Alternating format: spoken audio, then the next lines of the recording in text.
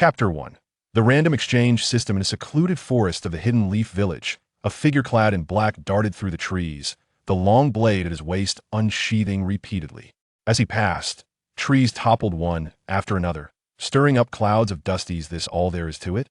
It seems I must continue to train diligently if I wish to stand out in the Qianren exams.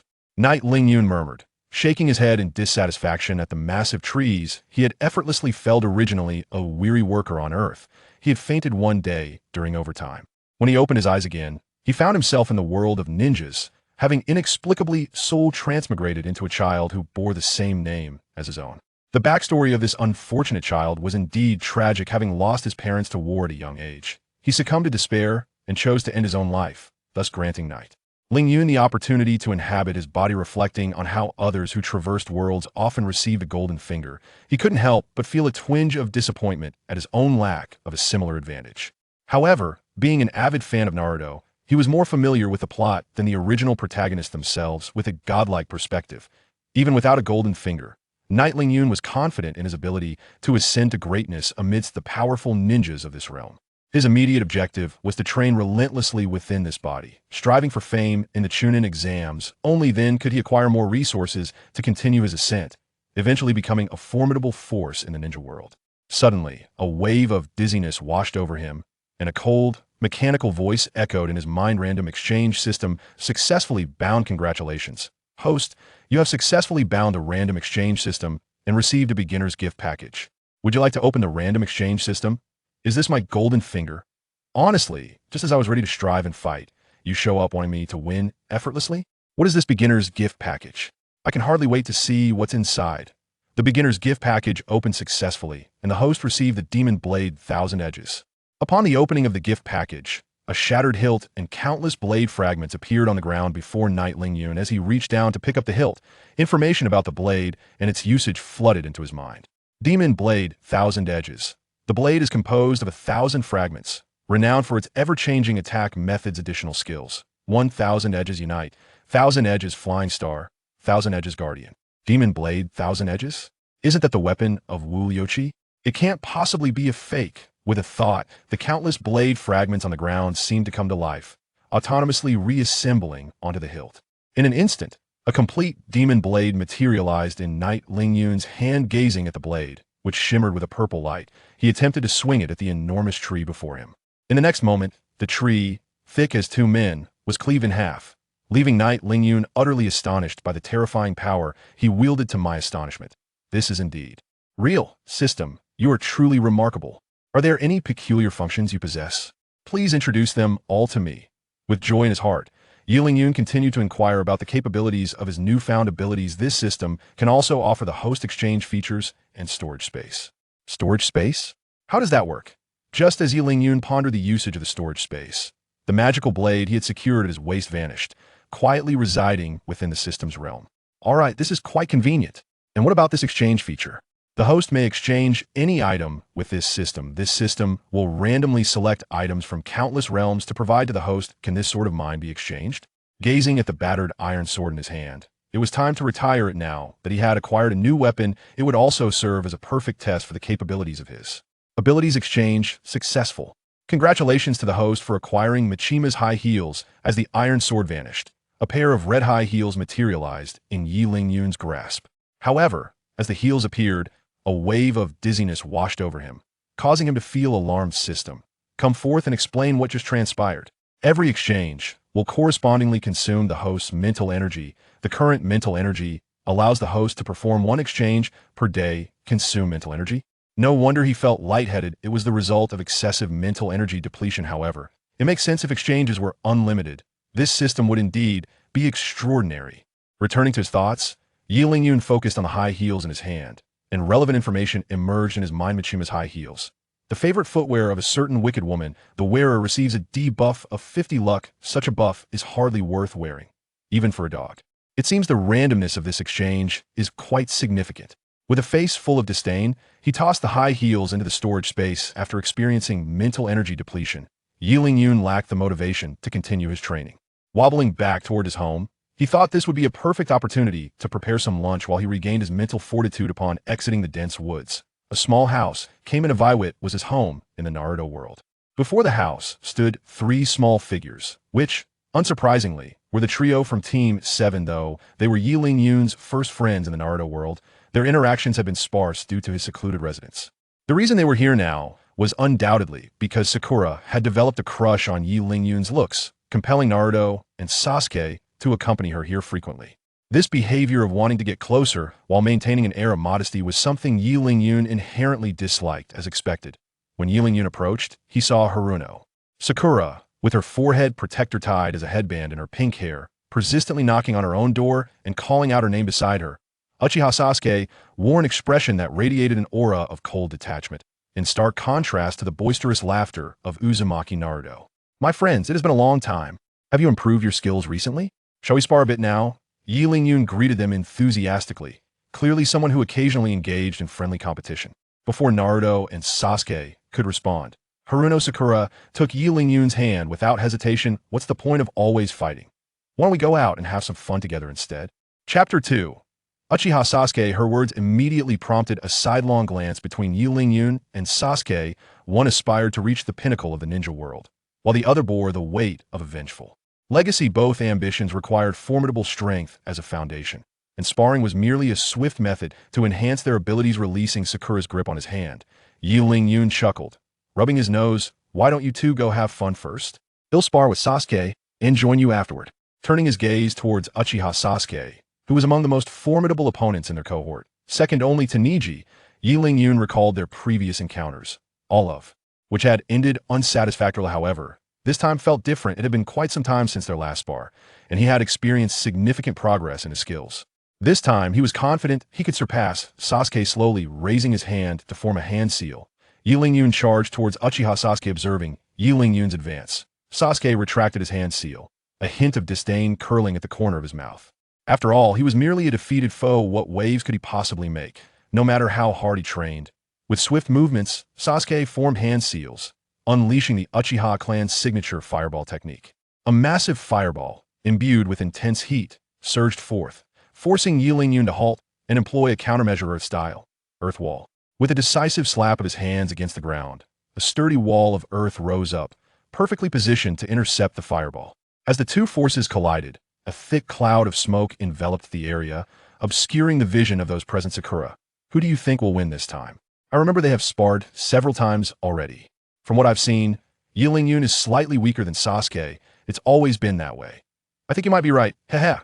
Their comments did not go unheard, echoing clearly in Yi Ling-yoon's ears. Yet, rather than dampening his spirit, it ignited his determination further. He aspired to become a powerful figure in the ninja world. If he could not overcome this initial hurdle posed by Sasuke, how could he ever claim to be strong?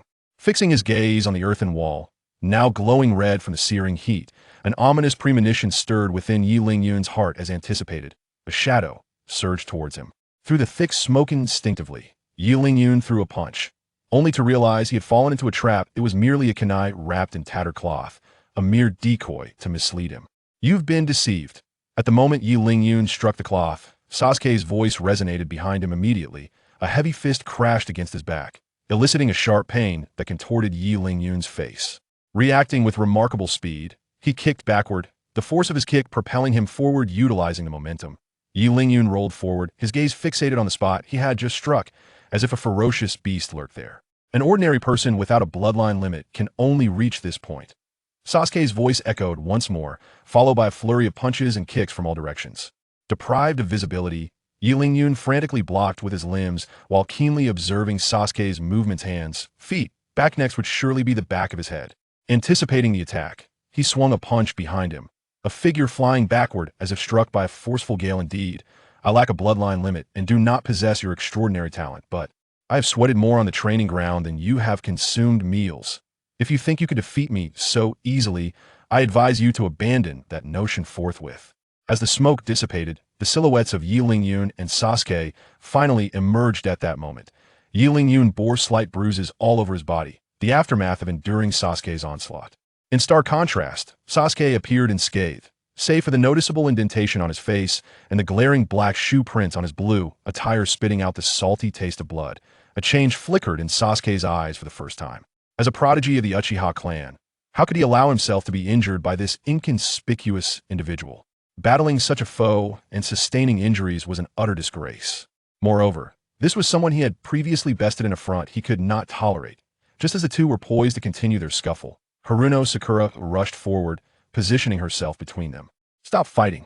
Didn't we agree on a simple spar? If this continues, it won't be a spar anymore. You both should know when to cease." With the combat halted, both Yi Ling-yun and Sasuke wore expressions of discontent. "Sakura is right, you two are classmates. If there are no deep-seated grudges, why engage in a life-and-death struggle? Sasuke, Yi Ling-yun, you must form a reconciliation seal." At that moment, a plume of white smoke appeared between them, revealing a silver-haired man with a mask holding a book, none other than their instructor, Kakashi Hitaki. Now that Kakashi had spoken, despite their reluctance, both were compelled to establish the reconciliation seal under the watchful eyes of their companions. "Well, your petty squabble has been resolved, and now I shall convey the reason for my visit. Now we have received a crank mission that requires us to escort the master blacksmith Dazna back to his homeland. We will set off tomorrow, so you should return today and prepare." Upon hearing of the mission, the three members of Team 7 hurriedly returned to pack their belongings, making ample preparations for the task ahead. Only Yi Ling-yun appeared unfazed, leisurely unlocking his door and preparing his lunch. After all, he was not a member of Team 7, and the mission held little significance for him. What he did not anticipate was that Kakashi, having completed the mission briefing, chose not to depart and instead followed Yi Ling-yun into his home. Clearly, he had matters to discuss with Yi Ling-yun, though the specifics remained unknown. "Kakashi-sensei, is there something you need?" "What could I possibly need? I merely wish to enjoy a meal at your place. You wouldn't mind, would you?" "I don't mind, as long as you don't find my humble fare unpalatable." As they spoke, 2 servings of wild vegetable salad were placed on the table. Gazing at the unfamiliar greens in his bowl, Kakashi found himself momentarily at a loss for how to proceed. Witnessing Yi Ling-yun devour his meal with fervor, he reluctantly followed suit, shoving the greens into his mouth and swallowing with his eyes closed. "Are you not accustomed to wild vegetables, Kakashi-sensei? If you'd like, I can go catch some fish right now." Upon hearing this, Kakashi quickly stood to decline. He had little faith that a mere child of 10 could conjure up any culinary delight. Should Yi Ling-yun concoct some culinary disaster, it would surely be a source of embarrassment for him. Chapter 3. The Transformation into a Fisherman.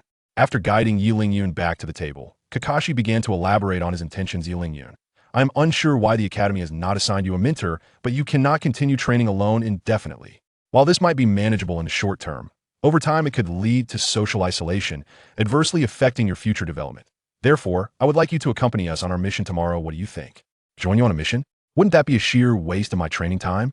Upon hearing Kakashi's invitation, Yi Ling-yun's brow furrowed slightly, only to quickly relax. This subtle expression did not escape Kakashi's notice. Before Yi Ling-yun could respond, Kakashi spoke first. "If you're hesitant about joining the mission, that's perfectly fine, but I've heard the reward for this task is quite substantial. I had hoped to bring you along to earn some money to improve your living conditions. You need not rush to give me an answer. You have the entire night to consider it." With that, he exited, leaving Yi Ling-yun alone in contemplation. As Kakashi had indicated, those like him lower-ranked shinobi without a guiding mentor were unable to accept commission tasks.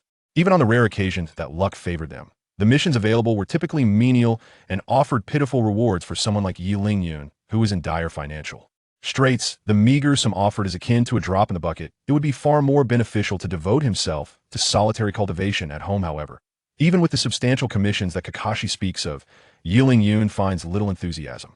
After all, the Chunin exams are fast approaching, and should he achieve commendable results and catch the attention of those in higher positions, the acquisition of wealth and resources would be a trivial concern. Even in the event that he does not garner any recognition, his advancement to Chunin would still allow him to undertake missions independently, alleviating any worries regarding financial matters. At that moment, the voice of the system reverberated within Yi Ling-yun's mind. Plot mission activated. Participation in Team 7's mission grants an additional exchange opportunity which will not deplete the host's mental energy. System, if you continue to present opportunities in this manner, it appears that I must make an appearance.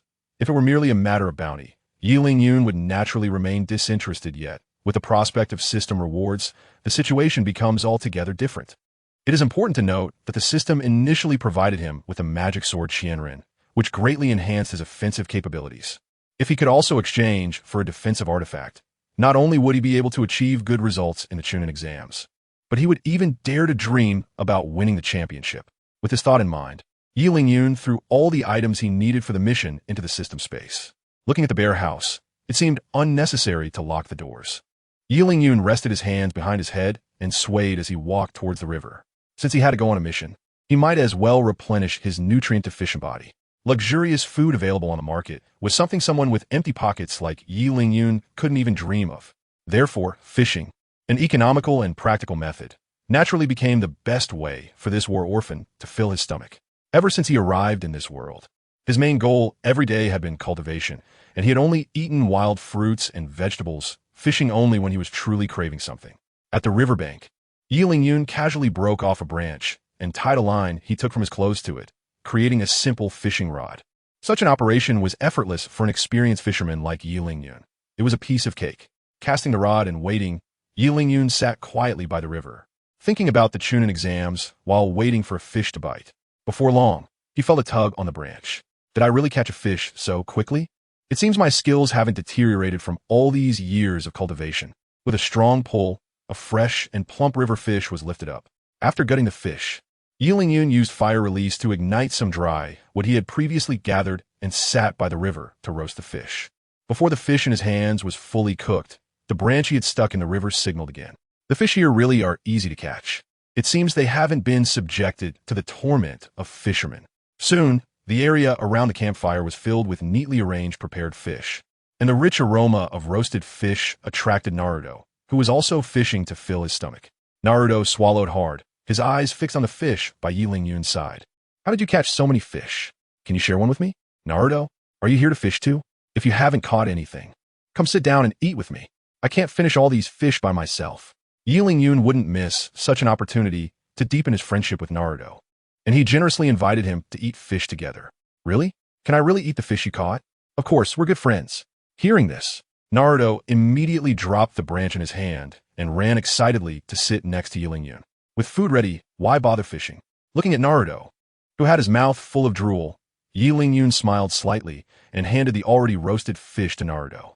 Without a word, Naruto took the roasted fish and started to devour it. But suddenly, his eating came to a halt, and he looked at Yi Lingyun with a strange expression. Yi Lingyun, your fish seems a bit different. Different? Is it not tasty? As a fishing enthusiast, Yi Lingyun was confident not only in his fishing skills, but also in his fish roasting skills, which were truly exceptional. He couldn't have wasted years here and not know how to roast fish. Confused, he picked up a roasted fish to taste, and the flavor was fine. Why did Naruto have such an expression? Naruto, do you think there's something wrong with this roasted fish? Of course there is. Yi Lingyun, this fish is too delicious. Delicious? You should have said so earlier. I thought my skills had regressed. While talking, Naruto had already finished the first fish and was reaching for the second one, showing no courtesy at all. Unfortunately, Kakashi had gone back. Otherwise, he could have enjoyed this delicious meal too. The two were getting more and more into it, and soon only he and Naruto were left by the fire, while the roasted fish had long been offered up in their stomachs. After promising to treat Yi Lingyun to a big meal upon returning from a mission, Naruto happily left the riverbank and headed home. Only Yi Lingyun was left by the riverbank, staring blankly at the fire. Having been in this world for so long, he seemed to have never left Konoha village. If he were to go out with Kakashi, it wouldn't be impossible. With such a powerful NPC escorting him, he could not only avoid exposing his strength, but also openly slack off and earn bounties. Just thinking about such a life felt great. If it could always be like this, it would be quite nice. In this daydream, Yi Lingyun's eyelids grew heavier, and he eventually fell into a deep sleep by the river. He didn't know how long had passed, but when Yi Lingyun woke up again, the sky was already bright. Damn, I'm going to be late. He hurriedly splashed some water on his face by the river and rushed towards the village gate. At the village gate, all members of Team 7 had gathered. However, even though everyone was present, their captain Kakashi still claimed that not everyone had arrived. Leisurely flipping through a book in his hands. Kakashi-sensei, when can we leave? My legs are getting numb standing here. Who hasn't arrived yet? Don't worry. Just wait a bit longer. He should be here soon. As soon as he finished speaking, a figure dressed in black rushed into Team 7's sight. Sorry, everyone, I'm late. Chapter 4. The Ghost Brothers attack breathless. Yi Lingyun ran up to Team 7, awkwardly scratching his head. Sorry, I'm late. Can we leave now? Looking at the night sky in front of him, Kakashi introduced the three little ones. You must be quite familiar with him. From today onwards, Yi Lingyun will be an extra member of our team. You all need to get along well, especially Sasuke and Yi Lingyun. Don't start fighting casually, got it? After receiving the agreement from the four, Kakashi took them to the outskirts to meet the master blacksmith from the Land of Waves. All the way, Haruno Sakura kept asking Yi Ling-yun questions, clearly very interested in the newcomer. However, Yi Ling-yun was not interested in this chatterbox girl, and was just giving her simple, perfunctory responses. Remembering how in the original series Sakura had double standards, favoring Naruto when she needed help and Sasuke otherwise, Yi Ling-yun felt a bit mischievous. He took out a pair of high heels from the system space and handed them to Sakura. Sakura, what do you think of these shoes? Are they pretty? These shoes are really beautiful. Are you giving them to me? Yi Ling-yun? Yes, they are indeed a gift for you. In that case, I won't hold back. After receiving the shoes, Sakura disregarded the long journey and Kakashi's advice and forcibly put on the high heels, showing them off.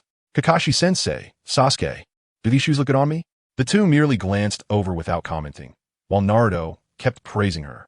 Finally, she came in front of Yi Ling-yun, pretending to be shy. Yi Ling-yun, do I look good in these shoes? They fit my feet perfectly. Did you prepare them just for me? Prepared for you? Dream on. As if I would want to pay you any attention. If you hadn't insisted on coming over, do you think I would have looked at you even once?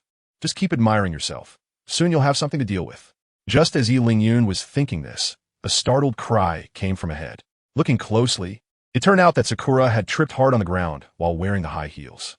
Although she fell quite hard, Sakura firmly believed that her fall was due to her own issues, completely unrelated to the high heels. Even though the others said it was due to the shoe sole, Sakura remained enamored with the high heels. Only Yi Ling-yun clearly understood that Sakura fell entirely because the shoes debuff had kicked in. After this little incident, they finally arrived safely at the house where Dasna was temporarily staying. To their surprise, as soon as they stepped into the house, a roof tile fell off and landed right above Sakura's head. Luckily, Kakashi was quick and caught the tile, preventing Sakura from getting a concussion. At this point, even Yi Ling-yun couldn't help but urge her to take off the shoes. After all, his initial intention was just to prank Sakura, not to endanger her life. I've already discarded my shoes. How can I change them now and still carry out the mission? This statement caused the others to roll their eyes at her. And even Naruto stopped defending her. You know you're supposed to be on a mission. If someone didn't know better, they might think you were out for a stroll. Kakashi-san, are you really here to escort me back to the Land of Waves? I feel like this is a bit unreliable. After seeing Sakura Haruno's mysterious actions, Dasna started to worry. He had hired them to escort him, and with such a young girl along, it might end up being the other way around. Don't worry, Mr. Dasna. We will definitely escort you safely back to the Land of Waves. After Kakashi's earnest explanation, Dasna finally agreed to let them continue with the task. Once Dasna finished packing his belongings, the five of them set off on their journey to the Land of Waves. After walking for an unknown amount of time, two masked ninjas wielding chains blocked their path. Hey, big brother, look, that old man Dasna is here, but why are there more people than expected? What does it matter? Just take care of them all quickly. If it comes to it, we can just ask that guy Kato for more money. Watching the two people blocking the road, Dasna trembled inexplicably. The forging master, who didn't know any ninjutsu, nervously hid behind Kakashi, continuously pointing at the two in the middle of the road and mumbling, They're here, they're here. The ones who want to assassinate me are here. Kakashi looked at the two in the road and felt an inexplicable familiarity, but couldn't remember their identities. However, Yi Ling-yun immediately recognized them as the Ghost Brothers, rogue ninjas from the Mist Village. While Yi Ling-yun was waiting for Kakashi to make a move, the Ghost Brothers on the opposite side were already charging at them, swinging their chains. Let us take out that seemingly weakest little girl first. The two Ghost Brothers were in perfect sync, heading straight for Haruno Sakura.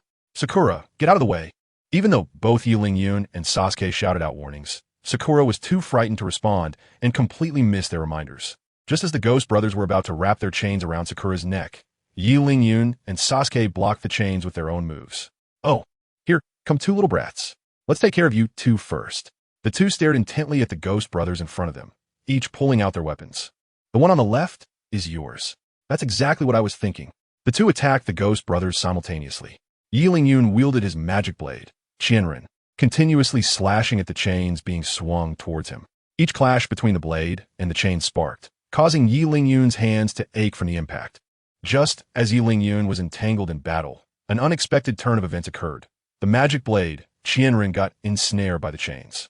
Hee little brat, your time of death has arrived. Let us see how you can fight me without a weapon. Who has time of death is uncertain. Yi Ling-yun smirked slightly, causing the Ghost Brother leader's heart to tremble. Then, in his astonished gaze, the long knife in Yi Lingyun's hand quietly disassembled into countless fragments flying towards him. The magic blade Qianren's special skill, sweep across thousands, was unleashed. Faced with 1,000 shards of blades, the Ghost Brother leader had no way to evade, and could only watch helplessly as his body was pierced like a beehive, unable to even scream before dying on the spot. After defeating his opponent, Yi Lingyun turned his attention to Sasuke's battle. Sasuke, armed only with kunai, was struggling against an opponent with long-range weapons.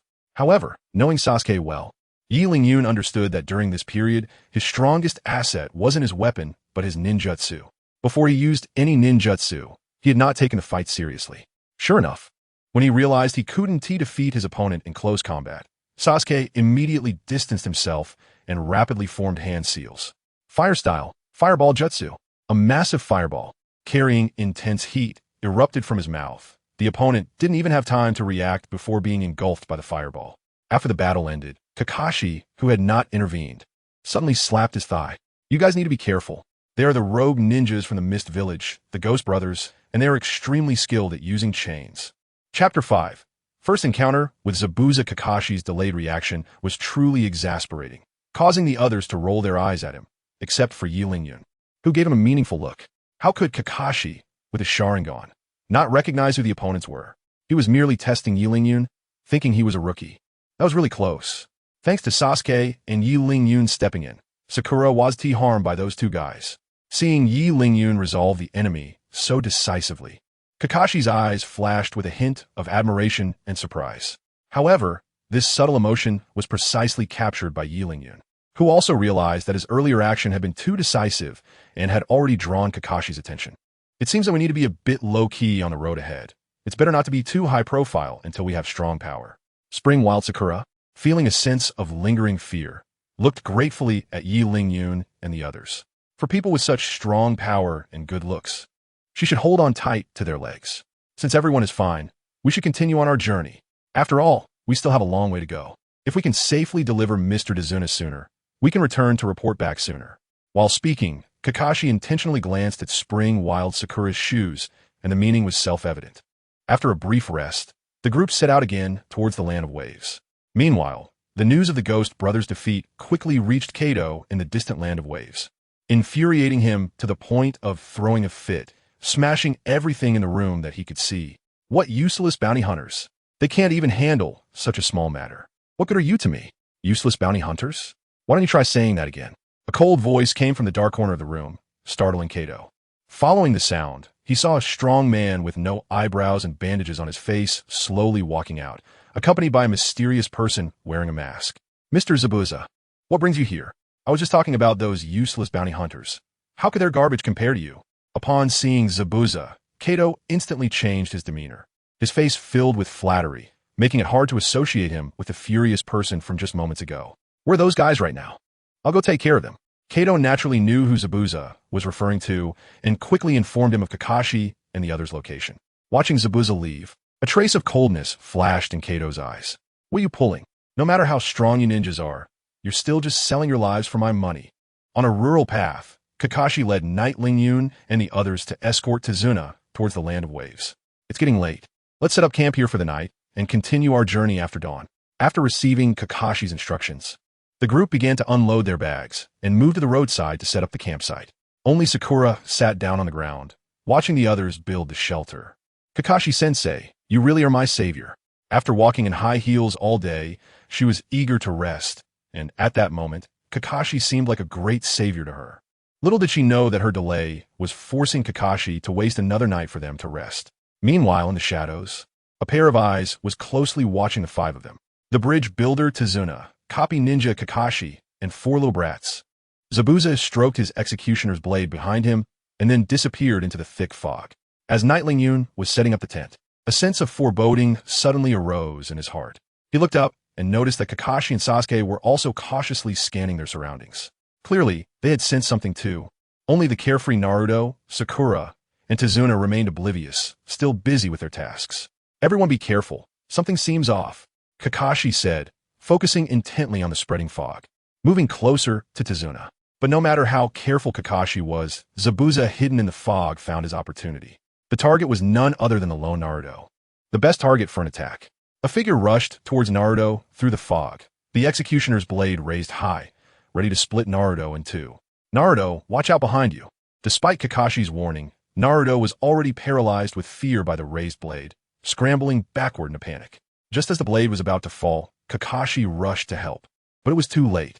At the moment Naruto was about to be struck by the blade, a blue glowing long knife blocked the executioner's blade.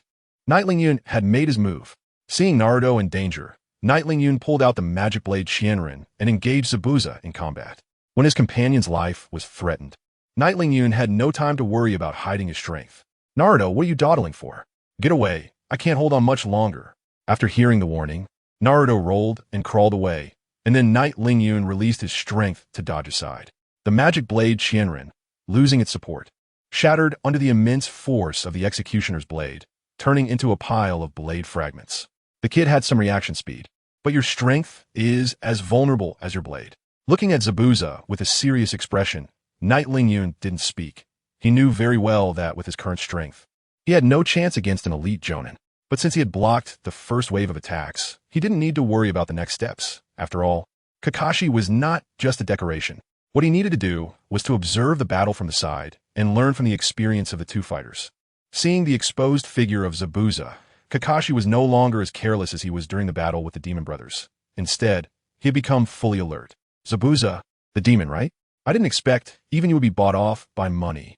Likewise, if it weren't for money, how could you possibly take on missions? After exchanging sarcastic remarks, the atmosphere in the arena became tense. Water release, hidden mist technique.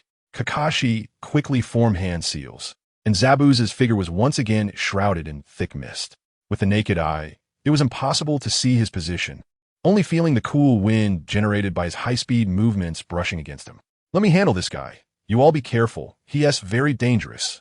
As the words fell, Kakashi put the book in his hands into the tactical bag behind him and lifted the forehead protector covering his left eye, revealing his prized Sharingan. With the enhancement of the Sharingan, he could not only see Zabuza's position clearly in the thick mist, but even Zabuza's proud speed seemed to slow down in Kakashi's eyes. Chapter 6, Konoha Technician Kakashi. Realizing his position had been exposed, Zabuza no longer hesitated and quickly moved behind Kakashi. Kakashi, sensing something was wrong, was about to evade, but Zabuza's movements were evidently faster. Water release, water prison technique. A cage made of water appeared in his hands, trapping Kakashi inside and rendering him immobile. Is a legendary copy ninja really this easy to defeat? Seems like not much at all. Kakashi, after successfully landing a hit, Zabuza's arrogance soared even higher, and he immediately turned his gaze towards Knight Lingyun and the others. Next, it's your turn, you little brats, along with that old man. With a thought, a water clone that looked exactly like Zabuza appeared in the arena. As soon as it appeared, the clone rushed towards Knight Lingyun and the others, while his real body remained in place, maintaining the water prison around Kakashi. You guys better think about how to rescue Kakashi. I'll deal with this guy. Seeing that Knight Lingyun had barely managed to fend off Zabuza's attack with all his strength, Sasuke, who thought highly of his own abilities, stepped forward. It's just a water clone with part of his real strength. I can easily handle it. Sasuke, what are you going to do? With your strength, you can't defeat this water clone. Stop underestimating me. It's just a clone. What makes you think I can't beat it? Are you saying that my strength is inferior to yours? Ignoring Knight Lingyun's obstruction, Sasuke insisted on challenging Zabuza's water clone.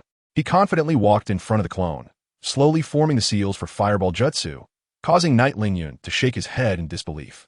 He is a water-type ninja. Attacking with fire release is just asking for trouble. Sure enough, after Sasuke unleashed the fire release, Zabuza's water clone didn't even bother dodging and took the fireball head-on. The clash of water and fire created a cloud of steam in the arena. Just as Sasuke revealed a victorious smile, a large foot kicked him several meters away. What were you thinking, kid? You thought you could defeat me with that mediocre fire release? At that moment, Sasuke had just gotten up when he heard such ridicule, making him even angrier. He charged forward and began to grapple with the water clone. However, the disparity in strength was evident, no matter how he attacked. He couldn't land a hit on the water clone at all. Instead, the water clone, leveraging its seasoned combat experience, ruthlessly pummeled him. Seeing his good friend being beaten like this, Naruto could no longer hold back and stepped in to join the fight. However, even together, they were still firmly suppressed. Knight Lingyun, you need to help them quickly, or Sasuke and Naruto are going to get killed by that guy. Haruno Sakura continuously cried out, urging Knight Lingyun to assist. But she never thought of stepping in herself. Knight Lingyun directly ignored Sakura's pleas, carefully recalling how Team 7 had defeated Zabuza in the original story. Only by doing this could he rescue Kakashi from Zabuza's grasp, thereby reversing the one-sided situation and ultimately defeating Zabuza. However, before he could gather his thoughts, Naruto and Sasuke were already sent flying back to him. It hurts so much. How is this guy so strong? After rolling several times, Naruto lay on the ground, complaining about Zabuza's power. Meanwhile, Sasuke's expression was dark as ink. While shocked by the strength of Zabuza's water clone, he also felt jealousy towards Knight Lingyun's impressive abilities. How could he, who prided himself on being the best of his peers, be beaten back by a water clone without any weapons? Why could that orphan Knight Lingyun withstand a strike from the real body? Thinking of this, Sasuke's already gloomy expression darkened even more. I'll hold this guy off. Sakura, you take care of those two for now. Seeing Zabuza's water clone still advancing, Knight Lingyun had no choice but to step up to confront again. Holding the hilt of his broken blade, he walked steadily towards the water clone. Kid, you don't think just because you took one of my hits you're impressive, do you? What can you do with that broken thing in your hand?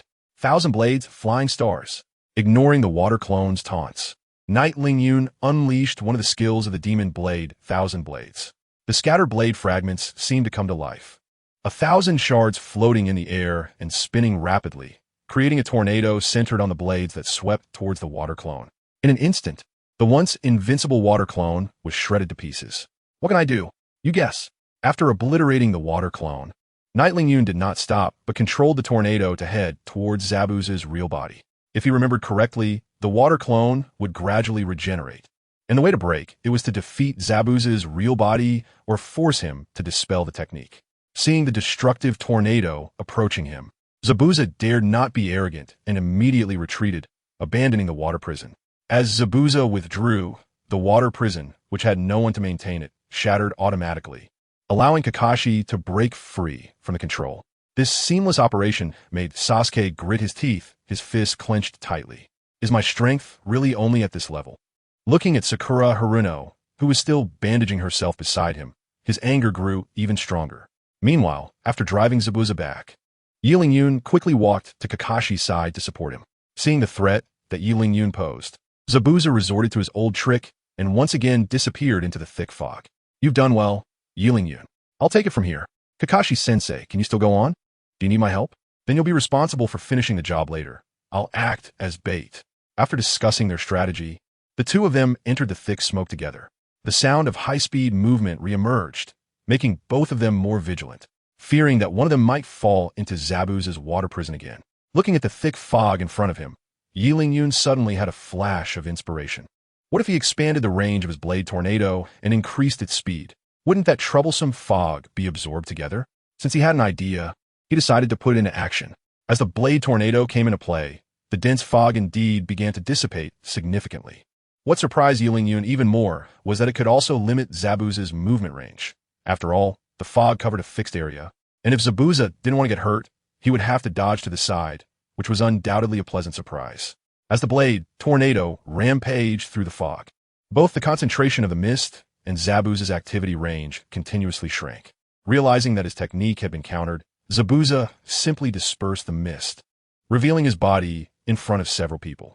You little brat, do have some skills. I underestimated you just now. But this is all you can do. What will you do now?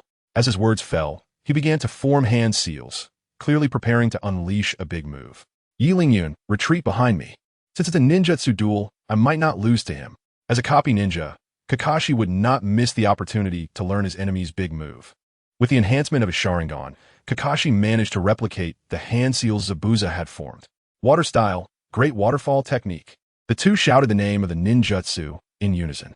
Immediately, two massive streams of water shot out from behind them, colliding heavily together in front of the shocked gazes of the others. Chapter 7. Yi Lingyun's embarrassment seeing Kakashi use the same ninjutsu as himself. Even Zabuza, the original creator of the technique, was taken aback. Although he had heard of Kakashi's reputation as a copy ninja, he never expected him to learn his ninjutsu so quickly. It's no wonder he was so notorious. But since it was the same ninjutsu, the next contest would be about power and chakra reserves. Zabuza then increased his chakra input, attempting to overpower Kakashi the thief in terms of quality. Since Zabuza increased his chakra input, Kakashi naturally wouldn't back down and also increased his chakra input. After all, the nickname Kakashi of the Sharingan was not earned for nothing. For a moment, neither of them could suppress the other, and the contest fell into a stalemate.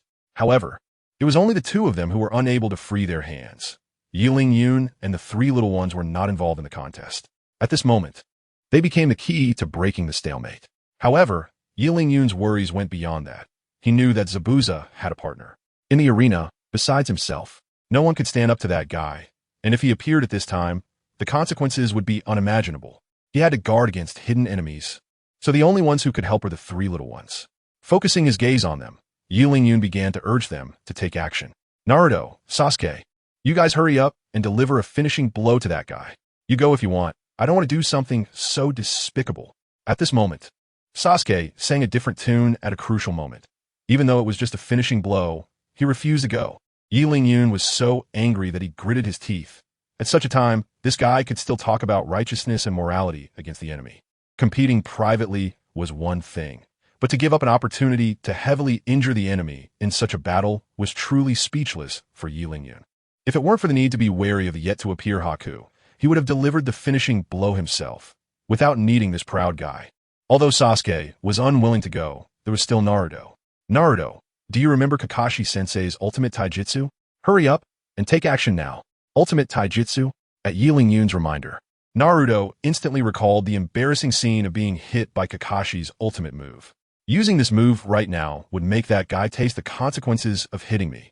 He excitedly ran behind Zabuza, slightly crouched, with his hands together, exposing only his index and middle fingers. You just hit me so hard.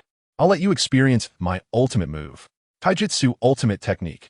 1,000 years of pain. In an instant, time seemed to freeze. The arena fell silent, and the atmosphere became strangely eerie. Do all of you Konoha ninjas know this move? Isn't that a bit too cruel? Watching Zabuza being critically hit, Dazna suddenly felt a tightness in his lower body, and a chill rose from behind him. Naruto was truly shameless, actually using such a perverted tactic. Sakura, realizing what was happening, turned her head away, her face flushed with embarrassment. The scene was too beautiful to bear. Sasuke watched this scene with cold eyes, snorting in disdain at Naruto's technique. Only Yiling Yun and Kakashi were overjoyed. As for them, it was enough to eliminate the enemy. They could make the right choice between using tactics and facing total defeat. After successfully landing a hit, Naruto began to feel proud, standing in place and grinning foolishly. Zabuza, struck in a vital area, tightly clenched his legs, filled with shame and anger. His chakra surged violently, directly pushing Kakashi back in a clash. You shameless brat, just wait. I will definitely take you down. He then immediately turned around and slapped Naruto across the face, sending him flying several meters away. Just as he wanted to continue his relentless pursuit, Kakashi couldn't just watch the hero of the battle get beaten, so he immediately used the ninjutsu he had just learned, launching a water dragon bullet straight at Zabuza's face. The powerful impact slammed Zabuza against a tree, and the mist that had enveloped the area dissipated, allowing Yiling Yun to retract his magic blade, Qianren. Just as Yiling Yun and Kakashi surrounded the fallen Zabuza, ready to deliver a finishing blow, a mysterious figure wearing a mask blocked their way. Please, spare him. This Zabuza Momochi cannot die yet. Looking at the mysterious figure, Yiling Yun fell silent. As he finally appeared, confused, Kakashi countered the mysterious person, asking, why can't he die yet? Who exactly are you? All right, I forgot to introduce myself. I'm a member of the Umbu from the Mist Village. I have been tracking this rogue ninja for some time, but unfortunately, I was powerless against him due to my lack of strength. Thanks to everyone from the Leaf Village for helping to subdue him tonight. Mist Village Umbu? You're kidding. You're just a tool of Zabuza. Upon hearing this, Yiling Yun couldn't help but scoff. If it weren't for having seen the original story, he might have been deceived by this guy. However, considering the state of himself and his companions, Yiling Yun gave up on the idea of exposing the masked man's identity. Kakashi's previously lower guard was once again raised at the sudden appearance of this mysterious person. How will you prove you are from the Mist Village Umbu? I truly cannot prove my identity, so whether you believe me or not depends on your judgment. If you can't prove your identity, how can we let you take him away? The situation fell back into a stalemate. Ultimately, it was Yiling Yun who broke the deadlock. He whispered a few words into Kakashi's ear. Kakashi's furrowed brow relaxed, and he agreed to let the mysterious person take Zabuza away. The masked figure turned his head toward Yi Lingyun. Although his eyes were hidden, Yi Lingyun was sure that the eyes behind the mask were watching him closely. After slightly bowing to Yi Lingyun, the mysterious person faded from view with Zabuza. It was only when the two figures were completely out of sight that Dasna dared to approach. No wonder Kakashi is so famous. Not only is he strong, but even his students are terrifying. Mr. Dasna, please don't flatter me too much. This time, it's thanks to Yi Lingyun that we could overcome this crisis. To be honest, Yi Lingyun is not my student. He is just someone I brought along for training. Kakashi's few humble words successfully drew Dasna's attention to Yi Lingyun. After a careful look, satisfaction appeared in Dasna's eyes. Truly, heroes emerge from youth. Not only is he powerful, but he can also remain calm in the face of such formidable enemies. The younger generation is formidable indeed. Dasna praised while patting Yi Lingyun's shoulder. Yi Lingyun rubbed his nose and smiled awkwardly. After all, Dasna is the one funding this mission, so he couldn't really refuse to give face. Although the crisis had been resolved, Yi Lingyun couldn't bring himself to be happy. His purpose in this journey was merely to follow Kakashi for the bounty. He never intended to reveal his strength or make a move. But now, in just one day, he had acted twice and was subtly becoming the main fighting force of the team. What to do about this? Seeing Dasna and Kakashi both praising Yi Lingyun, Sasuke's face was as ugly as if he had eaten something terrible. Although he had no interest in such empty fame, he couldn't stand seeing a former loser shine brighter than himself. If it weren't for that guy's strange weapon, all of this should have been his. Overwhelmed with jealousy, Sasuke blamed all of this on the demon blade Qianren, completely forgetting that he had been beaten barehanded by Yi Lingyun just a few days ago. Chapter 8. Torment. After this incident, the sky had completely darkened. The group hurriedly set up their tent and sat by the campfire discussing the plans for the next day. As a few people chatted while eating military rations, Yi Lingyun's stomach suddenly growled embarrassingly. After experiencing several battles, no matter how strong Yi Lingyun was, there would always be physical exhaustion. This sound clearly caught the attention of the others, who looked at Yi Lingyun with strange expressions. Dasna was particularly concerned about this brave and clever young man and immediately offered a thoughtful inquiry. Yi Lingyun, didn't you bring any food? Why don't you eat something if you're hungry? It's fine, you all eat. I've been doing hunger training recently, so it's inconvenient for me to eat. Seeing this scene, Sasuke couldn't help but feel a bit smug. After all, he was just an orphan. What good was his strength if he still had to go hungry? Just as he was about to offer some rice balls to Yi Lingyun, Dasna had already taken the initiative to throw a large bag of military rations in front of Yi Lingyun. Not only that, but even Kakashi and the others shared some of their provisions with Yi Lingyun. In comparison, the rice ball in Sasuke's hand seemed a bit insignificant. Frustrated, he stuffed the rice ball into his mouth and walked towards the tent with great annoyance. You all take your time eating. I'm going to rest first. Why was he suddenly angry? Sasuke's unexpected little mood left the others puzzled. Looking at Sasuke's back, Yi Lingyun couldn't help but sneer in his heart. It seems that some people are getting jealous and starting to throw a tantrum. All right. I see it's getting late, so if everyone is full, you can go rest. Soon, Kakashi assigned accommodations and tasks to several people, but Yi was kept behind by Kakashi, who said, Yin, don't leave yet, stay and keep watch with me. Thus, Yin stayed behind under the sympathetic gazes of Sakura and Naruto, sitting next to Kakashi by the campfire. Although reluctant to keep watch, Yin understood that Kakashi had something to say to him. As the others entered their tents, Kakashi's words came pouring out. Yin, you've hidden yourself pretty well. I didn't realize you were that strong. And also, how did you pull off that cool move? Can I see that blade? At that moment, Kakashi showed no signs of being a teacher. He was like a curious child, pulling Yin to ask one question after another. After a flurry of questions, Yin felt overwhelmed, not knowing where to start answering. Looking at the hesitant Yi Lingyun, Kakashi gently placed his hand on his shoulder. You don't need to put so much pressure on yourself. If you encounter any difficulties, you can tell me, and I'll do my best to help you. As for your strange technique, I won't pry into it. But remember, do not use it carelessly. Keep it as a trump card. Do you understand what I mean? Listening to Kakashi's self-admonition, Yi Lingyun also understood his uniqueness and nodded slightly at Kakashi. Deep down, he was well aware that Kakashi treated him so well mainly because of the strength he had displayed. Otherwise, after so long since his crossing, he had never seen anyone treat him this way. Sitting by the campfire, Yi Lingyun ate his rice ball while reminiscing about the recent battle. Without the magic sword Qianren in hand, he would never have been able to exhibit such strength. It must be said that the items provided by this system were indeed overpowered, as they had significantly elevated his abilities. System exchange? At this thought, Yi Lingyun slapped his forehead. How could he have forgotten about this? The daily system exchange opportunity should not be wasted. But what could he use to exchange in such a desolate place? Moreover, with Kakashi nearby, if something big came out of the exchange, it would be hard to explain. After pondering for a while, Yi Lingyun finally focused on the half-rice ball in his hand. Taking advantage of Kakashi's moment away, he began to communicate with the system. System, I still have one exchange opportunity, right? Yes, the current mental strength of the host can support one exchange. Can I exchange this half-rice ball? Exchange successful. Congratulations. Host, you have obtained a heavenly bean 1. Heavenly bean, a magical bean cultivated by a certain immortal. Consuming it can maintain satiety for 10 days and repair all bodily injuries. Watching the beans that appeared out of nowhere in his hand, Yi Lingyun carefully stored them in the system space like a treasure. This was one of the 3 major bugs in the Dragon Ball world. He didn't expect to be able to exchange for it just by coming here. This was essentially giving himself an extra life-saving technique. After the excitement, however, the side effects of the exchanged item appeared, and a wave of dizziness once again invaded Yi Lingyun's mind. Kakashi, noticing his unusual state, quickly stepped forward to support the swaying Yi Lingyun. What's wrong with you? Yi Lingyun, are you feeling unwell? Kakashi-sensei, you don't need to worry. I'm just a bit tired. I'll be fine after a short rest. Is that so? Then you should go rest first. I'll keep watch tonight. After agreeing, Yi Lingyun pretended to be extremely exhausted and returned to the tent. On the surface, he looked like he had expended a lot of energy, but in reality, he was overjoyed inside. He didn't want to do such mentally exhausting tasks as keeping watch. He wanted to sleep soundly instead. However, once he entered the tent, he suddenly had the thought of continuing to keep watch. The reason was simple. Naruto's bizarre sleeping posture made it impossible for him to find a place to lie down, and the thunderous snoring was driving him crazy.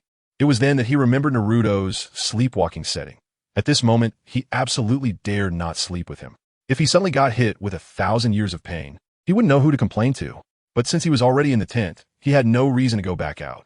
So he could only grit his teeth and sit cross-legged in a corner to rest his eyes. The next morning, everyone got up and walked outside the tent. But Yi Lingyun was still sound asleep. Naruto, why didn't you wake Yi Lingyun up? Isn't he sleeping in the same tent as you? He must be too tired. I called him just now, but he didn't respond at all. Is that so? Then I'll go call him. Not getting an answer from Naruto, Kakashi decided to investigate for himself. Entering the tent, he saw Yi Lingyun curled up in a ball, snoring loudly. Getting closer, Kakashi was startled by Yi Lingyun's appearance. At that moment, Yi Lingyun had 2 dark circles under his eyes and a few bruises on his face, as if he had been beaten up. After a series of nudges from Kakashi, Yi Lingyun finally woke up groggily. Huh? Kakashi-sensei, what are you doing? Is it already dawn? What on earth happened to you last night? How did you end up looking like this? Initially groggy, Yi Lingyun felt a surge of anger at the question and immediately became fully awake. Remembering Naruto's terrifying behavior from last night, he couldn't help but feel a chill run down his spine. It's nothing. I just didn't rest well. We should hurry and set off. If we finish the mission early, we can return to Konoha sooner. At this point, he was already starting to regret why he had to greedily pursue that little system reward. If he had just stayed home, he wouldn't have to suffer, and he would have received an exchange opportunity every day. If there was a next time, he would rather obediently keep watch than sleep with Naruto. Even thinking back on it now, Yi Lingyun still felt a lingering fear. Chapter 9.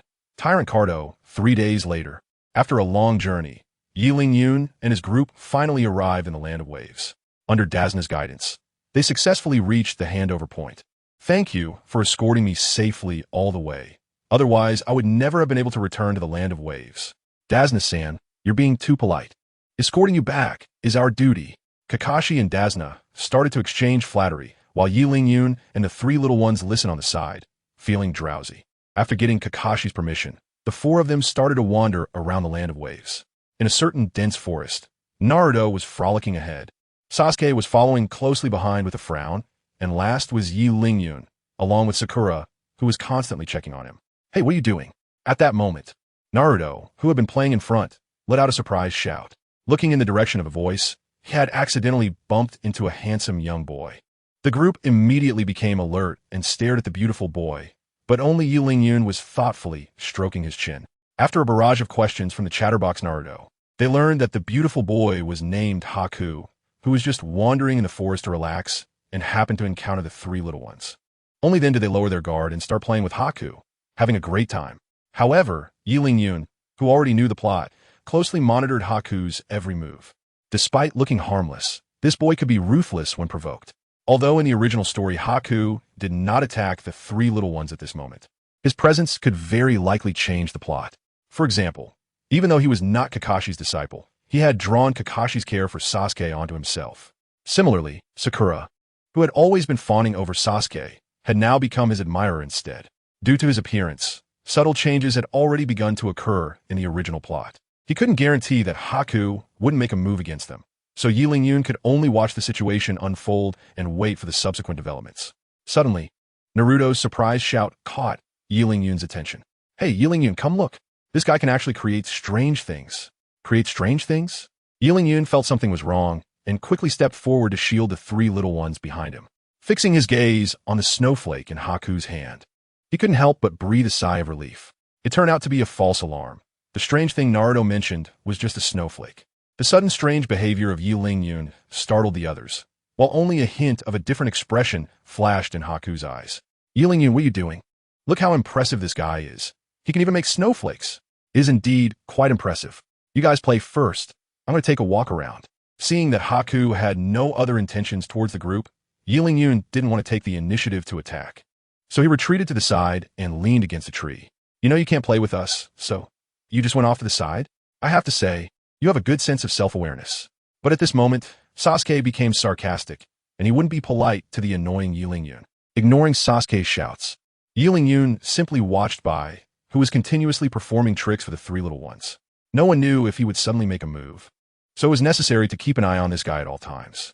Under Yi Ling-yun's gaze, the young boy continued to conjure all sorts of strange things in his palms, eliciting bursts of exclamations from them. Meanwhile, the behind-the-scenes boss, Kato, learned from the defeat of Zabuza. He spent a fortune to recruit a large number of bounty hunters, intending to win through numbers and determined to kill Dazna, who was affecting his rule. As the target, Dazna was still at home chatting with Kakashi, completely unaware of the impending danger. With Kato's command, dozens of bounty hunters marched towards Dazna's residence. This included the recently defeated Zabuza, who had lost to Kakashi and his team. At this time, his injuries had mostly healed, but the pain from his vital area made him feel ashamed, turning him into a laughingstock among his peers. This time, he was determined to kill Kakashi and the others here to relieve his resentment. Far away in the forest, playing with the three little ones, the young boy seemed to have thought of something and hurriedly bid farewell to them to head back to the village. Without the trick performance to watch, the three little ones suddenly felt bored and estimated that they should return to Kakashi to see if they had reached an agreement. They woke up Yi Ling-yun, who was napping under a tree, and the four of them returned to Dazna's small house. "Oh, you guys are back. I was just talking to Master Dazna about you. Yes, I wonder if any of you would like to stay for a while and be my personal guards? I will pay you a lot." Although it seemed that the two were asking the four little ones, their eyes were intentionally or unintentionally glancing at Yi Ling-yun, and the meaning was already clear. Sasuke, sensing their thoughts, couldn't help but feel angry. This clearly implied that he, the honorable Uchiha Sasuke, was inferior to this orphan Yi Ling-yun. As he watched Yi Ling-yun, who was still deep in thought with his head down, Sasuke was about to step out to accept the mission when a commotion erupted at the door. "Old man Dazna, I give you 10 seconds to come out and face your death, or don't blame me for tearing down your house too." Hearing this voice, the previously boastful Dazna was suddenly panicked. "Yes, here it's him. That bully Kato is coming to kill me. Is this the one making the ruckus, Kato? As rumored, he is indeed arrogant. You all should run. I can't escape, but don't worry. I've already paid the commission to the village." This cowardly old man, at such a critical moment, was thinking of letting Yi Ling-yun and his group escape, not wanting to drag them into this vortex. However, Yi Ling-yun, who had been keeping his head down, spoke up at this moment. "Master Dazna, if we can take care of Kato, will the commission you just mentioned still count?" "Of course it will count, but looking at this situation, there should be a lot of people coming. Can you handle it? Let us give a try." Although Dazna had witnessed the strength of Yi Ling-yun and his companions, Kato's power was not to be underestimated. However, since there was an opportunity to overthrow his tyrannical rule, Dazna naturally would not let it slip by. After expressing his gratitude, Dazna promised Yi Ling-yun and the others that he would pay double the commission if they could deal with Kato. In a dire financial situation, Yi Ling-yun resolutely opened the door to face Kato's bounty hunter group. Chapter 10. Makima's high heels outside. Countless bounty hunters were staring at Yi Ling-yun, their faces filled with a predatory glint towards their prey. Facing the innumerable bounty hunters, Kakashi looked thoughtfully at Yulin. The night they defeated Zabuza, Yulin had already informed him of the subsequent developments of the event. The plans laid out were comprehensive and meticulous. Initially, Kakashi didn't take it seriously, but it now seemed that everything matched Yulin-Yun's predictions. Could it be that this kid had a prophetic ability, able to accurately foresee what would happen next? Otherwise, this child's thoughts had become so intricate that it was terrifying, even surpassing his own. After exchanging a glance with Yulin, Kakashi turned to his 3 students and gave the order. Team 7, follow me to deal with the local bully Kato. They had already reached the door. If they didn't take action now, wouldn't that disgrace the village hidden in the leaves? Sakura and Naruto, unaware of the plan, were taken aback by this scene. Following Kakashi's instructions, Naruto and Sakura overcame their fear and stood at the door with Kakashi, facing these local thugs together. Only Sasuke, who had always been overshadowed, stood still without any movement, quietly watching Yulin. It seems that he has been stunned by fear, but in reality, he is sneering coldly inside. Letting you, an orphan, show off. Let's see how you end up this time. You still want me to help you? Dream on.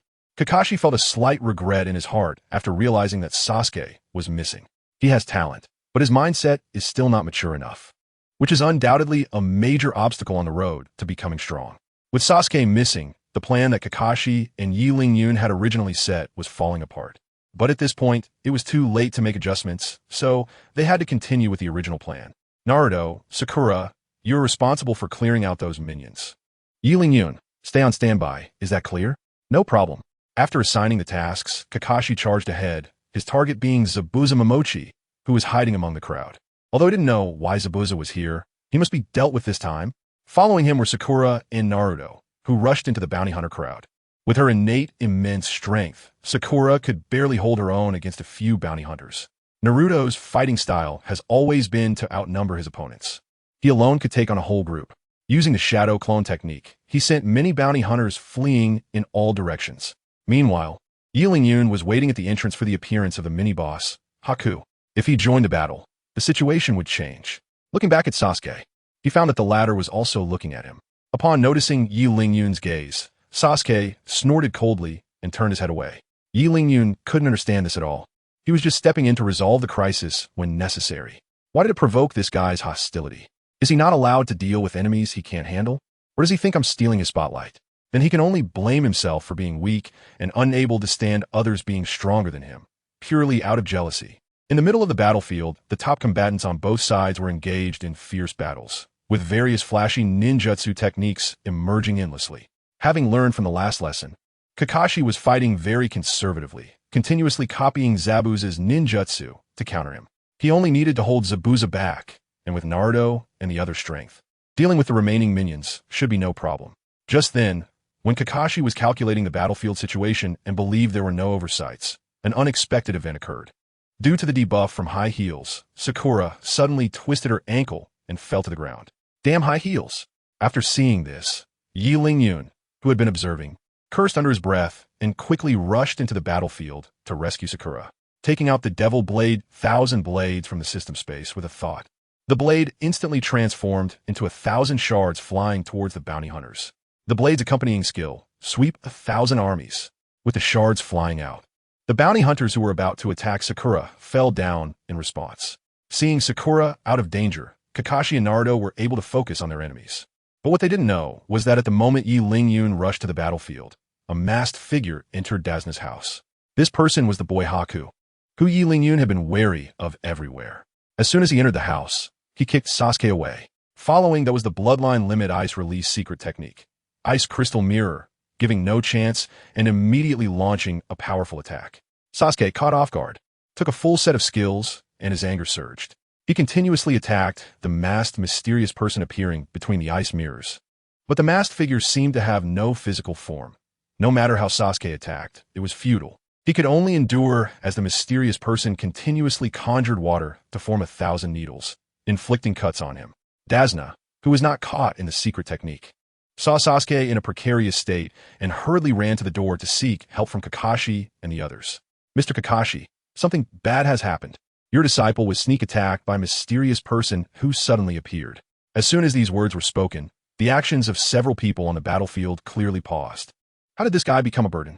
Sensing their urgency, Zabuza and the bounty hunters fought even harder to hold them back. After taking out several bounty hunters with one strike, Yi Lingyun dashed toward the house. Clearly, he had been on guard, but he still got caught off guard by that sixth guy. At this moment, Yi Lingyun was so angry he gritted his teeth. If Sasuke had followed Kakashi's orders and gone out to confront those bounty hunters, he wouldn't have had to step in to save Sakura. Moreover, he wouldn't have to suffer Haku's beating. In the end, it was all his own fault. Back in the house, Uchiha Sasuke was being tormented to the brink of death by the troublesome opponent Haku, as if he could die at any moment. Damn it, this guy can't die. If he dies, I might have to take his place. Without a moment's hesitation, the accompanying skill of the Devil Blade, Thousand Blades, sweep 1,000 armies, was unleashed.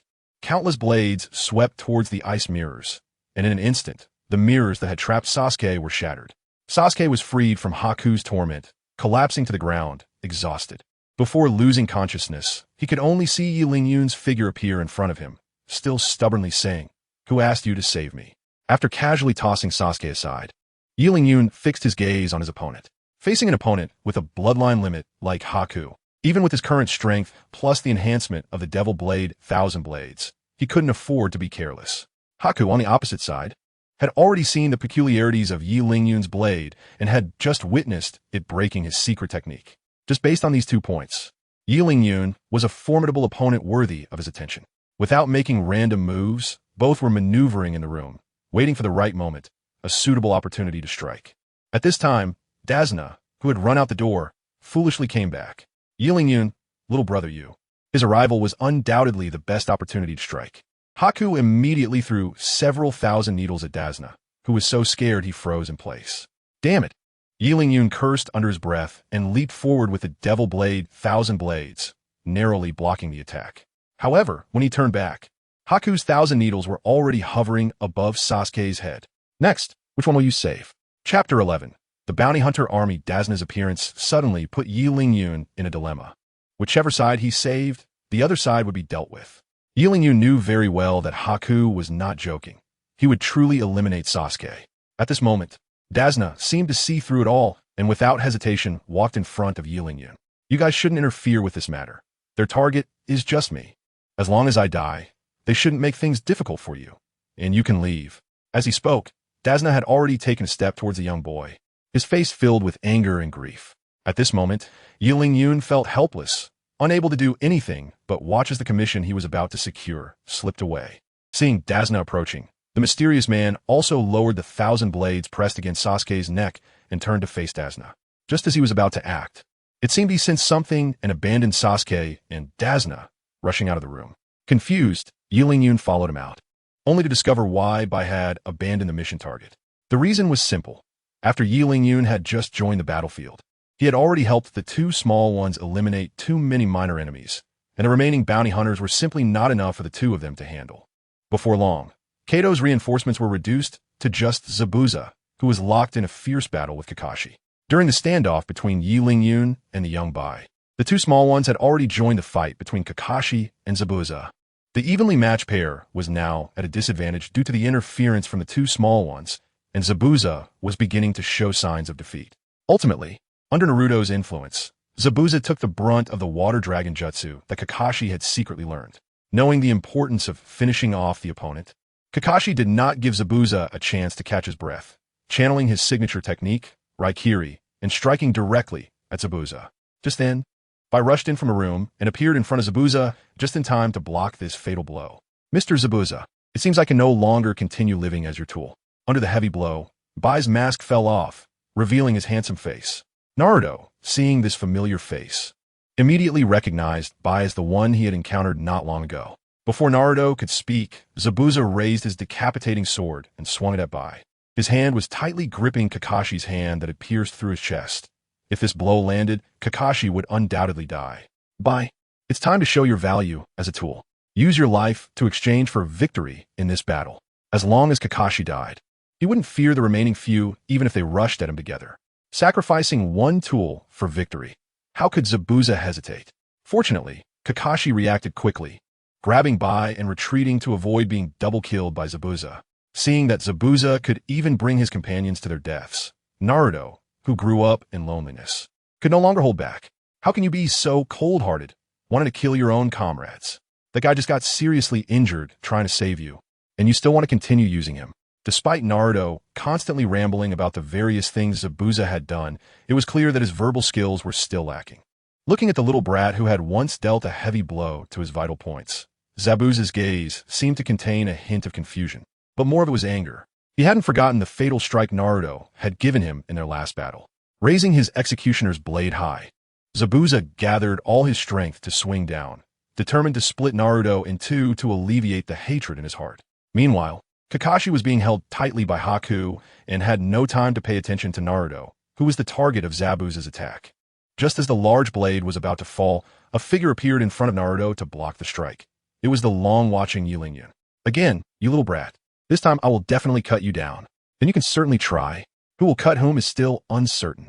As in the previous battle, Qianren held the magic blade, Qianren, above his head, straining to resist the immense force coming from blade. The only difference was that Zabuza had already exhausted a lot of his stamina in the earlier fight with Kakashi, while Qianren was close to full strength.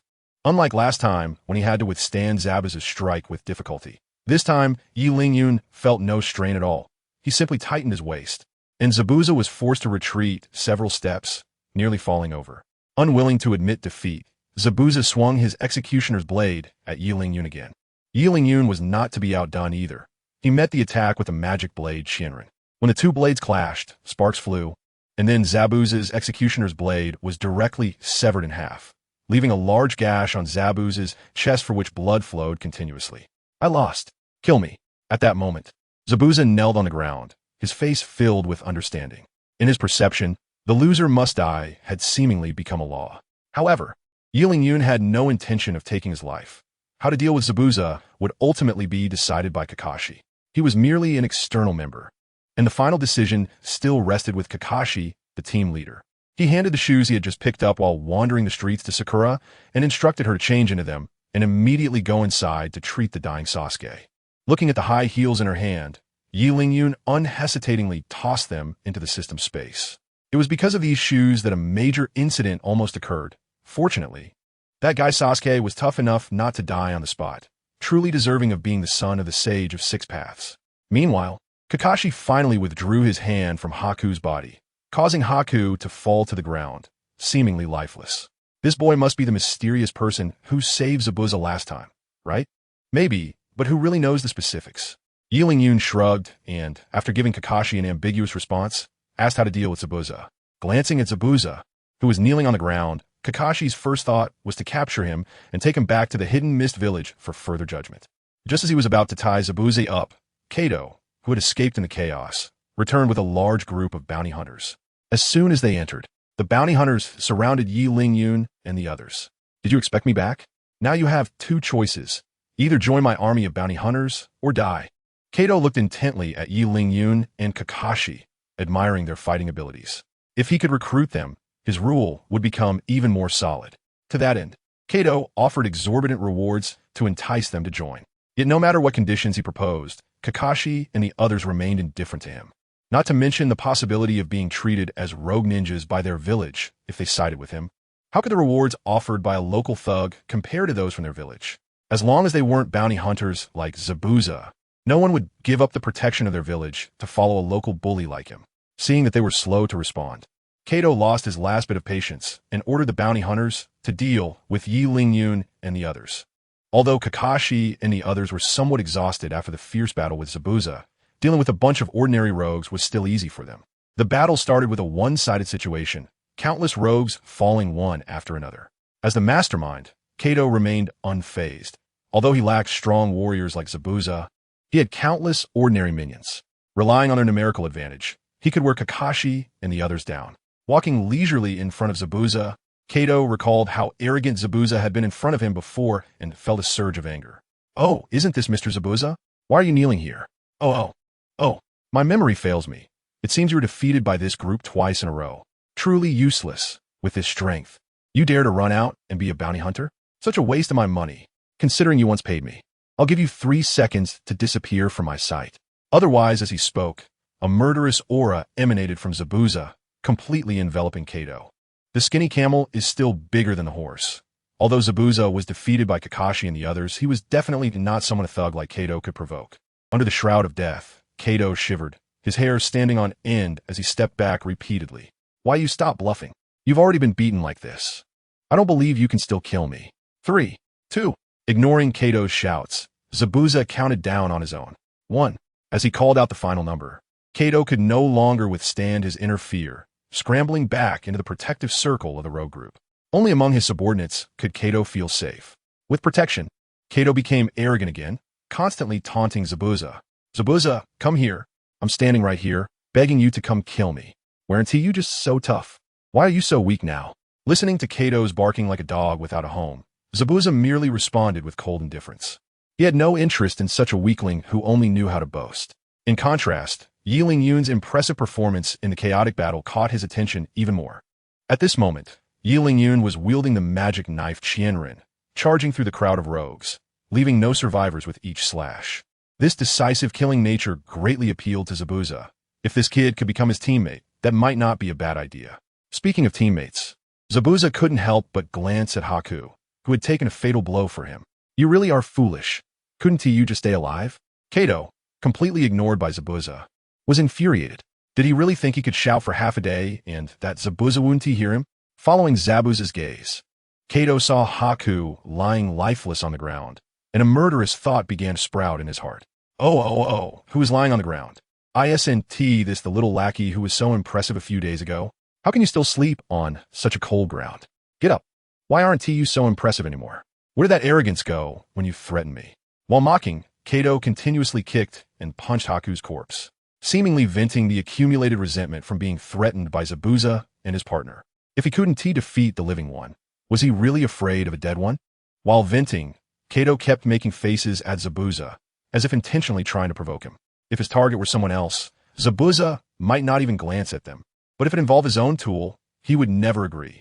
Remembering what Naruto had just said, along with the years he had spent with Haku, a different emotion surged in his heart. Watching Kato continue to ravage the white corpse before him, Zaibujan was filled with an unprecedented killing intent. Even if my subordinate is dead, it's not up to scum like you to bully him. The only one who can bully him is me, Zaibujan. This so-called demon who kills without blinking, despite the pain from his injuries, relied on his decapitating sword for support and stood up once more. A single leap and slash sent Kato crashing to the ground. What the hell are you doing, you damn Zaibujan?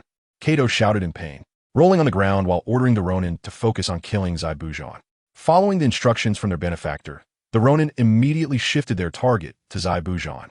Kakashi and the others, who were engaged in battle with the Ronin, were utterly confused. How did the target change in the middle of the fight? Only Yi Lingyun knew that the image of a bloody Iron Man would soon appear before them. Watching the rogue ninjas surrounding him, Zabuza couldn't help but laugh loudly. But as he laughed, tears began to fall unconsciously. Really, why was I so concerned about someone who is just a tool? After a moment of self-deprecation, Zabuza formed hand seals once again, preparing to use his last chakra to eliminate the numerous rogue ninjas in front of him. Water style, water dragon bullet technique. As Zabuza infused his chakra, a massive water dragon appeared out of thin air, charging towards the rogue ninjas blocking Kato's path. However, after having gone through several battles, the water dragon bullet technique used at this point, with his chakra nearly depleted, had little effect. The impact on the rogue ninjas felt like just splashing a bucket of cold water on them, failing to cause any substantial damage. TCH, am I already this weak? It seems I'm not as impressive as I thought. Seeing that ninjutsu couldn't solve the problem, Zabuza had no choice but to charge at the rogue ninjas with his decapitation sword raised. Kato, who had been fearful, couldn't help but scoff at the ineffective ninjutsu. Is this really the power of the great demon Zabuza? It seems like you just want to give us a bath. Ignoring the barking of the defeated dog, Zabuza continued to slash down the rogue ninjas, charging at him one after another. However, being already heavily injured, after taking down a few more rogue ninjas, new wounds inevitably appeared on Zabuza's body. Before long, he collapsed in the crowd, utterly exhausted. At this point, he was already in tatters. His arms had been severed at some point, and the bandage that had been wrapped around his mouth had fallen away, revealing his toothy grin. His once prized decapitation sword was nowhere to be found. Chapter 13. Ichiraku Ramen. Struggling to turn his head towards Haku's body, Zabuza murmured, I'm sorry, Haku. It seems I can't avenge you. Noticing something was wrong, Yoru Lingyun executed a sweeping attack to eliminate the rogue ninjas surrounding Zabuza and quickly stepped forward to help him up. Looking at Yiling Yun's face, Zai Bujan revealed "Why do you want to save me, little ghost? We are enemies. We were, but not anymore. That's true. With my current appearance, I don't deserve to be your enemy. Can you do me a favor? Give me a kunai." After hearing this, Yiling Yun was slightly taken aback, then let out a small sigh. He took out a kunai and placed it in Zai Bujan's mouth, then helped him up. Watching Zabuza charge into the group of rogue ninjas again, Yiling Yun fell in a deep thought. Do villains really exist in the world of Naruto? Just an hour ago, Zabuza was a ruthless killer, yet now he is bravely fighting for his friends. So, does Zabuza count as a villain? I have killed so many rogue ninjas for the sake of commission. Do I count as a villain?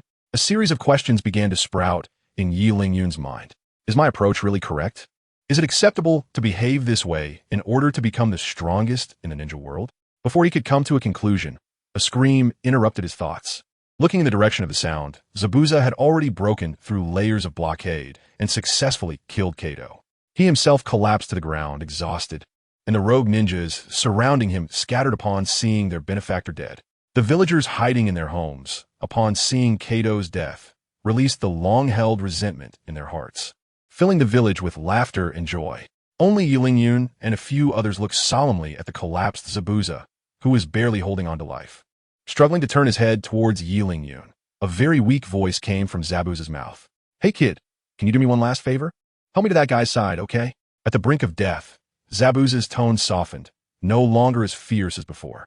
Yiling Yun slowly helped him up, staggering towards Haku's corpse. Upon reaching the body, Zabuza gazed at Haku's face, filled with memories of their time together. "Hello, Mr. Zabuza, my name is Haku, and I'm not a girl. Mr. Zabuza, please let me become your tool." Remembering his past with Haku, tears streamed down Zabuza's face uncontrollably. Breaking free from Yiling Yun's support, Zabuza fell beside Haku and slowly closed his eyes. At the same time, in the land of waves, where it had never snowed, delicate snowflakes began to fall. Thus, the mission to escort Tizuna back to the land of waves came to a perfect conclusion. Congratulations to the host for completing the main storyline, Zabuza Momochi. Gaining one random exchange opportunity, stackable. With Zabuza's death, the system's prompt appeared in Yiling Yun's mind. However, he felt no excitement at that moment. Looking at the two corpses before him, Yiling Yun fell into deep thought again. Have these two finally died? A rebellious voice came from behind. Looking back, he saw that Sasuke Uchiha had woken up under Sakura Haruno's treatment. "It's all your fault for meddling. You could have just completed the mission and left." Sasuke scolded. "Why did you have to play the hero and waste so much time?" As soon as he woke up, he began blaming Yiling Yun, who was lost in thought and ignored him completely. "This was something I planned all along. It has nothing to do with Yiling Yun, so stop arguing." Seeing the atmosphere turn awkward, Kakashi stepped in as a mediator. Under Kakashi's mediation, Sasuke finally stopped, snorting and turning his head away. Led by Kakashi, they worked together to bury the bodies of Zabuza and Haku, giving them a simple grave. This trip to the land of waves came to an end, and they hurried back to Konoha village. Days later, Yiling Yun and the others finally saw the gates of Konoha village again. Returning home for the first time, Yiling Yun looked at the familiar village, feeling a different emotion swell up inside him. This was the village where he had lived since his crossing over. A village without war. Although life was quite tough, at least it wasn't like outside, where one had to live on the edge every day. After Kakashi went to the Hokage's office to collect the commission for this mission, Yiling Yun finally strolled through the streets of Konoha village for the first time. Looking at the bustling street, with vendors everywhere and all sorts of novel items, catching Yiling Yun's attention. As a time traveler, what piqued his curiosity the most was naturally Ichiraku ramen. What kind of deliciousness could possibly win the favor of the main character, Naruto? With such questions in mind, Yiling Yun walked into Ichiraku ramen. Inside the shop, a middle-aged man wearing a chef's hat was busy with something. Upon noticing Yiling Yun's entrance, he quickly turned around with a welcoming smile. "Welcome to Ichiraku ramen. What would you like to eat?" "I'll have a serving of his signature ramen." "All right, kid. Just wait a moment. The hot ramen will be ready soon." After casually agreeing, Yiling Yun found an empty seat and waited for the ramen to be served. At that moment, a blonde-haired boy entered the shop, shouting that he wanted to eat 3 servings of ramen. Naruto? How could he be here? Yiling Yun recognized him at a glance, but upon reflection, it was indeed Naruto's habit to come to the shop for 3 big bowls after every mission. Although the two had been through thick and thin multiple times, Yiling Yun still hadn't quite adapted to Naruto's noisy personality. But as fate would have it, Naruto spotted Yi Lingyun sitting in the corner as soon as he entered the shop. Yi Lingyun, what are you doing here? Did you come here to eat ramen too? I have to tell you, Uncle Ichiraku's ramen is really delicious. After a few sentences from Naruto, Yi Lingyun found it hard to respond. I'm already in the ramen shop. What else could I be doing? Using the restroom? Although Yi Lingyun didn't answer, Naruto kept chattering in his ear, as if he were practicing his verbal skills on Yi Lingyun. But this also proved that Naruto considered him a friend. Otherwise, he wouldn't be talking so much. After a painful wait, Ichiraku finally brought the ramen to the two of them. Chapter 14. Pigeon's overalls. When Naruto saw the ramen, his eyes lit up, and his incessant chatter quieted for a moment. Yi Lingyun also had a few minutes of peace to savor the taste of Ichiraku's ramen. Looking at the steaming ramen in front of him, Yi Lingyun frowned. Isn't this the smell of instant noodles? Could it be that the Ichiraku ramen he had been drooling over in front of the screen was actually instant noodles? If it really is ramen, then that would be a huge disappointment. With a glimmer of hope, he took a bite, and Yi Lingyun's expression instantly darkened. This is seriously instant noodles, and it's even pickled cabbage flavor. Before crossing over, Yi Lingyun, as a struggling office worker, ate instant noodles the most. He never dreamed that years later, he would still be able to eat instant noodles in the Naruto world, and that this was actually Naruto's favorite food. This made Yi Lingyun start to doubt Ichiraku's identity. Could the rumors about Otsutsuki Ichiraku be true? After learning the truth about the ramen, Yi Lingyun lost interest in the large bowl of ramen in front of him.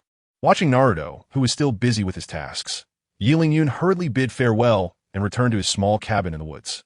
After several days, the cabin still stood firm under the wind and sun, but it had been too long without anyone living in it, and the furniture inside was already covered in dust. However, Yi Lingyun was completely unfazed by this situation. He surprisingly took out a vacuum cleaner from the system space. During his time away, he had been like clocking in, using the system to exchange for all sorts of bizarre items every day. This vacuum cleaner was something he had exchanged the night he buried Zabuza. He initially thought it was useless, but it turned out to be useful at this moment. Although there was no power supply in the cabin, it did not hinder Yi Lingyun from using it. As he constantly formed hand signs with his hands, a bolt of lightning appeared in his palm. Although Yi Lingyun was currently in the body of a child, his soul was not that of a child.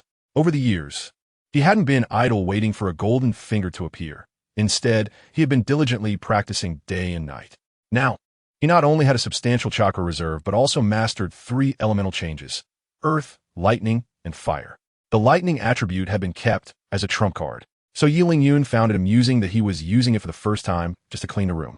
With one hand holding the vacuum cleaner's power cord and the other hand gripping the suction nozzle, he began cleaning the room. After tidying up the house, Yi Lingyun casually tossed the vacuum cleaner into the corner, leaped onto his bed, and started contemplating the date of the Qianren exam. I don't think I've exchanged anything today, right? Host has not exchanged items today. Current mental capacity supports 1 exchange. Remaining reward exchange times 1. So that means I can still exchange twice today, right? Let's first exchange for those unfortunate high heels. Makima's high heels exchanged successfully. Congratulations, host. You have obtained a Combat Power Detector X1. Combat Power Detector. Developed by Frieza from the Dragon Ball world, it can be used to detect the combat values of living beings. Looking at the detection device in his hand that resembled earmuffs, Yi Lingyun couldn't help but feel disdain. As a seasoned comic fan, he naturally knew how this thing worked, but he wasn't impressed by something that had no substantial effect on enhancing his strength. However, since it was something he had exchanged with one of his limited attempts, he felt he had to use it. Yi Lingyun pressed the switch on the detector, and the connected display screen lit up, with a plethora of data appearing on it. After a series of beeping sounds, all of Yi Lingyun's information appeared on the display. I've been cultivating for so long and only have 249? I can't even reach 250? Looking at the glaring 249 on the display screen, Yi Lingyun felt extremely frustrated. It would have been fine if it hadn't been exchanged, but now that it had, wasn't this purely messing with my mindset? The more I thought about it, the angrier I got. System, you better exchange that cup for me too. I don't believe you can't get something useful out of it. Casually tossing the combat detector into the system space, Yi Lingyun set his sights on the only remaining exchange opportunity. Heavenly spirits, grant me a good item. Cup exchange successful.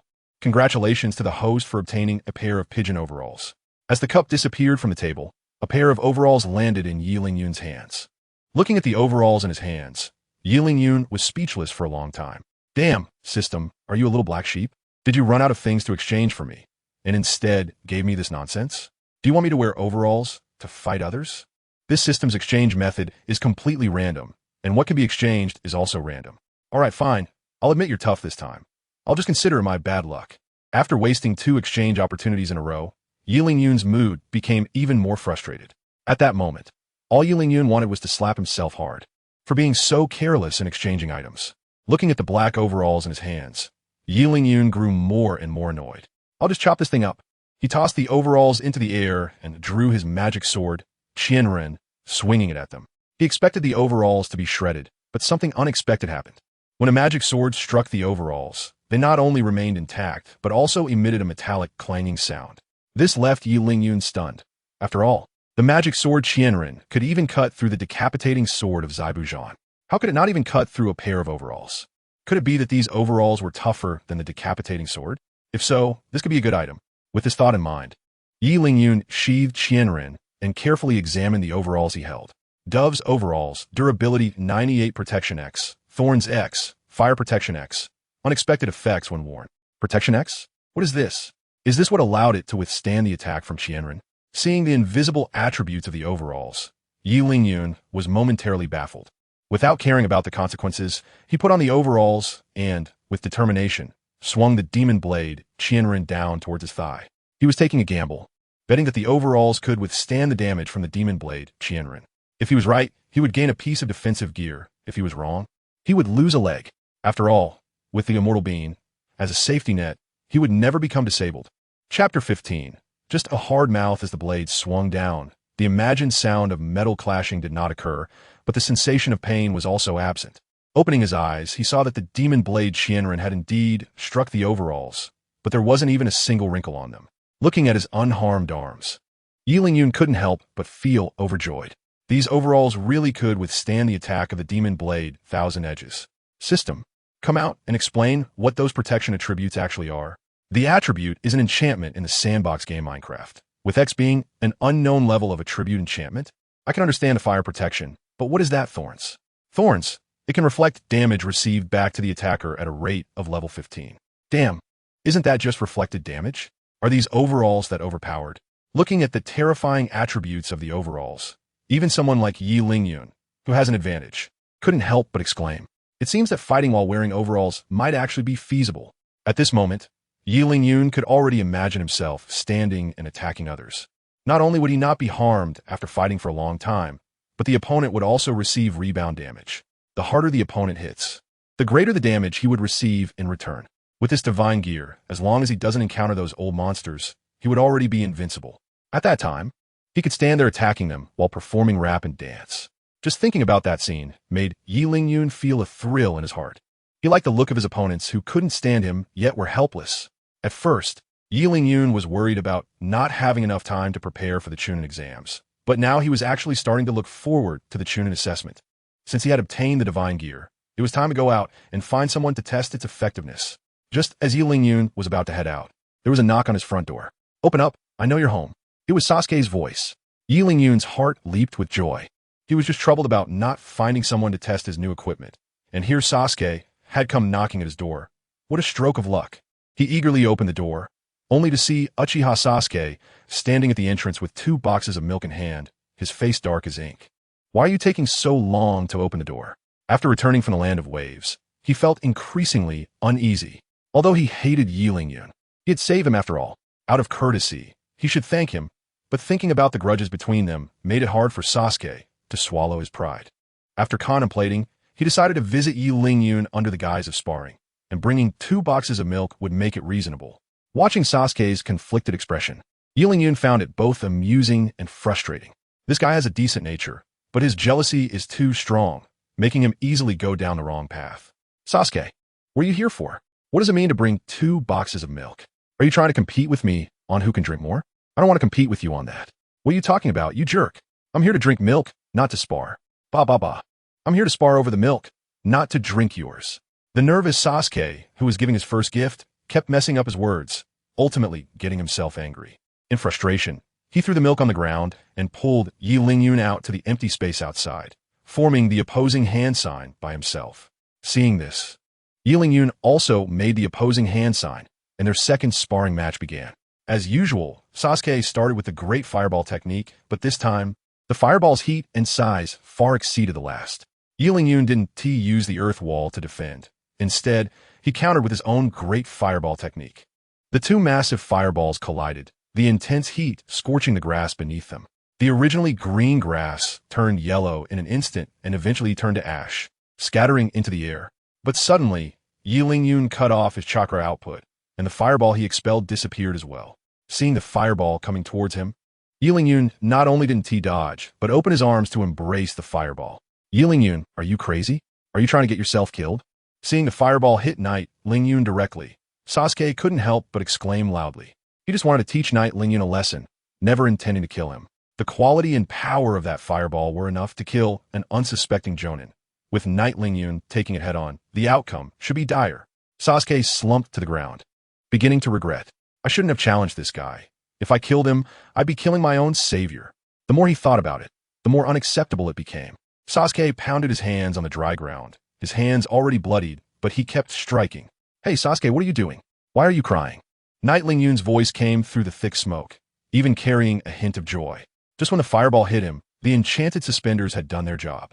All the fire damage was absorbed by the suspenders' flame protection, and Yun, who took the fireball directly, was not only unharmed, but even his hairstyle remained intact.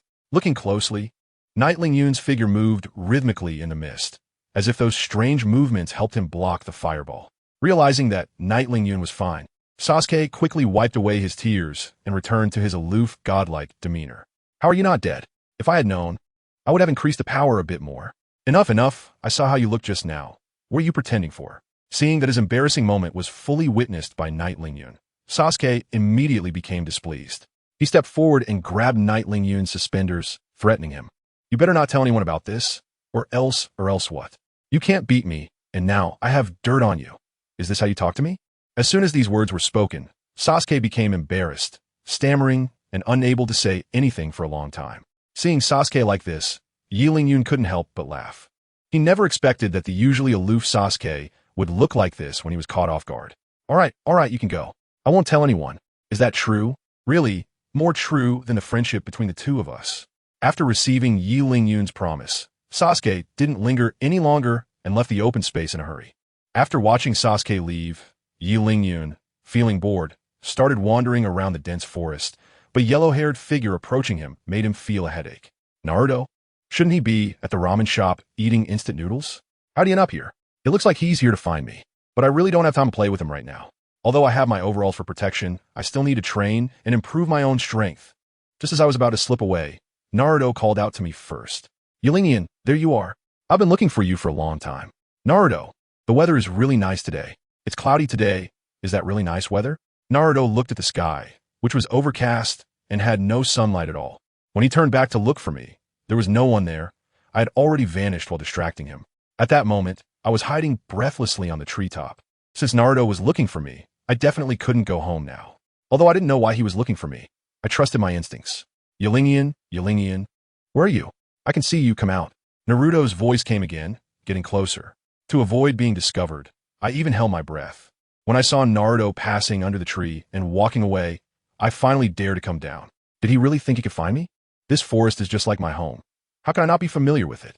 Just as I relaxed my guard, Naruto appeared behind me again. Got you, Yun. Naruto, didn't you just go over there? How are you here again? Just went over there? That was just a shadow clone. Shadow clone? At that moment, I wanted to slap myself. How could I forget that Naruto could use multiple shadow clones? Since I'd been caught red-handed, I couldn't keep running, so I decided to accept the trouble that was about to happen. Naruto, did you come looking for me for something? Grilled fish. The fish you grilled last time was so delicious. I want to eat it again. But don't we have to go fishing again? That's too much trouble. How about I treat you to Ichiraka ramen instead? To my surprise, Naruto shook his head slightly and rejected the ramen offer. Just when I thought I was going to be a miserable fisherman, Naruto pointed to a nearby bag that was still moving. No need to go fishing. I just caught a lot of fish with a shadow clone. Really? That saves us a lot of trouble. Just wait a moment. I'll prepare the materials, and we can start grilling the fish. Seeing that Naruto had already prepared the fish, I couldn't help but breathe a sigh of relief. After all, the Qianren exams were coming up, and I didn't want to waste time fishing by the river. I quickly gathered firewood and called Naruto over to watch how I handled the fish. Just watch and learn. You won't have to come into the woods looking for me to help you grill fish in the future. Watching Yi Ling-yun handling the fish, Naruto imitated him and started to process the fish as well. Why do we have to remove the fish's internal organs? Can't they be eaten? Why do we need to scrape off the fish scales for grilling? What about its gills?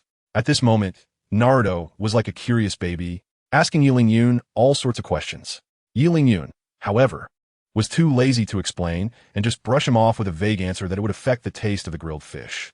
If he really tried to explain it to Naruto, even if he talked until he was blue in the face, he probably wouldn't be able to make it clear. Before long, a dozen fish had been processed, and Yi Ling-yun and Naruto skewered them on prepared sticks and placed them by the fire. While waiting for the fish to cook, the two began to chat casually. Yi Ling-yun, you're so strong. How did you train? Can you teach me? I want to be as powerful as you. Well, it's just practicing ninjutsu and taijutsu, and you become strong by accumulating experience. For Naruto's question, Yi Ling-yun just casually gave a vague answer to brush it off. He couldn't just come out and say that he relied on a golden finger. And even if he did, Naruto probably wouldn't understand what that meant. Moreover, the golden finger was his biggest secret and reliance, and he couldn't expose it unless absolutely necessary. Besides, this wasn't a lie. After all, before the golden finger appeared, Yi Ling-yun had already cultivated 3 types of elemental chakra through his own efforts. This had nothing to do with any system. The results were entirely due to Yi Ling-yun's hard work. The two chatted like this for quite a while until the aroma of the grilled fish wafted out, prompting them to stop. It smells so good. I'm going to eat now. Hey, Naruto, don't rush. I know you're eager, but hold on a bit. As Naruto reached out to grab the grilled fish, Yi Ling-yun quickly stopped him. Then, in response to Naruto's puzzled gaze, he took out a small glass jar and sprinkled a bit of powder onto the grilled fish before handing it to Naruto. Upon taking a bite, Naruto's eyes widened in surprise, as if he had tasted the most delicious food in the world. What did you just put on it? It smells even better now, and it has a bit of spicy kick. Oh, that's just a little seasoning I made myself. It tastes okay, right? It's delicious. You should eat quickly too, or it'll get burnt. Watching Naruto devour the food, Yi Ling-yun couldn't help but laugh. The barbecue powder that was just added was exchanged from the system, and it would be abnormal if the grilled fish didn't taste good with it. To be fair, it was indeed impressive, and even someone like Yi Ling-yun, who often frequented barbecue stalls, couldn't help but swallow his saliva from the delicious aroma. The two of them sat around the fire pit, eating grilled fish heartily. If only there were 2 bottles of beer at this moment. Beer, what's that? It's just a great compliment to grilled fish, but you wouldn't understand if I told you. Hey, Naruto, why are you eating 2 fish at once? Leave one for me. After eating and drinking to their fill, Yi Ling-yun gave Naruto a bottle of barbecue powder and then disappeared into the dense forest under Naruto's grateful gaze. Back at his little cabin, Yi Ling-yun lay on the bed, staring blankly at the ceiling. Another day wasted, and the Qianren exam was one day closer. Thinking about the Qianren exam, imagining himself wearing suspenders and chatting happily under the astonished gazes of others, Yi Ling-yun couldn't help but smile broadly. He was actually looking forward to it. With such fantasies, Yi Ling-yun fell into a deep sleep. Chapter 17, Bloodline Limit. Lava released the next day. The first rays of sunlight illuminated Yi Ling-yun's face. Stretching lazily, Yi Ling-yun yawned and got out of bed. He couldn't waste time today. Glancing at the calendar on the wall, with only a week left until the Qianren exam, Yi Ling-yun quickly washed up and headed out. Today, he planned to attempt the fusion of the chakra nature transformations he had already mastered. If successful, Yi Ling-yun would be considered a ninja with a bloodline limit. This way, he would qualify to join the ranks of Jonin, and perhaps even become one of the best. With this mindset, Yi Ling-yun arrived at the clearing where he had battled Sasuke the day before. Standing in the clearing, Yi Ling-yun took a deep breath, seemingly lost in thought, but in reality, he was constantly circulating chakra within his body for transformation. Fire release, great fireball technique. As Yi Ling-yun formed hand seals, a massive fireball spewed from his mouth. He then quickly mixed in earth attribute chakra, trying to create a new ninjutsu by combining the 2 types of chakra. The ideal was beautiful, but reality was cruel. For some reason, after intertwining the 2 chakra attributes, a rejection reaction occurred. Now, Yi Ling-yun was not only spitting out fireballs, but also mixing in some gravel. They simply couldn't fuse together. The high-temperature flames scorched the gravel into small lava particles, which dripped onto the ground, creating numerous small pits. Why is lava release so difficult? I thought it was released like this.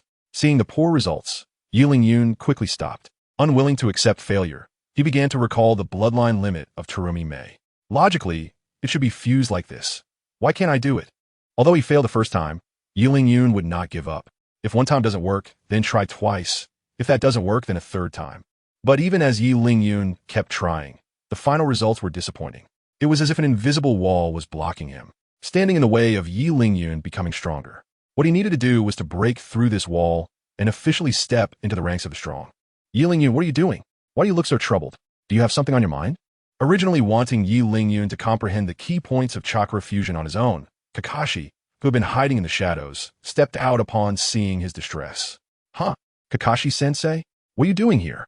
I was just wandering around and accidentally ended up here. Can you teach me how to fuse different attribute chakras? I really can't figure out how to do it. You've already started trying to fuse attributes? That's quite fast. Kakashi couldn't help but exclaim. Although chakra attribute fusion is a path that most ninjas would take, at this moment, Yi Lingyun, just a child in his early teens, had already reached this step. Anyone would be surprised. I can teach you the method, but I can't tell you everything. The rest you'll have to explore for yourself. I understand that. I can't just copy the experiences of others. I need to summarize something on my own. Exactly, you're a teachable child. After receiving a satisfactory answer, Kakashi began to point out Yi Lingyun's shortcomings in training, such as the lack of purity in chakra concentration and insufficient mastery of attributes. After hearing Kakashi's suggestions, Yi Lingyun took a deep breath and began to gather chakra again. Setting aside Kakashi's advice, Yi Lingyun realized that he couldn't grasp the fusion ratio of chakra during his previous failure. This should be what Kakashi wanted him to discover. Mixing fire and earth attribute chakra in a 1-to-1 ratio, Yi Lingyun felt a brand new power budding within his body. Lava release, Hellfire technique. As Yi Lingyun completed the hand seals, scalding lava spewed from his mouth. As it was expelled, the lava emitted a sizzling sound, clearly evaporating moisture upon contact with the air. Seeing the power of this technique, Kakashi couldn't help but click his tongue. But his movements were quick as he immediately used water release to extinguish the lava. You have such high comprehension. This really surprised me. This is all thanks to your guidance, Kakashi-sensei. Otherwise, I might have spent several more days figuring this out. Don't be modest. I just pointed you in the right direction. The main thing is that you comprehended it on your own. Enough of that, Kakashi-sensei. Let's go eat something. I haven't eaten all morning, and I'm really hungry. After successfully completing the experiment, the tension that had been in Yi Lingyun's body relaxed, and the feeling of hunger hit him. Kakashi naturally wouldn't let this rising star go hungry, happily agreeing. The two of them walked to the biggest barbecue restaurant in the village. Let's eat here. It's been a while since we had barbecue. Following Kakashi into the restaurant, a variety of aromas filled Yi Lingyun's nostrils, making him swallow hard. Kakashi-sensei really knows how to pick a place. This barbecue smells amazing. Of course, if it weren't to celebrate your successful mastery of a new technique, I wouldn't have bothered to eat here. But since today is a happy occasion, just eat as much as you want. I'll cover all the expenses today. Well, Kakashi-sensei, you better tighten your wallet then. The two quickly found an empty table, and after several plates of barbecue were served, the feast officially began. Watching the gluttonous Knight Lingyun on the opposite side, Kakashi found the food tasteless. It wasn't that the barbecue didn't taste good, but Kakashi had concerns he didn't know how to express. Sensing that Kakashi had something to say, Knight Lingyun put down his plate and looked intently at Kakashi. Kakashi-sensei, if you have something to say, just say it. With our relationship, is there anything we can't talk about? Since that's the case, then I won't hide it anymore. At this point, Kakashi's expression suddenly became serious. Knight Lingyun, you should be participating in the Qianren exam, right?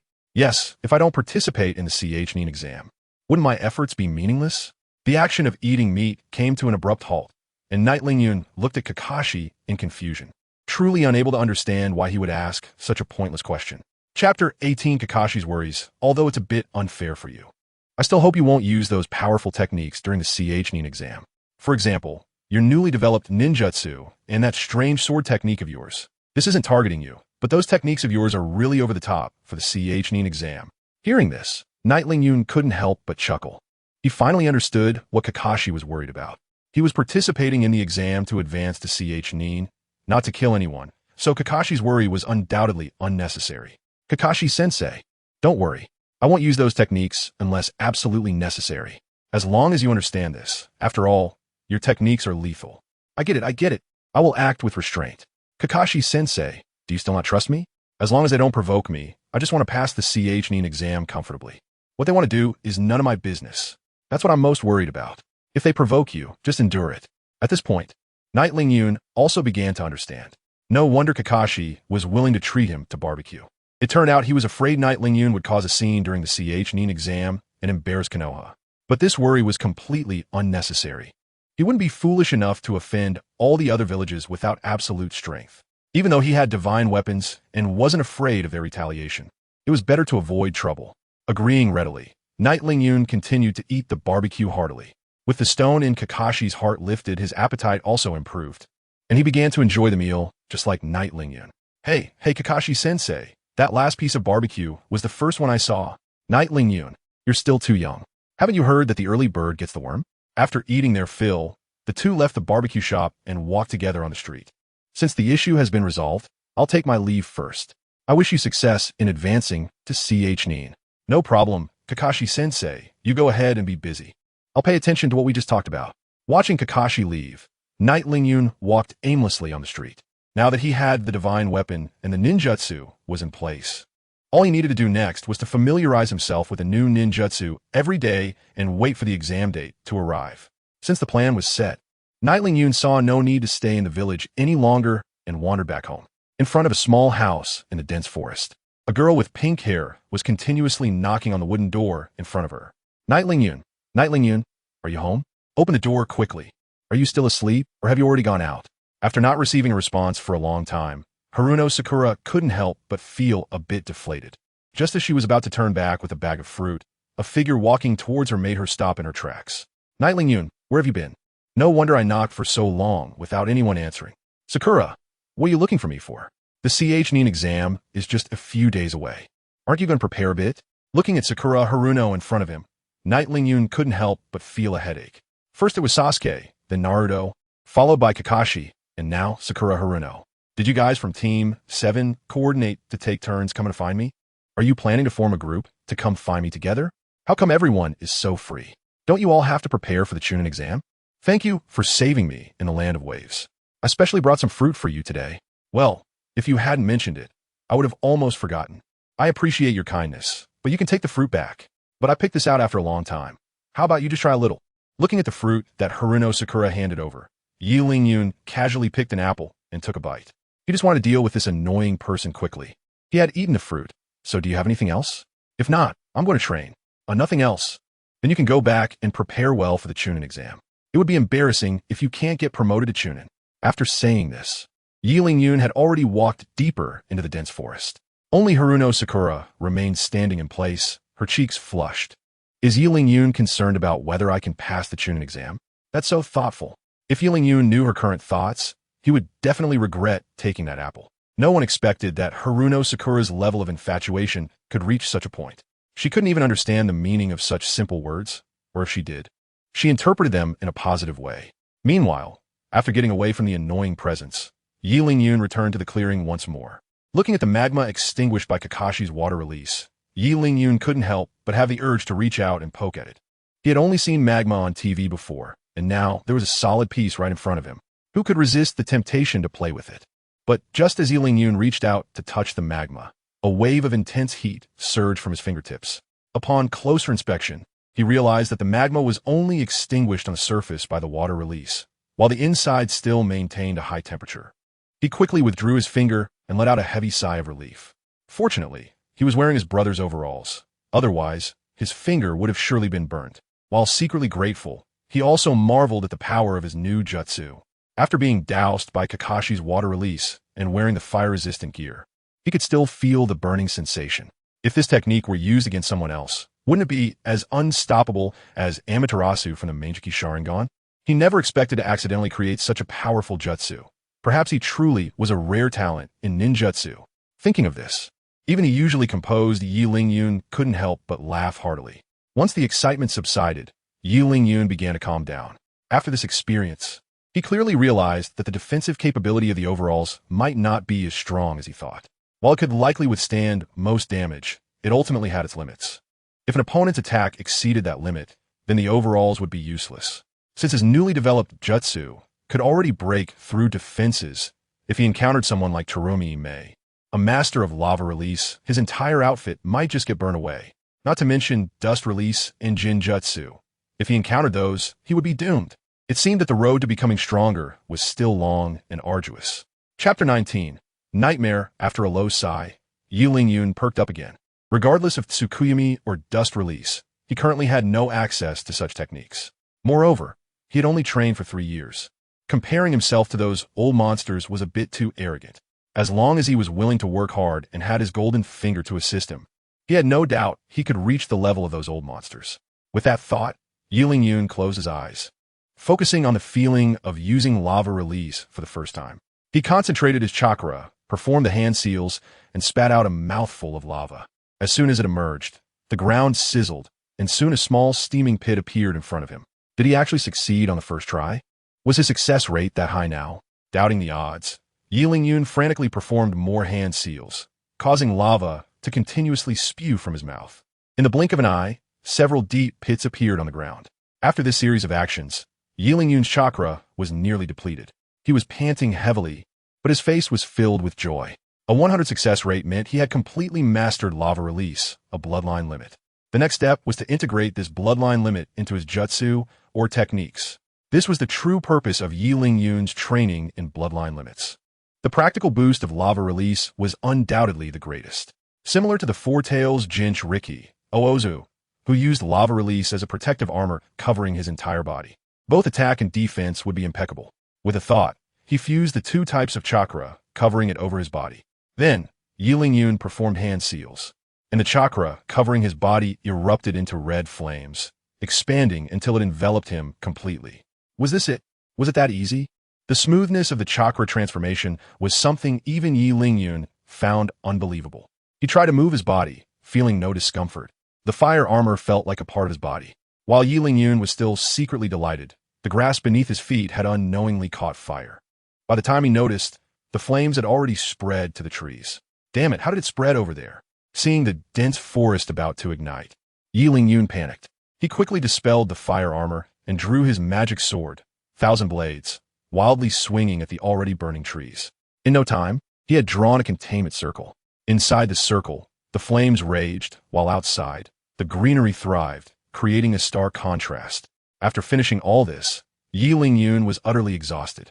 He collapsed to the ground, wanting nothing more than to take a good nap right there and do nothing else.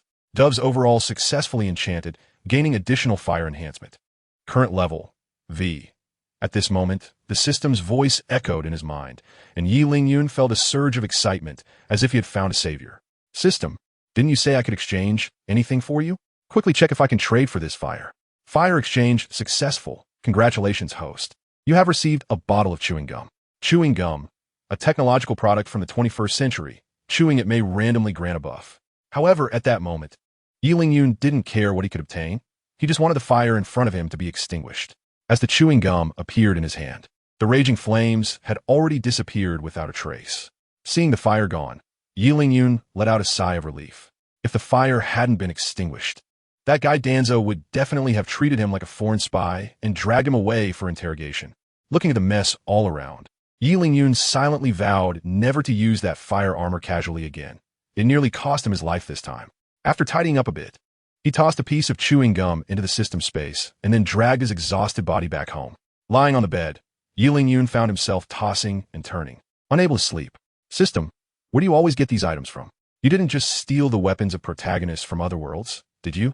This system merely transfers replicas of those items to the host, so the host need not worry about the original owners coming after them. Hearing the system's explanation, Yi Lingyun finally felt at ease. He had been worried, fearing that one day a spatial rift would appear behind him, and the protagonists from various worlds would come out and beat him up. With his small frame, he definitely wouldn't be able to take on those guys. Now that he no longer had that concern, he could confidently exchange for artifacts to strengthen himself and easily dominate the ninja world later on. With this thought, a slight smile appeared on Yi Lingyun's lips, and he drifted off into a dream. In his dream, Yi Lingyun returned to the real world, using his golden finger to teach a lesson to all those who had bullied him in the past. But suddenly, a black hand pulled him into an abyss, and no matter how he struggled, he couldn't escape. Soon, more and more black hands began to grab at him.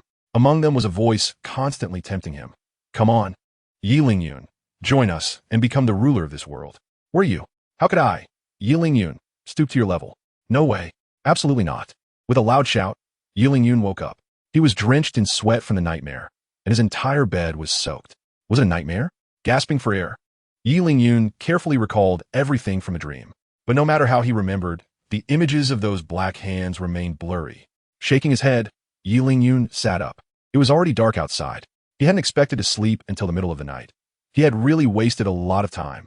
After regaining his composure, Yun jumped off the bed, drank 2 bottles of water in a rush, and sat down at the table, deep in thought. System. You can see the things in my dreams, right? What exactly were they? To Yun's surprise, the system, which always answered questions, fell silent this time, as if it had gone to sleep. Realizing the unusual nature of that nightmare, which even rendered the usually fearless system silent, Yun understood that those things were quite tricky.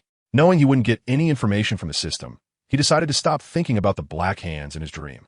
Instead, he focused on how to prepare for the upcoming Qianren exam. Chapter 20. Qianren exam. Written test. 7 days passed quickly. And looking at the bright red circle on the calendar, Yun's lips curved into a smile. The Qianren exam. Here I come.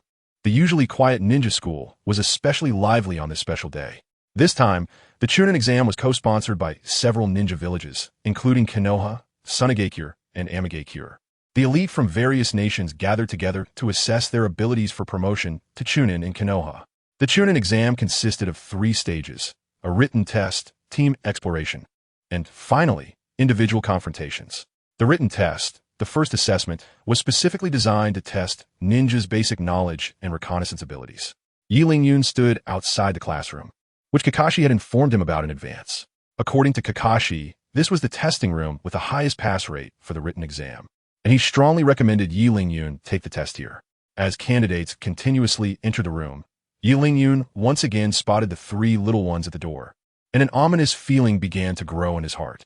Sure enough, the next moment, the examiner for this classroom, Ibiki Marino, appeared at the entrance. Candidates, please enter the exam room in order. Our exam is about to begin. Hearing his command, the excited candidates surged into the classroom, while Yun walked in last. Looking dejected, Kakashi, that guy actually tricked me. This is the easiest testing room? With that psycho Ibiki around, things would definitely not be simple. Once I become a Chunin, I have to teach that guy a good lesson. Despite his dissatisfaction, Yun could only begrudgingly enter the exam room. Sitting in the last row, he listlessly watched Ibiki ramble on at the podium. Now, let us begin reading the rules for the written test. The exam is worth a total of 100 points. Achieving 60 points is required to advance to the next round. Anyone caught cheating will be barred from participating in the Chunin exam for 3 years. Once you've understood, you may start answering the questions. As Ibiki finished explaining the exam rules, the room full of candidates began to tackle the questions. Yun also picked up the exam paper and examined it. Although these questions were indeed above the level for Genin, for a die-hard fan of Hokage like Yun, just a glance at the questions was enough for the answers to appear in his mind. However, since these questions were deliberately made difficult, there would surely be loopholes to exploit. According to Ibiki, as long as cheating went undetected, even copying could allow one to pass the written test. It wasn't just Yun who noticed the loopholes. Others like Sasuke and Gaara had clearly caught on as well. Suddenly, the entire exam room turned into a large-scale battle scene, with candidates using their special abilities to copy each other's answers. Some even had bizarre abilities like using their eyes, insects, or dogs to cheat. But the most ridiculous was Kankuro from Sunagakure, who used his puppet mastery to manipulate his puppet disguised as an examiner, taking it to the restroom to blatantly look at cheat sheets. These show-offs were clearly the struggling students, who regretted not studying enough and had to rely on these little tricks to pass the exam. In contrast, the top students, like Sakura Haruno and Hinata Hyuga, were diligently writing answers on their papers as soon as the exam began. Yun, on the other hand, calmly watched others perform their tricks, clearly not taking this minor written test seriously. As time passed, the first candidate caught cheating appeared. A guy named Okita Portland actually treated Ibiki as if he were blind, boldly placing his cheat sheet on the desk. Unsurprisingly, he was immediately eliminated. You guys, if you're going to cheat, at least have some skill. Don't pull out those low-level tricks. I don't even want to look at them. If I catch you again, you can forget about participating in the Chunin exam in the future. With the intimidation of this statement, the remaining candidates began to be more cautious. But they still could not escape the fate of being eliminated. As the number of participants dwindled, Yun knew it was time for him to make his move. He quickly finished the exam paper and was the first to submit it to Ibiki. This scene was witnessed by many candidates, their eyes revealing a mix of surprise, dissatisfaction, and various emotions, but mostly envy. Yun, well done. Congratulations on advancing. Just go back to your seat and wait. Such a fast answering speed was unheard of by Yubiki, making him take a few more glances at Yun. He really is a genius. Back at his seat, Yun's gaze fell on Naruto, who was scratching his head in frustration. At this moment, Naruto was sitting next to the top student Hinata, even though Yubiki had subtly mentioned the rules allowing cheating. But this thick-headed guy still hadn't caught on, constantly glancing around to see others writing furiously, while Naruto could only feel anxious. Seeing him like this, Hinata was even more worried, fearing that Naruto wouldn't pass the first round of the written exam. Taking a deep breath, she risked being eliminated and moved her answers closer to Naruto's line of sight. Naruto-kun, you can sneak a look at my answers. Hearing Hinata's timid voice, Naruto was first taken aback, then firmly pushed the answers back. What are you doing? I'm sure I can write it myself. You have to believe in me. All right, I believe Naruto-kun can definitely pass the written exam. During their conversation, a piece of chalk flew past Naruto's ear, accurately hitting a foreign candidate behind him who was copying answers from his deskmate. I said not to let me catch you cheating, but you're copying without even trying to hide it. Do you think I'm blind? Yubiki, standing on the desk, shook his head helplessly. He was not the least bit happy to catch a cheating student, but rather disappointed. However, this small incident could not stop the gods in the examination room from continuing to perform. As time passed, Uchiha Sasuke, who hadn't written a single word, began to feel anxious. However, with his bloodline limit, he had his own unique method of cheating.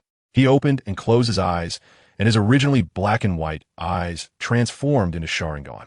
Relying on mimicking others' writing actions, Sasuke's exam paper quickly filled with answers. If Itachi Uchiha knew that the Sharingan was being used like this, he might just be furious. Chapter 21. Everyone shows their skills compared to Sasuke and Naruto's unreliability. The top student Sakura Haruno appeared much more composed.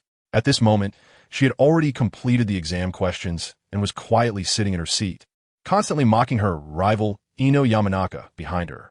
Ino Pig, you didn't write a single question, did you? There's no way someone could write nothing. Sakura Pig, what are you talking about? I've already finished. I just haven't submitted it yet. Really? How about we go up together to submit our papers? Let us go then. I'm not afraid of you. As Sakura grew more excited, she grabbed her exam paper and started to walk towards the teacher's desk. But suddenly her movement stopped. Instead, she sat back down and began to carefully review her own paper. The two who were just competing against each other fell silent. Sensing something was off, Yun focused on Ino Yamanaka and then smirked. If he guessed correctly, Ino must have used her family's secret technique, the mind-body switch technique, to possess Sakura Haruno's body, allowing her to copy her answers. Indeed, as Yun suspected, Ino's body went completely still, with no signs of life apart from basic breathing. Meanwhile, inside Sakura's body, chaos ensued, with Sakura and Ino arguing nonstop. Ino Pig, get out of my body. I can't believe you would resort to such a despicable tactic just to pass the exam. I know you're anxious, Sakura, but don't rush. I'll leave once I memorize these answers. Do you think I want to stay in your body? After a while, the dazed Ino Yamanaka woke up again and immediately began to replicate the memorized answers on her own exam paper. Seeing her answers being copied, Sakura wasn't even angry. She took out an eraser and began to rub her exam paper, and the once densely written paper suddenly looked brand new. Ino Pig, you fell for it. Didn't you? You thought I hadn't submitted my paper for so long, and I was just waiting for this move. Even if you rack your brains, you and guessed that I wrote the wrong answers first, and after you copied them, I would change them to the correct ones. Thinking about how Ino Yamanaka would be eliminated in the first round of the written exam, a sly smile appeared on Sakura's face. Such things frequently happened in the examination room, as most people were busy transferring others' answers onto their own papers. As time went by, the exam time was officially over. As the chief examiner, Yubiki looked at the candidates with sharp eyes, showing no emotion on his face. I will only say the next and last question once, so I hope you listen carefully. This written exam is equivalent to a battle, and you have the choice to stay or leave. If you choose to stay here, you must get all the answers correct to pass the assessment. If not, you will never be able to take the Qianren exam again.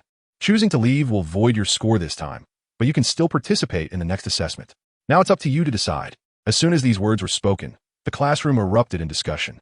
Some had already developed thoughts of fleeing, while others firmly believed their answers were correct. However, Yun already knew Yabiki's trick. In fact, regardless of whether the answers were right or wrong, as long as they stayed, they would definitely advance to the next exam. This was just Yabiki's way to weed out the weak-willed.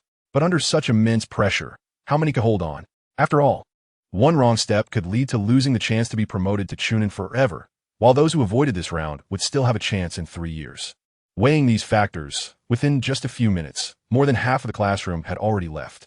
Even Sakura, who prided herself on being a top student, began to waver, her hand slowly rising. Just then, Naruto, who had only written his name, shouted loudly, "Stop trying to scare everyone. Since we are ninjas, we can never give up. No matter what the outcome is, I want to leave." Naruto's words inspired many, and those who were initially ready to leave decided to stay. Even Sakura, who had been ready to back down, lowered her hand and chose to believe in her answers. Seeing that more than half of the people were still left in the classroom, Ibiki finally showed a smile. All those who left have been eliminated. Congratulations to the remaining ones for advancing. As soon as these words were spoken, the remaining group burst into joy, while the other group was filled with anger. Are you even competent as an examiner? What kind of nonsense is this? Exactly. I've never seen such a disgusting examiner. Sir Examiner, can you let me try again? I promise I can get a perfect score. Faced with the outcry, Ibiki remained unfazed. If a single assessment has scared you this much, what will happen when you are on the battlefield? Will you run away and become a traitor? With your mindset, who can trust you to become a Chunin of a village? After this speech, those who were about to run away felt utterly ashamed. Meanwhile, the ones who remained looked at Naruto with gratitude. If it weren't for him, they might have been eliminated. Just then, a figure crashed through the classroom window and entered. Ibiki, have you finished your little tricks? I can't wait to take them to the next exam. Akato, why are you still so impatient? Isn't it because you took too long? The other classes are waiting. All right, take them away. Just the ones left in the classroom. Looking at the figure of Mitarashi Anko breaking in through the broken window, Ibiki couldn't help but smile wryly. Although they were both special jonin, due to the unique nature of his profession, he couldn't compare to Anko in terms of popularity. Of course, Anko's actions also earned her cheers from the genin, as they had never seen such a cool female ninja before. Without further ado, rookies, keep up. Our second test is about to begin. With that, she jumped out of the window she had just broken, not caring whether the candidates could keep up. After all the students had left, Ibiki finally began to review the exam papers. After watching it once, only 2 papers were taken out by him. One had nothing written on it except for a name, while the other had everything written except for a name. They really are 2 interesting lower ninjas. Chapter 22. The Forest of Death Outside the Forest of Death. Yun and the 3 little strong ones blended into the crowd. As the main examiner for the second round of the assessment, Yeshitai Hongdo stood on a large rock, explaining the rules and content of the assessment to these rookies. Listen carefully, rookies. In this forest, there are 13 white heavenly scrolls and 13 black earthly scrolls. What you need to do is find 1 scroll within a day and safely exit the forest. That way, you will have passed the second round of assessment. However, you must not kill anyone during this time. Is that clear? Looking at the silent crowd, Hongdo nodded with satisfaction. Good luck, rookies. I'll be waiting for you at the finish line. As soon as she finished speaking, Yeshitai Hongdo's figure disappeared atop a giant rock, leaving a group of lower ninjas chattering incessantly. Yilingyan, let's team up for the exploration. That way, we can look out for each other. I have no objections, but it mainly depends on what you guys decide. Although Haruno Sakura had already approached, the thoughts of Naruto and Sasuke beside her remained unknown. Focusing on the 2, Naruto and Yilingyan seemed to get along well, and he moved closer without saying much. Only Sasuke, that fool, snorted coldly and turned his head away, looking full of disdain for being with them. Yilingyan stepped forward and threw an arm around his shoulder, the 2 appearing like good brothers. Sasuke, you wouldn't want me to spill what happened that day, would you? What happened that day? With Yilingyan's reminder, Sasuke recalled how he had cried in front of Yilingyan back then. His face darkened immediately, and he fixed a fierce gaze on Yilingyan. You promised you wouldn't tell anyone about that. What are you talking about? What did I promise? I can't quite remember. You're ruthless. I agree to join your team. That's more like it. If only you had said that sooner. Let's hurry up and set off. Ignoring Sasuke's gritted teeth expression, Yilingyan released his shoulder and walked towards the forest of death. The 3 little ones quickly followed, as having someone to look out for in such a large forest was quite beneficial. It wasn't just them thinking this way. Others from different ninja villages were also forming teams with their own people. After all, in this assessment with limited victors, they couldn't trust anyone from other villages. and some are even highly wary of their own village companions. At certain moments, human nature could be the most terrifying. In the forest of death, Qianren hummed a little tune, swaying as he walked at the front. For someone familiar with the plot, this assessment was undoubtedly as easy as a multiple-choice question. Finding the heaven and earth scroll to pass the assessment was as simple as taking a stroll and having a drink. Although the three little ones couldn't understand why he seemed so relaxed, they followed him unwaveringly out of trust. After all, Qianren's strength was well recognized. Even someone like Momochi Zabuza could only exchange a couple of moves with him, making it undoubtedly the safest choice to follow him in this Chunin exam. However, they were puzzled when Qianren suddenly stopped, leaped up, and retrieved a white scroll from a tree amidst their shocked gazes. Qianren, how did you know there was a white scroll here? Of course, I observed carefully. Otherwise, how could I have known where the scroll was hidden in advance? Using his careful observation as an excuse to brush the three little ones off, Qianren suddenly exerted force with his feet. The ground was actually pressed down into a shallow pit, revealing a black scroll within. This left the three little ones dumbfounded. It was as if Qianren had known in advance where the scroll was hidden. Is this also the result of your careful observation? Of course. The moment I stepped on this ground, I felt it wasn't flat, so I thought I'd take a chance. I didn't expect there would actually be a scroll hidden underground. After the shock came overwhelming joy. They had already obtained the conditions to clear the second assessment right at the start. It was almost too quick. Although they felt like they were just tagging along, the three little ones couldn't help but reveal proud smiles on their faces. If things continued like this, they should be the first team to successfully find the scroll and exit the forest of death. But just as they were celebrating, a chilling voice echoed from all directions.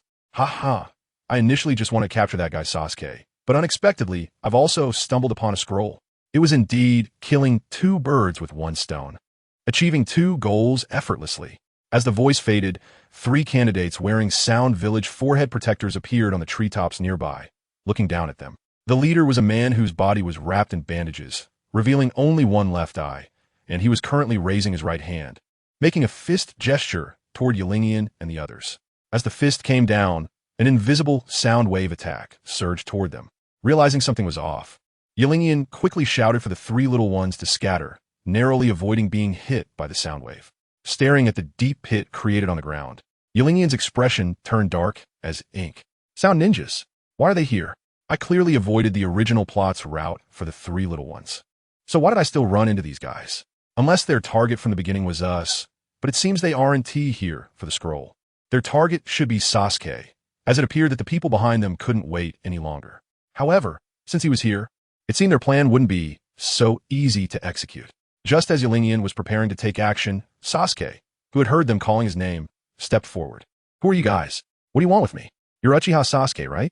Just as arrogant as the intel suggested. But once we capture you, you won't have so many questions anymore. Huh, you think a bunch of misfits like you can capture me? Looking at Tosu Zin in the distance, Sasuke let out a sneer and quickly formed hand seals. A fireball technique surged forward, accompanied by an intense heat, sweeping towards the Sound Ninja trio. Is this the extent of their attack? Isn't that a bit too underestimating of us? As the fireball approached step by step, the leader, Tosu Zin, slightly raised his arm, and a piercing sound wave shot out from the porous armor on his hand towards the fireball. Sound wave. The two collided, and in an instant, Sasuke's fireball vanished into nothingness, as if it had never existed. How is this possible? My fireball technique actually disappeared. Chapter 23. The Sound Ninja Trio. Seeing this scene, Sasuke was stunned, his eyes wide open. As a family heirloom of the Uchiha clan, the fireball technique had never been so easily resolved before. However, Qianren had already seen through everything. He was well aware of Tosu's technique. There's no need to be so surprised. The reason the fireball was dispelled is simply that this guy consumed it with high-frequency vibrations. After all, it's just a low-level trick that can never reach the grand stage. Oh, I remember you. You're called Qianren, right?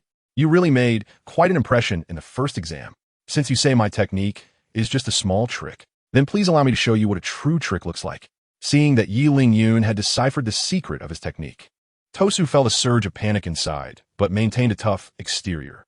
His technique was not like an ordinary ninjutsu that could be easily dispelled once its principle was understood. Tosu firmly believed that aside from that esteemed person, no one could decipher his technique in such a short time. If you want to see it, then I'll reluctantly let you witness what a real trick is. Naruto, Sakura, you three step back a bit. My attack range is quite large, so be careful not to get caught in it." As soon as these words were spoken, not only did Haruno Sakura and the others retreat several steps, but even the Sound Ninja trio braced themselves. They were afraid that Yi Ling Yun might unleash a powerful move, and if all three of them were taken out in one hit, it would be truly embarrassing. Secret technique. All shuriken throwing technique. As the words fell, dozens of shuriken flew from Yi Ling Yun's hands in all directions. If Jiraiya saw this, he would probably blush and shout plagiarism. Tosu instinctively raised his right arm to block the shuriken flying towards him. However, this played right into Yi Ling Yun's scheme, taking advantage of their fatigue and defense. Yi Ling Yun quickly stepped forward and kicked Tosu in the abdomen. The latter, in pain, held his stomach and staggered backwards, nearly falling for the treetop. "Do you like this trick? Is it more useful than yours? You bastard, you actually played dirty on me." Looking at the smug Knight Ling Yun right in front of him, even Toes couldn't help but feel a surge of anger, no matter how composed he usually was. He called on his teammates Sheen and Sak to join him in attacking, determined to tear the shameless Knight Ling Yun to pieces. However, TOS wasn't the only one with teammates. Seeing the impending group assault, Sasuke and Naruto also stepped forward. On one side was the aggressive Sound Ninja trio, and on the other were Knight Ling Yun and the Tula ones. The two sides faced off, and a great battle was about to erupt. Sasuke was the first to strike. Having just been interrupted while using fire release, he was seething with anger. However, he had learned a bit from experience and didn't target Toes, who could counter him, but instead chose Sak as his opponent. "I don't believe you all can use that weird attack." He started with a great fireball, but at the same time, Sasuke charged forward. With a dual assault of ninjutsu and taijutsu, let us see how many you could defend against. The corners of Sasuke's mouth curled up in a wild grin, as if the outcome of the battle had already been decided. "You chose me as your opponent? I can only say you are too naive." With both hands directed at Sasuke and the great fireball, a visible wind blade shot out from his palms, shattering the great fireball while forcing Sasuke back. Looking at the giant tree cut in half behind him, Sasuke was shocked. Are these guys from the Sound Ninja village all freaks? How can each of them disperse the great fireball technique? The continuous defeats made him put away his underestimation. Since ninjutsu was ineffective, what about taijutsu? Charging forward, Sasuke engaged in close combat with Sak. Wow, he actually activated the Sharingan. Is he serious now? Although his tone was teasing, facing the legendary Sharingan, Sak still focused more seriously for the battle against Sasuke.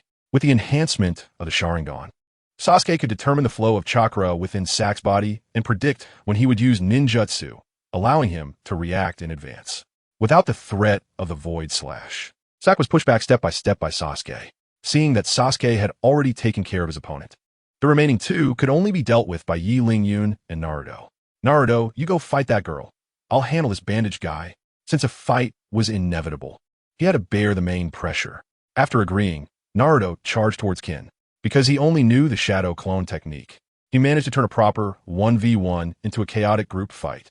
Faced with countless Narutos, Kin, who was using shuriken as an attack method, found herself in a tough spot. Even if she broke her hands, it might not be possible to eliminate all these enemies. While constantly fending off Naruto, Kin cast a pleading look at Toph. What a useless guy. He can't even handle a few clones. Just as Toph was about to step in to help, he was blocked by Yi Ling Yun. "Where do you think you're going? Your opponent is me." With a slight smirk, a hint of amusement appeared in Yi Ling Yun's eyes. As he looked at the calm and composed Yi Ling Yun in front of him, Tosi felt an incredible suspicion arise in his heart. "Are you deliberately arranging this?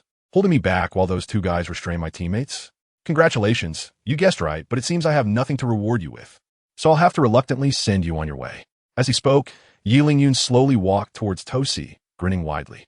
At that moment, Yi Ling Yun resembled a grim reaper, each step forward causing Tosi to retreat several steps in fear. "Kill my subordinates? Aren't you afraid of the wind, causing you to stumble over your words?" Following the sound, he realized that a figure had appeared behind him without him noticing. In this time frame, someone who could silently appear behind him. Orochimaru, the most powerful boss in the early stages of Naruto, and the only boss who survived until the end. Without giving any reaction time, as soon as Orochimaru appeared, he unleashed his signature move, the Hidden Shadow, Snake Hands. 3 giant pythons attacked Yi Ling Yun and the fighting Naruto and Sasuke. Yi Ling Yun drew his long knife and severed the giant pythons, allowing him to finally see the boss's appearance clearly. Black long hair, pale skin, and purple eyeshadow extending to the nostrils. This was undoubtedly Orochimaru.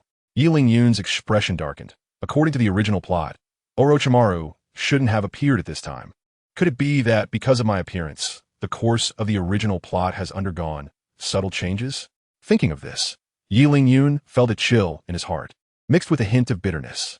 Since Orochimaru has appeared, the problem I need to consider is no longer how to kill the Sound Ninja Trio, but how to escape with the three little ones from Orochimaru's hands. Chapter 24. The overwhelming Orochimaru faced with a strong opponent like Orochimaru.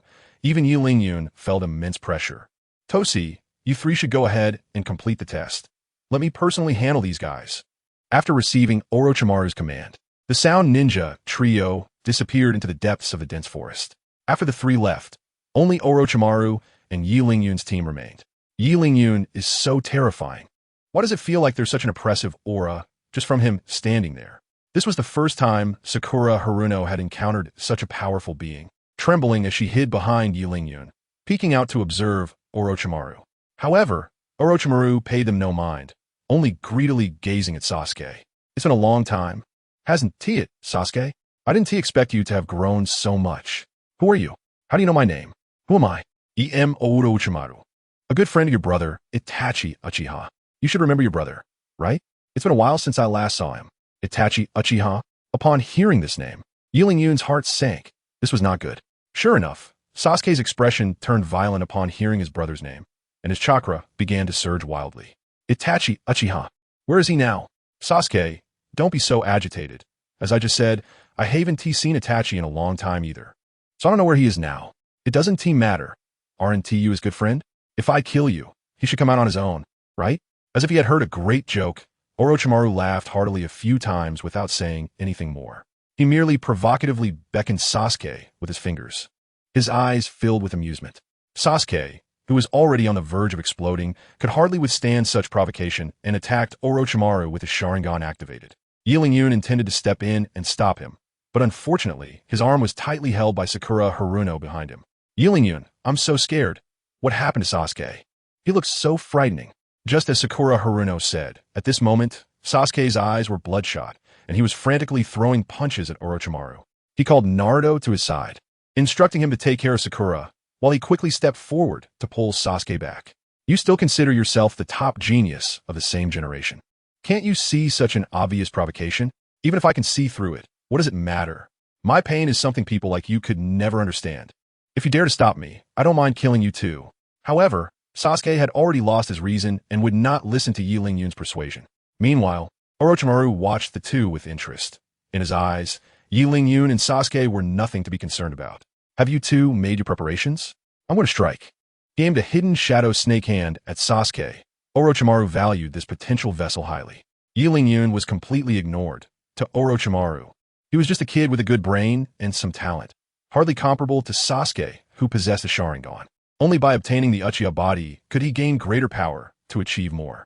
As several giant pythons lunged at him again, Sasuke was not frightened this time. He simply unleashed a great fireball to shatter the pythons. You think I would fall for the same trick twice? That is uncertain, dear Sasuke. You're still a bit too naive. As the words fell, a giant python burst from the ground once more, charging directly at Sasuke.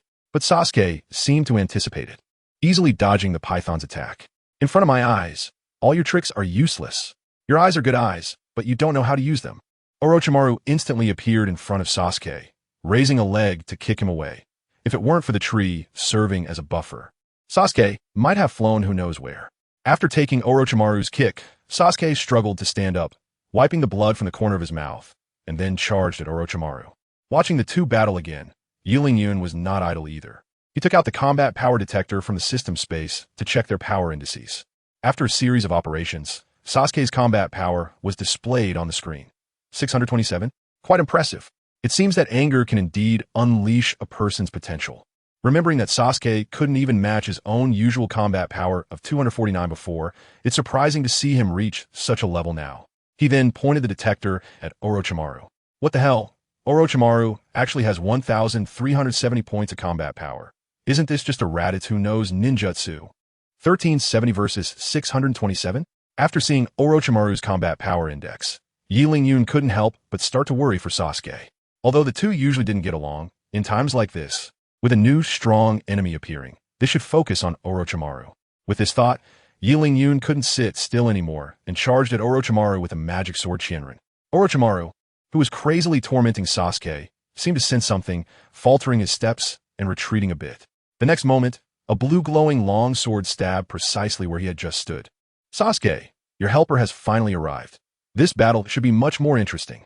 At this moment, even though Orochimaru was facing two opponents, there was no sign of panic on his face, and he appeared somewhat excited. The two exchanged glances and attacked Orochimaru together. Yi Ling-yun took the lead, continuously slashing at Orochimaru with a magic sword Qianren, while Sasuke occasionally launched a fireball as a feint from the side. Although it was their first time cooperating in battle, their teamwork was surprisingly harmonious. Under their combined attacks, the previously invincible Orochimaru began to falter. He was continuously showing wounds from the slashes of the magic sword Qianren and burn marks from the fireballs. Seeing that Orochimaru was at a disadvantage, the two intensified their attacks, trying to annihilate him in one go. However, Orochimaru was a boss-level character. How could he be easily defeated by the two? Realizing he was at a disadvantage, Orochimaru stopped hiding his strength. Seizing the opportunity, he kicked Yi Ling-yun away while retreating a few steps. Then, in front of the shocked gazes of the others, he opened his mouth and drew out his exclusive sword, the Kusanagi sword. The second round for the two kids is about to begin. You better be ready. Chapter 25. Reverse armor suspenders holding the Kusanagi sword. Orochimaru seemed to have gained strength, changing from a defensive stance to launching a fierce attack on the two. Sasuke, did you enjoy spitting out fireballs just now? I was tortured pretty badly by you. Orochimaru flicked his tongue and raised the Kusanagi sword high, slashing down at Sasuke. Faced with the overwhelming pressure emanating from Orochimaru, Sasuke was stunned in place. Sasuke, what are you doing? Hurry and dodge. While loudly reminding him, Yi Ling-yun rushed to Sasuke's side with the magic sword Qianren. However, Orochimaru was extremely fast, and the distance between them was too close. Even if Yi Ling-yun wanted to assist, it was too late. As the Kusanagi sword was about to fall, Yi Ling-yun tightly shut his eyes, unable to bear to look at the scene. The next moment, Sasuke's scream echoed through most of the forest of death. Not dead. Under Yi Ling-yun's gaze, the Kusanagi sword stopped just above Sasuke's forehead, not falling to split him in two. Instead, Orochimaru extended his neck and bit down hard on Sasuke's shoulder, which was the reason for Sasuke's scream. Is he planting the curse mark of heaven? Don't get me wrong. As the only body that can contend with Uchiha Itachi, I can't bear to kill you. Withdrawing his neck, Orochimaru greedily licked his lips, allowing Sasuke to writhe on the ground, clutching his shoulder in agony. Sasuke's plight was fully witnessed by Naruto and Sakura, who were watching from the side. Naruto, let's escape. Even Yi Ling-yun, who is so strong, couldn't kill this guy. He's not someone we can deal with. Seeing that both Yi Ling-yun and Sasuke were no match for Orochimaru, Sakura began to urge Naruto to flee with her. But Naruto couldn't abandon his friends, that was for sure. Although he was scared to the point of trembling, he resolutely shook off Sakura's hand that was tightly gripping him. Sakura, if you're scared, you can go ahead first. I want to help Yi Ling-yun. I want to fight alongside them. Naruto, are you crazy? That's someone even Yi Ling-yun can't defeat. In disbelief, Sakura exclaimed. Staying behind is just asking for death. Why must you stay here and refuse to leave with me? Even if you go, you'll just get beaten up, and you might even get killed. Why don't you come with me first? What if I encounter those three guys again by myself? Naruto fell silent, feeling helpless towards this girl. Meanwhile, after planting the curse mark of heaven on Sasuke, Orochimaru turned his gaze towards Yi Ling-yun. You were the one who severed my hidden shadow snake hands just now, right? Not bad, but that's all there is to it. At this moment, Yi Ling-yun had no intention of responding to Orochimaru because he had already sensed a killing intent from him, specifically targeting him. Trembling, he raised his hand and pressed the switch on the combat power detector. 4080. Orochimaru, holding the Kusanagi sword, actually had a combat power of 4080. That was already the strength of 3 Raditz. Although your body is decent, it ultimately lacks the Sharingan, so I can only deal with you. After a moment of admiration, Orochimaru approached Yi Ling-yun step by step with a satisfied expression, and each step felt like he was stepping on Yi Ling-yun's heartstrings, as if a devil was closing in for his life. Suppressing the fear in his heart, Yi Ling-yun used lava release once again. At this life and death moment, all of Kakashi's advice and any hidden strength were irrelevant. Only survival mattered. As the hand seals were completed, a pool of lava was spewed out from Yi Ling-yun's mouth. landing precisely on Orochimaru's body, who immediately let out a painful howl. Ow, this is lava release. I didn't expect you, little brat, to have such a killing move. I'm starting to take an interest in you. Yun, maybe your body is even more suitable for me than Sasuke's. The giant Orochimaru, who was burned by magma, not only let out continuous wails, but also showed no signs of pain on his face. Instead, he engaged in a lively conversation with Yun. At that moment, Orochimaru appeared unfazed, as if the scorching magma was not clinging to him at all. But suddenly, Orochimaru's voice came to an abrupt stop, and his mouth opened wide. Then, under Yun's gaze, a brand new Orochimaru emerged from his mouth, while the old shell had already been burned to ashes by the magma. You really are a freak, spitting out yourself. This is the charm of immortality, but it's useless to tell you now. You'll understand once you become my vessel. You think I would ever become your vessel? Even if I die today or jump down from here, I will never be your vessel. All right, Fine. Then go die. Yun's resolute attitude made Orochimaru abandon the idea of turning him into a vessel, infuriating him to the point of repeating "all right" 3 times. Before he swung his sword at Yun. You'd rather die than be a vessel? Huh? Then I'll grant you that. As he spoke, Orochimaru leaped forward, wielding the grass cutter sword to slash at Yun. To his surprise, Yun did not retreat. Instead, he advanced and directly used his body to block Orochimaru's strike. Are you crazy, kid? You dare to come closer? I think you're tired of living. Yun's suicidal act left Orochimaru dumbfounded, but his attack showed no signs of letting up. Instead, he put more strength into it. Seeing this, a slight smile appeared on Yun's lips. The hatred had been drawn, and now it was time to rely on the suspenders to deal damage. If he remembered correctly, the thorn effect meant that the higher the damage received, the higher the reflected damage would also return. He just didn't know if these suspenders could withstand Orochimaru's attack. After all, it was his first time fighting such an opponent, and their true strength was still unknown. Then, in the shocked gazes of Naruto and Sakura, the giant Orochimaru, wielding a long sword, was sent flying after hitting Yun, crashing hard into a giant tree, stirring up a cloud of smoke. It turned out he could withstand Orochimaru's attacks. No wonder they were the suspenders of Pigeon system. I really love you. Just as Yun was delighted, the blasted Orochimaru emerged from the thick fog. The current Orochimaru no longer had that initial air of confidence. He now had a dark expression, his clothes tattered, and his long hair was a mess. How on earth did this kid manage to do that? Chapter 26. Crisis. Just moments ago, when his sword struck this guy, an overwhelming force, far exceeding his own by dozens of times, had sent him flying. What kind of power is this? What a marvelous power. Before he could figure out what was happening, the opposite Yun had already arrived in front of him, wielding the demon blade, Thousand Blades. Caught off guard, Orochimaru was once again wounded by Yun. Looking at the numerous wounds on his body, varying in depth and severity, Orochimaru showed no hesitation and chose to shed his skin once again. By switching to a new body, not only did Orochimaru's injuries heal, but his mind also became calm, and he put away the Kusanagi sword to use ninjutsu instead. If you attack with a sword, you will suffer a strong rebound. What about ninjutsu? As Orochimaru formed hand seals, a massive fireball appeared in the arena, its intense heat melting the surrounding trees. Is that the great fireball technique? I wonder if the flame protection of the overalls can withstand this. Looking at the massive fireball coming towards him, Yun's face grew serious. Although he had previously used the suspenders to take on Sasuke's fireball jutsu, the difference between it and Orochimaru's fireball was like night and day. Come on, let me see your choice. Will you protect yourself and dodge the attack? Or will you take the hit to protect Sasuke? With Orochimaru's reminder, Yun suddenly remembered that there was a half-dead Sasuke behind him. Damn, Sasuke, this is the second time you've dragged me down. Yun found himself in a dilemma. Either choice would put him at a disadvantage. His mind raced, and he ultimately chose to take the hit. The reason was simple. Not only was he protected by his suspenders, but he also had healing beans in his system space. Even if he couldn't withstand it, as long as he wasn't instantly killed, he could eat a bean and revive fully. But Sasuke was different. He had nothing.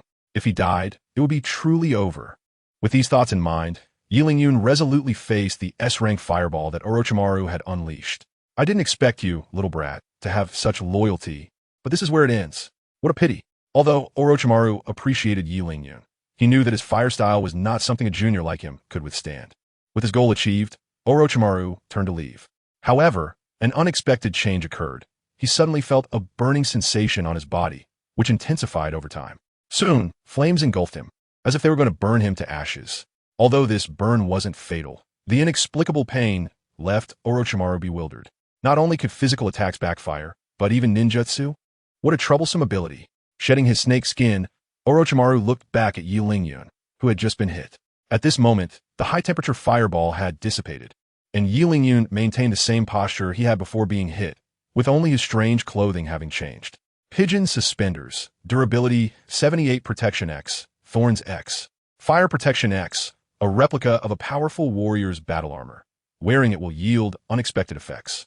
Damn, this is terrifying. No wonder you're a major boss. One skill took away 20 durability. Fortunately, I had these suspenders. Otherwise, I might have been done for today. After taking Orochimaru's skill head-on, Yi Lingyun sighed. This feeling of surviving a disaster was truly thrilling. Orochimaru, are you even capable? Haven't you eaten? You don't even have the strength to hit. Let me show you what it means to attack.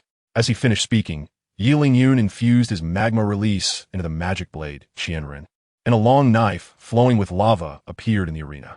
With just a thought, countless magma blades shot towards Orochimaru. Orochimaru didn't even have time to react. His newly shed body was directly pierced through. At this moment, Orochimaru was riddled with wounds, and magma could still be seen dripping from the numerous injuries. Good kid. You really hit hard. Orochimaru's voice had grown hoarse, clearly indicating that this attack had dealt him significant damage. Knowing Orochimaru was stalling for time, Yi Lingyun wouldn't let him have his way.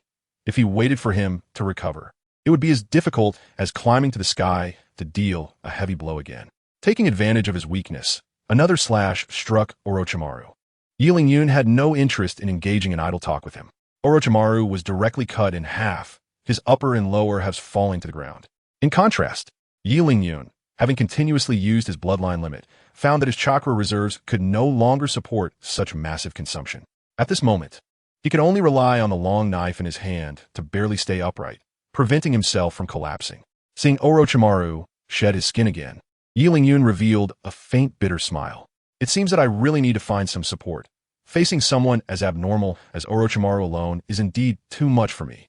Orochimaru, open your eyes and see what true fire style looks like. With both hands quickly forming seals, a massive flame shot towards Orochimaru. After doing all this, Yi Lingyun himself also collapsed from exhaustion. Faced with Yi Lingyun's final strike, Orochimaru didn't dare to be careless and hurriedly dodged to the side. The fire pillar brushed past Orochimaru's cheek. The resulting gust of wind disheveled his long hair. I have to say, kid, you did well. But this is where it ends for you. You look like you're running out of energy. What a pity your last desperate strike has gone to waste. Watching Orochimaru ramble on, Yi Lingyun had no intention of responding at all. Just as Orochimaru was chattering away, he suddenly turned around, realizing that the dense forest behind him had turned into a sea of flames. You little brat are quite the schemer. You wanted to use this fire to lure someone over for support, right? I have to admit, your plan was quite successful. Even I can't handle such a large fire. But, pausing, a sinister smile appeared on Orochimaru's bloodied face, and the torn skin on his face made him look particularly terrifying at that moment. You're probably not going to see any support arrive, because you're going to die at my hands very soon. As he spoke, Orochimaru had already appeared in front of Yi Lingyun, his murderous intent fully revealed. For a talented junior like Yi Lingyun, since he couldn't be used for himself, he had to be crushed in the cradle. Chapter 27. The Cursed Seal of Heaven. Faced with the initially godlike strength of Orochimaru, Yi Lingyun had no way to fight back, and could only keep dodging Orochimaru's incoming punches. But despite Yi Lingyun's best efforts to evade, he still couldn't avoid being hit by Orochimaru. He had no choice but to grit his teeth and engage Orochimaru, as long as he could hold on until support arrived. He and his companions would be saved. Fortunately, his overalls absorbed most of the damage, preventing Yi Lingyun from being killed outright by Orochimaru. As he continued to take hits, the durability of his overalls was also steadily decreasing. Once the durability of the overalls was completely worn out, it would be Yi Lingyun's death. Right now, Yi Lingyun was feeling a mix of emotions. Encountering a bug-like character like Orochimaru was indeed bad luck. Not only could he not defeat him, but he couldn't even escape, putting Yi Lingyun in the biggest life-and-death crisis since his arrival in this world.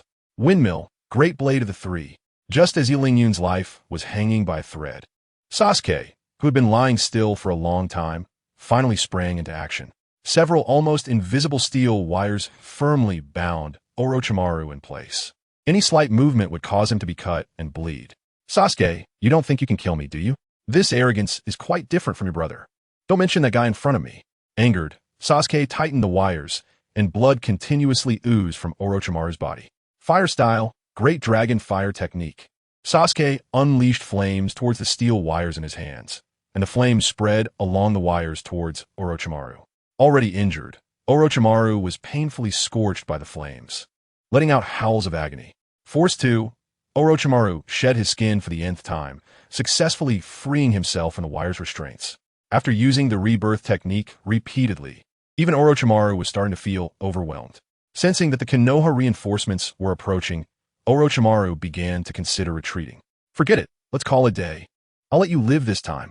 After casting a deep glance at Yi Lingyun, Orochimaru disappeared into the dense forest without looking back.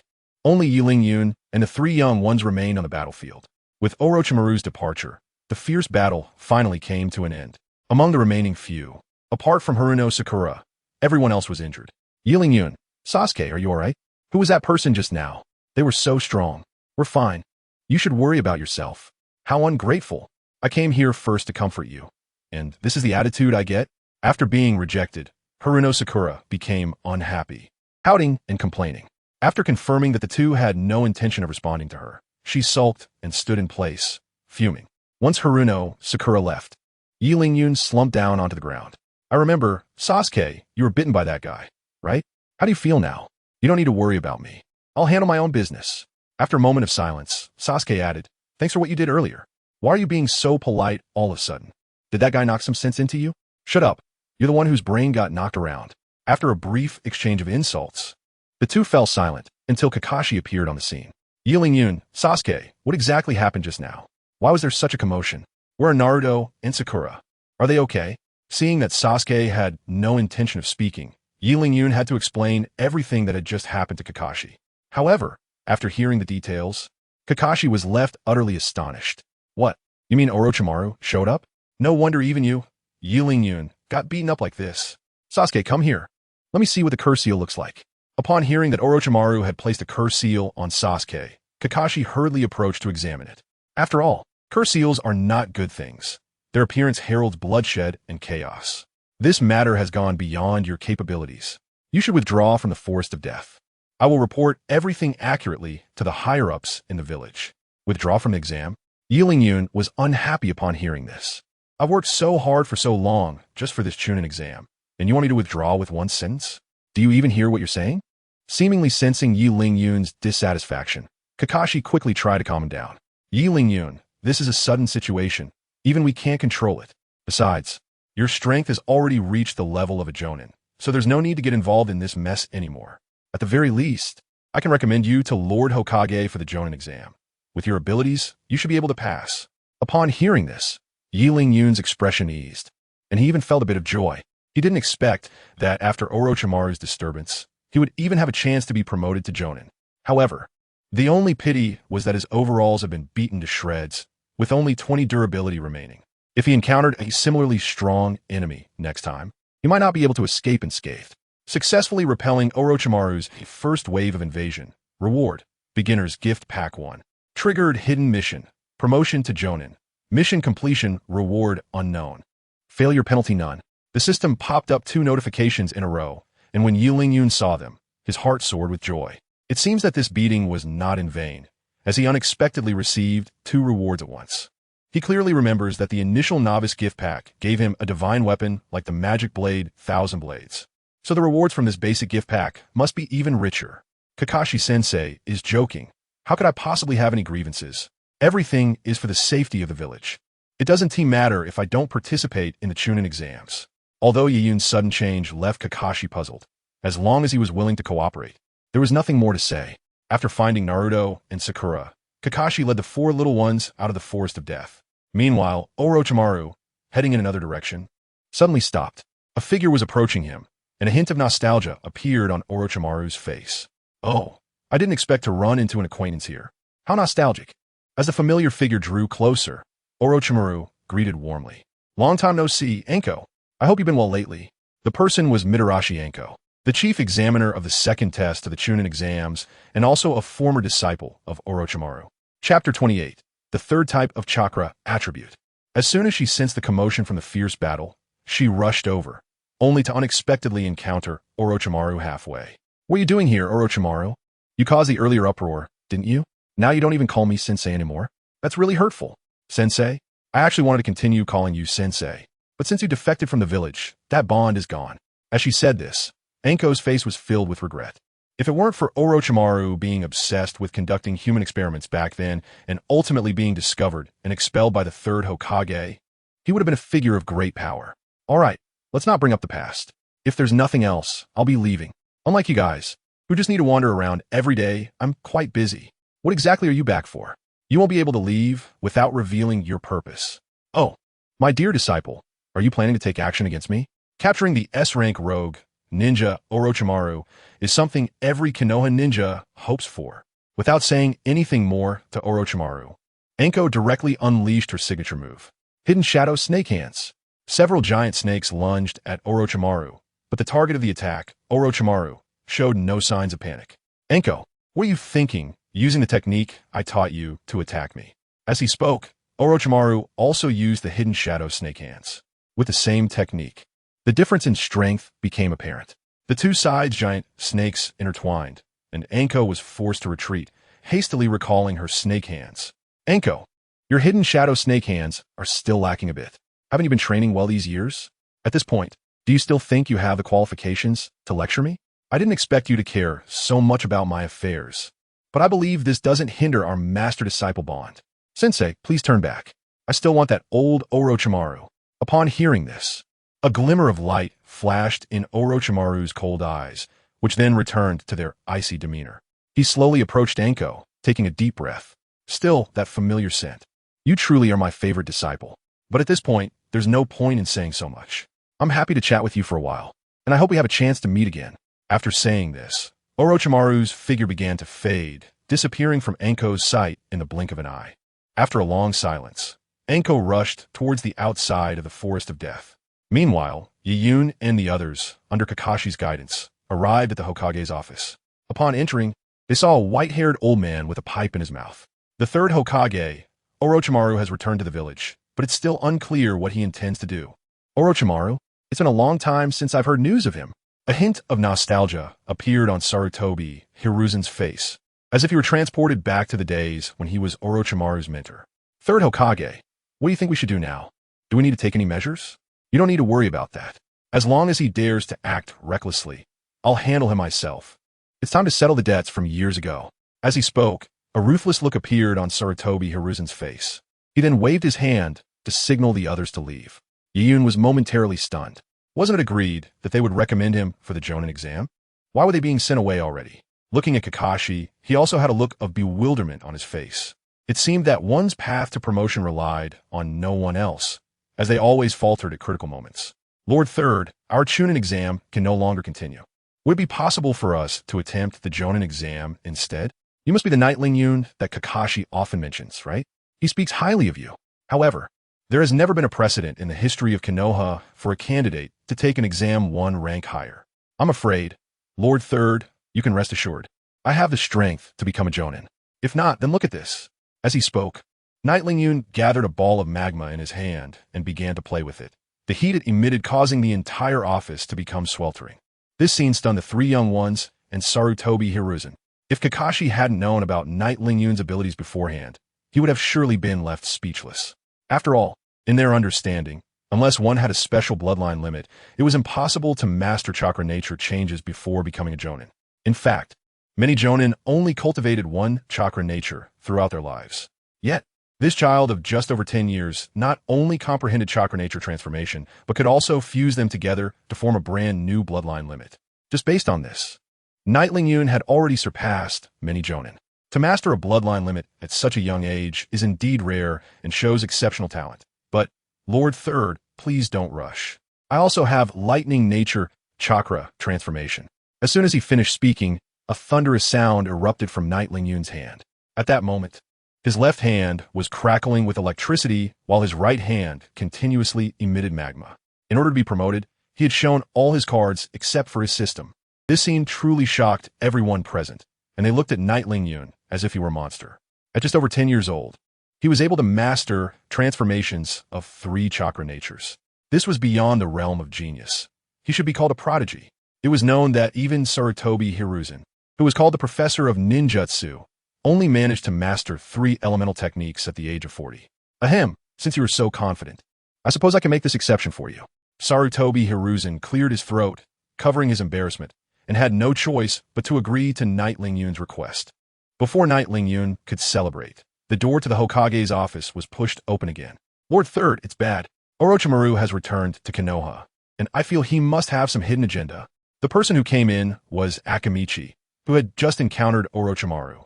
She was panting and spoke anxiously, fearing she was too late and that Orochimaru's scheme would succeed. Akamichi, I already know what you're saying. I'll handle it when the time comes. Sarutobi Hiruzen was speechless. Her late warning was indeed timely. Kakashi certainly handled matters efficiently. Chapter 29. Divine Skill Summoning Technique. Although Sarutobi Hiruzen had indicated he understood the situation, Akamichi continued to speak relentlessly. Lord Third, should we prioritize this? I suspect he has some major plan upon returning to the village, and we should be prepared. Okay, I understand. Akamichi, you don't need to worry. I know that Orochimaru's matters have nothing to do with you, so you don't need to be so anxious. After her thoughts were exposed, Akamichi, who had been anxious, finally relaxed and stopped speaking. After all, who wanted to be involved with an S-rank rogue ninja? It concerned their livelihood. Once she calmed down, Akamichi noticed something in the office. Upon seeing the magma and lightning in Knight Lingyun's hands, she was utterly shocked. If she hadn't remembered that Knight Lingyun was a genin from Konoha, she might have mistaken him for a spy sent by Orochimaru and subdued him on the spot. Are the younger generation already this powerful, mastering so many nature transformations at just over 10 years old? With such strength, why participate in the Chunin exam? Just make him a jonin directly. What do you think, Lord Third? We were just discussing this matter. Since you happen to come, you can take this child to participate in the jonin evaluation. You can rest assured, Lord Third, I'll take care of this. Akamichi joyfully accepted Sarutobi Hiruzen's arrangement. No one could refuse a talented junior passing through their hands. Not only would it bring them glory, but they could also gain the favor of a future powerhouse. With such a good opportunity falling in her lap, why not seize it? Knight Lingyun, come with me. I'll take you to accept a bounty task. A bounty task? Is that part of the jonin exam? Of course. Every jonin needs to have the ability to complete tasks independently. But don't worry, this task won't be too difficult. After a moment of thought, Knight Lingyun finally understood. As Akamichi mentioned, completing tasks independently was indeed one of the essential skills for every jonin. Just as Knight Lingyun was about to follow Akamichi to accept the task, Sarutobi Hiruzen, who had been silent for a while, spoke again. Don't be too hasty. Let this little guy go through the Chunin exam process first. After all, there will be another competition, right? Why not let him show his face? I support this proposal. I heard that there are several strong newcomers from Sunagekyo this time. It's just right for Knight Lingyun to temper their sharpness. This proposal immediately received the approval of Kakashi and Akamichi. Then everyone turned their eyes to Knight Lingyun, who felt a bit speechless. Now that you've all said it this way, how can I not go? The strong newcomers from Sunagekyo? They must be referring to the one-tail Jinchuriki, Gaara. However, regardless of who the opponent was, Knight Lingyun was confident he could easily defeat them, of course, within the scope of his peers. If he were to face someone like Orochimaru or Kakashi, just avoiding a beating would already be considered them giving him a break. Since the opinions were unified, the jonin exam matter would wait until things settled down. You all leave first. I still need to consider how to deal with Orochimaru. Sarutobi Hiruzen began to dismiss them, and the once lively office suddenly became quiet. Only Sarutobi Hiruzen remained, continuously puffing on his pipe, with a hint of different emotions in his eyes. Orochimaru, huh? What was meant to come has finally arrived. On the street, Kakashi led the 4 young ones toward the final examination venue. Meanwhile, Akamichi, as the chief examiner for the second round, hurried back to the entrance of the Forest of Death to wait for the students who could pass the second round of examinations. Knight Lingyun, you guys must have consumed quite a bit just now. Take this opportunity before the third examination starts to treat any injuries you have. And those who aren't injured should rest a bit. After settling a few people, Kakashi left the waiting room of the arena with a gloomy expression. Once he left, Sakura's words began to flow out. When did you become so strong, Knight Lingyun? We haven't even advanced to Chunin yet. and you're already about to become a jonin. Yeah, yeah. Not only is Knight Lingyun strong, but he also cooks really well. Listening to the compliments from the two, Sasuke let out a cold snort. Although his current strength was not as good as Knight Lingyun's, he firmly believed that with his talent, it was only a matter of time before he caught up. As an heir of a prominent clan, he naturally wouldn't discard his pride and wouldn't flatter others like these two. Meanwhile, although Knight Lingyun seemed to be silently sitting by, he was actually exchanging items with the system using the miscellaneous items in the system space. Tissue exchanged successfully. Congratulations, host. You have received a case of beer. Beer, a must-have drink for barbecues. Consuming it will grant a mysterious buff. Beer? And there's a buff? Although it's a good thing, this really isn't the right time. Looking at the extra box of beer in the system space, Yi Lingyun felt speechless at home. Why does he always end up with these useless items when he actually needs something? Last time it was chewing gum, and this time it's beer. Will next time be playing cards? Unwilling to accept this, Yi Lingyun shifted his gaze to the beginner's gift pack. System, open this beginner's gift pack for me. I refuse to believe there's nothing good in it. As he opened the beginner's gift box, he received a notification. Congratulations, host, you have obtained summoning technique. Summoning technique. Draw a magic circle to randomly summon a character from various 2D worlds to fight for the host. Cooldown time. 1 natural day. After seeing the summoning technique, Yi Lingyun finally let out a sigh of relief. As expected, only by getting a double opening can one obtain good things. The corners of Yi Lingyun's mouth lifted slightly. He could already imagine the scenes of future battles. No matter how strong you are, if I really can't handle it, I'll just throw a summoning technique right in your face. 2 against 1. I don't believe we can't win. Since he had already acquired such a powerful skill, he wouldn't need to panic when encountering old monsters like Orochimaru in the future. That guy just now actually hurt himself so badly. The next time they meet, he would definitely let that guy know why the flowers are so red.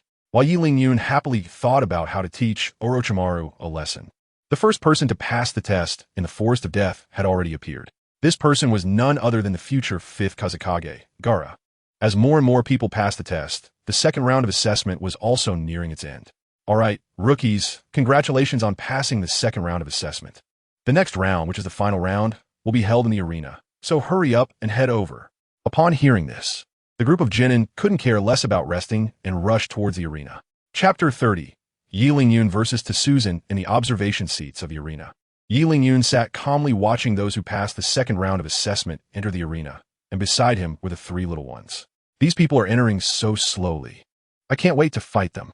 Naruto, don't rush. You'll have the chance to fight them later. I hope you won't get beaten too badly. Yi Lingyun, how can you say that? I'm strong too, you know. Watching Naruto getting anxious, Yi Lingyun just smiled faintly.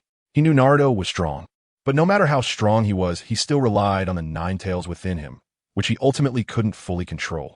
As the entrance of the promoted candidates was completed, a ninja wrapped in bandages caught the attention of Yi Lingyun and the others. Thus, Yi Lingyun hadn't forgotten about the guy who had ambushed them. Even if he couldn't kill him, he at least wanted to make that guy suffer a bit. This thought wasn't just in Yi Lingyun's mind. Naruto also started shouting when he saw TOS. It's that bandage guy again.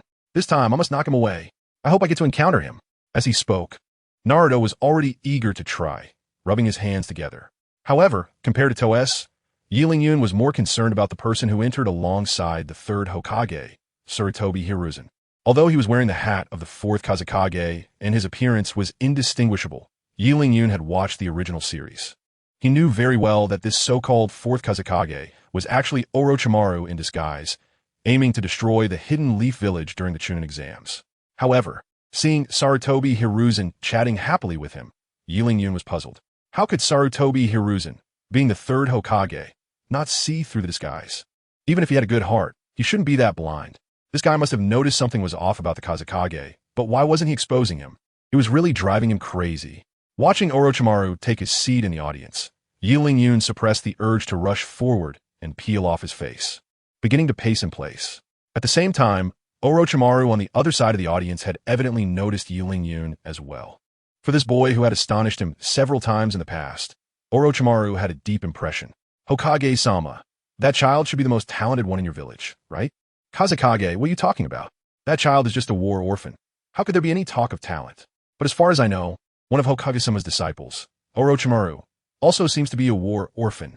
I've heard he's been doing quite well lately. Kazekage, what do you mean by that? If you don't provide a reasonable explanation today, I can take this as a provocation against me. As his words fell, the armrest that Sarutobi Hiruzen's subordinate was leaning on was actually crushed, and a violent aura erupted from him. Orochimaru, disguised as the fourth Kazekage, was shocked. This old man, despite his age, could still maintain such a strong presence. Amidst the shock was a sense of warmth. He never expected that after having defected from the village for so long, this old guy still cared about his matters.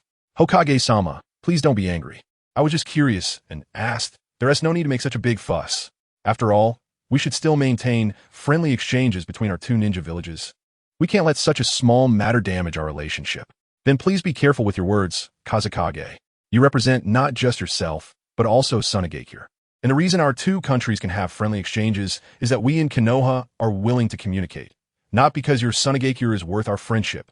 Although Orochimaru was not the Kazekage, Sarutobi Hiruzen's words left him speechless, and he could only keep smiling awkwardly.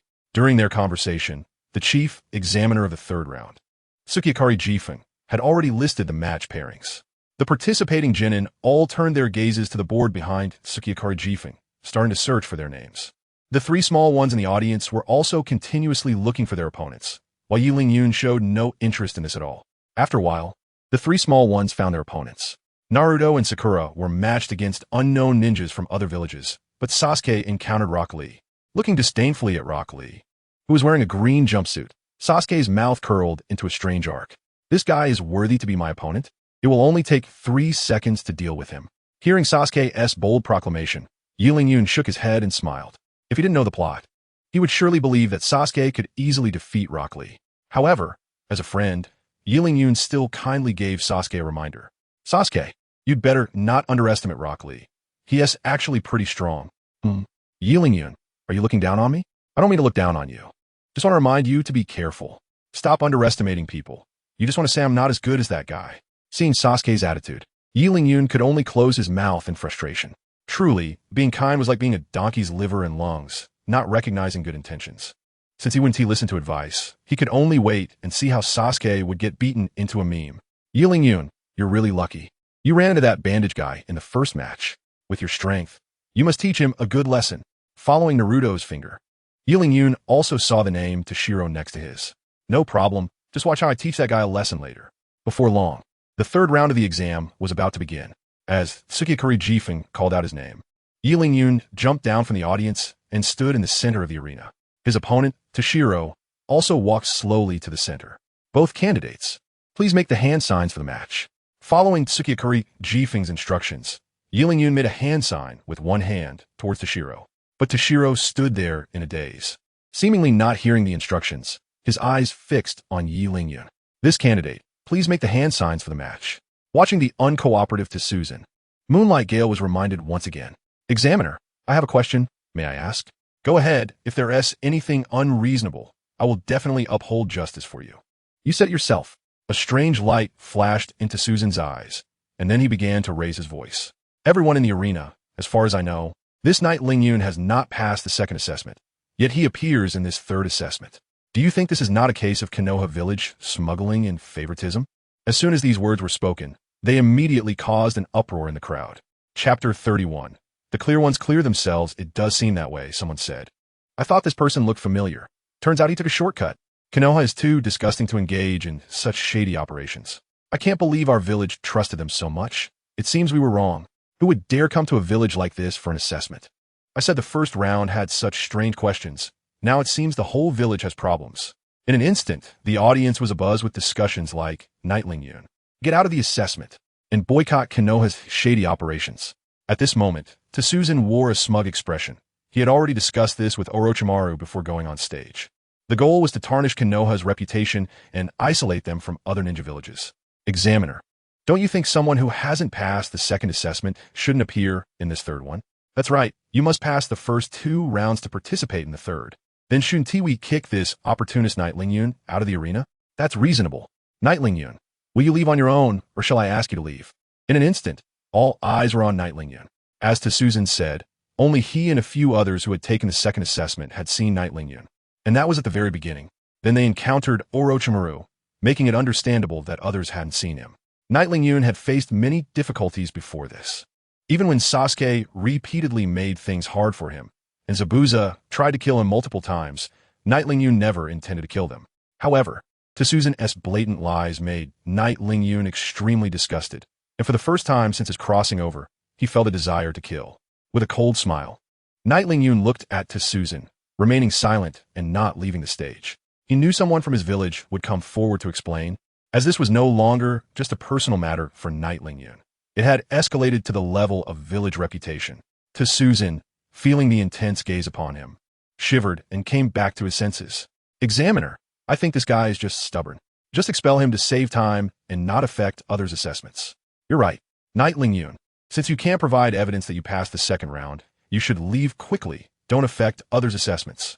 As someone from the same village, I don't want to make things too ugly. Knight Lingyun remained unmoved, simply standing still. Seeing Knight Lingyun's stubbornness, Moonlight Gale became furious. Cheating in assessments is one thing, but not obeying the rules? Such a candidate is better off without. Just as he was about to forcibly expel Knight Lingyun, a girl's voice rang out in the arena. Gale, wait a moment. I have evidence that Knight Lingyun participated in the second assessment. Looking towards the sound, the newcomer was none other than the chief examiner of the second assessment, Mitarashi Anko. Anko, what are you doing here and what evidence do you have? Taking a few deep breaths, Anko pulled out 2 scrolls, one black and one white, from her pocket. This is the Heaven and Earth scroll that Knight Lingyun personally handed to me. This should prove it, right? Upon hearing this, even Moonlight Gale, who was also an examiner, couldn't help but give her a look of disbelief. Susan interjected, Examiner, are you trying to fool people? Just taking out 2 scrolls can prove that guy participated in the assessment? How credible can that be? Is that not enough evidence? Then how about this? As she spoke, Anko took out a crystal ball. The scene within the crystal ball clearly showed Knight Lingyun handing the Heaven and Earth scroll to Anko in the Forest of Death. Now what do you have to say? Anko thought to herself, feeling pleased. Fortunately, she had the foresight to borrow this crystal ball imbued with ninjutsu from Sarutobi Hiruzen in advance.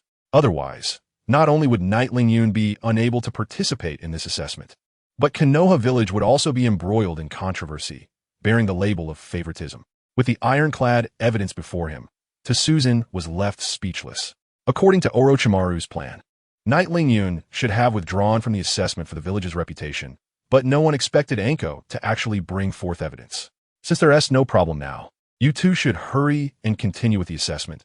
Many others are waiting. Don't waste others' time because of the 2 of you. Moonlight Gale began to urge impatiently. In his years as an examiner, it was the first time he encountered such a troublesome candidate. Meanwhile, Knight Lingyun, who had cleared his name, looked at Susan with a smile, the corners of his mouth curling into a meaningful arc. In stark contrast, Susan's face looked as if he had eaten something foul. He had witnessed Knight Lingyun's strength. Someone who could hold out under Orochimaru was no ordinary person. If he were to battle Knight Lingyun, he would likely suffer serious injuries or even die on the spot. Moreover, given how he had just targeted Knight Lingyun, it was entirely possible that Knight Lingyun would disregard the rules and kill him on the spot. If that happened, his death would hold no value, as no one would offend a victor like Knight Lingyun for a dead person. After much contemplation, Susan slowly spoke, I concede this match. I withdraw. Do you know what it means to withdraw now? You won't be able to participate in the Chunin selection for 3 years. Even so, do you still want to withdraw? That's right, I withdraw. As he watched the relentless questioning of the moonlight and the swift wind, Susan couldn't help but roll his eyes. Did he not understand what abstaining meant? It was just 3 more years of waiting. Without abstaining, there wouldn't even be a 3-year period. Subsequently, amidst the booing from the spectators, Susan turned and exited the arena. Knight Lingyun, having long predicted the outcome, said nothing more and simply watched Susan's departing figure with interest. With a slight stomp of his foot, a small earthen wall slowly rose onto Susan's path. Unaware of this situation and still contemplating how to explain it to Orochimaru, Susan tripped over the earthen wall unprepared. His bandaged face made a solid connection with the ground. Susan, do you not watch where you're walking? How can you be a ninja if you can trip over something like this? Is it because your one-eyed physique makes you more prone to falling? Watching Toph fall to the ground in a mess, Yi Lingyun burst out laughing, as if his earlier anger had found an outlet. Since you've done this to me, it would be unreasonable not to return the favor. Chapter 32. The strong martial artist Rock Lee after getting up from the ground. Toph glared at Yi Lingyun with a deep look in his eyes. You can only be smug for now. Don't come crying for mercy later. We'll see about that. I'm curious to see how you'll make me beg for mercy. Not wanting to argue further, Toth dusted off his clothes and turned to leave the arena. In a situation where strength is unequal, no matter how much you can talk, it's meaningless. Once the two had exited, the main examiner, Moonlight Gale, began announcing the results of the match. In the first round of the Qianren exam preliminaries, Yi Lingyun wins without a fight. Please prepare for the second contestant. Just as Yi Lingyun returned to the audience seats, he was surrounded by Haruno Sakura and Naruto. What a pity, that guy actually forfeited. Exactly. Otherwise, Yi Lingyun would have definitely beaten him to a pulp. Yi Lingyun nodded in agreement while glancing at Sasuke, who was about to take the stage. Good luck. I hope you don't get beaten too badly. You can shut up. How could a guy like that hurt me? Are you joking? Then I wish you good luck. Looking at the defiant Sasuke, Yi Lingyun couldn't help but shake his head and sigh. He had already given several hints, but this guy stubbornly refused to listen to advice. He could only let him go. After all, it wasn't him who was going to take the hits. Now, there was bound to be a good show to watch. Shifting his gaze to the opposite side of the audience, a mysterious smile appeared on Yi Lingyun's face. On the other side, Orochimaru was also watching him closely. Having taken in everything Yi Lingyun had just done, this strong junior piqued his great interest, especially the strange pants that could rebound damage, which further stimulated his curiosity. Greedily licking his lips, Orochimaru turned his attention back to watch Sasuke's match. After all, he was merely a predetermined vessel. If he didn't show anything remarkable, he could be discarded early to minimize losses. On the competition stage, Sasuke and Rock Lee had already formed opposing seals. With a command from the swift, moonlit wind, the battle between the two was about to begin. Fire release, great fireball technique, the Uvikling. Starting off with his signature move, Sasuke was confident that he would never be defeated by this mushroom-headed guy. Instead, he would take him down in one blow and let that arrogant Yi Lingyun see his true strength. However, things didn't go as planned. Ideals are beautiful, but reality is cruel. Facing the attack of the great fireball, Rock Lee's expression was calm as water, as if he hadn't seen it all. As the great fireball was about to hit, a wild grin spread across Sasuke's face. This kind of guy can actually beat me? Yi Lingyun really hasn't seen my strength clearly. As he spoke, Sasuke slowly turned around, as if he had already foreseen the outcome of this battle. A real man never looks back at explosions. The heat wave from the exploding fireball surged from behind Sasuke, but the expected scream from Rock Lee did not occur. Can't he even handle such a small trick? He can't even let out a scream? Just as Sasuke was feeling smug about his own strength, a figure appeared in front of him. It was Rock Lee, whom Sasuke had thought he had already defeated. Konoha's body technique, secret art, shadow, dance leaf. Before Sasuke could react, Rock Lee had already kicked towards his chin. Caught off guard, Sasuke was sent flying by the kick. This guy is surprisingly fast. Damn, is this what Yi Lingyun was warning me to be careful about? Looking at Rock Lee, who was still in the motion of lifting his foot, Sasuke was greatly shocked. To dodge the fireball jutsu, while accurately kicking him, is that really something a person can do? Before he could think too much, Rock Lee's second wave of attacks was already coming. Leaf, rising wind. Sasuke, who was still being sent flying, had no space to react and was lifted into the air by the continuous kicks. In the moments of being kicked, Sasuke seemed to see the expression of Yi Lingyun in the audience, smiling in a way that was both mocking and amused, which made him even angrier. Is this guy laughing at me? Dam Rokuri, Dam Yi Lingyun. But no matter how much Sasuke resented it, it couldn't change the fact that he was being pounded by Rock Lee. Once the combo finished, Rock Lee landed calmly on the arena, not even breathing heavily, as if nothing had happened. In contrast, Sasuke fell heavily from the air, stirring up a cloud of dust in the arena. Was that thick-browed guy really that strong? He actually managed to beat Sasuke into this state. Seeing Sasuke's miserable state in the arena, Sakura couldn't help but exclaim.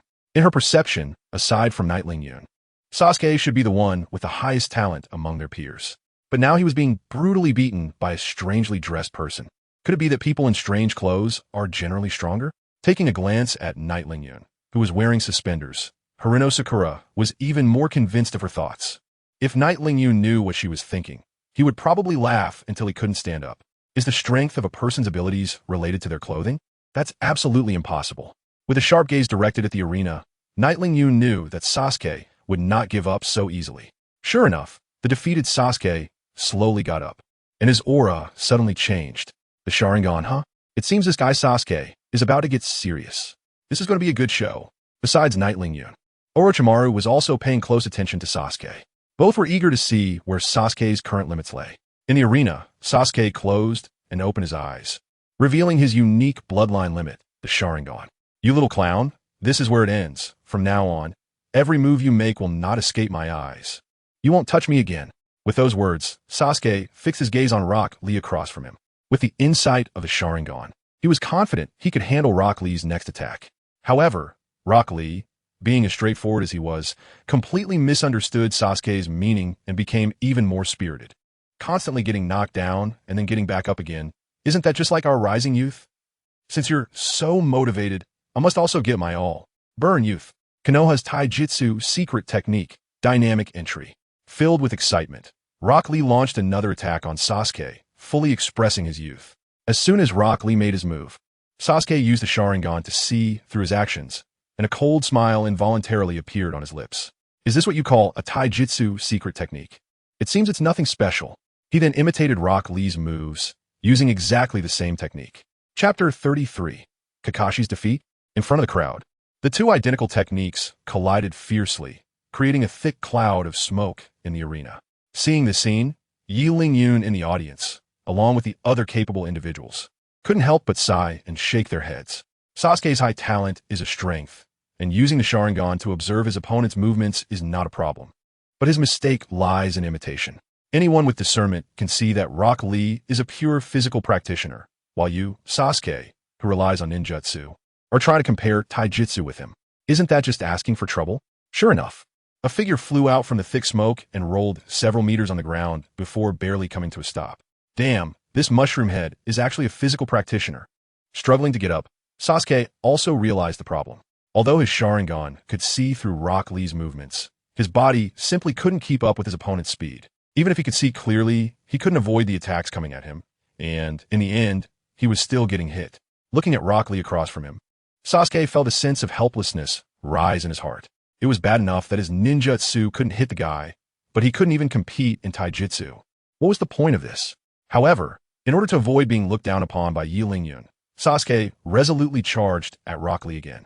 Seeing Sasuke daring to approach, Rock Lee was momentarily taken aback, then began to swing his fists continuously.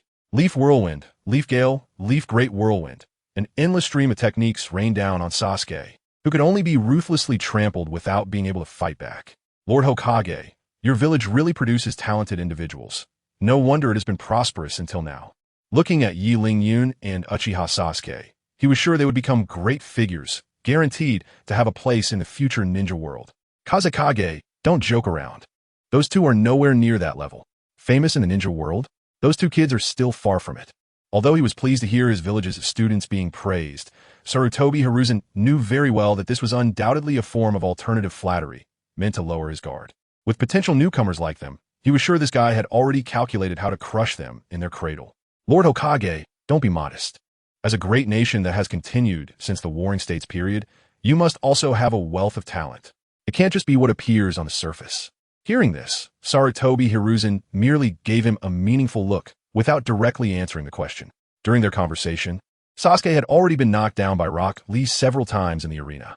At this point, he was battered and bruised, with hardly a good spot on his body. You're a very tenacious opponent, but in your current state, you can't defeat me.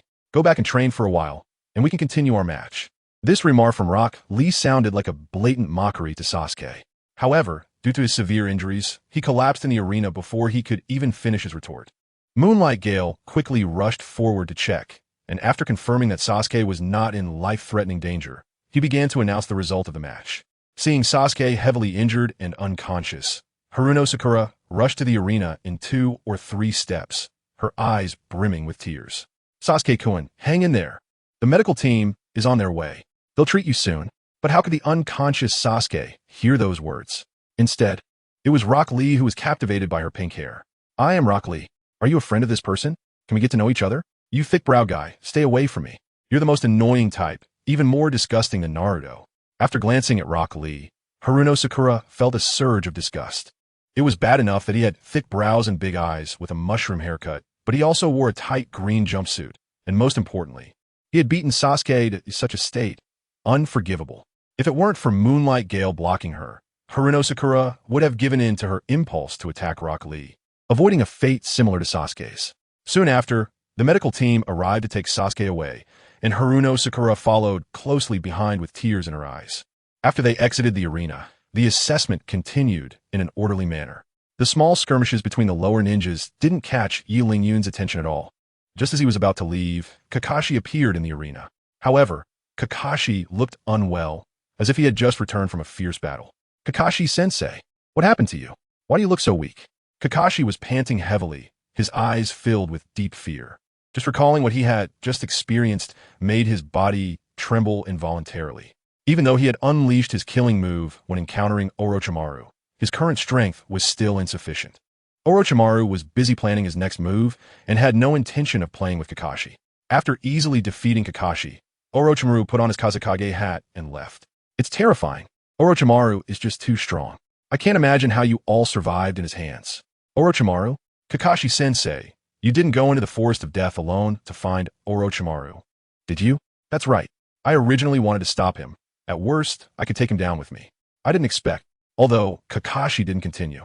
The bitter smile on his face made it clear that he had probably been beaten badly. Whether it was Sasuke or Kakashi, they all liked to overestimate their abilities when looking for those freaks, didn't they? Yi Lingyun couldn't help but wonder if these people were all masochists. Meanwhile, sitting next to Sarutobi Hiruzen, Orochimaru keenly noticed Kakashi appearing beside Yi Lingyun, feeling a bit surprised. As expected of the son of Konoha's White Fang, even after being beaten to that extent, he can still come back. His willpower is indeed strong. Since that was the case, he could only implement his plan early. Reaching behind him, he quietly drew a kunai and held it to Sarutobi Hiruzen's neck. "Orochimaru, are you finally unable to restrain yourself and want to make a move? You old man, did you already see through my identity? Then why did you keep acting for so long? After all, you were once my most proud disciple. Although I'm old now, I can still see things clearly. I was just waiting for you to change your mind and accept the village's judgment." Hearing this, Orochimaru couldn't help but feel a shiver in his heart, but then tightened his grip on the kunai even more. Chapter 34. Top Tier Showdown. Old man, you must be overthinking things. Change my mind? Are you kidding me? What's wrong with researching immortality? What's wrong with wanting to know more forbidden techniques? Since you're still stubborn, then there's nothing more to say. Let's go. We'll change to another place and settle this. Seeing that his words had no effect on Orochimaru, Sarutobi Hiruzen sighed deeply and walked out of the arena on his own. He simply couldn't bring himself to kill this former beloved disciple.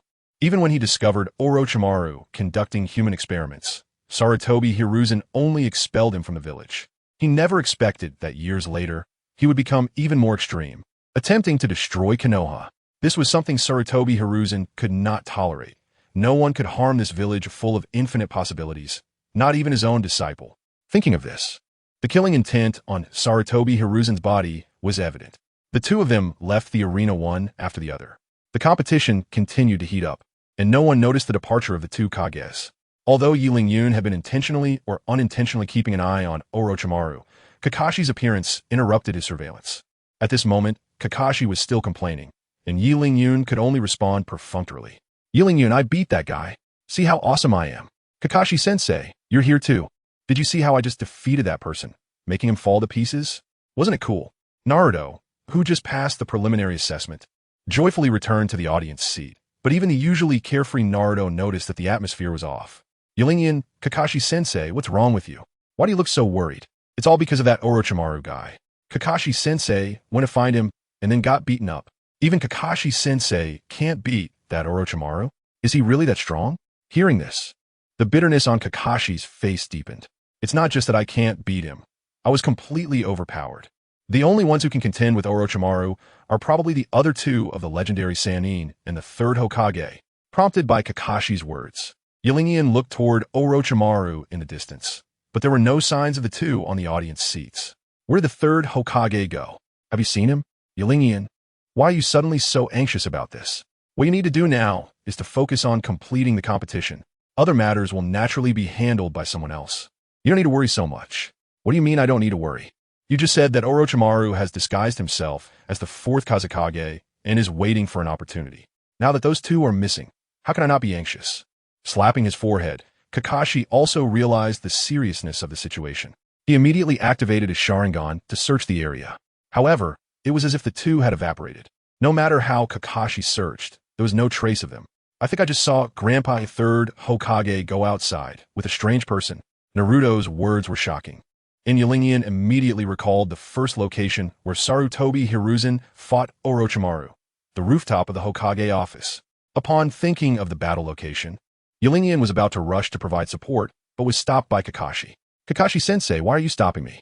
"Qianren, are you honestly trying to join that fight?" "Of course. That guy just beat me up like that. I have to go and trip him up. Then I definitely can't let you go." This battle is a confrontation between two Kage-level powers. Even if you go, you won't be able to help. Instead, you might hold back the third Hokage. Qianren naturally considered what Kakashi said, but he was protected by his straps, so he wouldn't be easily killed by Orochimaru. Moreover, even if he couldn't help much, he could still disrupt Orochimaru. For a moment, the two stared at each other, entering a standoff. "Kakashi-sensei, don't worry. Qianren is very strong and will definitely not hold back Grandpa, third Hokage. Besides, that guy's full of tricks. Having more people can increase the odds of winning." Naruto, who had been confused until now, finally woke up and began to speak in favor of Qianren. Kakashi found himself at a loss for a moment. While Naruto's reasoning made sense, he feared for Qianren, the most talented of the new generation, being killed by Orochimaru. If that happened, Konoha would lose not just a genius, but might struggle to hold its head high against other ninja villages in the future. As a mentor, he had to consider more than just teaching. He had to see the situation clearly and avoid unnecessary sacrifices. After careful consideration, Kakashi made a decision. "Qianren, you can go, but you must ensure your safety before taking any action. Your life is not just your own. It's also the future of Konoha." "I understand, Kakashi-sensei, you can rest assured. I will pay attention to my safety." Seeing Kakashi's heavy expression, Qianren readily agreed. However, even so, Kakashi couldn't help but keep reminding him. It wasn't until Qianren's figure disappeared from sight that he finally stopped, but his face still bore an unshakable worry. "Kakashi-sensei, since you're so worried, why don't you go with Qianren? I would like to help, but I was injured by Orochimaru before and haven't had a chance to heal. Now I can only be of good intentions, but unable to help." On the rooftop of the Hokage office, Sarutobi Hiruzen faced Orochimaru from a distance. The air filled with a murderous aura. "Orochimaru, do you really have to destroy Konoha to be satisfied?" "That's right. As long as Konoha exists, I won't be at ease." "Then there's nothing more to say. Come on, it's just the right time to stretch my old bones. I remember the last time we fought was quite a while ago. Let me see how much you've progressed." "As you wish." With that, Orochimaru removed the hat that symbolized the Kazekage, revealing a woman's face. As Sarutobi Hiruzen looked on in shock, Orochimaru immediately used his signature technique, the Shadow Snake Hand. Several giant pythons surged toward Sarutobi Hiruzen, as if to bite him to death. However, as an experienced strongman, Sarutobi Hiruzen had seen many such scenes. He quickly formed hand seals, and a dragon-shaped flame erupted from his mouth. The two signature ninjutsu collided, and the giant pythons were instantly melted away like cotton candy. After the exchange, both retreated a step simultaneously. After exchanging glances, Orochimaru took the initiative and charged forward, engaging Sarutobi Hiruzen in a taijutsu contest. Chapter 35. Reincarnation of the Dirty Earth Technique holding the Kusanagi sword. Orochimaru relentlessly swung at Sarutobi Hiruzen.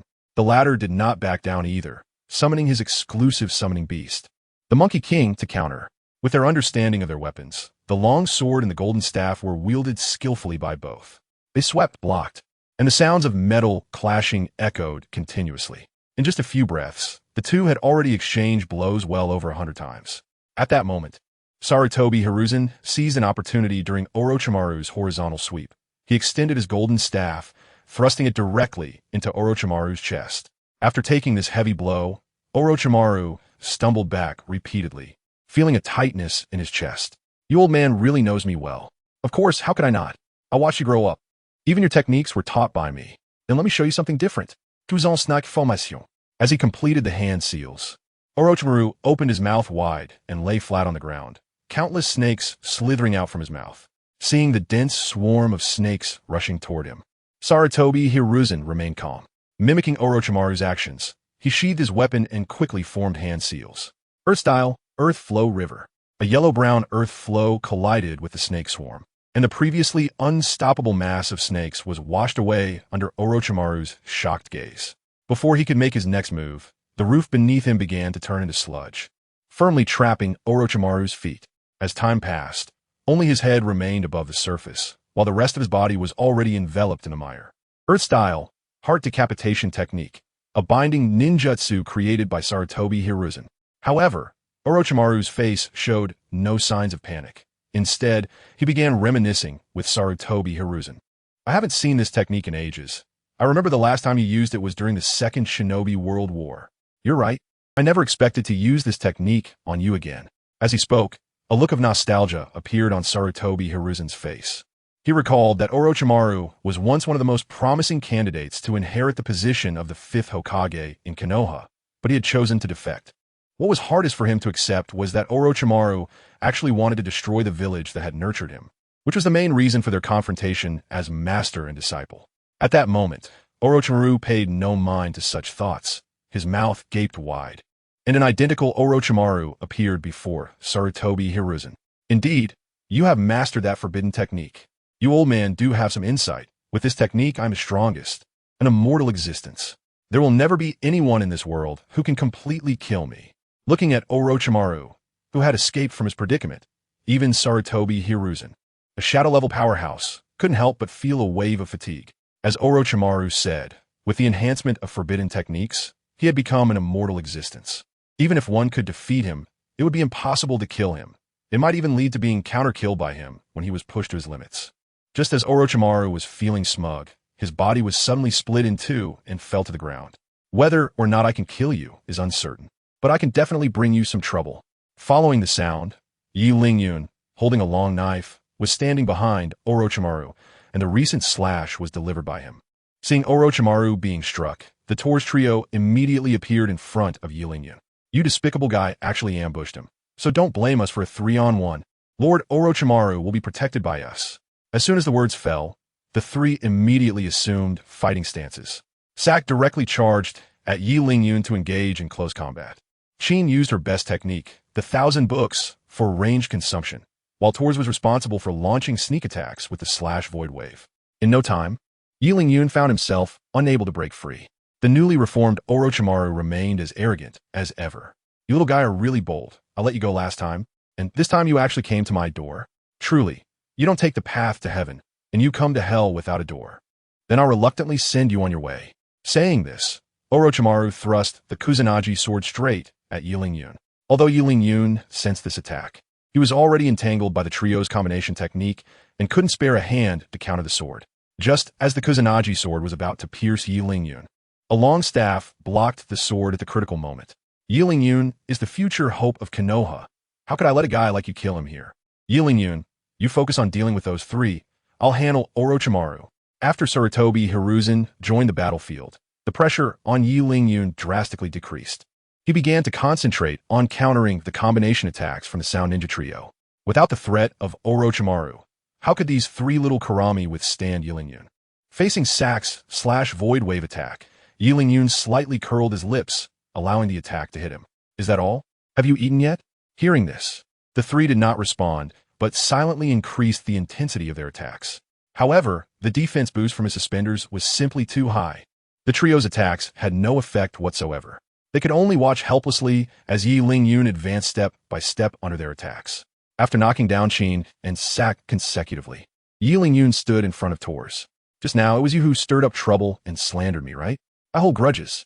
Looking at the trembling Toph in front of him, Yi Lingyun grinned, revealing a mouthful of white teeth. Then, in a flash, he delivered a punch to Toph's abdomen, sending the latter flying like a kite with a broken string. Before Toph could get up, Yi Lingyun's foot was already pressing down on his head. With a sudden burst of force, Toph's head made intimate contact with the ceiling, the impact so great that it broke a large hole in the roof. Reporting me, are you? Creating chaos, are you? Enjoying turning black and white upside down? Relying on his overwhelming strength, Yi Lingyun kicked Toph around like a soccer ball. Meanwhile, Orochimaru, who was battling Sarutobi Hiruzen, was not in a much better situation. Despite his terrifying near immortality and countless forbidden techniques, Sarutobi Hiruzen was not only his master, but also knew his moves and fighting habits like the back of his hand. Furthermore, he was a recognized professor of ninjutsu in the ninja world, continuously unleashing various techniques to torment Orochimaru. For a moment, both battlefields fell into a disadvantage. I have to admit that both of your strengths indeed exceeded my expectations, but you don't think this will defeat me, Orochimaru, do you? Un pur world de réincarnation technique. Chapter 36.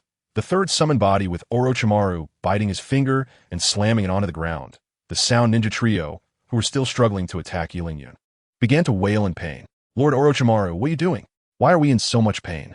What am I doing? Of course, I'm offering you as live sacrifices to the Pure Land. Although you are loyal pawns for the victory of this battle, I have no choice but to sacrifice you. As his voice fell, the bodies of the sound ninja trio were enveloped and devoured by the dust that appeared out of nowhere on the ground. Two coffins slowly rose from the ground, and Sarutobi Hiruzen's eyes widened in shock.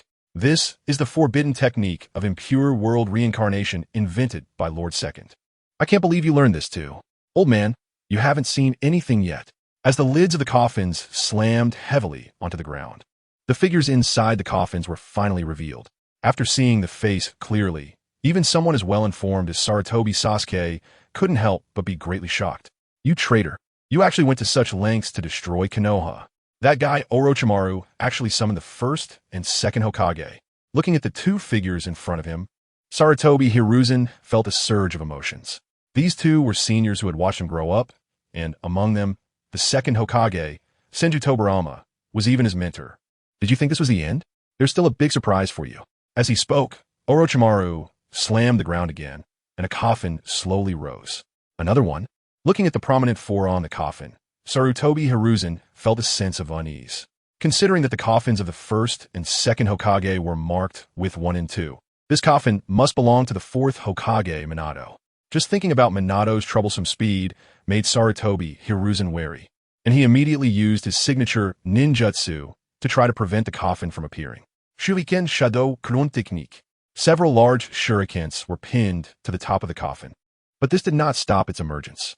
As the lid came crashing down, a brown-haired ninja stepped out from inside. The fourth Kazekage Raza. What appeared was not the fourth Hokage, Namikaze Minato, and Sarutobi Hiruzen couldn't help but breathe a sigh of relief. Although these few individuals were powerful, at least their attacks could be tracked. If it had been Namikaze Minato, there would have been no way to fight back. However, even if it wasn't Namikaze Minato, Raza was still a strong opponent with the strength of Kage. Even someone as strong as Sarutobi Hiruzen would only end up exhausted when facing 3 Kage-level opponents plus Orochimaru. After thinking it over, Sarutobi Hiruzen turned his gaze towards Yilingyun. I know this might be a bit overwhelming for you, but Yilingyun, you should face one of those 4. No problem. Lord Third, leave it to me. I will do my best to hold one of them back. Yilingyun had great confidence in the defense of his suspenders. Although these guys were top-tier strongmen during their lives, they were dead now, and even if they were summoned by Orochimaru, they couldn't exert their full strength. Excluding Orochimaru, who could break through his defenses, the easiest to deal with was none other than Raza, the fourth Kazekage. With this consideration, Yilingyun charged straight at Raza. You little brats sure know how to choose, but I'm not just a decoration. After noticing Yilingyun's intentions, Orochimaru quickly blocked his path, grinning wickedly at him. Seeing this, Yilingyun steeled himself and raised his demon blade, Qianren, to slash at Orochimaru. Is that strange knife again? This time it won't hurt me.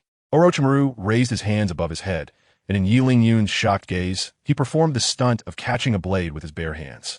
So what are you going to do next? After restraining Yilingyun, Orochimaru opened his mouth wide, and the Kusanagi sword shot out from it. Fortunately, Yilingyun reacted quickly and decisively abandoned his long knife to dodge to the side, wiping the wound on his face. Yilingyun saw a trace of bright red on his hand. Come again.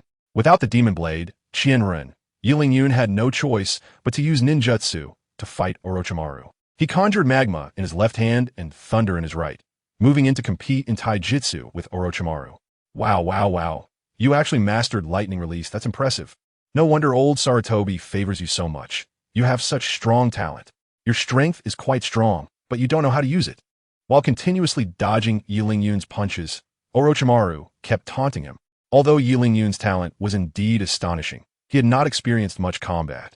In the eyes of seasoned veterans like Orochimaru, he was no different from a child playing house, with every move full of flaws. A casual kick sent Yilingyun staggering backward, and Orochimaru acted as if it were effortless. As expected of Orochimaru, this strength is truly terrifying.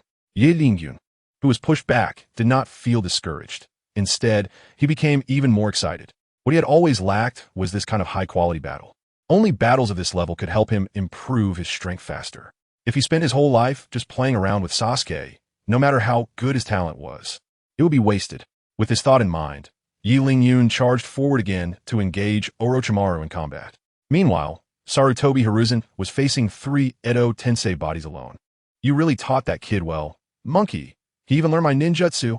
I told you back then not to study so many strange forbidden techniques, but you wouldn't listen, and now we can't even rest in peace after death. Lord Third Hokage, you must eliminate us again. We don't want to be controlled by this despicable person forever. Although the 3 powerful individuals were controlled by Orochimaru, their consciousness was still incredibly clear. They began to tell Sarutobi Hiruzen their weaknesses, hoping he could defeat them. However, being outnumbered 3-1, Sarutobi Hiruzen found himself overmatched. At that moment, the second Hokage, Senju Tobirama, under Orochimaru's control, unleashed his signature ninjutsu. Here it comes, monkey. This time, it's water release. As he watched Senju Tobirama, with his hands clasped together, a water column resembling a tornado suddenly appeared beneath Sarutobi Hiruzen's feet. The water vortex began to rise violently and then quickly exploded, forming a river on the empty rooftop. Just as he hurriedly stepped back, Senju Hashirama's would release followed suit. With giant trees continuously sprouting beneath Sarutobi Hiruzen's feet. Seeing this situation, Sarutobi Hiruzen promptly unleashed a fire-release ninjutsu, transforming the entire rooftop into a sea of flames. This sudden occurrence also drew the attention of the pedestrians below. Chapter 37. Summoning Bisun Wukong, they were even more shocked when they saw Senju Hashirama and Senju Tobirama. The two who were fighting the third Hokage seemed to be the first and second Hokages, right? Weren't they already dead? Why are they here? Oh my god. The two Hokages have actually risen from the dead in broad daylight. For a moment, the villagers began to discuss, with various speculations arising. While they continued to guess, the battle on the rooftop had reached a fever pitch. As Sarutobi Hiruzen ignited the trees, the bodies of the 3 Edo Tensei were also being continuously burned, ultimately turning into a pile of dust scattered in the air. Orochimaru, your scheme should come to an end. Yoru Ling-yun, you step back. I will handle Orochimaru.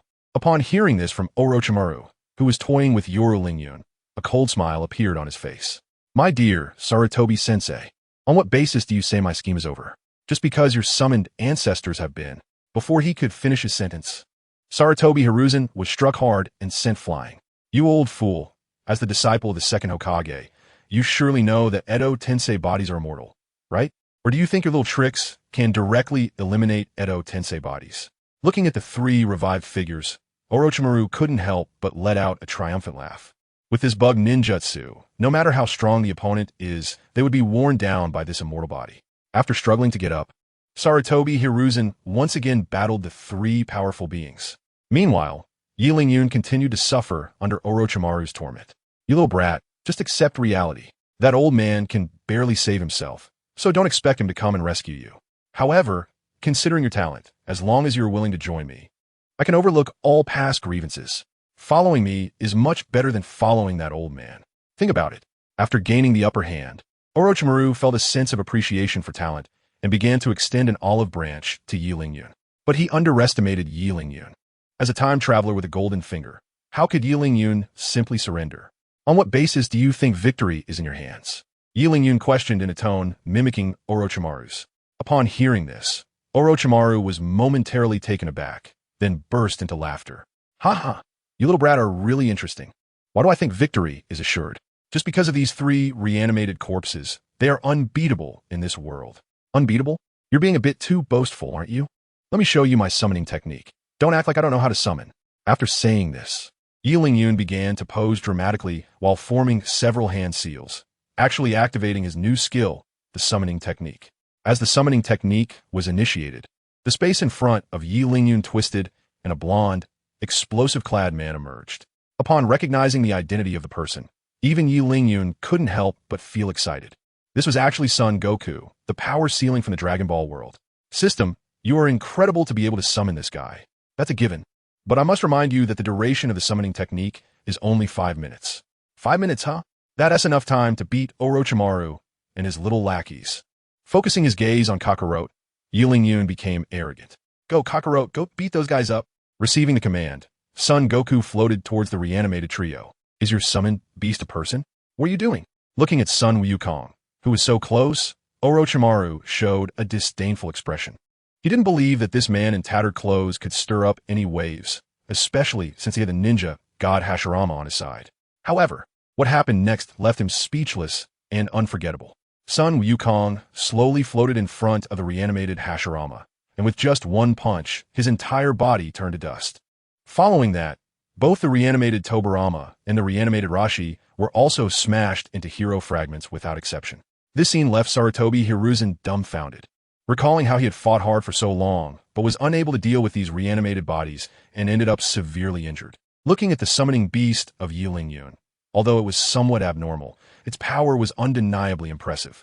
Shifting his gaze to Orochimaru, Yilingyun grinned. Now it's your turn. I think if you get beaten like this, you probably won't survive, right? Orochimaru retorted, you little brat, don't get too carried away. Even if I die, these reanimated bodies won't disappear. They will just keep respawning and executing the order to destroy Konoha. The only way to stop them is for me to lift the forbidden technique. Otherwise, you can forget about living peacefully. After witnessing Sun Wukong's formidable strength, fear finally appeared on Orochimaru's face for the first time. The powerful vitality he had always been proud of seemed so fragile at this moment. Under the shadow of death, Orochimaru quickly threw out his last card to save his life. He was right. We can't kill him yet, or things will get really tricky if he actually dies. Don't worry, Lord Third, I know what I'm doing.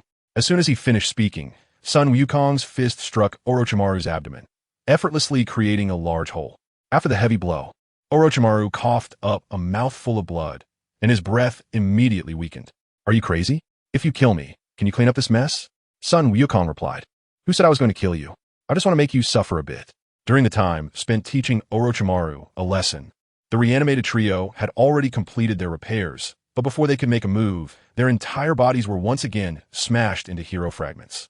Seeing the scene, Orochimaru had fallen into despair, but suddenly he seemed to think of something and became arrogant again. The summoning beast can only be maintained for about 10 minutes, and when the time is up, how can you still be so arrogant? Either kill me, or hurry up and let me go. As soon as these words were spoken, Sarutobi Hiruzen showed a worried expression. Just as Orochimaru said, as long as he does not lift the Edo Tensei, there really is no way for them to kill him.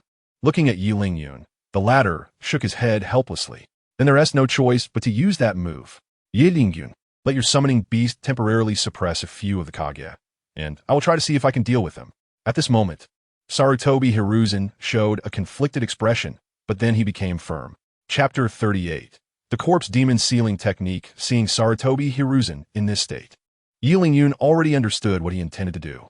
Then, a terrifying pressure not belonging to the Naruto world emanated from Sun Wukong, directly suppressing the Edo Tensei trio who had regained their human forms, rendering them unable to move. Seeing themselves being suppressed like this, even Hashirama Senju and Tobirama Senju couldn't help but exclaim. They didn't expect that there would be such a powerful existence in the later generations, and they really wanted to spar with this summoning beast to be able to forcibly suppress an Edo Tensei body. This guy's strength is probably not much less than that of the elder brother. I feel like this summoning beast strength is still far above mine. What? The strength of a mere summoning beast can actually surpass that of the elder brother. Ha ha ha. Who can say such things clearly? After all, I am already dead. Watching the successfully suppressed Impure World reincarnation trio, Sarutobi Hiruzen's face revealed a hint of excitement, washing away the anger he had just felt. Good. They're being suppressed like this. Just leave the rest to me. With the help of Yoru Lingyun, Sarutobi Hiruzen's hand movements began to change continuously. As the first and second Hokage, Senju Hashirama and Tobirama naturally recognized the jutsu that Sarutobi Hiruzen was about to use.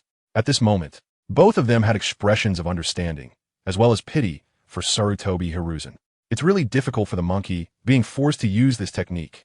Isn't it because you insisted on researching some forbidden techniques? I've said it before, those jutsu shouldn't have been invented. Big brother, that's not right. I did that to deal with the evil Uchiha. Enough, discussing this now is pointless. I just hope your forbidden techniques won't be used by future generations.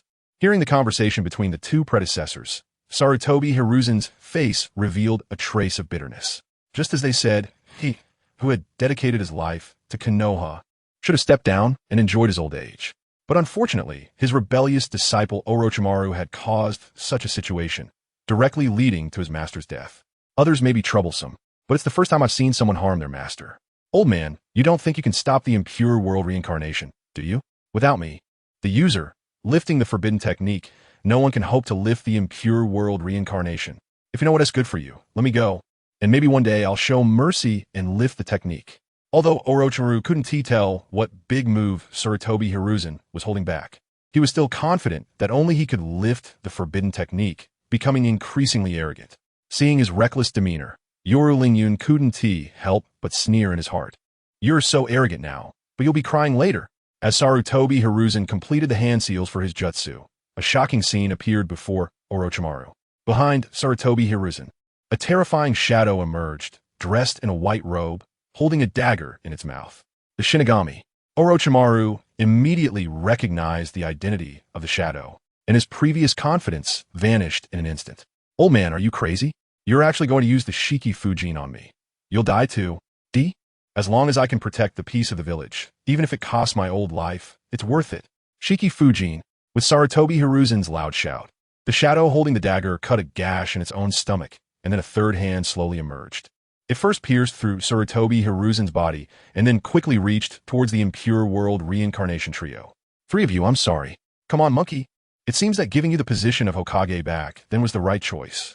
Looking at the outstretched arm of the Grim Reaper, the face of the second Hokage, Senju Tobirama revealed a hint of relief. Ending at the hands of his own disciple seemed to be a rather good conclusion. As the bodies of several people were pierced, their souls were publicly ripped from their bodies, entering the Grim Reaper's belly along with his hand. The bodies, now devoid of the support of their souls, revealed their original forms, which were the sound ninja trio used as living sacrifices. Night Lingyun, perhaps you're not strong enough yet, but you will eventually grow to a level that commands respect from all. The future of Konoha relies on you. Don't worry, Lord Third, I will train hard. Nodding in satisfaction, Sarutobi Hiruzen turned his gaze to Orochimaru. Orochimaru, you were once my most proud disciple, and you still are. Although I don't know what happened to make you like this, I will still give you a piece of advice.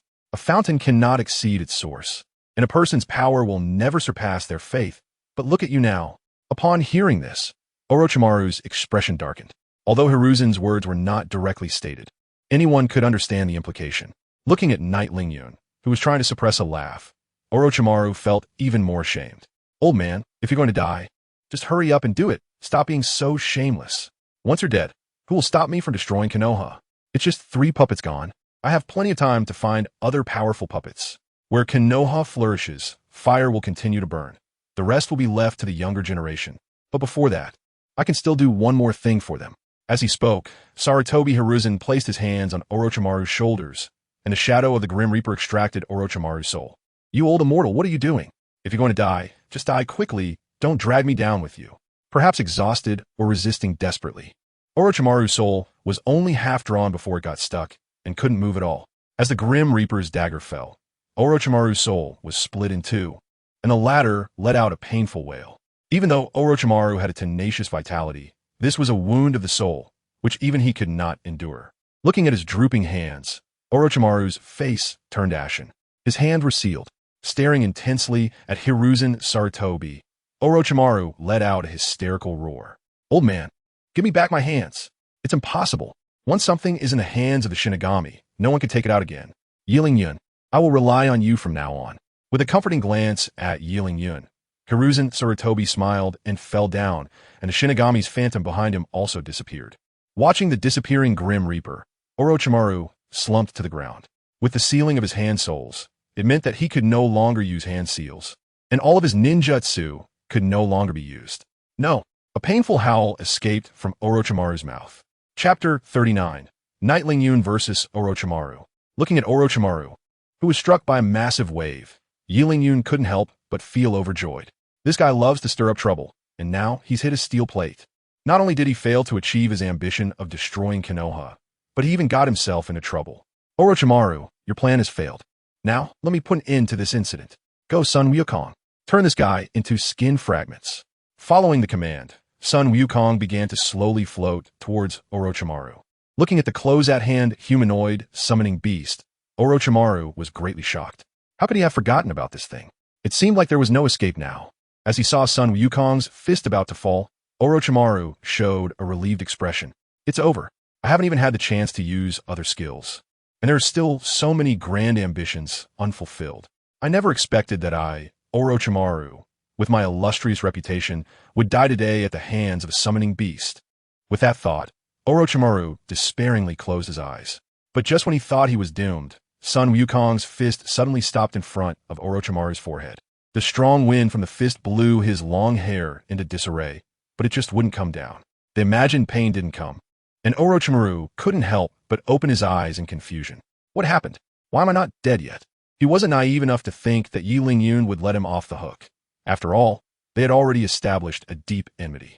In such a rare opportunity, no one would let their enemy go. And just as he thought, Yi Ling-yun originally intended for Sun Wukong to directly smash Orochimaru to death with a punch. But for some reason, Sun Wukong's fist suddenly halted before striking. Sun Wukong, what are you doing? Hurry up and strike. Just one punch, and that guy Orochimaru would be dead. It was so close, Orochimaru was almost killed on the spot. If it weren't for Yi Ling-yun being unable to kill Orochimaru, he would have wanted to step in himself. Immediately afterward, Sun Wukong's body slowly dissipated in the astonished gazes of Yi Ling-yun and Orochimaru. The summoning time was up. Seeing the scene, Orochimaru couldn't help but let out a sinister laugh. Ha ha! The heavens have not abandoned me. Orochimaru, little brat, your summoning beast time is up. Let's see what other tricks you have. In stark contrast to the overjoyed Orochimaru, Yi Ling-yun's expression suddenly darkened. Without Sun Wukong's help, this guy Orochimaru should be impossible to kill. Looking at the arrogant Orochimaru, Yi Ling-yun was even more infuriated. Stop being so smug. Even if I can't kill you, with my strength, I can still make you suffer a bit. Immediately, a set of magma armor covered Yi Ling-yun's body. From a distance, Yi Ling-yun looked like a person made of fire, with hot air swirling all around him. You little brat think you can make me, Orochimaru, suffer? Even if you had another 10 years, you still wouldn't be able to defeat me. With the threats from Sarutobi Hiruzen and Sun Wukong gone, Orochimaru stood firm once again, completely disregarding Yi Ling-yun's provocation. As he watched Yi Ling-yun charging towards him, Orochimaru showed a hint of disdain at the corner of his mouth. He instinctively raised his hand to block, but to his surprise, his hand was completely unresponsive. Wait a minute, I'm not ready yet. How can you take advantage of someone in trouble? Who cares about you? I want to be as merciful as the third Hokage. In the midst of Orochimaru's anxious tone, Yi Ling-yun's fist landed solidly on his face. The powerful force, accompanied by intense heat, acted on Orochimaru, sending him flying directly outwards and crashing hard onto the street. As Orochimaru fell, the crowd quickly moved aside, still feeling the impact as he smashed into the ground, creating a large pit. However, many recognized his identity. Look, that guy who just fell down looks like Orochimaru, who has already defected from the village. Not to mention, you have a point, he really does resemble that shameless guy. What is he back for? Is he not embarrassed enough? In an instant, countless villagers on the street began to point and gossip about Orochimaru. Shut up, you ants. If you dare to say another word, don't blame me for being ruthless and taking you all out. After this threat, the surrounding chatter indeed quieted down. But a few people in the corner continued to whisper. Without any explanation, Orochimaru extended the grass-cutting sword from his mouth, accurately killing the few chatterboxes. Then, Orochimaru's eyes fixed on a figure standing high on the rooftop. You little brat, come down. Didn't you want me to suffer a bit? I'm right here waiting. Don't get too smug. You should take a look at your own condition first. Upon hearing this, Orochimaru began to examine his body. Aside from a bit of pain from the punch he just took from Yi Ling-yun, he seemed to be fine. At the same time, Yi Ling-yun, wielding the magic blade Qianren, leaped down from the rooftop, aiming the sharp blade directly at Orochimaru. However, Orochimaru, being an experienced powerhouse, despite being unable to use his hands and being heavily injured, still had impeccable reflexes. Without looking up, relying only on his combat instincts, Orochimaru slightly sidestepped and easily evaded the strike. The blade passed right in front of him, landing straight on the ground, missing him by mere millimeters, almost cutting him in half. You little brat, you don't really think you can kill me, Orochimaru, do you? Your ambush skills are still far from enough. I participated in more battles than you've had meals. Are you so confident that you dodged all my attacks? Yi Ling-yun smirked, watching Orochimaru with great interest. Could it be that you have some tricks up your sleeve? Go ahead and use them. If I take another step back today, I'll no longer be called. Before he could finish, A surge of heat underfoot caught Orochimaru's attention. He quickly retreated as a stream of lava erupted from the ground where he had just stood.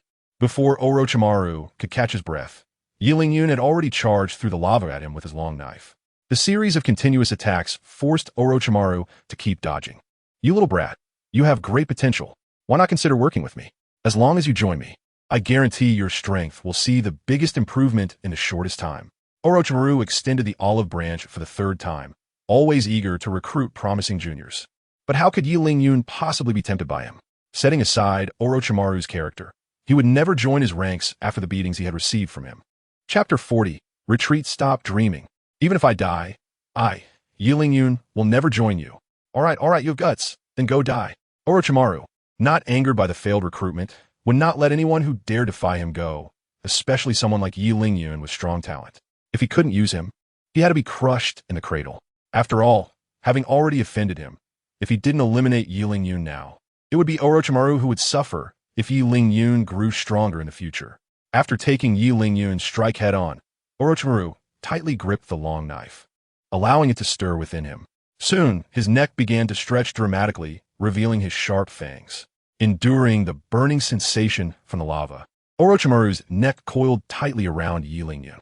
A strong sense of suffocation began to wash over Yi Lingyun, and the durability of his suspenders began to drop rapidly. "How about this? Where did your arrogance go just now? Even without my hands, it's still easy for me to deal with you now. If you don't want to die, you can only obediently join me." Ignoring Orochimaru's nonsense, Yi Lingyun felt blood rush to his head. If this continued, he might just die from asphyxiation. In this life-and-death moment, Yi Lingyun bit down on Orochimaru's neck. Burning snake neck. It actually tastes pretty good. In pain, Orochimaru quickly withdrew his neck, which not only had burn marks, but also clearly displayed Yi Lingyun's bite marks. "You little brat, why are you always using dirty tricks? You even used your teeth. Are you practicing tooth ninjutsu?" Looking at the panting Yi Lingyun in front of him, Orochimaru felt a mix of love and hate. "If you want to kill me, just do it. Why so much nonsense? It's making my ears sore." Yi Lingyun's eyes turned cold, and the magic knife, Thousand Blades, which was still embedded in Orochimaru's body, instantly shattered into countless fragments. Orochimaru widened his eyes, and a look of pain appeared on his face. At that moment, he truly understood what it meant to be pierced by 1,000 arrows. Looking at the severely injured Orochimaru, Yi Lingyun grinned and staggered to the ground, the magma armor on his body disappearing as well. For a body of just over 10 years old, this kind of battle was far too advanced. Neither his physical strength nor chakra reserves could support such a level of combat. The fact that he had lasted this long was entirely due to a single belief, an unwavering determination to never give up. Meanwhile, Orochimaru had once again completed his shedding, but his hands still drooped. Damn it, even switching bodies doesn't help. What kind of jutsu is the Shiki Fuin? A hint of greed appeared in Orochimaru's eyes. Such a powerful sealing technique intrigued him greatly. But for now, he needed to focus on eliminating Yi Lingyun. He would not allow such a presence to continue to exist. At this moment, Yi Lingyun was already exhausted, and it was the perfect opportunity for him to strike. Spitting out the Kusanagi sword, the delight on Orochimaru's face was unmistakable. Finally, he could get rid of this kid.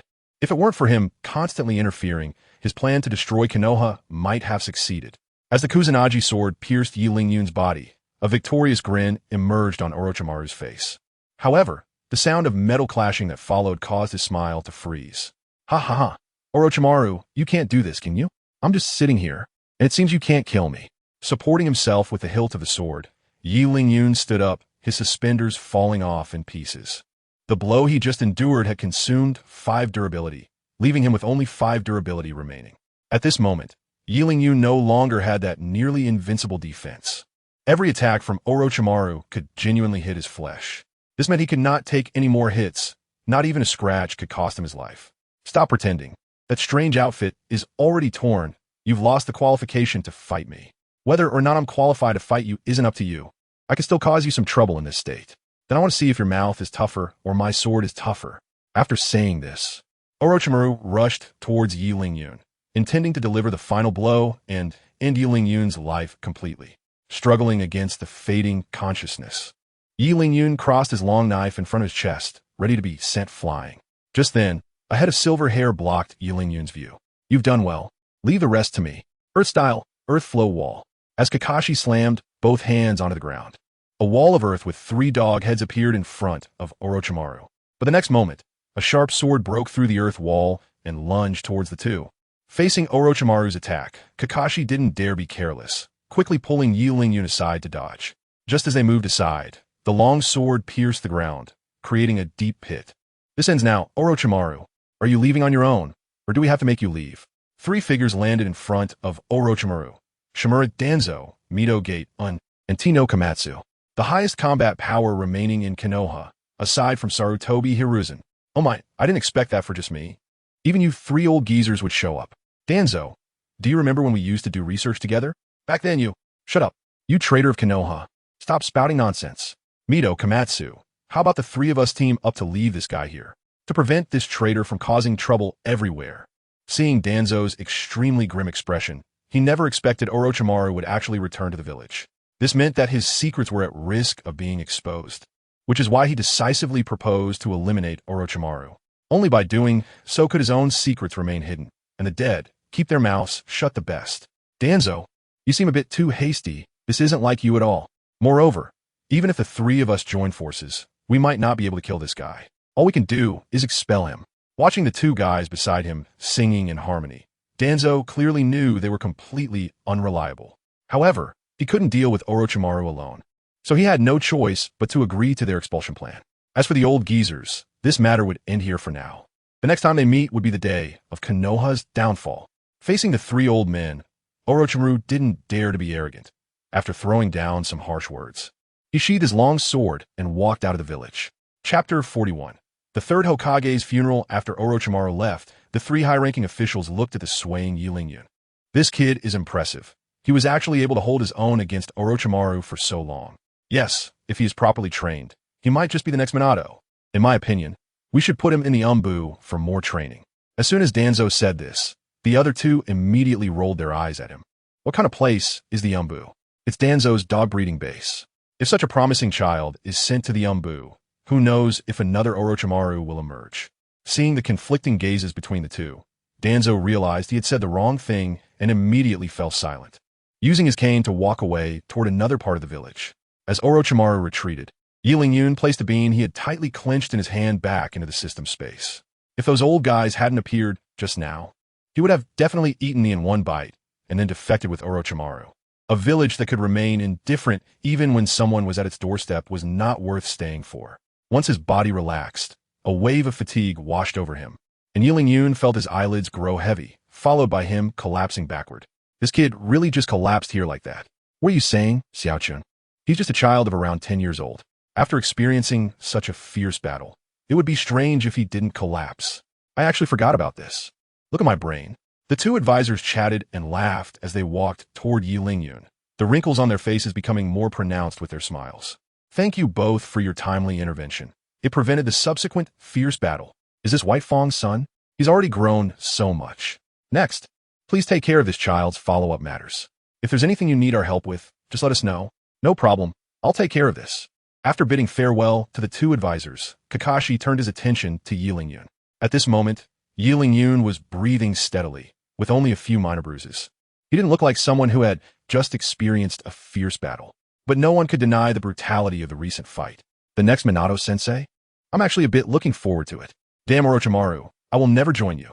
Yi Lingyun shouted loudly, then leaped up, striking a battle stance. But was Orochimaru's figure around? Looking at the familiar furniture, Yi Lingyun finally realized that he was in a luxurious villa in the forest. How'd I end up back home? Sitting on the bed, Yi Lingyun shook his head vigorously, memories of what happened before he lost consciousness flooding his mind. Did Orochimaru really escape? What a pity he was so close to dying. Thinking about how Sun Wukong almost dealt with Orochimaru, Yi Lingyun felt a surge of anger. If I had known, I wouldn't have gotten involved. That old man Sarutobi Hiruzen will die sooner or later anyway. But by going, not only did I take a beating, but even my artifact overalls were smashed by that guy, Orochimaru. It's like losing both the lady and the soldiers. Just as Yi Lingyun was feeling frustrated, the system's voice echoed in his mind. Congratulations, host, for completing the task of repelling Orochimaru. You have received a high-level gift package. Congratulations, host, for successfully becoming a Jonin. You have gained 3 random exchange chances, cumulative. The system has opened a new shop function, and the host can exchange items in the shop, one exchange chance per day. Listening to the series of system notifications, Yiling Yun's heart was filled with joy, and even the frustration of his overalls being destroyed was forgotten. So I can get so many rewards just for taking a beating from Orochimaru? It seems that this beating was worth it.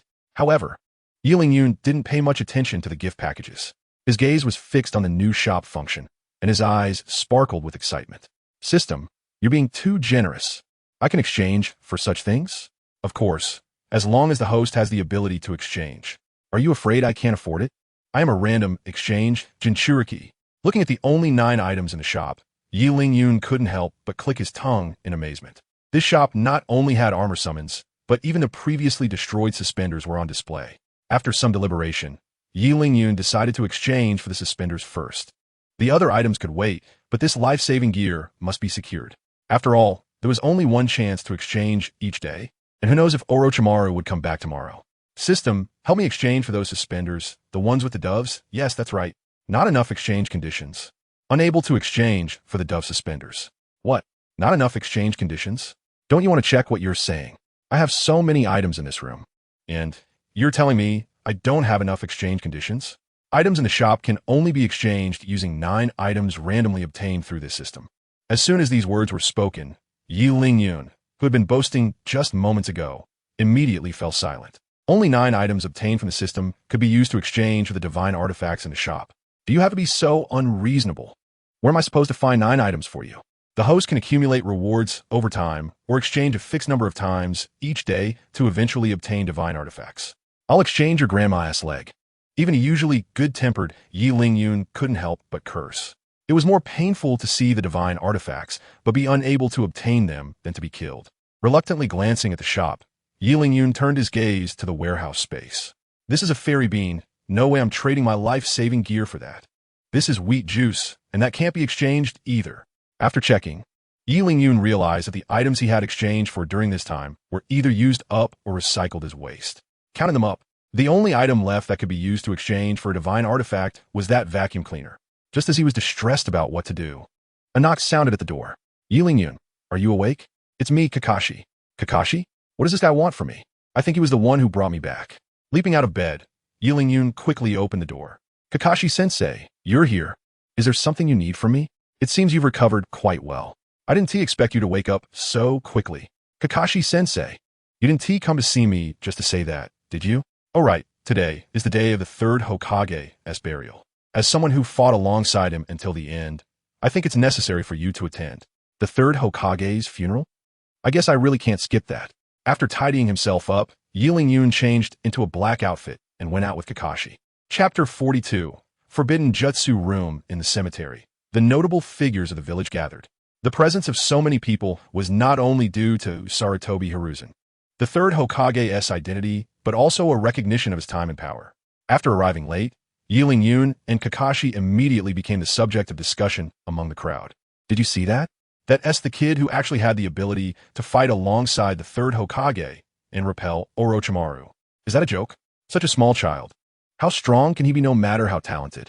Just because he is young doesn't mean he lacks strength. You must have never seen that killing machine from the Uchiha clan. Shoo, stop talking, they're coming over. As the two approached, the crowd, which had been buzzing with conversation, fell silent. Ignoring the onlookers, Kakashi smoothly led Yiling Yun to the front of the crowd, standing next to Asuma Sarutobi and Konohamaru, who were of the same lineage.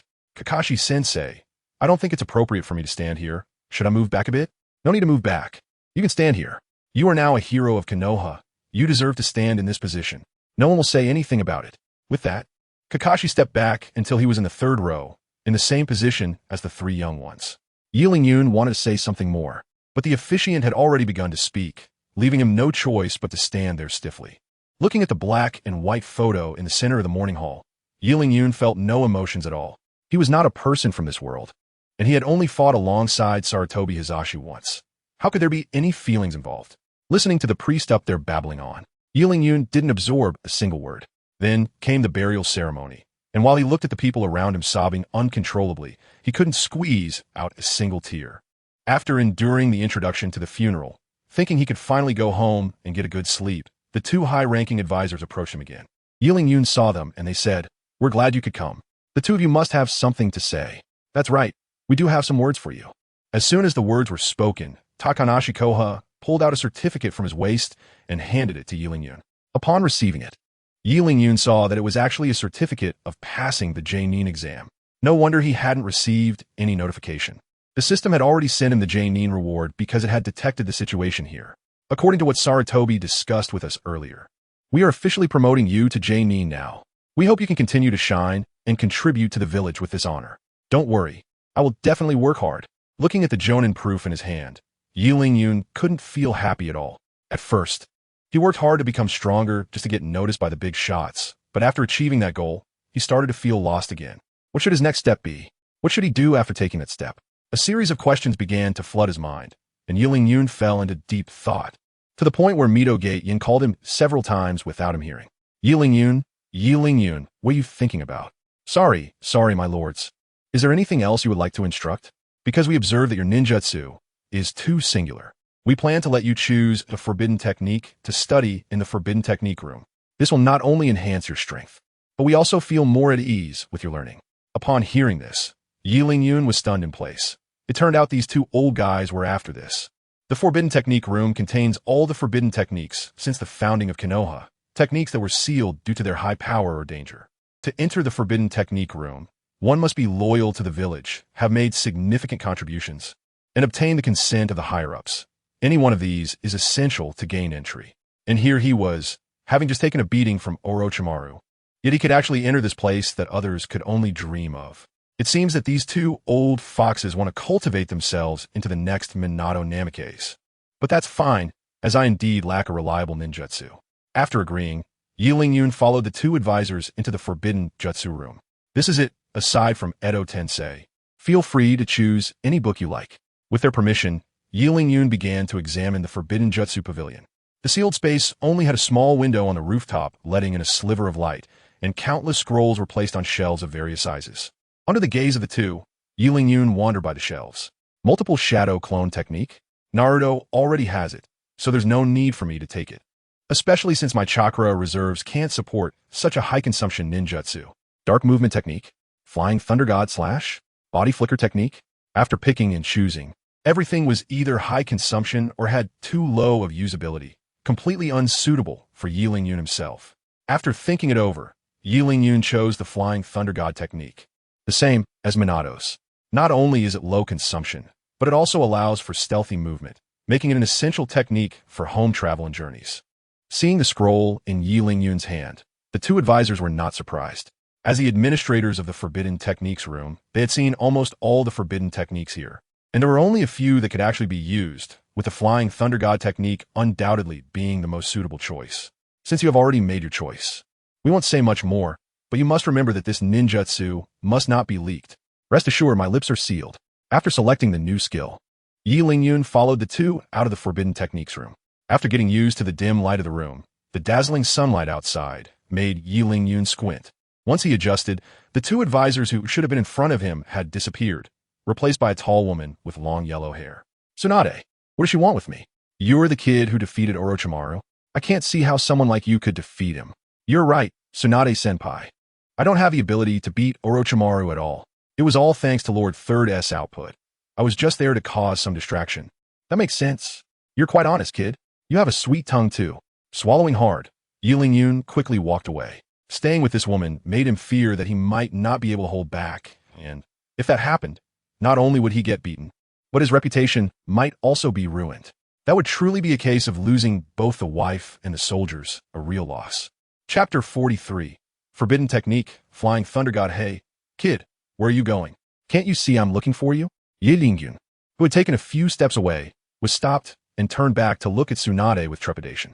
Is there something else, sister? If not, my mom is calling me home for dinner. Your mom? Aren't you a war orphan? Where did a mother come from to call you home for dinner? This question left Yi Lingyun speechless. It wasn't even the point. The key issue is that I don't want to get involved with you right now. Can't you see I'm deliberately avoiding contact with you? Seeing that Yi Lingyun remained silent for a long time, Tsunade bent down to stare at him. You're not trying to avoid talking to me because you find me annoying, are you? No, sister, you're so beautiful. Who wouldn't want to chat with you? Then why did you run away just now? Do you think I would eat you?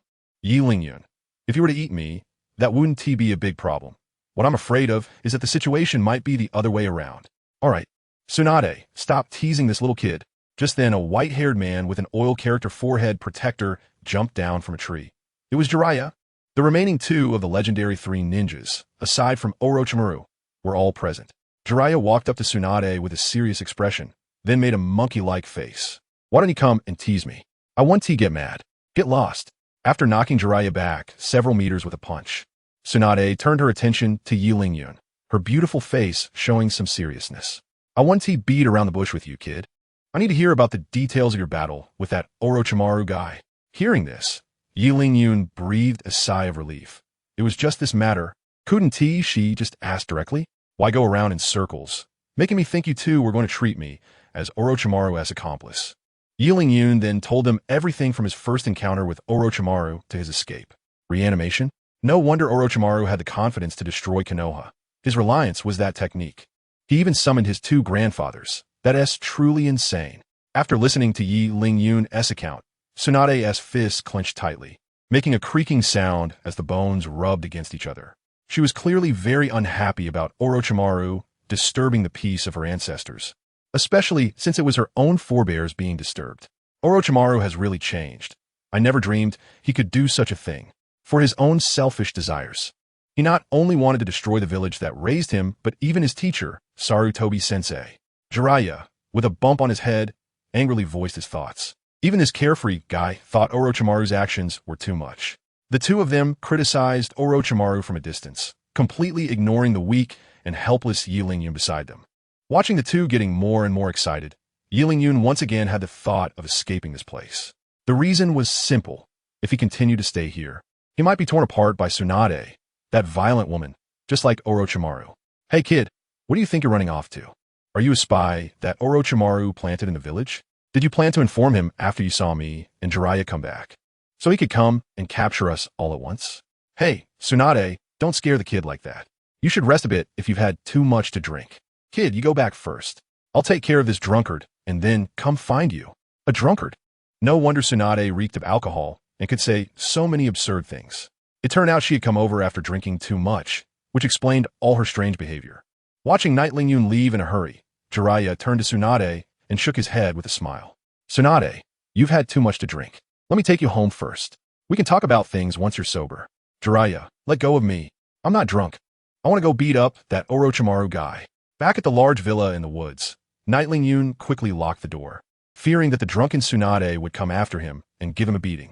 That drunken woman shouldn't have followed me, right? If she hits me at a time like this, my life would really be in danger. Compared to Orochimaru and Jiraiya, Tsunade was the most dangerous among the three legendary ninjas. This woman not only had immense strength, but also didn't understand reason. She could incapacitate someone with just one wrong word. Taking a deep breath, Night Lingyun began to sort through his gains from today. First was the big gift pack from the system. Based on past experience, these packs usually contain good items. Secondly, he had earned 3 chances for random exchanges after being promoted to Jonin. If he was lucky, he might get some miraculous little tools. Finally, there was a new skill, the Flying Thunder God technique, which Night Lingyun was looking forward to the most.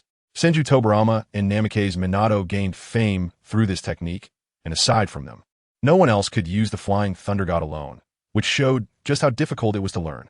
Now, Night Lingyun's goal was to become the third person who could use it. It was better to use the golden finger as little as possible. No external items could compare to personal strength. After the intense battle with Orochimaru, Night Lingyun clearly saw his problem. He relied too much on external items. If the opponent were weaker, it would be fine. He could easily crush them with his gear. But if he faced a master like Orochimaru, no amount of good equipment would help. Being defeated by Orochimaru and having his suspenders destroyed was undoubtedly a wake-up call. Without strong personal power as a foundation, even the best gear couldn't protect his life. It was like a child wielding a top-tier artifact, but unable to unleash its true power. Indeed, true strength comes from oneself. Since the appearance of the Golden Finger, his mindset had changed.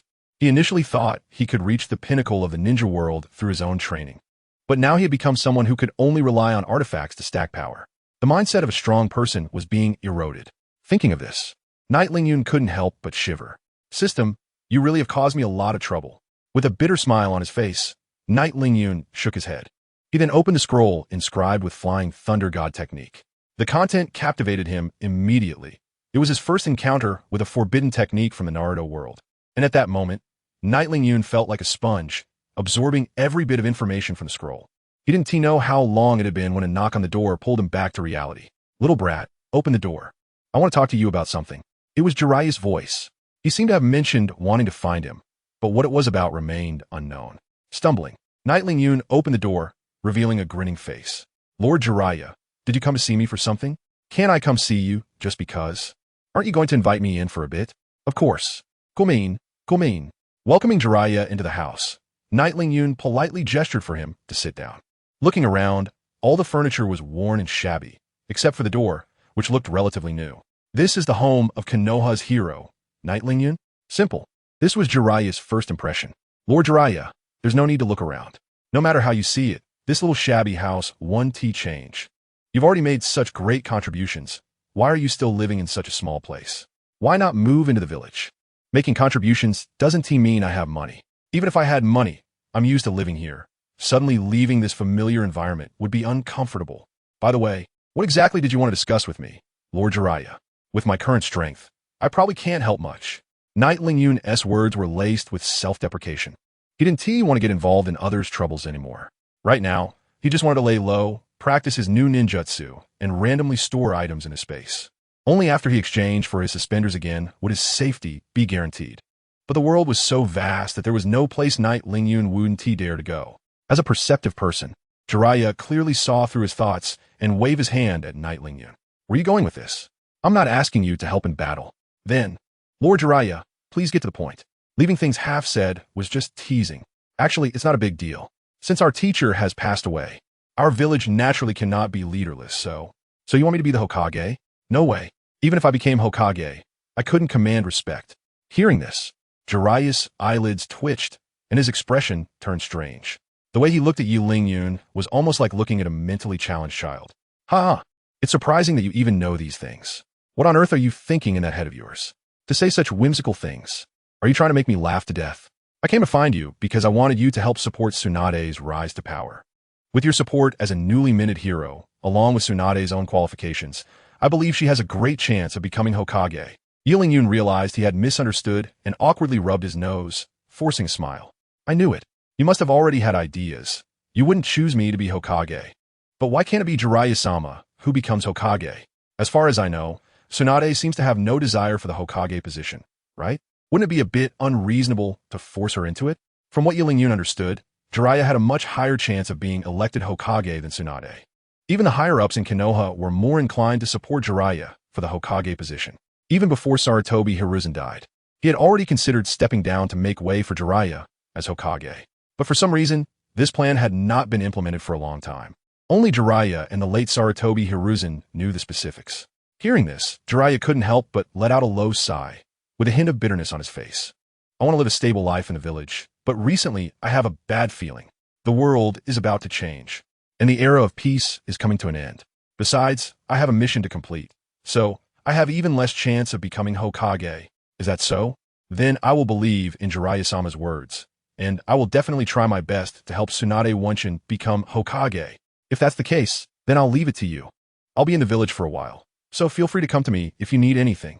Once the matter was settled, Jiraiya left with a carefree demeanor, leaving behind a relaxed figure for Nightling Yun. He really is a free-spirited person, shaking his head with a smile. Nightling Yun also walked outside. Since there were no more distractions, it was time for him to start learning his new skills. He had already memorized the training secrets of the Flying Thunder God technique, and now it was time to practice. In the dense forest, Nightling Yun held his long knife. His eyes closed as he waited for the right moment to strike. As he continuously infused chakra into the magic knife Qianren, it began to emit a purple glow. The dense cracks on the blade made the purple light appear somewhat enchanting. At that moment, a dry leaf fell to the ground, and Nightling Yun's eyes suddenly opened. Now is the time. The magic knife Qianren flew out like a sharp arrow, accurately piercing the fallen leaf. At the same time, Nightling Yun found himself appearing next to the magic knife Qianren. At this moment, Nightling Yun's expression was somewhat strange. He didn't feel excited at all about successfully using the Flying Thunder God technique. His current stance was a bit awkward. Not only was he upside down, but he was also still in the action of throwing the long knife. If someone saw him like this, they would probably laugh at him. Quickly standing up, Yi Lingyun recalled the essentials of the Flying Thunder God technique once more. He concentrated, carefully feeling the chakra attached to the weapon, treating the weapon as part of his own body. Once again throwing the long knife, Yi Lingyun's figure disappeared from the spot. Without any further mishaps, Yi Lingyun stood steadily next to the magic knife Qianren. Unity of body and spirit. Is this the Flying Thunder God technique? Reflecting carefully on the sensation of his body disappearing along with the magic knife Qianren, it felt as if he had traversed through space. Truly marvelous. Just as he was feeling delighted, a wave of weakness surged from within him. Yi Lingyun immediately panicked. Could this be the after effects of the Flying Thunder God technique? After investigating the situation, Yi Lingyun breathed a sigh of relief, but was also shocked. As expected of one of the few space-time ninjutsu techniques, it was indeed a huge drain. To know that his chakra reserves far exceeded those of his peers. He could easily chat while holding Raikiri like Kakashi without running out of energy. But just from using it twice, he had already consumed nearly 1/3 of his chakra. It seems this technique can only be used as a trump card in the future. Chapter 45, The Youth Duo. Minato and Tobirama are also monsters. I have only used the incomplete Flying Thunder God technique twice, and my chakra is already almost half gone.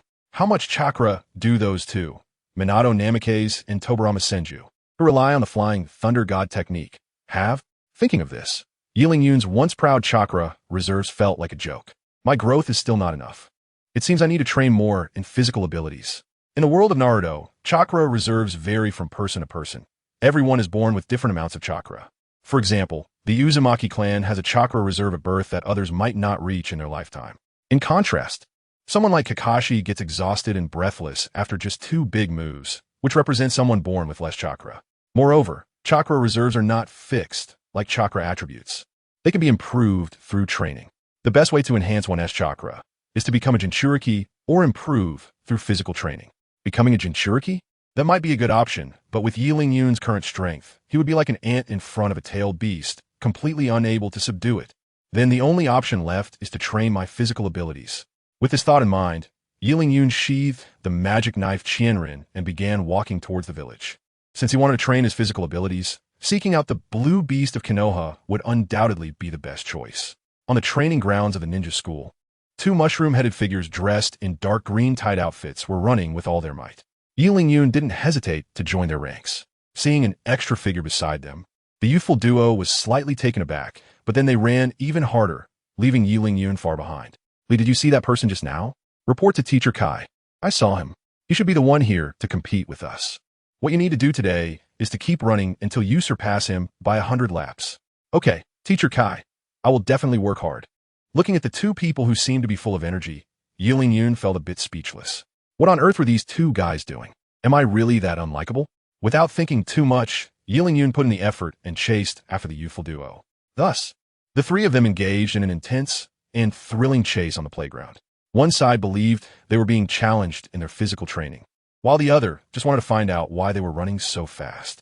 It was unclear how much time had passed, but after being lapped countless times, Yi Lingyun was the first to concede defeat. At this point, Yi Lingyun was already out of breath, while the youthful duo was still running vigorously. Lee, did you see that? That guy can't hold on any longer. Look at Mr. Kai. He's so exhausted he's collapsed on the ground and can't move. How many laps have we let him by? Reporting to Mr. Kai, we've lapped him by 86 laps. Good, you continue training. I'm going to go mock this youthful loser. After assigning the tasks, Mike Guy broke away from the group and ran toward Yi Lingyun, leaving Rock Lee to continue widening the gap. As Mike Guy jogged over, Yi Lingyun was about to greet him when a mocking voice interrupted. Just surrender, you youthful loser. Tremble beneath our passionate youth. Youthful loser?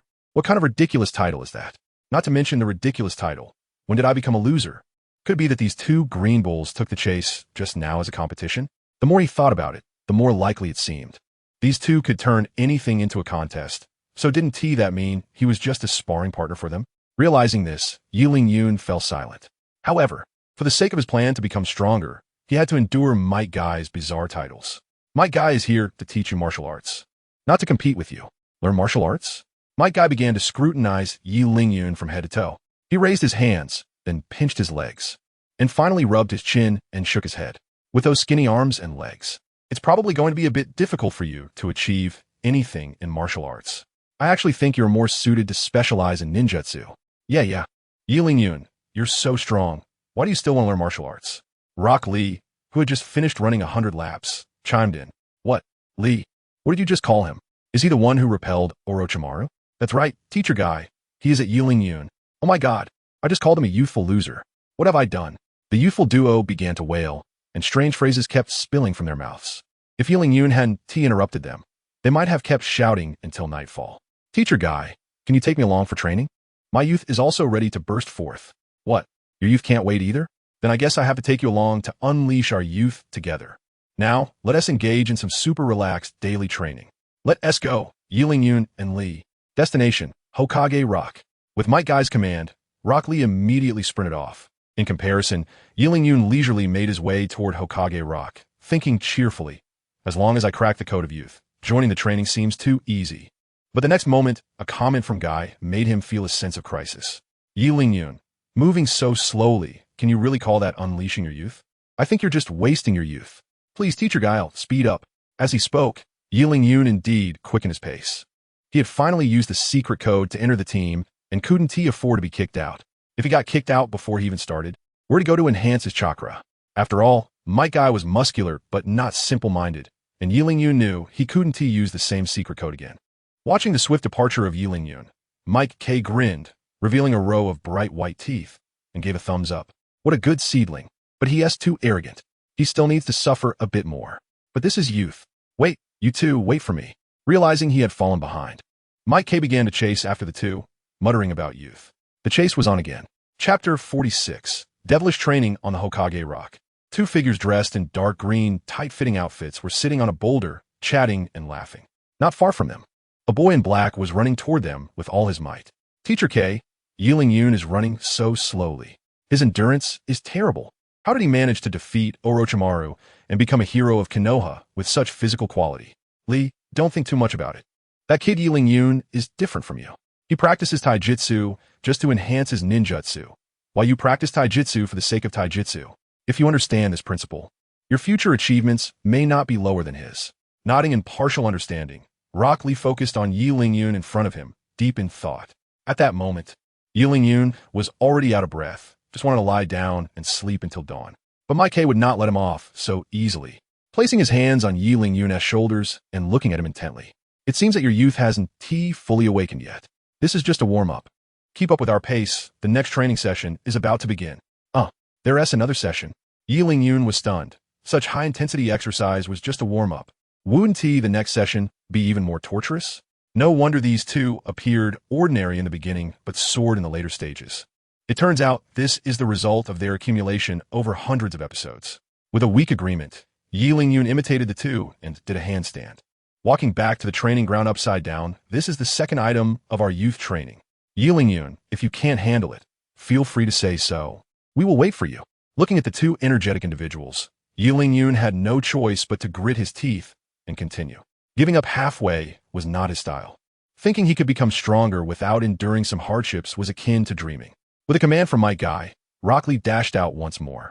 Might Guy, not to be outdone, also swiftly ran down the mountain with his hands on the ground. Only Yiling Yun moved slowly, struggling to take one step at a time. Already physically exhausted, every step felt like he was carrying a mountain on his back. Sweat poured down from Yiling Yun, soaking the ground he passed. What on earth are these two made of? Is their stamina endless? While he continuously complained in his mind, his actions did not slow down in the slightest. Since he had chosen the path of self-improvement, he had to walk it unwaveringly. With that thought, an inexplicable strength seemed to surge within Yiling Yun, supporting him to keep moving forward. However, even so, by the time Yiling Yun reached the playground, it was already nearing dusk. Might Guy and Rock Lee did not leave due to his tardiness. Instead, they continued doing push-ups in the playground. Sorry to keep you waiting. Yiling Yun's voice was hoarse, and upon seeing the two, he finally collapsed from exhaustion. At that moment, he felt as if his body had been completely drained, unable even to lift a finger. Oh, Yiling Yun, you finally made it. I thought you were going to give up. You're really impressive, Yiling Yun. I couldn't complete this training during my first attempt. The youthful duo hurriedly stopped their training and rushed over to help Yiling Yun up. After giving him some saline solution, Might Guy began to instruct him. Although you were late, you still managed to complete these 2 training exercises with your own strength. You can officially join our youth team now. However, you really pushed yourself too hard, relying solely on stamina to finish these 2 exercises. Aren't you afraid of exhausting yourself to death? After drinking the saline, Yun absorbed it like a parched sponge. Once he finally recovered, he asked the question that had puzzled him all along. Aren't you completing these exercises based on stamina? Hearing this, Mike Guy and his student exchanged glances, then burst into laughter. Haha, it seems that Yun's slow speed isn't just his own problem. Did you not tell him the training methods? Did you not mention it to him? I didn't have time to tell him. I thought you would tell Yun. Teacher Guy. After a round of blame with no resolution, they turned their attention back to Yun, this time with a hint of sympathy. Watching the 2 of them push each other away, Yun felt deeply confused. Training methods? Isn't it just about consuming physical strength to condense more chakra? What do you mean by training methods? Hurry up and tell me. It's really frustrating when you only say half of it. Upon hearing this, Mike Guy's face showed even more embarrassment, and then he awkwardly walked in front of Yun. Yun, do you know how to use chakra? It can not only be used to perform ninjutsu, but it also greatly assists in physical training. By evenly distributing chakra throughout your body and then training in physical techniques, you can accomplish things that ordinary people can't, and it can also most effectively condense chakra, achieving the effect of enhancing the chakra within you. Stop. So you're saying that your running relies entirely on the support of chakra, while I'm just simply consuming physical strength. Am I understanding this correctly? Sorry, Yun. We thought someone as talented as you would know about this, which is why. After hearing Mike Guy's explanation, Yun felt a blockage in his heart. What do you mean someone like me would definitely know about this? Does being a genius mean being all-knowing and all-powerful? Moreover, no matter how strong he is now, it was achieved through the help of a golden finger and the efforts of 2 Yuns. So does that mean my training today was in vain? Yun, how can you think like that? Your training today not only reflects your desire to become stronger, but it also honed your willpower. Now that you've got the training method, combining the 2, won't your future training be like adding wings to a tiger, like a fish in water? So, does that mean I should thank you too? Well, I think it's getting late, so we'll head back for dinner. You should go back early too, and we'll continue training tomorrow. Watching the visibly angry Yun, Mike pulled Rock Lee and fled the playground as if their lives depended on it. As the 2 disappeared in a flash, Yun had no choice but to suppress his anger. Damn it, today almost killed me. I dodged the first round, but can't escape the 15th. I don't believe these 2 fools 1T come back to the playground tomorrow. Grumbling in frustration, Yun dragged his exhausted body back to his villa in the woods. Chapter 47. Drunkard Tsunade back at home. Yun took out his treasured small beer from the system space and began to pour himself a drink. It felt great to be able to drink wheat juice in this place. It would be even better with some skewers. While drinking, Yun opened the accumulated gift packs he had saved up. Successfully opened a high-level gift pack. Congratulations to the host for obtaining a Door of Dimension 1. Successfully exchanged an empty bottle for a bottle of Laogan Ma chili sauce. Successfully exchanged an empty bottle for a 4-star ball. In just a few minutes, Yun squandered all the task rewards he had piled up for several days. At first, he didn't pay much attention to the continuous system prompts, treating them as miscellaneous items for exchanging suspenders, until he heard about the 4-star ball. Yun, who was slightly tipsy from the wheat juice, suddenly jolted awake, almost crushing the bottle in his hand. Did I hear that right? Did the system just say 4-star ball? If I remember correctly, this seems to be the first bug artifact in Dragon Ball. You're correct, host. The 4-star ball is indeed one of the Dragon Balls in the Dragon Ball world. If you can gather all 7. I don't need you to tell me that. Of course, I know what it's for. I just can't believe this thing could actually be exchanged. Gazing at the orange sphere engraved with 4 stars in his hand, Yun was overwhelmed with joy. After playing the random exchange for so long, he had finally obtained a true divine artifact. After the initial joy, Yun's heart began to calm down. Although this Dragon Ball was valuable, its true power could only be unleashed when all 7 were gathered. Judging by the system's usual behavior, by the time I manage to collect everything, it'll probably take ages, if not longer. At the same time, a knock sounded at the door, startling Yun badly. Who in the world would come looking for him in the middle of the night? Though he kept grumbling, Yun's hands moved swiftly without hesitation, quickly storing the newly exchanged items into his system space before finally going to open the door. Yun, I know you're in there. If you don't open this door right now, I'll break it down. It was Tsunade's voice. Although puzzled as to why this woman came to him in the middle of the night, The thought of his small wooden door suffering a devastating blow made Yi Lingyun quickly open it. Sure enough, it was Tsunade. Compared to the last time he saw her, she was clearly sober this time. Her stunning figure, as always, was impossible to conceal under her gambling-themed outerwear, and every time he saw her, Yi Lingyun couldn't help but let his imagination run wild. "Hey, you little brat, where are your eyes wandering?" The cold voice snapped Yi Lingyun out of his reverie and back to reality. "Sister Tsunade, what brings you here in the middle of the night? Is something major happening? Are you really going to make me stand at the door and chat with you? Aren't you going to invite me in to sit down?" "Oh, what was I thinking? Lady Tsunade, come on in."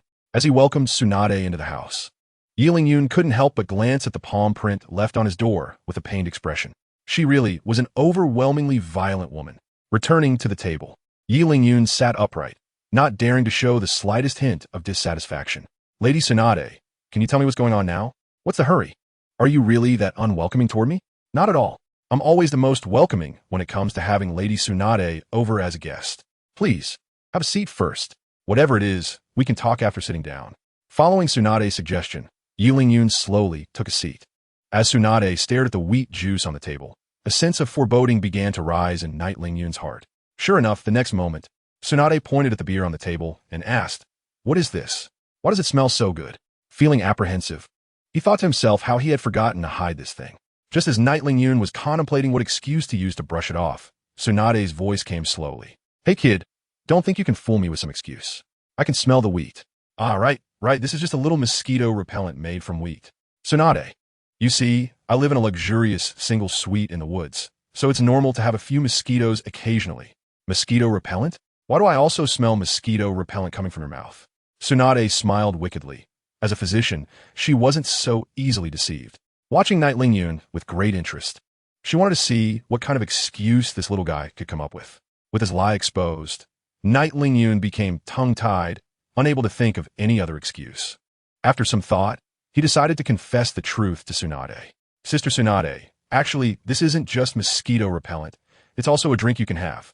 "A drink? You mean like the soda sold on the street?" "Exactly. After all, it's all made from wheat, so it's not strange that it can be eaten or drunk, right?" This was indeed a bit novel. "I've never had a drink made from wheat before." As she said this, she picked up a bottle of wheat juice, ready to drink it, but the packaging on the bottle cap puzzled Tsunade. The cap of the beer bottle was something Tsunade had never seen before, and while Night Lingyun waited to see her make a fool of herself, Tsunade's actions left him utterly astonished. With one hand gripping the bottle and the other hand applying force, she suddenly snapped the beer bottle in half, the break smooth and flat like a cup. "I didn't expect drinking wheat juice to be such a hassle. What are you still dawdling for, kid? Come and drink with me." Hearing Tsunade's call, Night Lingyun slowly opened the bottle cap and clinked the beer bottle against Tsunade's glass. A refreshing chill entered his stomach, and a flush appeared on Tsunade's face. But more than that was excitement. "Kid, this wheat juice is actually pretty good. I didn't expect there to be such a delicious thing besides alcohol. Come on, keep drinking. Don't let the fun stop." With Tsunade frequently raising her glass, the beer on the table quickly dwindled down by more than half. Seeing Tsunade looking somewhat reluctant, Yi Lingyun quickly expressed that he had already had enough to drink. "TCH, just a little brat. Doesn't even know to drink more of the good stuff. How about you drink a little less too, Tsunade? Didn't you come to see me for something? No need to rush. We can drink and talk at the same time. Can't we?" Watching Tsunade gradually getting tipsy, Yi Lingyun completely lost the desire to continue drinking. It should be noted that although this wheat juice has a low alcohol content and is refreshing, that's only because the aftereffects haven't kicked in yet. Given Tsunade's drinking capacity, if she got drunk and started causing a scene here, the first to suffer would be his luxurious villa in the forest. This was the last thing Yi Lingyun wanted to see. He had to think of a way to make this drunkard stop. Chapter 48, Body Technique Training. "What are you mumbling about over there? Little brat, come over and drink some more wheat juice with me." Seeing the sneaky Yi Lingyun beside her, Tsunade directly grabbed him and poured wine into his mouth. Tsunade, what are you doing? I already said I'm full. What nonsense is that? Can water make you full? Stop talking rubbish." Even though Tsunade had pulled him over forcefully, Yi Lingyun refused to open his mouth. A whole bottle of wheat juice was poured directly onto his face, dripping down his chin onto Tsunade's clothes. In an instant, Tsunade's clothing became somewhat transparent, making Yi Lingyun's blood boil. The chilling sensation also brought Tsunade back to her senses, and she instinctively wrapped her outer clothing tighter to cover herself. Yun watched all of this and couldn't help but feel heartbroken. My wheat juice. Just wasted a whole bottle. This wheat juice was exchanged through the system, and there was only so much of it. If he wanted to exchange for more next time, it would all depend on luck. Yun had nothing to say if it was drunk, but how could he not feel pain at the thought of it being wasted? It's just a few bottles of drinks. Is it worth being so sad? I could just buy a few more and give them back to you. After sobering up, Tsunade still had her carefree demeanor. If she knew how precious this beer was, she probably wouldn't act so nonchalantly. Tsunade, you had your juice. Shouldn't we talk about serious matters now? If there's nothing else, please leave. I need to practice tomorrow and have to sleep soon. Oh, I almost forgot. Let's get to the point. Knowing she was in the wrong, Tsunade didn't continue to make things difficult for Yun and started to explain her purpose for visiting him. What? You want me to help you vote for Jiraiya to become the 5th Hokage? After hearing what Tsunade needed from him, Yun exclaimed, his expression turning strange. He didn't expect that both Tsunade and Jiraiya came to him with the same idea, neither wanting to become the 5th Hokage. If Danzo found out that the Hokage position he coveted was being declined by these two juniors, he would probably be so furious he would spit blood. If it weren't for the fact that he wasn't qualified yet, Yun would even want to recommend himself to be Hokage to save these two from pushing each other around. Shoo, keep your voice down, you little brat. This matter can't be made public. I don't want to sit in that small office every day reviewing documents. It's much more comfortable to be out and about. I don't think I can decide who becomes Hokage. Why are you all coming to me for help with this? Did that guy Jiraiya come to find you too? Yun immediately covered his mouth, pretending he knew nothing. But how could all this escape Tsunade's eyes? After a slight sigh, Tsunade stood up. I had a great time drinking with you today. As for who should be Hokage, that's up to you to decide. I respect your thoughts. I'm leaving now. You can think about the rest. See you later, little brat. With a confident stride, Tsunade pushed the door and left, leaving Yun amidst the chaos in the room. She left so decisively. Shaking his head with a smile, Yun closed the door, tossing aside his distractions, and lay down on the bed to start snoring. The next morning, a ray of sunlight pierced through the gap in the window and hit Yun's face. Just when he wanted to sleep in until he woke up naturally, he suddenly seemed to remember something and jumped out of bed. Oh no, I'm gonna be late. With no time to clean up the messy room, he hurriedly got dressed and rushed outside. He had an appointment to train with Mike Guy and the others today. How could he oversleep? It must have been because he drank too late with Tsunade last night that he couldn't get out of bed. That's right. He would use this excuse later. Mike Guy and the others would have nothing to say. On the training ground, the youthful duo had already started their training early. Guy-sensei, why hasn't Yun come yet? We've already run over 900 laps. He must have been delayed by something. Let us wait a little longer. Could it be that he is angry about yesterday and decided not to come today? That is not entirely impossible. Thinking back to how exhausted Yun was yesterday because of them, Mike Guy still felt a pang of guilt, just as they were about to finish their 1000th lap. Yun finally appeared after a long wait. Sorry. I was delayed by something today. Thanks for waiting. It's fine, now that you're here. Let us start today's training. Looking at the two who were ready to go, Yun's prepared words were abruptly stuck in his throat. Two equally anxious individuals began their training for the day. Yun, you try to circulate your chakra first, just like I told you yesterday. Okay, I'll give it a try. Before starting the training, Mike Guy was reminding Yun of the precautions. If Yun were to die under his training, Mike Guy would become the one responsible for the death of Konoha's newly emerged genius. So, these safety measures had to be in place, at the very least. He couldn't let Yun die under his watch. Yun, aware of Mike Guy's concerns, was currently focused on channeling his chakra, gathering it and then dispersing it throughout his body. A peculiar sensation continuously surged from all parts of his body, making him feel a kind of unprecedented lightness, accompanied by a hint of excitement. It gave him an invincible feeling, which startled Yun. With his current strength, let alone being invincible, there were at least 5 individuals in Konoha who could defeat him in an instant, so such thoughts were absolutely unacceptable. Seeing the expression on Yun's face, Mike Guy knew he had successfully entered the right state and immediately issued the command to start today's training. The first task was still to run to Hokage Rock. Unlike yesterday, Yun, under the boost of chakra, was able to keep up with the speed of the youthful duo without any effort, and he even felt he could surpass them. As if sensing Yun's thoughts, Mike Guy quickly reminded him, Yun, don't run too fast. It will accelerate your chakra flow, and if you reach the critical point, you might explode. Hearing this, Yun was startled and quickly slowed down to run alongside Mike Guy and the others. Chapter 49. Rock Lee's injury on Hokage Rock. 3 figures stood, appearing as 3 small black dots from a distance. How do you feel, Yulin? Has your chakra improved at all? Improved? Aside from not feeling as tired as yesterday. It seems like I don't have any other feelings. Not even a little improvement? That could be a problem. My guy began to ponder. If such intense exercise couldn't enhance Yulin-Yun's chakra, then the upcoming training probably wouldn't be very effective either. If that's the case, we'll have to think of other methods. While my guy was deep in thought, Yulin-Yun stood on Hokage Rock, gazing at the entire village. Compared to other ninja villages, Konoha occupied the best geographical location, which inevitably attracted envy from other villages. The reason it has developed to this point is due to the efforts of its predecessors, and to protect this peace, there must be powerful strength as a foundation. Ultimately, everything comes down to having strength to back it up. Teacher Guy, are we ready to start our next training? Yulin-Yun, don't rush. Let me think of a suitable training method for you. These usual trainings have very little improvement for you. It basically won't have any effect without 10 or 8 years. Is that so? Then please think carefully. 10 or 8 years is way too long for Yulin-Yun. He has already gained such strength after just 3 years in the Hokage world. But now my guy is telling him that to further enhance his strength will take 10 years. This is something he absolutely cannot accept. He would rather endure more hardship than see his strength stagnate. How about you try these weighted leg guards? Wearing them might help your training.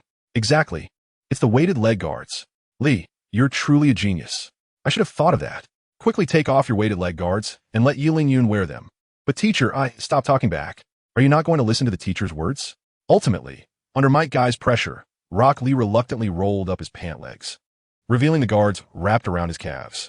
Handing them to Yulin-Yun, a hint of melancholy appeared on Rock Lee's face. It was clearly his idea, yet he was giving away his training equipment to someone else. This felt like digging his own grave. Everyone seems to be treating this suddenly emerging Yulin-Yun with special care. Not only does his teacher need to spend energy to guide him, but now even his training tools had to be contributed. All this unfairness was due to Yulin-Yun, who had taken all of everyone's resources. But all of this was just Rock Lee's inner complaints. As the beloved of Konoha, Yulin-Yun accepted everything with ease, unaware that this would bring him great trouble in the future. Receiving the weighted leg guards, regardless of whether they were stained with Rock Lee's sweat, Yulin-Yun directly strapped them to his legs, with nearly 100 pounds of weight on his calves. The lightness he had just experienced suddenly returned to the previous precarious state. How is it? Yulin-Yun, can you adapt? It feels like having 2 people hugging my legs. Aside from not being very convenient to move, I don't feel anything else. Since you're ready, let us continue to unleash our youth. Next, your task is to run back to the playground from here. All right, I will do my best. Nodding slightly, Yulin-Yun got into position. But Might Guy and Rock Lee turned upside down, leaving Yulin-Yun looking confused. Teacher Guy, what are you doing? You have your training, and we teachers also have our own training. If that's the case, I might really be able to run faster than you. That is uncertain. Don't underestimate our youthful explosiveness. Lee, don't you think so? Lost in his thoughts, Rock Lee was startled by this call and responded vaguely before sprinting off with Might Guy. Without the restraints, Rock Lee was like a wild horse, and even Might Guy in his usual state could only watch in awe. Lee, your speed is a bit too fast. You'll get injured.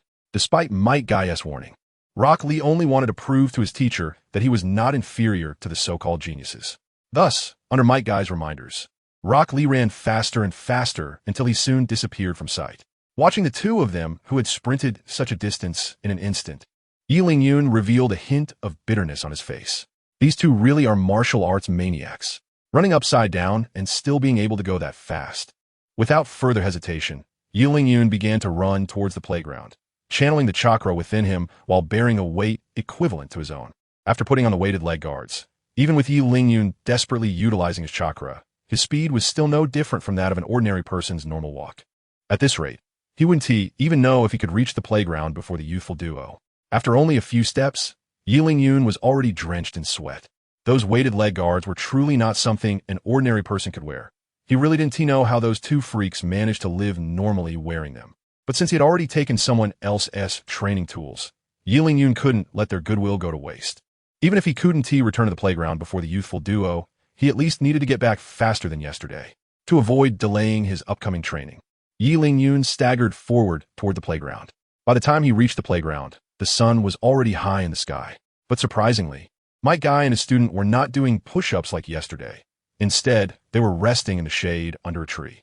These two actually feared heat stroke? That was really out of character. In Yiling Yun's impression, Mike Guy and his student should be the type of training fanatics who fear neither harsh winters nor scorching summers. The sight of them resting under a tree was indeed shocking, as they finally did something a normal person would do. Just as Yiling Yun was about to approach to see what the two were doing, Mike Guy's urgent voice reached his ears. Lee, don't pass out. The medical ninja is on the way. Just hang in there for a bit. I told you not to push yourself so hard, but you wouldn't listen. Look at the mess you've gotten yourself into now. It sounded like Rock Lee had encountered a problem during training, and Yiling Yun quickly hurried over. Teacher Guy, what happened to Rock Lee? What went wrong? Did he get injured during training? Seeing Yiling Yun appear, Mike Guy's sadness deepened. He recounted the entire sequence of events in detail. Chapter 50, Public Enemy? After listening to Mike Guy's account, Yiling Yun finally realized. It turned out that all of this was because of himself. Not only had he taken away others' training resources, but he had also made them unable to lift their heads. As a result, a wave of training enthusiasm erupted among the young talents led by Niji, who had once been hailed as geniuses. In theory, this could be considered a good thing, as it could inspire the younger generation's passion for cultivation. However, with benefits come drawbacks. Youths like Rock Lee, eager to prove themselves, had all suffered varying degrees of injuries due to overtraining. Looking at Rock Lee, who had collapsed from overtraining, Yiling Yun felt a surge of guilt in his heart. I'm sorry, Teacher Kai. I didn't know I would cause so many problems. While speaking, Yiling Yun took out a bean and handed it to Mike Guy, asking him to give it to Rock Lee. Without thinking too much, Mike Guy took the bean and pried open Rock Lee's mouth to insert it, not forgetting to press his chin to assist with chewing. As the bean entered his body, Rock Lee's injuries began to heal at a visibly rapid pace. Before long, Rock Lee slowly regained consciousness. Teacher Kai, what happened to me? I remember I was training just now. Why am I lying here? Lee, you finally woke up. Do you know how worried I was about you? You still have the face to say that. I already warned you not to let your chakra go unchecked, but you wouldn't listen. Without any restraint, you couldn't hold it back, and in the end, your chakra went haywire and backfired on yourself. If it weren't for Yiling Yun's help, you wouldn't be seeing me again. Rock Lee felt frustrated at the thought that it was Yiling Yun who ultimately saved him, especially since he had been so dissatisfied with him before. Struggling to stand up, he wanted to apologize to Yiling Yun, but Mike Guy shook his head helplessly and sighed. Don't look for him. Yiling Yun has already gone back. This is your weighted leg guard. He left it behind before he left. Looking at the leg guards handed over by Mike Guy, Rock Lee felt a lump in his throat and couldn't speak for a long time. You all misunderstood him. He just wanted to become stronger, but he didn't expect your opinions of him would be so strong. After sighing again, Mike Guy put down the leg guards and turned to leave, leaving Rock Lee staring blankly at the leg guards for a long time. After leaving the playground, Yiling Yun wandered alone on the street. However, along the way, many people looked at him with somewhat strange expressions, and some parents whose children were injured from overtraining shot him hostile glares. With a self-deprecating smile, Yiling Yun asked himself if he owed them anything. Why should he be blamed for their failure to properly educate their own children?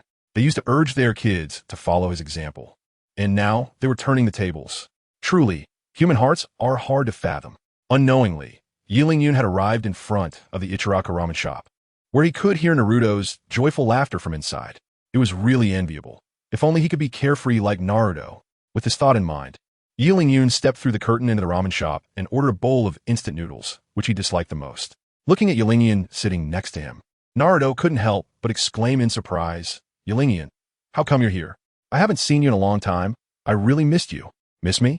I think you just want to eat grilled fish. Seeing that his little thought was exposed by Yiling Yun, Naruto grinned, showing his big white teeth. So when are we going to eat grilled fish again? It's so delicious.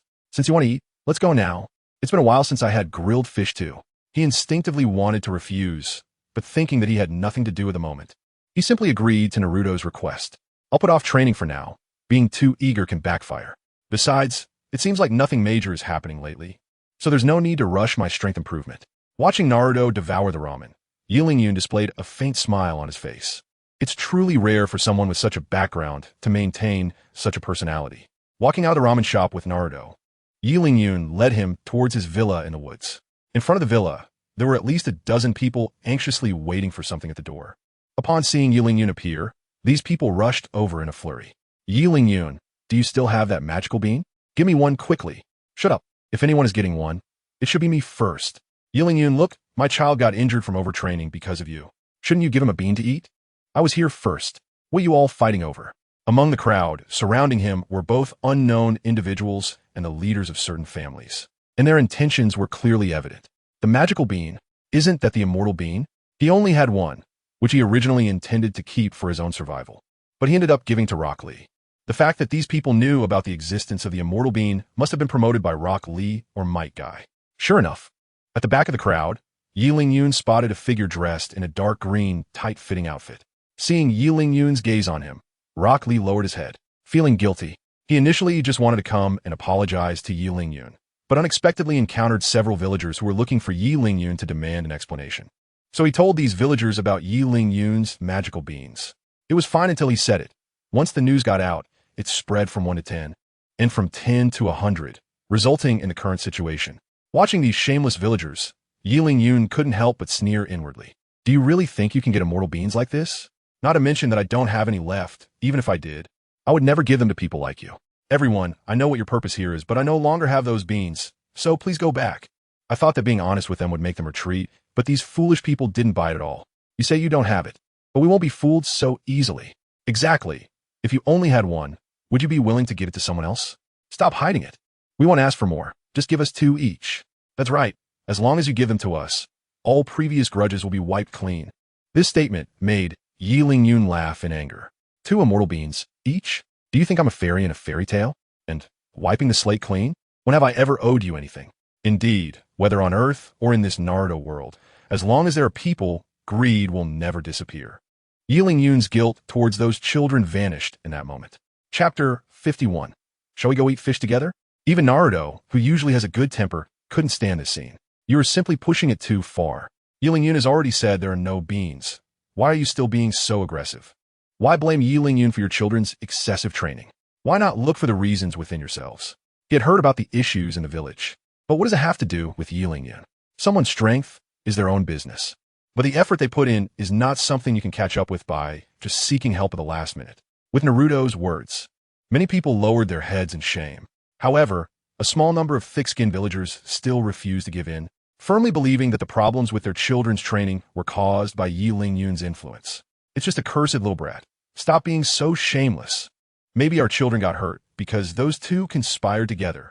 Frustrated, Naruto wanted to continue arguing with them, but was stopped by Yi Ling-yun. What are you doing, Yi Ling-yun? They're slandering you like this, and you still look like that. I know you're trying to help me, Naruto, but could you please step back for a moment? Although he didn't know what Yi Ling-yun was planning to do, out of trust for him, Naruto still took a step back. Watching Naruto take a step back, Yi Ling-yun continuously changed his hand gestures. Look at that guy, he's still forming seals. Does he really think he can kill us? Kill us? He should take a look at himself. He's just a wet behind the ears little brat. I don't believe he dares to make a move. After all, we are the pillars of the village. Can he bear that responsibility? A large group of people continue to chat and laugh, completely unconvinced that Yi Ling-yun would actually make a move. Only a few influential figures from prominent families sensed that something was off and quietly retreated. I'll give you another chance. Leave or stay here. Don't say I didn't warn you. There won't be room for regret later. Watching the 10 or so people who remained unmoved, Yi Ling-yun did not hesitate and completed the hand seals for his technique. Fire release. Great fireball technique. A massive fireball, accompanied by intense heat and a strong gust of wind, flew towards the ignorant crowd. Until the fireball was unleashed, they stood there in disbelief. He actually dared to attack us. By the time they reacted, it was already too late to dodge. The group could only watch helplessly as the fireball approached. Just then, a column of water dispersed the fireball. Yi Ling-yun had gone a bit too far. Looking towards the source of the sound, the one who intervened was Kakashi. Since the third Hokage's funeral, he had been training with Sasuke in this dense forest, and he had only come over after hearing the commotion. He never expected to witness Yi Ling-yun trying to kill his fellow villagers. He had heard the recent rumors about the village, but he was surprised that these villagers had the audacity to confront Yi Ling-yun at his doorstep. If it were him, he probably wouldn't have been able to tolerate it either. His intervention was not only to protect these so-called villagers, but also to safeguard Yi Ling-yun, the future star of Konoha, from punishment. Upon seeing Kakashi arrive, the villagers, relieved to have escaped death, became arrogant again. Yi Ling-yun, aren't you quite capable? Aren't you going to kill everyone? Shouldn't you take out Kakashi-sensei too? Hearing their taunts, Yi Ling-yun slowly lowered his hand. Since Kakashi was already present, his desire to eliminate these people had to be abandoned. His current strength put him in an awkward position, too weak to take on someone stronger, but lacking challenge against those weaker. Shut up! Kakashi suddenly shouted angrily, startling everyone except Yi Lingyun. It was the first time they had seen Kakashi so furious. You fools don't even consider your own level. You come here to trouble Yi Lingyun without knowing right from wrong. He's only in his teens. How can you not feel ashamed? If I hadn't been here today, you'd all be dead by now. Do you understand? Is dying at his hands something to be proud of? Do you think the village would eliminate a promising genius to avenge you? Get lost. Next time you cause trouble, maybe take a look at your own capabilities. After giving the villagers a good scolding, Kakashi dispersed them. If they stayed any longer, and Yi Lingyun felt the urge to kill again, he wouldn't be able to protect so many people.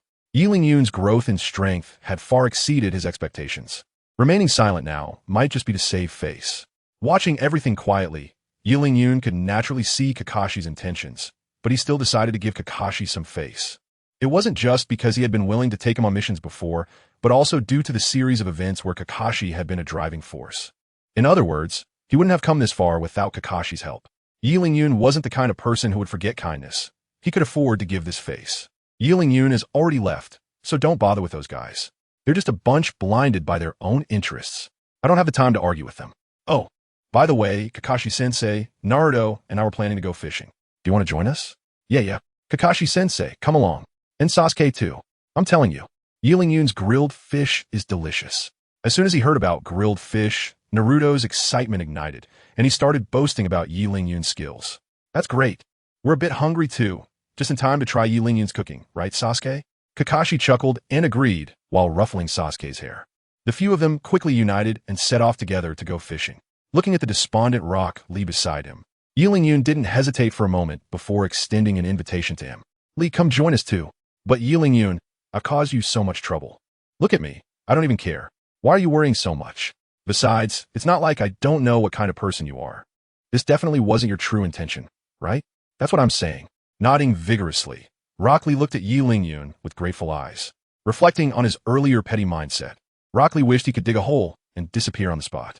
Chapter 52, The Magical Barbecue Powder by the Riverside. A large group of people had set up camp in a grand procession. With practiced ease, Yi Lingyun broke off tree branches and pulled out a thread from his clothes to tie them together. Just as he was about to showcase his skills, he noticed something was off.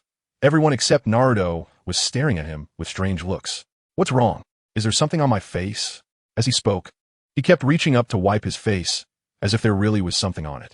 Yi Lingyun, is this how you usually go fishing? Isn't your fishing rod a bit too simple? Faced with Kakashi's skepticism, Yi Lingyun didn't offer any explanation. Confidently walking to the riverside, he made a perfect cast. The earthworm tied to the line traced a flawless arc through the air before landing in the water. This left Kakashi utterly stunned. As a war orphan himself, Kakashi had often fished by this river as a child. Just from that single display by Yi Lingyun, Kakashi could already gauge his skill level. For a moment, the gazes of everyone present were fixed on the branch in Yi Lingyun's hand, eagerly anticipating a catch. But contrary to expectations, after half an hour, the branch remained completely motionless. Not only were the others disappointed, but even Yi Lingyun himself grew puzzled. This shouldn't be happening. Normally, these fish are quite easy to catch, so why isn't it working today? As an avid angler, this was the first time Yi Lingyun had encountered such a situation, and he couldn't help but doubt his own expertise. Some people just love to show off despite having little real skill. If you got the skills, you could try fishing too. Faced with Sasuke's sarcastic remarks, Yi Lingyun wasn't about to let it slide and immediately fired back. Keep fishing if you want. Just don't be surprised when the catch ends up slapping you in the face. As he spoke, Sasuke directly snatched the simple fishing rod from Yunling's hands. With the same casting motion into the water, after a period of waiting, he similarly came up empty-handed. Before Yunling could say anything, Sasuke, in a fit of anger, threw the fishing rod aside. What a lousy fishing rod. Not a single fish after all this time. Can't catch fish and blame the rod. If you're no good, don't blame the path for being uneven. Me? No good? Then I don't see you catching any fish either. At least I didn't blame the fishing rod like someone did. As they spoke, the two confronted each other once again, the air thick with tension. You really want to fight, don't you? I've been itching to test out my newly learned ninjutsu. Might as well use a worthless loser like you as practice. Come on. As if anyone doesn't have a new skill these days. The anger from earlier hadn't subsided yet, and faced with Sasuke's provocation, Yi Lingyun simply couldn't hold back any longer. Seeing that the two were about to start fighting again, Kakashi once again played the role of peacemaker. He quickly stepped forward, standing between them, and placed a hand on each of their heads. Can you two just calm down? Why do you always have to fight the moment you meet? It's okay if we don't catch any fish. At worst, we'll just head back to the village. I'll treat you all to barbecue. As soon as the proposal was made, Rock Lee immediately approved it. He had already been harboring feelings of guilt toward Yi Lingyun. Now that Kakashi had provided a way out, he naturally took the opportunity to help Yi Lingyun escape the awkward situation. Eating barbecue? Isn't this grilled fish delicious? I worked so hard to catch all these fish. I was really looking forward to treating you to a feast, but it seems I'll have to release some of them now. Naruto's voice came from the riverside, tinged with a hint of disappointment. Following the sound, dozens of Naruto clones could be seen, each holding 1 or 2 fish, walking toward Yi Lingyun. Seeing the scene, the others couldn't help but feel speechless. No wonder they couldn't catch a single fish. It turned out this guy had intercepted them all upstream. All right. Since we already have fish, let's skip the barbecue. Sasuke, Naruto, and Lee, could you please prepare the fish first? Yi Lingyun, you start the fire. I'll go find some branches to skewer the fish. Under Kakashi's division of labor, all the preparations were carried out in such an orderly manner. Watching the few people busy at work, Yi Lingyun had a sudden idea. He clapped his hands on the ground. A shallow pit appeared before him. Earth escape, small earth barrier. After preparing the pit, Yi Lingyun continuously formed hand seals, and a blob of magma accurately fell into the shallow pit. Thus, a barbecue pit that didn't need extra fuel appeared in the scene. Following the same method, Yi Lingyun quickly created several similar barbecue pits. It's just a few more ninjutsu techniques. What's there to show off? Seeing this scene, while cleaning fish, Sasuke let out a cold snort. Not to be outdone, he also began to form hand seals, and a bird's cry suddenly appeared, with a blue-white electric arc forming in his hand. This was the new ninjutsu he had recently learned from Kakashi, an extension of Raikiri called Chidori. With one strike, the fish that was just lively was paralyzed by the electric current, no longer able to escape, and could only be butchered by the few people. By the time Kakashi returned from gathering branches, the fish had all been processed. Since everything was ready, what were they waiting for? Let's start grilling the fish. Having tasted Yi Lingyun's cooking before, Naruto immediately picked up a fish and brought it to Yi Lingyun, who understood and took it over to begin his work. He arranged several branches into the shape of a grill, then placed the fish on top and started flipping it continuously. Kakashi and the others simply pierced the fish with branches and then stuck them into the ground without further thought. What is Yi Lingyun doing? Why is he turning it around so much? He must be planning to let the fish fully absorb the high temperature, which should make it taste better. Kakashi, who had a good understanding of grilling fish, explained to Rock Lee, while Sasuke still looked disdainful. It's just for show. I don't believe that fish grilled this way can be any different. Hey, Sasuke, don't rush to conclusions. Such things can only be determined at the end. Not long after, both sides finished grilling their fish almost simultaneously. However, Yi Lingyun didn't rush to take the grilled fish away. Instead, he took out a small jar and began to pour something over the fish. Here it comes, it's that powder. Yi Lingyun, hurry up. I'm dying of craving. This scene made Naruto's eyes light up. The bottle of barbecue powder Yi Lingyun had given him last time had long been used up. Now that he could eat it again, how could he not look forward to it? With a slight smile, Yi Lingyun quickened his pace, constantly flipping the fish while pouring the powder. After being grilled at high temperatures, the aroma of the barbecue powder was fully released. The intense fragrance spread into the noses of Kakashi and the other two, making them involuntarily swallow. Compared to the grilled fish made by Yi Lingyun, the one in their hands suddenly seemed bland. Kakashi and Rock Lee immediately put down their fish and walked towards Yi Lingyun's grill. Only Sasuke, unable to let go of his pride, resisted the urge to eat his own creation while his gaze was fixed tightly on the several fish on the grill. Yi Lingyun, what did you sprinkle on that fish? Why can I smell the aroma, even through the mask? Can I taste your fish? It smells so good. As they watched the two approach, Night Lingyun was about to speak when Naruto jumped in. Kakashi-sensei, don't you have fish that you're roasting yourselves? Why are you coming over here to steal my food? At that moment, Naruto stood protectively in front of the grill, looking comically possessive. However, the two, driven by their cravings, paid him no mind and exchanged awkward smiles with Night Lingyun, their intentions obvious. Night Lingyun understood their meaning and pulled Naruto behind him, revealing the beautifully golden fish on the grill to the two. You don't need to be polite. If you want to eat, just go ahead. I can always roast more. His voice wasn't loud, but it reached everyone's ears, including Sasuke, who was busy gnawing on his fish. Yet even so, he couldn't let go of his pride and was unwilling to bow to Knight Lingyun. In that case, I won't hold back. I'll taste this fish that Naruto has been dreaming about. Kakashi picked up a stick and brought the roasted fish closer. Having learned from his previous experience of eating the vegetable salad, Kakashi began to scrutinize the fish carefully. For a moment, aside from Knight Lingyun, who was still flipping the fish, the eyes of Sasuke and the others were fixated on Kakashi's mask. Since they met Kakashi, they had never seen his face without the mask. Faced with the fish and Kakashi's appearance, they resolutely chose the latter. After all, if the fish was gone, Knight Lingyun could roast more, but they might only have this one chance to see Kakashi's true face. As they watched eagerly, Kakashi swiftly devoured the entire fish at a speed that was hard for the others to follow. Only the remnants of fish bones in his hand and the chewing motion of his mouth proved he had eaten the fish. Wow, this is really delicious. I didn't expect your cooking skills to be this good. Knight Lingyun.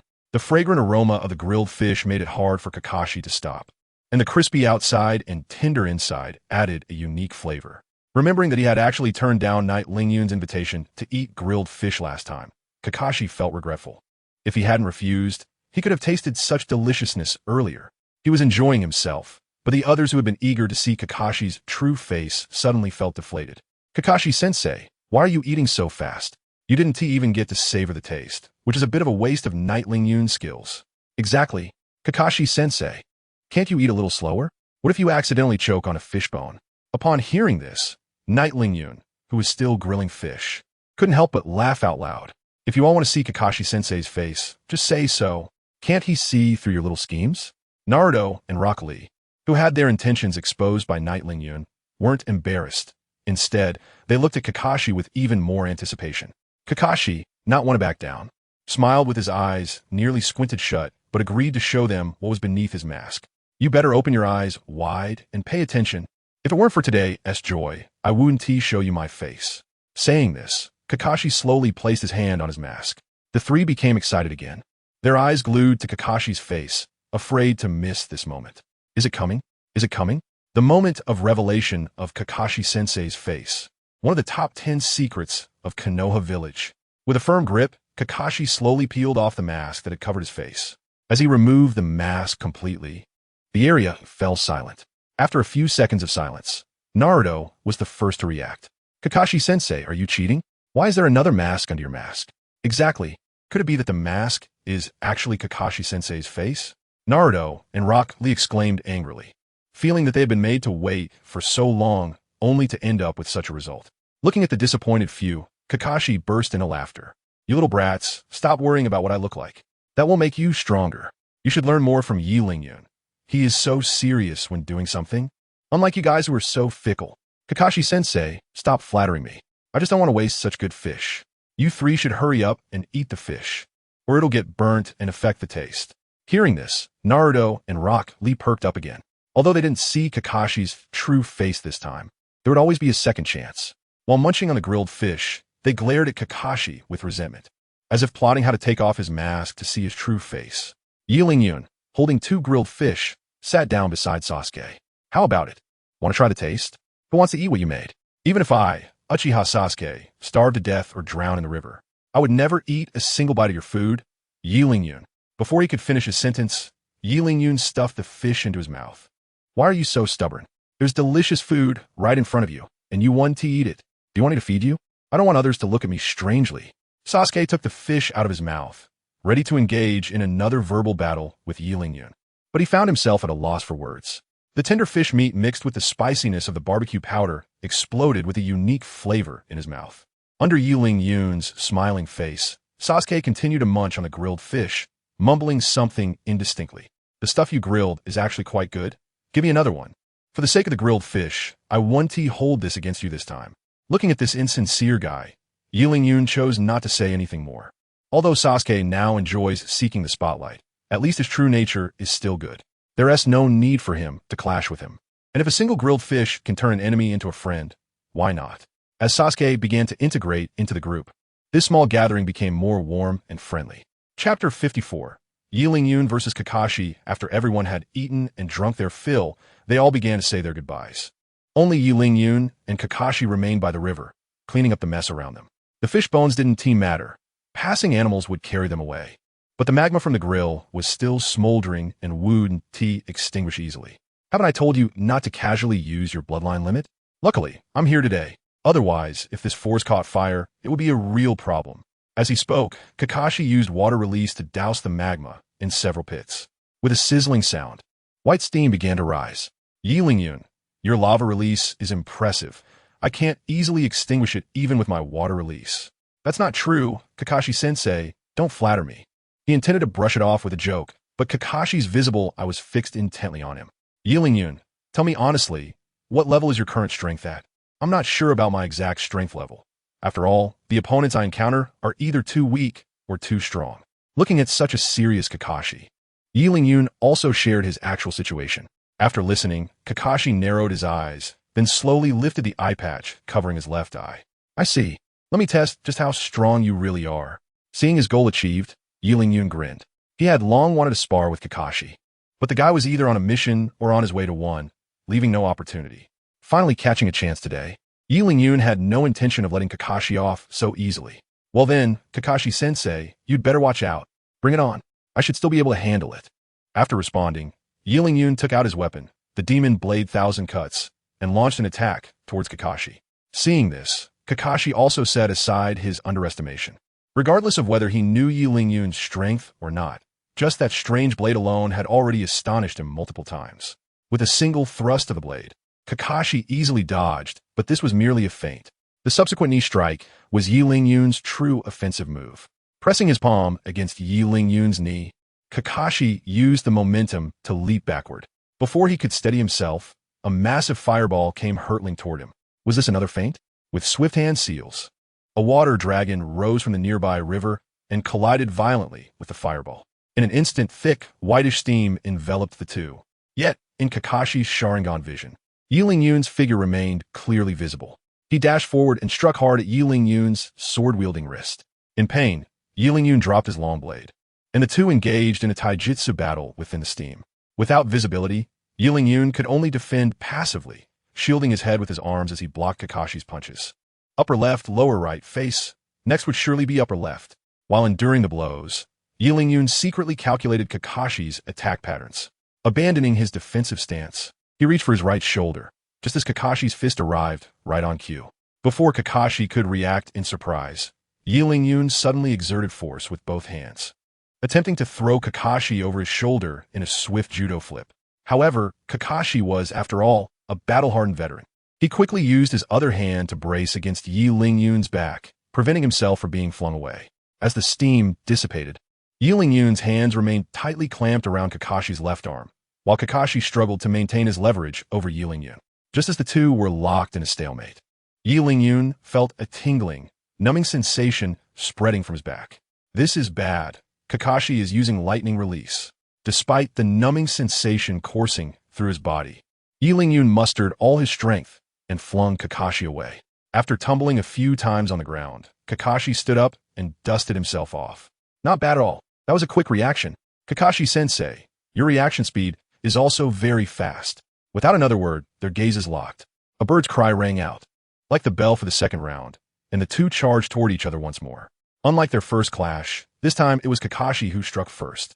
He swiftly drew several kunai from the combat pouch on his back and hurled them at Yun without hesitation.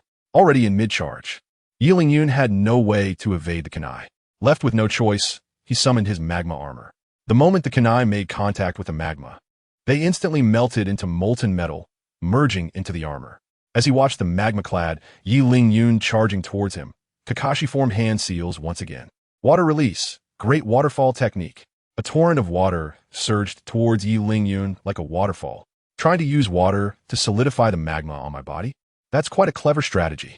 Slamming his hands onto the ground, a wall of earth appeared in front of Yun, blocking this wave of water release attack. Before the water could fully pass through, a tingling sensation surged through him again. Mixing lightning release with water release, Kakashi truly is terrifying in battle intelligence. Realizing he was at a disadvantage, Yun retracted his magma armor and quickly formed hand seals. Flying Thunder God technique. The moment the water flow crashed through the earthen wall, he disappeared from his spot, reappearing behind Kakashi. A kunai was pressed against Kakashi's back, and a victorious smile appeared on Yi Lingyun's face. Kakashi-sensei, you lost. But suddenly, the Kakashi in front of him transformed into a puddle of mud, and a kunai was pressed against his own back. Who lost and who won is still uncertain. You agree, right, Yi Lingyun? Yes. The real battle is only just beginning. With a thought, the devil knife, Qianren, which had been knocked away, seemed to have a will of its own as it stabbed towards Kakashi's back. Sensing something, Kakashi suddenly leaped up, and the target of the knife became Yi Lingyun. Just as the blade was about to stab Yi Lingyun, it suddenly came to a halt. Turning around and gripping the hilt of the knife, Yi Lingyun looked intently at Kakashi across from him. Just as he was about to strike again, Kakashi repeatedly called for a stop. Let's end it here. If we continue, it will be a life and death struggle. I have to say, Yi Lingyun, your battle awareness is really high. Even I almost fell for your trick. Kakashi-sensei's battle awareness is also very high. He's the strongest person I've fought against, aside from Orochimaru. Upon hearing Orochimaru's name, Kakashi's expression clearly froze for a moment. He had been killed by that guy twice, and even now, he still felt a lingering fear. Just then, a round of applause accompanied by two figures appeared in the arena. As expected of the most outstanding individuals of their generation, they truly opened our eyes. Looking towards the sound, the newcomers were Jiraiya and Tsunade. Chapter 55. Future Hokage, what are they doing here? Could it be that they are here to talk to me again about the Hokage successor? I should have made it very clear to them last time that I wouldn't participate in the Hokage selection. If it weren't for the Hokage selection, why would they appear here? A series of doubts arose in Yi Lingyun's mind. Due to his presence, the original plot trajectory had undergone a drastic change. The current plot direction was something even Yi Lingyun himself was starting to find hard to grasp.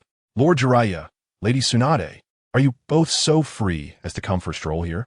Pulling down his unmask again, Kakashi began to greet the two. Haha, indeed quite free.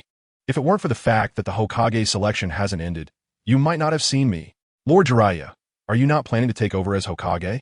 Yes. I have already discussed it with Tsunade and let her become Hokage, which can also be seen as inheriting her grandfather's legacy. After saying this, Jiraiya let out a hearty laugh again. Tsunade, on the other hand, had a gloomy expression. If it weren't for the concern that the village would be left leaderless, who would want to be Hokage? Living carefree outside was the life Tsunade desired.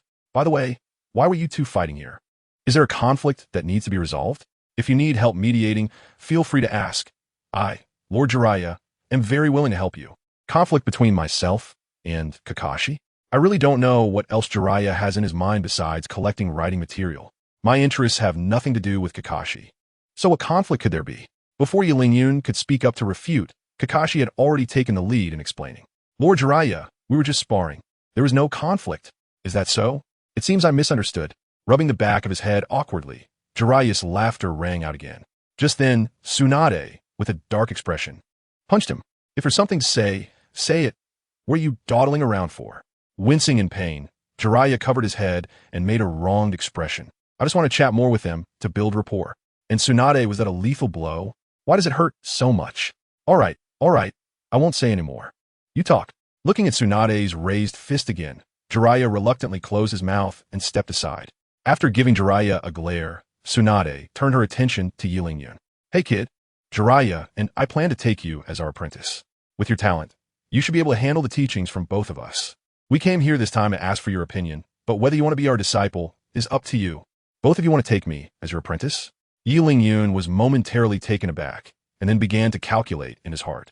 Although these two in front of him were the highest combat power currently in Konoha village, and even had a prestigious reputation in the ninja world, he couldn't help but suspect there were ulterior motives behind their simultaneous approach to take him as a disciple.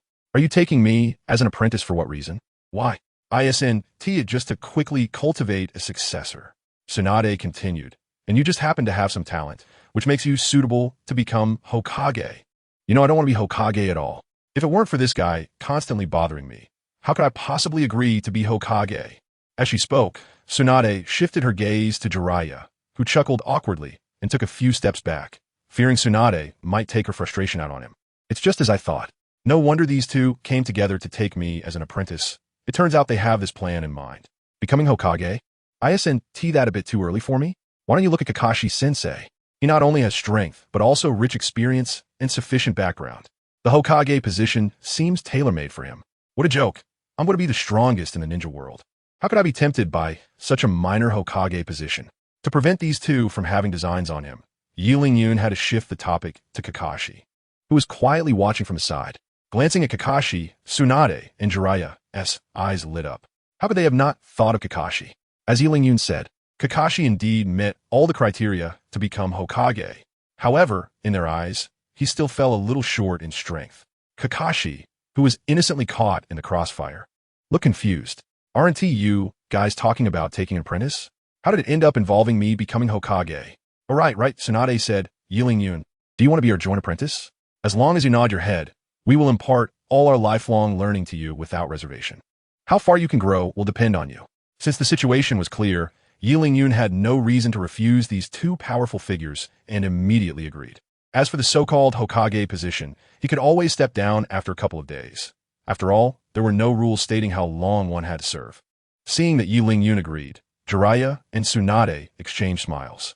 Then you can prepare first, and come find me at the medical team later. No problem, Tsunade-sensei. You go back first. I'll head over shortly. Watching the two leave, Yi Ling-yun remained in a daze. Had he really become the future Hokage's successor? Isn't this a bit too fast for a cheat? Although it is true that he had indeed activated a cheat. Kakashi's eyes curved as he suddenly slapped Yi Ling-yun on the shoulder. Congratulations, Yi Ling-yun. At just over 10 years old, you've already secured the position of future Hokage. Oh, it's nothing. It's all thanks to Kakashi for often guiding me in my training. Although he said that, it was still a different matter. What about the fact that you just pushed me out as a shield? Kakashi-sensei, please don't take it to heart. I just got anxious for a moment. While speaking, Yi Ling-yun reached into the combat bag behind him, continuously rubbing it, actually selecting items in the system space to appease Kakashi. After rummaging through, Yi Ling-yun found a bottle of gum in the gaps between layers of clutter. If you remember correctly, this thing seemed to provide a buff, perfect to give to Kakashi. Kakashi-sensei, here, take this and don't be angry. I'm not angry. Becoming Hokage is also my dream. And what's this thing? What are you giving it to me for? Looking at the bottle handed over by Yi Ling-yun, Kakashi didn't immediately take it. He wasn't the type to fuss over trivial matters, nor would he accept something from a student without reason. Chapter 56, Learning Medical Ninjutsu. What is this? Kakashi's question really stumped Yi Ling-yun. If he directly told him it was chewing gum, and Kakashi kept asking what chewing gum was, it would be even harder to explain. As he struggled to find a way to explain it to Kakashi, a sudden idea flashed through Yi Ling-yun's mind. Teacher Kakashi, don't make such a big deal out of it. It's just some homemade soldier pills I made. Don't you often go on missions? The soldier pills I make are quite small, but they're very effective at replenishing chakra, especially suited for a ninja like you. Is that so? Night Cloud, you're so thoughtful. Well then, I suppose I'll reluctantly accept it. Seeing Kakashi take the chewing gum, Yi Ling-yun grinned. Naturally, he felt grateful toward this man who had once mentored him and taught him the lava release. After chatting for a few moments, Kakashi excused himself, citing urgent mission duties. What a busy man indeed. After watching Kakashi leave, Yi Ling-yun also hurried toward Konoha's medical room. He hadn't forgotten that his first master, Tsunade, was still waiting there to guide him. If he was late for their very first session, he might just get beaten up by her. Just as he stepped out of the dense forest, Yi Ling-yun suddenly seemed to remember something and slapped his forehead in frustration. I don't think I ever told Kakashi-sensei that you can't swallow chewing gum. But with his intelligence, he should probably figure out that stuff isn't meant to be swallowed, right? At this point, even if I wanted to remind him, it's already too late. All we can do is pray that Kakashi notices the clue in the chewing gum. In the medical room, Tsunade sat on a chair with her legs crossed, her fingers tapping impatiently on the table, clearly growing impatient. Shizen, go check why that brat Yagami hasn't arrived yet. The woman standing aside pushed the door open after receiving Tsunade's instructions, only to unexpectedly collide head-on with the hurriedly arriving Yeli-yun. Senior Shizen, what's the rush? Where are you going in such a hurry? Jingyin staggered back several steps before steadying herself. Upon recognizing the newcomer, her initial joy was quickly followed by urgency. Yi Ling-yun, you're finally here? I was just about to go out to look for you. Hurry inside. Lady Tsunade seems to be in a rage. An angry Tsunade. Hearing this, Yi Ling-yun instantly felt his hair stand on end. Would he end up with a few broken ribs, like Jiraiya? Trembling with fear as he entered the medical room, Yi Ling-yun suddenly felt a fragrant breeze wafting from behind. Little brat, you finally arrived. I've been waiting for you for ages. Turning her head away, Tsunade's gritted teeth expression came into Yeli-yun's line of sight. Yeah. I'm here, Tsunade sis. If it weren't for wasting so much time looking for this bottle of wheat juice, I wouldn't have been so late. It's all my fault for making Lady Tsunade wait so long. It's all on me. While speaking, Yun took out a bottle of beer and handed it to Tsunade, lowering his head with an expression full of guilt. This preemptive move completely caught Tsunade off guard. She and T even had the chance to get angry yet, and here this kid was already berating himself. Looking at the beer in front of her, Tsunade's eyes lit up, and she directly snatched the beer from Yun's hand. It's okay. It's just a little late. No big deal. Shizun, you come over and teach him some basic knowledge first, and then let him try that later. After receiving Tsunade's instructions, Shizun entered the medical room again and led Yulin to sit down at a nearby table. Tsunade, on the other hand, sat on the side, savoring the wheat juice. Seeing this scene, Yun felt relieved. He had known for a long time that Tsunade had a liking for this, and even before arriving at the medical room, he had already prepared beer to deal with all the situations that might arise. If Tsunade got angry, it would be just right to use it to calm her down. If she didn't get angry, then the beer could be presented to her as a gift for becoming his mentor. In either case, Yun was unafraid. Looking at the silent figure sitting across from her, Yun began to calm down and listen carefully as she explained the basic operations. If others saw that Tsunade had only sent a disciple to teach her, they might have been furious and stormed out. However, Yun knew very well that the achievements of the silent figure in medical ninjutsu were not much less than Tsunade's, and in some aspects, she even surpassed Tsunade. Did you remember what I just said? Yun asked. Of course. It's rare for senior sister Shizun to take the time to explain this to me, so I will definitely remember it. Now the most important and crucial point. You must remember it well. The 3 major principles of medical ninjas. You cannot give up on treatment unless the team members have confirmed their death. Medical ninjas cannot stand at the front line of the team, and medical ninjas cannot die before the combat members. After finishing, Shizun glanced at Tsunade, who was the one that established these 3 principles and was known as the holy physician of the ninja world. Yun nodded, seemingly understanding, with clear yet foolish eyes quietly looking at Shizun, waiting for more. He remembered that Tsunade's rules should have 4 points, so why did Shizun only mention 3? Looking at Tsunade beside her, it seemed that the other party had no intention of adding anything further. Yun had no choice but to follow Ian into the training room next door. In the small room, 3 or 5 tables were arranged, and on each table lay a dying fish. You could try to use the method I just told you to revive the fish. After responding, Yun slowly walked to the table. Looking at the dying fish in front of him, Yun silently repeated the method Jingyin had just taught him. Gather chakra in your hands and continuously release it onto the area that needs healing. As Yun began circulating his chakra, a green glow lit up in his palms. The green light enveloped the fish, and what had been on the verge of death suddenly showed signs of revival. Its gills began to twitch rapidly.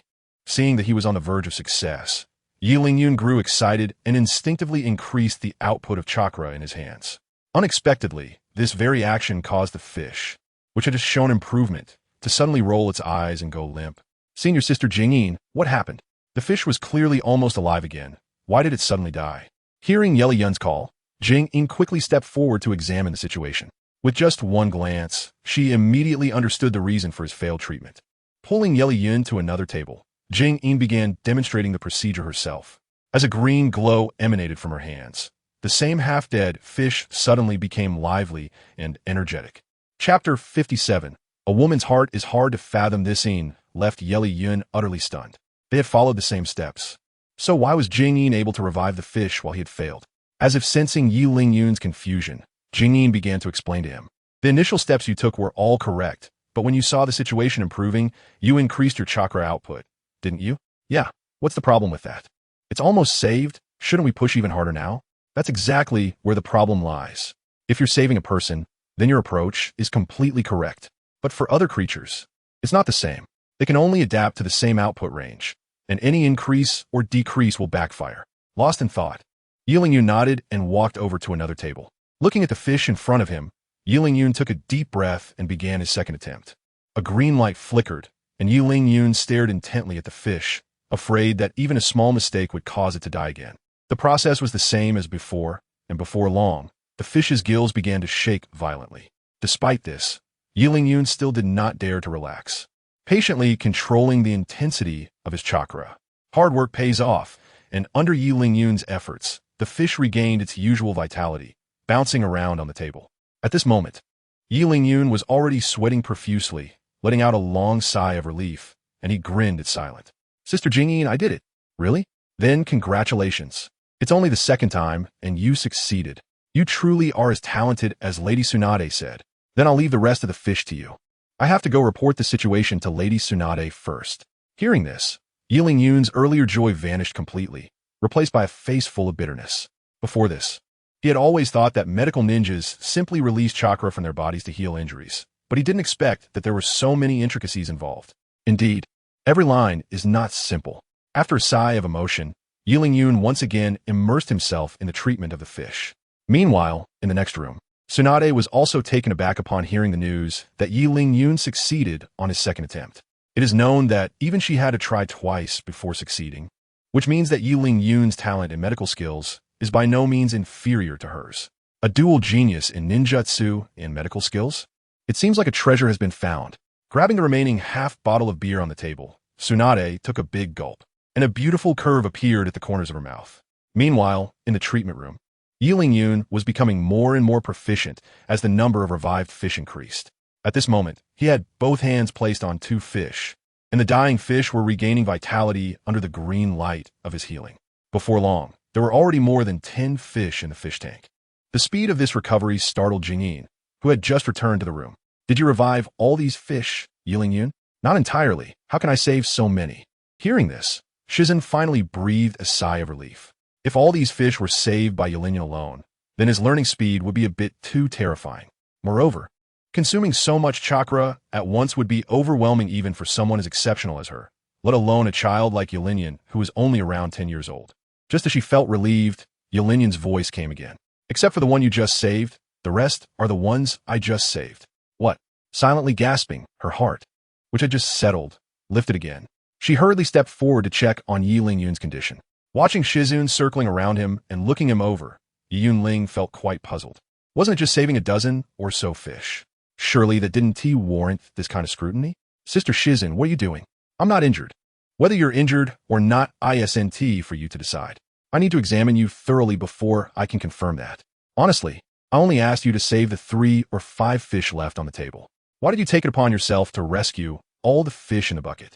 Don't you know that using too much chakra at once can kill you? No wonder she had been so shocked earlier. She was worried about him overexerting his chakra. Placing both hands on Shizun's shoulders, Yi Yunling stared intently at her. Sister Shizun, don't worry. My chakra reserves are more than sufficient. Something like chakra exhaustion simply doesn't happen to me. Under his steady gaze, a faint blush rose to Shizun's cheeks. She cupped her flushed face with both hands and dashed away, leaving Yi Yunling standing there with his hands still hovering in the air, bewildered. Did I do something wrong? Why did she run off so fast? Could be the fishy smell on me that drove her away? But Sister Shizun didn't seem bothered by it earlier. Sniffing himself, Yi Yunling shook his head helplessly. Women's hearts are truly hard to understand. Heading to the next room to bid farewell to Tsunade, Yi Yunling then made his way to the village bathhouse in quick strides. Without hesitation, he plunged into the bath to wash off the fishy odor. Hey, Yi Yunling, you here for soak too? What a coincidence. A hand clapped onto Yi Yunling's shoulder, startling him so badly he nearly summoned the demon blade Qian on the spot. When he turned to look, it was none other than Jiraiya. Lord Jiraiya, you're here for bath too? No, I'm not here to bathe. I'm here to gather material for my writing. With those words, Jiraiya climbed onto the partition separating the men's and women's baths under Yi Yunling's stunned gaze. Oh, that's it. Yi Yunling, want to come take a look too? Suppressing the stirring in his heart, Yi Yunling firmly declined Jiraiya's invitation. After all, he bore the title of Konoha's hero. If someone caught him doing something like that, where would he even hide his face? Jiraiya might be a repeat offender who didn't care about shame, but Yi Yunling still had his dignity to uphold. Quickly finishing his bath, Yi Yunling hurriedly left the bathhouse. Lingering there gave him an inexplicable sense of unease. Though he didn't know why, he trusted his instincts. Not long after he left, a commotion erupted inside the bathhouse. A crowd of men and women rushed out in disarray, barely having time to adjust their clothes. The scene unfolded right before Yi Yunling's eyes at the entrance. There was no need to guess. It was definitely that old pervert Jiraiya causing trouble inside. Otherwise, there was no way the bathhouse would suddenly empty out like that. Sure enough, Leaving early had been the right call. Just as Qianren was about to head back to the medical ward, Jiraiya, wrapped only in a towel, came sprinting out, making a beeline straight for him. Chapter 58. The mysterious glasses-wearing man. This looks like he got caught peeping, but why is he running toward me? By the time Qianren realized something was wrong, it was too late. Jiraiya was already right in front of him. Qianren, what are you still standing around for? Get moving. If you don't run now, you 1T get another chance. Why should I run? I wasn't the one caught peeping. That's your problem. Look, they're coming. I'm out of here. Whether you run or not is up to you. Following Jiraiya's pointing finger, Qianren saw several women charging out of the bathhouse. When he turned back, Jiraiya had already vanished without a trace. And Qianren, who had just been talking to Jiraiya, naturally became their next target for revenge. Look, it's that kid. He was just talking to that pervert. No need to check. They're definitely in cahoots. If we can't find that white-haired creep, we'll just teach his accomplice a lesson, so they remember this. The women chattered among themselves before unanimously deciding to take their anger out on Qianren, watching the avenging army charging toward him. Qianren panicked instantly. You got the wrong guy. Why are you chasing me instead of Jiraiya? What kind of logic is this? There was no time to think. Qianren turned tail and ran, not wanting to become Jiraiya's scapegoat. And so, a tense and thrilling chase began. Qianren sprinted ahead, desperately trying to distance himself, while shouting explanations about his innocence. But the women behind him paid no heed, relentlessly pursuing him. Gradually, he realized he wasn't shaking them off. Instead, the gap between them was shrinking. Damn, these women are terrifying when they're angry. Don't they ever get tired? How are they still keeping up? Qianren was nearly exhausted. Yet his pursuers showed no signs of fatigue. This can't go on. Sooner or later, they'll catch me. Just as he mustered his last burst of energy to escape, he collided head-on with a broad figure rounding the corner. Stumbling back several steps, he barely regained his balance and looked up. It was Tsunade. No wonder the impact had been so solid. Sister Tsunade, what are you doing here? Should you still be in the medical ward? Oh, so you do remember I was in the medical ward? Then why did you sneak out alone? Tsunade's voice was icy, her face dark with anger. Do you have any idea how many times Shizen searched for you? Did you get a little too cocky after learning just the basics? Before Qianren could respond, the pursuing women surrounded them. You damn pervert. Weren't you running fast enough? Why stop now? Keep going. One of them sneered. Yeah, you had the guts to peep, but not the guts to admit it? Pathetic little creep. Another chimed in. Pervert? Tsunade's gaze shifted to Qianren. Her eyes filled with doubt. This kid doesn't seem like the type to be a pervert like Jiraiya, but the situation does look bad. Her expression darkened further. Her fists clenched, knuckles cracking ominously. Qianren, you have one chance to explain yourself. If your answer isn't convincing, our master-disciple relationship ends here. Qianren's heart sank. Tsunade was really angry. She wouldn't say something like this lightly. But if his actions had tarnished her reputation as his teacher, who could blame her? Well then, sorry, Master Jiraiya, but I have no choice. Qianren recounted everything, from his visit to the bathhouse to his encounter with Tsunade, truthfully and in detail. Yet, even after hearing his side, the women remained skeptical. That pervert isn't here now. How we know you're not just making this up? One retorted. Exactly. I saw him talking to that creep with my own eyes. Another insisted. Me too. I saw it too. The standoff dragged on. Though Tsunade could sense Qianren's innocence, the women were adamant that he was an accomplice. There was only one way to clear his name now. Jiraiya, get your ass out here. With a furious roar, Tsunade slammed her fist into the ground. Cracks spiderweb from the impact as her voice echoed with barely contained rage. Looking at the cracks beneath their feet, everyone, including Qianren, was frightened to the core. A violent tremor caused apples to fall from the tree nearby, rolling a few times on the ground before coming to rest at Tsunade's feet. Immediately, in front of everyone's eyes, the apple transformed into a human figure, who was none other than Jiraiya, the perverted hot spring enthusiast that the girls had been searching for. Tsunade, please calm down. I only asked that little guy to fill in for me because I had no other choice. There's no need to be this angry, right? As soon as he revealed his true form, Jiraiya kept apologizing to Tsunade, fearing that this strong woman would punch him as well. Now you realize your mistake? Too late. As soon as the words left her mouth, Tsunade's fist struck Jiraiya's face, sending him flying several meters away, crashing through 3 wooden fences before finally coming to a stop. You see, he has received his due punishment. If you're still not satisfied, feel free to go up and take action yourselves. Watching the severely injured Jiraiya, the girls exchanged glances. They only wanted to teach him a lesson, and seeing him in such a state made it inappropriate to pursue the matter further. After cursing a few times, they dispersed. Once they left, the originally near-death Jiraiya suddenly sprang to his feet. While rubbing his swollen face, he lamented. That group of guys finally left, but Tsunade, your cooperation was really terrible. You actually used real strength. Who's cooperating with you? I was just standing up for my disciple. Naruto, Qianren, let's go. Shizen has been waiting for you for a long time. Tsunade snorted coldly, glared at Jiraiya, and then left with Qianren. Only Jiraiya remained, looking at the cracked ground and the messy courtyard, feeling troubled. In the medical room, as soon as he entered, he saw a young man with glasses appear in his sight. Upon seeing Tsunade, a look of joy spread across his face, as if he had seen hope. Lady Tsunade, I finally found you. I've been looking for you for a long time. You know me? What do you want? Lady Tsunade may not know me, but your name is widely known among medical ninjas. Cut the crap, just get to the point. If there's nothing, Shizen, show him out. Seeing Shizen starting to push him towards the door, the glasses-wearing man could no longer remain calm. I'm here to find you because I discovered an incredible case in the suburbs. I'm completely helpless on my own, so I came to invite you to take a look. Chapter 59. New mission. As soon as he said this, Tsunade's interest was piqued slightly. As a doctor, encountering various strange illnesses was what she most wanted. Where's this place? I seem to be a bit interested. Hurry and take me there. No problem. Lady Tsunade, please follow me. The man smiled warmly, subtly curling his lips, and enthusiastically welcomed Tsunade outside. Qianren stood quietly beside him, watching the glasses-wearing man. From the first glance, Qianren had already recognized his identity. Toby, the most loyal subordinate of Orochimaru, a strong man who achieved sage body through his own efforts, and his appearance here meant that Orochimaru must be ambushing in the suburbs, aiming to capture the medical sage Tsunade to treat his sealed hands. Cease Tsunade. I also want to see what kind of strange illness it is. Do you think you can take me with you? Such a trivial matter is of course no problem.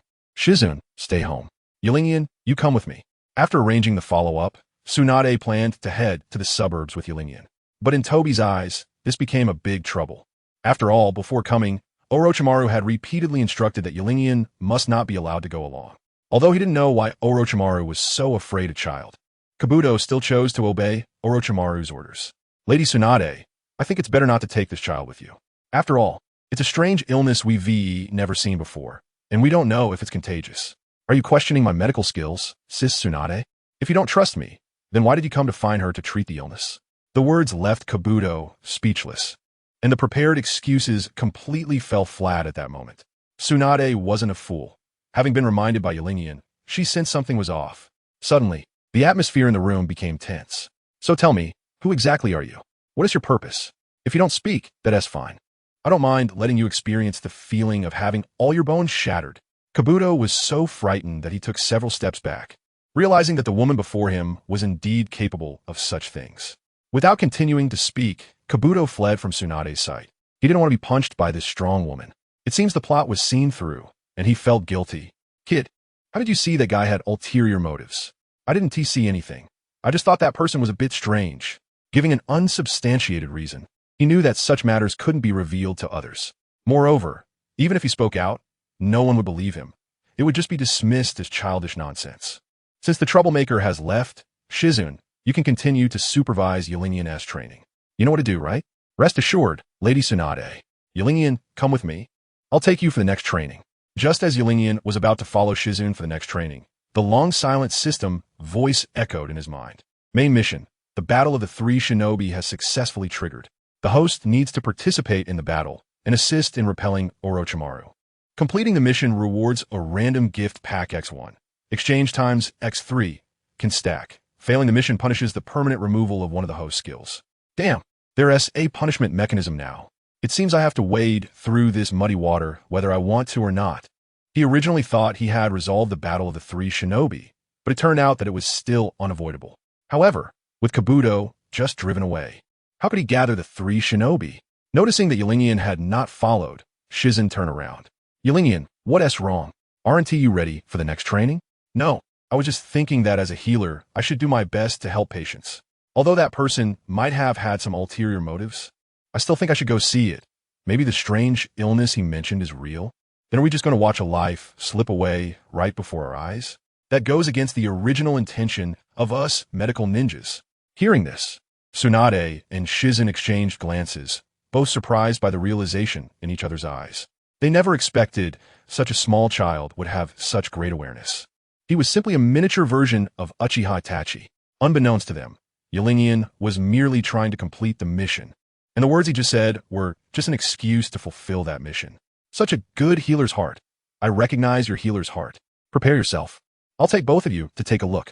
Tugging at her coat, Tsunade turned her gaze to Qianren. His earlier words had pleased her greatly. If one only had talent without awareness, it would be impossible to learn something truly valuable from her. Fully equipped, Tsunade led Qianren and Shizen toward the suburbs. All the way, Qianren remained silent, still pondering how to lure Jiraiya to the suburbs.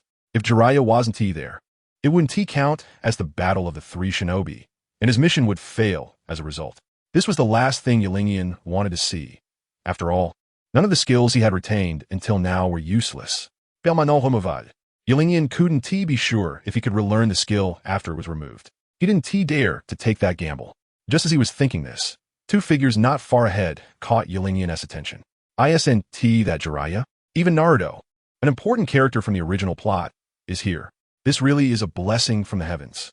But it seems like neither of them looks very happy right now. Upon taking a closer look, Qianren finally understood the reason for their gloomy expressions. It turned out that the destruction caused by Tsunade earlier had been unfairly blamed on Jiraiya. At the moment, Jiraiya was tirelessly using earth release techniques to fill the cracks in the ground, while Naruto was nearby, cleaning up the wooden fence that Jiraiya had crashed into. However, Qianren couldn't quite figure out why Naruto was there in the first place. After some questioning, Jiraiya proudly revealed the truth. The guy had actually tricked Naruto into helping him with the work by offering to take him on as a disciple. It had to be said, Naruto was impressively efficient at manual labor, especially with the convenience of the multiple shadow clone technique. Looking at Jiraiya's mischievous grin, Qianren and the others were at a loss for words. Seeing that the three of them were ignoring him, Jiraiya was not angry at all. Instead, he eagerly asked them why they were here. We plan to go to the outskirts to treat a patient with strange symptoms. Lord Jiraiya, do you want to join us? Shizen explained their itinerary thoughtfully, and Jiraiya naturally wouldn't miss the opportunity to spend time with Tsunade, immediately agreeing to go along. Please wait a moment. We'll finish tidying up this last bit, and then set off with you. Chapter 60. The Battle of the Three Ninjas. Although Jiraiya agreed to go together, Tsunade clearly had no intention of waiting for him, and walked out of the village on her own. Qianren and Shizen had no choice but to quickly follow her, leaving only Jiraiya and Naruto behind. Hey, why didn't that old lady want to wait for us? Naruto asked. Why are you asking so many questions, kid? Have you finished your work? I already finished. When are you going to teach me how to train? I want to become as strong as Qianren. What's the rush? Just accompany me to the outskirts first, and by then, I can train you to be even stronger than Qianren. How about that? Under Jiraiya's deceptive coaxing, Naruto foolishly followed him out of the village. In a clearing somewhere in the outskirts, Yakushi Kabuto had a gloomy expression. Damn that Qianren. If it weren't for him, I would have already lured Tsunade here. After cursing a few times, Kabuto walked to a corner of the clearing. Lord Orochimaru's plan has failed. I couldn't lure Tsunade out. That's no longer important.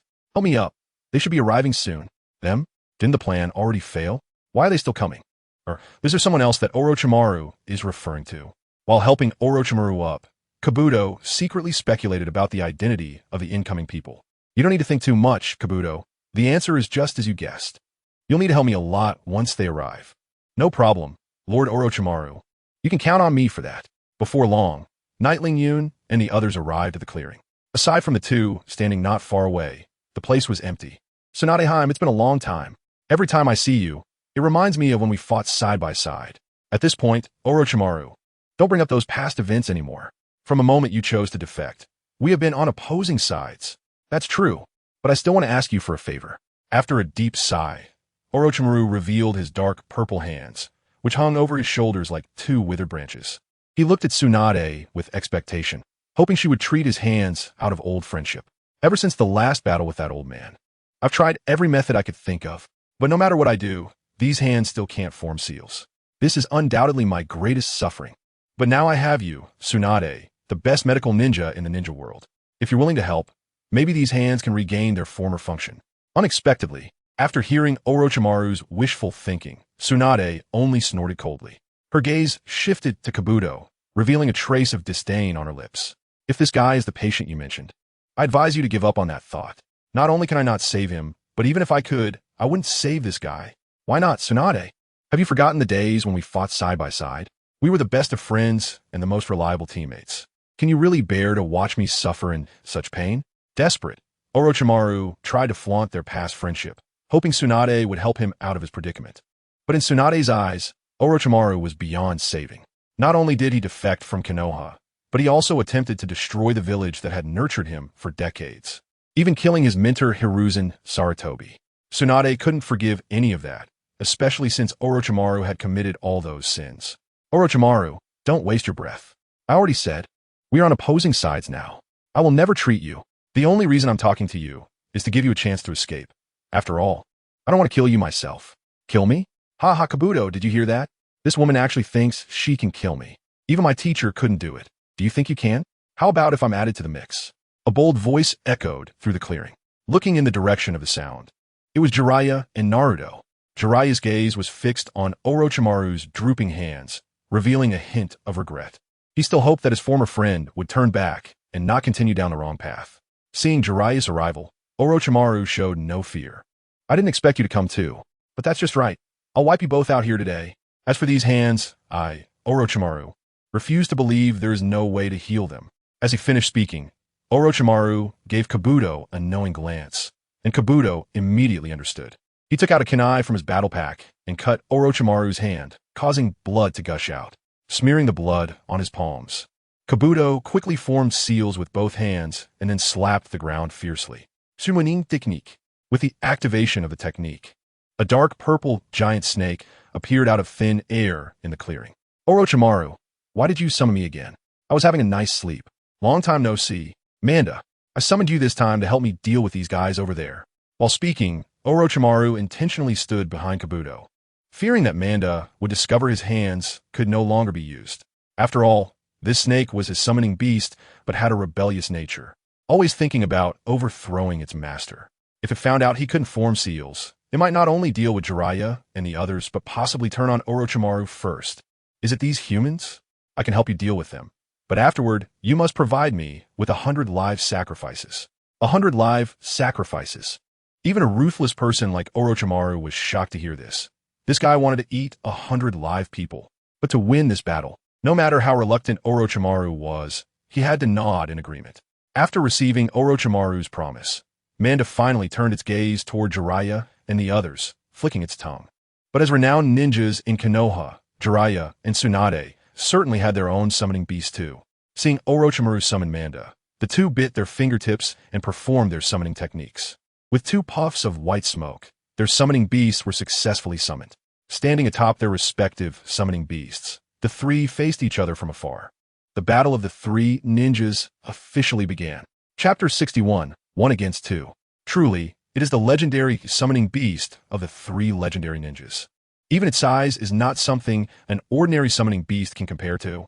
Compared to them, the few people standing on top of the spirit beast seemed as insignificant as grains of sand, and one would hardly notice their presence if not looked at closely. Hey, Yi Lingyun, we can see the village from here. Standing on the head of the giant toad, Naruto's face was filled with excitement as he shouted across to Night Lingyun. Clearly seeing such a colossal creature for the first time, following the direction of his finger, the entire outline of Konoha village came into view. Shifting his gaze to the opposite side where Orochimaru was, a glint of determination flashed in Night Lingyun's eyes. Last time, he let this guy escape, and this time, he wouldn't forgive himself if he didn't make him suffer a bit for all the training he had done during this period. But right now, the 3 of them have already summoned their summoning beasts, and if they want to contact Orochimaru, they can only deal with the thousands of snakes first. Since that's the case, let me show you my summoning technique. Imitating the action, Yi Lingyun bit his finger.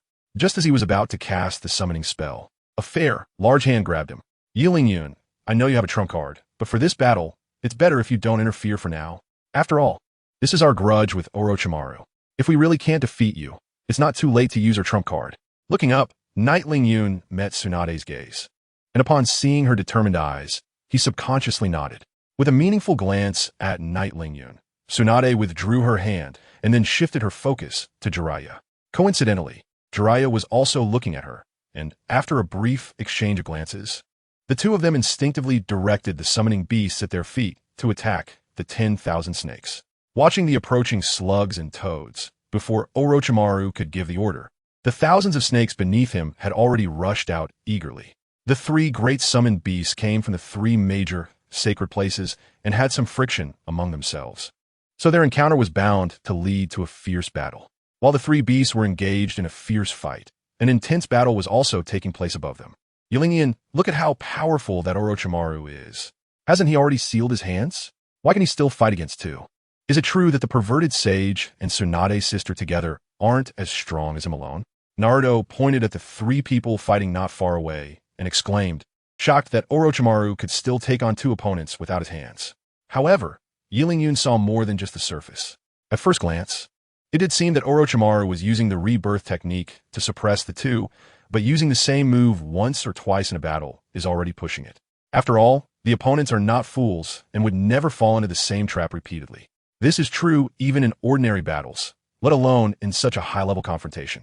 The more frequently Orochimaru uses the rebirth technique, the more likely his flaws will be exposed. When that happens, it will be his downfall. Naruto, you can rest assured. No matter what they say, they're all strong fighters of the same level.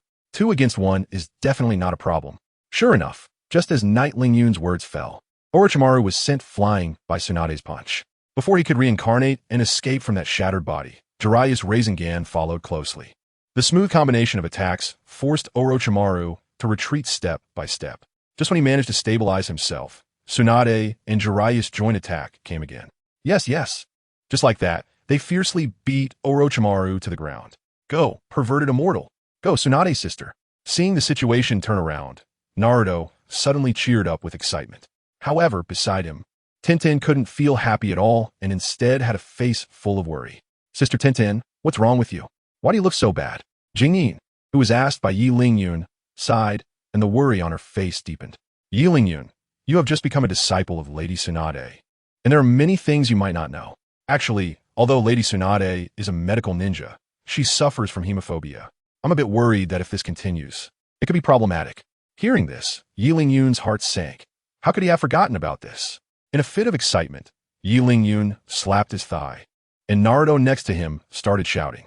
Tsunade asked, what are you hitting me for, Yi Lingyun? Don't you have thighs of your own? Ignoring Naruto, Yi Lingyun felt an ominous premonition rising in his heart. This forgotten fear of blood might very well become the turning point of this battle, just like in the original story. However, even if he wanted to help now, his strength was still insufficient to join a fight of this level. If he insisted on intervening, he might even become a burden to Tsunade and Jiraiya. For a moment, Yi Lingyun didn't know what to do. Standing aside and feeling anxious like Shizen, only Naruto, with his big heart, continued to cheer them on, seeing the current advantage of the two.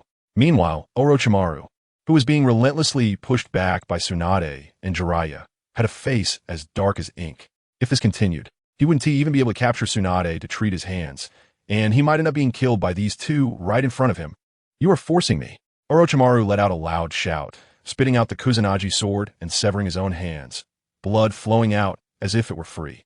Tsunade was about to step forward to deliver a heavy blow to Orochimaru, but upon seeing this scene, her footsteps suddenly came to a halt, and she crouched down on the spot, covering her mouth. Tsunade, are you okay? Why don't you take a break over there for a while? Seeing Tsunade suffer from hemophobia, Jiraiya couldn't continue his attack and turned to check on her condition. At that moment, a sharp sword pierced through Jiraiya's chest and blood splattered onto Tsunade's face. Distracted during the battle? Jiraiya, why haven't you changed this habit yet? Orochimaru's shadowy voice echoed, and the Kusanagi sword stirred constantly within Jiraiya as he spoke. Yi Lingyun, look at that Orochimaru. He's so despicable. Naruto shouted and was about to rush forward to help, but Yi Lingyun reached out and stopped him from behind. Naruto, don't be impulsive. Your strength can't help them yet. Sister Jingyin, I'm counting on you. I'm going to help them. Yi Lingyun took out the magic knife Qianren and moved forward, leaving Jingyin and Mingren to watch from spot. The legendary 3 ninjas of Konoha have changed. Now only I, Orochimaru, am the one who can emerge as the final winner. Tsunade, if you are sensible, you should obediently help me treat my hands. Who knows? If I'm in a good mood, I might let both of you go out of consideration for our past friendship. Orochimaru, lost in his triumph, continued to mock Jiraiya and the others, but the sudden heat beside him startled him. Chapter 62. Tsunade's hemophobia. Turning around, he saw Knight Lingyun, wielding the demon blade, Qianren, rushing towards him. "It's you again, you little brat. Do you want to ruin my good plans again? This time I want to see who else can help you." Seeing this Yi Lingyun, who repeatedly sabotaged his plans, it was truly a case of enemies meeting with eyes ablaze. Orochimaru only wished to kill him without delay. Immediately shedding his snake skin, he brandished the Kusanagi sword and charged at Yi Lingyun. Perfect timing. Let me show you the results of my recent training. With the clang of metal, sparks flew from their blades. They clashed and retreated in the blink of an eye, exchanging blows over a dozen times. Though Orochimaru wielded the sword with his mouth, the Kusanagi seemed like an extension of his body, its overwhelming force sending painful tremors through Yi Lingyun's hands. But Yi Lingyun had no way out now. Behind him were the severely injured ninja duo, Naruto and Shizune, who were nearly incapacitated. To prevent Orochimaru from killing them, Yi Lingyun had no choice but to fight above his level. The only hope for this battle was to stall Orochimaru long enough for Jiraiya to recover. Only then could there be a turn of events. Now, Yi Lingyun carefully blocked every one of Orochimaru's attacks. Without his overalls, each strike from Orochimaru could be fatal. This brat can actually hold his own against Lord Orochimaru for so long. Such a potential threat must be eliminated as soon as possible. Kabuto, watching from the sidelines, clenched his fists, his glasses reflecting Yi Lingyun's agile dodges against Orochimaru's relentless assault. Seizing the weakness of Orochimaru's immobilized hands, Yi Lingyun slapped his palm against Orochimaru's wrist. The pain was negligible to Orochimaru, but the move left Yi Lingyun wide open. With a single kick, Orochimaru sent Yi Lingyun flying, tumbling to the ground before Jiraiya and Tsunade. "Yi Lingyun, fall back. Let me handle Orochimaru. I still have a sure kill move I haven't used yet. Lord Jiraiya, you should get treated by Shizune first. I still have a trump card up my sleeve too." After acknowledging, Jiraiya helped Tsunade move aside. "Lady Tsunade, are you alright? If it's too much, we should retreat for now." Tsunade's face was dark, her arms hanging limply, her body trembling uncontrollably, clearly still trapped in the fear brought on by her hemophobia. "Next, I'll end this battle with that move." Staggering to his feet, Yi Lingyun spat out a mouthful of blood and began forming hand seals. Could this be the summoning jutsu? Seeing this scene, Orochimaru felt as if facing a formidable enemy. The shadow of being brutally beaten by Sun Wukong last time was still vivid in his memory. If this brat managed to summon the summoned beast again, he might truly die here. With such thoughts in mind, Orochimaru charged at Night Raven with the Kusanagi sword clenched between his teeth. Just as the sword was about to pierce Night Raven, an unexpected change occurred. The latter vanished on the spot, right before everyone's eyes. Watching his attack miss, even the well-informed Orochimaru couldn't help but feel a bit stunned. Where did that little brat run off to? Stop hiding. If you don't come out, I'll take action against your companions. Lord Orochimaru, watch out behind you. The sound of a reminder from the pocket came from the side. Orochimaru turned his head and saw Yi Lingyun standing right behind him. Before he could react, Yi Lingyun's long knife had already pierced into his body. Is this the Flying Thunder God technique? Is this the reason why he just stubbornly took a kick from Orochimaru and still aimed for his arm? He really is a thoughtful kid. It seems that I won't need to use that move to win the battle after all. Jiraiya, like Kabuto, is an observer who can clearly see the entire process of Yi Lingyun disappearing and then reappearing behind Orochimaru. When did you little brat get behind me? Orochimaru's body jerked back as he withdrew the long knife from his body. Watching Yi Lingyun distance himself, Orochimaru was about to make a harsh remark when a sharp pain suddenly shot through his back. The source of this pain was none other than Yi Lingyun, who had reappeared behind him. After suffering consecutive heavy blows, Orochimaru had no choice but to shed his snake skin to mitigate the damage. Once again creating distance from Yi Lingyun, Orochimaru began to consciously guard against what was behind him. Glancing at the shed snake skin, Yi Lingyun's gaze shifted to Orochimaru's hand. Sure enough, the Flying Thunder God mark was gone. Orochimaru truly was a bug. It was said that the Flying Thunder God mark would never disappear. Yet this guy easily broke it just by shedding a layer of skin. This is really too abnormal. However, even if the Flying Thunder God mark on Orochimaru had disappeared, Yi Lingyun had other ways to deal with him. A layer of red mist began to rise from Yi Lingyun, followed by the appearance of magma armor on his body. Little brat, that move is already outdated. The same trick won't work on me, Orochimaru. Whether it works or not remains to be seen. You don't get to decide. As soon as he finished speaking, the long blade in Yi Lingyun's hand shattered into countless fragments and shot toward Orochimaru. Faced with this dense barrage of attacks, Orochimaru showed disdain, calmly dodging among the fragments. I told you, the same move won't work on me. Just as Orochimaru was secretly pleased, Yi Ling-yun disappeared again in the distance. Seeing this, Orochimaru abandoned his attempt to dodge the blade fragments and kicked backward. But this time, Yi Ling-yun did not appear behind him as he had anticipated. Missing with the kick, a hint of unease rose in Orochimaru's heart. Sure enough, he was struck hard from behind once again. The scalding magma hit Orochimaru, and with his scream, white smoke began to rise. How about roasted snake meat? How did you little brat manage that? Why can you appear beside me at will? You can guess. If you guess right, I'll tell you. Knowing it was impossible to get an answer from Yi Ling-yun, Orochimaru glanced at the fragments embedded in his body. Suddenly, his eyes widened, and he hurriedly looked at the shed skin he had discarded. Sure enough, all the fragments and his old body shell had a special symbol on them. Orochimaru licked his lips with his tongue. So that is how it is. I didn't expect you, little brat, to have access to a place like the forbidden jutsu room. Upon hearing this, Yi Ling-yun's heart sank, and he feigned a look of confusion.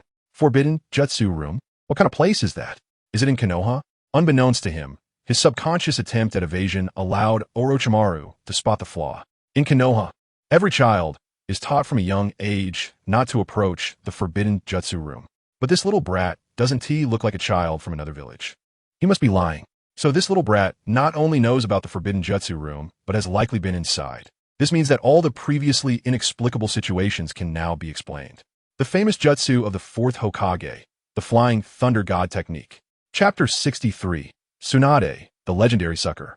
After learning the principle of Yi Ling-yun's technique, Orochimaru shed his skin again to create distance, and now he needed to verify his guess. Just as Orochimaru had predicted, after he retreated, Yi Ling-yun once again used the exact same attack method. Facing the flying blade fragments, Orochimaru quickly backed away. The flying blades all plunged into the purple-scaled armor beneath Orochimaru's feet. Selecting a piece of debris that had landed in a specific area, Orochimaru approached it slowly. How about it, little guy? As long as I keep dodging, you can't do anything to me, right? Ignoring Orochimaru, Yi Ling-yun glanced at the fragments beneath Orochimaru's feet. This slight movement did not escape Orochimaru's notice, and he began to be on guard. Yi Ling-yun, don't rush to attack. Jiraiya, who had caught on to the situation, hurriedly called out a warning. But Yi Ling-yun had already disappeared from his spot, charging toward Orochimaru. Just as Yi Ling-yun vanished, Orochimaru thrust his long sword at the blade fragments in front of him. The imagined scene of Yi Ling-yun being pierced by the long sword did not occur. Orochimaru's sword struck nothing but air. The Yi Ling-yun that should have been hit appeared next to the blade fragments not far from Orochimaru. Orochimaru, what are you doing? Trying to stab the air to suffocate me? Yi Ling-yun grinned, taking advantage of Orochimaru's missed strike to move in front of him, delivering another magma punch to Orochimaru's face. Orochimaru was sent flying, blood pouring from his mouth and nose as the high temperature of the magma burned him, leaving a charred black mark on his pale face. Struggling to get up, Orochimaru glared at Yi Ling-yun with rage. Little brat, why didn't you appear in front of me? Do you think I'm stupid? Do you really believe I can't see that you figured out my moves? Am I foolish enough to run in front of you and offer myself up? His words left Orochimaru speechless, forcing him to glare at Yi Ling-yun. Damn little brat, if it weren't for my hands being sealed and unable to use ninjutsu, you wouldn't even be worthy of bouncing around in front of me, Orochimaru. But now Orochimaru truly had no way to deal with Yi Ling-yun, only able to watch as the latter humiliated him. Jiraiya, who had been worried that Yi Ling-yun would fall for a trap, paused in his attempt to rush to the rescue, and it seemed that the scales of victory had tilted in their favor. However, just when everyone, including Yi Ling-yun, thought victory was assured, an unexpected turn of events occurred. Kabuto had quietly snuck up behind Naruto and had now taken him and Shizen hostage. If you want these two to live, then let Lord Orochimaru go. Kabuto pushed up his glasses, his smugness evident on his face. Well done, Kabuto. You've captured those two like this. Once I deal with Jiraiya and that little brat, we can go back. Orochimaru hadn't expected this turn of events. The original disadvantage had suddenly reversed. This unexpected change threw everyone into chaos. Yi Ling-yun's expression turned difficult. Despite all his planning, he had overlooked Kabuto, this sly one. If he had known, he would have placed a flying thunder god mark on Shizune and Naruto as well. As Orochimaru approached step by step, Yi Ling-yun was preparing to fight to the death, but was held back by Jiraiya. Looking back, Jiraiya shook his head with a serious expression. We can't act rashly right now. We need to find a way to rescue them. Just as the group was at a loss, a scream from Yakushi Kabuto interrupted their thoughts. Following the sound, they found that Naruto had bitten down on the hand that Kabuto was using to hold him hostage. In pain, Kabuto flung Naruto away and kept blowing on his wound. Kabuto, what are you doing? How could you let the hostage go? Orochimaru shouted. That brat's mouth is just too strong. Faced with Orochimaru's questioning, Kabuto could only stammer a response. The situation that had already taken a turn for the better flipped once again. Orochimaru, let's see where you can escape this time. You're going to stay here today. You little brat think you can talk big here? As long as I, Orochimaru, don't want to die, there is absolutely no one in this world who can kill me. Continuous failures had driven Orochimaru to madness. His voice was hysterical, and his burned face looked particularly terrifying at that moment. Whether it was the last invasion of Konoha or this current battle of the three legendary ninjas, every time the situation had been in his favor, it was all because of this brat wrapped in magma. If it weren't for him stirring things up, how could he have ended up in such a predicament? Seemingly sensing Orochimaru's murderous gaze, Yiling Yun grinned at him. Orochimaru, what are you looking at me for? You don't want to kill me, do you? The already agitated Orochimaru was further fueled by such mockery, his anger rising even more. Fortunately, the last shred of rationality overcame his fury, preventing him from lashing out at Yiling Yun. Not only was Jiraiya an opponent of similar strength, but Yiling Yun himself also had some ability. Given his current state, he couldn't even guarantee his own safe escape, let alone retaliate against Yiling Yun. Just as Orochimaru was desperately thinking about how to flee, Yiling Yun was closing in. At that moment, the summoning beast beneath them suddenly disappeared, and the group fell from a height of 100 meters. Fortunately, Jiraiya was quick on his feet, using his secret technique, the Raging Lion's Mane, to wrap around them, saving them from fatal fall. After they landed, Orochimaru leaped towards them. His sword gleamed coldly, and the target was the nearly chakra-depleted Yiling Yun.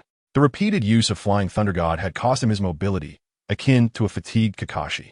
But as soon as Jiraiya landed, even if he wanted to rescue him, he couldn't make it in time and could only watch helplessly as the sword pierced towards his newly acquired disciple. As for Naruto and Shino, they hadn't even figured out what had just happened. Even Yiling Yun himself had closed his eyes, giving up all hope. Damn brat, go to hell and repent slowly. Orochimaru's face was filled with madness. To him, Yiling Yun seemed like a corpse. Just at this critical moment, a strand of yellow hair floated by, blocking Orochimaru's sword. Tsunade, how did you appear? Looking at the figure before him, Orochimaru exclaimed in surprise. Isn't this guy afraid of blood? Why is he here to save this little brat? Yiling Yun, are you okay? This time was my oversight. I didn't expect this guy to use such a dirty trick. Tsunade, I'm Fine. But you... Yiling Yun pointed at the sword that passed through Tsunade's body, a surge of different emotions rising in his heart. What does that count for? As long as you're okay. As the words fell, strange black patterns appeared on Tsunade's fair skin. The 100 healings Tsunade has arrived. Chapter 64. The succession ceremony in front of everyone's eyes. Tsunade slowly pulled out the long sword lodged in her shoulder. The wounds on her body began to heal at a visible speed, accompanied by a puff of white smoke. Tsunade, aren't you afraid of blood? Why are you here? Afraid of blood? So I can just watch you kill my new apprentice? With a cold snort, Tsunade pulled Orochimaru closer with a long sword. Her tightly clenched fist smashed into Orochimaru's grotesque face, revealing her innate strength at that moment. With a scream, Orochimaru was sent flying, leaving a trench on the ground. Orochimaru, it's time for you to face reality. Today, I will eliminate you, this tumor for the village. At this moment, Orochimaru was like a scallion, with his upper body buried in the ground, looking unrecognizable from afar. Look at that guy's body, it's getting so long. Naruto exclaimed, pointing at Orochimaru. Just as Tsunade was about to pursue the attack, Orochimaru's head emerged from the ground, charging directly at Tsunade. Taking Orochimaru's blow head-on, Tsunade punched his head, the immense force causing the ground to shatter, revealing Orochimaru's deformed body. Orochimaru-sama. As Orochimaru's subordinate Yakushi Kabuto saw him in such a state, he disregarded his own injuries and ignored Tsunade's murderous gaze to help Orochimaru up. Kabuto, let's retreat for now. We'll think of something later. Nodding, Yakushi Kabuto helped Orochimaru to move away. Aren't you a bit too arrogant? Orochimaru, do you think I'll let you leave just like that? Tsunade jumped in front of the two, blocking their escape route. You don't have to go to such extremes, right? After all, we were all taught by the same master. Can't you show a bit of mercy? You still remember we were taught by the same master? When you killed him, why didn't you think of that? When you attacked just now, did you consider it? Now that you are weak, you remember? It's too late. You are definitely not getting away today. Hearing this, Orochimaru's heart sank to the bottom, his expression dark as ink. Knight Lingyun felt a surge of joy at this scene. Orochimaru had tormented him greatly, and if he could take him down now, it would undoubtedly be a relief. Everyone focused their attention on Orochimaru, but no one noticed the turmoil on Jiraiya's face. Just as Tsunade was about to take action against Orochimaru, Jiraiya stepped in front of her. Tsunade, give him a break. After all, he is also from our same master. Give him another chance. But if he commits another offense, I will personally kill him. Directly interrupting Tsunade, Jiraiya's murderous intent was evident, pressing down on the few people present. The two locked eyes for a long time, but in the end, Tsunade chose to compromise. You can do whatever you want. I won't care about what happens next. Knight Lingyun, let's go. Let them handle it themselves. Waving to Knight Lingyun and Tsunade turned and walked toward the village. It was so close, what a pity. Otherwise, this big trouble, Orochimaru, would have been dealt with. Glancing at Orochimaru, Knight Lingyun quickly followed Tsunade. Orochimaru, turn back. Don't be so stubborn. After all, I don't really want to kill you. Still preaching to me at this point? Jiraiya, this kind of personality will eventually cost you your life. As long as I, Orochimaru, am alive, my desire to destroy Konoha will never change. So don't blame me for being merciless then. Taking a deep look at Orochimaru, Jiraiya led Naruto back to Konoha. As soon as they returned to the village, two advisors approached Tsunade, who was with Knight Lingyun and Tsunade, you came back just in time. We need to talk to you about something. Is it about the succession of Hokage? I will take on the role, so please stop bothering me. It's good that you understand. Then we'll leave this to you for now. Tomorrow we will hold the succession ceremony for you. As he spoke, Mito Minion took out a red hat from behind and handed it to Tsunade. After glancing at it, Tsunade took it. I will be Hokage, but you won't be able to set the rules. How can that be? These rules have been used and enforced by the third Hokage. How can you change them arbitrarily? Can't change them? Then you can be Hokage yourselves. Who needs a position without power? Throwing the hat into Mito Minion's hands, Tsunade walked away with Knight Lingyun and leaving the two advisors staring at each other in confusion. This little girl has quite the temper. What should we do next? Find someone else? Or go along with Tsunade's wishes? Let her be. We're old now, and the future belongs to these young people. Maybe this way, it will yield some unexpected results. The two quickly caught up with the departing Tsunade, handing the hat back to her. You two old guys finally compromised, huh? Tsunade's mouth curled into a charming smile as she took the hat and returned to the treatment room. As soon as she entered, Tsunade let out a pleasant laugh. Ha. Did you see that? Those two old guys' humbled expressions were just too funny. What if they use this as an excuse to trip you up? They'd better have the guts. At worst, I won't be Hokage. As if I would care. Watching the two chatting and laughing, Knight Lingyun rarely showed a smile, his gaze towards Tsunade softening. At that moment, Jiraiya entered with Naruto, and their eyes fell on Tsunade's laughing face. So you guys are all here. What's got you so happy? Tsunade's succession ceremony will be held tomorrow. Upon hearing this, a hint of joy appeared on Jiraiya's face. If Tsunade succeeds, it means he, Jiraiya, won't have to be Hokage, nor deal with a pile of trivial matters every day. How could that not make him happy? Moreover, as the village leader, generally, one cannot leave the village at will, which greatly protects Tsunade's safety. It was truly a win-win situation. Meanwhile, in the basement of a building in Konoha, someone was seething. They actually let a woman succeed as Hokage? These two old fools must be losing their minds. I really don't know what is going on in their heads. This Hokage position might as well be given to me. If I were to lead the village, it would surely prosper and thrive. With the sound of a cane tapping against the floor, the dimly lit room fell silent. Chapter 65. Shizun's home after bidding farewell to Tsunade and the others. Yi Lingyun returned home. The moment he stepped inside, he immediately collapsed onto the bed, utterly exhausted. System, open my reward package. I fought so hard. If I don't get something good out of this, it's just unfair. Random reward package opened successfully. Congratulations, host, for obtaining Enchanted Golden Apple 1. Enchanted Golden Apple. Consuming it grants resistance boost for 3 minutes. Resistance boost? ISNT, that just like the protective properties of the overalls? Well, it's decent, I guess. Too bad it's a one-time consumable. Otherwise, I wouldn't have to waste time and effort trying to exchange for those overalls. Casually tossing the enchanted golden apple into his system storage, Yin proceeded to his daily lottery draw. With the 3 extra chances from the mission reward, that makes 4 attempts in total. Surely, not all of them will be junk, right? Empty liquor bottle exchanged successfully. Congratulations, host, for obtaining nail clippers. Empty liquor bottle exchanged successfully. Congratulations, host, for obtaining disposable chopsticks. Of course, it's all useless junk. Might as well save them up to exchange for the overalls later. Looking at the pile of clutter that appeared out of nowhere, Yun sighed and threw it all into the system space. After finishing the daily tasks, Yun was about to go to sleep when he was disturbed by a knock on the door. Who is it? What do they want in broad daylight? When I opened the door, I was surprised to see Kakashi. At that moment, Kakashi's eyes were filled with panic, but he was holding the bottle of gum that Yun had given him. Kakashi-sensei, what happened to you? What are you doing with this bottle of military rations? Watching Kakashi flustered was quite amusing to Yun. However, Kakashi's silence was indeed strange, and why was he constantly pointing at that bottle of gum? Kakashi-sensei, you didn't swallow that gum, did you? Upon hearing Yun's words, Kakashi nodded excitedly, clearly indicating that he had swallowed the gum. This left Yun completely confused. Logically speaking, even if you swallow gum, it shouldn't stop you from talking, right? Why was it different for Kakashi? Just as Yun was at a loss. Kakashi's V-shaped hand gesture sparked an idea in him. Kakashi-sensei, wait a moment, I'll find something to help you get that food pill out. With that, Yun hurriedly ran back into the room, rummaging around, but actually retrieving the chopsticks he had just exchanged in the system space.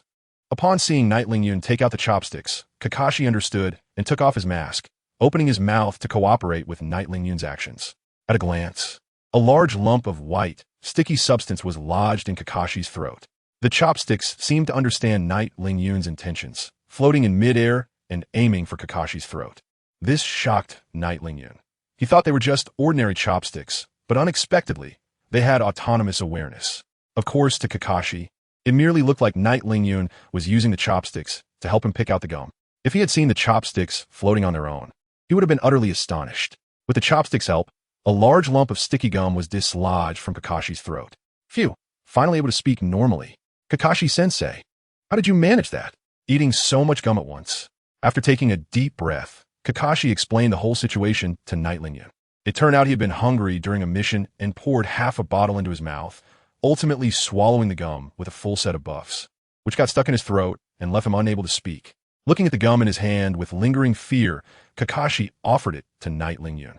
Yun, this food pill tastes pretty good. It really does restore stamina, but it's just too hard to swallow. You should eat it. Suppressing a laugh, Yun took the gum, poured out 2 pieces, and after chewing for a while, blew a bubble. This is also my fault. I didn't clarify with Kakashi-sensei last time. This food pill shouldn't be swallowed. You just chew it to replenish stamina. Why didn't you say so earlier? I almost became the first ninja to choke on a food pill. That would be something I'd be teased about for a lifetime. Putting his mask back on, Kakashi took the gum Yun offered. Enough talk. I have other tasks to finish. I'll settle this with you tomorrow. Watching Kakashi hurriedly leave, Yun spat the gum out of his mouth onto the ground, and the lava in his hand dripped precisely onto the gum, producing a sizzling sound. If he had known, he wouldn't have chewed that gum. He originally wanted to take a good nap, but now it seems unnecessary. Yun's already exhausted body not only recovered the stamina he had spent, but also fully restored his depleted chakra after chewing the gum. Since his chakra was restored, there was no reason to slack off, disdainfully placing the magical chopsticks in the corner and casually closing the door. Yun took out the random door he had exchanged for not long ago and placed it on the ground. Let's go directly to Tsunade's place. She should be busy with her succession right now and probably won't have time to continue teaching me medical ninjutsu. Pushing open the door and peeking inside, a delicate and clean house came into view. Is this Tsunade's home? It seems like it's the first time I've seen it. As expected of Tsunade, the house is so well kept. Walking to the other side of the door, Yun was about to retract the door when he turned around and found no trace of the random door. What the heck? Where's my random door? Why did it disappear? Can the host not embarrass themselves? Please read the instructions for using the item properly. What are you looking at? There's no door anymore. Where am I supposed to look? Perhaps the system was really fed up with Yun and actively brought up the system space in front of him. The random door was right there among the items. Following the system's indication, Yun checked the information on the random door and finally understood why it had disappeared. Random door can lead to any place the user desires, automatically returns to system space after use. So this thing ran back to the system space on its own. No wonder I couldn't find it. After sorting out his thoughts, Yi Lingyun began searching the room for Tsunade's whereabouts. Whether he could master medical ninjutsu relied on Tsunade. After all, once she became Hokage, she wouldn't have the leisure to teach him anymore. Just as Yi Lingyun was searching for Tsunade, she had just come out of the shower, wrapped in a towel, and was about to change clothes. Unexpectedly, the two of them ran into each other. Tsunade was startled and flailed her arms, repeatedly mumbling for him not to kill her. It turns out she mistook him for a home intruder. Looking at the dazzling scene before him, Yi Lingyun was momentarily stunned. Chapter 66, The Orange Vortex Masked Man. As a struggling office worker who had been single for over 20 years, he had never seen anything like this before. As a result, Yi Lingyun forgot the purpose of his visit and instead focused on the alluring sight before him. It wasn't until a salty, fishy smell reached his nose that Yi Lingyun snapped back to reality. He slapped himself hard and began to approach Jingyin to comfort her. "Sister Jingyin, don't panic. It's me, Yi Lingyun. I'm here to learn from you, not to rob you." But at that moment, Jingyin was too flustered to hear his words, merely waving her hands in the air. Go away. I'm quite strong, and my master is Lady Tsunade. If you lay a hand on me, you want to have good consequences." If this were any other time, Yi Lingyun might have laughed at Jingyin. But now, with a man and a woman alone in a room, if he didn't manage to comfort her, things would get dire for him. So, Yi Lingyun stepped forward and grabbed her flailing hands, inevitably taking a few hits in the process. "Sister Jingyin, stop hitting me. It's me, Yi Lingyun." Despite taking a few punches, Jingyin did calm down. When she finally saw his face, her cheeks flushed red, and she stammered an apology. "Yi Lingyun, what are you doing here? Did you come to find me for something?"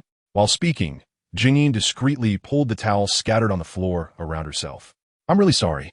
Sister Jingyin, I didn't know you were taking a bath. I just wanted to learn some medical ninjutsu from you." Yi Lingyun awkwardly scratched his head, only to be hit again by that salty, fishy smell. Jingyin, still unwrapped in her towel, panicked and rushed to check on him. "Why are you bleeding? Did I hit you just now? Come here, let me see." Jingyin looked him up and down, completely unaware that the towel she had just wrapped around herself had slipped down again. Yi Lingyun, staring at her figure, was overwhelmed by the scent of her fresh bath. As a golden bachelor, although he had no intention, how could he resist such temptation? He immediately took off his black robe and draped it over Jingyin. "Sister Jingyin, you should wrap the towel properly. My injury is nothing." After Yi Lingyun's reminder, Jingyin finally noticed the chill on her body. A blush appeared on her face as she quickly crouched down. "Yi Lingyun, turn around quickly. I didn't say you could look." Obediently turning around, Yi Lingyun listened to the rustling sounds behind him, and his imagination began to run wild. But reason triumphed over desire.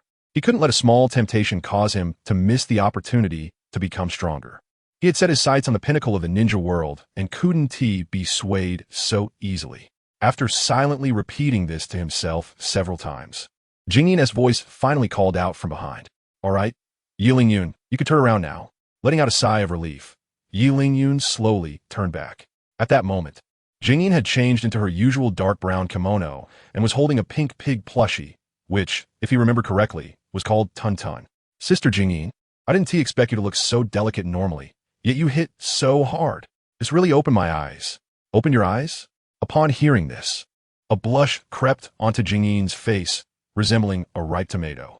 But looking at Yi Lingyun's clear yet foolish expression, she felt she might have misunderstood. "Yi Lingyun, what did you say you came to find me for? I didn't catch it." I think I want to learn more about medical ninjutsu, but I can't remember clearly. Let us not worry about that for now.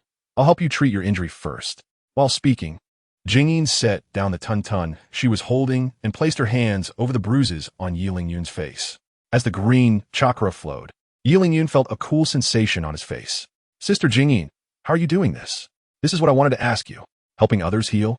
That's easy. Just like I taught you before, but it requires even more chakra." Nodding thoughtfully, Yi Lingyun closed his eyes and began to enjoy the coolness on his face. He politely declined Jingyin's invitation to stay for dinner and quickly dashed out the door. Since the random door had such functions, why not go see the final boss? Finding a secluded corner, Yi Lingyun took out the random door and placed it on the ground, silently thinking of where he wanted to go. Turning the doorknob, he pushed the door open. Just as he stepped in, a kunai filled with explosive tags flew towards him. "Who dares to step into my territory?" This startled Yi Lingyun, who quickly pulled his foot back. Seeing an orange vortex masked man chase after him, Yi Lingyun hurriedly retracted the random door. After confirming that the masked man wasn't pursuing him, Yi Lingyun let out a long sigh of relief. In that moment, an unprecedented killing intent had locked onto him, and the fear of death spread in his heart. If he hadn't run quickly, he might have been dead by now. Meanwhile, in a space filled with countless gray squares. TCH, did that mouse escape? What a pretty good space-time ninjutsu. Next time he comes, he won TB, so lucky. As the words fell, the orange-masked man picked up a short-haired girl of about 10 years old and walked towards the corner of the space. In Konoha village, Yi Lingyun ran back to his luxurious villa in the forest. The random door, while useful, was also a bit too damn dangerous. If he ended up in some strange place, even if he had 10 lives, it might not be enough to survive. Reflecting on the scene he had just witnessed, Yi Lingyun's heart stirred with waves of emotion. In that mysterious space, he not only saw the final boss, but also a short-haired girl, Yahiko Rin, who had died in the Third Great Ninja War. Although he was eager to investigate further, after thinking it over, Yi Lingyun decided to abandon that idea. Not to mention his current strength, he had barely escaped when the orange vortex masked man was unprepared. The masked man would definitely be on guard now. Before he had the strength to match him, Yi Lingyun firmly believed that if he dared to step in again, death would be his only outcome. As the saying goes, curiosity killed the cat, and suppressing his strong curiosity, Yi Lingyun lay in bed unable to sleep for a long time. However, seeing that guy in advance was not without benefits. At least it served as a warning. It constantly reminded him to work hard to become stronger, and he couldn't slack off until he could defeat the masked man. Chapter 67, The Latecomers. The next day, a ray of morning light shone through the window and illuminated Yi Lingyun's face. Is the sun this bright? Rubbing his sleepy eyes, Yi Lingyun yawned in bed. As if recalling something, Yi Lingyun jumped out of bed, getting dressed while running towards the village center. Damn it, I'm gonna be late. How could I oversleep on a day like today? Muttering under his breath, Yi Lingyun quickened his pace. At the center of the village stood the office where the Hokage had conducted business for generations. The area below the Hokage's office was now packed with people, all eyes fixed on the golden-haired figure standing atop the building. The fifth Hokage, Tsunade Heim. Dressed in the Hokage's hat and a dark green robe, Tsunade kept scanning the crowd below, as if searching for someone. Lady Tsunade, perhaps we should proceed with the ceremony first. The two advisors are already pressing us. Yi Lingyun should, then let them be the Hokage instead. It's not like I'm desperate for this position. Snapping at Shizune, Tsunade continued scrutinizing the crowd. Finally, her gaze landed on a black-clad youth who had just arrived. A faint smile curled at the corners of her lips. You brat, daring to be late to my ceremony? Just wait till I deal with you later. With a nod to Shizune behind her, the inauguration ceremony officially began. Yi Lingyun, who had rushed over in a hurry, took one look at Tsunade on the stage and felt his heart sink. It seems like I've been remembered. Huh? If I had known, I wouldn't have taken on so many things last night. Not only did I almost lose my life, but now I have to deal with Tsunade's concerns today. Truly not worth the trouble. Finding Jiraiya, who was also mingling in the crowd, Yi Lingyun went straight over without hesitation. Jiraiya, are you late? I see that Tsunade's expression isn't too good. Don't talk nonsense, you brat. I'm not late. Upon hearing Yi Lingyun's words, Jiraiya immediately became flustered, flailing his arms and continuously explaining. Seeing Jiraiya's reaction, Yi Lingyun already understood the situation. It was nothing more than this guy went somewhere last night to gather writing materials and was late today just like himself. Whispering a few words in Jiraiya's ear, the latter looked at Yi Lingyun in surprise. I was wondering why you took the initiative to come over. Turns out you were also late. I'm just as busy as you, Jiraiya. Otherwise, who would want to be late for such a big event? Feeling awkward, Yi Lingyun scratched his head and chuckled. While the two were talking, Tsunade on the stage had already completed the succession process. The crowd around them began to disperse, while Yi Lingyun and Jiraiya remained lost in their fabricated excuses. What are you two laughing about? Why don't you share it with me? Come on, tell me why you were late. Let me hear your excuses. Looking at the smiling Tsunade, both Yi Lingyun and Jiraiya felt as if they had entered an ice cave, a chill running down their spines. Tsunade, let me explain. Actually, I was with Yi Lingyun last night. I don't want to hear your slick talk. Yi Lingyun, you speak. Before Jiraiya could finish his sentence, Tsunade punched him away, causing him to fall to the side and wail in pain. Facing Tsunade's smiling face, Yi Lingyun swallowed hard and forced a smile.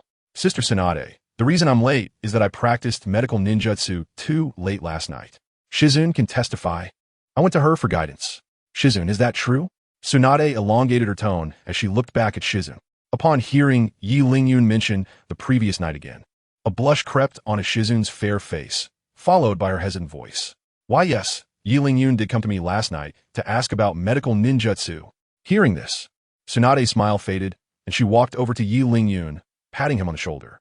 Medical ninjutsu can't be learned overnight. Even if you have great talent, you still need time to solidify it. I know you want to learn quickly, but remember not to rush.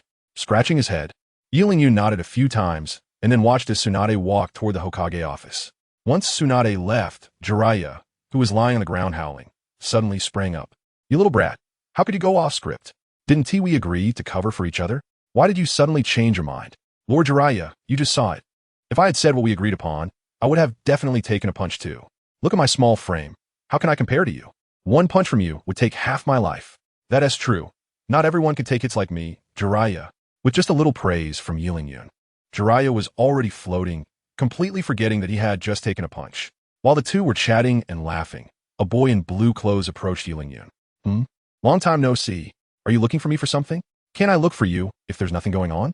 The boy snorted coldly, staring at Yi Lingyun. You're Uchiha Sasuke, right? I didn't expect you to have grown so big.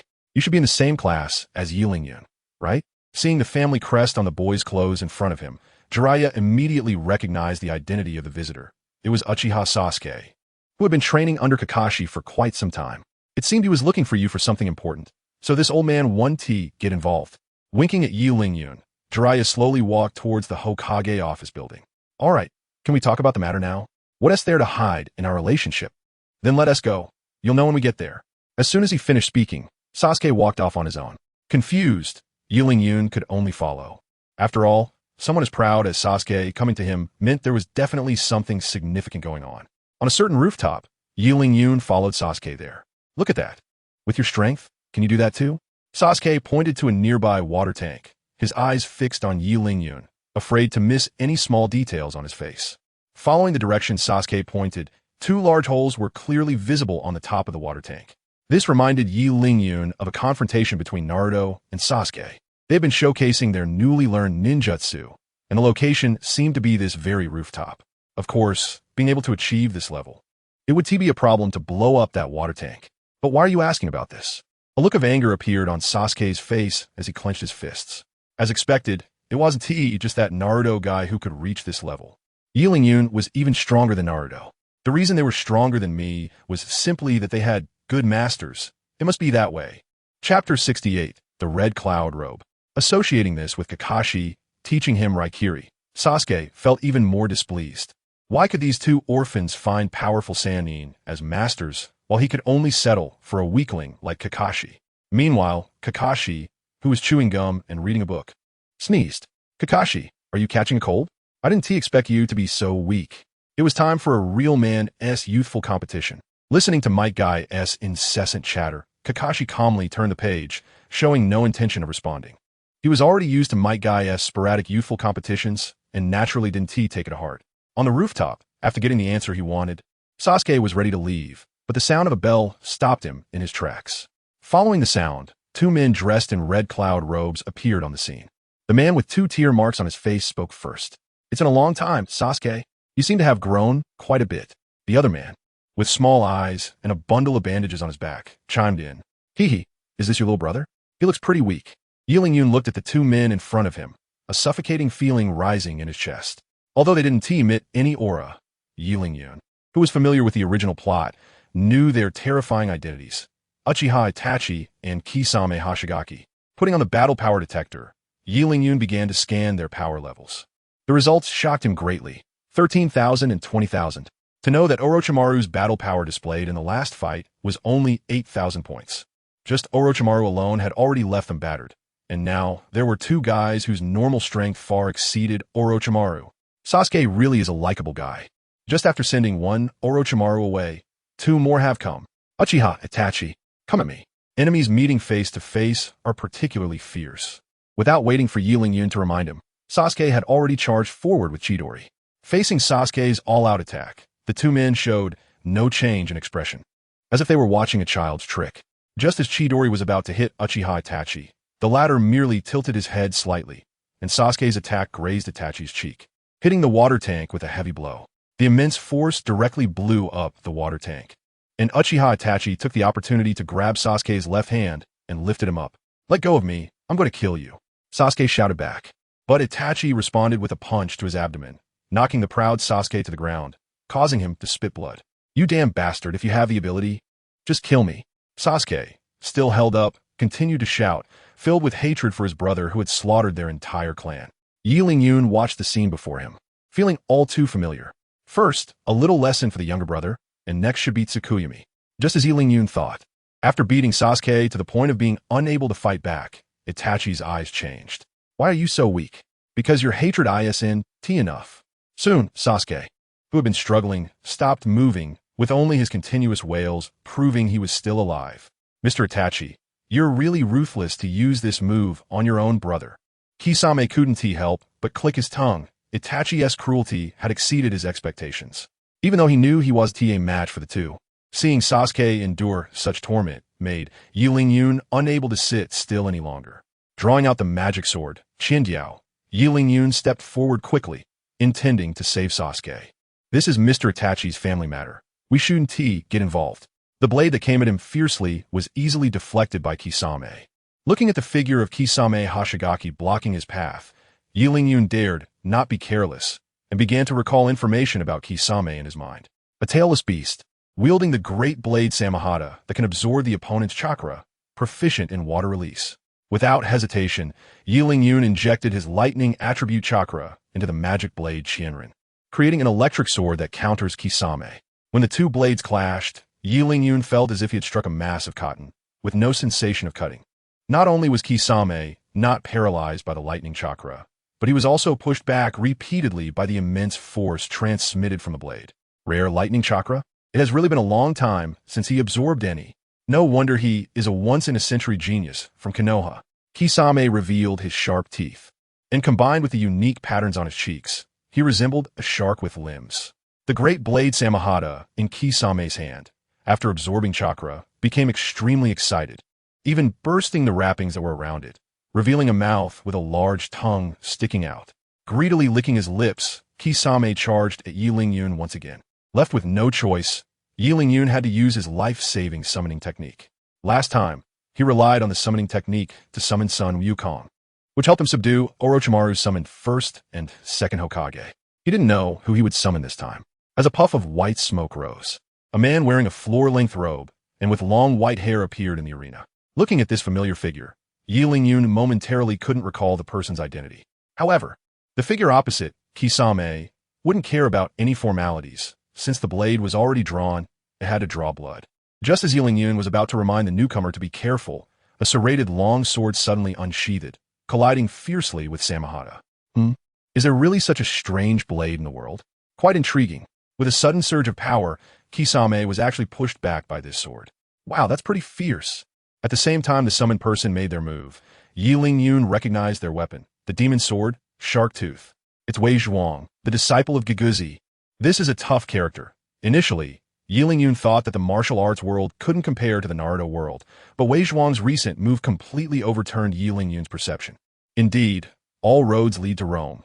Practicing a skill to perfection can make one incredibly strong. What shocked Yi Ling-yun even more was that after pushing back Kisame, Wei Zhuang did not continue to attack, but instead focused his gaze on him. "Young man, don't celebrate too early. This body of mine is merely a phantom, and my strength is less than half of my true self, unable to help you completely eliminate your opponent." Is he talking to himself? Isn't Wei Zhuang the helper I summoned? Why does he still have self-awareness? In that case, didn't the Sun Wukong I summoned last time also have self-awareness? If I were to summon some heinous villain characters, would they try to eliminate me on the spot? Thinking of this, Yi Ling-yun broke out in a cold sweat. Chapter 69. Fierce battle with Uchiha Itachi. While Yi Ling-yun was lost in thought, Kisame, who had been pushed back, was tenderly touching his big sword. "It seems a formidable character has arrived, capable of injuring you." He then placed Samahata behind him and began to form hand seals. When experts clash, a single encounter reveals their strength. Although the white-haired man opposite him showed no signs of chakra fluctuation, his swordsmanship alone was enough to crush him. Therefore, Kisame chose to use ninjutsu to end this battle. Water style, great shark bullet technique. A shark made of water suddenly lunged at Wei Zhuang. Just a trivial technique. With a cold snort, Wei Zhuang drew the second sword from his waist, an unremarkable wooden sword. Just when Yiling Yun thought Wei Zhuang was at a loss and was about to step in to help, Wei Zhuang swung the sword downward with both hands. And the once surging water shark was split in two.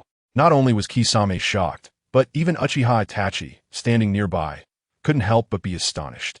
He knew exactly how strong Kisame was, but to see him easily defeated by an ordinary person without chakra was truly surprising. Who are you? My name is Wei Zhuang. I'm just a humble swordsman. This guy really knows how to play it cool. Yiling Yun looked at Wei Zhuang, who held a sword in one hand and had the other behind his back, and couldn't help but curse inwardly. Are you guys part of the Akatsuki? The commotion from their battle attracted Jiraiya. Having drifted for many years, he naturally recognized the Akatsuki's attire. But what surprised him was that the S-rank rogue ninja, Uchiha Itachi, was also part of it. Is this your summoning beast? It looks quite powerful. Seeing Wei Zhuang with the same white hair, Jiraiya immediately took an interest. However, with more important matters to deal with at the moment, he had to give up the idea of fighting Wei Zhuang. No matter what your two purposes for coming to the village are, since you've arrived, don't even think about leaving. With both hands forming seals, the entire rooftop began to change, becoming a bright red. Summoning technique. Toad mut binding technique. As the only ninja in the series capable of summoning the stomach wall, Jiraiya had relied on this technique to eliminate countless powerful enemies. Mr. Jiraiya, we have no purpose in coming this time. We just want to revisit old places, so please let us go. Let you two go. You've already attacked the ninjas from our village. Do you think I would believe that you really have no ulterior motives? If that's the case, then I must offend you. As he spoke, Uchiha Itachi's eyes changed from ordinary three-tomo Sharingan to a uniquely shaped Mangeki Sharingan. Immediately, a black flame floated out from his eyes and landed on the nearby stomach wall. As soon as the two made contact, the stomach wall was ignited, and the black flame began to spread further. Before long, a large hole had been burned through the toad's stomach wall. Kisame, let's go. Without entangling with Jiraiya, Uchiha Itachi led Kisame to escape through the breach. Is that the legendary unquenchable fire, Amaterasu? This is quite troublesome.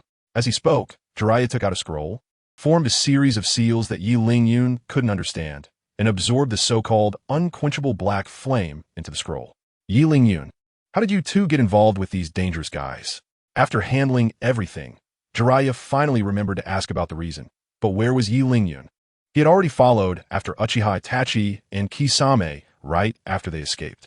The reason he dared to follow alone was because the system had issued a new task. Plot task triggered. Repel Uchiha Itachi and Kisame Hashigaki. Reward unknown. During the task, the host gains an immortal effect. It was precisely because of this buff that Yiling Yun dared to pursue the two alone. Otherwise, even if he had 10 lives, he wouldn't dare to chase them, as the power gap between the two sides was simply too vast. By a lake in the eastern outskirts of Konoha, Kakashi and the others were strolling around. When are you going to engage in a real man's youthful competition with me, you guy? The youthful blood inside me can't be held back any longer.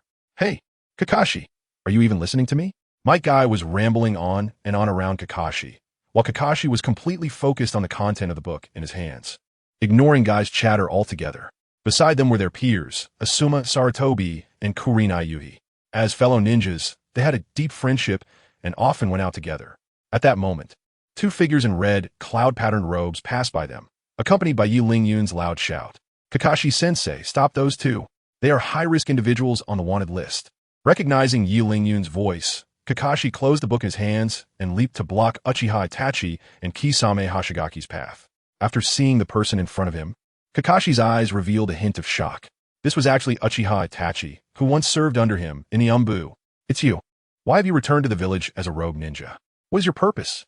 Long time no see, Kakashi-sensei. I just wanted to come back and take away the fourth Hokage's legacy, but it seems I won't have a chance. Kisame Hashigaki grinned, showing a mouth full of sharp teeth. Are you the legendary copy, Ninja Kakashi?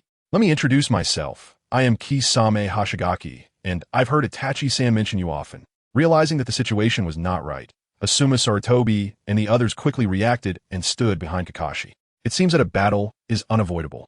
Glancing at the approaching Yiling Yun, Uchiha Itachi narrowed his eyes slightly. The next moment, Uchiha Itachi found himself entangled by a giant tree. Sunset Red appeared at the top of the tree, holding a kunai, ready to stab Uchiha Itachi. Well done. Red has taken care of him, just like that. Seeing Sunset Red successfully initiate her skill, Asuma Sarutobi couldn't help but cheer. However, Kakashi beside him had a serious expression. As Uchiha Itachi's former captain, he knew that relying solely on Jinjutsu could never defeat Uchiha Itachi. Sure enough, just as Sunset Red was about to stab Uchiha Itachi, Uchiha, who had been bound, spoke up. No wonder, Miss Red, skilled in Jinjutsu, but you should first understand your current situation. As Uchiha Itachi's eyes slowly opened, the positions of the two had already switched. Chapter 70, Kakashi's defeat, seeing Sunset Red in danger. Asuma Sarutobi dropped the cigarette he had in his mouth and drew his chakra blades to strike at Uchiha Itachi. 2 against 1, ISNT fair. Let me be your opponent. The big blade Samahata blocked in front of Asuma Sarutobi, with Kisame grinning and staring at him. Kakashi, calling out behind him. Asuma Sarutobi engaged in combat with Kisame Hashigaki, relying on their numerical advantage, as long as he could hold back Kisame in front of him. Kakashi and Might Guy behind him would have a chance to save Sunset Red. Things were developing just as she had imagined. Kakashi quickly stepped forward and slapped his hands against the ground. A wall of earth rose up, blocking Uchiha Itachi from Sunset Red, buying precious time for her rescue. Truly, Mr. Kakashi, your reactions are indeed quick. Complimenting Kakashi for no reason, Uchiha Itachi's kunai flew towards Kakashi as if it had eyes. In contrast, Kakashi just stood still, making no move, allowing the kunai to pierce into him. An earth clone? It seems your aim is still to save her. As Kakashi slowly turned into soil, Itachi Uchiha's gaze shifted to the earthen wall beside him. Suddenly, the wall shattered with a loud crash, and a foot kicked straight towards Itachi. As if he had anticipated this, Itachi crossed his arms in front of his chest, just in time to block the kick. Meanwhile, Kisame was being pushed back repeatedly under the combined assault of Might Guy and Asuma Sarutobi, and he fell into the lake alongside Itachi. What kind of creature is that? A rare beast from Konoha? Might Guy, a master of taijutsu. Might? Is that Might Guy, his father? That's right, it is indeed his father. The two who were pushed back showed no signs of panic. Instead, they leisurely discussed Might Guy. Knight Lingyun, who arrived late, stood behind the group, panting as he analyzed the situation. Their side was in a 5-on-2 situation. Although the two opponents were temporarily at a disadvantage, they were still 2 S-rank rogue ninjas. Definitely not something this group could handle right now. Kakashi shared the same concerns as Knight Lingyun, compared to Might Guy and the others. He could see more during the battle. Based on the performance of the two opponents, they certainly weren't using their full strength, but he was also holding back. If he were to go all out, with the help of Knight Lingyun and the others, they might just be able to take down those 2 rogue ninjas. Thinking of this, Kakashi leaped onto the surface of the lake and made eye contact with Itachi from a distance. It seemed that this battle was inevitable. Kakashi-sensei, you must be careful. As he spoke, Knight Lingyun's hand emerged from the wide sleeves of his cloud-patterned robe, holding 3 shuriken. Is he going to use his best shuriken attack? Instinctively crouching down, Kakashi clapped his hands against the water surface, forming a water barrier around him. The next moment, 4 water columns crashed heavily against the barrier. Indeed, quick reactions. Itachi's voice rang out behind Kakashi, and a kunai pierced his side. While confusing his opponent with shuriken, he also executed water release and shadow clone technique. Itachi is truly terrifying. The onlookers on the shore were stunned after witnessing the battle between Kakashi and Itachi. If it were them, they might have already been taken out. But now Kakashi has been hit. Why are you still chatting here? Seeing Kakashi get hit, my guy, being a good friend, couldn't sit still and immediately moved to assist. Guy, calm down. Kakashi was only hit in a clone. He is fine. Asuma blocked Guy's way, preventing him from intervening in their fight. Just from a brief exchange, Asuma could already tell that Itachi's strength was on a completely different level from theirs. If they let Guy go now, it wouldn't help, and it might even drag Kakashi down. Following Asuma's pointing finger, Kakashi indeed was only a clone that had been hit, which relieved him and made him abandon the idea of rushing in to help. The real Kakashi had already emerged from underwater, confronting Itachi once more. It's useless, Kakashi-sensei. All your techniques are meaningless in front of my eyes. Whether it's useless or not, we'll have to try to find out, don't you think? Looking at the 3-tomo Sharingan in Itachi Uchiha's eyes, Kakashi slowly lifted his eye mask, revealing the same 3-tomo. Are his eyes the same as Mr. Itachi's? No wonder he is called the copy ninja. It's truly terrifying. Catching a glimpse of the 3-tomo in Kakashi's left eye, Kisame Hashigaki's eyes revealed a hint of unusual light. Just as everyone held their breath, eagerly awaiting the exciting battle between the two, the usually calm Kakashi looked panicked at the few people on the shore. Close your eyes quickly. Don't open them without my reminder. This was the first time the others had seen Kakashi in such a hurry, and they hurriedly followed his instructions to close their eyes. Only Yi Lingyun remained quietly standing by the shore, calmly watching the three in the center of the lake. Closing their eyes would protect them from the Jinjutsu of the Mangeki Sharingan. Well then, let you witness the bloodline limit unique to the Uchiha clan. As he spoke, the three Tomo and Itachi Uchiha's eyes changed once more, a strange pattern appearing in his eyes. Just a single glance was enough to make Kakashi's hands slowly drop, losing the vigilance he had just moments ago. Seeing this scene, Yi Lingyun, who had been watching from the side, knew that it was time for him to act. After using the Mangeki Sharingan consecutively, Itachi Uchiha would fall into a period of weakness, and, at this moment, it would only take dealing with one Kisame.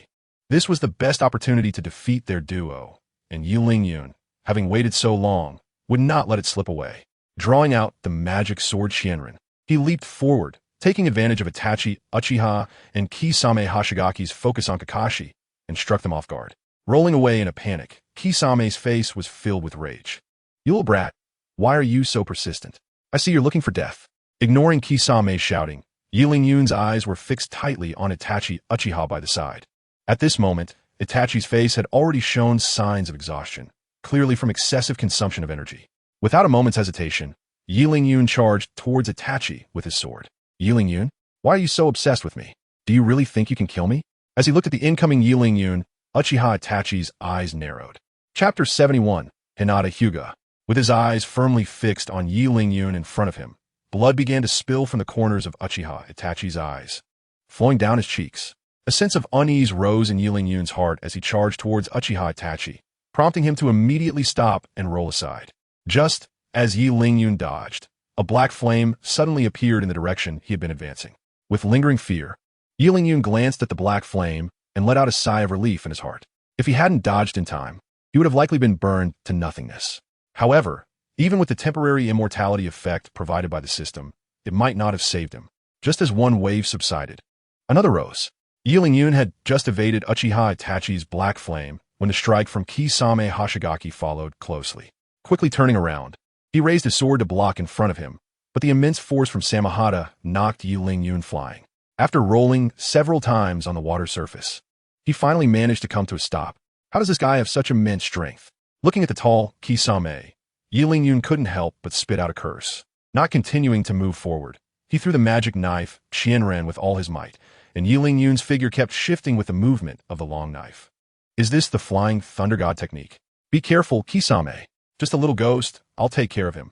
Mr. Itachi, you can rest for now. At the same time as the two were speaking, Yi Lingyun had already appeared in front of them. A ball of magma was spat out from his mouth, and neither Uchiha Itachi nor Kisame expected Yi Lingyun to have such a skill, truly shocking the two of them. Shocked as they were, both were seasoned warriors and quickly reacted.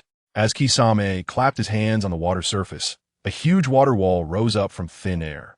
The moment Yi Lingyun's melting escape technique came into contact with the water wall, it directly transformed into a piece of obsidian and sank to the bottom of the water. "No more tricks, little ghost. You should reflect on why you had to come in front of us." Showing his sharp teeth, Kisame raised his sword Samahata high and swung it down at Yi Lingyun. While enduring the immense force, the chakra in Yi Lingyun's body was directly absorbed by Samahata. Wow, I didn't expect this little ghost to have such a large chakra reserve. That's impressive. However, no matter how stunning you are, today is destined to end in my hands. Don't blame us. You brought this upon yourself. While speaking, Kisame had already raised his big sword Samahata. Just as the sword was about to fall, a kunai was thrown from a distance, slicing across Kisame's cheek before sinking to the bottom of the water. With a glance at the wound, Kisame turned his gaze towards the direction from which the kunai was thrown. "Kakashi, aren't you already under Tsukuyami? Why do you still have the strength to fight?" Just with this, pointing at his left eye with his thumb, Kakashi looked at Yi Lingyun beneath Kisame's feet. Seemingly noticing Kakashi's gaze, Kisame turned back to look at the calmly breathing Uchiha Itachi, then kicked Yi Lingyun in front of Kakashi. "Take care of your little ghost. We don't have time to play with you." Looking at Yi Lingyun under his feet, Kakashi quickly helped him up. "Yi Lingyun, are you okay? Why were you so impulsive?" Struggling to stand up, Yi Lingyun wiped the fresh red stain from the corner of his mouth. Watching the two about to leave, Yi Lingyun felt a surge of excitement in his heart. He had taken a hit, and the two on the opposite side were also planning to leave. This should count as completing the task, right? Just then, a figure surrounded by blue steam blocked the way in front of the two. How dare those who attacked our Konoha think they can just leave like this? Where did this rare beast come from? Step aside. I don't have time to waste with you. Kakashi stopped in his tracks and waved his hand at Kisame, signaling him not to meddle. But the man before him was the boldest in the entire Konoha village. How could he be deterred by just a few words? Granny Lee knocked on the door. The sixth gate opened. At this moment, Might Guy's hair stood on end, his eyes turned white, and the blue steam emanating from him became more solid. The once calm surface of the water was shaken by his aura, and in an instant, the entire lake's surface surged like a raging river. Seeing the scene, Yi Lingyun frowned slightly. The others were already about to leave, and my mission was almost complete. Why did you have to show up now, Might Guy? With Might Guy's appearance, the situation became tense again, and the atmosphere grew heavy. Kisame, let's go. There's no need to waste time here. Uchiha Itachi's voice came from behind Kisame, his tone light and devoid of any emotion. Might Guy wanted to continue blocking them, but was stopped by a glance from Uchiha Itachi. Like Kakashi, Might Guy's hands hung naturally at his sides, his eyes hollow and lifeless, cold sweat continuously breaking out on him. Don't worry, this is just a small jinjutsu. Once we leave, the jinjutsu will naturally be lifted. The few people who had wanted to rush forward to help became hesitant upon hearing this. They neither wanted to let these two wanted criminals escape nor risk having their companions taken out in the process. Only Yi Lingyun was eager for the two to leave. Only then could his mission be completed. He didn't care much about the mission reward, but if his skills were erased, it would truly be a lamentable situation. Just as Uchiha Itachi said, as the two disappeared from sight, the jinjutsu on Might Guy also dissipated. Yi Lingyun then heard the system's prompt as he wished. Congratulations, host, for successfully repelling the Akatsuki organization. Reward, suspenders. What? Suspenders? Did happiness come so suddenly? Only the system understands me. I truly love you. When Yi Lingyun heard this news, his joy was evident, to the point that the others nearby thought he had gone mad. But how could they know the secret of the suspenders? Using the excuse of having successfully repelled the enemy, Yi Lingyun casually brushed off a few comments. Although they still felt something was off, they couldn't pinpoint the issue and had to let it go. After bidding farewell to the others, Yi Lingyun quickly walked toward the village. Finding a sparsely populated area, he took out the suspenders and swiftly put them on. Just like last time, wearing the suspenders felt nothing special, instead feeling a bit cooler. Pigeon Suspenders, Health Recovery X. After checking the attributes of the suspenders, Yi Lingyun frowned. This seems different from the attributes of the suspenders last time. Health Recovery? Does it come with a feeding bottle that can heal continuously? Why does it feel worse than the last one? Looking at the overalls with only one attribute bonus, Yi Lingyun let out a disdainful hiss. It seems that the attributes that can be exchanged each time are not the same, and he really misses the days when being hit could cause the enemy to suffer fatal damage. Chapter 72. Yi Lingyun vs. Hyuganiji. In the village of Konoha, Yi Lingyun, dressed in overalls, strolled through the streets. Disdain aside, these overalls do have an attribute bonus, so he couldn't just leave them in his space to gather dust. After the recent succession ceremony, the entire street was filled with the cheerful laughter of villagers, making Yi Lingyun, who walked with a gloomy face in the middle, seem out of place. Yi Lingyun. Amidst the bustling voices, a few calls caught Yi Lingyun's attention. Turning around in confusion, he realized that apart from some unknown villagers, there seemed to be no one he recognized. Yi Lingyun smiled self-deprecatingly, wondering when he had become so narcissistic that he would mistake the laughter of others for calls directed at him. It seems that it's better to listen less to the empty fame of this so-called leaf hero in the future. Who knows? One day I might get lost in the reputation myself. With both hands in his pockets, Yi Lingyun was about to return to the large villa in the forest when a hand patted him on the back twice. Turning around, he saw it was still just a passerby villager, who was playing pranks in broad daylight. This is really endless, isn't it? There's no way I could be having illusions one after another. It definitely feels like someone is teasing me. Just as he was about to move to find this person, Yi Lingyun felt a bit of weight on his feet. Looking down, he saw a little girl with black hair squatting at his feet. Seeing that Yi Lingyun finally noticed her, the little girl looked up at him. Their eyes met, and Yi Lingyun instantly recognized her identity. Wasn't she Hinata Hyuga, the heir of the Hyuga clan? No wonder he had been looking for so long to figure out who it was. If it was Hinata, then it all made sense. Due to his years of training, Yi Lingyun had already surpassed his peers in height, and since Hinata was squatting on the ground, it was normal that he hadn't seen her. Plus, given Hinata's shy personality, It made sense that her voice was soft. However, it seemed he had no prior interaction with her, so why was she approaching him now? In his confusion, Yi-Ling-Yun squatted down, just barely able to hear her mumbling as she spoke to him. Can you come to my house for a bit? I need your help with something. Helping me? The Hyuga family is so influential. What could I possibly help with? Before Yi-Ling-Yun could respond, Hinata had already stood up, grabbing his hand and running towards the edge of the village. Hey, Hinata, slow down, don't fall. At the Hyuga clan's estate, a boy with golden hair was standing at the entrance, facing a long-haired boy in a white robe, surrounded by a group of Hyuga clan members who were eating melon seeds. Niji, you better not talk badly about Yi-Ling-Yun. I was just saying that some people have taken advantage of the name of the third Hokage to become the so-called Leaf Hero. I never said who it was. If you want to take it personally, then I have nothing more to say. The boy in the white robe, Niji, shrugged, wearing a nonchalant expression. Unable to bear seeing his good friend being belittled, Naruto rushed at Niji and punched him in the face. Niji, feeling the pain, was unwilling to back down and immediately began to fight back against Naruto. Who do you think would win if these two kids fought? They both look pretty fierce. Isn't that just a pure waste of words? Niji is the #1 genius of his generation. There's no way he could lose. But I recently heard that there's someone named Yi-Ling-Yun. It is said that his talent is the best among his peers. Don't spout nonsense. Can you trust what people say outside? Unless you see it with your own eyes, Niji is definitely the #1. For a moment, the entrance of the Hyuga clan estate was lively, with two young people fighting in front while the elders chatted and laughed nearby. Only one elder from the Hyuga clan quietly observed everything from a corner, occasionally letting out a cold laugh.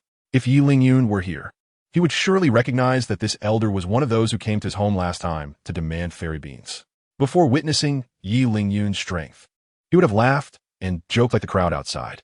But the moment he thought of Yi-Ling-Yun's terrifying power, not to mention the younger generation, even among the older generation, only a very few could surpass that child in strength. Niji, #1 among peers? How can you say such a thing? It seems that the family has been prosperous for too long, and they have completely lost their sense of crisis. But that's fine. Someone has to come and temper their arrogance. After a long sigh, the elder quietly vanished from sight. When Hinata finally brought Yi-Ling-Yun over, Niji was relentlessly throwing punches at Naruto. Stop it, don't fight anymore. Hinata, who had been mumbling softly, got angry when she saw Naruto in such a state and shouted at the group. Oh, isn't this the young lady of the main family? Who did you bring back after going out for a while? This seems to be the Yi-Ling-Yun who has been making waves recently, right? This is going to be a good show. Who do you think would lose if these two #1s fought? Hearing Hinata's voice, Niji showed a hint of disdain, but still stopped his hands, turning to provocatively glance at Yi-Ling-Yun. Seeing Yi-Ling-Yun rushing over, Naruto staggered to him and was about to explain, gritting his teeth. Yi-Ling-Yun shook his head slightly and placed his hand on Naruto's shoulder. As a green light emanated from his hand, Naruto's injuries began to heal at a visibly rapid pace. You don't need to say anything. On the way here, Hinata already told me what happened. Just stand here and watch. If you get hit, I'll make sure to hit back for you. Feeling the coolness emanating from his body, Naruto vaguely agreed. Before long, Naruto's injuries were mostly healed. Withdrawing his hand, Yi-Ling-Yun slowly walked towards the disdainful Hyuga Niji. If you want to be the strongest among our peers, just tell me directly. I don't really care about that title. Moreover, there's no problem with you talking behind my back, but you shouldn't lay a hand on my friends. If you want to fight, just do it. Wild nonsense. Were you saying that this so-called strongest among our peers can only talk big? After exchanging harsh words, a tense atmosphere spread between the two. Yi-Ling-Yun was the first to kick out, fully aware of Niji's techniques. Facing him without prior knowledge might be tricky, but Yi-Ling-Yun wouldn't be afraid of this so-called genius who had been overly praised. Watching the numerous flaws in Yi-Ling-Yun's kick, Niji's lips curled into a cruel smile. Indeed, just a showy figure built up by rumors. Even the way he attacks has so many openings. Isn't this just asking for death? Assuming a defensive stance, Niji could already imagine the admiration in others' eyes after he defeats Yi-Ling-Yun. Chapter 73. Draw the blade and slash. With his eyes fixed on the leg raised by Yi-Ling-Yun, Niji's hands kept moving, intending to use his chakra to neutralize Yi-Ling-Yun's attack. Just as their legs were about to collide, a faint red glow appeared on Yi-Ling-Yun's calf, which then began to expand continuously until it completely enveloped his entire leg. Seeing this, Niji quickly withdrew his defensive posture and rolled aside, managing to barely dodge the attack. As Niji evaded, the tree behind him suffered, being pierced through by Yi-Ling-Yun's kick, with black smoke billowing from the trunk. What was that just now? Did his foot emit lava? What mattered was not what it was, but why this child could perform such a technique. This was already in the realm of bloodline limits, right? Could the rumors in the village be true? Yi Lingyun truly has terrifying talent. Listening to his clansman's evaluation of Yi Lingyun, Hyuga Niji was filled with anger. After adjusting his stance, he charged towards Yi Lingyun. At this moment, he had only one thought in his mind: to crush Yi Lingyun and become the undisputed number one among his peers. As for the gap in strength between him and Yi Lingyun, it had long been thrown out of his mind. You are not my opponent. I advise you to give up. As he watched Niji charging towards him, Yi Lingyun let out a low sigh. He had lost interest in the competition among peers. If it weren't for Niji attacking Naruto, he might never have had any dealings with him in his life. However, his words did not make Niji back off. Instead, his attacks became more ferocious. Various techniques like pressure point strikes, dragon claw hands, and grappling moves came pouring out. Although they looked powerful, their shortcomings were also obvious. All of them were close-range taijutsu attacks, effective against someone like Rock Lee, but against an opponent like Yi Lingyun, who happened to have some skill in ninjutsu, they seemed inadequate. He created distance, slowly forming hand seals, and a fireball was expelled from Yi Lingyun's mouth. Just a mere great fireball. Do you think this is enough to defeat me? As he faced the enormous fireball coming towards him, Niji did not retreat, but instead charged forward to meet it. Just as the two collided, a massive amount of chakra began to emanate from Niji's body and started to spin, forming a protective shield made of condensed chakra. The fireball crashed against the shield, and instead of harming Niji, it rebounded back towards Yi Lingyun. Truly impressive. Niji was able to master a secret technique that many in the main family had failed to learn. Although this talent was remarkable, Niji's opponent was not an ordinary person, and it seemed that this battle was becoming quite interesting. Interesting? Just think about who could break through the absolute defense of a secret technique. The outcome was already quite clear. Watching the rebounding fireball, Yi Lingyun's face remained as calm as water, slowly drawing the long knife from his waist. Under the shocked gaze of the bystanders, Yi Lingyun split the fireball in two, turning it into scattered sparks that dissipated in the air. Can you counter this? What a remarkable technique. With a long knife in hand, Yi Lingyun leaped towards Niji, fiercely stabbing at the protective shield created by the Kaiten. Unexpectedly, the demon blade, Qianren, shattered inch by inch under the rapidly spinning chakra, and even the wielder, Yi Lingyun, was sent flying. Indeed, quite impressive. Rising from the ground and brushing off the stinging pain on his face, Yi Lingyun's lips curled slightly. Niji's strength and the Hyuga clan's secret techniques piqued Yi Lingyun's interest. At that moment, the fragments of the blade carried away by the Kaiten flew towards Yi Lingyun under Niji's manipulation. The accelerated blade fragments, like sharp swords, whistled through the air, and one could even faintly hear the sound of the wind. Interesting, using my weapon to attack me? Gently waving at the fragments in the air, countless pieces appeared to gain self-awareness, orderly floating towards the hilt of the knife in Yi Lingyun's hand. To the astonishment of the crowd, the demon blade, Qianren, reappeared in Yi Lingyun's hand, as good as new. Let's use this next move to settle the score. Continuing to drag this out serves no purpose. Sheathing the long knife, Yi Lingyun slightly bowed, his right hand firmly gripping the hilt, his deep gaze fixed on the protective shield in front of him. What is Yi Lingyun doing? Didn't he just say he was going to beat Niji up? Why is he standing still now? I don't know. This must be some sort of ultimate move. Naruto and Hinata, who were watching from the side, were completely baffled by this strange behavior. And even most of the members of the Hyuga clan present did not understand. You fools, that kid Yi Lingyun is about to perform the Aijutsu. A dignified voice came from the back of the crowd. Looking towards the source of the voice, it was none other than the current head of the Hyuga clan. Hyuga Hizashi, father, what is Aijutsu? Seeing her father appear, Hinata stepped forward to stand in front of Hizashi, her big eyes filled with confusion. Gently stroking Hinata's head, Hyuga Hizashi's face was full of affection. The sword drawing technique is to use the explosive power generated by the ultra-fast draw to defeat the opponent.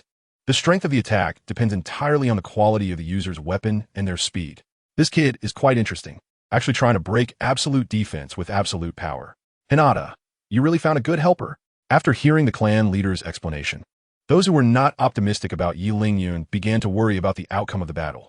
They weren't afraid that Niji would lose, but were worried that he would be disheartened by defeat. If that happened, he would truly be unworthy of the title of genius. Standing opposite Yi Lingyun, Niji naturally heard the discussions around him. However, as a genius, He not only had confidence in his own strength, but also had a mysterious trust in his clan's secret techniques. Come on, let me see just how powerful your sword-drawing strike is. As you wish. With that, Yi Lingyun suddenly exerted force under his feet. The tremendous power, even creating a deep pit in the ground. Using that momentum, Yi Lingyun shot towards Niji, his long sword having already unsheathed at some point. With a flash of sword light, Yi Lingyun was already standing behind Niji. In contrast, Niji's chakra had completely dissipated, his expression low as he stood in place. Slowly turning around, Niji's white pupils contracted, revealing the figure of Yi Lingyun sheathing his sword. I lost. I'm unworthy of the title of genius. As the words fell, Niji spat out a mouthful of bright red blood, a wound extending from his shoulder to his lower abdomen. From a distance, it seemed as if Niji had been split in two by that sword. Blood gushed from the wound, quickly soaking his white robe. Chapter 74. The bustling medical room, the Hyuga clan members beside him looked disappointed. The genius they revered, Niji, had actually lost to Yi Lingyun, which was hard for anyone to accept. Compared to the crowd, the clan leader, Hyuga Hizashi, appeared more rational, immediately summoning the clan's medical ninjas for treatment. Right now, Niji had only lost. If left unattended, it would not be just a simple defeat. Yi Lingyun, you actually defeated that Niji guy. Indeed, you were the strongest among your peers. After seeing Knight Lingyun win, Naruto excitedly rushed in front of him. As Naruto ran towards him, Yi Lingyun displayed a smile akin to that of a proud father. Naruto, don't get too excited yet. Let's first check on Niji's injuries. Remember not to argue about this topic next time. After all, I can't always show up in time. Got it. I won't say anything next time. They exchanged smiles and walked up to Niji. At that moment, Niji lay on the ground, with blood oozing from his chest, which had already scabbed over. But the continuous flow of blood kept dislodging the scabs. The ground around him had already been stained a dark red. If it weren't for the rise and fall of his chest, one might think he had already passed away. Slowly crouching down, Yi Lingyun began to gather a ball of green chakra in his hands. Under the astonished gazes of those around, Niji's wounds started to heal at a visible speed. Are you also a medical ninja like Lady Tsunade? Hinata Hizashi looked at Yi Lingyun with newfound admiration. It was the first time he had seen a ninja who could both fight and heal, aside from Tsunade. Shifting his gaze to his daughter, he then cast a meaningful glance at Yi Lingyun before walking into the house with his hands behind his back. Before long, with Yi Lingyun's treatment, Niji's injuries had completely healed. Why did you save me? Aren't we supposed to be rivals? Rivals? You're thinking too much. The reason I fought you was simply because you attacked Naruto first. Ultimately, we are all from the same village. There is no need to fight to the death. Wouldn't you agree? As he spoke, Yi Lingyun extended his right hand to Niji. After glancing at it suspiciously, Niji reached out and grasped Yi Lingyun's hand. With a firm grip from Yi Lingyun, Niji stood up. Even though I lost to you this time, I will continue to uphold my reputation as a genius and keep training. Until I can defeat you, we will always be rivals. Niji, though defeated, did not feel disheartened. Rather, a glimmer of determination shone in his eyes. He had been riding on the title of genius for too long enough to become complacent. Yi Lingyun's appearance undoubtedly served as a wake-up call. If he continued to bask in others' praises, no matter how talented he was, he would eventually fall into mediocrity. Yi Lingyun was like a lighthouse in his journey, guiding him towards his next goal. Shrugging nonchalantly, Yi Lingyun was not afraid of having one more rival. On the contrary, the more rivals he had, the more it ignited his fighting spirit, giving him the motivation to continue getting stronger. After bidding farewell to Niji, Yi Lingyun left the Hyuga clan's estate with Naruto. On the street, Naruto kept thinking about the sword-drawing technique Yi Lingyun had just used. Yi Lingyun, when did you learn such a cool technique? I've never seen you use it before. Niji was so strong, and you managed to take him down with just one strike. Watching Naruto chattering beside him, Yi Lingyun couldn't help but smile. When did he learn this sword-drawing technique? Thinking of the giant trees next to his villa in the woods, Yi Lingyun couldn't help but laugh out loud. To practice this sword-drawing technique, he had chopped down those trees countless times. Whether it was cutting them in half or splitting them into two, each tree had its own tragic fate, and they all made immeasurable contributions to his sword-drawing technique. What are you laughing at, Yi Lingyun? Is there something funny? Tell me. There's nothing funny. Just a little itch in my nose. With a restrained smile, Yi Lingyun walked towards the treatment room.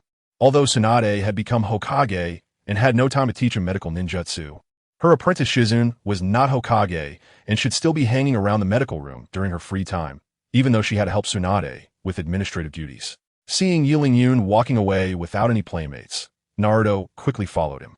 Are you going to find Granny Tsunade to learn medical ninjutsu? Can you teach me too? I want to save people like you guys. Naruto, learning anything requires a certain talent. I think you're more suited to learning some powerful ninjutsu to enhance your strength. Then you can fight in the front while I heal you from the back. Isn't that enough? Stopping in his tracks, Naruto lowered his head and began to ponder Yi Lingyun's advice, unaware of the misunderstanding. Yi Lingyun thought he had hurt his confidence and was about to comfort him when Naruto suddenly looked up and grinned. You're right, Yi Lingyun. I just need to keep getting stronger. As long as I'm strong enough, no one can hurt me. So what do I need medical ninjutsu for? It's good that you can understand. That's why people need a direction. I'm also worried there might be a need in the future. Otherwise, I wouldn't learn medical ninjutsu. After finally explaining things clearly to Naruto, Yi Lingyun quickened his pace towards the medical room, fearing that this guy would ask some strange questions again. He didn't want to get caught up in such troubles. Outside the medical room, before they entered, they heard a shadowy voice coming from inside. There has never been a precedent for a woman to govern among the previous Hokage. Do you really believe she can manage the village well? I say, let me take the position of Hokage. Isn't that the voice of Danzo? Why is this guy here? Pushing open the door to the medical room, Yi Lingyun saw Tsunade, Jiraiya, and 2 advisors all gathered in this small medical room. The man who had just spoken had his back to Yi Lingyun, but from his right arm, which was suspended in a bandage, Yi Lingyun recognized him as Shimura Danzo, the leader of the Umbu and a representative of the dark side of Konoha. At this moment, Danzo was still passionately delivering his speech, completely unaware of Yi Lingyun's presence or simply ignoring it. Tsunade, what do you think of my proposal? After finishing his lengthy monologue, Danzo turned his visible left eye towards Tsunade. Chapter 75. The power grab of the old 6 at this time. Tsunade was propping her chin up with one hand while continuously tapping the table with the other, her lazy demeanor fully displayed. In stark contrast, Jiraiya beside her had his arms crossed and a dark expression on his face, clearly dissatisfied with Danzo's backseat driving. After all, Tsunade had just taken office as Hokage in the morning, and Danzo was stirring up trouble in the afternoon. Wasn't that clearly a slap in Tsunade's face? I disagree with this proposal. Not to mention that Tsunade's succession was chosen by everyone. But Danzo, why aren't you staying at the root? Why are you coming out into the open? Even though Tsunade, the person in question, remained silent, Jiraiya, as a friend, had to step in and say a few fair words. All right, you two stop arguing. Tsunade hasn't even spoken yet, and you guys are already at it? Mito Gate Han stepped in as a mediator, tossing the entire issue back to Tsunade with just a light remark, truly living up to his reputation as a cunning old fox. When mentioned, Tsunade seemed to wake up from a dream, shaking herself awake. Have you finished discussing? Can I leave now? Oh, Yi Lingyun, why are you here? Come sit over here. Tsunade patted the empty seat beside her, indicating for Yi Lingyun to sit next to her. Stop pretending, Tsunade. Are you going to hand over the position of Hokage or not? Seeing that Tsunade completely ignored him, Danzo couldn't help but raise his voice a few notches. As the leader of the Umbu, when had he ever been ignored like this? Watching the passing Night Lingyun, Danzo pulled him over. Night Lingyun, tell me, is it reasonable for a woman to become Hokage? What abilities does she have to sit in that position? Hey. Lord Danzo, please don't pull me like that. I am scared. After hearing the conversation among a few people, Night Lingyun understood why it was so lively here. It was just that Danzo, this old schemer, wanted to become Hokage and brought 2 advisors to pressure Tsunade. Once Danzo let go of his hand, Night Lingyun pretended to be scared and hurriedly sat next to Tsunade. Lord Danzo, please don't joke around with me. I'm just a kid.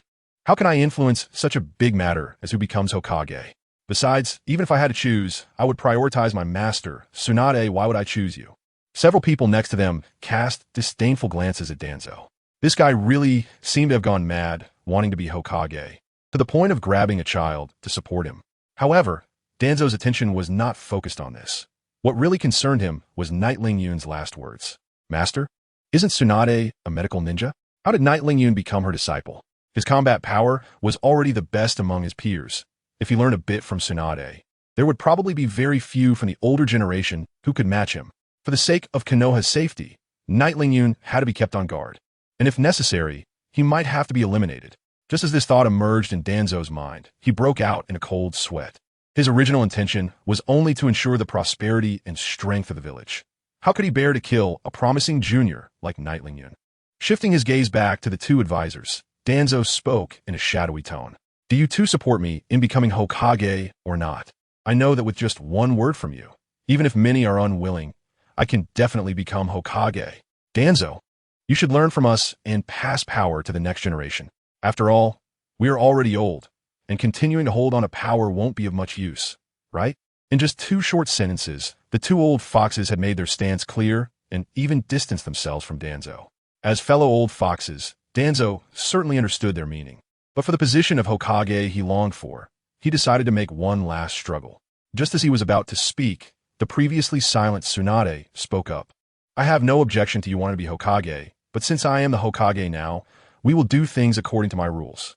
If you can win in an arm wrestling match against me, I, Tsunade, will abdicate without any complaints. Upon hearing this, the faces of the 2 advisors changed dramatically, but they quickly calmed down. The legendary 3 of Konoha were not just students of Hiruzen Sarutobi. They were also children they had watched grow up. Regarding Tsunade's immense strength, she claimed to be second in the current ninja world, and probably no one dared to claim to be first. Wanting to win an arm wrestling match against Tsunade? Even with 3 pillows, one couldn't dream of such a thing. Clearly, Danzo knew this as well. After casting a gloomy glance around, he stormed out. With such courage, he wants to be Hokage? How interesting. Tsunade's light laughter echoed loudly in the small medical room. Watching the gray-haired Danzo flee, several people in the arena burst into laughter. Such a satisfying scene is rare. Unlike the others, the 2 advisors wore dark expressions, fists clenched. After all, Danzo was a ninja from their era, and Tsunade's public humiliation of him was no different from humiliating them. After saying their goodbyes, the 2 left with grim faces. Tsunade, isn't it a bit harsh to humiliate them like that? What, they seek revenge on you? Revenge on me? They'd better have the ability and guts to do that. When Orochimaru invaded, the 3 of them didn't even show up until the master was killed. This time, humiliating them is still mild. If they provoke me again, I'll really, before Tsunade could finish. Jiraiya covered her mouth and shook his head at her before releasing his hand. Annoyed, Tsunade shot a glare at Jiraiya and turned her attention to Qianren. You were acting pretty tough just now. Scared, Danzo? I don't think you were that kind of person. Scratching his head with an awkward smile, Qianren didn't respond, but instead began searching for Shizen. Stop looking, that little brat is still in the office helping me with paperwork. If you have any questions, just ask me directly, or do you think my medical skills are worse than Shizen's? Not all, Tsunade. Your medical skills are unparalleled. Who could compare to you? All right, enough flattery, let us get to the point. After Tsunade gave him a slap, Qianren put away his smile and began to discuss the problems he was facing. After hearing Qianren's account, not only Jiraiya and Naruto were shocked, but even Tsunade furrowed her brows. Healing and promoting plant growth? How did you think of that? Chapter 76. The Magical Sandbox World item. Thinking of the battered forest at home, Qianren awkwardly scratched his head and started to chuckle. It's nothing. I just felt the air at home wasn't fresh, so I wanted to plant more trees to improve the environment. After all, those things weren't planted by himself. Cutting down a few was a big deal. But if someone discovered that he had messed with half a forest, that would be a different story. Especially with Danzo, if he used that as an excuse to make things difficult for him, he would really have to accept it. Skeptically glancing at Qianren, Tsunade naturally didn't believe his claim about purifying the air. But since he was her disciple, and he had already asked her, she decided to share.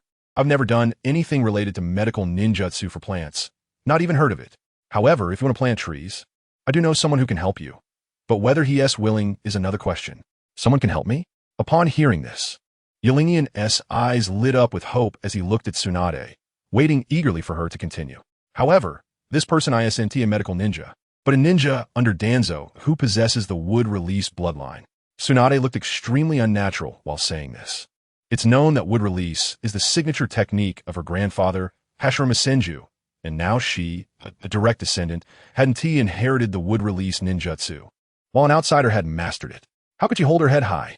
Upon hearing that this person was under Danzo, a stiff face immediately appeared in Qianren's mind. However, he had just humiliated Danzo, and now he was going to ask him for help. He didn't know if Danzo would be willing. Danzo should be quite open-minded, right? He shouldn't bother with someone like him, a minor character, right? After some consideration, Qianren ultimately gave up on the idea of seeking help from Danzo. After bidding farewell to Tsunade, Yingyun hurried back to his villa in the forest. Looking at the mess in front of him, Yingyun showed a hint of bitterness on his face. If he had known, he wouldn't have used these trees for practice. Now, how was he supposed to clean up this mess? With his hands behind his back, Yingyun paced back and forth around the area of broken wood. Really? Why think so much? Just give it a try first. Haven't others tried this before? Today, Yingyun was determined to set this precedent. He quickly stepped forward, placing his hands on a giant tree that he had cut in half. As a green glow emerged, the wound that was still oozing sap began to gradually heal. Seeing this was effective, Yingyun immediately increased the output of his chakra, attempting to restore the entire tree. However, contrary to his expectations, no matter how much chakra he consumed, the giant tree only healed the wound and showed no signs of continuing to grow. With a heavy fist, he slammed it into the ground, revealing his unwillingness. So it really couldn't be done. Reviving the near-dead was indeed an almost impossible task. Looking at the scattered debris, Yingyun sighed. It seemed that he would definitely be caught by that old thief Danzo this time. Just as Yingyun was feeling distressed, the long-lost system notification sound rang out again. The host's random exchange. Exchange, please use it as soon as possible. System, you really are my savior. Always appearing at just the right moment when I need you. Hurry up, use up all the accumulated. Please choose exchange materials. Exchange materials? Yingyun waved his hand, pointing at the wooden fragments all over the ground. Exchange, let's exchange all of it. After a series of operations, the system space had a total of 10 new items. Looking at these 10 items of various shapes, Yingyun couldn't help but feel a sense of anticipation. Whether he would be caught by Danzo and face repercussions was yet to be seen. Yingyun began to carefully examine these 10 items, even going through the items he had previously exchanged, afraid of missing anything that could salvage the situation. Enchanted golden apple, a food item from the sandbox world that, when consumed, grants fullness and a temporary boost in resistance. 3 or 4 star balls, created by the Dragon Ball's world as Qianren. It is said that gathering 7 Dragon Balls can summon the dragon. Cutting board workbench, an artifact from the sandbox world that can be used to craft items. After a thorough check, not only did he fail to find anything useful, but he also ended up digging out a bunch of clutter. Just when Yingyun was feeling desperate, he noticed a torch with blue flames and a few white bones in the corner. What did I get these 2 useless things? What era is this? A broken torch is useless. Just as Yingyun was about to toss the torch away, its information suddenly flashed into his mind. Accelerated torch provides 9 times the time flow rate in a 3-3 area. Wow, I actually exchanged for this. This torch is definitely a savior. It came just in time. With this torch, I should be able to restore the forest before being discovered, right? He planted the torch in the ground, and the surrounding trees began to sprout and branch out at a visible speed. However, at this rate, restoring the damaged forest would probably take ages. Turning his gaze to the few remaining bones, Yingyun felt a bit of hope, but he still voiced his disdain. The magical torch is useful, but these bones should just be worthless junk, right? Holding onto a sliver of hope, he checked the function of the bones, and his disdain began to turn into surprise. Bones, sourced from the skeleton archer of the sandbox world, can be made into bone meal to enhance the growth speed of crops. After seeing the function of the bones, Yingyun could no longer calm the excitement in his heart and jumped over 2 meters high while holding a few bones. The introduction mentioned that bone meal could be used for ripening, but it didn't say that these bones had that function. It seems I need to crush these bones into powder. With this thought, Yingyun began to strike at the bones repeatedly. However, whether using the magic blade Thousand Edges or fire and lightning techniques, the bones remained completely unresponsive, not even leaving a scratch. Only magma could damage them. But as soon as it touched the magma, it turned into a puff of white smoke and vanished. This scared Yingyun into stopping his attempts. As there were only a few bones, if they were all burned away, it would really be over. Nothing seemed to work. How on earth could he make bone meal? Frustrated, Yingyun repeatedly checked the information on the bones. Chapter 77, the 4th type of chakra attribute change. But no matter how many times he flipped through it, the description of the bones was just those simple 2 sentences. Suddenly, Yingyun's expression changed, as if he had discovered something incredible. A sandbox world item? I remember there was also a crafting table for some sandbox world. I wonder if it can be used. At this point, I can only try anything as a last resort. Out of options, Yingyun took out the so-called anvil crafting table. Looking at the black frame in his hand, Yingyun couldn't help but feel doubtful again. Can this black frame really be called a workbench? I would even find it too small for making window frames at home. Regardless of his disdain, Yun still put the bones into the black frame. To his astonishment, the bones that passed through the black frame actually transformed into a pile of bone powder scattered on the ground, soon forming a small mound of powder in front of him. Wow, this really works. And it can produce so much powder, what a blessing. Following suit, Yun placed the remaining bones into the black frame. A white mound of powder, as tall as his waist, appeared in front of him. This much bone powder should be enough. Holding the bone powder in both hands, Yun scattered it within the range of the torch. The tree stump that absorbed the bone powder began to grow rapidly in Yun's astonished gaze, and in the blink of an eye, it had already grown taller than Yun himself. This thing is amazing. With this bone powder, wouldn't it be easy to chop down trees in the future? After the initial excitement, Yun noticed something was wrong. The tree not only did not slow its growth, but it was growing taller and taller, now surpassing his large villa in the woods. Startled, Yun quickly pulled out the torch from the ground, and the tree's growth rate finally slowed down. Next, it was time to restore the original appearance of this grove. Following the same method, Yun scattered the bone powder while continuously pulling out and inserting the accelerating torch. One by one, the trees began to regain vitality under Yun's diligent work, even growing better than before. He didn't know how much time had passed, and there was only a little bone powder left in Yun's hands. Looking at the dense, giant trees, Yun let out a long sigh of relief. As he relaxed his body and mind, he collapsed to the ground, unable to straighten his back. Damn it, he didn't expect that planting trees could be so exhausting. But being a little tired is fine. At least he wouldn't be caught by that old six, Danzo, with any dirt on him. He punched his sore shoulders and casually pulled out a golden apple that emitted a radiant glow. After taking a bite, Yun felt all his fatigue disappear, and he could even plow 3 acres of land right there. No wonder this was produced by a sandbox world. The effects were indeed extraordinary. Thinking about the overalls he was wearing, the torches and bone meal he had just used, and this golden apple now, each item had incredible effects. Spitting out the core of the golden apple, a bold idea sprouted in Yun's mind. He hurried home, dug a hole with his bare hands, and placed the core of the golden apple inside. Yun sprinkled all the remaining bone meal on top, even sticking the acceleration torch into the ground nearby. Before long, a tender sprout broke through the soil. It really worked. It seems that the golden apple will be my staple food from now on. Watching the robust, young seedling grow in front of him, Yun laughed out loud. Moreover, with the stacking resistance boost from the golden apple, he should have no major problems even if he walked sideways in the future. Days passed, and the small seedling had grown into a towering tree, not only bearing red apples, but also quite a few golden apples. However, what Yun valued most were the enchanted golden apples that emitted a strange glow, as they provided a higher resistance increase than ordinary golden apples and tasted much better too. He quickly plucked all the golden apples and enchanted golden apples, tossing them into the system space. At this point, the space had accumulated no less than 100 golden apples, completely enough for a small team battle's consumption. Satisfied, Yun clapped his hands and began to cultivate under the tree. Over the next few days, he had thoroughly understood the secret of the acceleration torch. As long as he cultivated within the effect range of the torch, he could gain an enhancement equivalent to 9 times his usual experience. This meant that Yun could gain 9 days' worth of experience in just 1 day of cultivation. With his already extraordinary talent, after obtaining such a divine artifact, his cultivation speed skyrocketed. Looking at the droplet of water forming on his hand, Yun's mouth curled into a wild smile. He had already cultivated the water attribute chakra, and as long as he comprehended the wind attribute chakra next, he, Yun, could become a master of all 5 nature transformations. Just thinking about how he would roam the ninja world, punching Orochimaru and stepping on pain, made Yun unable to contain his excitement. What are you laughing at? Yun, is there something worth celebrating? A voice filled with curiosity rang out beside him. Turning to look, he saw a silver-haired man in a mask leaning against his luxurious villa. Kakashi-sensei, what brings you here? Is there something going on? What do I have?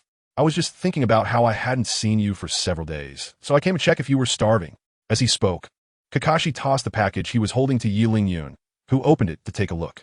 Kakashi-sensei, how did you know I like the 3-color dumplings from this place? Of course, I asked Naruto. Otherwise, how would I know such things? Kakashi replied. By the way, what were you laughing about just now? Did you have a breakthrough in your strength? Hearing this, Yun didn't respond, but instead beckoned Kakashi to come closer. Then, standing in front of Kakashi, He began to weave hand signs continuously. In Kakashi's astonished gaze, a water dragon flowed out to irrigate the surrounding trees. When did you learn water release? Kakashi pointed at the proud Yi Lingyun, struggling to find his words. It's just water release. Who knows? I might even master wind release soon. Yi Lingyun waved his hand in a humble manner, as if the ecstatic person just moments ago wasn't him at all. At just over 10 years old, wanting to master 4 chakra nature transformations was, in Kakashi's eyes, nothing more than a daydream. Yet, the Yi Lingyun before him perfectly exemplified what talent meant. Not only had he mastered 4 nature transformations, but he had even created a unique bloodline limit, lava release. You really have been surprising me since the first day I met you. It's really quite annoying. Kakashi shook his head with a wry smile, his exposed right eye squinting like a crescent moon. Chapter 78. The turmoil in the land of soup. Kakashi-sensei, you didn't come all this way just to bring me dumplings, did you? Yi Lingyun asked, looking at Kakashi with some confusion. It seemed to him that Kakashi was always watching over him. He always appeared whenever there was a mission or when he encountered a bottleneck. This feeling had lingered in his heart since their first meeting, and this time was no exception, appearing just as he was mastering a new nature transformation. Coincidence? He didn't believe that such coincidences existed in the world. Sure enough, as soon as Yi Lingyun asked this question, the smile on Kakashi's face began to fade, turning serious. This sudden change made Yi Lingyun feel a hint of unease. Something that could make Kakashi show such an expression was definitely a big problem. The reason for Kakashi coming to find him became clear. Kakashi-sensei, if you have something to say, just say it. I will definitely help if I can. Since you said that, then I'll get straight to the point. Recently, 2 mysterious individuals have been causing trouble in the land of soup. Their leader has issued a commission to us, but currently, there are no available Nin in the village to partner with me, so Kakashi's gaze fell on Yi Lingyun, and the implication was unmistakable. It seemed he hadn't left the village for a long time, and this was a good opportunity to hone his new skills. Who knows? He might gain something else from it. With this thought in mind, Yi Lingyun agreed. There's no time to lose. Let's set off now. Now, Kakashi-sensei, isn't that a bit too rushed? Yi Lingyun glanced reluctantly at the apple tree, a look of difficulty on his face. Rushed? Maybe during our conversation. Several innocent lives have already perished at the hands of the mysterious individuals. Thinking about it that way, do you still think I'm rushing? Kakashi, eager to save lives, didn't notice this point and continued to pull Yi Lingyun toward the village gate. Seeing Kakashi so anxious, Yi Lingyun also had no choice but to put away the accelerated torch on the ground and walk out of the village with Kakashi. Meanwhile, in the land of water, 2 men dressed in red, cloud-patterned robes were walking down the street. Passers-by saw their attire and hurriedly avoided them, as if they were seeing a plague god. One of the young men, with long yellow hair, turned to his partner. Brother Scorpion, don't you think these guys are a bit too noisy? Should we take care of them all? As he spoke, he couldn't help but flip his long hair, revealing his modified left eye that had been covered. The other man, who crawled on the ground like a turtle, remained silent and continued to move forward, as if his companion had never spoken. Is that so? Then let's do it your way, Brother Scorpion. With that, the young man with yellow hair put his hands into his combat pack at his waist. As he pulled out his hands, strange white creatures began to emerge from his mouth. As soon as they appeared, the white creatures began to fly towards the surrounding villagers. Strangely, the white creatures did not attack the villagers but clung tightly to them instead. Foolish villagers, are you ready to accept the baptism of art? It seems you are already prepared. Then drink.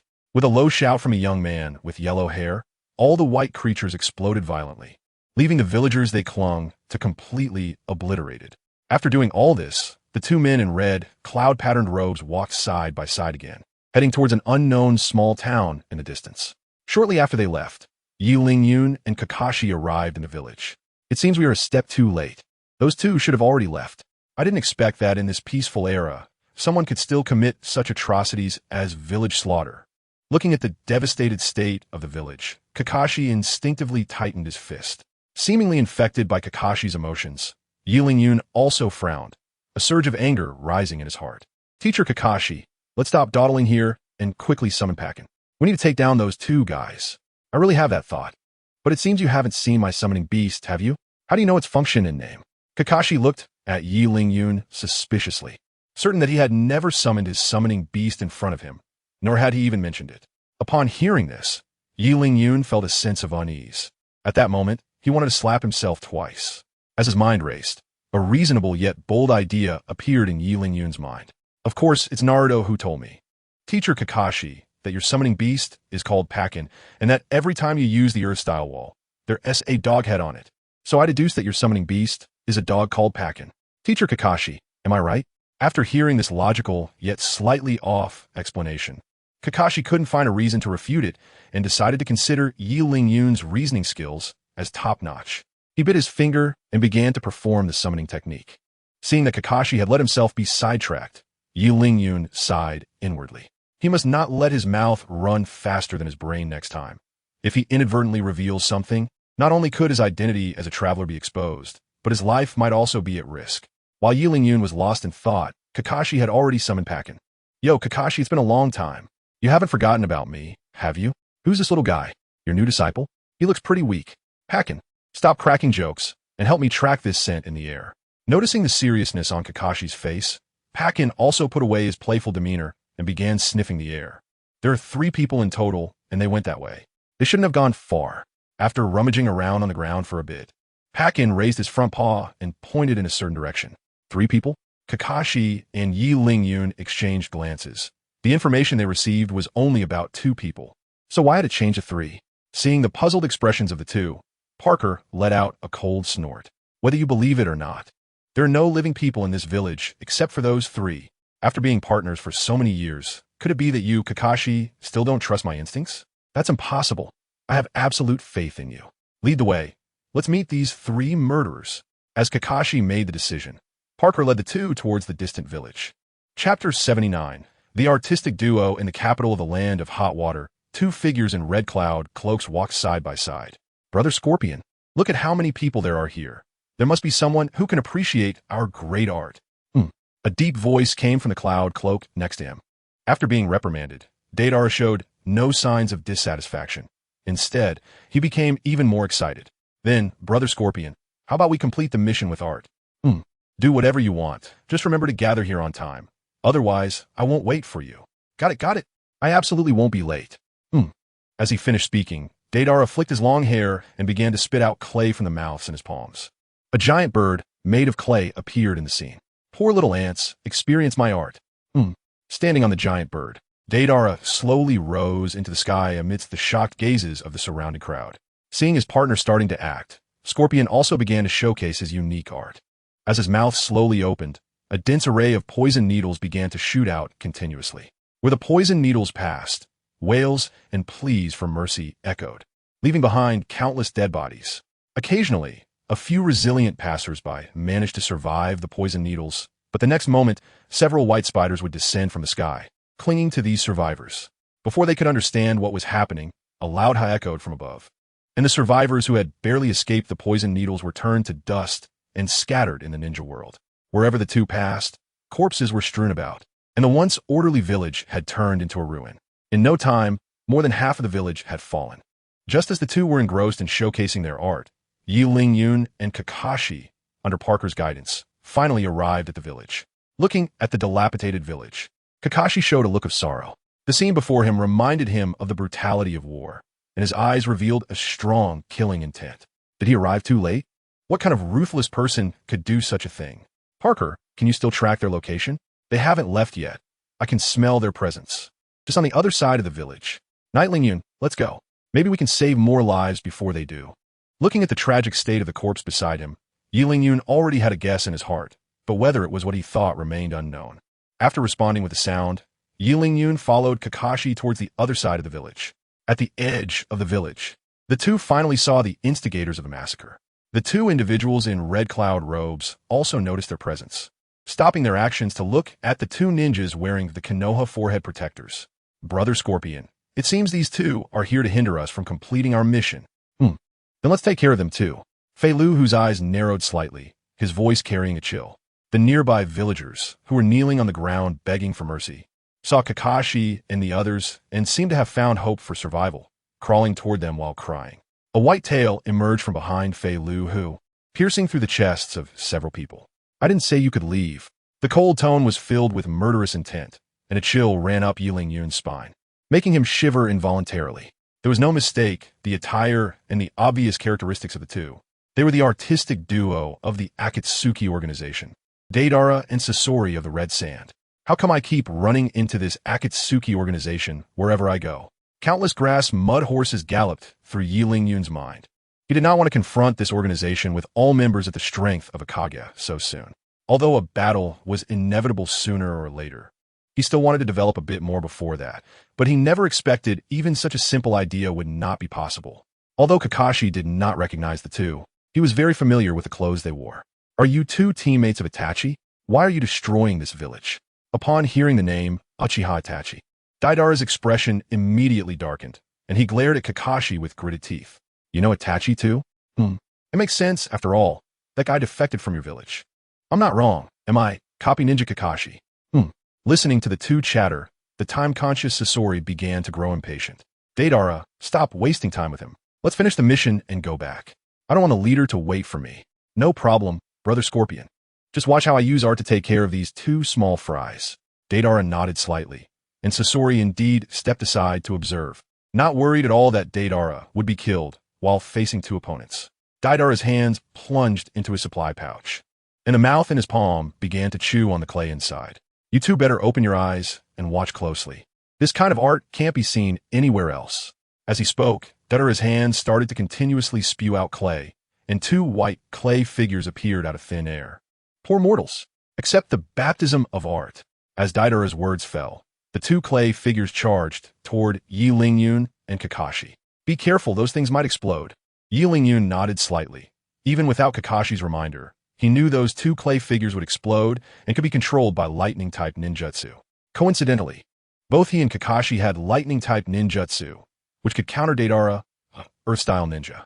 However, Kakashi clearly didn't know this. Facing the clay figures that were immune to physical attacks, he had already fallen into fierce battle. On the other hand, Yi Lingyun injected lightning attribute chakra into his magic blade, Qianren, and swung at the clay figures charging at him.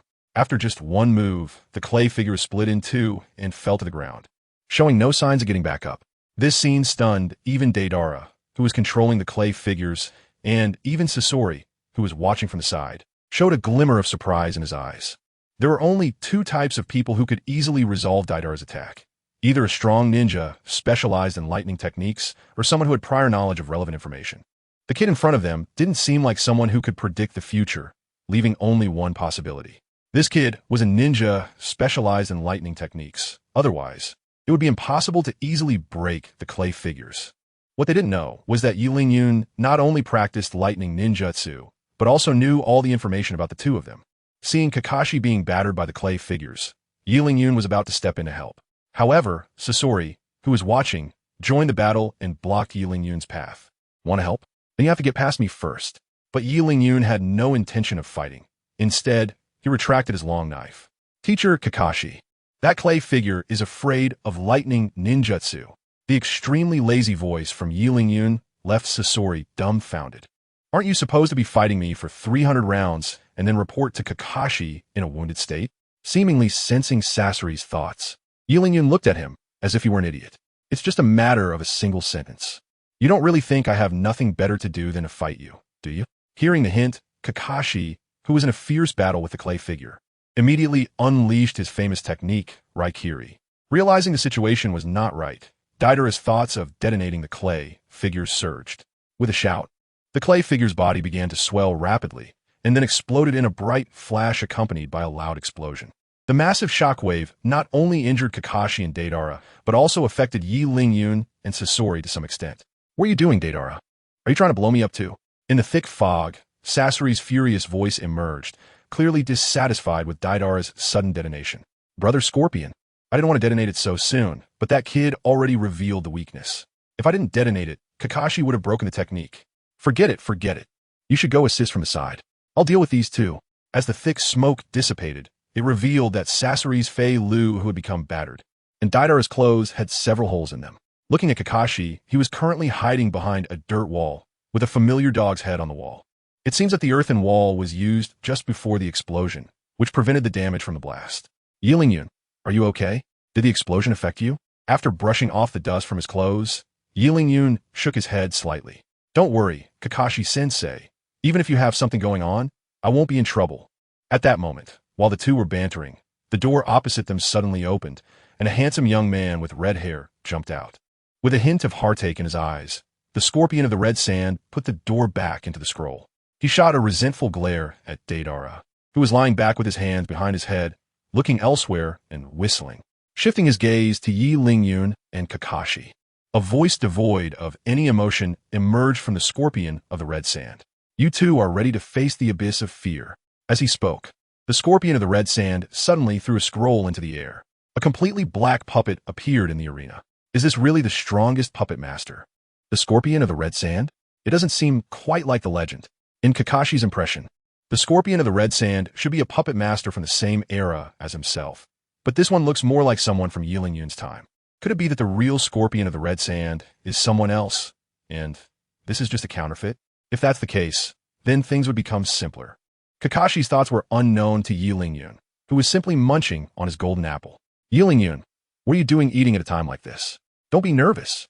Kakashi-sensei, this apple tastes pretty good, and it has the same effect as the last soldier's food pill. Do you want one? The same effect as the soldier's food pill? Hearing Yi Lingyun mention the soldier's food pill reminded Kakashi of the embarrassing incident when he got gum stuck in his throat. He hesitantly took the golden apple Yi Lingyun offered and looked at him suspiciously. This apple can be swallowed, right? After a light laugh, Yi Lingyun nodded, taking another bite of the apple. With some doubt, Kakashi also took a bite of the golden apple.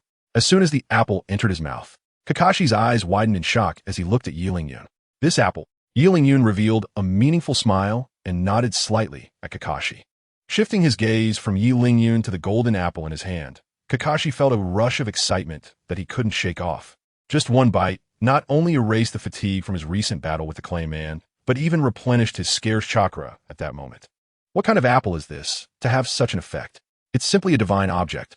However, what Kakashi didn't know was that what he considered a divine object was just ordinary to Yi Lingyun, who had hundreds of such golden apples in the system space.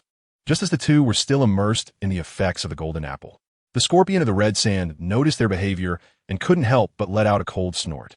What are you two doing eating apples at a time like this? I see you both are tired of living. He then manipulated his puppet, the third Kazekage, to attack the two.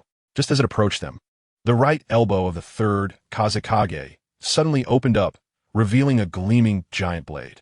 But Kakashi and Yi Lingyun seemed to have sensed it beforehand and simultaneously bent down.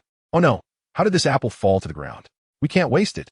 The giant blade whistled through the air, narrowly missing the two of them. Deidara cast a puzzled glance.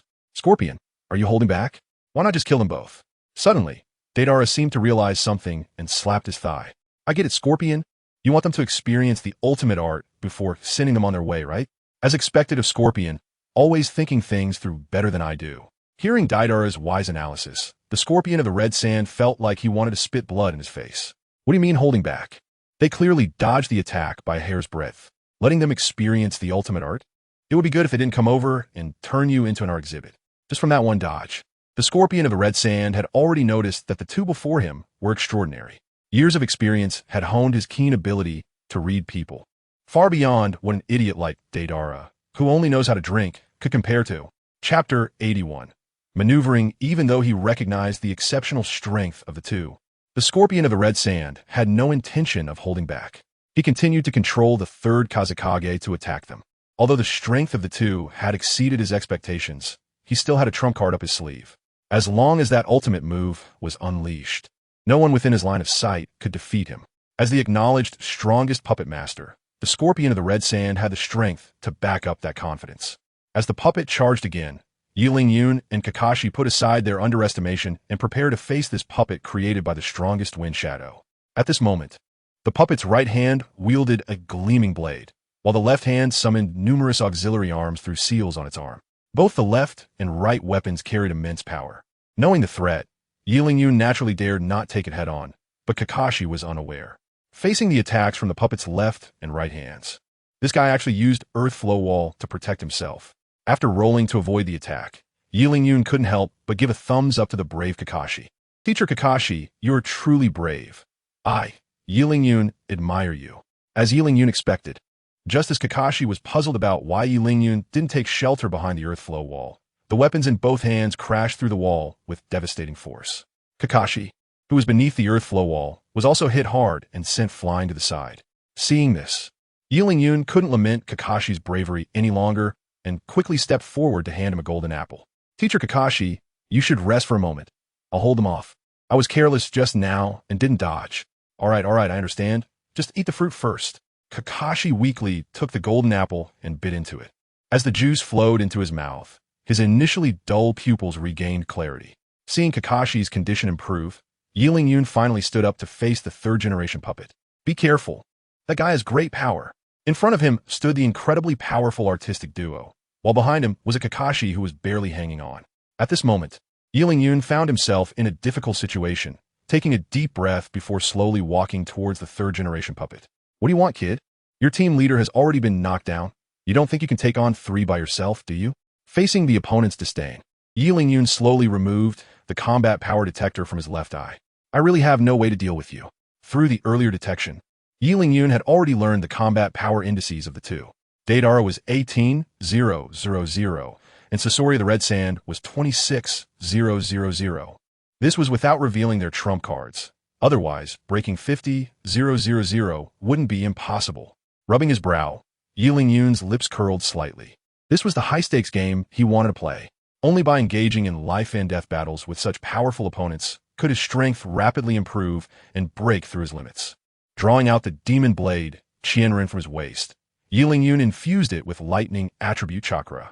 Now he had to face not only the third-generation puppet controlled by Sasori, but also Deidara, who would occasionally launch sneak attacks. Therefore, adding an attribute to his weapon in advance would not only guard against Deidara, but also effectively enhance his attack power. As he stepped closer to the third-generation puppet, Yi Ling-yun quickened his pace. Kid, it looks like you don't want to live. Seeing Yi Ling-yun getting closer, Sasori began a new round of attacks with the puppet. First came a horizontal sweep of the giant blade, followed by a heavy punch from the mechanical arms, and even the puppet's mouth could spit out countless steel needles. An endless array of techniques poured forth. Had Yi Ling-yun not known the puppet's abilities in advance, he might have fallen for it. Watching Yi Ling-yun continuously dodge the puppet's attacks, Deidara's hands began to shake involuntarily. By using his long knife to deflect the giant blade's attack trajectory, utilizing the impact from weapon collisions to avoid the mechanical arm strikes, and then using Earth Flow Wall to block the puppet's poisonous needles. This battle was nothing short of a spectacular artistic performance. This was true art.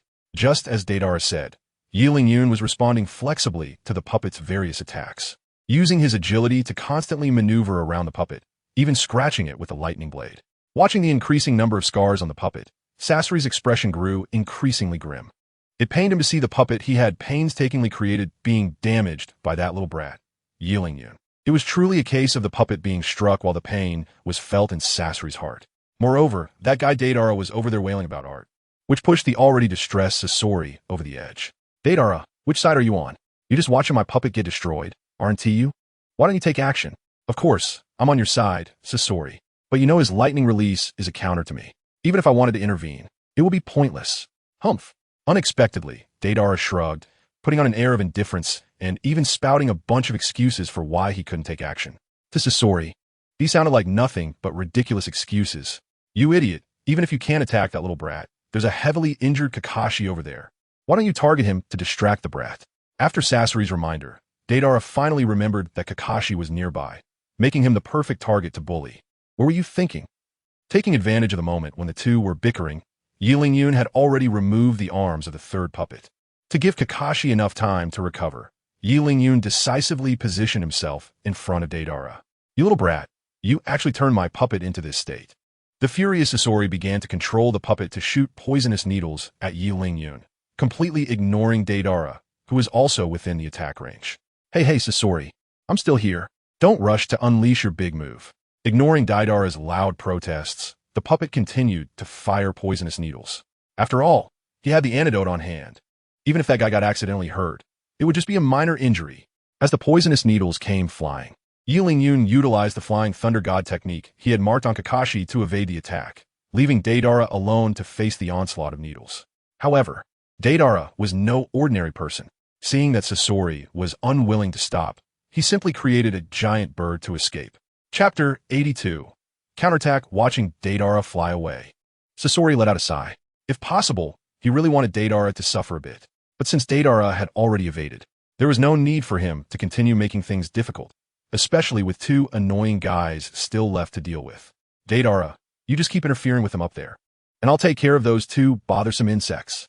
No problem, Brother Scorpion. Leave this little matter to me. In the face of major issues, Deidara understood clearly and agreed to Sasori's proposal. Refocusing on Knight Lingyun and Kakashi, Sasori's hands began to move continuously.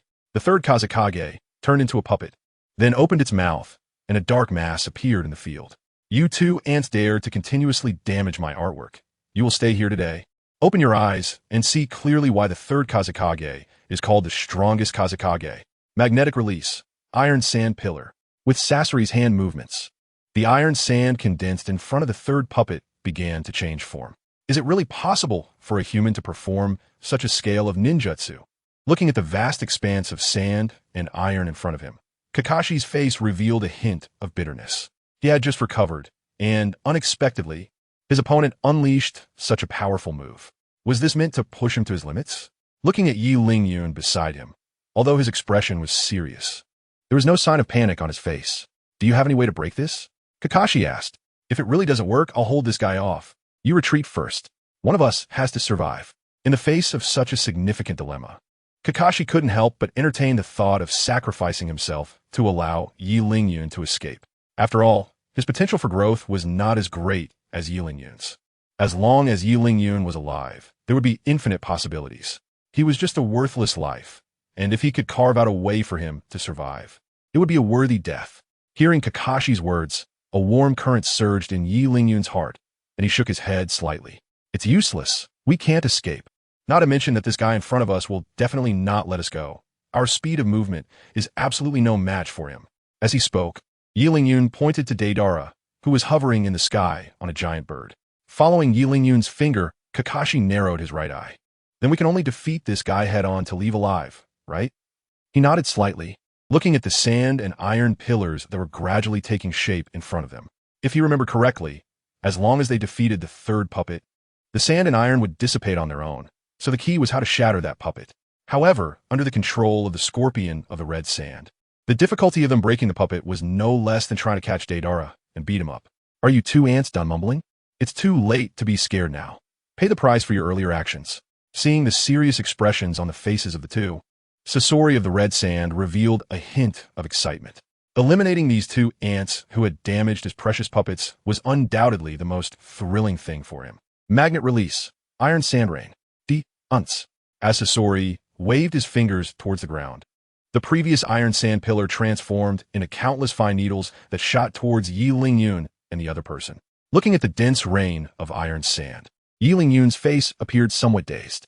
Isn't this the skill he often uses with a magic blade, Thousand Edges? He didn't expect that this little scorpion would also know this move. Kakashi, standing nearby, thought Yi Lingyun had been scared silly and quickly began to slap the earth wall to defend against the iron sand needle's attack, worried that the defense might not be enough. He even slapped a few more walls, surrounding the two of them completely, making it look like a big mound of earth from a distance. Suddenly, everything went dark in front of him, and even Yi Lingyun was startled. Kakashi-sensei, what are you doing? There's no need to panic about that kind of attack. I have a technique to deal with it. If you can break the technique, why didn't you say so earlier? Standing there stupidly, I thought you were scared out of your wits. Oh, forget it. It's a good opportunity for me to discuss tactics with you. I've thought of a way to defeat that puppet. Upon hearing this, Kakashi instantly became interested, eager to perk up his ears and lean closer to Yi Lingyun's mouth. As Kakashi drew closer, Yi Lingyun stepped back in disdain. Kakashi-sensei, even if you want to hear the strategy, you don't have to do it like this. Standing further away won't prevent you from hearing. Realizing he had made a fool of himself, Kakashi straightened up with an awkward smile. I'm just afraid I won't hear you clearly. If I miss something, that could be troublesome, right? All right, just stand there and listen to me. Remember not to come any closer. The two then began to plan their tactics under the protection of the earth flow wall. So, as long as we cut off the chakra threads attached to the puppet, we can stop that guy's control over it. After hearing Yi Lingyun's explanation, Kakashi was enlightened, not expecting the method to defeat the puppet to be so simple. But let me be the bait. After all, I have much more combat experience than you, and I should be able to buy you more time. No, Kakashi-sensei, you're mistaken. Only I can be the bait. You must cut the chakra threads. Stop stalling with me. I don't have the Sharingan, so I can't see where the chakra threads are. Yi Lingyun spread his hands, appearing helpless. Kakashi wanted to argue again about being the bait, as the danger level was too high and he didn't want Yi Lingyun to take such risks. But thinking it over, just as Yi Lingyun said, without the Sharingan, he couldn't figure out the position of the chakra threads. If he failed to cut them and was detected by Sasori, they would probably just die faster. Moreover, as long as he handled it quickly enough, there wouldn't be much risk even if Yi Lingyun acted as the bait. While Kakashi was deep in thought, the surrounding earth wall was being struck repeatedly, and he could vaguely see light filtering in from outside. Kakashi-sensei, have you made up your mind? If you don't decide soon, we're really going to die here. Let's do it your way, Yi Lingyun. I'll handle things as quickly as possible. In the meantime, please try to hold that guy off. Drawing out the magic blade Qianren, Yi Lingyun's face was full of confidence. It's just about buying time. There's no way I'll be killed instantly the moment I go out. Just then, the earth flow wall finally couldn't withstand the pressure, shattering after blocking tons of damage. The two, curled up inside, were exposed to the sand and iron. Damn, you two don't have to be so ruthless. Looking at the scene before him, Yi Lingyun couldn't help but shout. Chapter 83, Severe Injury. At the same time that the two were discussing strategies inside the turtle shell, the scorpion of the red sand and Deidara outside were not idle either. Taking advantage of this gap, the scorpion of the red sand not only gathered more sand iron, ready to strike, but even Deidara in the sky created countless clay tools, waiting for the two to appear. You two have finally broken out of your shell, right? Open your eyes and take a good look. You should really like the surprise we carefully prepared for you. You two pesky ants. Step into the end of your lives under the ultimate combination art of me and Brother Scorpion. Looking around, the entire village was filled with sand, iron, and clay bombs, putting pressure on Yi Lingyun and his companion. Yi Lingyun, why don't we work together to break through? With so many traps, I really can't let you face them alone. Kakashi-sensei, don't be confused. It's precisely at times like this that we need you to execute the plan we just made. As long as we deal with that pesky sand iron, the remaining clay bombs won't pose any threat to us. That's true, but can you really handle it alone? I'm still a bit worried. Before Kakashi could finish speaking, his mouth was blocked by a golden apple that Yi Lingyun pulled out from who knows where. After flaunting 2 golden apples, Yi Lingyun resolutely stood opposite the sand iron and clay monster. Is this little thing really all you've got? That's a bit too underestimating, isn't it? If Orochimaru saw this, he might even look down on you. Hearing this, the scorpion of the red sand sneered even more in their eyes. This was just the last stubborn defiance of a little brat before dying. I see you just have a tough mouth. Apart from that, do you have any other skills? Orochimaru, even that guy would have to leave behind some snake skins when facing such a lineup. And you little brat? You probably won't even be able to keep your whole corpse. At this moment, in the eyes of the scorpion of the red sand, Yi Lingyun was no different from a dead person. In their understanding, no one could survive under such a multitude of highly toxic sand iron and clay bombs. What Yi Lingyun needed to do now was to break their perception, survive from the so-called net of heaven and earth they thought was inescapable, and complete a counterattack. Turning to give Kakashi a reassuring look, Yi Lingyun walked slowly towards the net of heaven and earth with his long knife in hand. The artistic duo did not hold back either, although they couldn't understand why this little brat didn't act with Kakashi. They adhered to the principle of killing one when one comes, and killing two when two come, beginning to manipulate their respective arts to attack Yi Lingyun. As for Kakashi, even if he were given 3 lives, he would never be able to escape. Facing the storm of attacks, Yi Lingyun remained calm, with no trace of fear on his face. The long knife in his hand, infused with the power of thousands of thunder, shattered into 1,000 pieces and collided with the incoming sand, iron, and clay. The fragments of the knife clashed with the sand iron, producing a cacophony of metallic sounds. Meanwhile, the clay bombs created by Deidara were pierced through by the knife fragments, falling weakly to the ground, completely losing their function as bombs. Upon seeing this, Deidara snorted coldly, then inserted his hands into the tactical pouch at his waist, preparing for a new round of interference. This little brat really has some skills. Bringing him along for this mission was indeed the right choice. Watching the clash of techniques between Knight Lingyun and Sasori, Kakashi was quite shocked. Even he wasn't sure he could face this enemy. Yet Knight Lingyun was able to respond so skillfully and without falling behind at all. No, I need to quickly cut the chakra strings connecting Sasori to his puppets. At this rate, Knight Lingyun won't last much longer. He pulled out a kunai from his waist pouch and pushed up his eye mask to reveal his Sharingan, as the chakra strings controlling Sasori's puppets became visible to Kakashi.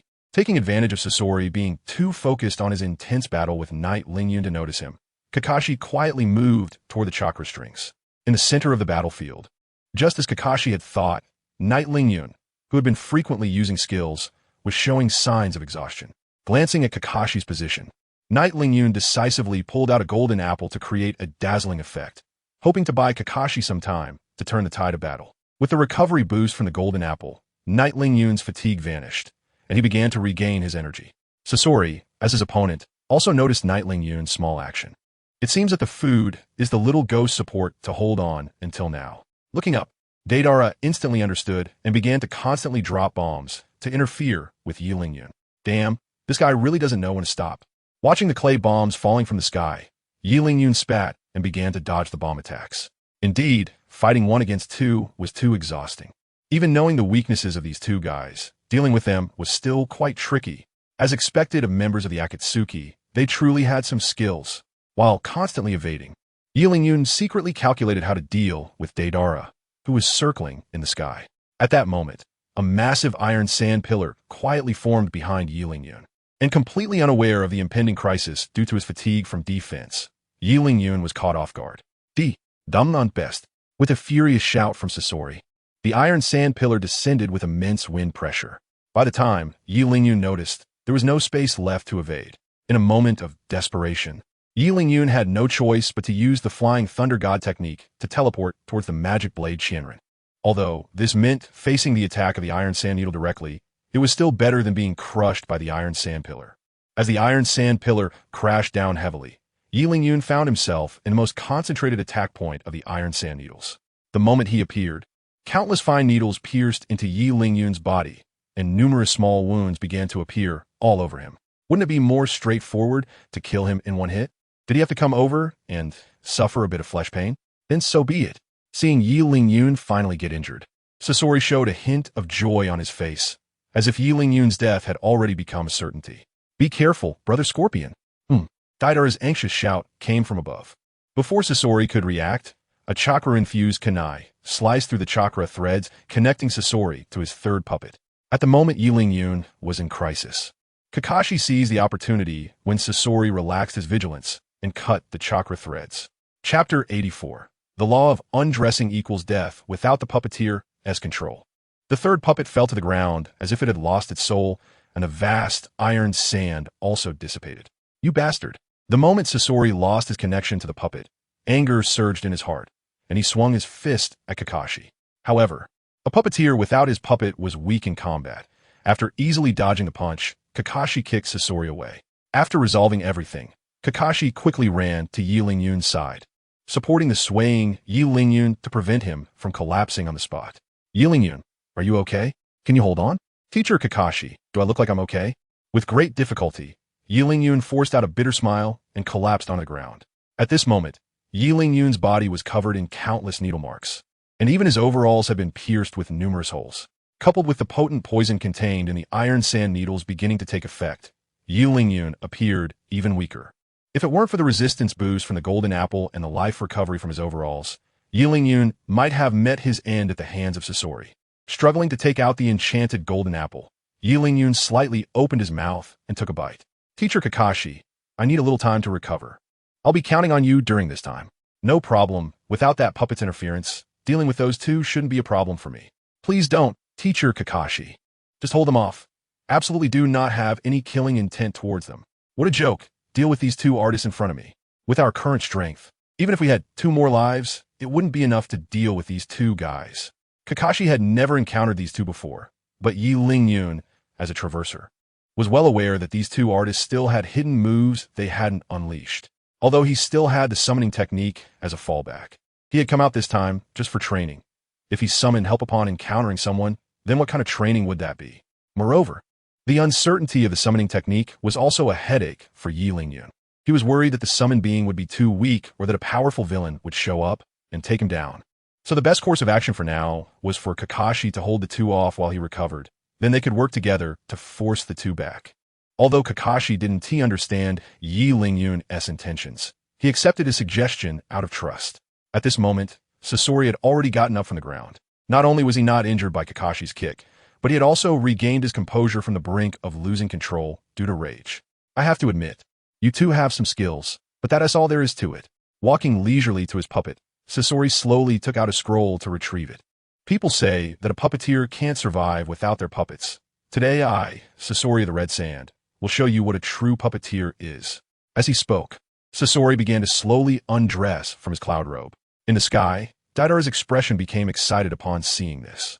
Is it finally going to happen? Brother Scorpion's true form as the strongest puppeteer? I can't wait. Seeing Sasori about to undress, Yulin narrowed his eyes. Do I really have to use all my strength to deal with the two of them?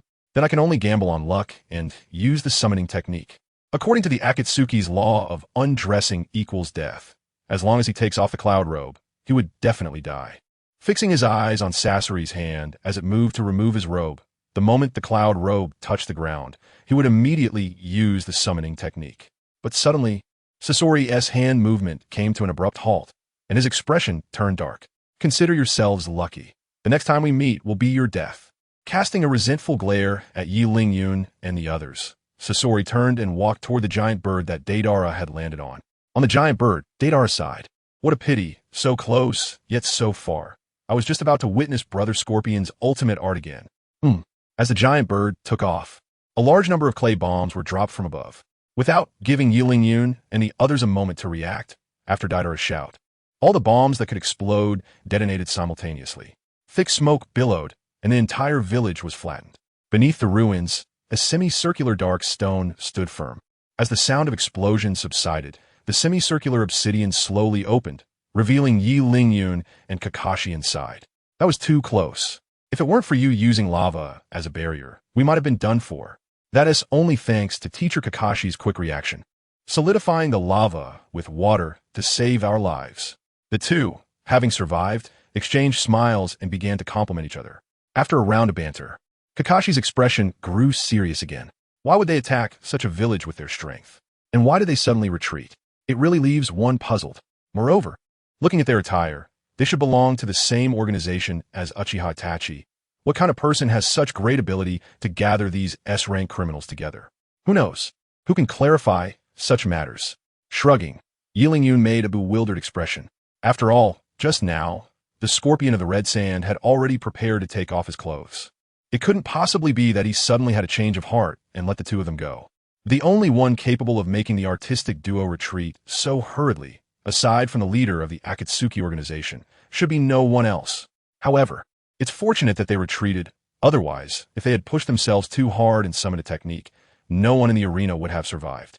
That leader not only saved the two of them, but also saved his two subordinates.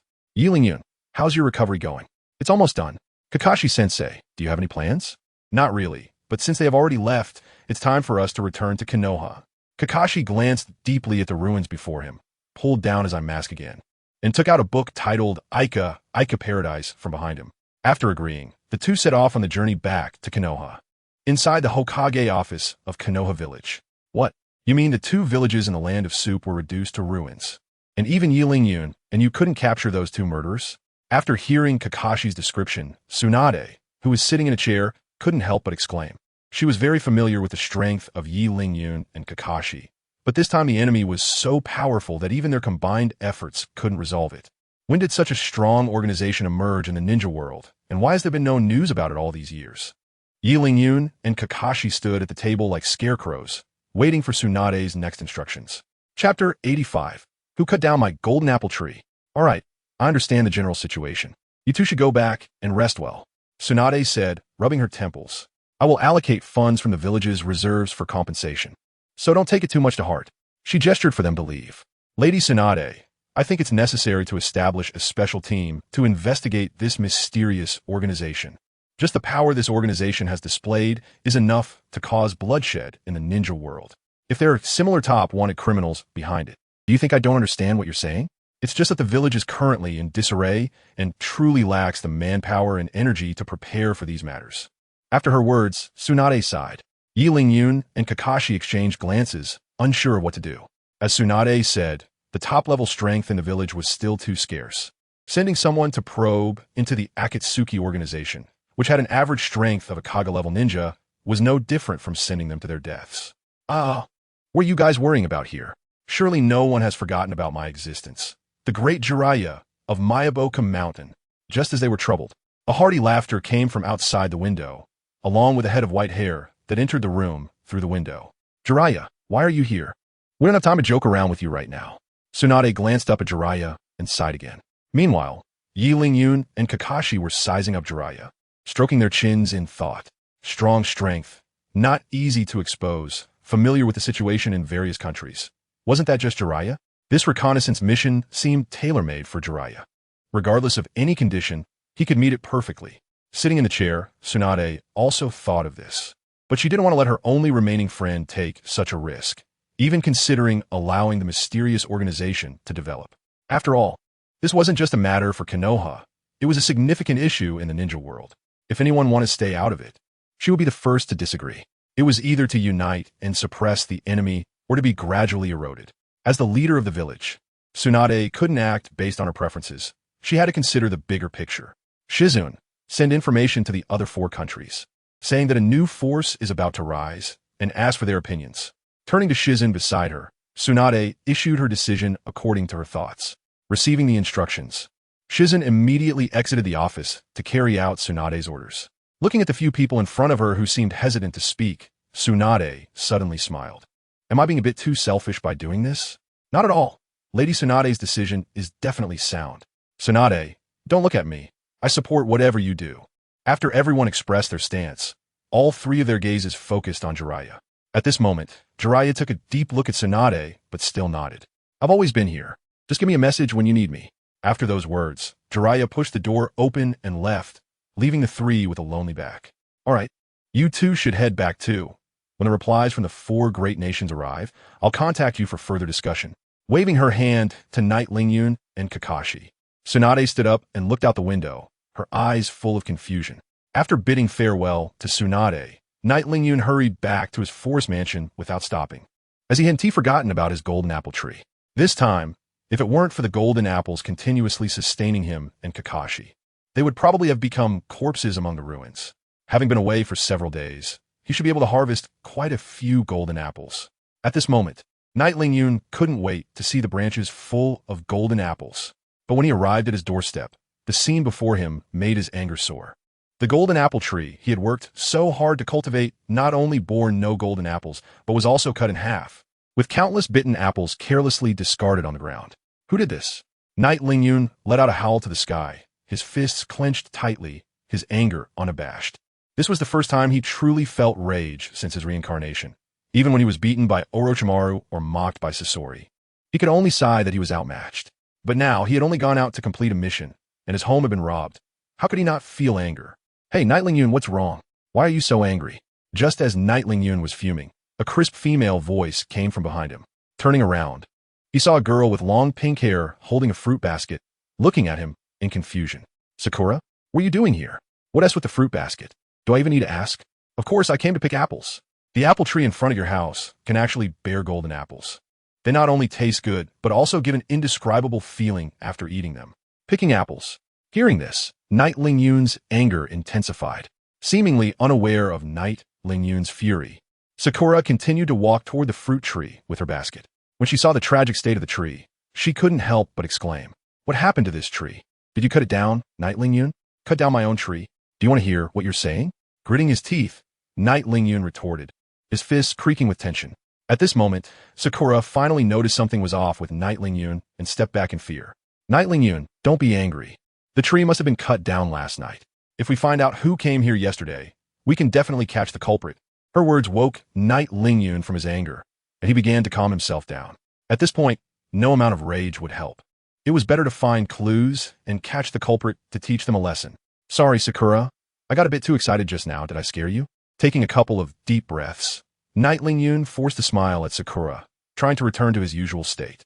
But after just witnessing Knight Lingyun's fury, Sakura's fear didn't dissipate. Instead, it intensified. Just as Knight Lingyun was considering how to reassure Sakura, Naruto appeared on the scene without him noticing.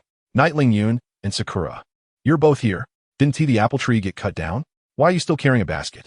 Chapter 86. Orange martial arts uniform. Hearing this, Knight Lingyun immediately turned his attention to Naruto. Naruto, how did you know the apple tree was cut down? Do you know something? Of course. I saw a masked man pick all the apples and then cut the tree down last night. A masked man cut down the tree? Isn't that a classic case of biting the hand that feeds you? I haven't offended anyone recently. So why would a masked man come and take revenge on me? That masked man stood at your doorstep for a long time, as if he was looking for something. Maybe he saw you weren't home, so he picked the apples and cut the tree, leaving while cursing. Seeing that, Night Lingyun didn't respond. Naruto continued to share what he had seen. The fact that he knew where Night Lingyun lived meant he was definitely from the village. A masked person who didn't want their identity revealed. A name floated into Night Lingyun's mind. Shimura Danzo. Aside from him, I haven't offended anyone recently, and this guy's sneaky nature makes him capable of such things. Naruto, was that masked man wrapped in bandages around his eyes and body? Yes, Night Lingyun. How did you know? Did you see him too? Without replying to Naruto, Night Lingyun revealed a cruel smile. You cowardly Danzo, you don't dare to confront me openly. So you resort to these underhanded tactics, huh? Since you've made your move first, I won't hold back either. Let us see who's more ruthless. With a warm smile on his face, Night Lingyun helped Sakura up. You two should head back first. The golden apples will regrow tomorrow, and you can come pick them freely then. Night Lingyun, do you already know who the masked man is? Do you need my help to catch him? I'm not sure who it is yet, but you can help me spread the word in the village that there's still an apple tree here. The culprit will definitely be unable to resist taking action again, and then we'll see who it really is. After receiving Night Lingyun's instructions, Naruto and Sakura hurriedly made their way to the village. They also wanted to find out who committed such a brazen act, destroying the tree when they could have just picked the apples. Isn't this harming everyone's interests? As long as they could catch this person, they would be more than willing to help. After the two left, Night Lingyun was left alone in front of the forest mansion, looking at the half-remaining fruit tree. Yi Lingyun, in a desperate attempt, took out 2 acceleration torches and stuck them around the trunk to speed up its growth. Although there was no bone meal left, the effects of the acceleration torches should not be underestimated. Under a time flow rate of 99 times, the golden apples on the ground began to rot at a visible speed. Before long, the seeds buried in the soil had taken root and sprouted. However, the bare trunk showed no signs of life, as if the time flow rate had no effect on it at all. Seeing the scene, Yi Lingyun felt heartbroken to the extreme. The golden apple, as a strategic resource, could save lives at critical moments. Unexpectedly, Danzo, this old six, would abandon such a treasure just to take revenge on him. It seems that cultivating more fruit trees in the short term is impossible, and from now on, he can only rely on the stock to get by. With a light sigh, Yi Lingyun took out the animal traps he had exchanged for in the past few days and buried them around the tree trunk. Next, he would see if that guy Danzo dared to make trouble again. Pushing open the door and entering the room, Yi Lingyun began to organize the items he had obtained through exchanges in the past few days.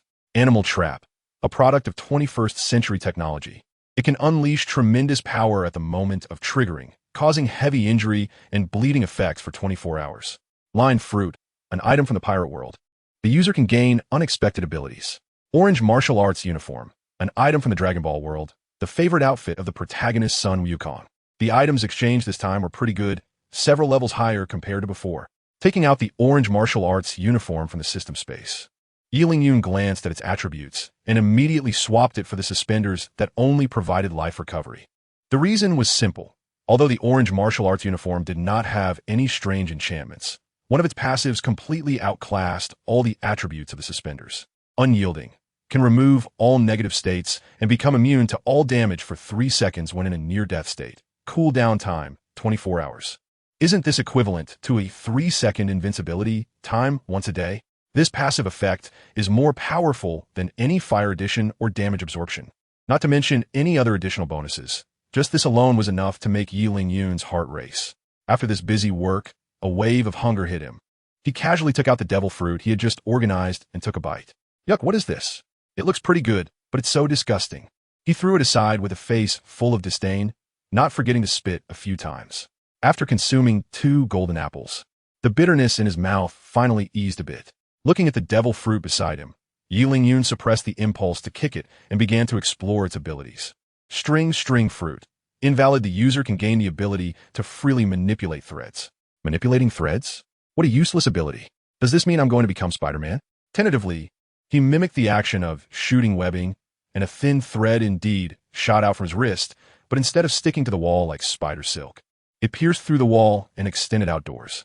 What the hell? A single thread actually shot through my wall? This thing may taste terrible, but it seems to have some use after all.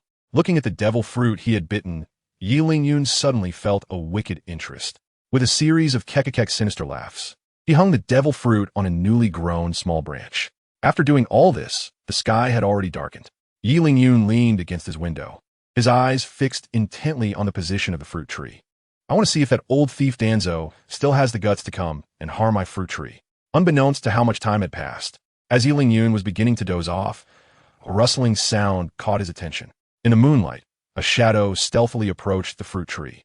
Watching the flickering flames, the newcomer let out a sigh of relief and then dove into the nearby bushes. All of this was captured in Yi Lingyun's eyes, and a slight curve appeared at the corner of his mouth. It seems Naruto is even more anxious to catch old Six than I am. Truly a good friend. Just as Naruto hid well, another masked figure appeared in the scene shortly after. The figure walked purposefully towards the flickering light of the accelerated torch. Chapter 87. The miserable old Six. Just as the masked person was about to reach for the devil fruit, Naruto, who was hiding in the bushes, suddenly jumped out. Finally caught you, despicable lumber thief. TSK. Turns out to be just a kid. You scared me. The sudden voice startled the masked person, and upon realizing it was a child, he ignored him and continued reaching for the devil fruit that had been bitten by Yi Lingyun. Just as he stepped into the light of the flames, a metallic snapping sound echoed in the area, followed by the masked person's wailing screams.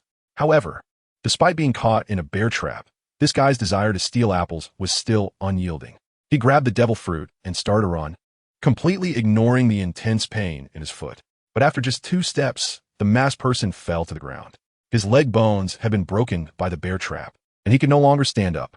Seeing this, Yi Lingyun stepped forward at the right moment. After picking the apple, you even chopped down my tree. Not only that, who gave you the confidence to return to the crime scene? Orochimaru? Naruto, keep your eyes wide open and watch who this guy really is. To see if he'll be spat on by the villagers tomorrow. Upon hearing such a consequence, the masked person covered his mask while continuously crawling backward, tightly holding onto the devil fruit that had been bitten by Yi Lingyun. As the night approached step by step, the masked man quickly came up with an idea and whistled into the darkness. With the sound of the whistle, a black-clad figure wearing a strange mask appeared in the scene, helped the masked man with the broken leg, and then disappeared into the night. Don't run, you guy. Naruto, eager to catch the thief, was about to chase after him, but was stopped by Yi Lingyun. Yi Lingyun, why are you stopping me? Are you just going to watch them escape? You just snatched such a beautiful fruit. Naruto, don't be in such a hurry. That fruit is just a decorative item. Eating it has no effect at all. And that guy just had his leg broken. Even if he runs back, he won't be able to recover in a short time. Just keep an eye out on the street tomorrow. If you see someone limping or a person who usually appears suddenly disappears, then he's the masked man from just now.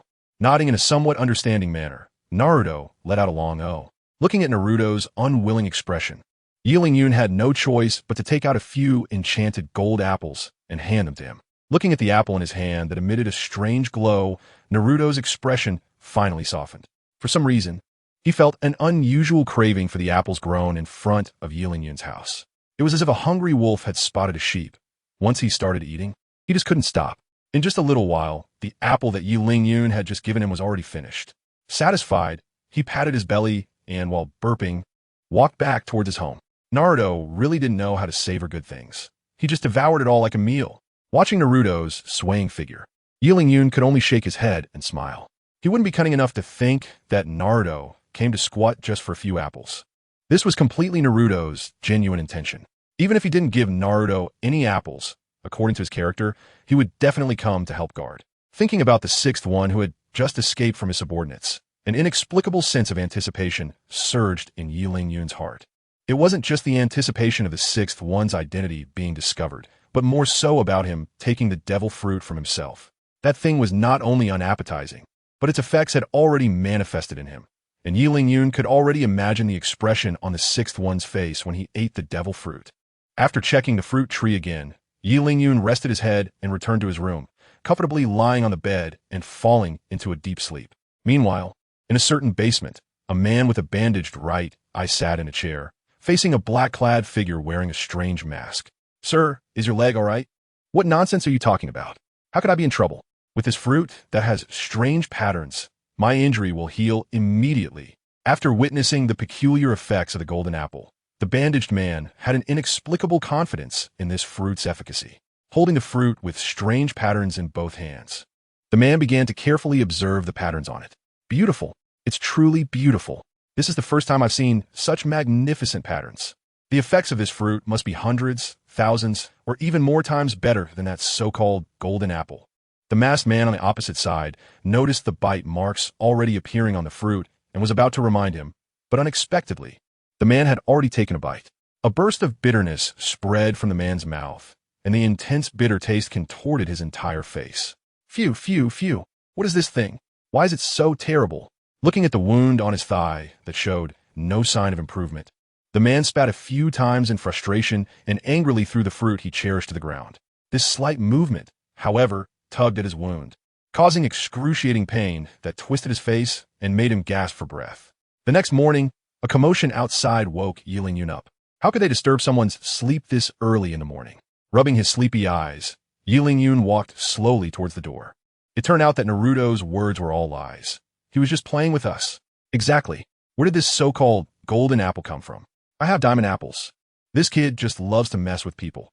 Haven't you all been tricked by him enough already? As he pushed the door open, a large crowd was gathered around a bare tree trunk. Apart from a few familiar faces, the rest were unknown villagers. As expected, these people were likely drawn here by the news of the golden apple spread by Naruto. As Qianren appeared, a swarm of people rushed towards him. You little brat, why did you spread rumors? I rushed over here in a hurry, and I haven't even finished my work. You must compensate us for our losses, or we'll tear your house down. Don't think your strength will help you. It's not just us commoners who were tricked. Even Mr. Kakashi is here. I want to see how you handle this. Amidst the passionate accusations from the crowd, a figure holding a book was pushed out. What's going on? I was just passing by. What happened? Kakashi, pushed out by the villagers, looked bewildered, completely unaware of what was happening. Chapter 88. The Shadow Emperor, Danzo. What on earth happened? Qianren. Why are there so many people gathered at your door? Is it like the last training craze? Did their kids mess up their training again? Confused, Kakashi scratched his head and cast a pleading glance at Qianren, the person involved. Seeing this, Qianren sighed and put on a helpless expression. Everyone, please calm down. Can you listen to me for a moment? As he spoke, Qianren made a hand sign, and the villagers who had previously been upset fell silent. Initially, there were indeed golden apples, but as you can see, not only are the golden apples scattered on the ground, but the tree has also been cut down. It's not that I'm stingy and unwilling to share. It's just that there's nothing I can do in this situation. Qianren spread his hands, his face showing a pained expression as he pointed to the scattered apple cores and the bare trunk. After hearing this, the villagers began to murmur again, condemning the lumberjack who had acted recklessly. Even Kakashi was shocked. Having seen the effects of the golden apples himself, he felt deep hatred for such a deranged individual. Stop with the sweet talk.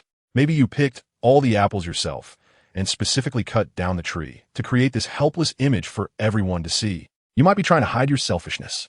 This remark immediately garnered agreement from several people around, as they could hardly believe that Qianren would be kind enough to share such precious golden apples with them. But what they didn't know was that Qianren not only was willing to share, but had already given away a lot. Not to mention Kakashi, even Naruto, whom he met yesterday, had already eaten dozens of golden apples. You don't understand the situation, so don't speak carelessly. I have the most authority to speak on whether Qianren did this or not, based on the tree's cut marks. It must have been chopped down 2 days ago. But Qianren has been with me on a mission in the land of soup for the past few days and hasn't had the chance to do such a thing. You can't possibly doubt me too, can you? Upon hearing this, Kakashi was the first to step forward to defend Qianren. After spending time together, Kakashi had absolute authority on Qianren's character. With Kakashi speaking up, the villagers' murmurs gradually quieted, and the elder who had raised doubts silently retreated to the edge of the crowd. There's no need to panic, everyone. Although the fruit tree was cut down, the person who did it also paid a price. Pointing to the ground around the trunk, Qianren picked up a nearby branch and threw it. As the branch hit the ground, a huge animal trap was triggered, and the powerful impact shattered the branch into pieces. Seeing the power of the trap, the villagers gasped in shock. As you can see, I had already buried traps around the fruit tree, and that person indeed fell into it. So, the reason I spread the false news to gather everyone here is to ask you to help me keep an eye out for anyone in the village who suddenly has a limp. While speaking, Qianren handed a golden apple to each person present, the implication clear. The villagers, delighted to receive the golden apples, agreed to help Qianren condemn the despicable and cunning person. With the objective achieved, the crowd dispersed, leaving only Kakashi and Yi Lingyun looking at each other. Yi Lingyun, you must already know who the troublemaker is, right? But why go through all this? Why not just take revenge directly? In response to Kakashi's confusion, Yi Lingyun leaned closer and whispered a name in his ear. Upon hearing the name, Kakashi's eyes widened in disbelief. Are you sure it's that person? You can't just say things like this. Kakashi-sensei, do I look like someone who would indiscriminately slander others? No wonder you set this up today. If it really is that person, using public opinion to suppress him is indeed the best choice. Kakashi took a deep look at Yi Lingyun. This kid usually seemed carefree, but if someone truly offended him, he could retaliate fiercely. Such people could either remain as strangers or become friends. Once a decision was made to become enemies, it had to be completely eradicated. Otherwise, once they grew stronger, they would definitely retaliate 100-fold. After explaining the ins and outs of the situation to Kakashi, the two walked together onto the street. Meanwhile, the tree branches quietly sprouting in front of the gate went unnoticed by anyone. On the street, Yi Lingyun leisurely strolled with his hands behind his head, while Kakashi beside him was fully focused on the book in his hands. Wandering aimlessly down the street, they resembled two idle villagers. Just as they were chatting, a commotion not far away caught their attention. Looking in the direction of the sound, a large group of villagers had gathered, seemingly attracted by something in the middle, and the chatter was incessant. Upon getting closer, they found that the person surrounded by the villagers was none other than Shimizu Danzo, whom Yi Lingyun had considered a suspect in the case of the stolen golden apples. Is this the tree thief you told me about? Yi Lingyun thought. He doesn't look like someone who has been caught in a trap at all. Wait, logically speaking, this guy shouldn't even be out on the street. Could it be that the trap didn't work? Seeing the lively Danzo, not only did it make Kakashi question Knight Lingyun for the first time, but even Knight Lingyun himself began to doubt whether his judgment had been mistaken. If it weren't for this old trickster, he couldn't think of anyone who could be so sinister. Could it be that this guy wasn't affected at all by the injury effect from the bear trap? Just as Knight Lingyun was puzzled, Danzo, surrounded by supporters, noticed Knight Lingyun frowning. Knight Lingyun, you're just in time. I heard that the miraculous fruit tree you painstakingly cultivated was cut down. This not only damages your personal property, but also shows that this old man is not taken seriously. But don't worry, I've already sent out all the idle Umbu members to investigate the culprit. I believe the real murderer will be caught soon. Danzo's righteous speech left Knight Lingyun dumbfounded. Could it be that he had really misjudged and wronged a good person this time? However, when he caught a glimpse of the small red spots seeping through Danzo's pants, the corner of Knight Lingyun's mouth lifted, and his confusion turned into amusement. You enjoy acting so much, huh? Then I can only play along with you. Chapter 89. Research on the golden apple. No wonder it's Lord Danzo. He knows even recent events so clearly. Otherwise, how could he be called the root of Konoha? Just look at what kind of status Lord Danzo holds. Having someone like Lord Danzo is truly a blessing for our village.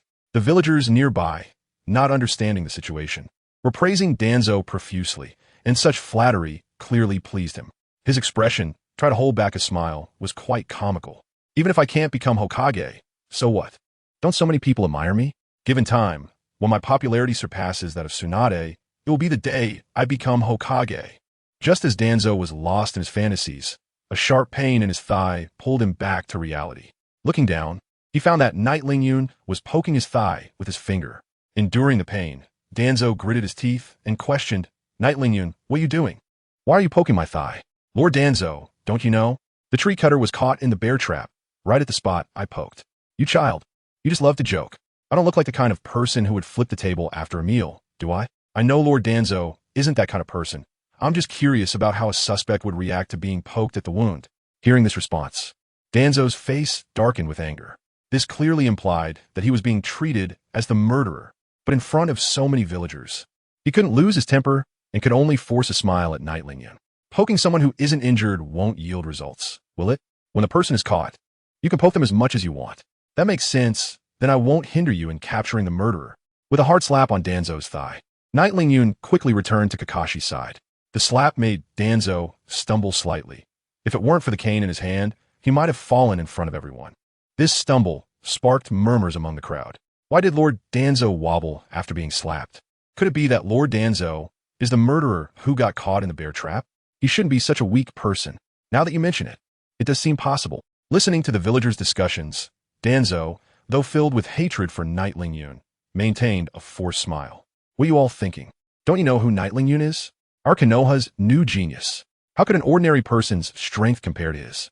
It's not surprising that a slap would make him unsteady. This reasoning not only fooled the villagers, but also inadvertently elevated Nightling Yun's status. This operation amused Nightling Yun. It was truly a waste of resources for him not to become an actor. Kakashi, who was nearby, might have noticed some flaws and leaned closer to Nightling Yun, whispering about the details he observed. Have you noticed that Lord Danzo seems a bit strange today? It's like he's intentionally trying to show his face. If it were usual, even if someone wanted to meet him, they might not be able to see him. With his hands behind his head, Nightling Yun appeared relaxed. Otherwise, why do you think I approached that old man? Anyone can see he's just putting on an act. However, this old guy is quite patient. He didn't even make a sound despite being played like that, which surprised me a bit.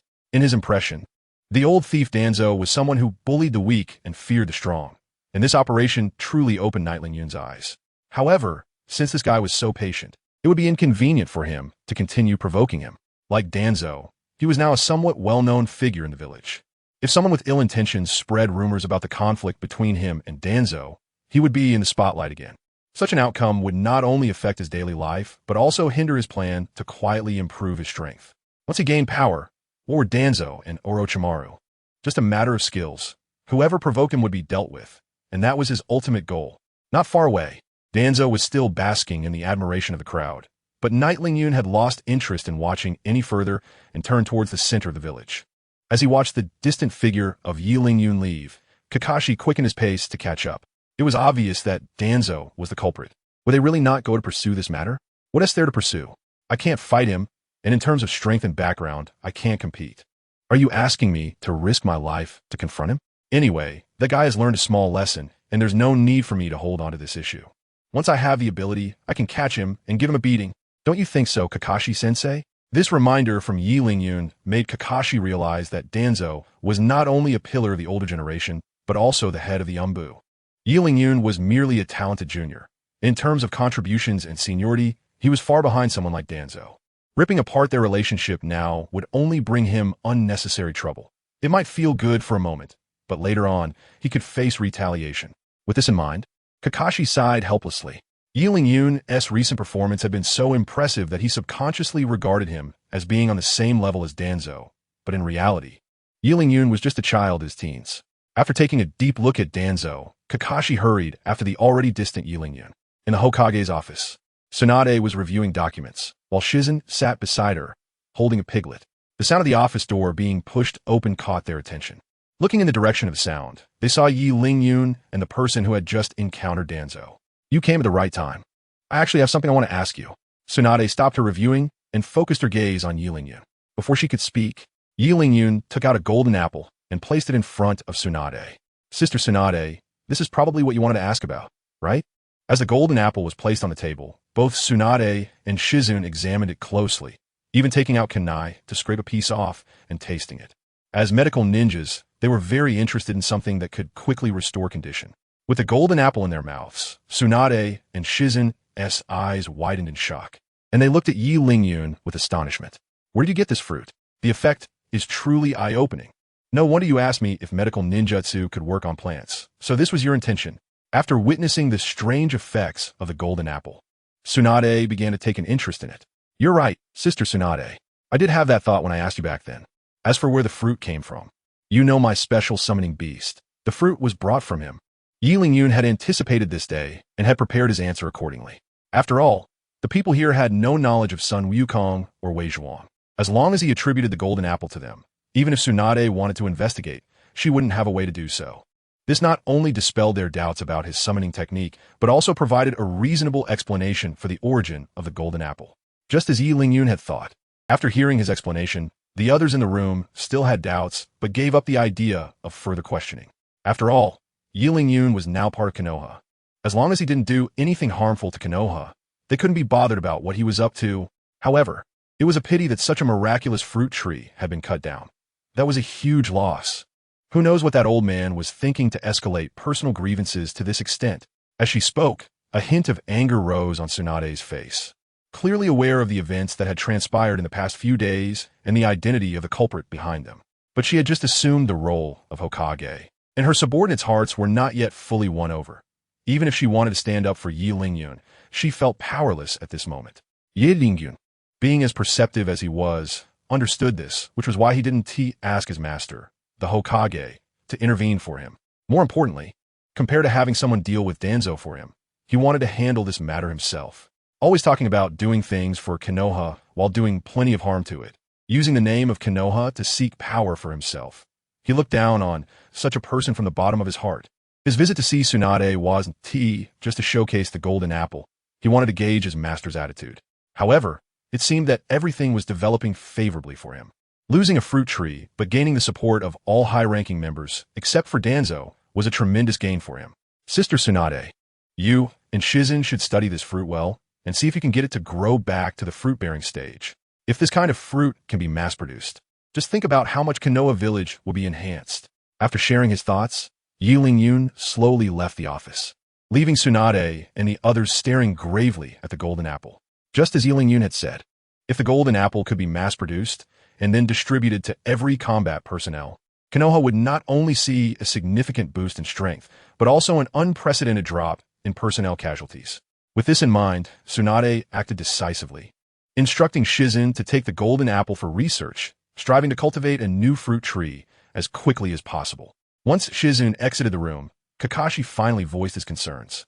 Lady Tsunade, how did Yi Lingyun, a mere child, offend Danzo? Their conflict could jeopardize Konoha's future development. I remember Kakashi, you seem to have been in the Umbu before, right? Don't you know Danzo's character? On one side was a genius newcomer who wouldn't tolerate the slightest loss. And on the other was a high-ranking official who wouldn't allow anyone to touch his interests. It was quite normal for the two to have friction, wasn't it? Watching Tsunade, who was constantly reviewing documents, Kakashi could only silently swallow any opinions he had. After a slight bow, Kakashi exited the room, leaving only the sound of Tsunade flipping through materials in a large office. On the street, Knight Lingyun strolled alone, looking at the villagers coming and going around me. I felt like an outsider, unable to blend into their joyful atmosphere. However, my identity as a traveler destined me to a different life. After all, even if I wanted to slack off, my golden finger would push me to keep moving forward. Moreover, I didn't want to sink in such a world. With the support of the golden finger, even a pig could grow to become a dominant figure. Not to mention, I wasn't a foolish pig, but rather a talented and ambitious person. Yi Lingyun, you finally decided to show up. Just as I was lost in thought, a familiar male voice sounded not far in front of me. Looking in the direction of the voice, I saw that it was Uchiha Sasuke, who had recently been taught a lesson by Uchiha Itachi. Thinking back, it had indeed been quite a while since I last saw this guy. If he hadn't appeared before me now, I might have really thought he had defected to Orochimaru to learn from him. Sasuke, what do you want with me? It's not like you to come looking for me. With so many people around, let's change places to talk. With a cold snort, Uchiha Sasuke walked ahead without caring whether I followed. This guy was still so proud. Shaking my head with a smile, since I had nothing to do anyway, I decided to follow him to see what he wanted to discuss. Inside a house in the Uchiha clan's territory, I followed Sasuke and arrived here for the first time since my arrival in this world. Is this the place where Itachi exterminated the clan? It didn't look like a place that had experienced a massacre at all. Just as I was looking around, Sasuke suddenly stopped walking. Turning around, he fixed his eyes on me, a hint of madness showing on his face. Yi Lingyun, you should have seen it last time, right? That man in the black cloak. He is my brother, and he is the one I want to kill the most. However, with my current strength, I can't achieve that at all, and I can't rest easy until this is done. As he spoke, Sasuke's eyes began to redden, and his hands unconsciously clenched into fists. In contrast, I simply looked at him calmly. What he said sounded like nonsense to me. Without absolute strength, no matter what one says, it can only be considered the complaints of a weak person. Chapter 91, Naruto's Gambit in Comparison. I was more curious about the thoughts Sasuke hadn't expressed yet. I had a feeling that he had something hidden that he wanted to reveal to me. Because of the hatred I carry, I place great importance on strengthening my abilities. However, I found that Kakashi is no longer of much help to my strength improvement, and I believe you can feel it too.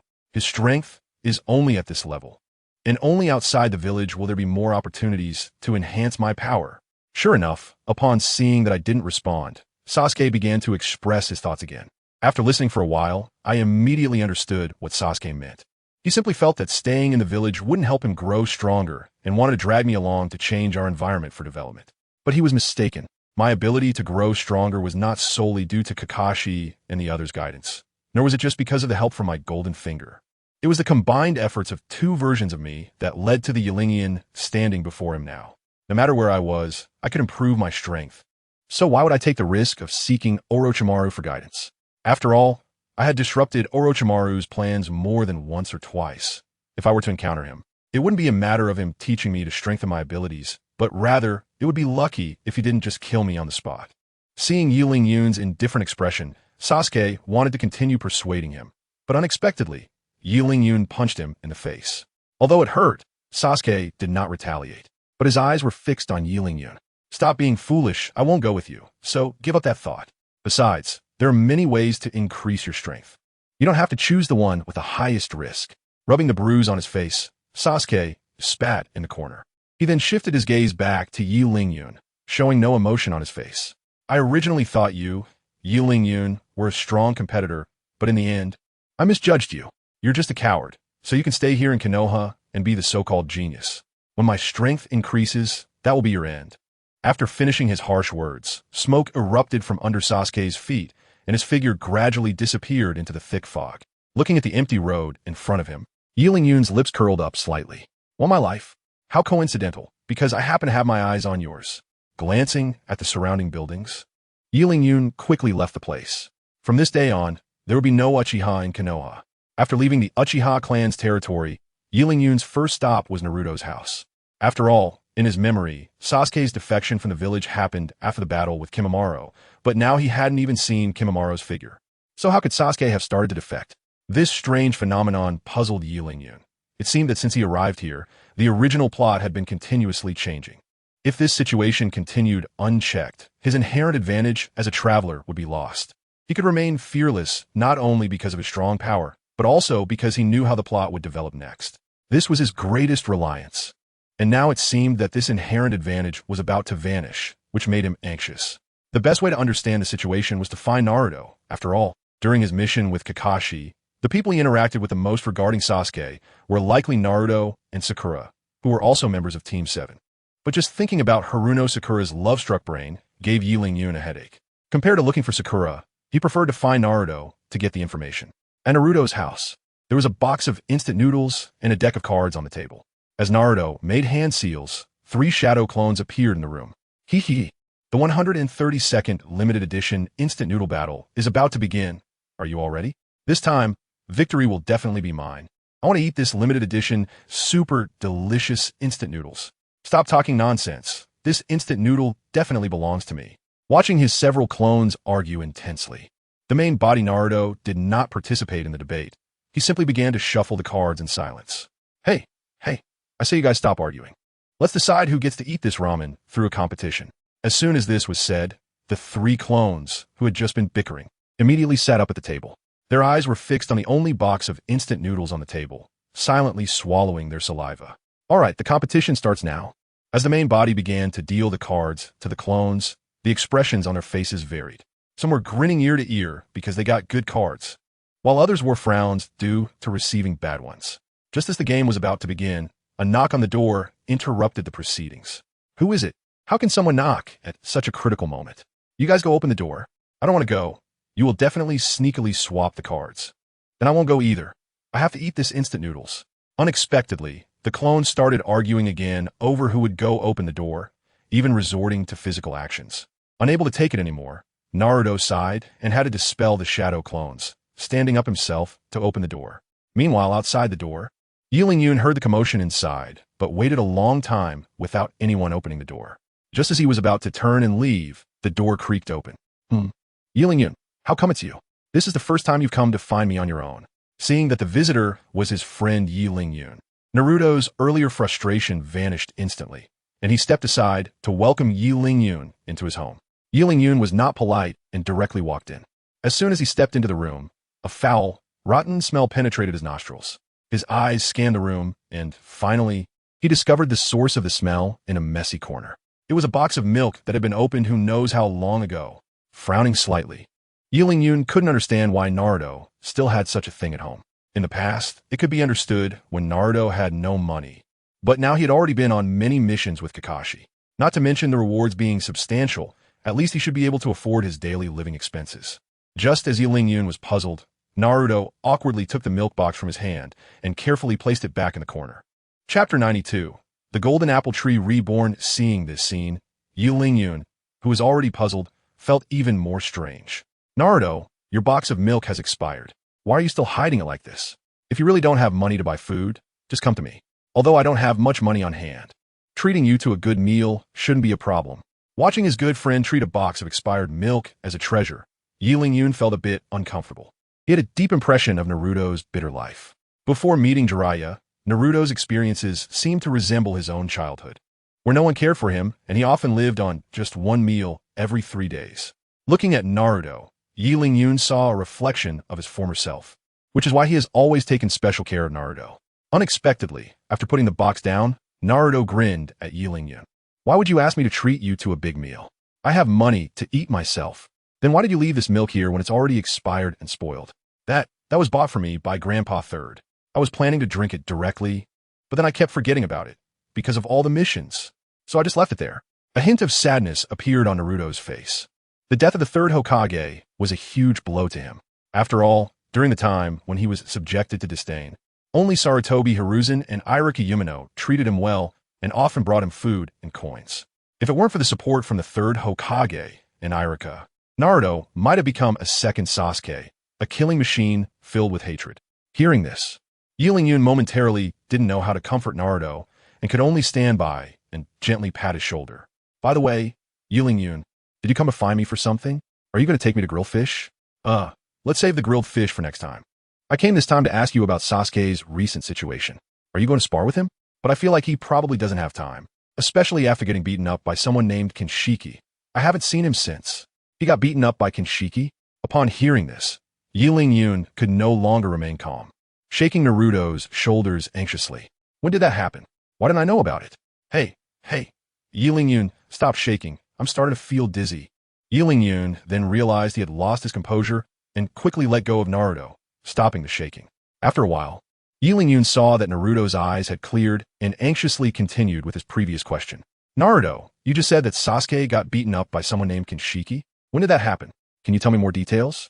Perhaps frightened by Yulin's shaking, Naruto took a few steps back before starting to answer his questions. After a round of explanations from Naruto, Yulin finally understood what had happened.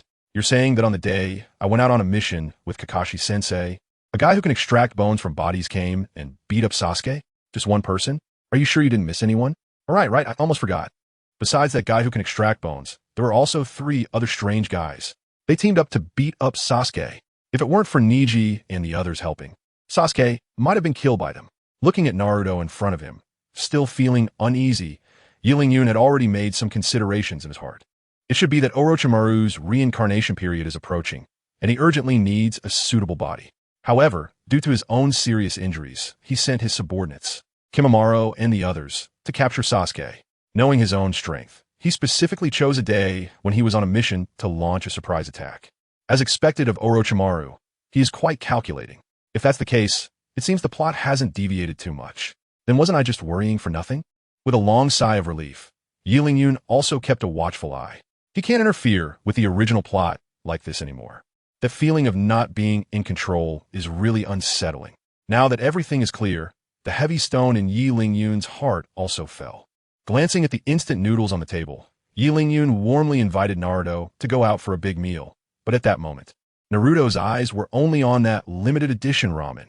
Although Yulin wanted to take him out to improve his diet, Naruto's polite refusal made him give up on that idea.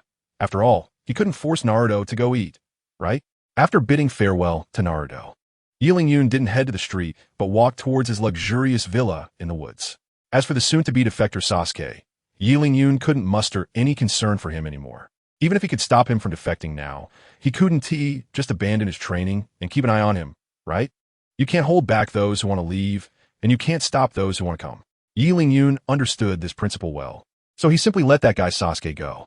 If Sasuke doesn't ally with Orochimaru, he really can't think of where he could go to improve his strength. Mixing with Kakashi? The only thing he could learn, Raikiri, has already been learned by Sasuke. Following him would just mean learning Doton. Doriheki? No matter how you think about it. That's impossible. Though, Kira might still be okay. Upon returning to his luxurious villa in the woods, Yi Lingyun immediately threw Sasuke's matters out of his mind. What the heck? What is this? Am I seeing things? Looking at the golden apple tree that had grown back in front of him, Yi Lingyun couldn't help but exclaim. He had only stepped out for a moment, and the golden apple tree had already recovered. He quickly walked closer to the fruit tree, carefully avoiding the animal trap he had buried, and reached out with a face full of disbelief. The rough texture and the accelerated passage of time were telling him that the fruit tree had indeed grown back. Looking up at the torch with blue flames that was swaying continuously, Yi Lingyun wished he could just take it down and give it a few kisses. Although his need for golden apples wasn't high at the moment, who wouldn't want a little more means of survival? He casually gathered all the golden apples hanging from the branches into his bag, and only then did he carefully walk out of the trap's surrounding circle. After thinking it over, Yi Lingyun decided to dismantle the animal trap. That guy, Danzo, should be too scared to come back after his previous experience, and besides, after this incident, there were noticeably more people passing by his forest villa than usual. It wasn't just about trapping others. He could also accidentally fall victim to it. After all, Danzo's fate served as a warning. He didn't want to experience the feeling of being heavily injured and bleeding for an entire day. Chapter 93. Asuma's teachings. After clearing away all the animal traps, Yi Lingyun meticulously tidied up the mess on the ground. After all, this was right in front of his home, and it didn't look good to leave it so dirty and chaotic. In no time, Yi Lingyun clapped his hands. Indeed, it's better to keep it clean. Looking at the tidy entrance of his home, Yi Lingyun nodded in satisfaction. Next, it was time to practice Wind, Attribute Chakra. As someone who had already mastered 4 types of chakra transformations, Yi Lingyun naturally aimed to develop into an all-round ninja who could master all 5 elemental natures.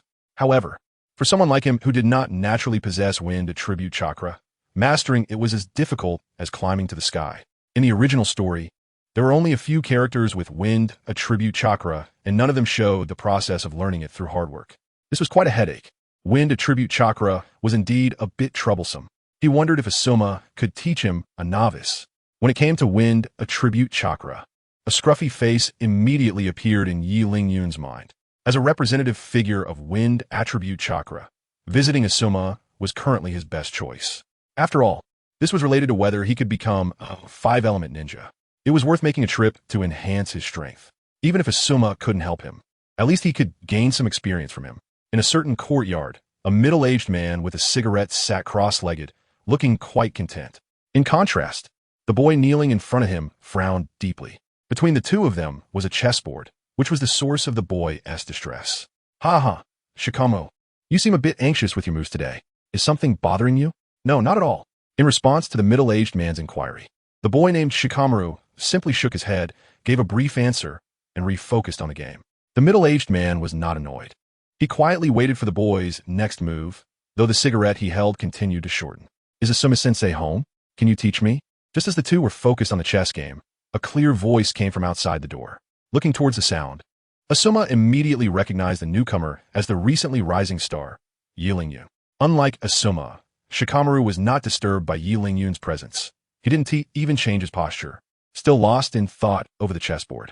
As soon as the door opened, Yi Lingyun saw the two engaged in their game, and he immediately quieted down and stepped closer to observe. Seeing that Yi Lingyun had no intention of interrupting the game, Asuma also returned his focus to the chessboard. After an unknown amount of time, Shikamaru finally moved a piece. With just one move, the previously relaxed expression on Asuma's face vanished, and his brows furrowed as if facing a formidable enemy. Shikamaru, this move really caught me off guard. As he spoke, Asuma moved a piece again, trying to turn the game around. Unlike before, as soon as Asuma's piece landed, Shikamaru immediately made another move, tightening the pressure with every step. The ferocity of the attack was such that even Asuma could not withstand it, ultimately losing with only the king piece remaining on the board. Lighting another cigarette, Asuma showed no signs of displeasure at losing, but instead sighed in relief. Indeed, I've lost. Shikamaru, your move was truly brilliant. Shikamaru, praised by Asuma, showed no joy at his victory. He merely glanced at Yi Lingyun, then cupped his hands in respect to Asuma before getting up to leave. Yi Lingyun and Asuma exchanged glances, staring at each other in silence. So, what brings this genius to my humble courtyard today? Taking a deep drag from his cigarette, Asuma looked at Yi Lingyun with interest. He had seen this new genius before and was greatly impressed. However, he couldn't understand why someone who could hold his own against Uchiha Itachi needed his assistance. In response to Asuma's inquiry, Yi Lingyun explained the problem he was facing. But to Yi Lingyun's surprise, Asuma simply smiled faintly after listening. So that's what it is. I thought it was something serious. Wanting to become an all-round ninja is indeed a good thing, but it's still too early for you. I can teach you how to master wind attribute chakra, but it definitely won't be now. These words left Yi Lingyun utterly confused. What did it mean to be able to teach, but not teach? Isn't it just a matter of you saying yes or no? Why all the roundabout talk? Just as Yi Lingyun was about to say something more, Asuma spoke first. You say you have mastered the other 4 attribute transformations, but have you really mastered them? From what I know, the technique you use most in battle is that strange blade of yours, while you use ninjutsu very little. Since you're focused on physical techniques, why would you come to me to learn wind release? Wouldn't it be better to go to Guy to learn physical techniques? Asuma's words left Yi Lingyun speechless. The argument he had wanted to make was now stuck in his throat. Just as Asuma said, since he was focused on using the blade, why was he so desperately pursuing all-around ninjutsu? Mastering so many techniques only to use the magic blade, Qianren, in actual combat. Then why bother learning ninjutsu at all? While Yi Lingyun was lost in thought, Asuma's voice came again. Of course, I'm not telling you to give up on ninjutsu. I just want you not to aim too high. One must take solid steps, right? As he spoke, Asuma pulled out a scroll from behind him and handed it to Yi Lingyun. This contains some of my notes and explanations about wind attribute chakra. I hope it can help you a bit. Looking at the scroll right in front of him, Yi Lingyun did not reach out to take it. Instead, he deeply bowed to Asuma and then turned to leave. As the night faded away, Asuma did not try to hold back. After lighting a cigarette for himself, he reset the chessboard. Meanwhile, Naruto, who had already left, walked out from the other side of the house. He took a deep look at Yi Lingyun and sat down opposite Asuma again. That guy's left, huh? Yes, he has talent, but he is just a bit too impatient. I hope he can see his own flaws. Only then can he reach greater heights.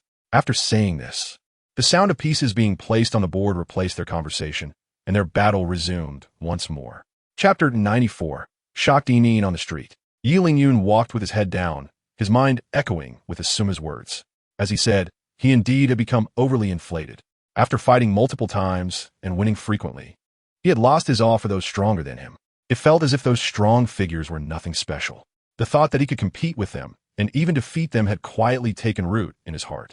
If he continued with this mindset, let alone reaching the pinnacle of the ninja world, he might not even be able to keep pace with Naruto and Sasuke. Overconfidence leads to defeat, and he was the overconfident soldier on the verge of losing, with consequences he might not be able to bear. Becoming a versatile ninja proficient in all 5 natures of chakra was certainly desirable, but even now, mastering 5 types of chakra transformations merely made him a skilled swordsman. Therefore, what he needed to do next was to practice his ninjutsu as much as possible, striving to shed the title of a mere swordmaster.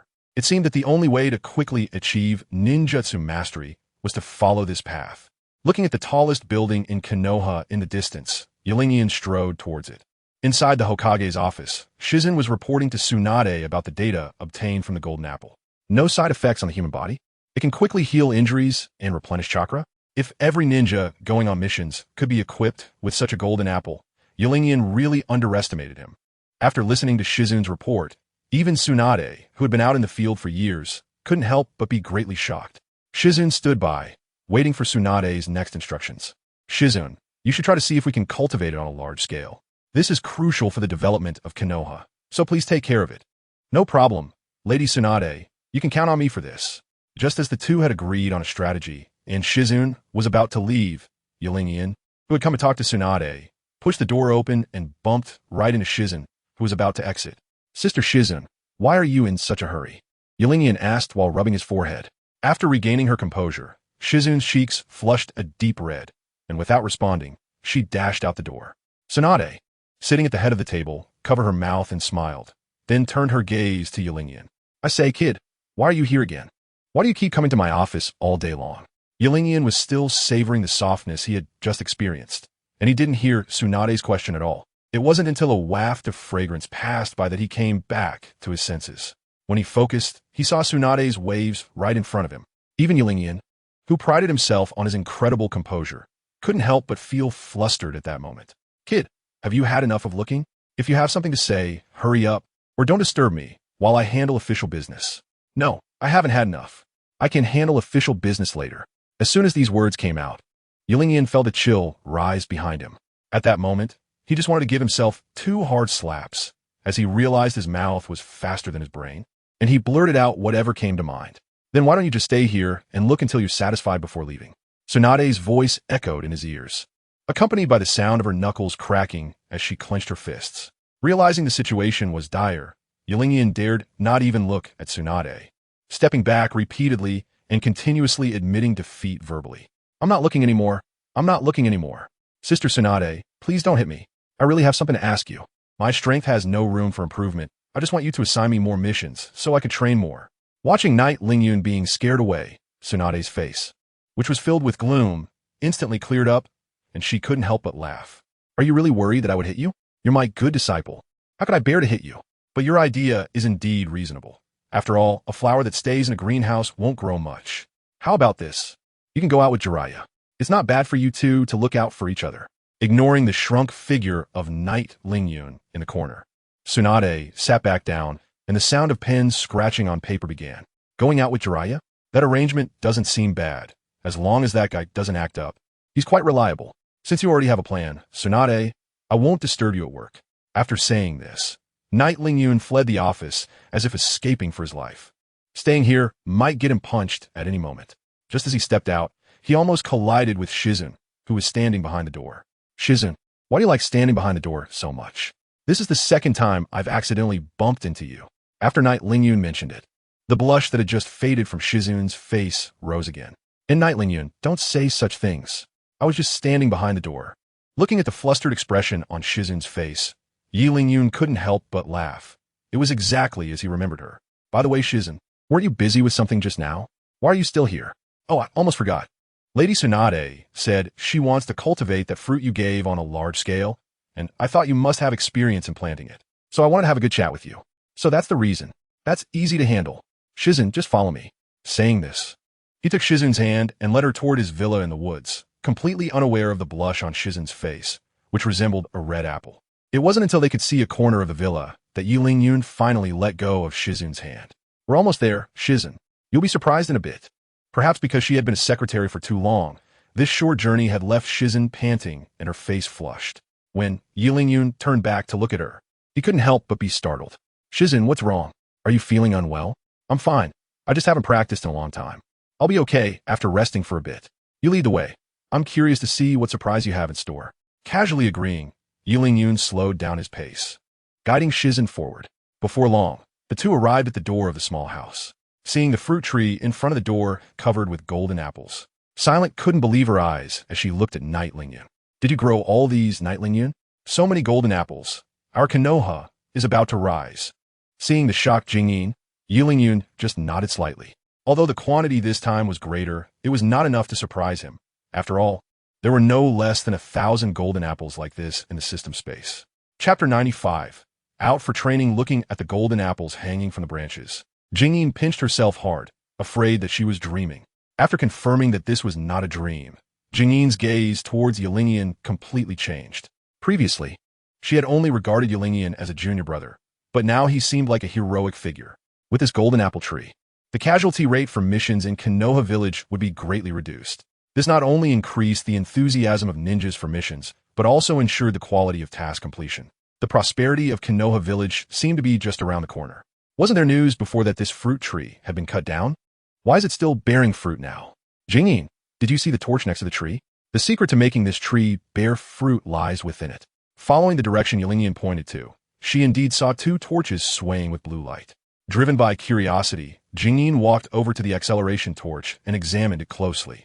However, after staring for a while, she still couldn't figure out what was special about it, and eventually turned her gaze back to Yi Lingyun. I can't see anything different about this torch, aside from the flame being a bit unusual. It's just like an ordinary torch. It's normal that you can't see it. Actually, I can't see it either. Yi Lingyun scratched his head and chuckled awkwardly. But Jingyin wasn't foolish. Since Yi Lingyun had singled out this item, it surely had its extraordinary qualities. After several questions from Jingyin, Yi Lingyun finally revealed the details about the acceleration torch. To be honest, Jingyin, if you look closely, isn't the plant growing particularly fast in the area illuminated by the flame? The function of this torch is to provide an acceleration effect for all items within its coverage. After Yilingyan's explanation, Jingyin looked again, and indeed, as Yilingyan said, the plants were growing at a visibly fast rate. Seeing this scene, even Jingyin, who was usually composed, couldn't help but widen her eyes and look at Yilingyan as if he were a monster. First, there were these strange fruits, and now a torch that could accelerate growth. Who wouldn't be bewildered by such unnatural things? Yilingyan, tell me honestly, where did you get these things? Jingyin, why are you suddenly so serious? You scared me. Just tell me the origin of these items first. Looking at the serious expression on Jingyin's face, Yilingyan knew that if he didn't explain himself today, Jingyin would likely keep asking questions. To avoid such trouble, Yilingyan had no choice but to push all the blame onto the spirit beast. Sun Wukong and Wei Zhuang listened to Yilingyan's explanation. Although Jingyin didn't believe it, she couldn't point out any flaws. Such a defying object had never appeared in the entire world, and the only reasonable explanation was that it came from Yilingyan's mysterious spirit beast. Can I have fruit from this tree? If it's just one tree, the fruit may not be enough to meet the village's needs.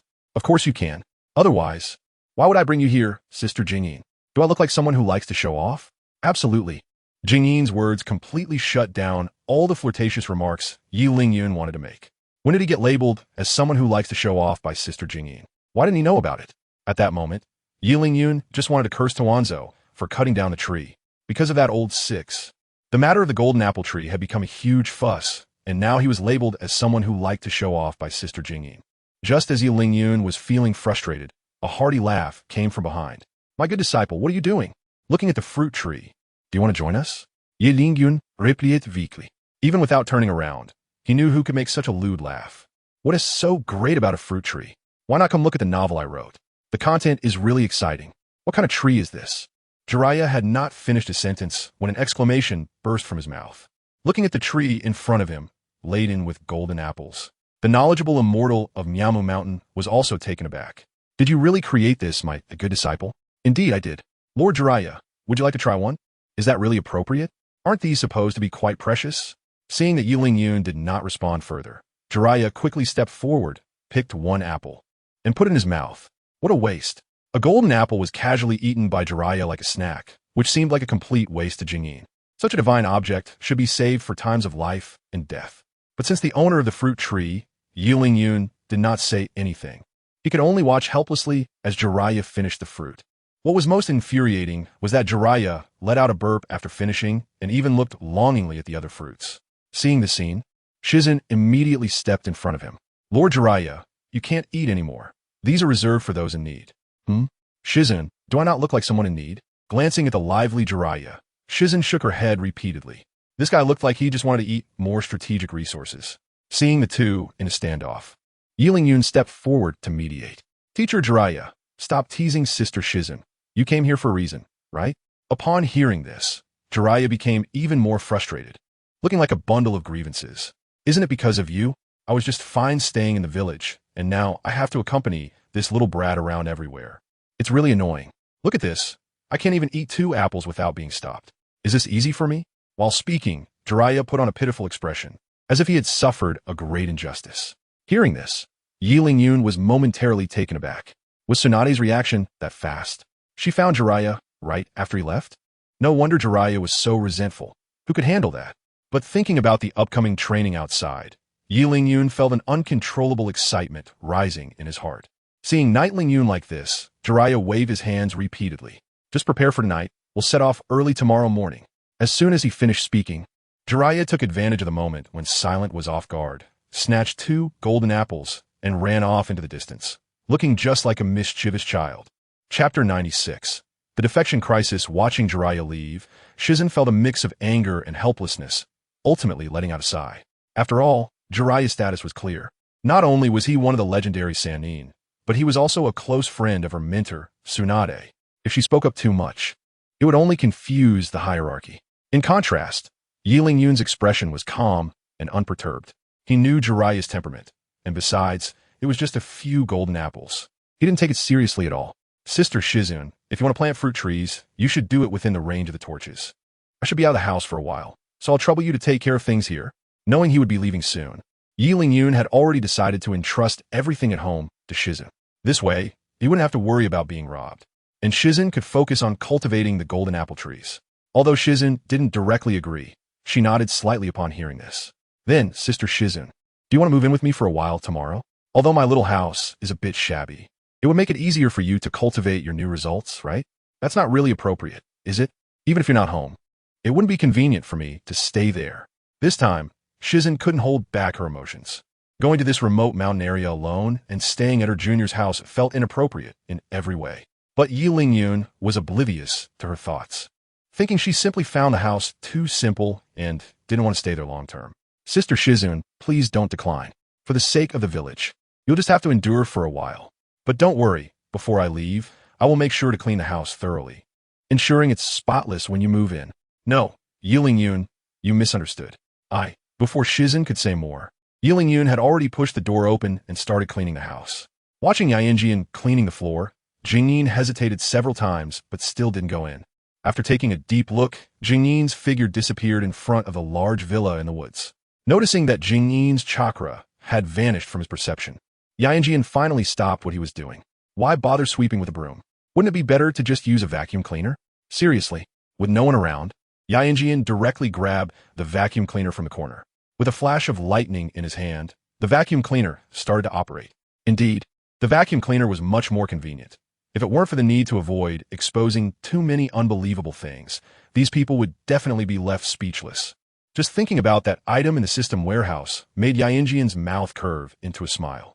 As his consciousness seeped into the system space, 3 red squares appear before him, with the letters TNT in the center.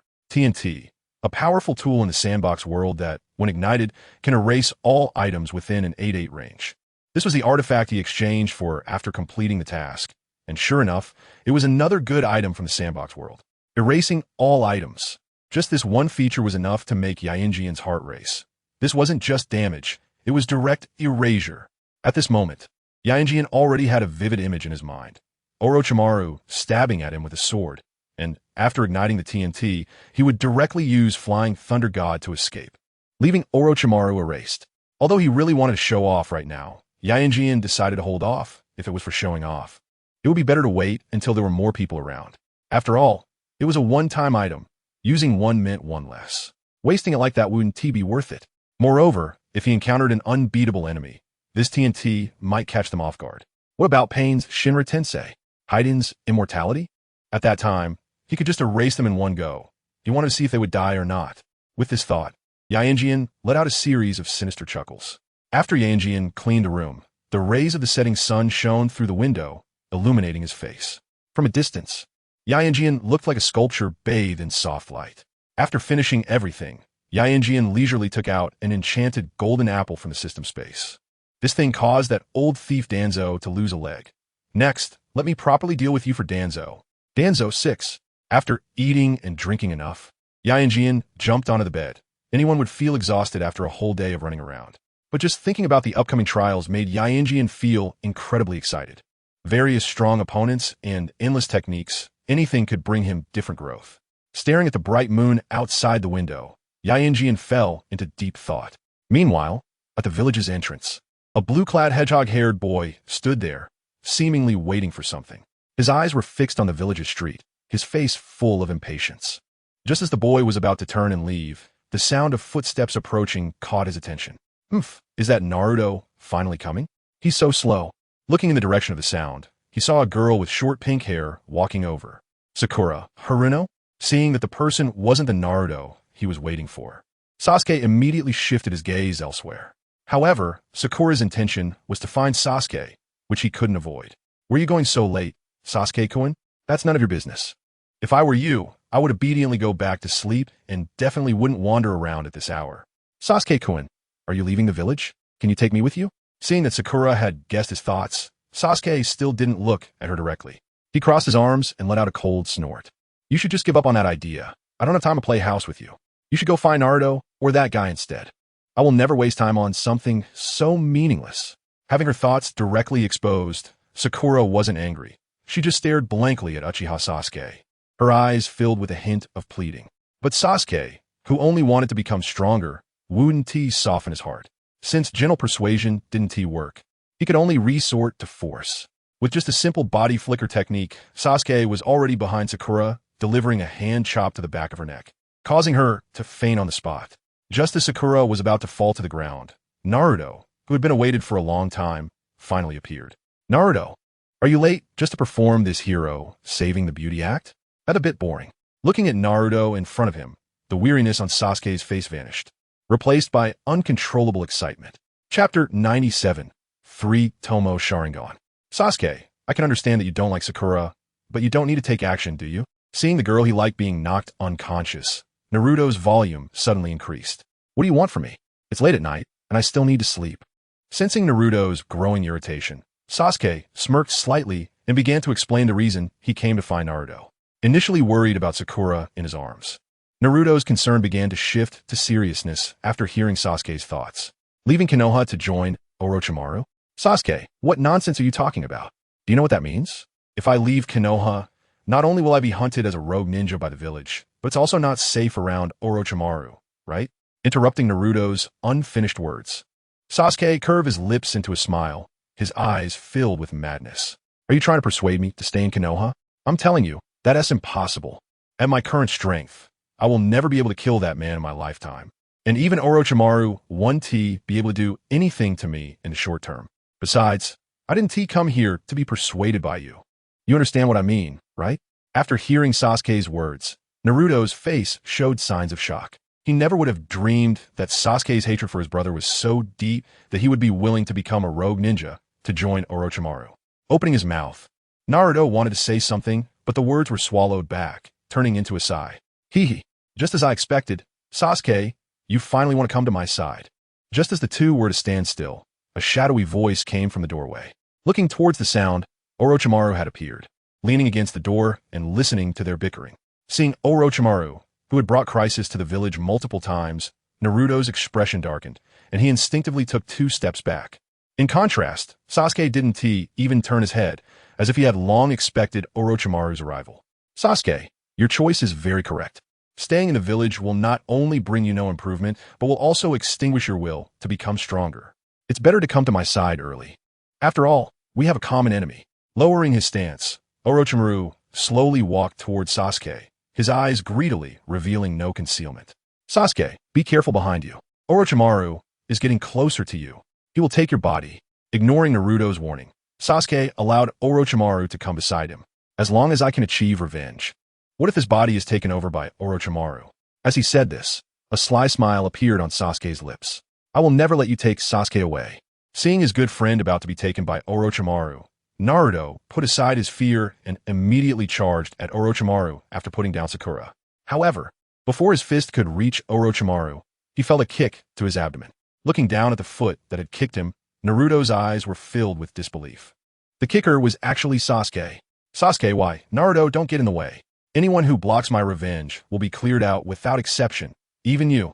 With that, Sasuke suddenly exerted force with his foot, causing Naruto to be pushed back violently until he fell beside Sakura. Looking again, the two were already preparing to leave.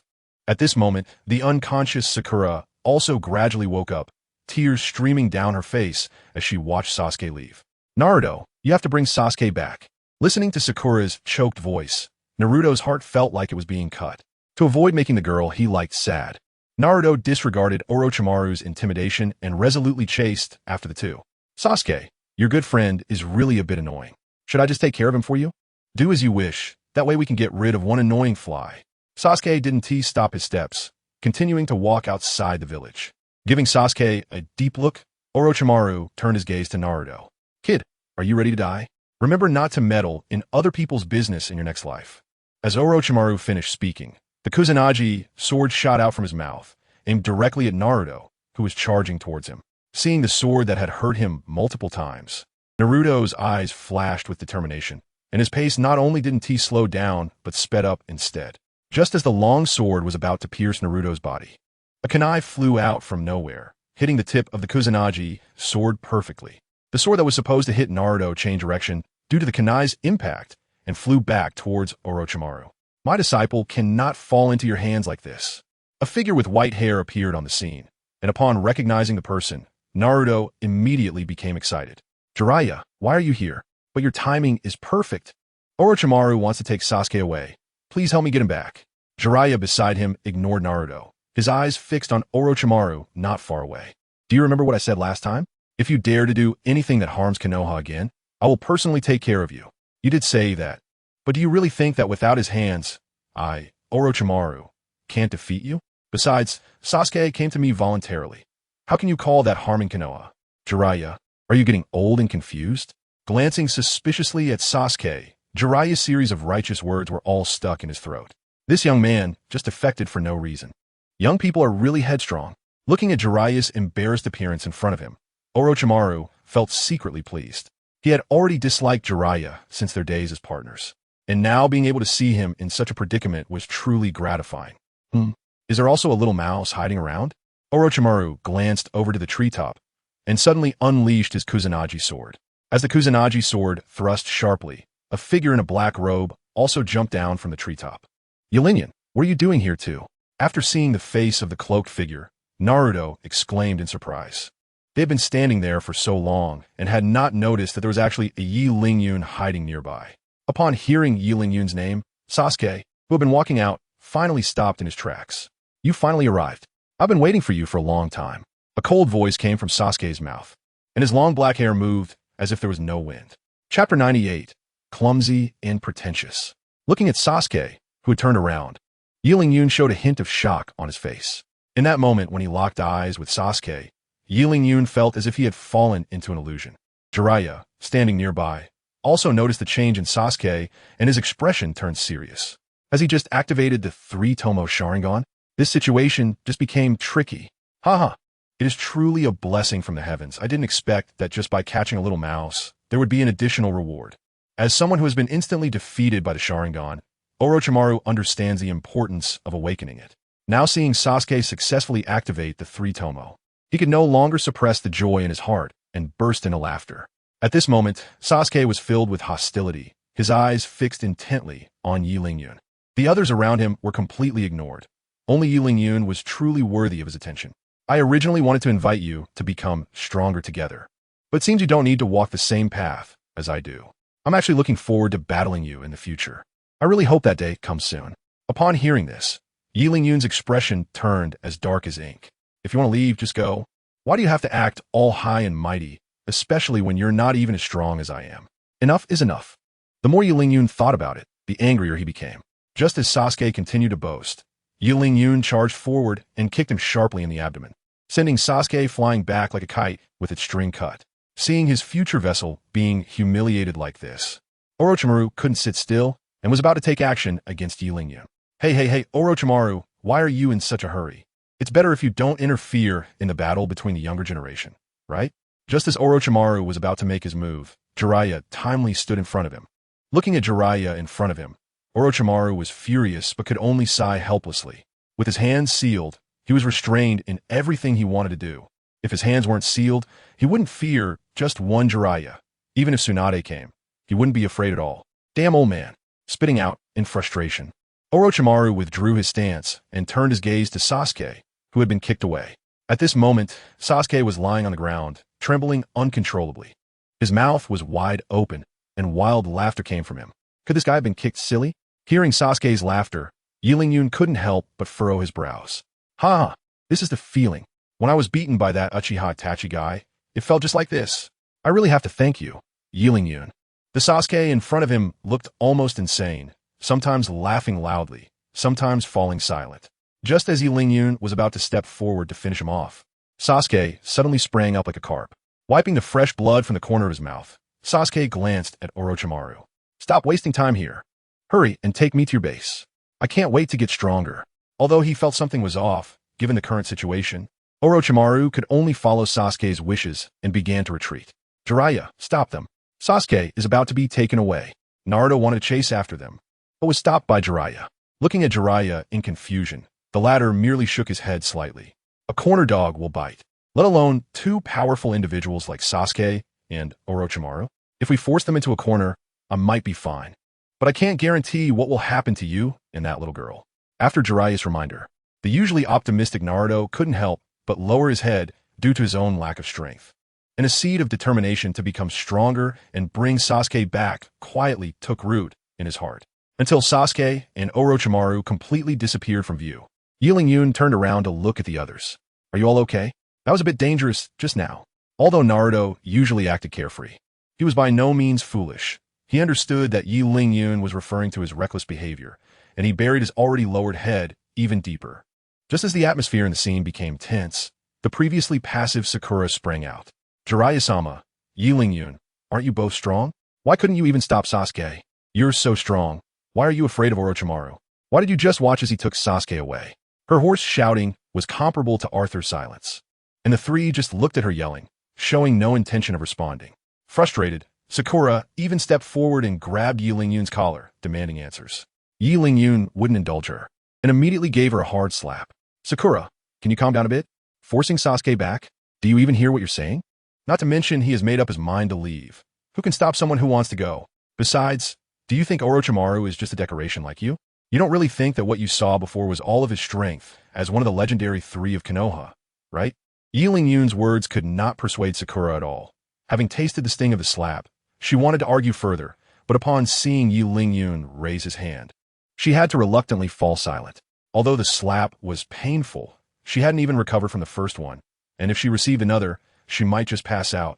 Seeing that Sakura was no longer speaking, Yi Lingyun finally lowered his hand. He then turned his gaze to Jiraiya, believing that he would have something to say about what had just happened. Sure enough, after exchanging a glance with Yi Lingyun, Jiraiya began to recap the recent battle. I believe you all saw it. Your companion, Uchiha Sasuke, has defected from the village and is now with the S-rank rogue ninja, Orochimaru. I will report this matter to Tsunade shortly, and Sasuke will be listed on Konoha's wanted list tomorrow. You all need to be mentally prepared. And when you encounter Uchiha Sasuke again, do not act recklessly. Do you all understand? Do I need to explain it again? Although he said he would explain it again, Jiraiya's gaze was fixed on Sakura. Yi Lingyun naturally didn't need to worry about, and Naruto would be out with him and Yi Lingyun tomorrow. So he wasn't in the category of things to worry about. The only one he was concerned about was the girl named Sakura, whose obsession with a rogue ninja was too deep. Sometimes it could lead to her own downfall. After an unknown amount of time, Sakura broke into a smile. Thank you for the reminder, Jiraiya-sama. I've figured everything out. That's good. Then let's all disperse. Go home and rest early. There's still work to do tomorrow. As soon as these words were spoken, everyone nodded and said their goodbyes, soon disappearing into the darkness of the night. Chapter 99. The Guardian Duo. In a small house somewhere in the woods. After parting ways with the others, Yi Lingyun returned to his home. Although he had taught that show-off brat Sasuke a lesson, the feeling of bullying weaklings really lacked a sense of achievement. Watching companions leave after a long time together, it's natural for anyone to feel a mix of emotions. And even Yi Lingyun cannot avoid this. However, for him, it is indeed a good thing, something to be happy about. After all, his strength is already at the top tier among his peers. Knowing that this mindset is not advisable, Yi Lingyun secretly looks forward to the strength that Sasuke will return with after his training. 3 years? I hope you won't disappoint me too much. Struggling to suppress the excitement in his heart, Yi Lingyun tossed and turned in bed, unable to sleep. Sitting up, he held the magic blade, Qianren, in both hands, carefully rubbing it. As the weapon that had accompanied him since the beginning, Yi Lingyun always felt that he hadn't been able to unleash its full power as a magic blade. Recalling the scenes of Wu Yoshi wielding the magic blade and wreaking havoc, he felt like he was wasting this magic blade. As if sensing Yi Lingyun's thoughts, the magic blade subtly trembled in his hands. Putting the magic blade back into the system space, Yi Lingyun shook his head vigorously. Standing up, he placed his hands behind his back and paced back and forth in the room, his thoughts drifting elsewhere. The next morning, a figure leaned against the corner of the wall, eyes closed in rest. If it weren't for the faint sound of breathing, others might think it was a corpse. It wasn't until a ray of morning light streamed through the window and illuminated his face that Yi Lingyun suddenly opened his eyes. Has it already brightened? It's time to regroup with those two guys. Stretching lazily, Yi Lingyun glanced around his small room, wondering how long it would be until they met again. People often yearn for the wonderful world outside, while also cherishing their familiar surroundings. Perhaps this is what people refer to as a sense of belonging. As the door slowly closed behind him, it also signified the beginning of a new journey. Shortly after Yi Lingyun left, the door to the villa in the forest was opened once again. The visitor was Shizun, invited to cultivate the golden apple tree. Upon seeing Yi Lingyun's room, Shizun was filled with astonishment. Is this Yi Lingyun's home? It's quite clean. Looking around, The large room had only a table for dining and a bed in the corner, along with a pile of unidentifiable items hidden behind the door. Just thinking that this was where she would be staying for a while made Shizen feel uncomfortable. This junior brother really doesn't make it easy for others. It seems I'll have to help him clean up before long. The sound of items being tinkered with echoed through the villa in the forest. At the entrance of Konoha village, this was the agreed meeting spot with Jiraiya. A figure in a black cloak had been standing there for quite some time. This peculiar outfit even caught the eyes of the door guards nearby. "Hey, Izumi, did you see that? It's that young man in the black cloak over there." "Yeah, I saw him. He's been standing there all morning. If he weren't from the village, I would have thought he was an intruder." "What are you talking about?" "He's Yiling-yun. If you capture him, tut tut tut." Gonzi Tai quickly covered Shingetsu Izumi's mouth and made a shushing gesture. Calling Yiling-yun an intruder? If the higher-ups in the village heard that, they would definitely be punished. Their commotion naturally didn't escape Yiling-yun's ears. Turning his gaze towards the two, Yiling-yun smiled but did not respond. Sensing Yiling-yun's gaze, Gonzi Tai and the others immediately stopped their playful banter and awkwardly chuckled at Yiling-yun. Looking at the two people before him who were bowing respectfully, Yiling-yun couldn't help but feel amused. Surely he wasn't that scary, right? Just a glance was enough to make these two stop talking. Their strange reactions made Yiling-yun think about striking up a conversation. After all, waiting around was boring, and it would be nice to hear someone brag a bit. As Yiling-yun began to approach them, the two felt a chill run down their spines. Talented youths like him were usually full of pride and couldn't stand to hear even a bit of criticism about themselves. Everything they had just said had likely been overheard by this Yiling-yun. Was he coming to settle the score? It was over. At that moment, the only thought left in their minds was that after diligently guarding the gate for over 10 years, their reputation was about to be ruined by this mouth. Shinhua Chuyun just wanted to slap himself hard. He had never believed the saying that trouble comes from a mouth until now. Only now did he truly understand its meaning. Two brothers, can you really be so relaxed while guarding a gate? This is quite the leisurely job. Just as the two were lost in their thoughts, Yiling-yun's voice came from beside them. Upon hearing that voice, the gatekeeper duo immediately broke out in a cold sweat. What did that mean? Was he going to get us fired? Thinking of this, the already panicked gatekeeper duo immediately bowed to Yiling-yun. "Young brother Yi, we were wrong to discuss you behind your back, but we were just being a bit careless. Please spare us, and don't let our superiors dismiss us. We beg you. Surely someone as important as you wouldn't hold it against two gatekeepers like us, right?" Looking at the door gods in front of him who were bowing deeply, Yiling-yun had a strange expression on his face. "Do I really seem like such a small-minded person? Are you really going to have your positions revoked? Are you being driven away just so I can stand guard at the door?" Just as Yiling-yun was about to explain, Jiraiya, who had been waiting for a long time, ran over with Naruto from the street. Seeing the two people bowing deeply to Yiling-yun, Jiraiya's face showed a strange expression. "Did you bully the gatekeeper?" Upon hearing this, the already nervous duo of gate guardians' expressions changed drastically. "Lord Jiraiya, you misunderstood. We offended brother Yiling-yun first and are now apologizing to him." "Offending this kid?" Jiraiya pointed at Yiling-yun, looking at the two gate guardians as if they were fools. "Could it be that staring at the gate for too long has messed with your brains?" Jiraiya wanted to say more, but then remembered the trouble he had just caused, immediately grabbing Yiling-yun and running outside. Once the three of them had left, the duo of gate guardians finally let out a sigh of relief. Those guys have finally left. They feel even more terrifying than the invaders. What about Jiraiya? Didn't you stop him? Just as the duo's hearts were finally settling down, a voice filled with anger rang out. Chapter 100, The Furious Tsunade. Looking in the direction of the voice, they saw the fifth Hokage, Tsunade, behind them. "Lady Tsunade, what brings you here?" "Lord Jiraiya just left." Seeing Tsunade in a not-so-good state in front of them, the two Hokage guards naturally did not dare to be negligent and immediately recounted their encounter with Jiraiya in detail. After listening to their explanation, Tsunade, who was already somewhat angry, could no longer suppress her anger. "You two will work an extra half-day starting today, and your salaries will be cut in half. For 3 months. Watching Tsunade walk away, the two exchanged a glance, both faces filled with bitterness. Lord Tsunade must have had another argument with Lord Jiraiya. She looked quite upset. Who could blame her? The guards have their own struggles too. Who can understand? On a certain road outside Konoha village, "Jiraiya, why are you running so fast? I almost couldn't keep up on this stretch. What do you know?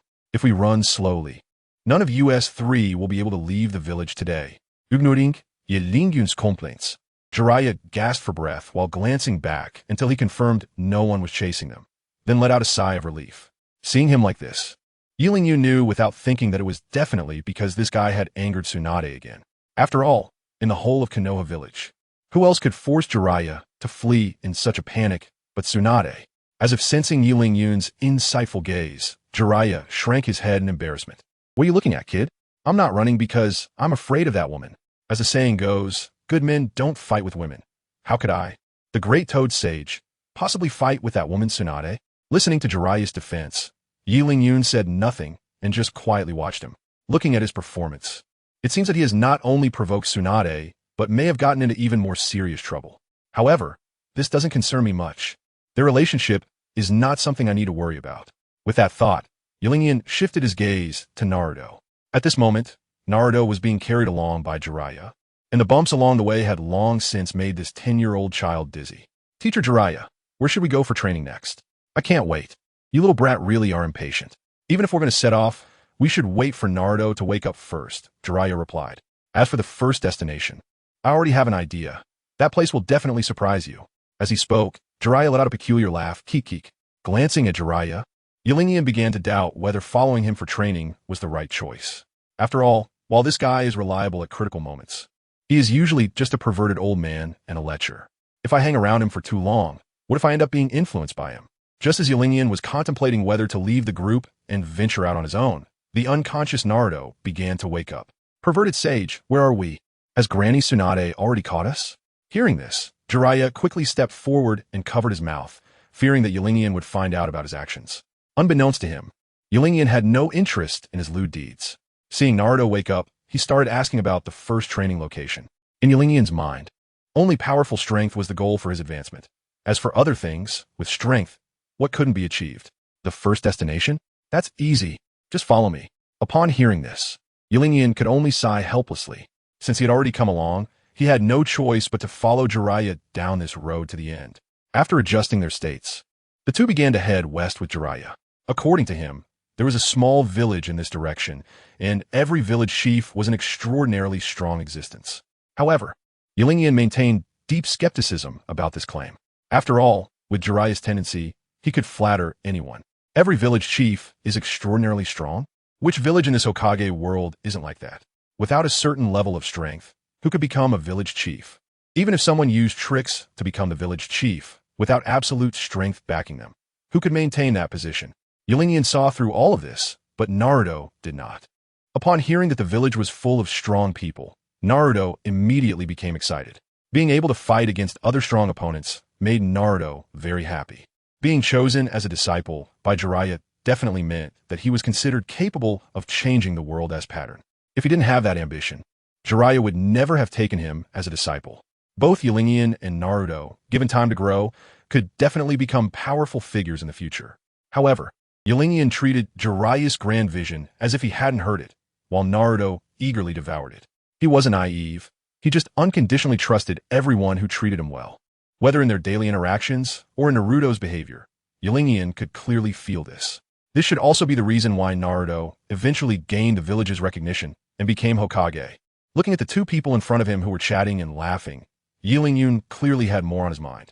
The three of them had been walking for an unknown amount of time, and Naruto began to shout that he wanted to take a break. Herbie Sage, let's rest for a bit, my legs are so sore. How much longer until we get there? I want to go back to the village.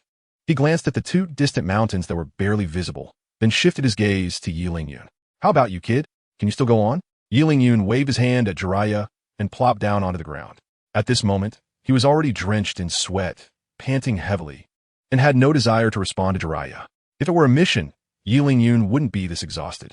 It was not just because of the tight schedule and the high level of danger, but also because his body was in a state of heightened tension, and the so-called fatigue had been selectively ignored. However, in a situation like this where he had no idea of the destination and was just trudging forward, not many could endure such a journey. Even Yulingyu, who had lived 2 lives, found it challenging. The only one he had seen who could persist was Jiraiya in front of him, and he had to admit that in this aspect, Jiraiya was indeed worthy of his respect. Looking at the two disciples resting on the ground, Jiraiya revealed a barely perceptible smile. Since both of you can't take it anymore, let's take a break here. Consider it taking care of you 2 rookie beginners. While speaking, Jiraiya also copied their posture and sat down on the ground. Chapter 101.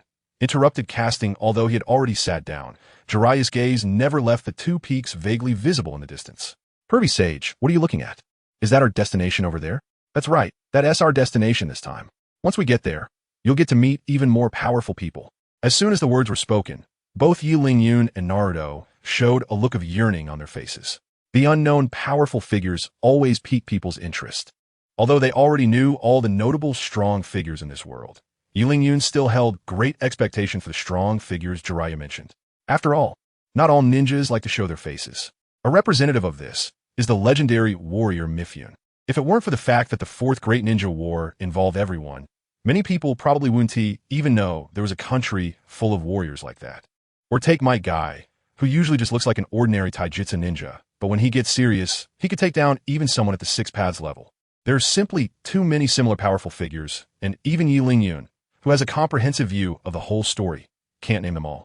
But it's precisely because of this sense of the unknown that it can bring different surprises in this known plot. Can you two stop dawdling? I can't wait to meet this old friend. Hey, Pervy Sage, how can you still say that about us? I saw how you were secretly gasping just now.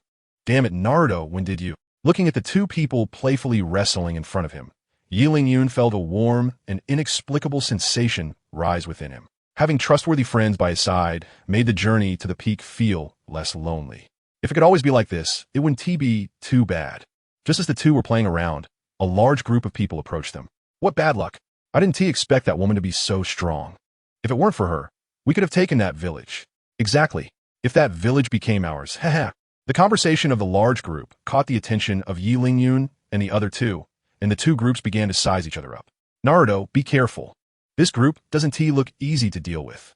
Jiraiya, who was playfully messing around with Naruto, immediately stopped, looking serious as he gazed at the large group in front of him, looking at the wrinkled clothes on them, along with some red embellishments.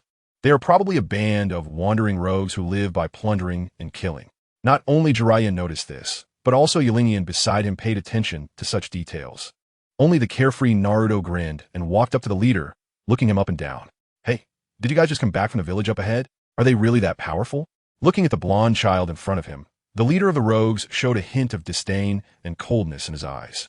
He gave a signal to the lackeys behind him, who immediately understood and quickly surrounded Yi Lingyun and her companions. They? Just a few strong women, nothing more. Although we can't defeat those women, it seems like heaven has favored us by letting us encounter you guys. With piercing gazes fixed on Yi Lingyun and her companions, the group of rogues burst into strange laughter. Yi Lingyun and Jiraiya knew well what these people were thinking. They merely regarded them as delivery people. The two, having strength on their side, weren't in a hurry to make a move, but instead wanted to see what tricks this large group could play.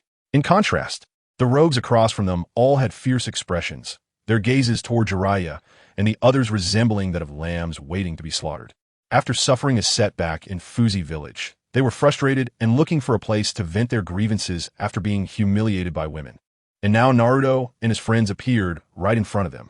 You three guys just consider yourselves unlucky for running into us at this time. You lot, go on and tear them to shreds, and take everything they have. So, they really can't help but make a move? The corners of Yi Lingyun's mouth lifted slightly. She could finally enjoy a proper battle. As the rogue warriors charged towards him, Yi Lingyun was about to draw the long knife at his waist, but to his surprise, he felt a tremendous force pressing down on his hand. Yi Lingyun, your first trial is to resolve them all without that strange blade. This is not just a battle for you, but also a great way to make up for your deficiencies. Of course, whether or not to use that knife is entirely up to you. That's not something I can control. As the voice fell, the immense force pressing on his hand indeed vanished. Without giving Yi Lingyun time to think, the rogue warriors had already reached him. As he looked at the dozens of rogues in front of him, Yi Lingyun instinctively reached for his knife, but remembering Jiraiya's advice, he withdrew his hand from the hilt. It was this very motion that allowed one of the rogues charging in front to land a hard punch on Yi Lingyun's face.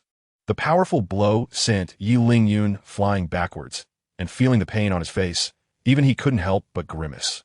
Hey, you little brat, you're tougher than I thought. Let's see you take another punch. The rogue who landed the hit wore a smug expression as he raised his fist again and charged at Yi Lingyun. Seeing this guy getting more and more aggressive, a cold glint flashed in Yi Lingyun's eyes. Since he couldn't use the magic blade, Qianren, it should be easy to deal with these little punks using ninjutsu.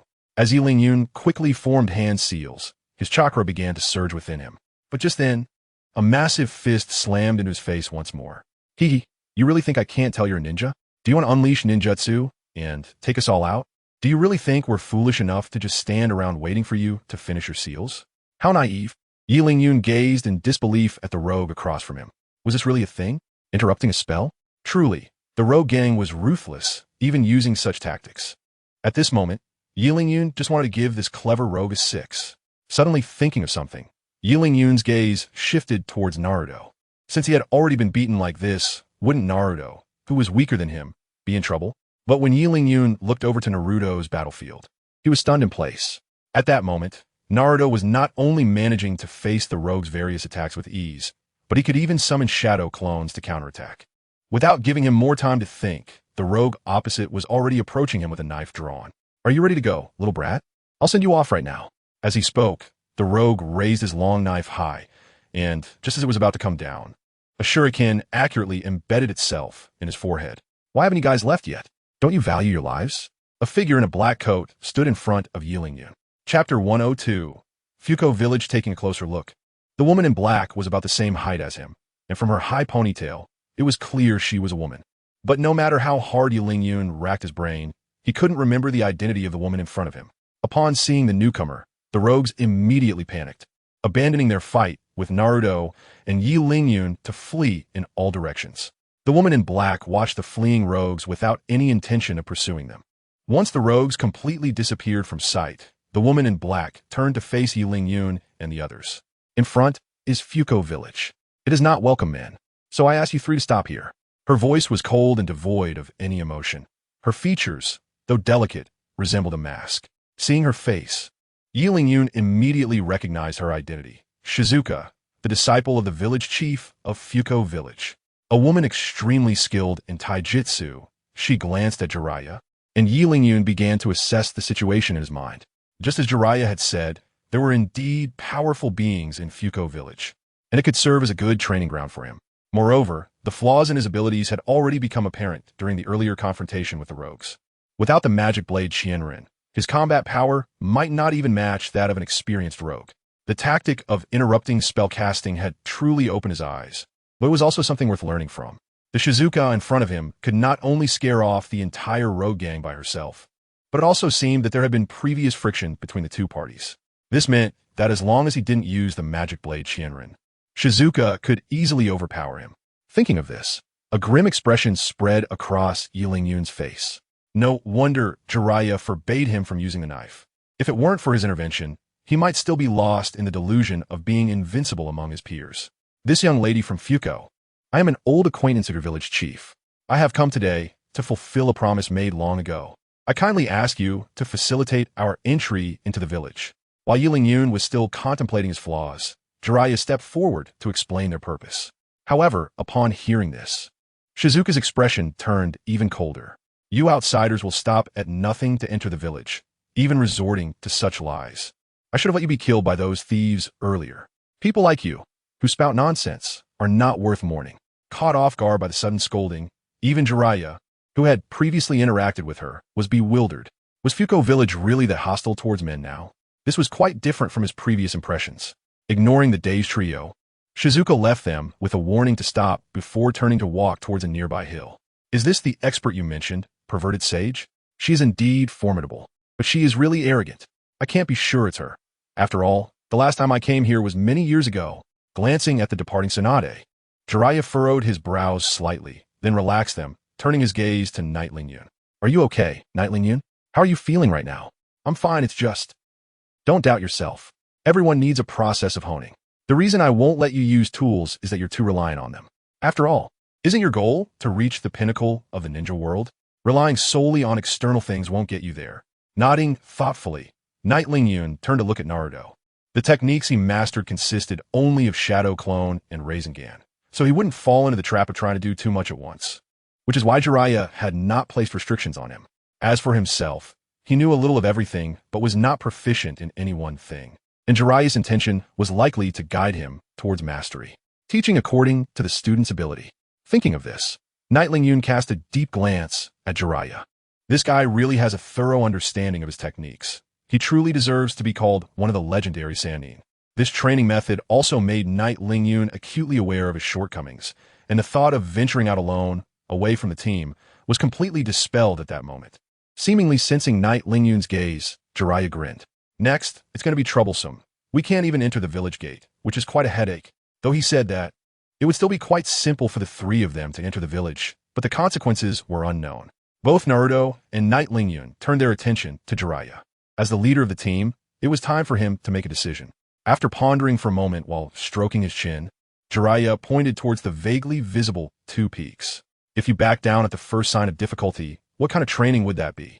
Don't you agree? Our destination is Fuziko Village. We're setting off. With that, Jiraiya strode forward, and without hesitation, Naruto quickly followed suit. Watching the two's grand appearance, Yi Lingyun couldn't help but smile slightly. Wait for me, will you? I just got punched twice. Can you take care of the injured?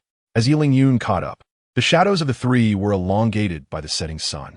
Meanwhile, inside Fuzi Village, Jing Xiang, who had driven away the wandering guest group, was kneeling on one knee in front of a middle-aged woman. Jing Xiang, you said you encountered a white-haired man? He was also accompanied by two boys heading towards our village? Master, you were right. I did encounter such a trio heading towards a village. I see. You should go back and prepare. There might be another battle waiting for you. After receiving the middle-aged woman's instructions, Jing Xiang stood up and exited the room. Jiraiya? It's been a long time. Just as Jing Xiang closed the door, a murmuring voice came from within the room. Outside the village, three figures were peering into the village from the treetops. Hey Naruto, did you see that? There are so many young and beautiful girls inside the village. At that moment, Jiraiya wished he could throw his eyeballs into Fuzi Village to get a good look at all the young girls. His behavior drew disdainful glances from Naruto and Yi Lingyun beside him. What do you two kids know? This is called an appreciation for beauty. And I can also gather material for my novels. It's a win-win situation that you can't find elsewhere. Then why don't you just go into the village and have a good look? Sure. That's exactly what I was thinking. Let's not waste time and head out now. A voice from the shadows suddenly echoed in the ears of the three. Naruto and Yi Lingyun immediately became alert, while Jiraiya remained lost in admiration for the girls, completely unaware of the impending danger. Chapter 103. The Battle of the Agreement. Following the voice, a middle-aged beauty stood behind them, accompanied by Jing Xiang, whom they had met before. Tugging at Jiraiya's sleeve, Naruto's face showed a bit of panic. Perverted sage, stop looking. Someone's coming up behind us. Go on, Naruto, don't try to fool me. How could I not know if someone was coming up behind us? Perverted sage, just turn around and you'll see. Someone really is coming. Unable to withstand Naruto's insistence, Jiraiya finally turned around to take a glance.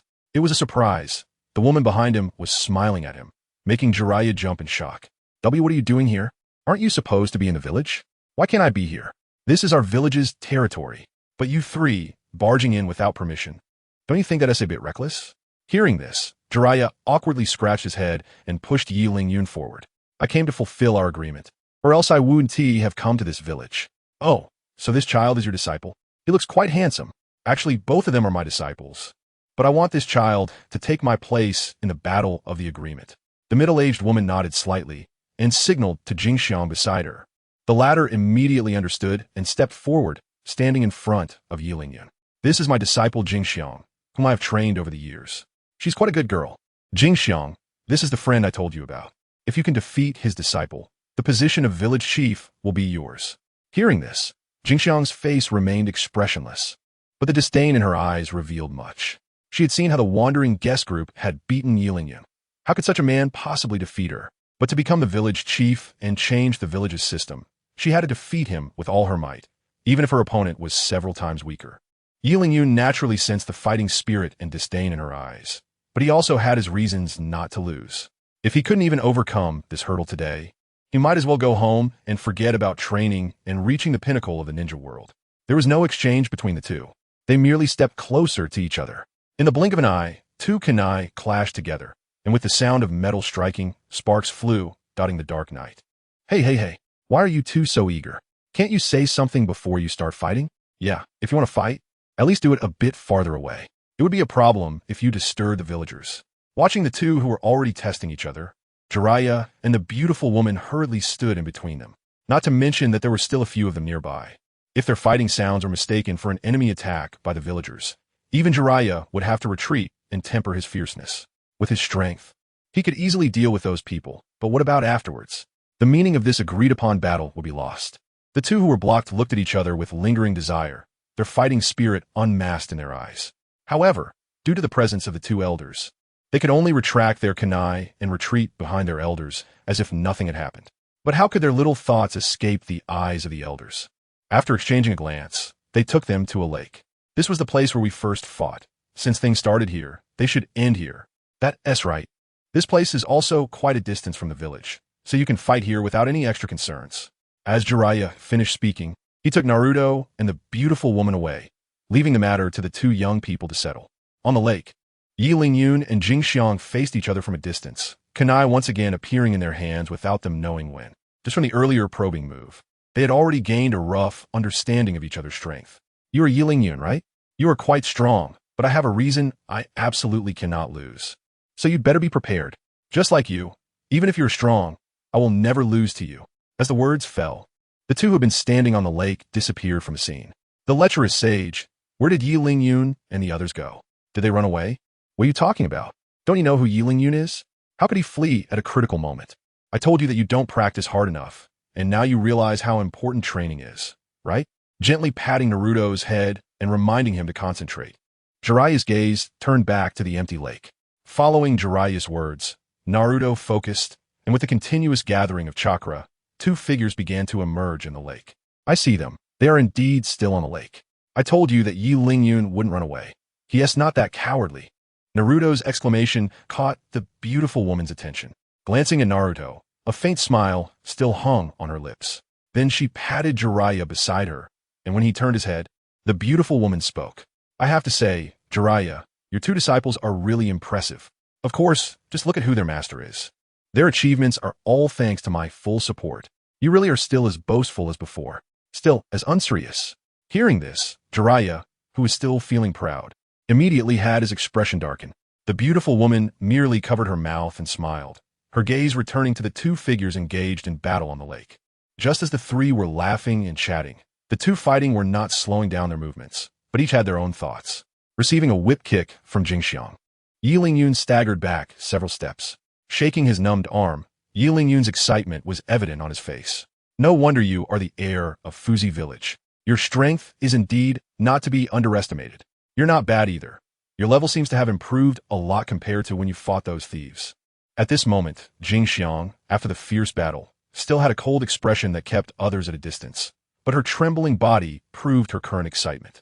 Her black clothes were already soaked with fragrant sweat, and she was panting heavily. Why don't you take a break first? We can start the second round later? Jing Xiang's eyes sharpened, and although she didn't respond verbally, the kunai flying towards Yi Lingyun was the best answer. Chapter 104. All cards on the table. As he watched the shuriken flying towards him, Yi Lingyun's eyes showed no signs of wavering. After taking two punches from the rogue, he realized his own flaws. His initial movements were too exaggerated. This would expose him to countless vulnerabilities which his opponent could exploit. If he were facing an ordinary opponent, it wouldn't be a problem. He might just take a couple of punches like that. But if he encountered a master similar to Jiraiya, it wouldn't matter if he had countless flaws. Even the slightest movement could be magnified infinitely, becoming a deadly threat. The shuriken in front of him was nothing more than a smoke bomb released by Jing Xiang. A smoke bomb designed to lure him into revealing his weaknesses. With his eyes slightly narrowed, Yi Lingyun took a barely noticeable step to the side as the shuriken drew nearer. The shuriken that should have hit him seemed to automatically veer off course, grazing past his shoulder and shooting away. Hey, Jiraiya, don't you think that shuriken was thrown inaccurately? Yi Lingyun didn't even move, and such a large target was missed? Naruto, if you think that way, you're completely wrong. The trajectory of the shuriken was fine, and Yi Lingyun was indeed within its striking range. But just as the shuriken was about to pierce him, he made a barely perceptible step. The movement was so small that it looked as if he hadn't moved at all. Hearing Jiraiya's explanation, Naruto nodded, somewhat understanding. For him, as long as Yi Lingyun wasn't injured, that was enough. All those techniques were beyond his comprehension. Jiraiya, your disciple is truly remarkable. He can actually recognize his problems and improve during an actual battle. I see you're just trying to use our Jing Xiang to train your disciple, aren't you? Yi Lingyun's changes were naturally noticed by the beautiful woman, who after a few complaints, shot a resentful glance at Jiraiya. This man clearly had ulterior motives. No wonder he was so eager to come to the appointment. It turned out he had this intention. Meanwhile, Jiraiya remained oblivious, fully focused on the intense battle on the lake surface. Looking at Yi Lingyun, who had dodged her shurikens, Jingxiang's face was filled with disbelief. Was this really the same person who had been helplessly beaten by several thieves in the afternoon? With such strength, why couldn't he defeat those thieves? It must have been just luck. Otherwise, he couldn't possibly have dodged her attack. Jingxiang, refusing to believe in his luck, decided to throw a few more shurikens at Yi Lingyun. If he could dodge them again, it would prove that he truly had strength. If he couldn't, then his defeat would just be a matter of time. At that moment, everyone was fixated on Yi Lingyun, as the outcome of this duel would be revealed with this next attack. As he watched the kunai flying towards him, Yi Lingyun unexpectedly closed his eyes amidst the shocked gazes of several people. "Are you trying to get yourself killed?" Jingxiang exclaimed upon seeing this scene. Without hesitation, she quickly ran towards Yi Lingyun, intending to save him from the kunai. However, how could a person's speed compare to the accelerated kunai? Just as Jingxiang took a step forward, the kunai had already reached Yi Lingyun's front. It's over. This was the only thought in the minds of the remaining few. Except for Jiraiya. At such a close distance, it was basically impossible to dodge multiple kunai at once. Even Jiraiya couldn't help but feel a bit anxious for Yi Lingyun. In the next moment, several sounds of collision echoed in the arena. Looking towards the sound, the scene of Yi Lingyun being pierced by numerous kunai did not appear. Aside from one kunai embedded in his left shoulder, the others were nowhere to be found. Only the ripples on the surface of the lake seemed to tell a story. It seems like I still fell a bit short. Glancing at the kunai in his left shoulder, Yi Lingyun frowned. "You only got hit by one? What else? We aren't fighting to the death here. Do you want me to be turned into a porcupine?" No. I mean, given the situation just now, you only got hit once. That's really impressive." Hearing Jingxiang's praise, Yi Lingyun's frown finally eased. Yi Lingyun wanted to say something more, but the spectators had already stepped into the arena. "Jiraiya, you really have a good disciple. Look at how he got our Jingxiang. Yi Lingyun, you little brat. You're really brave. You made me sweat for you just now." Ignoring the flattery from the beautiful woman, Jiraiya slapped Yi Lingyun on the shoulder, causing him to grimace in pain. "Jiraiya-sama, that hurts. Oh hot, saw thee. I forgot you were injured." After giving a glare at Jiraiya, the unreliable guy, Yi Lingyun turned his attention to Jingxiang. "So what do you think? Should we continue our match?" "Of course. Why wouldn't we? Jingxiang still has a secret move she hasn't used yet." Before Jingxiang could refuse to continue, the beautiful woman beside her had already stepped in to agree. A secret move? Yi Lingyun didn't have a deep impression of Jingxiang's character, but upon hearing that there was still a trump card to be played, the excitement that he had suppressed in his heart flared up once again. He touched the long knife at his waist and looked at Jiraiya, who slightly nodded. Only then did Yi Lingyun agree to this final showdown. "Are you ready, Yi Lingyun? My next move is quite powerful. Bring it on. No matter what kind of attack it is, I can handle it." With immense confidence on his face, Yi Lingyun gripped the hilt of his knife. As long as he could use his sword, he was confident that he could withstand any attack. After hearing Yi Lingyun's words, Jingxiang didn't hold back either and immediately prepared her trump card. After all, conceding without using a trump card in a duel, who could accept that? Without looking at Jingxiang's movements any further, Yi Lingyun quietly stroked the hilt of his knife. "Since you've used your trump card, to show my respect for you, I will also use all my strength to respond to your next move." As Yi Lingyun muttered to himself, Jingxiang had already completed her charge. She jumped high into the air, her body spinning rapidly like a top, and countless kunai began to shoot out from her. Fiziko style, vacuum dance. A technique unique to Fiziko Jingxiang. Chapter 105, Not Disgracing Being Tsunade's Disciple. Watching the countless shurikens being fired relentlessly, Yi Lingyun showed no signs of fear. With his right hand tightly gripping the magic blade, Qianren, he slightly bent down, and just as the shurikens flew in front of him, the magic blade was quickly unsheathed. A visible flash of light from the blade swept towards the shurikens, destroying countless of them. Even Jingxiang, the caster, was struck by this blade light. As her body suffered heavy damage, Jingxiang fell from the sky, crashing heavily onto the surface of the lake. Jingxiang, without a moment's hesitation, the beautiful woman, who was Jingxiang's master, rushed forward to support her, despite the shurikens flying all around. However, when she saw a large wound on her beloved disciple's chest, she froze in place. She was both furious at Yi Lingyun for using such a deadly move and worried about her disciple's safety. After all, this was someone she had carefully chosen to cultivate as the successor of the village. If she were to die in such an unjust competition, no matter the cost, she would make those in front of her pay a corresponding price. The usually expressionless girl finally showed some signs of pain on her face after experiencing such intense agony. She sheathed the magic blade, Qianren, and slowly walked towards Jingxiang and her master. I thought you had no emotions. This statement ignited the anger within the beautiful woman. If she weren't holding Jingxiang, she would have certainly taught this reckless junior a lesson. Sensing her master's anger, the severely injured Jingxiang struggled to open her eyes. Master, please don't be angry. If I were to die like this, it would actually be a good ending for me. Jingxiang, what nonsense are you talking about? You silly child? You are the future leader of our village. How can you die here? Perhaps this is my destiny. As she spoke, Jingxiang slowly closed her eyes. If it weren't for her heavy breathing, one might truly think she had already passed away. Seeing this situation, the usually composed, beautiful woman was now flustered. If she had known this would be the outcome, she would never have allowed Jingxiang to compete with someone like Yilingyun. Now, she regretted having said anything earlier, insisting that Jingxiang reveal her trump card. Ultimately, it was her fault for this child. With this thought, tears began to flow down the beautiful woman's cheeks. Seeing the beautiful woman in front of him crying, Yilingyun stepped forward slowly to comfort her. Senior, why are you crying? She's not really dead. Not dead. Tell me what's the difference? If I weren't here today, she would definitely die from such injuries. But since I'm here, she absolutely won't die. The beautiful woman glared at Yilingyun. If you weren't here, would Jingxiang have suffered such severe injuries? You say she won't die just because you're here? Your words are even sweeter than songs. Today, I want to see how you plan to bring Jingxiang back to life. Ignoring the murderous look from the beautiful woman, Yilingyun pulled out the kunai, still embedded in his left shoulder, and casually tossed it aside, crouching down to examine Jingxiang's injuries. As expected, after being struck by his previous attack, her body was almost split in two. If he hadn't held back at the last moment, such a vibrant life would have been lost at his hands. Unhurriedly tearing open the black clothing on Jingxiang, a shocking wound extended from her shoulder to her lower abdomen. Without any hesitation, Yilingyun placed his hand on her wound, and with the output of chakra, a green light began to glow from his hand. It turned out he was a medical ninja, but with just this, wanting to save Jingxiang was like dreaming. Hearing the woman's sarcasm, Yilingyun couldn't help but furrow his brows tightly. Jiraiya-sensei, can you come over and take this troublesome person away? Her staying here will affect my subsequent treatment.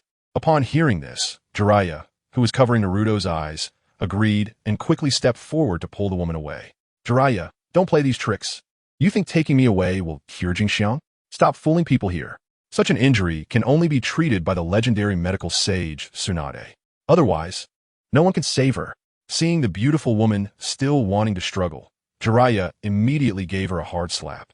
The crisp sound was extremely loud in the quiet night. I originally thought you were a more rational person, but I didn't expect you to be so unreasonable. I can responsibly tell you that he, Yilingyun, is Tsunade's direct disciple, and whether that little girl survives today depends entirely on him. The beautiful woman who just got slapped clearly felt it wasn't enough. Glaring at Jiraiya with a murderous look, if Shizuka dies today, you three can forget about safely leaving this village. With a cold snort, the beautiful woman moved away with Jiraiya, allowing Yilingyun to treat Shizuka. Seeing the annoying guy finally leave, Yilingyun increased the output of chakra in his hands. As the green light enveloped her, Shizuka's consciousness gradually returned. What are you doing? Why can't you just let me die? Die might be a relief for me. You're really something, just waking up and talking about death. How unpleasant. Everyone faces setbacks in life. If you want to die at the first sign of trouble, I would have died long ago. Reflecting on the various disappointments she faced before crossing over, she had never thought of death despite her hardships. Shizuka in front of her was contemplating death after encountering just a minor setback, which she absolutely could not allow. Moreover, the current situation was caused by herself, so she naturally had the obligation to save this girl. However, if after being saved, she still had thoughts of dying, then that would be beyond her control. Slowly pulling out a golden apple, Yilingyun handed it to Shizuka. Eat this, and your wounds will heal faster. To her surprise, the girl in front of her showed no intention of accepting it, completely indifferent to life and death. Do you really think that dying will give you relief? It's impossible. Whether it's your lover or the master who raised you with great effort, they will resent you for your cowardice. Is this the kind of situation you really want to see? As she spoke, Yilingyun forcefully shoved the apple into Shizuka's mouth, not caring whether she wanted to eat it or not. With her mouth blocked by the apple, All Shizuka could do was make muffled sounds, unable to say anything. Chapter 106. Joining the family? As the juice entered her mouth, combined with Yi Ling-yun's healing, the large gash on Shizuka began to heal at a visibly rapid pace. Experiencing this miraculous effect, Shizuka realized that even if she wanted to die today, it was no longer possible. So she simply accepted reality and began to nibble on the golden apple in her mouth. In no time, Shizuka's body had recovered to its pre-injury state. If it weren't for her clothes being torn by Yi Ling-yun, she might have thought that what she just experienced was merely a dream. Feeling the cool breeze blowing against her chest, a faint blush rose on Shizuka's face, which was as cold as ice for thousands of years. Yi Ling-yun, who had been busy with healing, had no time to notice these changes, but now that the treatment was over, her attention shifted. Looking at the towering Jingxiang, even someone like Yi Ling-yun couldn't help but feel a surge of desire. The most frustrating part was that his nose inexplicably dripped 2 drops of bright red blood, landing precisely on Jingxiang's smooth white abdomen. You got a nosebleed. Is this due to excessive chakra usage? It's a minor issue. Compared to this, you should get up first. Your master must be very worried about you. As he spoke, Yi Ling-yun wrapped his black robe around Jingxiang, while he himself covered his nose and retreated behind Jiraiya. Seeing Knight Ling-yun like this, Jiraiya instantly understood. This kid probably saw something he shouldn't have. Otherwise, he wouldn't be reacting like this. As Jingxiang slowly stood up, the beautiful woman rushed forward without saying a word. She grabbed Jingxiang and looked her up and down, and after confirming that Jingxiang was indeed fine, she deeply bowed to Yi Ling-yun. Little brother Yi Ling-yun, your medical ninjutsu skills are quite impressive. You managed to bring back someone who was on the brink of death. Just now, who was it that said my skills were too low? Hearing Yi Ling-yun's words, the beautiful woman's face turned awkward, but she had no way to refute him. In the end, she could only let out a sigh. Jiraiya, congratulations on taking in a good disciple. The bet we made back then, it seems I lost. Your disciple isn't bad either. Her personality really suits my taste. But as for that bet, upon hearing this, the beautiful woman's face showed an awkward expression, and she glanced at her disciple Jingxiang with some difficulty. Jingxiang, you, master, you don't need to say anything. I've heard you mention the bet you made back then. Since we lost, we must acknowledge it. I, Fujiko Jingxiang, am willing to become Yi Ling-yun's partner. Compared to the beautiful woman's hesitation, Jingxiang's tone was full of determination. As the next generation heir of Fujiko village, if she were to go back on the bet today, how could she establish her authority in the village in the future? How could she earn the trust of the villagers? Therefore, today, whether she wanted to or not, this bet had to be executed. Moreover, the Yi Ling-yun in front of her not only had some strength, but was also quite handsome. It seemed that becoming his partner wouldn't be so bad. Just when everyone thought the matter was settled, Yi Ling-yun, who had finally stopped his nosebleed, stood up. Miss Jingxiang, I do not agree to this. As soon as this was said, apart from Naruto, the other 3 people present revealed incredulous expressions. He just rejected it? The beautiful woman's face showed a hint of confusion. Could it be that this kid still held a grudge against her for saying his medical skills were lacking? Jingxiang's expression dimmed as she asked herself. She considered herself a beauty among her peers. She never expected to be met with such disdain today. Jiraiya quietly retreated to Yi Ling-yun's side and lowered his voice to explain. Yi Ling-yun, what are you doing? This is a marriage that I worked hard to arrange for you. Are you just going to give it up like this? Do you know what it means to become her partner? She represents the entire Fujiko village. Even if you make mistakes and get expelled from the village in the future, this would still be a good place for you. I know. That's why I want to refuse. Hearing this, Jiraiya was left bewildered. Ignoring the confused Jiraiya, Yi Ling-yun slowly walked towards Jingxiang. Miss Jingxiang, I admit that you are indeed very beautiful, and I have been moved by your background. However, I also know that you don't have any feelings for me. As the saying goes, a forcibly twisted melon is not sweet. What I just said was merely to fulfill the agreement made back then. If the reason for being moved is merely because I helped you with your treatment, who would believe such a reason? So sorry, I refuse this bet. After hearing Yi Ling-yun's explanation, the others finally realized the reason for his rejection. So that was it. But upon further thought, it did make some sense. Forcing 2 people without a foundation of feelings together was no different from erasing all your strength and starting over as an ordinary person.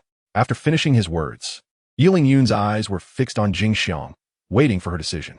For such a strong-willed and affectionate girl, if Yi Ling-yun said he wasn't moved, that would be lying to himself. But one cannot simply be swayed by appearances and love one while hating another. That would be no different from being a lecher. The best approach was to be honest with each other, exchanging sincerity for sincerity. That was the ultimate strategy, now that he had expressed all his concerns. How to choose was entirely up to the Fujiko Jingxiang in front of him.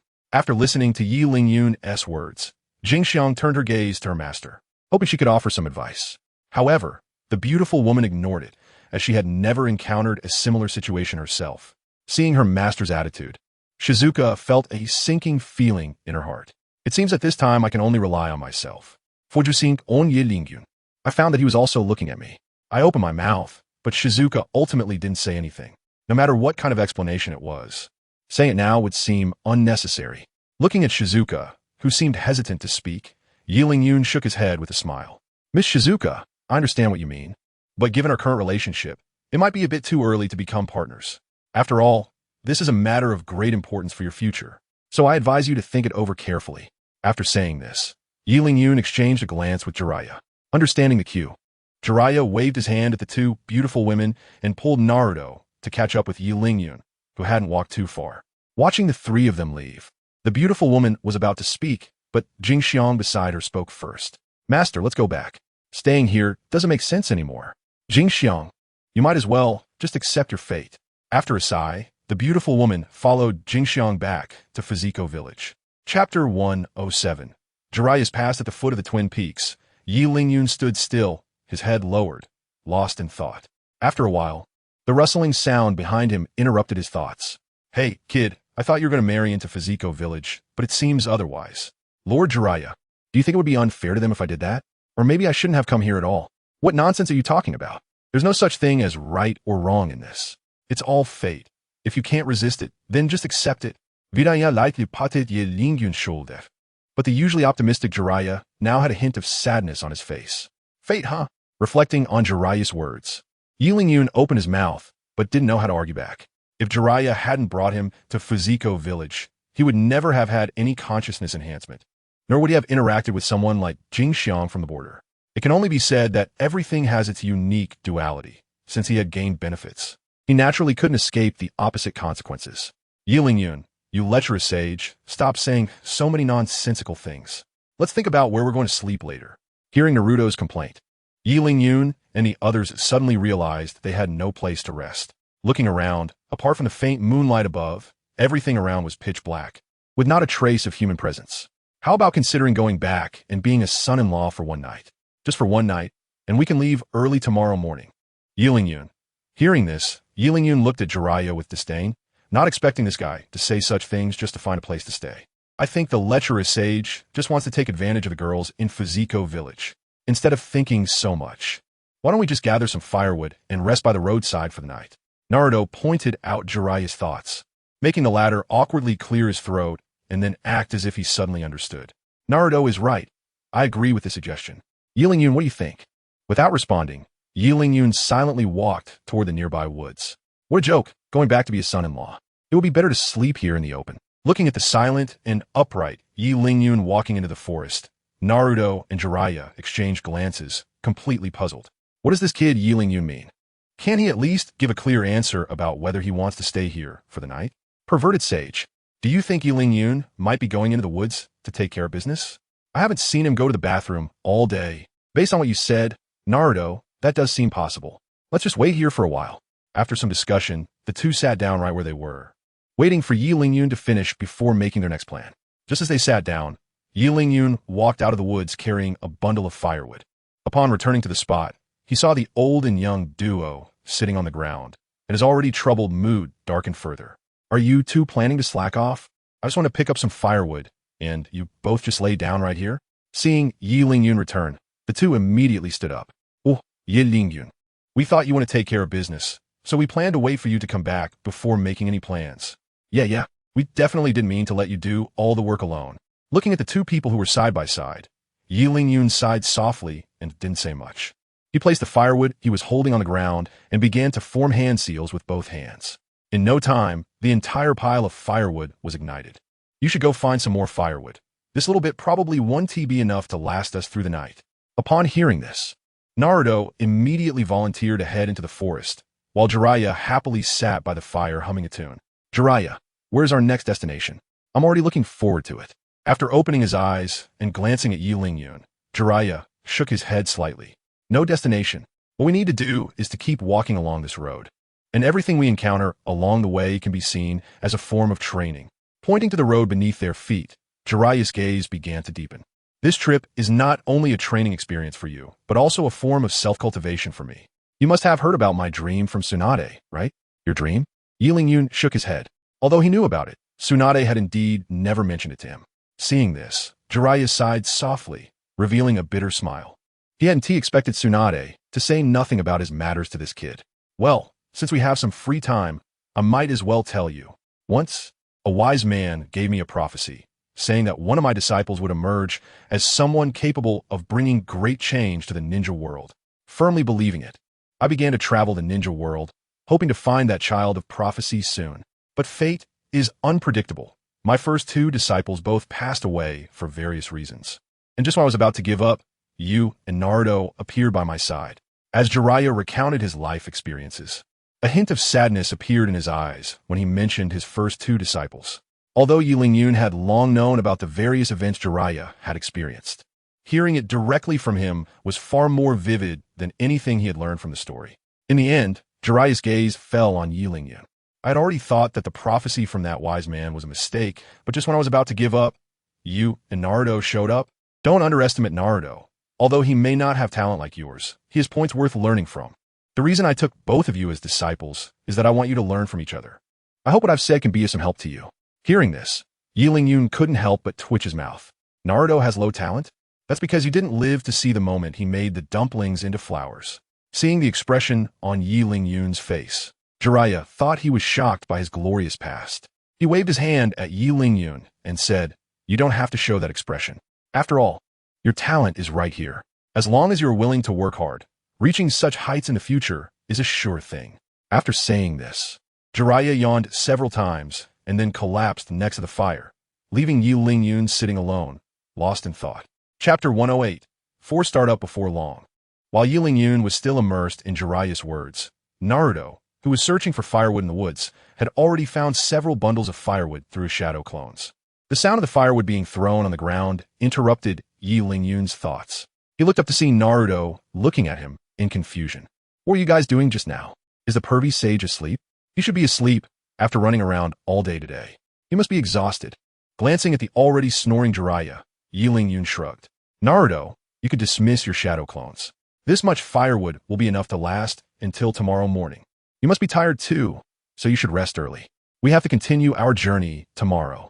I'll take the night watch."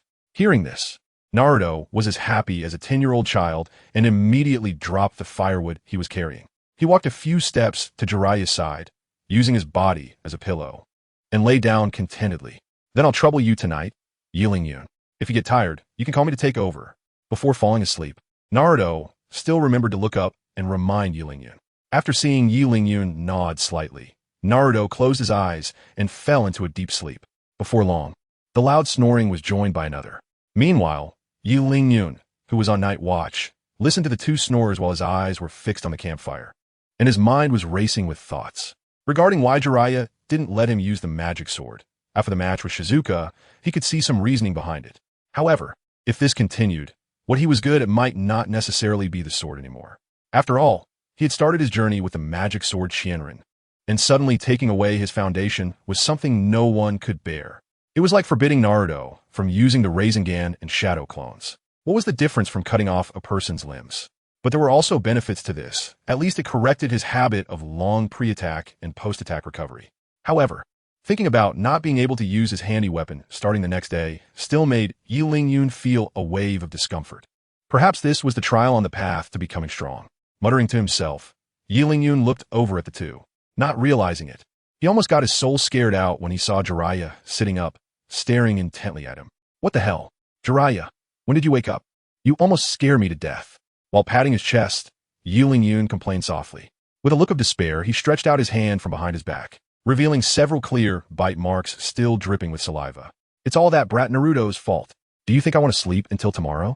I didn't expect his sleeping posture to be so ugly. I can never sleep next to him again."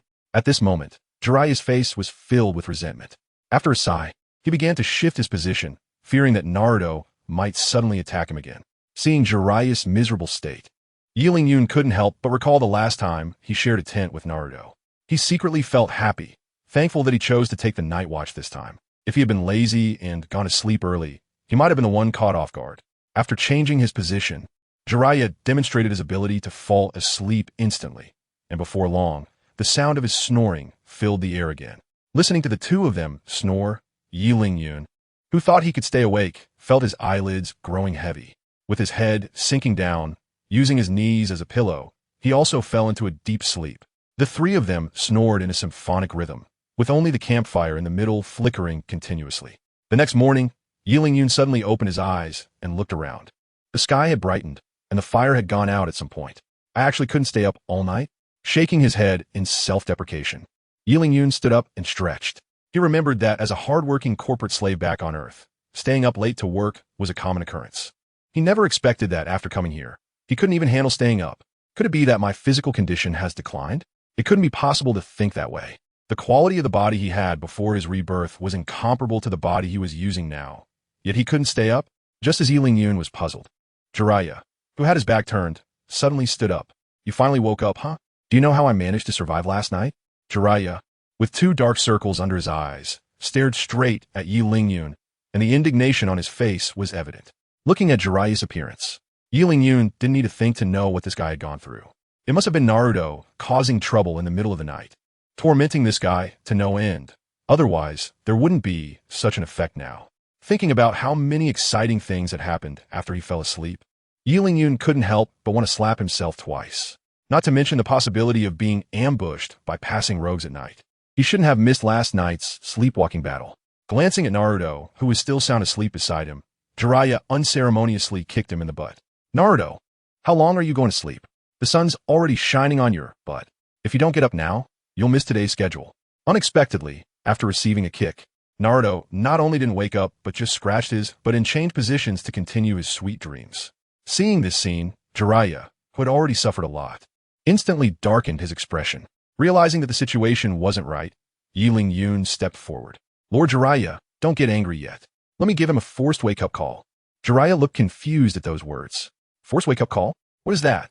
However, as long as it could wake up this brat Naruto, any method was fine. Under Jiraiya's puzzled gaze, Yun slowly walked to Naruto's side and whispered in his ear. It was unclear what kind of spell it was, but the still sleeping Naruto actually woke up. This bizarre situation left Jiraiya dumbfounded. His kick just now couldn't compare to a few words from Yun. What was going on in this world? Driven by curiosity, Jiraiya walked over to Yun. What did you just say to him? He was sleeping so soundly. Yet you woke him up. Tell me quickly. I might need this in the future. Seeing Jiraiya's curiosity, Yun had no choice but to mimic the action and whispered a few words in Jiraiya's ear. After hearing this, Jiraiya's face was filled with disbelief. Is it really that simple? Nothing else? What else do you expect? Do you think it could be more complicated? Shrugging, Yun spread his hands, looking as if it were only natural. Chapter 109.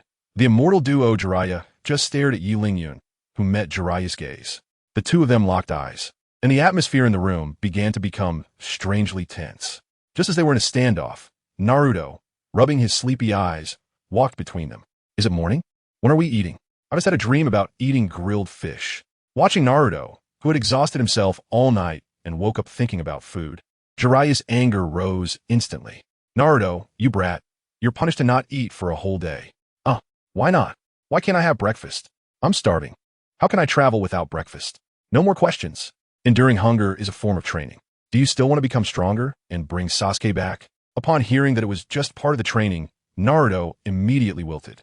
Although he was indeed very hungry, he had to accept Jiraiya's arrangement for hunger training in order to get stronger.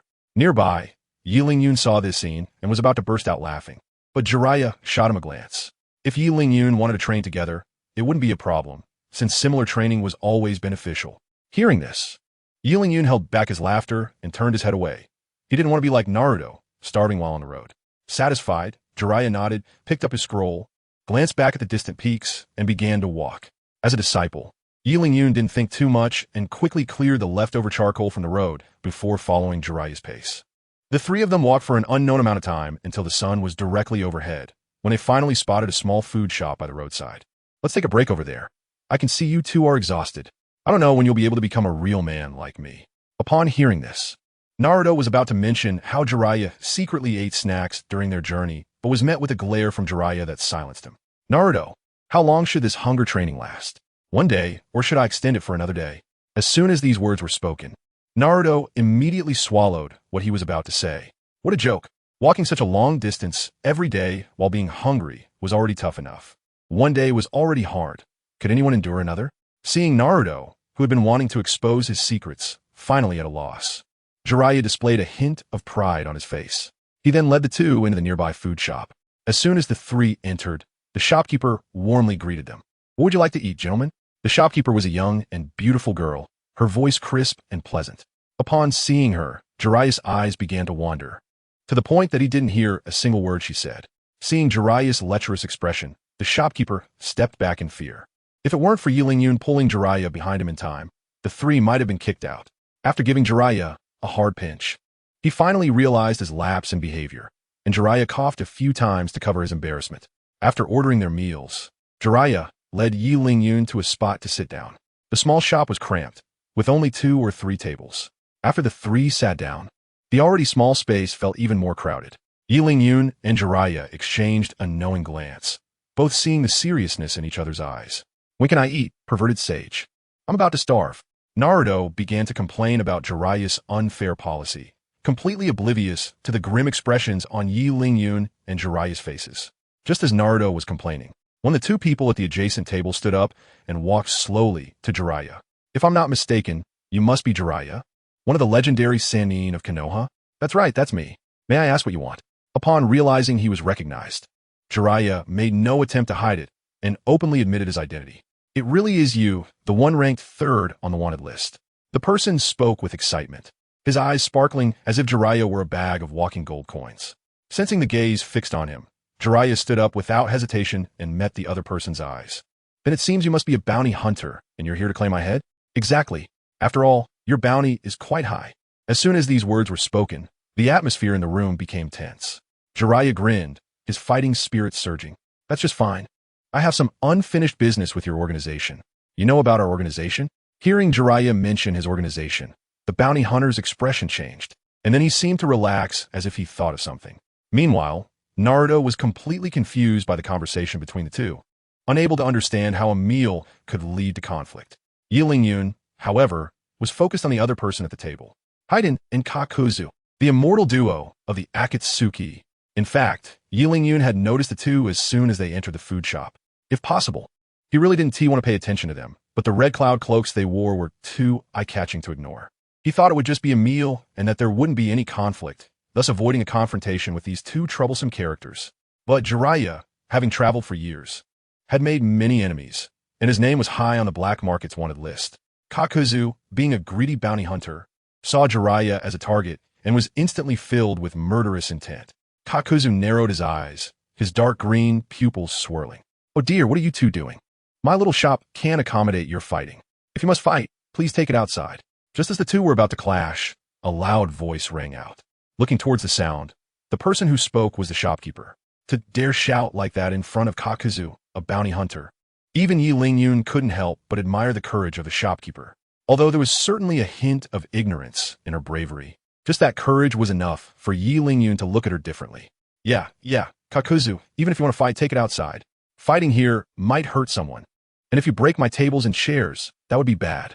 If my dumplings get smashed, that would be even worse. Haiden, who had been munching on dumplings, also stood up, still chewing.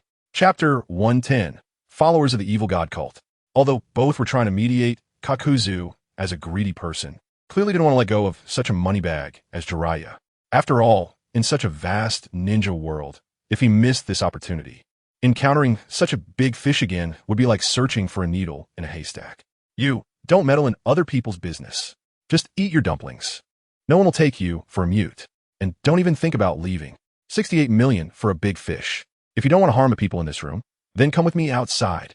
After throwing a retort at Haiden, Kakuzu then turned his gaze back to Jiraiya. Facing Kakuzu's provocation, as one of the legendary Sannin, Jiraiya naturally couldn't be afraid of him and immediately accepted the challenge to duel outside. After all, if they were to fight here, Even if no one got hurt, breaking a few tables and chairs would be enough to sadden the shopkeeper's sister for quite some time. As the two left the snack shop, the shopkeeper let out a sigh of relief. She then brought over the food Jiraiya had just ordered and placed it in front of Qianren and Naruto.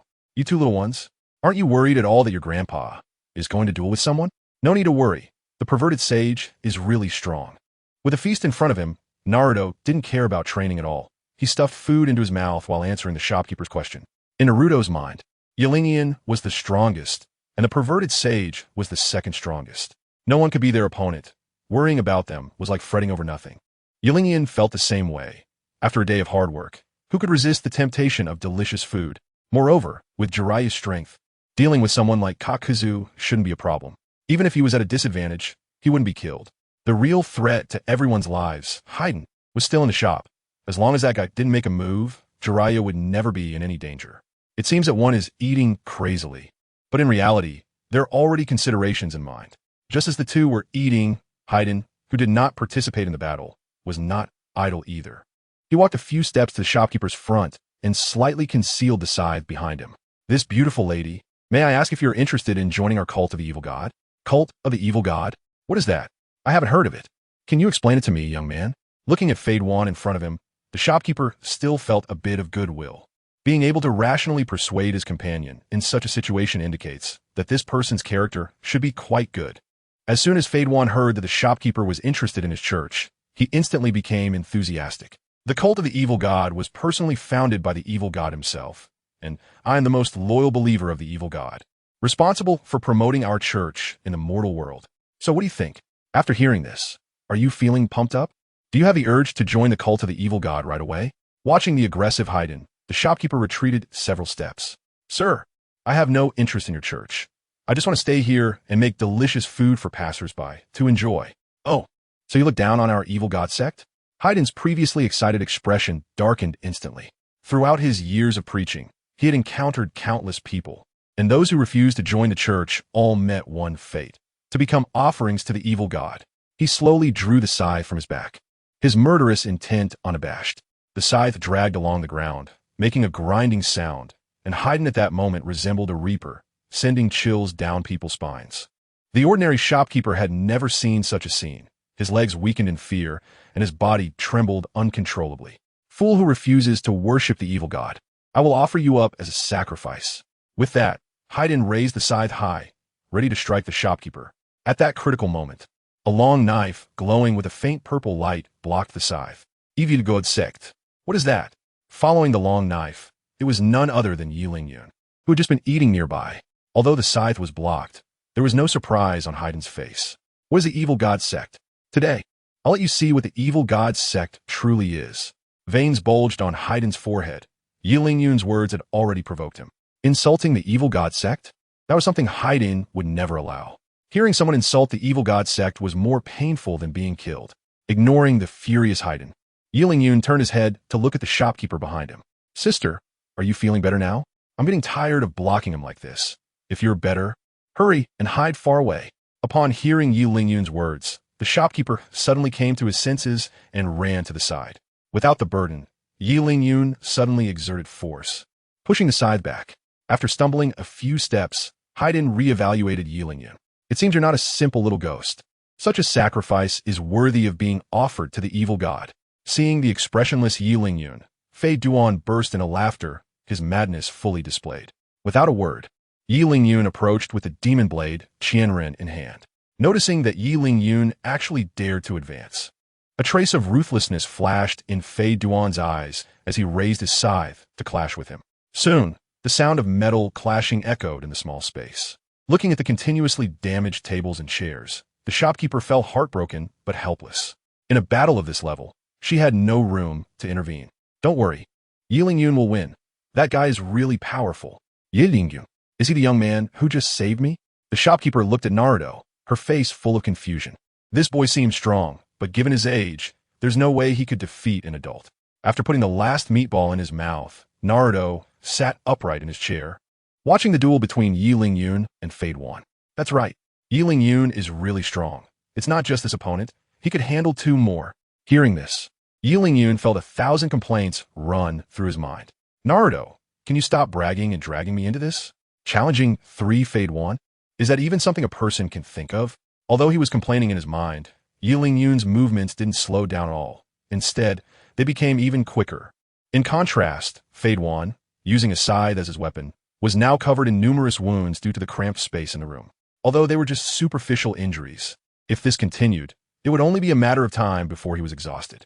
Realizing this, Fade 1 showed no hesitation and suddenly swung his scythe at Yi Lingyun. Taking advantage of Yi Lingyun's dodge, he quickly ran towards the outside of the house. Naruto CC, I told you that guy couldn't beat Yi Lingyun. Yi Lingyun. Shopkeeper. Chapter 111. The Tricky Fade 1. Looking at Naruto, who was endlessly boasting about his strength, Yi Lingyun felt a wave of speechlessness. Although he was ahead of most of his peers and could even match older generations in arm wrestling, there were still plenty of people who could restrain him. Not to mention the distant past. Just recently encountering Haiden, he had no confidence in defeating him. You two stay here, don't come out. After giving a reminder to the two, Yi Lingyun quickly walked out of the house. He hadn't forgotten that Jiraiya was still outside passionately confronting Kakuzu. If he didn't go out to hold off Haiden, those two might team up to deal with Jiraiya. If Jiraiya got killed, not to mention whether he could handle Kaku. Even his own survival was uncertain. Outside the door, Jiraiya and Kakuzu were still engaged in a taijutsu match, trying to test each other's strength. At that moment, as the two were engrossed in battle, Haiden burst out of the house. Seeing this scene, Jiraiya immediately gave up fighting with Kakuzu and quickly retreated to the side. Without understanding the opponent's strength, recklessly facing two enemies was undoubtedly seeking death. In contrast, Kakuzu was not distracted by Haiden's appearance. His eyes remained fixated on Jiraiya. It seemed that the legendary Jiraiya was not as impressive as he had expected, much weaker compared to the Hashirama of his time. Hashirama? Are you talking about the first Hokage, Senju Hashirama? Otherwise, who in this vast ninja world would dare to call themselves Hashirama? The strength of you juniors is truly hard to comment on. Hearing this, the usually composed Jiraiya showed a hint of seriousness on his face. It was not hard to hear from Kakuzu's words that he had once fought against the god of ninjas, Hashirama, and had survived to this day. This showed that the bounty hunter in front of him not only had terrifying combat experience, but also formidable strength. Thinking of this, a bitter smile appeared on Jiraiya's face. Damn, how could someone like you still be alive now? This is truly troublesome. Although Kakuzu had been praised by Jiraiya, it was clear that he had no intention of letting the 6,800,000 go. He took a step forward, slowly approaching Jiraiya, his fists clenched tightly, ready to deliver a heavy blow at any moment. Just as the two were about to engage in battle again, a loud laugh came from inside the house. Are you even ashamed? Throwing a shuriken from 800 miles away and daring to claim you fought against Lord Hashirama? I bet you haven't even seen what the first Hokage looks like. How can you have the face to brag about it? Looking in the direction of a voice. The speaker was the little brat he had just ignored. Although he didn't know why the brat knew his background, this act was undoubtedly a slap in the face. At that moment, a fierce light shot out from Kakuzu's eyes. To him, Yi Lingyun was already akin to a dead man. Ha ha, Kakuzu, what's that expression on your face? Could it be that what this little brat said is true? An 800-mile throw? I bet no one even saw it, right? Is this how you fought against the god of ninjas? Haiden laughed loudly, his mockery evident on his face. Compared to Yi Lingyun exposing his background, the ridicule from his partner Haiden was even harder to bear. Facing his partner's mockery, Kakuzu didn't hesitate to counterattack. Haiden, how dare you laugh at me? Have you looked at yourself? If I'm not mistaken, those injuries on you were caused by this little brat, right? What are you talking about? The reason I got hurt is just because the room was too small and I couldn't unleash my true abilities. Glancing at Haiden, who was still desperately explaining, Kakuzu's disdain was already clear. Seemingly sensing Kakuzu's disdain, Haiden raised his scythe to Kakuzu's neck. If you don't want to become a sacrifice for Lord Jashin, then shut up. If you don't want to die, I suggest you put down the scythe. Otherwise, I don't mind killing my partner again. Kill me? What kind of dream are you having? Followers of Lord Jashin never die, just like Lord Jashin himself, who exists forever. Watching the two people grappling with each other, Yi Lingyun quietly slipped over to Jiraiya's side. Lord Jiraiya, are you okay? That battle just now shouldn't have taken much out of you, right? I'm fine, of course. But how do you know about that bounty hunter and the first Hokage? How would a kid like me know? I was just rambling. Instead of that, we should be thinking about how to deal with those two guys.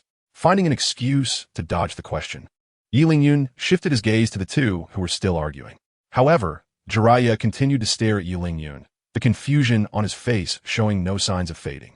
This kid gave Jiraiya the impression that he knew everything whether it was about past events or things that were about to happen. If it had been a coincidence once or twice, it could still be explained, but it seemed that it was no longer that simple. However, if it wasn't coincidence, Jiraiya couldn't explain everything happening with Yi Lingyun based solely on his own understanding. Shaking his head vigorously, Jiraiya tried to clear these chaotic thoughts from his mind. It didn't matter whether it was coincidence. As long as he knew that Yi Lingyun had no intention of harming Konoha, that was enough. He could still pretend not to know and continue to act as his teacher, guiding him to become stronger. If one day Yi Lingyun had the intention to harm Konoha, he would personally strike him down. Yi Lingyun beside him also sensed Jiraiya's unusual behavior and hurriedly took out a golden apple, offering it to him. Lord Jiraiya, are you injured? If it's really bad, just use this for now. To his surprise, the Jiraiya who once eagerly wanted to eat the golden apple as a snack didn't reach out to take it this time, but instead pushed it back towards Yi Lingyun. It was just a little taijutsu spar. I'm not injured at all. You should save this for when you really need it. After saying this, Jiraiya shifted his gaze away, looking at the two still arguing. The most important thing now was how to deal with those two guys. Upon hearing this, Yi Lingyun's face revealed a look of difficulty. Deal with these two guys? With his current strength, even with Jiraiya's help, they wouldn't stand a chance against them. These two were already quite powerful, and with their strange abilities, it would be harder than climbing to the sky to take them down without using summoning jutsu. However, summoning jutsu also had its drawbacks. Similar to Sun Wukong and Wei Zhuang summoned previously, they would only be willing to help their own. But if he summoned a villain like Frieza, he might end up being harmed himself. Therefore, the summoning jutsu was a skill that absolutely couldn't be used unless it was absolutely necessary. Seeing the difficulty on Yi Lingyun's face, Jiraiya immediately offered his most heartfelt concern. What's wrong, Yi Lingyun? Is it really that difficult for us to take them down with our strength? Not just difficult, but extremely high. Yi Lingyun replied. That man with the scythe seems to have an immortal body. Just now, I left him with a fatal wound in the house, and he only screamed in pain. But there were no signs of him being on the verge of death. An immortal body? That's truly troublesome. After hearing Yi Lingyun's account, even Jiraiya fell into deep thought. Over the years, Jiraiya had traveled far and wide, but this was the first time he had heard of such an immortal body. However, if it were just an immortal body, it wouldn't make Yi Lingyun so wary. What truly troubled him was Phaeton's ability, death by blood. By licking the blood of his opponent, he forms a link, and during that time, no matter what kind of injury Phaeton suffers, the other person will suffer the same amount of damage. But Phaeton has an immortal body, so even fatal injuries are just a moment of pain for him. But neither he nor Jiraiya has an immortal body. Even if they could use the golden apple to forcibly hang onto their lives, it would be of no use. As long as Phaeton remains alive, the two of them will be endlessly tormented. Moreover, neither he nor Jiraiya currently has the ability to take down Phaeton in one blow. As long as Phaeton can extract even a drop of blood, the two of them will surely meet a terrible end at his hands. But this battle is unavoidable, and that's what troubles Yi Lingyun the most. Yi Lingyun, are you worried about me? If that's the case, you don't need to be so concerned. After all, the great sage frog, and not famous for nothing, I still have trump cards left unplayed. With just those two, they shouldn't be able to kill me. Looking at Jiraiya with a determined gaze, Yi Lingyun knew he was resolute about settling things with the two opponents in front of him. After letting out a helpless sigh, Yi Lingyun drew the magic knife Qianren from his waist. Since Lord Jiraiya has made up his mind, there's no point in me saying anything more. However, I must deal with the one wielding the scythe. You take on a masked guy. No problem. We'll do it your way. Hearing Yi Lingyun's request, Jiraiya readily agreed. Although he didn't understand why Yi Lingyun insisted on facing the most troublesome immortal, as long as they could deal with these two threats to the ninja world, it didn't matter who faced him. However, Yi Lingyun had his own considerations. On the surface, it seemed like he had chosen an easier opponent, but in reality, he was worried that Jiraiya might be caught off guard by Haiden during the battle. After all, he didn't want Jiraiya to die, at least not in front of him. After discussing their strategy, Jiraiya wasted no time and immediately used his signature technique. With his hands forming seals, a sea of fire erupted from his mouth. Fire release, great oil fireball. By combining his chakra with the toad oil from Mayaboka Mountain, he unleashed a more powerful fire release. He was the only one in the entire series capable of combining toad oil to perform ninjutsu. The immortal duo, who were bickering, felt the intense heat and immediately stopped arguing, dodging to the side. They actually want to take advantage of our internal conflict to launch a sneak attack? How insidious of you. Kakuzu, should we take care of them first before continuing our argument? It will be troublesome if they manage to escape. No problem. I'll take care of the 68 million. And you can handle the kid. The two came to an agreement, their thoughts surprisingly aligned with Yi Lingyun's. 2v2. The atmosphere in the arena became tense, and without any further ado, Yi Lingyun and Jiraiya charged towards their respective opponents. Watching Yi Lingyun charge towards him, Fade Wan revealed a hint of disdain at the corner of his mouth. Just moments ago, his scythe had been restrained in the room, which allowed the little ghost in front of him to seize the opportunity, with enough space to maneuver. What difference did it make for the little ghost to rush forward towards death? As Fade Wan exerted force, the scythe was swung. Knowing the power of this scythe, Yi Lingyun immediately halted his steps and abandoned the idea of engaging in close combat with Fade Wan. He raised his knife to block, and the scythe struck directly against the demon blade Qianren. The immense force caused Yi Lingyun to stagger back several steps, and before he could steady himself, Fade Wan's second attack was already coming. Faced with such a singular scythe attack, Yi Lingyun showed no hesitation, retreating repeatedly until he stepped out of the scythe's attack range. You like to play at a distance, huh? Then let's have some fun. Ha ha, little ghost. Have you felt the greatness of the evil god? If you're willing to join the evil god sect now, I might just let you off the hook. Seeing Yi Lingyun retreating, Fade Wan thought he was afraid of him and immediately began to mock. Little did he know that Yi Lingyun's withdrawal was not only to avoid his scythe, but also to prepare for his own techniques. Looking at Fade Wan, who was still spouting trash talk in front of him, Yi Lingyun's lips curled slightly. Go ahead and shout. Soon you won't be able to. With a flicker of thought, Yi Lingyun's magic knife, Qianren, transformed into countless shards that shot towards Fade Wan. Damn, kid, what S with this huge spectacle? Seeing countless blade fragments flying towards him, the mockery on Fade Wan's face was replaced by seriousness. Although he was immortal, he would still feel the pain. If all those shards pierced him, he would be left in a terrible state. Without hesitation, he began to spin his scythe. From a distance, it looked like a large fan protecting Fade Wan. All the blade fragments were deflected by the large fan, scattering onto the ground around him. Ha! Kid, is this all you've got? Now that you're weaponless, let's see how you can fight me. As he spoke, Fade Wan swung his scythe and charged at Yi Lingyun. Glancing at Fade Wan, Yi Lingyun still wore a mocking expression. High in power, but low in intelligence. Just like in the original story, muscle-bound and simple-minded. Just as Fade Wan's scythe was about to strike Yi Lingyun, the latter suddenly vanished from sight. Fade Wan's scythe struck solidly against Yi Lingyun's afterimage, feeling no real impact. Just as Fade Wan was puzzled, Yi Lingyun's voice came from behind him. Big Fool Chun, where you swinging? I'm behind you. Chapter 113.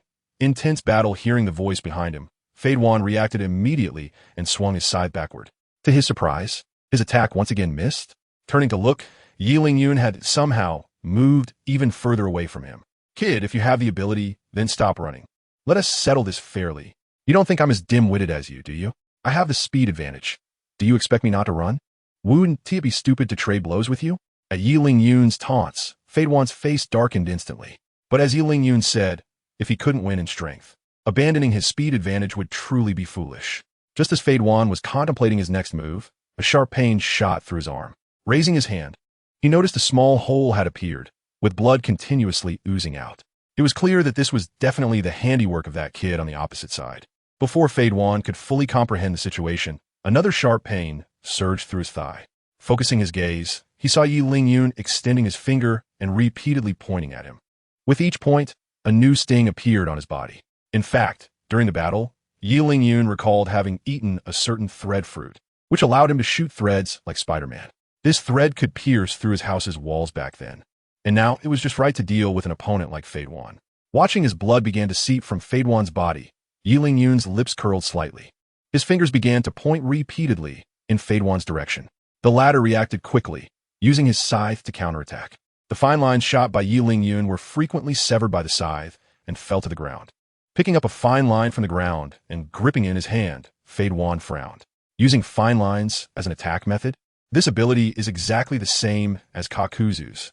Before he could think further, Yi Lingyun's new wave of attacks had already arrived, forcing Fade Wan to continuously defend with his scythe.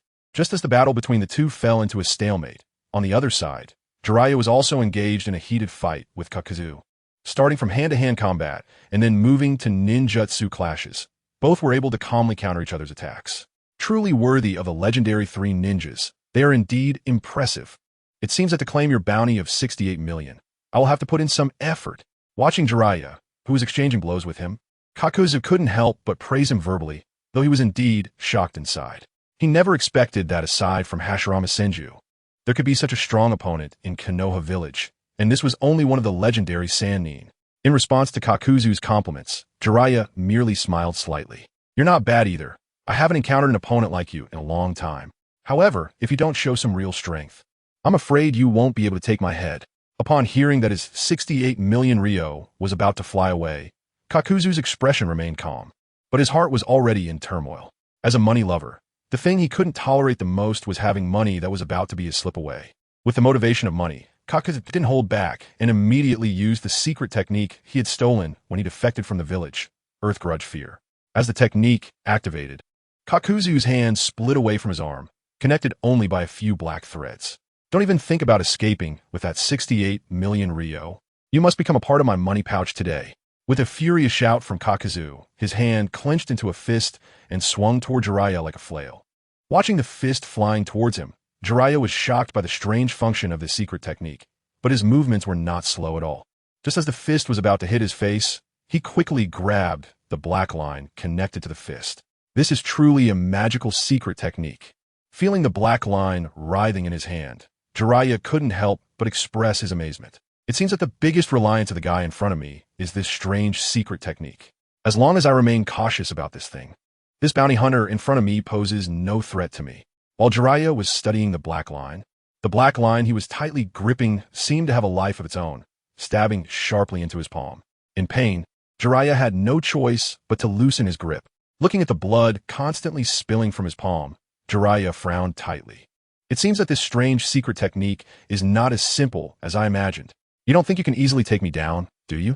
If that's the case, I can only say that my evaluation of you is too high. Kakuzu, who had retracted his fist, let out a sinister laugh.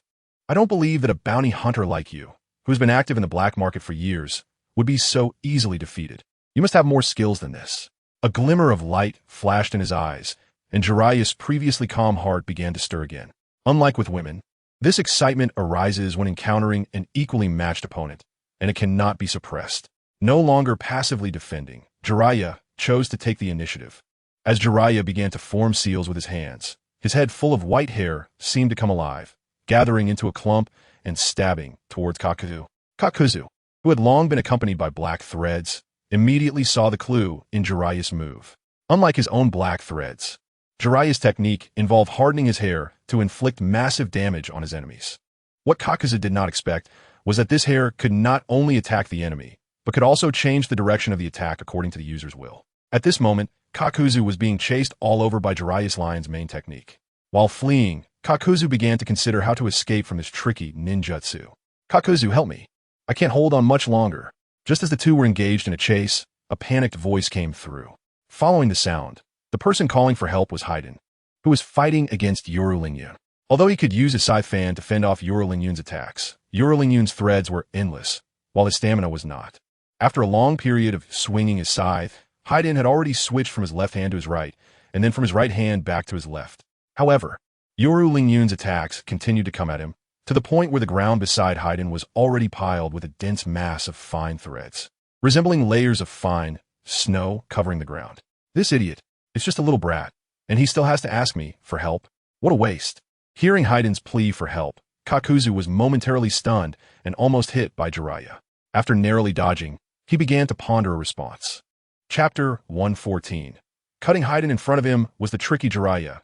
On the other side was a little brat with abilities similar to his.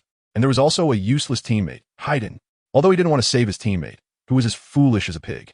If that guy couldn't hold the little brat back for him, he would have to face a pincer attack from both the little brat and Jiraiya. With this in mind, Kakuzu no longer hesitated and immediately stopped fleeing. Facing Jiraiya's lion's main technique, Kakuzu did not dodge. He let the reinforced hair hit him. The two collided, producing a dull impact sound, and the expected scene of Kakuzu being pierced did not occur. He swiftly removed the red cloud robe that had been riddled with holes by the hair, revealing his body stitched together with black threads. The area on his chest that had been struck by the hair appeared dark. Earth Release, Earth Spear, being able to harden his skin in a very short amount of time, could serve excellently for both attack and defense. Looking at the strange body of Jiaodu, Jiraiya felt an ominous premonition rising in his heart. Yelinian, be careful. I feel like this guy is about to unleash a big move. Hearing Jiraiya's warning, Yelingyan nodded slightly as a response. Aside from Jiao Du himself, the one who understood his abilities the best was Yelingyan, who had a godlike perspective. After all, the scene of Jiao Du facing many opponents alone was truly shocking, and Yelingyan still remembered it vividly. As Jiao Du took off his red cloud robe, the black lines on his body began to wriggle continuously.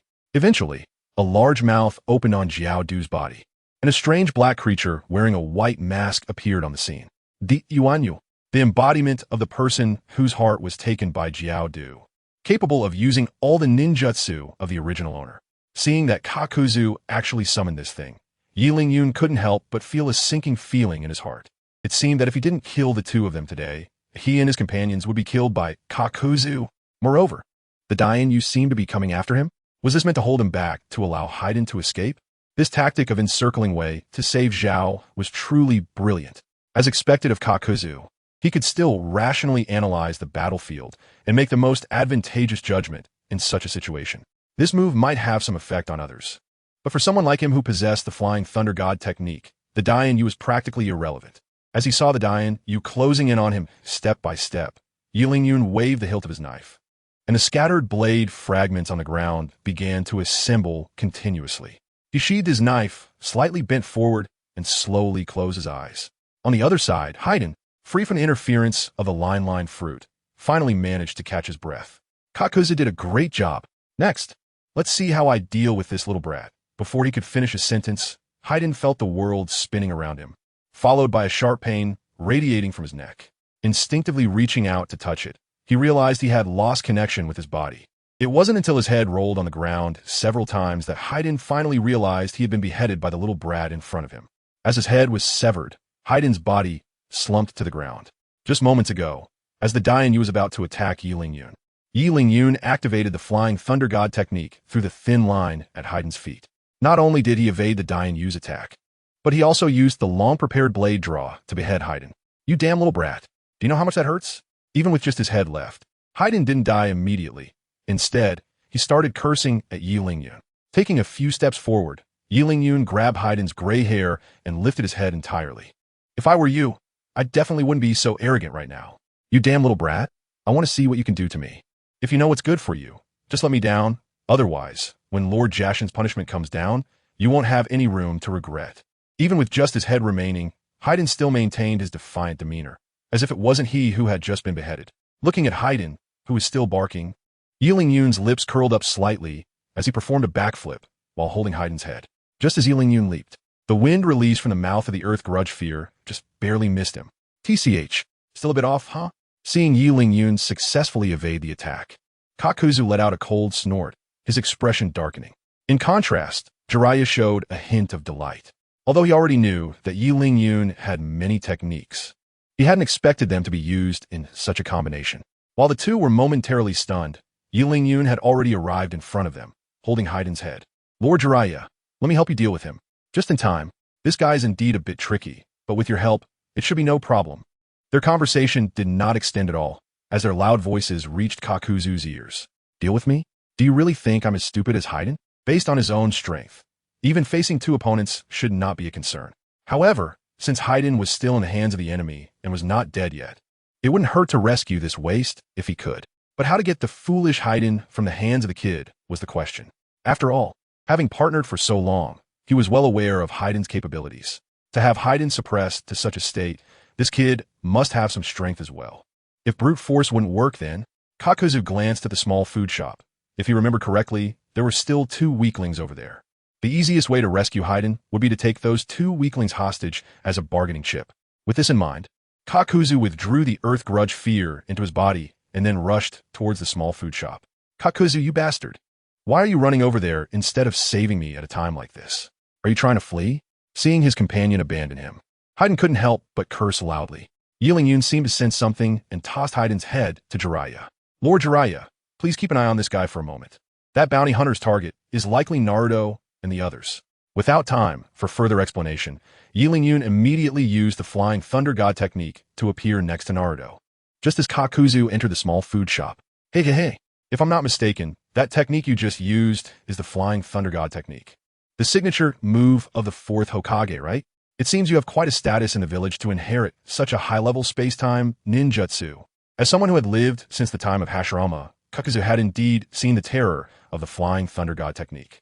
Chapter 115. Money-obsessed Yilin. Having seen the horror of the Flying Thunder God technique, even a battle-hardened man like Kakuzu had to be cautious at this moment. Yilin kept Naruto and the shopkeeper behind him, afraid that the two would be taken hostage by Kakuzu. Seeing this situation, Kakuzu's heart sank. Could it be that this kid has already seen through my thoughts? If that's the case, the only way to rescue the burden that is hiding would be to go all out. If it weren't for the 68 million, he would definitely have no hesitation in abandoning this waste of hiding. Useless at everything, a drag on the top rank. Kid, why are you trying so hard to protect these two wastes? What benefit does it bring you? How about this? Let's team up to take down Jiraiya, and then we can split the bounty in half. Think about it. That's 68 million. You might not even earn that much money in a lifetime of missions. Knowing that time was of the essence, Kakuzu began to tempt Yilin with the lure of money, not believing that anyone could resist such a large sum. Sure enough, when he mentioned splitting in half, Yilin gaze flickered imperceptibly. This detail did not escape Kakuzu's notice. Thus, Kakuzu extended his hand, wrapped in black threads, towards Yilin. Come on, Yilin, our chance to get rich is coming. Listening to Kakuzu's voice, Yilin took a step forward, seemingly blinded by money. But Naruto, who was behind him, became anxious. Not only was he worried about his master's safety, but as Yilin friend, he absolutely could not allow him to become a slave to money. Yilin, what's wrong with you? Didn't you say you wanted to become the strongest ninja in the world? How can you be blinded by money now? Naruto activated his verbal jutsu, lecturing Yilin. That's right. I did indeed aspire to become the strongest in the ninja world, so I could make more money. But now that a sum of money is right in front of me, how can I not be tempted? We've both grown up without parents. I believe you understand the helplessness of being broke, right? Without turning back, Yilin-Yun's cold voice echoed throughout the small shop. Since Yilin-Yun was facing away from Naruto, the latter couldn't see his expression. However, the firmness in his tone made Naruto have to believe that his good friend Yilin had fallen into the pit of money.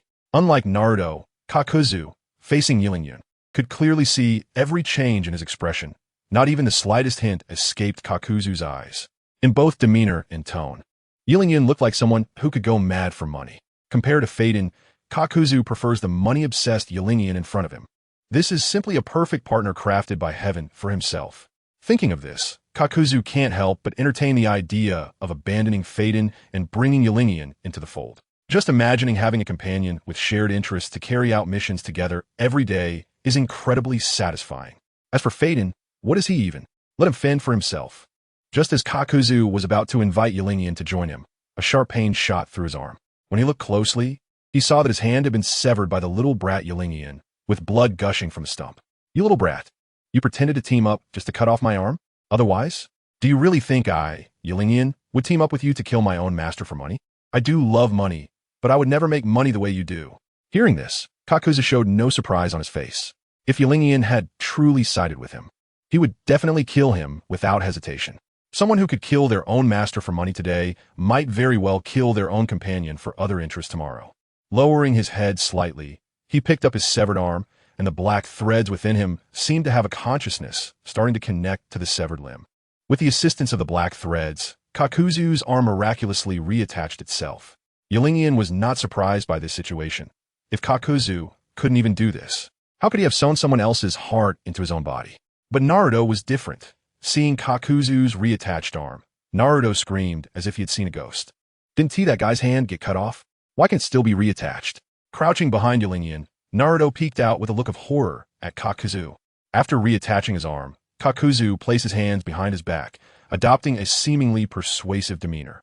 Yilin, I originally thought we could cooperate well, but since you're so unappreciative, I can only deal with that 68 million my own way. However, your personality is quite to my liking. As long as you don't intervene in this matter, I will certainly let you leave safely. Watching the eloquent Kakuzu in front of him, Yilin couldn't help but feel a bit strange. In his impression, Kakuzu was an extremely calm and quiet person. Why had he become so talkative after encountering him today? Could it be that he was really interested in him because of his wealth? Was he trying to persuade him to part with some money? There must be something unusual going on, and these nonsensical reasons couldn't convince him to trust Kakuzu. After all, This guy was a notorious traitor, capable of doing anything for money. While he wore a cold smile on his face, Yi Lingyun's heart was already on high alert. When out in the world, one couldn't trust anyone's words completely. This was a lesson he had learned from his struggles on Earth. No one would be nice to him for no reason. If it wasn't because he had something they wanted, it was likely they were trying to set him up. Right now, if Kakuzu intended to take a hostage to exchange for Haiden's head, he could only target Naruto or that shop owner.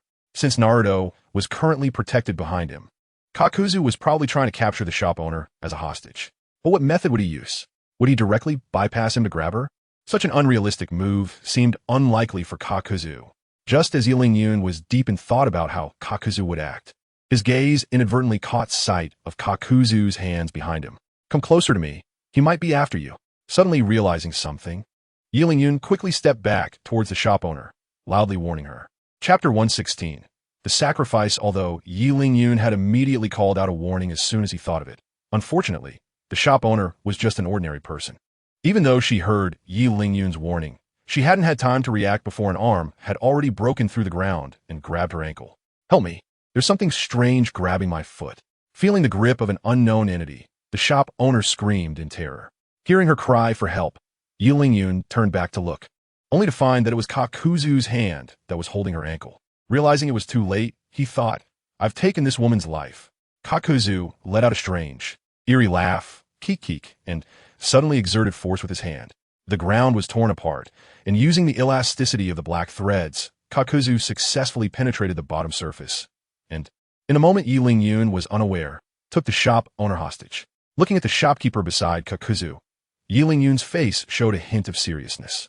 If he agreed to exchange Fadewan back, the situation would revert to the initial 2v2. But if he refused the exchange, a living person would perish right before him. For a moment, Yi Lingyun didn't know how to choose. Just as he was caught in this dilemma, he felt a tug from his sleeve. Looking down, he saw Naruto pulling on his sleeve. Turning back, he met Naruto's clear gaze. Can you save this shopkeeper, sister? She's really nice. Naruto's words seemed like a beacon of light, helping the indecisive Yi Lingyun make up his mind. He was a man destined to become a strong ninja. How could he be afraid of a mere Fadewan? What if Fadewan rejoined the fight? He had already defeated him once. Was he afraid of him a second time? With this thought, Yi Lingyun smiled and turned his gaze to Kakuzu. As long as you let her go, we will return your companion Fadewan. Stop talking nonsense with me. I won't fall for your tricks again, Kakuzu said, tightening his grip on the shopkeeper's neck, causing a look of pain to appear on her face. Seeing this, Yi Lingyun felt anxious, but he shrugged nonchalantly. The person is in your hands. You can kill or maim her. That's up to you. If it really doesn't work, we can confront each other outside for the exchange. Upon hearing Yi Lingyun's suggestion, Kakuzu didn't respond, but slowly backed out of the room while still gripping the shopkeeper's neck. Yi Lingyun and Naruto followed closely behind, heading outside together. In the open space outside, Jiraiya was stepping on Fadewan's head, continually pulling on it. This left the few people who had just come out of the room stunned. What the hell is he doing? Is this how you treat prisoners? Even Yi Lingyun was baffled. From his impression, Jiraiya didn't seem like the kind of person to do this. It wasn't until they got closer that they realized it wasn't Jiraiya who was abusing Fadewan. Rather, Fadewan had bitten Jiraiya's palm, and Jiraiya was just trying to get Fadewan's head off his hand. Yi Lingyun had been wondering why Jiraiya was lingering outside instead of coming in to help. But upon seeing this scene, he suddenly understood. Jiraiya, ouch, that hurts. Let go, you jerk. Fadewan him. Seeing this, Yi Lingyun quickly stepped forward to inform Fadewan about the deal he made with Kakuzu. After hearing Yi Lingyun's explanation, Fadewan finally let go. Little Kakuzu, I knew you were the best. You would never abandon me, right? Taking advantage of Fadewan's moment of speech, Yi Lingyun seized his hair and lifted his entire head. This guy is really ruthless. He bit my hand at the slightest disagreement, and it hurt. Rubbing his palm while grimacing, Jiraiya continued to complain about Fadewan's ferocity. Yi Lingyun raised the head he was holding up to Kakuzu, then beckoned him with a finger. Kakuzu, not being a fool, naturally understood what Yi Lingyun meant. He immediately released his grip on the shopkeeper and even gave her a push on the back. The shopkeeper, having just caught her breath, wobbled and almost fell to the ground. Fortunately, Naruto was quick to support her. Otherwise, she might have fallen hard. Meanwhile, Kakuzu also caught the head of Fadewan that Yi Lingyun threw over. With the head in hand, Kakuzu's fist shot toward Naruto and the shopkeeper like it had a booster. Luckily, Yi Lingyun had anticipated that Kakuzu would pull some tricks, and he had already positioned himself in front of Naruto, as he threw Fei Wan's head. Facing the incoming fist, Yi Lingyun smirked, and the magic blade, Qianren, suddenly unsheathed. The long blade clashed against the fist, as if it had struck a giant rock. While the fist was knocked away, Yi Lingyun's hand holding the blade was also jolted, causing a numb sensation. Retracting his struck fist, Kakuzu walked over to his body while holding Fei Wan's head. Hey, little Kakuzu, can you be a little gentler with my head? I didn't see you being so delicate when you were stepping on me. Leave that damned white-haired freak to me. Kakuzu, you deal with that little brat. I must make that white-haired freak truly experience the horror of the evil god cult. Hearing his embarrassing moment brought up, Fei Wan's expression turned sour. As a missionary of the evil god cult, being stepped on was equivalent to the evil god being stepped on, which was undoubtedly the greatest insult to Fei Wan. How dare you think of fighting Jiraiya when you can't even beat that little brat? Haven't you just been humiliated enough? If you're going to say that, Kakuzu, I don't want to hear it. After all, I'm a believer appointed by the great evil god in the ninja world. And when I bit him just now, I absorb his blood. With my abilities, it won't be a simple task to take him down. Do as you wish. Just remember not to smash his head. I still need his head to exchange for a bounty. However, during their conversation, Kakuzu had already used black threads to reattach Fei Wan's head and body. Taking a glance at his transformed black body, the excitement on Fei Wan's face was unmistakable. Finally, he could offer sacrifices to the great evil god once again. Meanwhile, Yi Lingyun and the others were still comforting the frightened shopkeeper, completely unaware that a new crisis was about to arrive. Chapter 117, Spell Death's Offering of Blood. Miss, are you hurt? Those two bastards actually dared to be so ruthless. I will definitely avenge you for this. Looking at Jiraiya, who came forward to comfort him, the shopkeeper unconsciously moved a step closer to Yi Lingyun. In his subconscious, both the seemingly lecherous white-haired uncle in front of him and the two men in black robes opposite him were threats to his existence. Only this young man beside him not only saved him in a time of danger, but also showed no ulterior motives. Such a person was worth his trust. Jiraiya's outstretched hand hung in the air, and he shot a resentful glance at Yi Lingyun. Why do women always like to lean towards this guy? Is it because I'm not handsome enough? Awkwardly retracting his hand, Jiraiya then focused his attention on the two men, Kakuzu and Haiden. Looking at the head of Haiden that had already been reattached, Jiraiya was shocked beyond measure. It seems that this guy really is, as Knight Lingyun said, an existence that cannot be killed. Noticing Jiraiya's gaze on him, Haiden let out a cackling laugh. 68 million, huh? Today, I will take your life. Kakuzu, you just watch closely and see how I help you get that 68 million. As he spoke, Haiden pulled out a black short stick from his robe, then stretched it into a thin rod. Immediately, in the astonished eyes of the others, Haiden forcefully stabbed the black thin rod into his own chest. As his body was injured, a large amount of blood gushed out, staining the ground red. What's this guy doing? He just put his head back on. And now he's starting to self-harm again? Seeing Fei Wan's behavior, even the well-informed Jiraiya couldn't figure out what was going on. Meanwhile, a sense of foreboding rose in Yi Lingyun's heart. The darkened body, the blood splattered all over the ground, combined with Fei Wan's body that had turned black. It looked like a sacrificial ritual was about to take place. Sure enough, when Fei Wan saw there was enough blood on the ground, he began to step in the blood to draw. Before long, he had drawn a circle with an inner triangle at his feet. Ahaha, 6,800,000. Enjoy this thrilling pain. After a loud laugh, Fei Wan pulled out the black stick that was stabbed in his chest and once again thrust it violently into his thigh. The intense pain made Fei Wan roll his eyes back, but he still shouted excitedly. As Fei Wan hurt himself, Jiraiya, who was still puzzled about what was happening, suddenly felt a sharp pain in his own thigh. With that pain, he stumbled as if about to fall, then pressed both hands tightly against the source of the pain, grimacing in agony. Jiraiya intended to grit his teeth and endure, but the bright red blood oozing from his hands revealed his condition.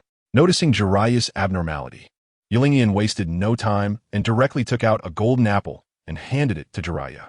Lord Jiraiya, you eat this first to hold on. I'll go deal with that guy right away. At this moment, Yi Lingyun's face was filled with guilt. He had been particularly mindful of the fact that Fei Wan had absorbed Jiraiya's blood, but in the heat of the moment, after saving the shopkeeper, he had completely forgotten about it. This allowed Fei Wan to take advantage and use the evil god cult's curse to cripple one of Jiraiya's legs. I'm Fine. You should keep this precious thing for now. It might be useful later. Stop being stubborn. Just eat it quickly. Watching Jiraiya, who was still hesitating, Yi Lingyun's voice suddenly increased. Others might not know, But he clearly remembered that Fei Duan's skill was multi-stage. If one naively thought that just being stabbed in the leg would be the end of it, then they were truly close to death. While the two were arguing, Fei Duan stood in the center of the ritual formation, inserting the black stick into his other leg. As his legs were injured, Fei Duan knelt down in the center of the formation. The cursed Jiraiya also knelt on the ground, his face showing clear signs of pain. Seeing this situation, Yulin didn't care whether Jiraiya agreed or not and stuffed the golden apple into his mouth. Experiencing the pain, Jiraiya didn't refuse this time and began to bite into the fruit in Yulin hand. As Jiraiya ate the apple, the injuries on his legs began to slowly heal. To be safe, Yulin even took off the orange martial arts uniform he was wearing and put on Jiraiya. He then changed into the suspenders he once disliked, which only had life recovery. Looking at the orange martial arts uniform wrapped around him, Jiraiya was filled with confusion. Don't worry about so much, just put this on. This outfit will save your life later. Although he didn't understand Yulin intentions, out of trust in him, Jiraiya silently put on the orange martial arts uniform. Once Jiraiya was dressed, Yulin stopped hesitating and immediately stood up to look at Fei Duan. The only way to successfully save Jiraiya was to force Fei Duan out of the ritual circle and then kill him. But right now, Jiraiya had already lost his fighting ability. Naruto was too weak, and that female shop owner was just a hindrance. Moreover, he had to face not only Fei Duan, but also Kakuzu, who was poised to strike from the side. This meant he had to take on the immortal duo by himself. With this thought, Yulin felt the pressure multiply. Just as Yulin mind was racing, Fei Duan had already attacked him again, aiming to make Jiraiya experience extreme pain before dying. It seemed there was no more time to delay. Drawing the long knife from his waist and using the mark he made when he had held Fei Duan's head earlier, Yulin instantly appeared behind Fei Duan. The sudden appearance of Yulin startled Fei Duan, who felt a bit of fear towards the person who had beheaded him. Looking at the foot raised high by Yulin, Fei Duan seemed to see his own fate. Kicked out of the ritual range by Yulin and then beheaded again, he would become a living dead. With his legs already useless, he couldn't run even if he wanted to. He could only watch helplessly as Yulin's leg approached him. As Yulin was about to kick Fei Duan, everyone's hearts were in their throats. The outcome of this battle rested entirely on this black-robed youth. Chapter 118. Jiraiya is dead? But despite all the calculations, one corner was still overlooked. Just as Yulin was about to kick Fei Duan, a black fist flew in from the side. Perfectly blocking Yulin's kick. You little brat, do you really think so highly of yourself? Or do you just not take me seriously at all? Quit pretending. I don't even know how you have the face to survive this long. If I were you, I would have smashed my head against a wall and died by now. Looking at the troublesome Kakuzu, Yulin was also anxious, as various embarrassing stories about Kakuzu were constantly being revealed. The 800 miles shuriken, tearfully double-killing teammates. Hearing his own dirty laundry being aired once again, Kakuzu was furious and immediately summoned 2 earth grudges to stand beside him. You little brat really know how to talk back. Just watch me tear your mouth apart today. Oh, are you angry now that the truth is out? Or have I taken away your bragging rights? Facing the furious Kakuzu, Yulin smirked, showing no sign of fear on his face, and instead mocked him even more fiercely.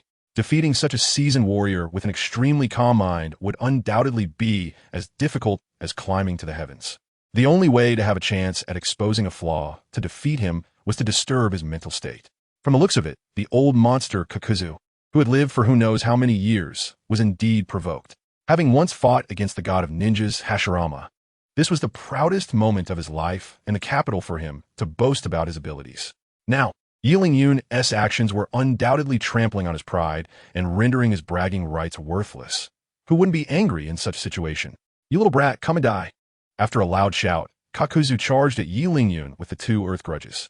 Seeing the formidable 1 man and 2 monsters, Yulin tightened his grip on the long knife and charged forward. 1 against 3, facing the battle-hardened Kaku, along with 2 earth grudge fear monsters feigning attacks from his side. 1 person and 1 knife advanced boldly. Relying on his understanding of Kakuzu and the 2 earth grudge fear techniques, Yulin continuously dodged amidst the dazzling array of attacks, even managing to land 2 strikes on Kakuzu during the openings after his attacks. Feeling the increasing number of wounds on his body, Kakuzu's expression grew darker, and his eyes revealed a hint of coldness. Haiden, you fool, stop dawdling and take care of that 68 million. This little brat is not ordinary. It's more prudent for us to deal with him together. Immersed in the battle, Haiden only remembered his mission upon hearing Kakuzu's reminder. Showing a sinister smile, Haiden stabbed the black scythe into his own heart. Damn you, white-haired freak. I'll send you to meet Lord Jashin. As the black scythe pierced his heart, blood continuously spilled from the corner of Haiden's mouth, and his eyes rolled back in excitement. On the other side, Jiraiya, who was working with Haiden, also had his heart pierced. Feeling the pain in his heart, Jiraiya struggled to bring the golden apple he held to his mouth, but just as he took a bite, his hand fell limp. Seeing Jiraiya in this state, Kakuzu revealed a hint of joy. As long as that troublesome Jiraiya was dead, this little brat before him was no threat at all. As long as he was willing to show a bit more strength, killing this brat would be a piece of cake. However, why was this little brat still so calm, even though Jiraiya was already dead? Looking at the expressionless Yi Lingyun in front of him, Jiao Do felt a surge of ominous premonition rise in his heart. They finally couldn't hold back, and were going to use this move. I've been waiting for a long time for this. What are you talking about? What have you been waiting for? Yi Lingyun, who had been silent throughout the battle, finally spoke. Hearing Yi Lingyun's voice made Jiao Do feel even more uneasy. Could this little brat have a backup plan? Out of a cautious mindset, Jiao Do instinctively took 2 steps back. It was not only to maintain a safe distance, but also to better survey the situation. What Jiao Do didn't expect was that during the time he stepped back, Yi Lingyun had already disappeared from in front of him. Did he use the flying thunder god technique to escape, or did he hide somewhere to launch a sneak attack? Just as Jiao Do was contemplating Yi Lingyun's intentions, a scream suddenly came from behind him. Looking in the direction of the sound, he was shocked to find that the scream was coming from his good partner, Fei Duan. Seeing his current state, Kakuzu felt a sense of helplessness. If possible, getting rid of this guy would actually be a good thing for him. The reason being that fool Haiden, after dealing with Jiraiya, was still obsessively focused on his so-called ritual. Night Lingyun had just used the flying thunder god technique to teleport next to him, and before Haiden could react, he was once again decapitated by Night Lingyun. Even Kakuzu couldn't figure out why there were such stupid people in this world, who could be beheaded by the same person twice in such a short time. If it weren't for Haiden's immortality, Kakuzu would have been unable to resist taking action to eliminate him, to save himself from having to clean up after him in the future. Hey, kid, why don't you just split that guy's head in half? With a helpless sigh, Kakuzu waved his hand at Night Lingyun. Upon hearing Kakuzu's words, Haiden immediately became anxious. Hey, little Kakuzu, why are you so ruthless? I'm your companion. How can you treat me like this? Although he was immortal, if his head were split in half, even Kakuzu couldn't help him return to his original state. At that point, what would be the difference between him and being dead? It would just be 2 halves of talking head. Hearing Kakuzu's suggestion, Night Lingyun seemed somewhat tempted. If he could eliminate this guy like that, it wouldn't be bad. Although doing so would change the subsequent plot, it was a good choice compared to the losses Haiden might bring in the future.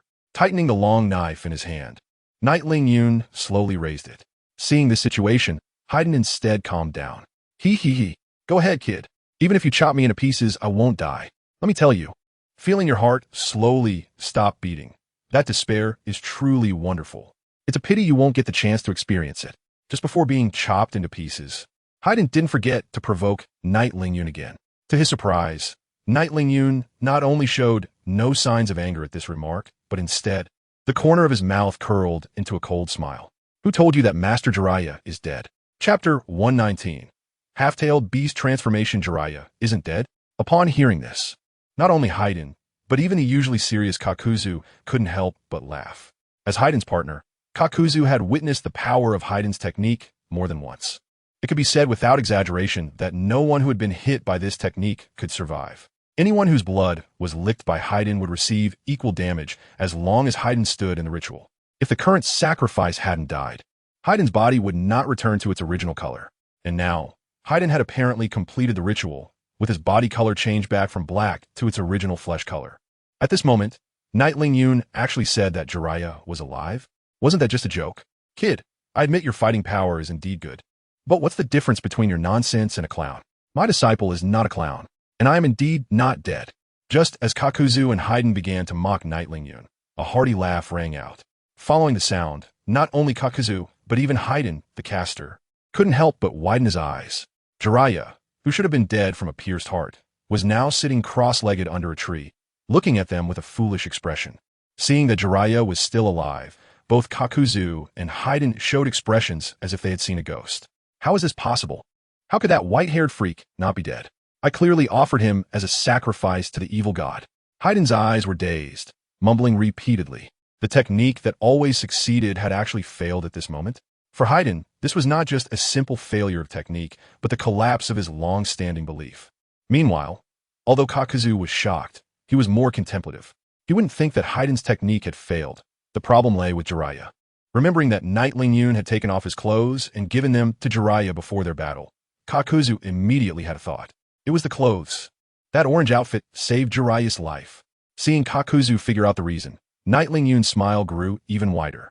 If Kakuzu couldn't even think of this, it could only be said that he had lived for so long without much sense. Congratulations, you got it right. Here's a 2-for-1 deal for your teammate. As he spoke, Knight Lingyun's long knife suddenly fell, aiming to split Haiden's head in half. Watching Yi Lingyun's movements, Jiao Dou's expression turned grim, his eyes narrowing slightly. At such a close distance, even if he wanted to save him, it would be too late. Thinking about facing both Yi Lingyun and Jiraiya after dealing with Fade Wan, Jiao Dou couldn't help but feel a sense of retreat. Just as the long blade was about to strike Fade Wan's head, a dark red flash passed by. The head of Fade Wan in Yi Lingyun's hands suddenly vanished, and the strike meant to eliminate Fade Wan also missed. What the hell? Looking at his empty hands, Yi Lingyun voiced a soul-searching question. It wasn't just Yi Lingyun. Everyone in the room had been attacked by that dark red light in an instant. Even the ordinary female shop owner couldn't escape, as she was knocked several meters away by the red glow. The head of Fade Wan, which should have been split in two by Yi Lingyun, rolled perfectly to the feet of Kakuzu. Kakuzu, help me. At that moment, Fade Wan looked as if he had seen a lifeline, his face filled with joy at having survived a disaster. However, Kakuzu ignored him, his gaze fixed solemnly in a certain direction. He couldn't believe that the yellow-haired brat was such a monster. After a deep look, Kakuzu picked up Fade Wan's head and ran towards Fade Wan's body as if fleeing for his life. At this point, he no longer cared about the 68 million. Preserving his own life was the most important thing. Yi Lingyun clearly sensed that something was wrong. Naruto, who was hiding in the corner with the female shop owner, had actually transformed into his tailed beast form. He never expected that Jiraiya's near-death situation would provoke such a strong reaction for Naruto. The red glow that had just appeared was indeed from Naruto's hand, inadvertently saving that guy, Fade Wan. Damn, if I had known, I would have warned Naruto first. As Fade Wan, whose body had been repaired, began to flee, Yi Lingyun felt no interest in pursuing them. They were just two defeated subordinates, so let them escape if they wanted. The most important thing now was to find a way to stop Naruto's tailed beast transformation. Glancing at Jiraiya, both saw shock in each other's eyes. You stay back for now. Naruto has entered the tailed beast transformation state. He seems to be unconscious. Jiraiya urged, take that girl and hide far away. I'll figure out how to deal with this. After agreeing, Yi Lingyun picked up the female shopkeeper nearby and ran into the snack shop. At this moment, the shopkeeper, who was covered in wounds from Naruto's indiscriminate attack, was bleeding profusely. After bringing her back into the shop, Yi Lingyun decided to take out a golden apple and hand it to her. Eat this, and you'll feel better. But that kid saw the lecherous uncle pretend to be dead. All right, I understand. You don't need to say any more. Just rest here for a bit. After calming the shopkeeper's trembling voice, Yi Lingyun pushed the door open and stepped outside. Outside, Jiraiya was engaged in a standoff with the tailed beast form Naruto. From a distance, it looked like a red monster hunting its prey. Only Yi Lingyun and Jiraiya understood that this was Naruto losing control due to rage, leading to the tailed beast within him rampaging, resulting in a semi-tailed beast transformation. However, even in this semi-tailed beast form, Jiraiya found it quite challenging to deal with. After all, beneath that red chakra cloak was Naruto, who had been with him for a long time. If he accidentally hurt Naruto, it would be his fault. Yet, with Naruto unconscious, his attacks were unpredictable, and even a powerful figure like Jiraiya had suffered quite a bit against him. Seeing Yi Lingyun rushing towards him, Jiraiya felt a glimmer of hope. Yi Lingyun, come over and hold this guy off. I need time to prepare my suppression tools.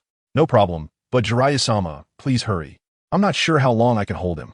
With that brief exchange, the opponent of the semi-tailed beast Naruto shifted from Jiraiya to Yi Lingyun. So this is a tailed beast? It looks quite formidable. Looking at the menacing Naruto in front of him, Yi Lingyun's eyes revealed a curious expression. Although he had seen tailed beasts countless times in anime, this was the first time he was facing one directly. Before Yi Lingyun could think too much, a red light had already rushed towards him. Chapter 120. Jiraiya resurrected? He raised his sword to block, and the red light struck directly against the demon blade, Qianren.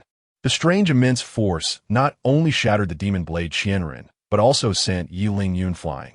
Naruto, you really have such strong power hidden within you that you can't use.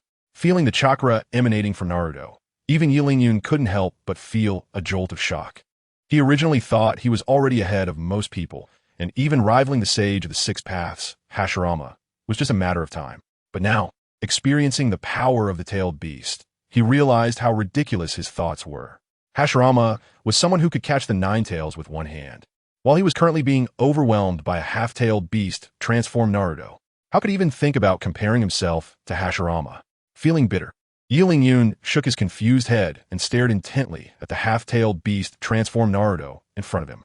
Seeing that Yi Ling-yun could still stand after his attack, Naruto's eyes showed a hint of doubt, but more than that, there was curiosity.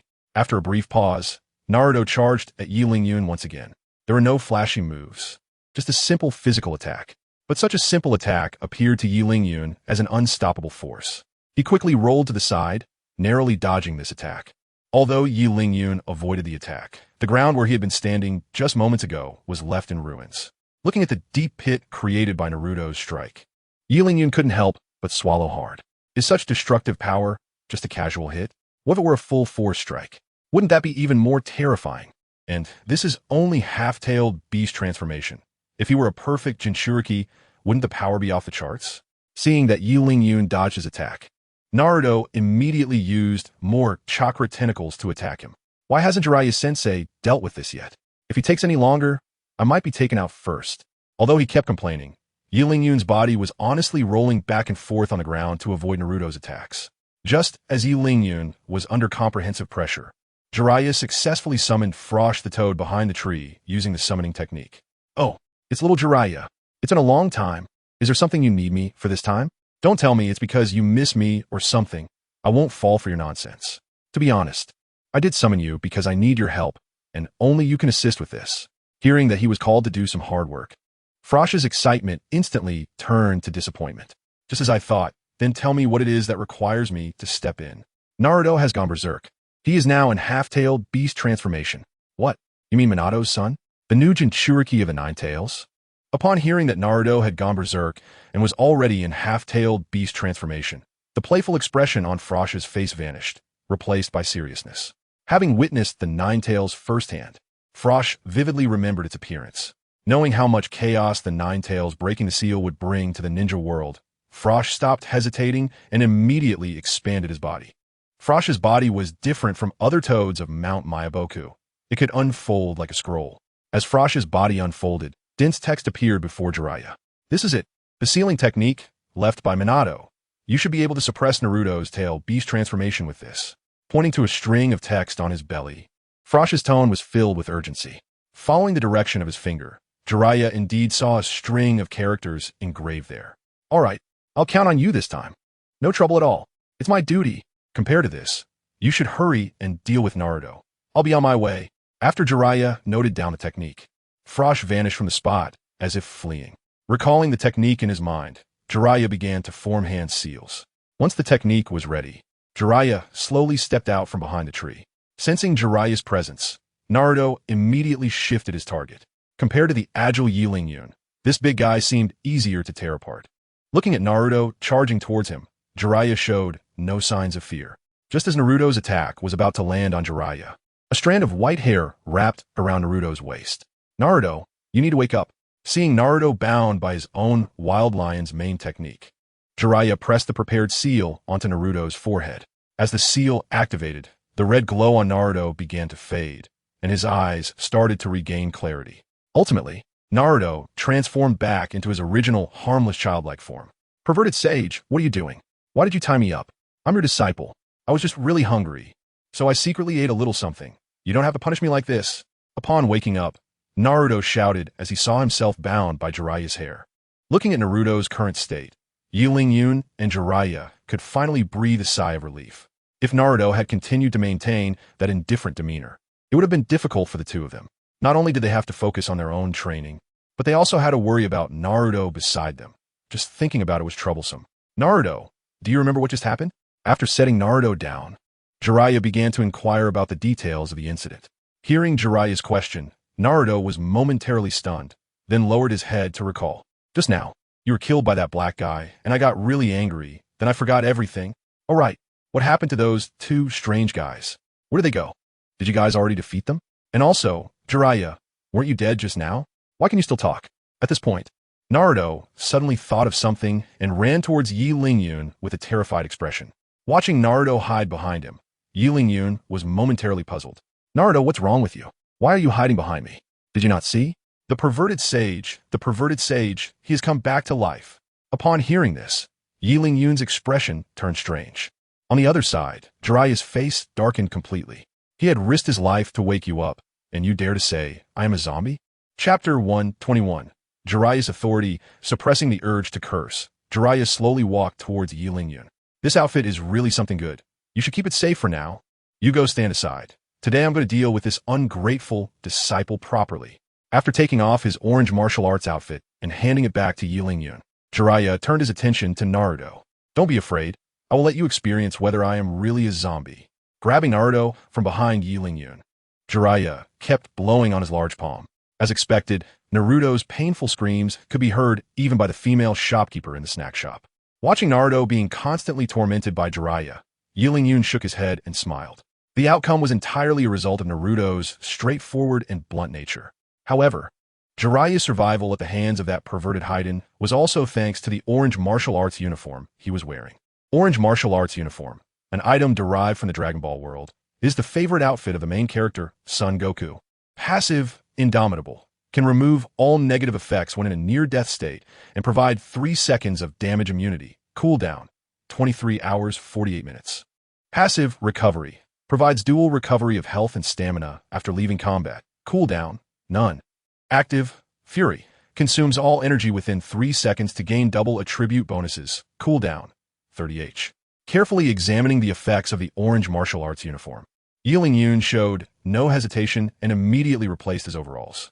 Although the passive Indomitable had already been used by Jiraiya, even so, the effects of the orange martial arts uniform far surpassed those of the overalls.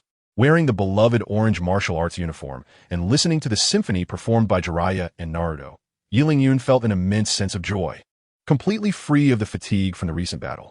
Taking a glance at the two still playing music, Yi Lingyun stepped towards the snack shop.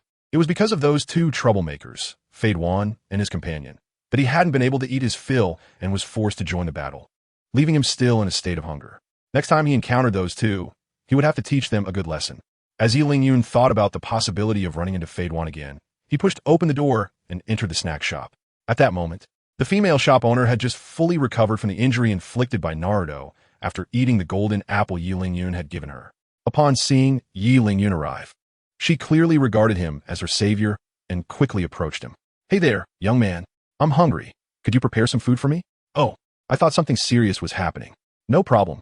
Just wait a moment, and your meal will be ready soon. After guiding Yi Lingyun to a seat, the shop owner hurried to the kitchen to get busy. Watching the busy female shop owner in the kitchen, Yi Lingyun began to reflect on his experiences during this time. First, he encountered Itachi Uchiha in the village, then accompanied Kakashi to the Land of Waves, and now he had run into this undead duo. There are only 10 members in the Akatsuki organization, and he had already met 6 of them. He must have better luck than winning the lottery. In such a vast ninja world, how could he keep running into these guys? Before Yi Lingyun could think too much, the shop owner came out with several plates of appetizers. Hey, young man, you should try these dishes and see if they're good. Do I even need to try? I can tell just by the smell. As he spoke, Yi Lingyun leaned in to take a deep sniff, and the shop owner was amused by his ridiculous appearance. Her earlier fright fading away. Seeing the steaming hot food, the Akatsuki organization was completely thrown to the back of Night Lingyun's mind. The world is vast, but eating is the most important. To hell with the Akatsuki, let's wait until we encounter them again. As the saying goes, when soldiers come, we block them. When water comes, we cover it with earth. He certainly wasn't afraid of them. Watching the night sky feast heartily, the female shop owner revealed a faint smile. These dishes were specially made for you, little brother. How is it? Does it suit your taste? Delicious. I haven't had such good food in days. Night Lingyun replied indistinctly while shoveling food into his mouth. The mumbling words left the shop owner confused, but seeing that Night Lingyun was indeed eating, she maintained her warm smile. Just as Night Lingyun was devouring his meal, the symphony outside abruptly stopped, clearly indicating that Jiraiya's lesson for Naruto had ended. Sure enough, not long after the howling ceased, Jiraiya came in carrying Naruto. Seeing Yun devouring his meal, Jiraiya couldn't help but swallow hard.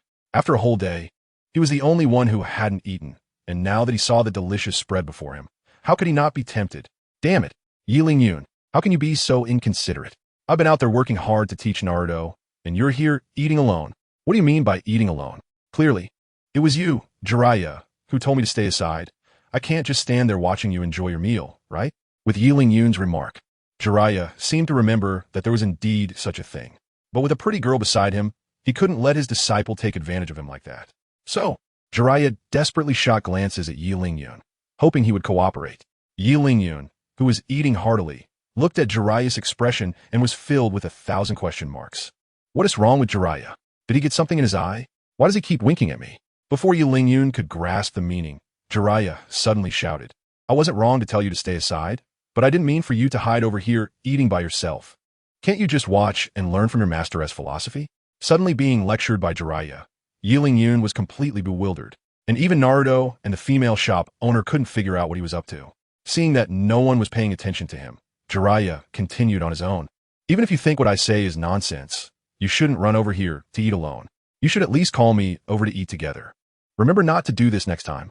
After his passionate speech, Jiraiya plopped down opposite Yun and started to wolf down the food, completely disregarding the image of a master. Watching Jiraiya's mysterious actions, a few people in the scene couldn't help but twitch their mouths. If he wanted to eat, he should just eat.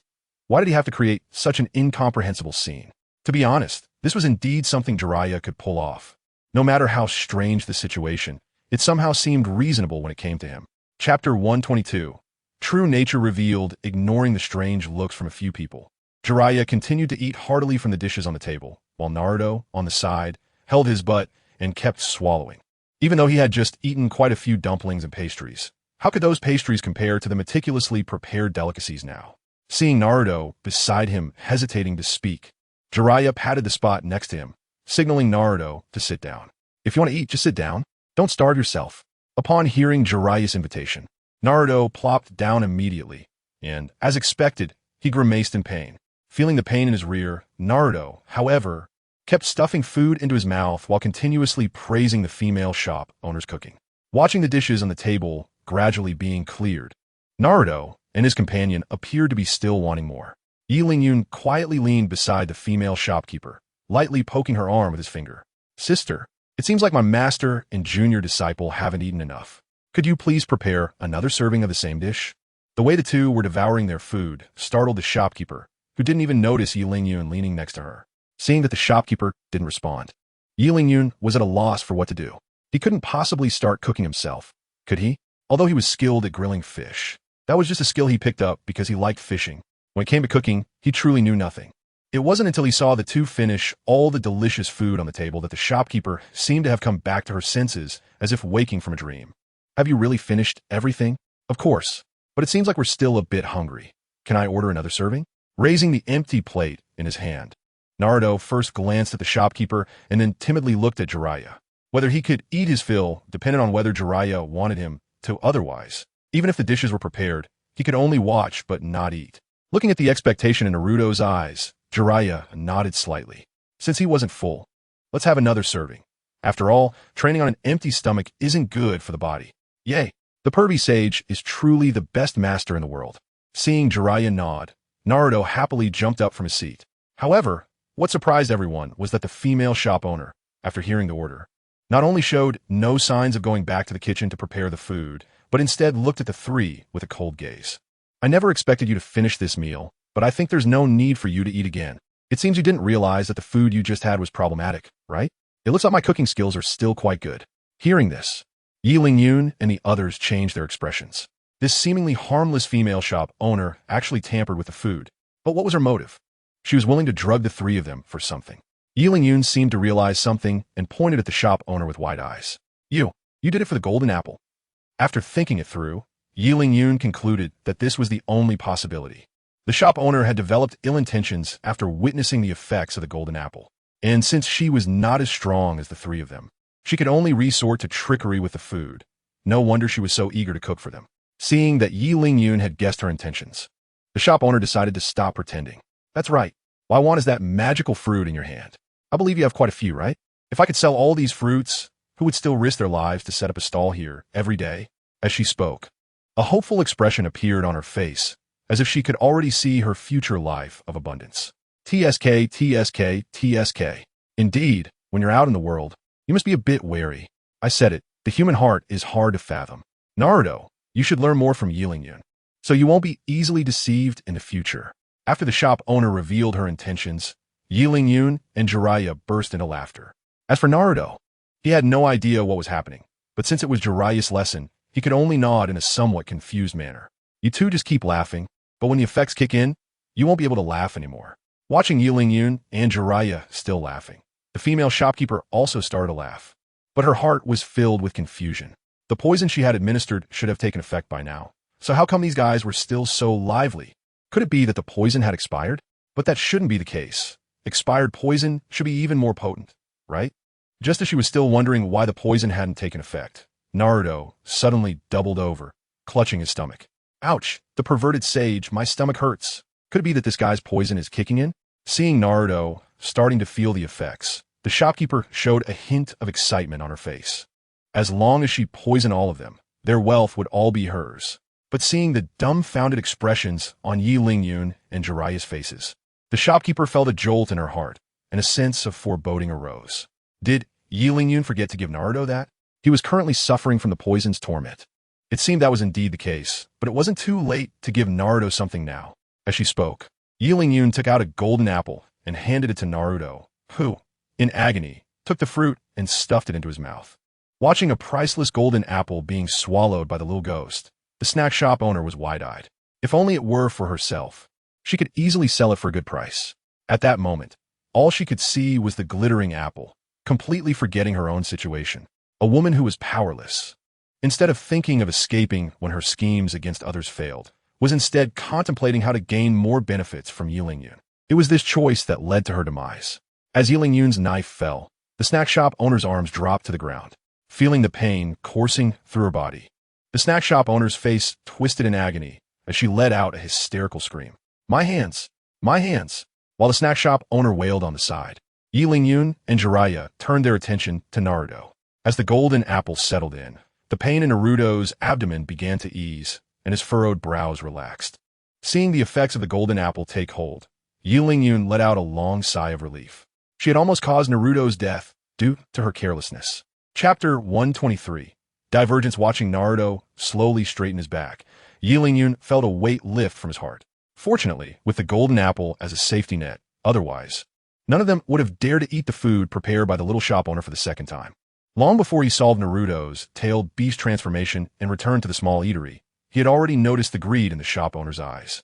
Although he was trying his best to hide it, once a person has desires, no matter how much they try to conceal them, traces will still show.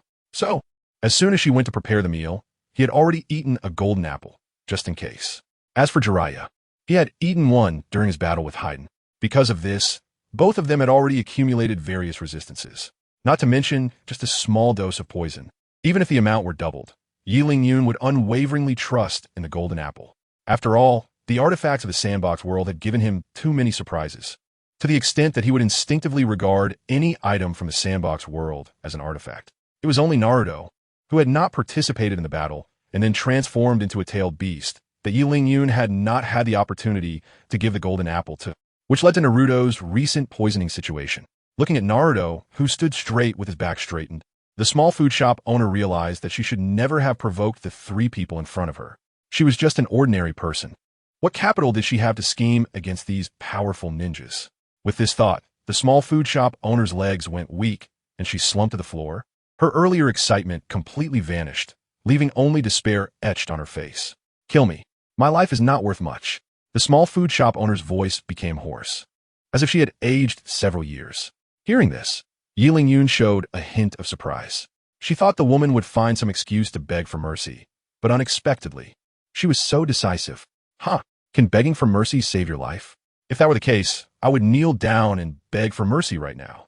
A cold snort escaped her lips, and the small food shop owner closed her eyes, waiting for the arrival of death. Good, I will fulfill your wish. You will not feel any pain. As she spoke, Yi Lingyun raised the long knife in her hand, aiming directly at the small food shop owner's head. Just as Yi Lingyun's knife was about to fall, a large hand grabbed her hand. Yi Lingyun, stop. She has already received her deserved outcome, and we have nothing to lose. There's no need to go to extremes. Turning her head, Yi Lingyun's gaze met Jiraiya's, and the two held their positions for a long time. Finally, Yi Lingyun nodded slightly, and Jiraiya released his grip on her hand. With a sigh, Yi Lingyun sheathed the long knife and turned to look at Naruto beside her. Are you feeling better now? If you're fine, let us set off. Touching his stomach, Naruto tugged at Jiraiya's hand. Perverted sage, my stomach doesn't hurt anymore. How about we leave first? It's so uncomfortable staying here. It was evident to anyone with sharp eyes that there was a disagreement between Yi Lingyun and Jiraiya regarding the handling of this matter, and Naruto naturally became the intermediary to maintain communication between the two. Ruffling Naruto's hair, Jiraiya's eyes were filled with affection. Since you said so, Naruto, let us leave as soon as possible. Staying here doesn't make any sense. As Jiraiya and Naruto walked out of the small food shop, Yi Lingyun glanced at the small food shop owner before quickly following them. If it weren't for Jiraiya intervening, she would have certainly killed the woman on the spot. After all, she was not some living bodhisattva. She would never show mercy to someone who wanted to put her to death. Cutting the grass and removing the roots is an age-old principle, and has always been Yi Lingyun's guiding principle. As the three left the room, the small food shop owner let out a loud laugh, which soon turned into sobs. If it weren't for her greed, her arms would never have been severed by Yi Lingyun, and she could have continued running her small shop. But now everything was gone. Not only was her dream of sudden wealth shattered, but even the business she relied on for survival ended with her hands being severed. With this thought, the small food shop owner steeled her heart and charged headfirst into the wall. Just as Yi Lingyun stepped out of the room, she heard a thud behind her. Her footsteps paused slightly before she walked towards Jiraiya and Naruto. Seeing Yi Lingyun approach, Jiraiya's cold expression softened a bit. Yi Lingyun, you didn't harm that person, did you? No. Then that's fine. As they say, if you can spare someone, spare them. After all, she's just an ordinary person blinded by greed. She killed herself by running into the wall. Upon hearing Yi Lingyun's words, Jiraiya showed a hint of regret before turning away. Faced with Yi Lingyun, who was filled with killing intent, Jiraiya momentarily didn't know what to say. Yi Lingyun, what is wrong with you and the perverted sage? You both have been acting strange since earlier. Ultimately, it was Naruto who broke the silence. Ruffling Naruto's hair, Jiraiya's eyes were filled with affection. It's nothing. It's just that Yi Lingyun and I have a disagreement. Then why do you want Yi Lingyun to agree with you? Wouldn't that make her just like you when you were younger? After a few words from Naruto, Jiraiya found himself at a loss for how to explain. But then he thought, Naruto seemed to have a point. What reason or qualification did he have to demand that Yi Lingyun's principles align completely with his? Seeing Jiraiya's embarrassed appearance, Yi Lingyun couldn't help but feel delighted. This wave of divine assistance undoubtedly went to Naruto. Naruto, don't ask Jiraiya-sama anymore. Let me explain it to you. So why did you and Yi Lingyun have a disagreement? Basically, I wanted to kill that person just now. But Jiraiya-sama meant that I should leave a way out for her. Naruto nodded in a half-understanding manner, while Jiraiya fell into deep thought upon hearing Yi Lingyun's words. Just as Yi Lingyun said, when encountering someone like the small restaurant owner who wants to put oneself to death, the best way to deal with it is to resolve it directly. But if it were him, let alone dealing with her, he might not even be able to escape unscathed. If it weren't for Yi Lingyun, the three of them might have really fallen here today. In his attempt to forcibly change her subjective will was no different from imposing his own will on Yi Lingyun. It's no wonder Yi Lingyun reacted this way. Who could accept such an approach? Chapter 124, Double-Edged Sword. After understanding all this, the frost on Jiraiya's face began to thaw. He waved to Yi Lingyun. Yi Lingyun, come here for a moment. I have something to discuss with you. Looking at Jiraiya, who was waving at him, Yi Lingyun felt confused but still took steps towards him. Just as he reached Jiraiya, a warm hand landed on his head. Yi Lingyun instinctively wanted to step back, but it felt as if Jiraiya's hand was stuck to his head, and no matter how he shook it, he couldn't get away. Since struggling was futile, he decided to give up and let Jiraiya pat his head. I'm really sorry about what happened earlier, Yi Lingyun. As your teacher, I didn't consider your personality and rashly impose my will on you. That was my mistake. It's okay. Lord Jiraiya, I understand what you want to express, but I would prefer to continue on my own path. After explaining his thoughts to Jiraiya, Yi Lingyun gently pushed his hand away and looked up at him. Not only was Yi Lingyun looking at Jiraiya, but the latter was also looking back at him. Under their gaze, it was Jiraiya who eventually backed down first. With a slight sigh, Jiraiya said, I understand. In the future, I will only give you advice on training, but I won't interfere in your thoughts anymore. Thank you for understanding, Lord Jiraiya. Yi Lingyun smiled broadly. Young man, fine. Jiraiya shook his head with a helpless smile and turned his gaze to the distant village that was faintly visible. All right, let's just let this matter pass and not let it ruin our relationship. That's true. So what should we do next? Let's take a short break at that village ahead. After experiencing so many battles today, you must be exhausted. After Jiraiya mentioned it, Yi Lingyun, who had felt full of energy before, truly began to feel a wave of fatigue wash over him. Feeling something was off with his body, Yi Lingyun felt a sense of panic rising within him. This feeling had never occurred even when he faced the monstrous Orochimaru. The only time it had appeared was when he randomly exchanged and overexerted his mental energy. Seeing the panic on Yi Lingyun's face, Jiraiya smiled faintly. Yi Lingyun, don't be nervous. This is just a normal situation. You've been through several battles today, and your body has been in a state of excitement, and your mind is similarly tense. After the battle just ended, your body suddenly relaxed, and all the accumulated fatigue burst out, resulting in your current condition. You just need to rest a bit. Overworked. Upon hearing Jiraiya's explanation, Yi Lingyun instantly understood. Because his body was in an excited state, the fatigue from the battles had been suppressed. After the battles ended, this fatigue erupted, causing his current situation. With this in mind, Yi Lingyun didn't hesitate and pulled out a golden apple to eat, only to be stopped by Jiraiya. Looking at Jiraiya, who was tightly gripping his wrist, Yi Lingyun couldn't help but ask, Lord Jiraiya, what are you doing? I was just about to ask you what you're doing. Yi Lingyun glared at him, his voice unconsciously rising a few notches. Me? I'm just trying to recover my state. I can't let you two's training be delayed just because of me. Grabbing the golden apple from Yi Lingyun's hand, Jiraiya hurled it to the ground and didn't forget to stomp on it a couple of times. This action was nothing short of wasteful, causing Naruto, who was nearby, to drool at the sight. Delay? If you really rely on that thing to adjust your state, then you're truly delaying us. Yi Lingyun retorted. I've looked into your information, and at first you were diligently training. Even if you couldn't defeat others, that was your own achievement. But look at you now. Not only are you relying on that apple, but you're also overly dependent on that sword of yours. Do you know why I temporarily banned you from using that sword? Because I thought you were transitioning from a ninja to a warrior. But if you just want to be a warrior, then forget I said anything. Without any mercy, Jiraiya scolded Yi Lingyun severely in front of Naruto, and it seemed he wasn't quite done. Sure enough, while Yi Lingyun was still in a daze, Jiraiya's angry voice came again. Think about it carefully. Can something like that apple not have side effects? It will only numb your physical state. Even if it allows you to temporarily avoid certain injuries, in the long run, your dependence on the apple will grow, to the point where you can only survive relying on it. Yi Lingyun, you're someone with great ambitions, so you should be able to understand the pros and cons of this. I'm really sorry, I didn't control my emotions just now. Naruto, let's go. We need to take a good rest. After finishing his lecture, Jiraiya pulled Naruto away toward the distant village, leaving Yi Lingyun standing in place, lost in thought. Naruto, who was with Jiraiya, kept looking back, filled with confusion. Jiraiya, you were so fierce just now. It's the first time I've seen you like that. How could I not be fierce? That guy shows up and acts like a genius, too arrogant. He really needs to be brought down a notch. I hope he can wake up from my scolding. Otherwise, his path will be at an end. Jiraiya glanced back with worry. Then he and Naruto disappeared into the horizon. Yi Lingyun stared at the crushed golden apple on the ground, his brows furrowing. Jiraiya's words echoed in his mind, lingering like a haunting melody. After an unknown amount of time, Yi Lingyun's brows relaxed. Then, he gave the golden apple a couple of hard kicks, exclaiming, what a piece of junk. Almost ruined my future.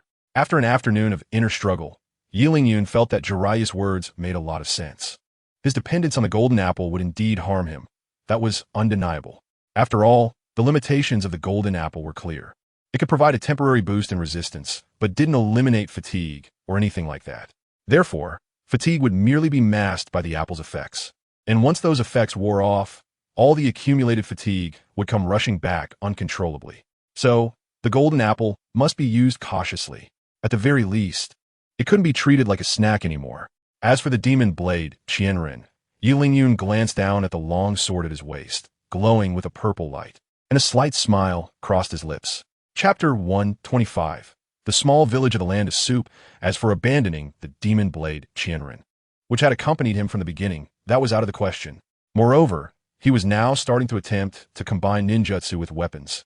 If he discarded the sword, what would that be like? Besides, just because someone could wield ninjutsu didn't mean they could handle weapons well. Mastering both was incredibly difficult.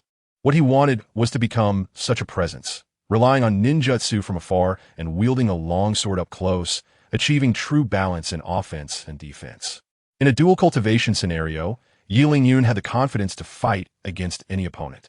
After coming to this realization, Yi Lingyun cast a glance at the crushed golden apple on the ground, and then walked towards the distant village. With his thoughts clarified, Yi Lingyun's steps became incredibly confident. Even if he faced a sea of flames, he wouldn't be afraid at all. What Yi Lingyun didn't notice was that just as he left, a white hand emerged from the ground, precisely grabbing the golden apple that had been trampled by both him and Jiraiya. Is this the golden apple that caused several teams in the organization to suffer? It seems different from ordinary apples. Looks like I need to find an opportunity to meet this kid named Yi Lingyun. After collecting the remnants of the golden apple, the white arm slowly sank back into the ground. In a certain village in the land of soup, a boy dressed in a black robe wandered through the streets. He asked everyone he met if they had seen a white-haired man with a child. But without exception, all the villagers replied that they had not seen him, or they simply ignored him. Sigh, didn't those two guys say they would come to this village? Why can't I find them now? The boy in the black robe sighed and continued walking deeper into the street. Just as Yi Lingyun was still troubled about how to find Jiraiya and the others, a hand landed on his shoulder. Startled, Yi Lingyun stepped back, instinctively placing his right hand on the hilt of his sword. Wait, I'm not here to cause trouble. Seeing Yi Lingyun's reaction, the person behind him was also startled and quickly began to explain. Upon closer inspection, Yi Lingyun realized it was an elderly woman with a wrinkled face who had just patted his shoulder. Do you need something, Grandma? Young man, I heard you're looking for that white-hair man, right? I know where they are. Really? Can you take me to them? Of course. Otherwise, why would I come to find you? Hearing the old woman's words, Yi Lingyun thought for a moment and decided to follow her to find Jiraiya and the others. After all, with his strength, even if the old woman had some scheme, he wouldn't be afraid at all. After making up his mind, Yi Lingyun followed the old woman as they disappeared into the streets. After winding through the streets with the old woman, Yi Lingyun arrived in front of a tavern. Pointing at the tavern, the old woman managed to smile, her wrinkles crinkling together. The person you're looking for is right inside. Glancing at the tavern in front of him, it indeed seemed like a place Jiraiya would visit. After giving a slight nod, Yi Lingyun turned his gaze to the old lady beside him. You've worked hard to bring me all this way. I wonder if there's anything I can help you with. He opened with a question about her intentions, as Yi Lingyun was not naive enough to believe that someone would kindly lead him without reason. As expected, when Yi Lingyun mentioned offering a reward, the old lady looked slightly taken aback, clearly not anticipating such a direct approach from him. However, after her surprise, she quickly adjusted her emotions and began to narrate her request. Young man, I do have something to ask of you. Just say it directly. As for whether I will help or not, that's another matter. Of course, I wouldn't dare to force you. After nodding and bowing to Yi Lingyun, the old lady started to recount her experiences. Yi Lingyun remained silent, simply standing by and listening. It was unclear how much time passed, but the old lady's voice began to fade.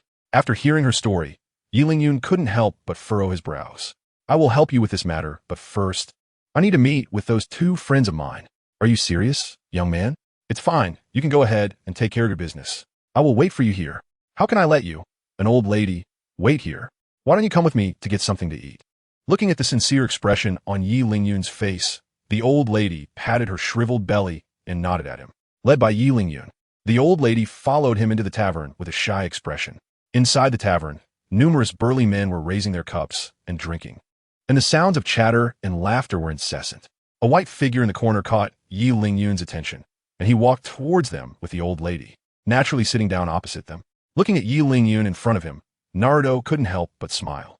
Yi Lingyun, you finally appeared. That perverted sage is almost drunk. He glanced at Jiraiya beside him, who was chugging from his wine cup with a determination that suggested he wouldn't stop until he was completely wasted. After downing a large cup of wine, Jiraiya let out a long, satisfying belch. Looking at the Knight Lingyun appearing in front of him, Jiraiya showed no hesitation, stood up, and slapped Knight Lingyun on the shoulder. You finally figured it out, huh? I thought you might run back to Konoha, all dejected. Now that you're here, let us drink a couple of cups together. Otherwise, you won't be able to leave. As he spoke, Jiraiya pushed a large mug of beer in front of Knight Lingyun. Looking at the wine glass in front of him, Yi Lingyun swallowed hard. As the god of street food stalls, it had been a long time since he had last drunk alcohol, and now, with fine wine in front of him, how could he not be tempted? Old lady, just eat a little. I will help you with your matters later. All right, young man, you go ahead. Don't worry about this old lady. After casually greeting the old lady, Yi Lingyun raised his glass to clink with Jiraiya's. The crisp sound of the clinking glasses and the splashing wine indicated that this drinking session was not ordinary. Naruto and the old lady were busy eating and drinking the food on the table, while Yi Lingyun and Jiraiya kept repeating the motions of clinking glasses and pouring wine. After an unknown amount of time, Naruto and the old lady had already fallen asleep on the table, and the surrounding big men had mostly left. Yi Lingyun and Jiraiya both showed signs of mild inebriation, but the competitive spirit within them did not allow either to lose to the other. So they continued to raise their glasses to each other. Chapter 126. The Village Bully, Gaozi Liangjie, just when the two were about to drink 300 rounds. A middle-aged man wearing a chef's hat approached their table. After glancing at the dense array of wine bottles on the table, the chef hat man looked shocked. Having worked in the tavern for so long, he had seen many customers who could drink, but compared to the two in front of him, they were nothing more than small fry, completely incomparable. Seeing that the two still had the tendency to continue drinking, the chef hat man quickly snatched the wine glasses from their hands. You two guests should go back for now. Our tavern is about to close. If you haven't had enough fun, you can come back early tomorrow.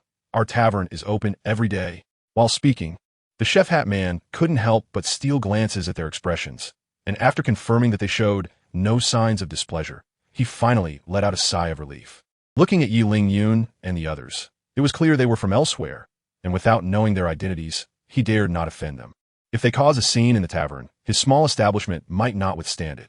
As a businessman, the chef hat man naturally wanted to win their favor.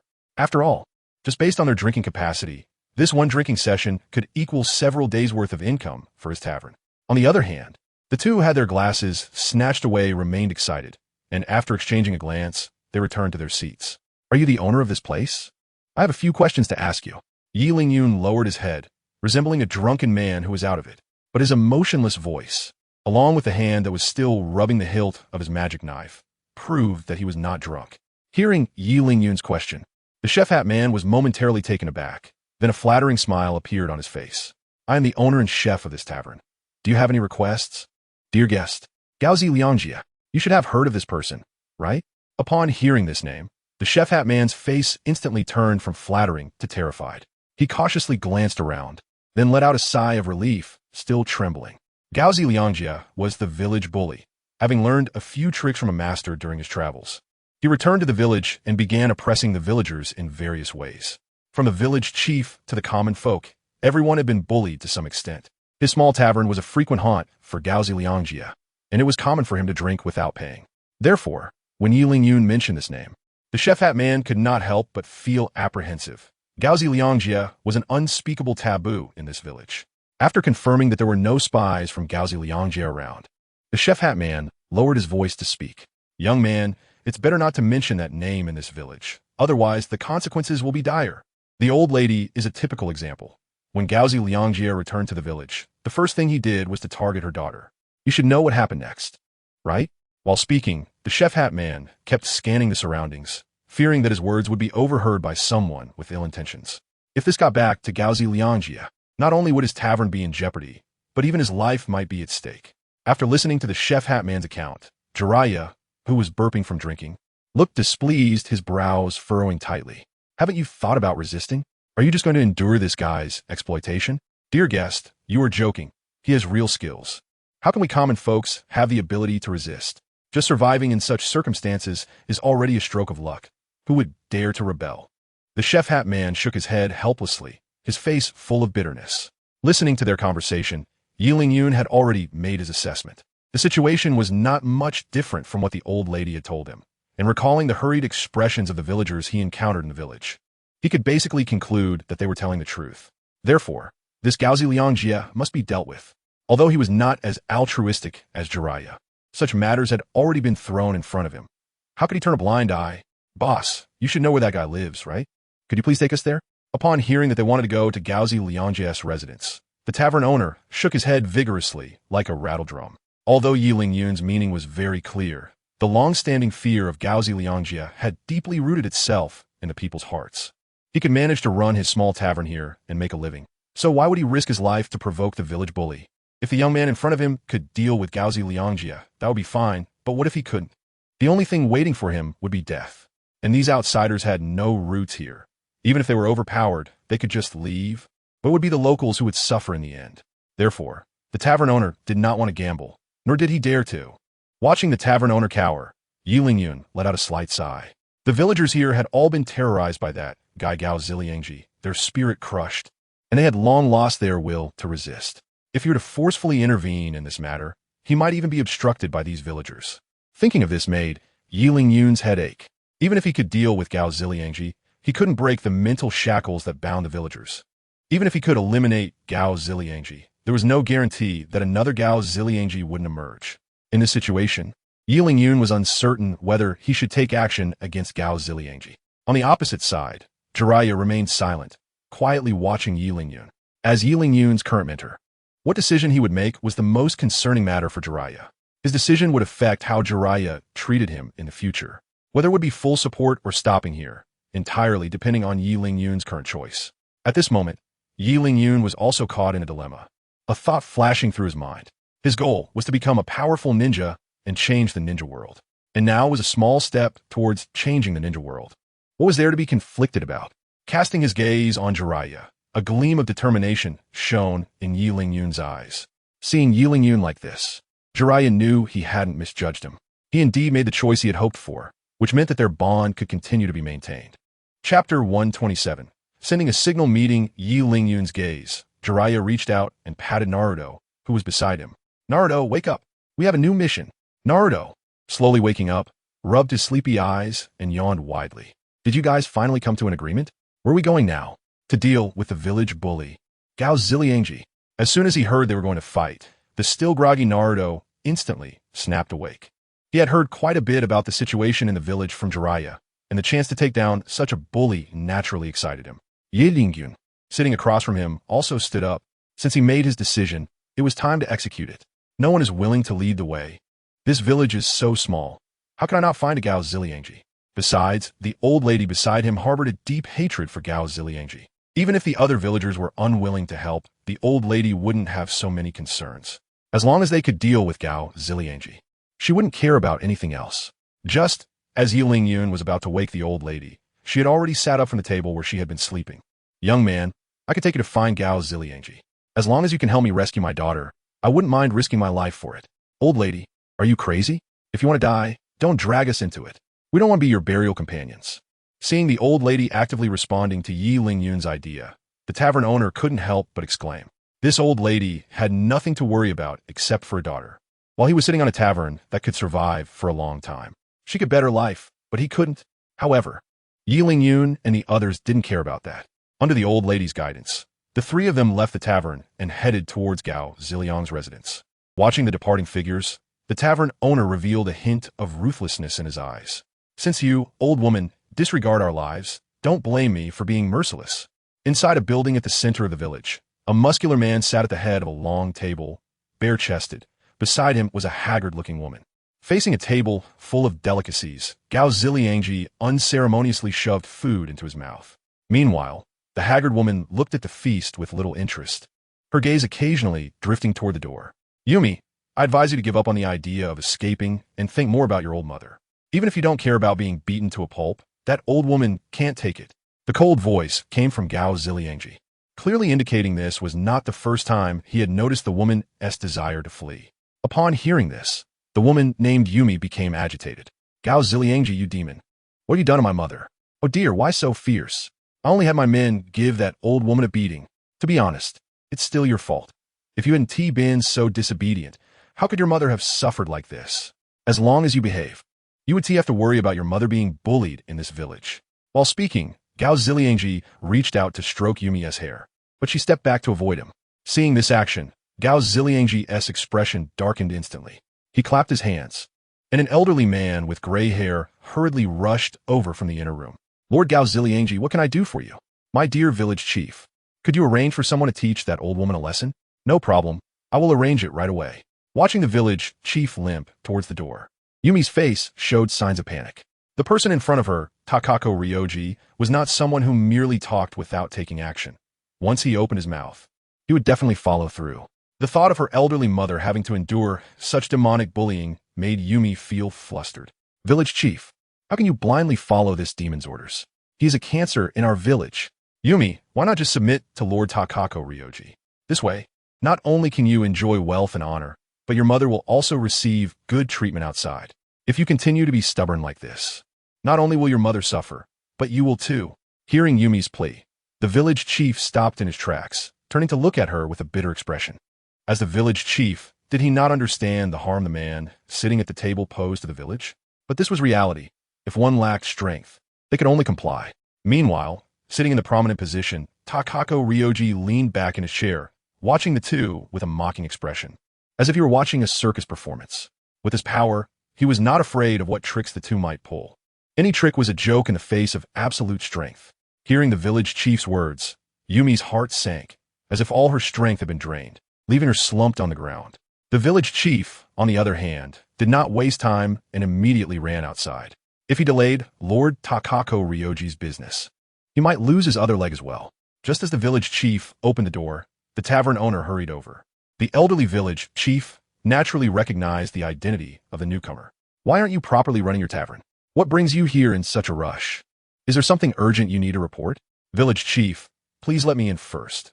This matter must be reported to Lord Ryoji in person. Hearing this, the village chief did not continue to block him, stepping aside to allow the tavern owner to enter the yard. What is it? What could be so urgent that you are in such a panic? Watching the anxious tavern owner, Gao Ziliang impatiently dug at his ears. With so many of his own people in this village, what could possibly happen that his subordinates couldn't investigate without this guy coming to report? The tavern owner knelt in front of Gao Ziliang, informing him in detail about the impending attack on him by Yi Lingyun and others. After listening to the tavern owner's account, a hint of mockery appeared on Gao Ziliang's face. An attack on him? In the many years since he returned to the village, he had heard similar words so often that his ears were nearly calloused. But without exception, every rebellion had failed. Otherwise, he wouldn't still be sitting here enjoying himself. Have I not made a move in so long? Have the people in this village forgotten my strength? Have the rabble forgotten about trying to attack me? It's time for this village to remember my terror. Although his tone was quite flat, both the village chief and the tavern owner, as well as Yume, could sense the hidden anger behind it. Looking at the standing Takashi Ryo, the few of them lowered their heads, not daring to meet his gaze. I am just waiting for them to come. Today, I want to see what kind of people dare to challenge my authority. Chapter 128. You really want to eat what I give you? Turning back to his seat, Takashi Ryo smiled at the few people in front of him. You don't have to be so formal. I'm not a ruthless person. Just sit down and have something to eat. And keep me company while we wait for those guys to arrive. Upon hearing Takashi Ryo's words, the village chief and the tavern owner were taken aback. In their impression, Takashi Ryo was inherently brutal, using his strength to do as he pleased. The idea of dining with him was something they wouldn't even dare to dream of. Are you guys stalling because you don't want to give me face? Or do you think this dining table isn't worthy of you sitting down? Watching the two of them remain standing for a long time, Gao Ziliang's smile froze, and even his tone turned cold. As soon as these words were spoken, both the tavern owner who had come to deliver the news and the village chief, who had always run errands for Gao Ziliang, trembled involuntarily. Is this tyrant about to get angry? Sensing Gao Ziliang's mood, the two of them nervously sat down on either side of him. My lord, you're joking. How could we possibly disrespect you? Yes. The only reason we haven't sat down is that we were afraid of dirtying your table and chairs. How can we not appreciate your hospitality? Meanwhile, Yumi just slumped on the ground, her eyes still fixed on the door, her face full of worry. The best news for her was that her mother was not being bullied outside. However, she was not optimistic about her mother bringing people to confront Gao Ziliang. After all, Gao Ziliang's strength was evident to all, and everyone who dared to resist him had met a grim fate. Now, her mother was daring to confront Gao Ziliang with a few outsiders. They were either overly confident in their own strength or just reckless fools, trying to act like heroes without the ability to back it up. But all of this remained uncertain until they arrived, and the specifics would need to be assessed. On the other side, Gao Ziliang also noticed Yumi's gaze, and an unpleasant feeling arose in his heart. Hey, what are you doing sitting there? Aren't you going to eat this huge spread of food? Watching the tavern owner who had been flattering him, Gao Ziliangji shouted, Master Liangjia, you haven't eaten yet. How can I, as your subordinate, eat first? The tavern owner, pointed out, was instantly flustered and stammered a refusal.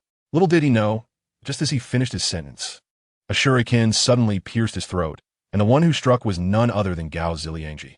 The tavern owner, with his hands clutching his neck, stared wide-eyed at Gao Ziliangji. No matter how hard he tried to figure it out, he could never have guessed that he would end up like this. If he had known, he would have rather joined that young man to fight against this devil. I'll let you eat, so eat. Why all the nonsense? Don't you know that I hate it when others talk while eating? As he spoke, Gao Ziliangji slowly stood up, walked over to the tavern owner's corpse, and pulled out the shuriken. After doing all this, Gao Ziliangji turned his gaze to the village chief, who without any hesitation immediately began shoveling food into his mouth with his hands. As a subordinate who was most frequently ordered around by Gao Ziliangji, the village chief was most familiar with his habits. He thought that by mimicking Gao Ziliangji's eating habits, he could save his life, but the latter frowned. As expected, another shuriken flew towards the village chief, who maintained his action of grabbing food until his death. You old man, what are you so excited about? I didn't even tell you to eat. Eating is one thing, but how dare you mimic my eating actions? What gives you that kind of status? After taking down 2 kills, Gao Ziliangji retracted his shuriken, wiping off the bloodstains as he walked back to his seat. Yumi, I advise you not to hold any hopes. Do you really think those outsiders can defeat me? Hearing this, Yumi, who was already anxious, felt even more worried. If her mother barged in with those outsiders like this, her fate would definitely be no better than the 2 corpses on the ground. What she needed to do now was to prevent her mother from becoming one of them, and that relied solely on the robust man in front of her. Thinking of this, Yumi slowly stood up and staggered towards Gao Ziliangji. Can you spare my mother later? As long as you agree, I'm willing to do whatever you ask. Ha ha ha. Wouldn't it have been better to say this earlier? Your mother could have moved in long ago and enjoyed the good life every day. But whether or not to spare your mother still depends on your performance later. Gao Ziliangji then pulled Yumi closer and whispered a few words in her ear. After hearing what Gao Ziliangji said, a look of conflict appeared on Yumi's face. If you're this conflicted, it doesn't matter, but just know that your mother's life will be at stake. All right, I agree. That's more like it. This is the Yumi I like. After saying this, Gao Ziliangji wrapped his arms around Yumi's slender waist and began to dance in the moonlight in the courtyard. Meanwhile, Yi Lingyun and the others, led by the old lady, walked through the streets, and after winding through several turns, a huge building came into view. That was Gao Ziliangji's residence. He usually stayed in that house. The old lady pointed to the house not far away and introduced it to Yi Lingyun and the others. Looking at the enormous house in front of them, even Yun, Jiraiya, and the others, who came from a powerful country, couldn't help but be greatly shocked. Such large-scale buildings are rare even in Konoha, and they are mostly public places. The fact that there is such a level of construction in this small village, and it is a private residence, shows just how much manpower and financial resources this guy, Cozy Ryoji, has spent. A guy like this is not worth pitying. Yiyun and Jiraiya exchanged glances, and they could see intense, killing intent in each other's eyes. As they approached the tall building, the few of them, who initially thought they would have to sneak in, found the front door wide open, as if welcoming their arrival. Look over there are 2 people dancing. Following Naruto's pointing finger, they indeed saw 2 figures dancing in the courtyard. However, what Jiraiya saw was more than that. With a closer look, he noticed 2 more figures lying on the ground. The old lady beside them began to tremble uncontrollably as she looked at the 2 not far away. Young man, that man is Cozy Ryoji, the one I told you about. The one beside him should be your daughter, right? But she doesn't look like someone who is being forced at all. Ian looked at the old lady in confusion. This contradicted what she had informed him earlier. In Yiyun's view, the 2 people in the courtyard looked like a loving couple, completely unlike the kind of scene he usually saw where women were forcibly taken. The old lady was also bewildered. After her daughter was abducted, she should have been living a life filled with tears every day. Why did it now seem like she was enjoying herself? If that were the case, then her actions to find help to rescue her would be nothing but foolishness, right? The discussions among the group evidently disturbed the 2 in the courtyard. Cozy Ryoji immediately released his hold on Yumi. Don't you know that casually stepping into someone else's house is very rude? Cozy Ryoji said with a hint of irritation, clearly displeased with their sudden appearance. When Yumi saw her mother, she had no mind to care about Ryoji anymore and stepped towards the old lady. However, how could Cozy Ryoji allow the mother and daughter to have contact without dealing with the outsiders first? He grabbed Yumi's hair with one hand and pointed at Yiyun and the others with the other, his face full of provocation. I already know your intentions, outsiders. But if you want to take this woman away, that's going to be difficult. Cozy Ryoji lifted his foot and kicked the corpse at his feet. sending a body wearing a chef's hat flying towards Iyun and the others. Isn't that the uncle from the tavern, just now? How'd he end up here? Naruto immediately recognized the identity of the body, but before he could think more, Jiraiya had already pulled him back. Since it was Iyun who proposed helping the old lady, it was up to him to handle these matters. After Naruto and Jiraiya stepped back, only Iyun and the trembling old lady remained in place. Just as the corpse was about to crash into the two of them, Iyun made his move. With just one slash, he split the corpse in half, followed by splattering blood. The old lady, being an ordinary person, had never seen such a scene before and was immediately frightened to the point of collapsing to the ground, crawling backward in panic. Seeing her mother in such shock, Yumi couldn't help but feel the urge to step forward and support her. But just as she took a step, she felt a strong force tugging at her hair. Where do you think you're going? If you don't want your old mother to get hurt, then obediently stay behind me. Glancing worriedly at her mother, Yumi had no choice but to retreat behind Koji Ryazaki. It seems your relationship isn't as harmonious as it first appeared. But then again, considering the circumstances, it's understandable even if the relationship isn't good.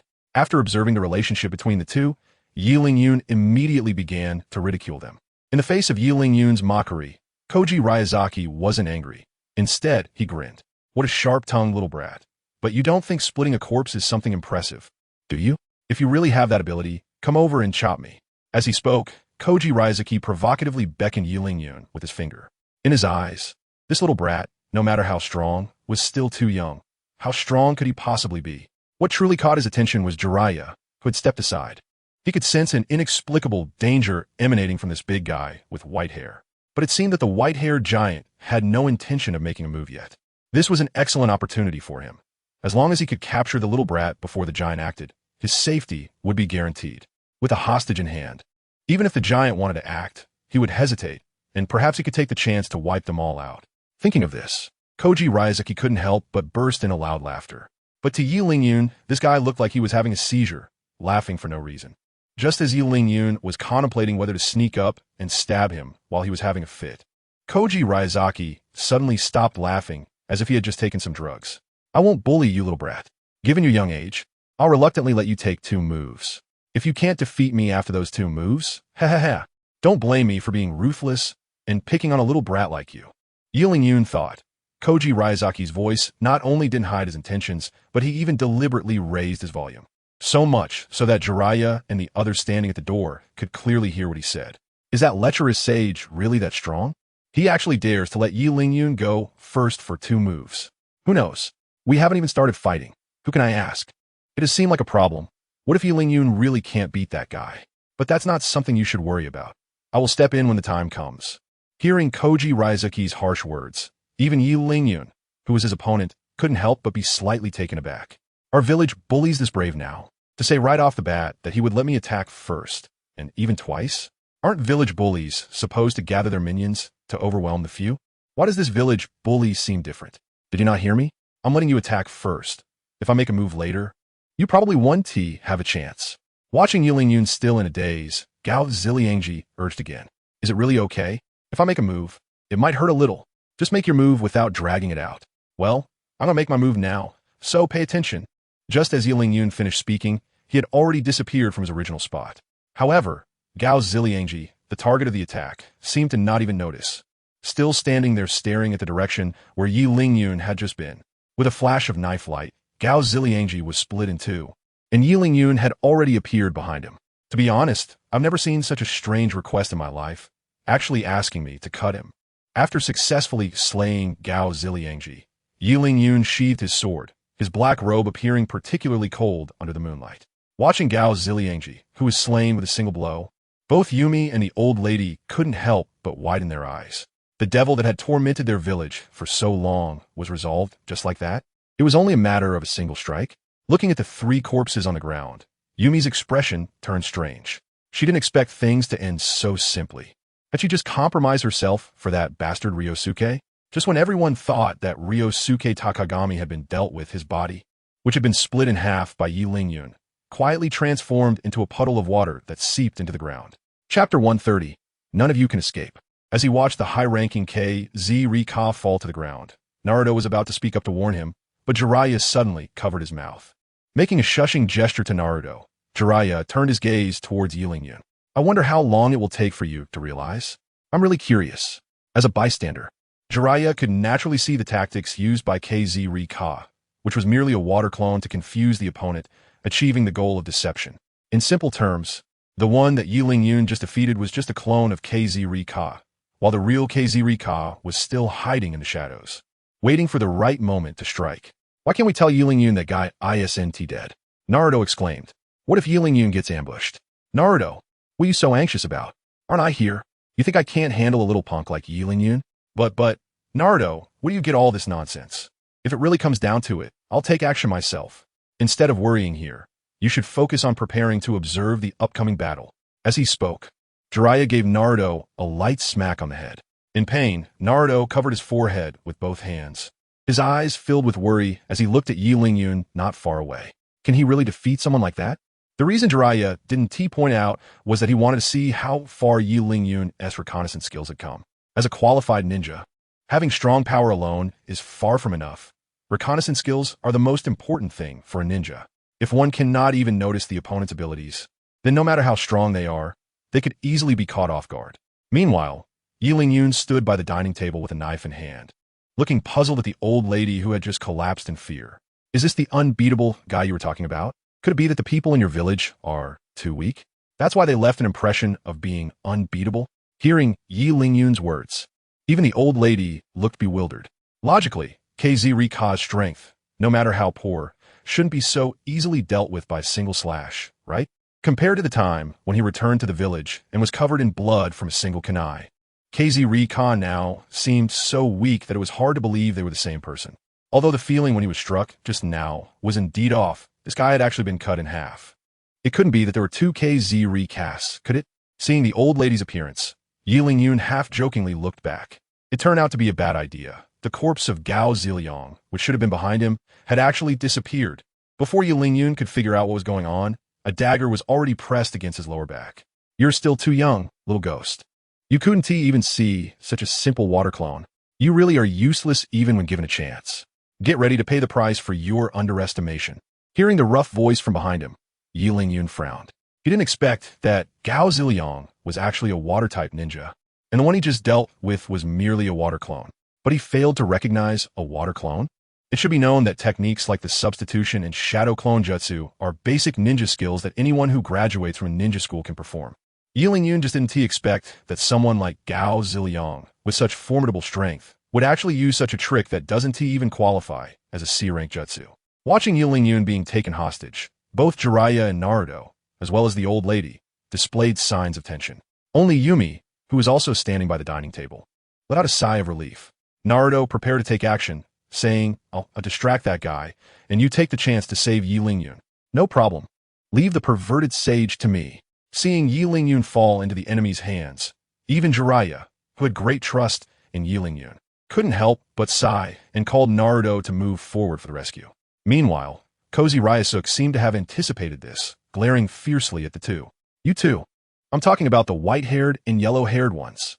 Put your hands where I can see them, and stand still, or I can't guarantee this little boy's life. Under Kozi Ryasuke's threat, Jiraiya and Naruto indeed extended their hands in front of them, refraining from any further movements. As an important member of the team, any rash action could endanger Yi Ling-yun's life. Under such pressure, Jiraiya and Naruto had no choice but to comply. That's more like it. As long as you don't make a move, this little boy won't have any issues for now. Satisfied, Kozi Ryasuke turned his gaze to the old lady, filled with resentment. While holding Yi Ling-yun hostage, Kozi Ryasuke slowly walked towards the old lady. You're the old hag who brought people here, right? You really played a good game. If it weren't for my water clone technique, you might have really gotten rid of me. As he spoke, Kozi Ryasuke lifted his foot and kicked toward the old lady, his foot growing larger in her pupils. Just as the old lady was about to be kicked away like a ball, a foot suddenly stretched out from the other side, perfectly blocking the kick in front of her. Is this the person you think you can kill just because you want to? Are you treating me like air? Looking up along the leg that blocked his attack, Kozi Ryasuke was shocked to find that the newcomer looked exactly like the little boy he was holding hostage. Looking at the night sky in front of him, Yi Ling-yun, Gao Ziliang's expression was as ugly as if he had eaten something disgusting. He never expected that this guy would have such a brilliant technique of creating clones. It truly surprised him, compared to his own clumsy clone technique. Yi Lingyun's was obviously much more refined, which also sparked malicious thoughts in Gao Ziliang.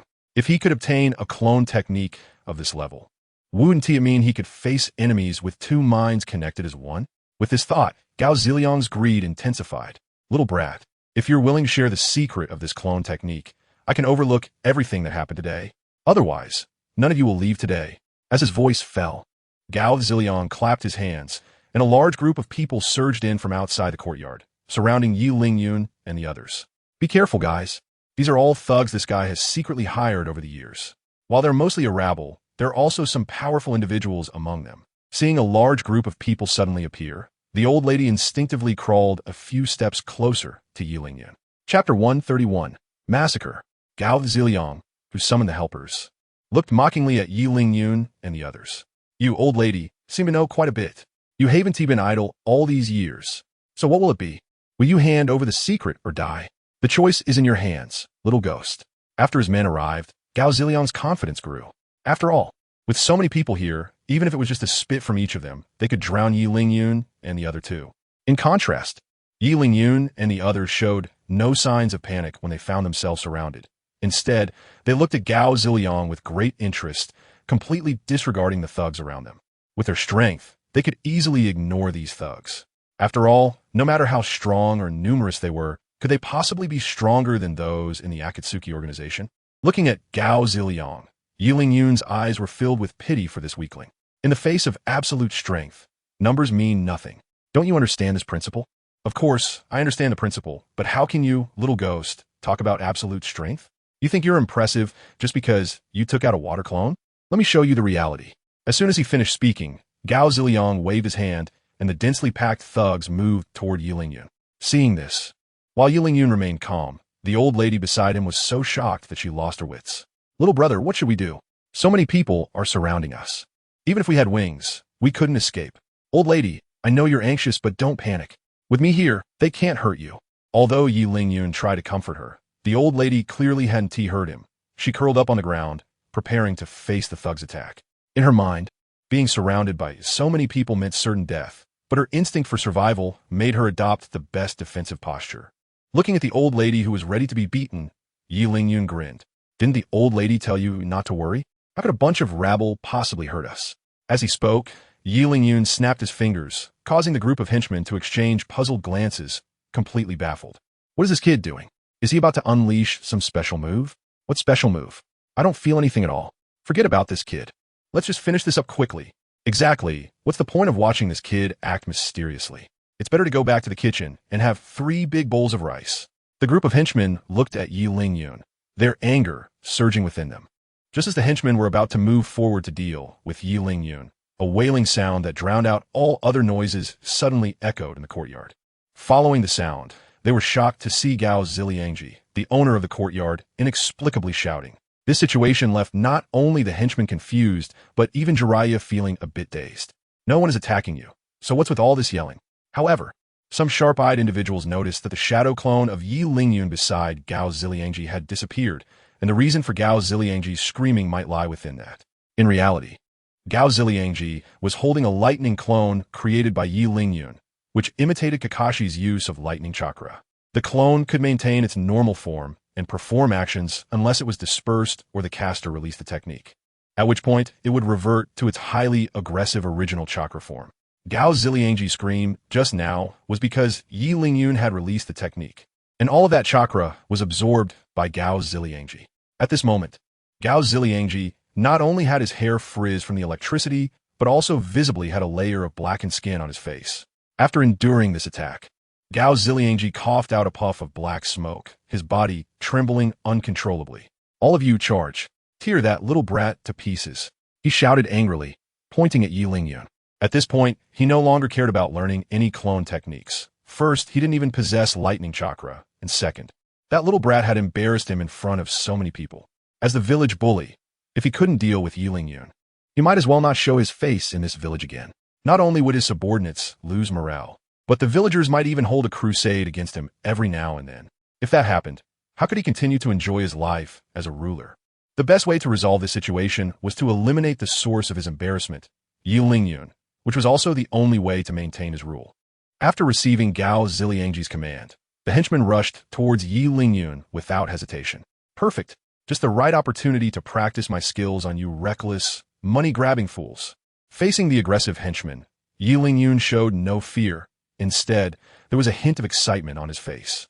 With the demon blade, Qianren drawn, the slaughter officially began. Watching Yi Lingyun rush into the group of thugs, Jiraiya and Naruto, leaning against the door, naturally became spectators. Naruto, remembering Jiraiya's advice, stared wide-eyed at Yi Lingyun, who was slaughtering in the crowd. Yi Lingyun is really amazing. When will I, the perverted sage, be able to become as strong as Yi Lingyun? If you want to become as strong as him, you probably have to endure a lot of hardships, but I believe you can handle it. Reaching out to pat Naruto's head, Jiraiya's eyes remained fixed on Yi Lingyun in the crowd. At this moment, Yi Lingyun resembled a dancing butterfly, with every flap of his wings in the crowd taking away one or several lives. Perhaps I was wrong with your talent. Learning a little more seems like a good choice. After murmuring this, Jiraiya leaned against the door frame and slowly closed his eyes, having lost interest in watching this battle with no suspense. In a short while, most of the thugs that had filled the courtyard were lying on the ground as corpses, and the few remaining were trembling and retreating towards cozy Ryoji.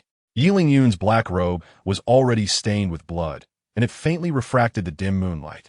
At this moment, Yi Lingyun looked like the grim reaper from hell, holding a knife in his right hand, walking slowly towards cozy Ryoji, exuding endless bloodlust. Cozy Ryoji had never seen such a scene and was immediately frightened, retreating repeatedly until he tripped over a thug's corpse and fell to the ground. Chapter 132. Hand it over. In cozy Ryoji's eyes, Yi Lingyun at this moment resembled a devil coming to collect his life. Each step he took seemed to tread on cozy Ryoji's heartstrings. Please spare me. I will leave this village immediately and promise never to return. As long as you're willing to let me go, I will accept any conditions. Terrified, cozy Ryoji knelt on the ground, constantly begging Yi Lingyun to spare him. In the face of life and death, this former village bully had thrown all dignity and face aside. Hearing this, Yi Lingyun indeed stopped in his tracks, standing still and stroking his chin in thought. Seeing this, cozy Ryoji's face showed joy. As long as this kid in front of him had a request, he wouldn't lose his life here. As long as he could live, it would be a good ending. In stark contrast to cozy Ryoji, the old woman beside them showed no concealment of her worry upon seeing Yi Lingyun stop. Young man, don't listen to this devil's nonsense. He is greedy and will never leave this village obediently. Who knows, once you leave, he might come back. Old hag, you're the one talking nonsense. I said I would leave, so I will definitely leave. Don't confuse this young man's thinking. Upon hearing the old woman's slander, cozy Ryoji panicked and began to argue, while also glaring viciously at the old woman. The old woman, not all fazed, glared back defiantly. After all, Yi Lingyun was still here. Even if cozy Ryoji wanted to take action, he would have to weigh the consequences carefully. Seeing that the two were on the verge of arguing, Yi Lingyun, standing between them, coughed lightly. Your leaving the village has little to do with me, but since you have bullied this village for so long, you should at least make some compensation, right? Otherwise, even if I want to let you go, there might be others who won't agree. Upon hearing this, cozy Ryoji's heart sank. This guy was going to take all the wealth he had accumulated over the years. He never expected such a young kid to be so calculating. He had definitely underestimated him. Realizing this, cozy Ryoji put on a difficult expression and stood up. Young man, you may not know, but although I have amassed countless riches in the village over the years, my ultimate goal was to create a comfortable residence. So right now, I really can't offer any compensation. How about you consider tearing down this house instead? No, it's been a long time since I've seen such a magnificent building. It feels a bit regrettable to tear it down. However, that thing in your pants leg seems pretty good. I like it. Hand it over.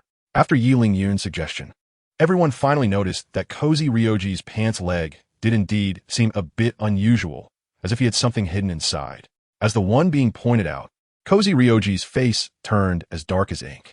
No one knew better than him what was in his pants leg.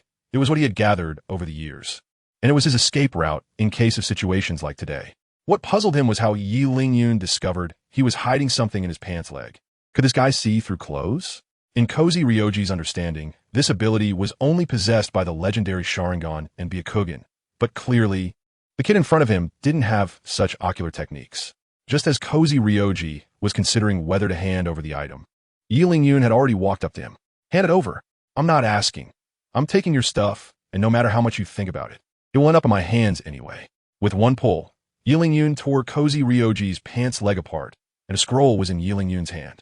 Just as Yi Lingyun was about to untie the scroll's binding, intending to see what was hidden inside that made Cozy Ryoji unwilling to hand it over even at the risk of his life, he heard, "Don't open it." Watching the movements of Yi Lingyun's hands, Gao Ziliang couldn't help but exclaim. But it was too late. Yi Lingyun had already fully opened the scroll, and countless copper coins and jewels began to fall out continuously. In no time, everything in the scroll had dropped, and the corpses that were originally in the courtyard were now covered by the treasure scattered across the ground. Damn, you actually still had the nerve to tell me you were broke? Are you trying to use this to become a local tyrant somewhere else? Gao Ziliang, whose intentions had been exposed, knelt on the ground with a face ashen as he realized that no matter how he explained, he could not escape death. Looking at the wealth scattered all over the ground, the people nearby all showed expressions of shock, and even the well-traveled Jiraiya could not escape this. With so much money, it would be more than enough to become a local tyrant in another place, not to mention starting a war. Thinking of this, the few of them looked at Takazu Ryukai with a different meaning in their eyes. Takazu Ryukai, you devil. We thought you were only enjoying the life of a ruler. But didn't he expect you to secretly hoard so much wealth? The old woman, a native of the village, was the first to stand up and began to curse Takazu Ryukai. His actions not only exploited the villagers, but also led to a massive outflow of funds from the village, which was the reason for the village's increasing poverty. Takazu Ryukai was going to ruin the entire village. Considering this, the old woman cursed even more vigorously, with words like traitor and born betrayer coming out incessantly. Watching the old lady next to him endlessly spewing culture, Yi Lingyun couldn't help but feel a chill in his heart. How could this old lady be even more talkative than a keyboard warrior? Could she be a reincarnated keyboard warrior? Meanwhile, Gao Ziliang, who was being mercilessly berated, kept his head down, silent, as if he had resigned to his fate. Just as the old lady was getting more and more into her tirade, a gnarled hand grabbed her by the neck. "Old lady, have you finished cursing? If you're done, it's time to make use of your remaining value." The normally submissive Gao Ziliang swiftly captured the old lady, so quickly that even Yi Lingyun beside him couldn't react in time. By the time he came to his senses, the old lady was already being lifted by the neck by Gao Ziliang. "Ha ha, little brat, didn't expect this, did you? Heaven hasn't abandoned me, Gao Ziliang. I've actually found the opportunity to grab this old lady. So how about it? Do you still dare to make a move? I dare you to kill me with one strike, if you don't mind taking this old lady down with me." Chapter 133. Do you think you can escape? As soon as the scroll was opened, Gao Ziliang had been contemplating how to escape. After thinking it over, he realized that the frail old lady was the most suitable target. So he waited for an opportunity to seize the old lady to facilitate his escape. What he didn't expect was that the old lady would actually come to him. As she got more and more fired up with her cursing, she even dared to approach him. Gao Ziliang wouldn't miss such a good chance. He decisively used his secret technique to maximize his speed and acted before Yi Lingyun could react. The old lady, grabbed by the neck, began turning red, her mouth opening wide, but unable to speak. Seeing this, her daughter, Yumi, lost all reason. She pulled out a dagger from her bosom and rushed toward Gao Ziliang, attempting to save her mother from the demon's grasp. In this critical moment, her anger overcame her fear, prompting the girl to raise the dagger against the village bully. As the dagger was about to stab Gao Ziliang, he seemed to have eyes in the back of his head. He slightly tilted his head to dodge the attack, while kicking Yumi several meters away. "You filthy old hag actually thought you could use the weapon I gave you to kill me? You've really gone too far. You demon. Didn't you promise to spare us mother and daughter? Why are you going back on your word? Oh, I almost forgot. I gave you the knife to deal with that little brat. And here you are, not only failing to kill him, but wanting to kill me instead?" Gao Ziliang didn't forget to kick Yumi a couple more times. After doing all this, he finally turned his attention back to Yi Lingyun. "Well, little brat, have you made up your mind? Is it a double kill, or will you just watch me leave? If you still can't decide, I might just walk away. You wouldn't want me to go, would you? But what can you do now? What can you possibly do to me?" With a hostage in hand, Gao Ziliang not only verbally mocked Yi Lingyun, but also made various provocative gestures. These actions were so infuriating that even Naruto beside him couldn't help but want to step up and give him a couple of slaps. "Naruto, hold on. That guy still has a hostage. Let's see how Yi Lingyun handles this first." Holding back the restless Naruto, Jiraiya, though furious, was experienced enough to control his emotions. In front of Yi Lingyun, Gao Ziliang had already put away his mocking demeanor. Having struggled for so many years, he knew that being overly arrogant when outmatched in strength would only lead to his downfall. Now, Gao Ziliang felt a sense of retreat. He wasn't sure if the young man in front of him would truly disregard the old lady's safety and directly attack him. After all, being young and brash was common, and he might have already calculated 1,000 ways to die in his mind after being mocked like this. Even if he died, he would have the old lady to accompany him, but no normal person would trade their life for that of an old lady, and neither would Gao Ziliang. At this moment, Gao Ziliang was holding the old lady with one hand and gradually retreating towards the door. Don't come any closer. As long as you let me leave safely, I guarantee this old lady will be fine. While retreating, Gao Ziliang didn't forget to threaten the few people in the courtyard. Seeing Gao Ziliang about to escape, Yi Lingyun remained motionless, standing in place. Although the old lady had no direct relation to him, she was still a living person. He couldn't let someone else's life be at stake just to satisfy his own anger. Watching the few people in the courtyard remain motionless, Gao Ziliang could not hide the joy on his face. As soon as he stepped out of the door behind him, combined with the technique he had been practicing, he would be free as a bird in the sky, and no one could control him. Just as Gao Ziliang was about to step over the threshold, the old woman he had been choking suddenly opened her eyes wide and bit down hard on his hand. The pain made Gao Ziliang forget about fleeing. The intense pain caused him to temporarily lose his rationality. He threw the old woman to the ground and began to punch and kick her. Why did you bite me? You old hag. If I get out of this door, do you really think I won't let you go? You sinner of this village. Even if I get beaten to death today, I will never let you escape. Facing Gao Ziliang's punches and kicks, the old woman simply hugged his thigh tightly, allowing his fist to land on her. Now's our chance. Naruto, let's go. Jiraiya, who had been watching Gao Ziliang, saw the opportunity and immediately called Naruto to act. As the two closest to the door, Jiraiya and Naruto quickly reached Gao Ziliang's side. Feeling two gusts of ominous wind, Gao Ziliang was suddenly alarmed. I'm running for my life. Why am I hitting this old woman? Before he could think further, Jiraiya's fist, as big as a sandbag, struck his face. The tremendous force sent Gao Ziliang flying out the door, and he rolled on the ground several times before finally stopping. Meanwhile, Naruto helped the beaten old woman into the courtyard. Seeing his mother survive under Gao Ziliang's torment, Yumi disregarded her own pain and crawled towards the old woman. This mother and son, who lived in the same village yet had been separated for years, were finally reunited at this moment. On the other side, Gao Ziliang, who had been knocked away by Jiraiya's punch, awkwardly got up from the ground, shook his dizzy head, and turned to flee down the chaotic streets. Seeing this, Jiraiya couldn't help but widen his eyes. Damn it, you just gonna run away like that? Come back. If you have the guts, don't run. While shouting, Jiraiya chased after Gao Ziliang. However, the streets in the village crisscrossed, and it wasn't long before Jiraiya lost sight of him. Dejected, he returned to the courtyard and recounted the events to Yi Lingyun, feeling discouraged.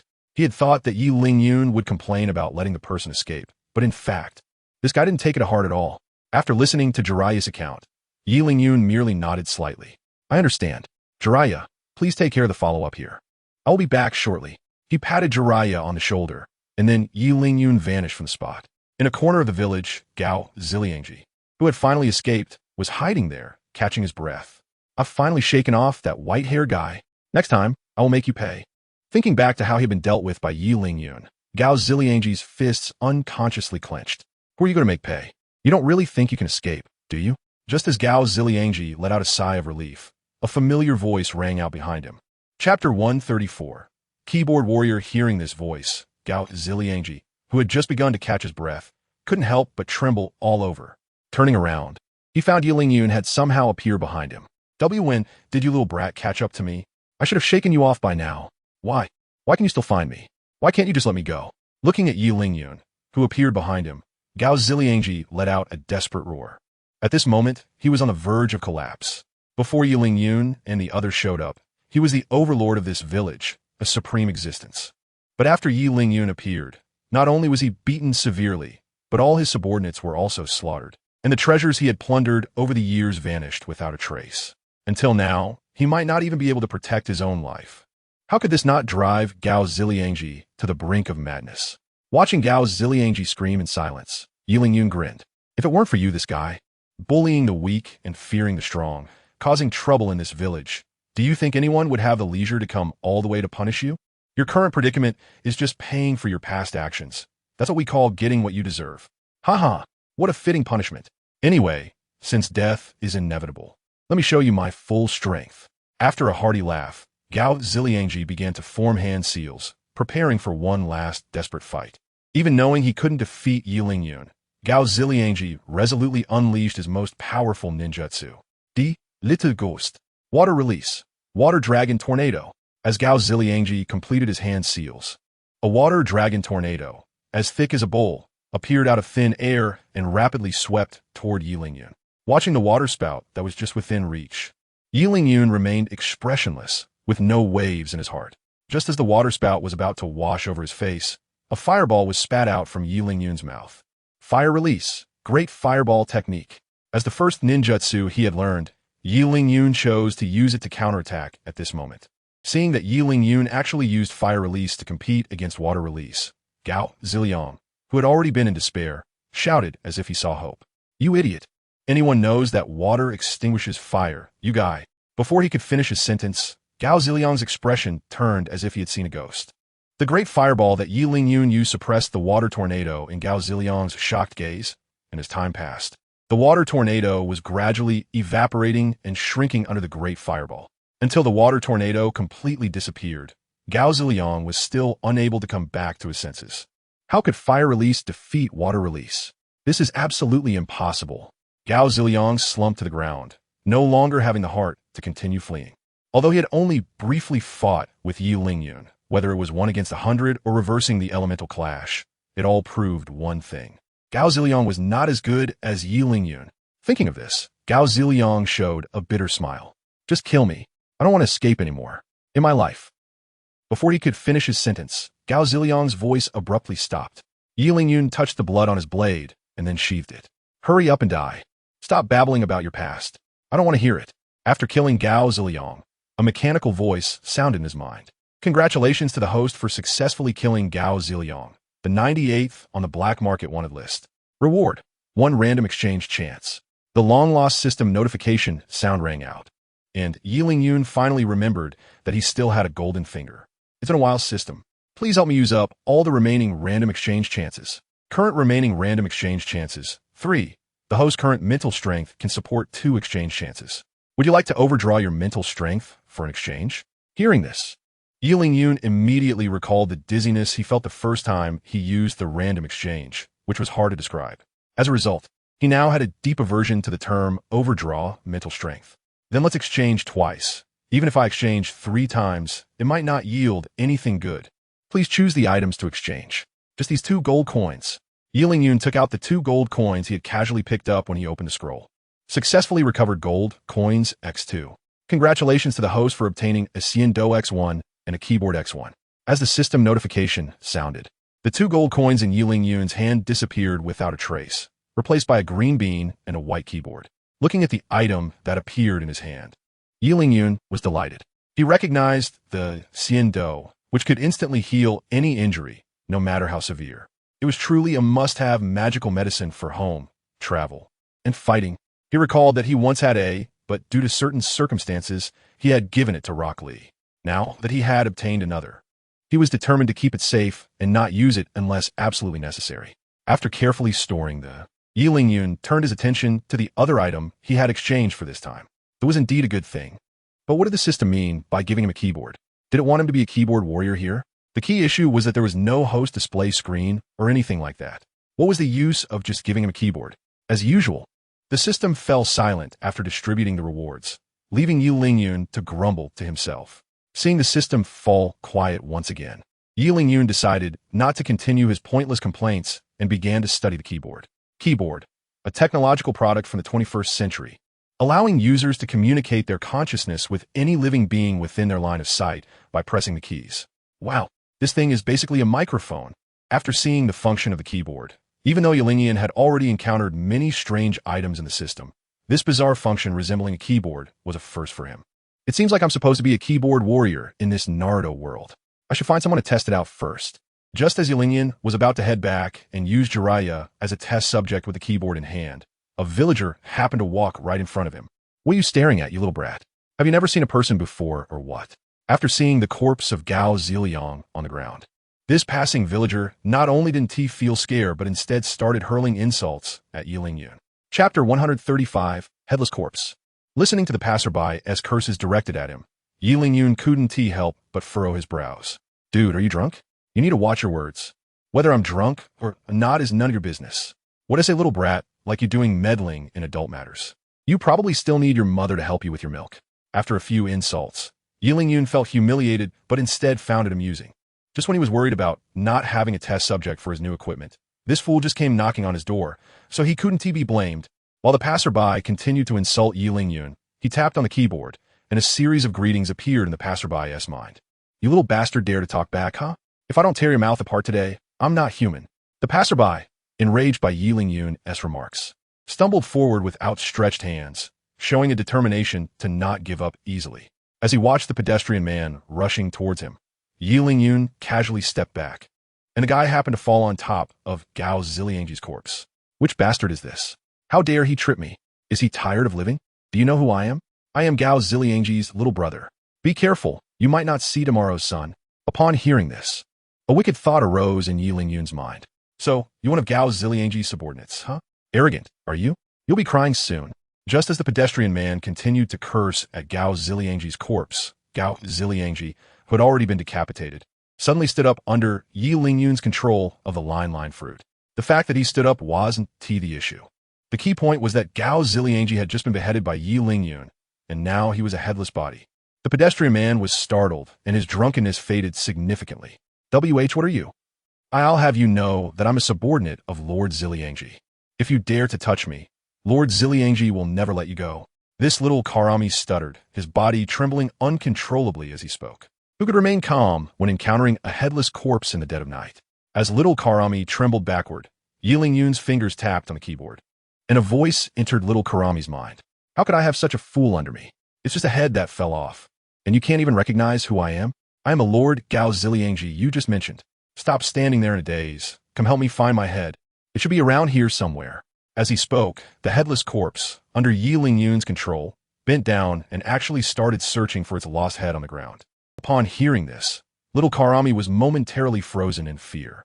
This headless person is actually Lord Ziliangji, and he is still alive after being decapitated? You've lost your damn head. Even if your mother came, she wouldn't necessarily recognize what you are, right? This is impossible. Yet this impossible thing is happening right in front of me. Rubbing his eyes in disbelief, little Karami looked again at the headless corpse that was searching on the ground. No wonder it's Lord Ziliangji. He can still live without a head. Wait for me, Lord Ziliangji. I'll help you find your head. Although it was still hard to accept, little Karami obediently joined the search for the head. He even took the time to threaten Yi Lingyun, who was watching the show. Little brat, if you don't want to die, come over and help Lord Ziliangji find his head. Otherwise, you'll regret it. Hearing this, Yi Lingyun almost couldn't hold back his laughter and kicked a spherical object at little Karami's feet. Hey, doesn't this look like what you're looking for? Looking down, the pedestrian villager was overjoyed and picked up the spherical object, rushing towards the headless corpse. Lord Ziliangji, I found your head. Should I put it on for you, or would you like to do it yourself? Great. Come over and help me put the head back on. I'll let you take as much gold and silver as you want later. Hearing this, the villager's face showed uncontainable joy. As long as he could get this reward, he wouldn't have to worry for the rest of his life.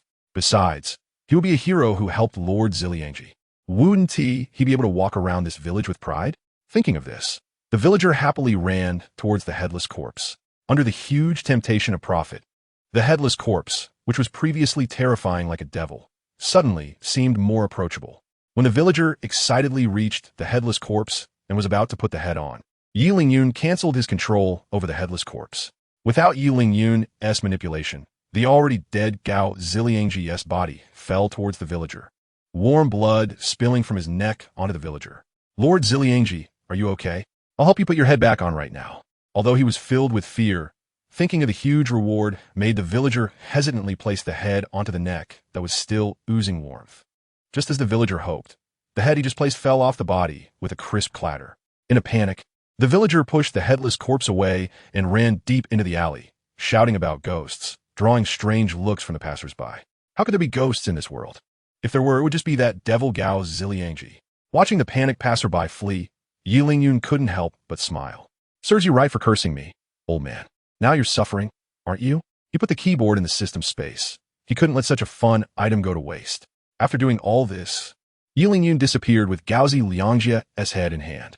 Just after Yi Lingyun left, a head resembling aloe vera poked out from the ground. With such a strange weapon and the ability to control objects with odd ninjutsu, this guy's trump cards were increasing. Forget about that for now.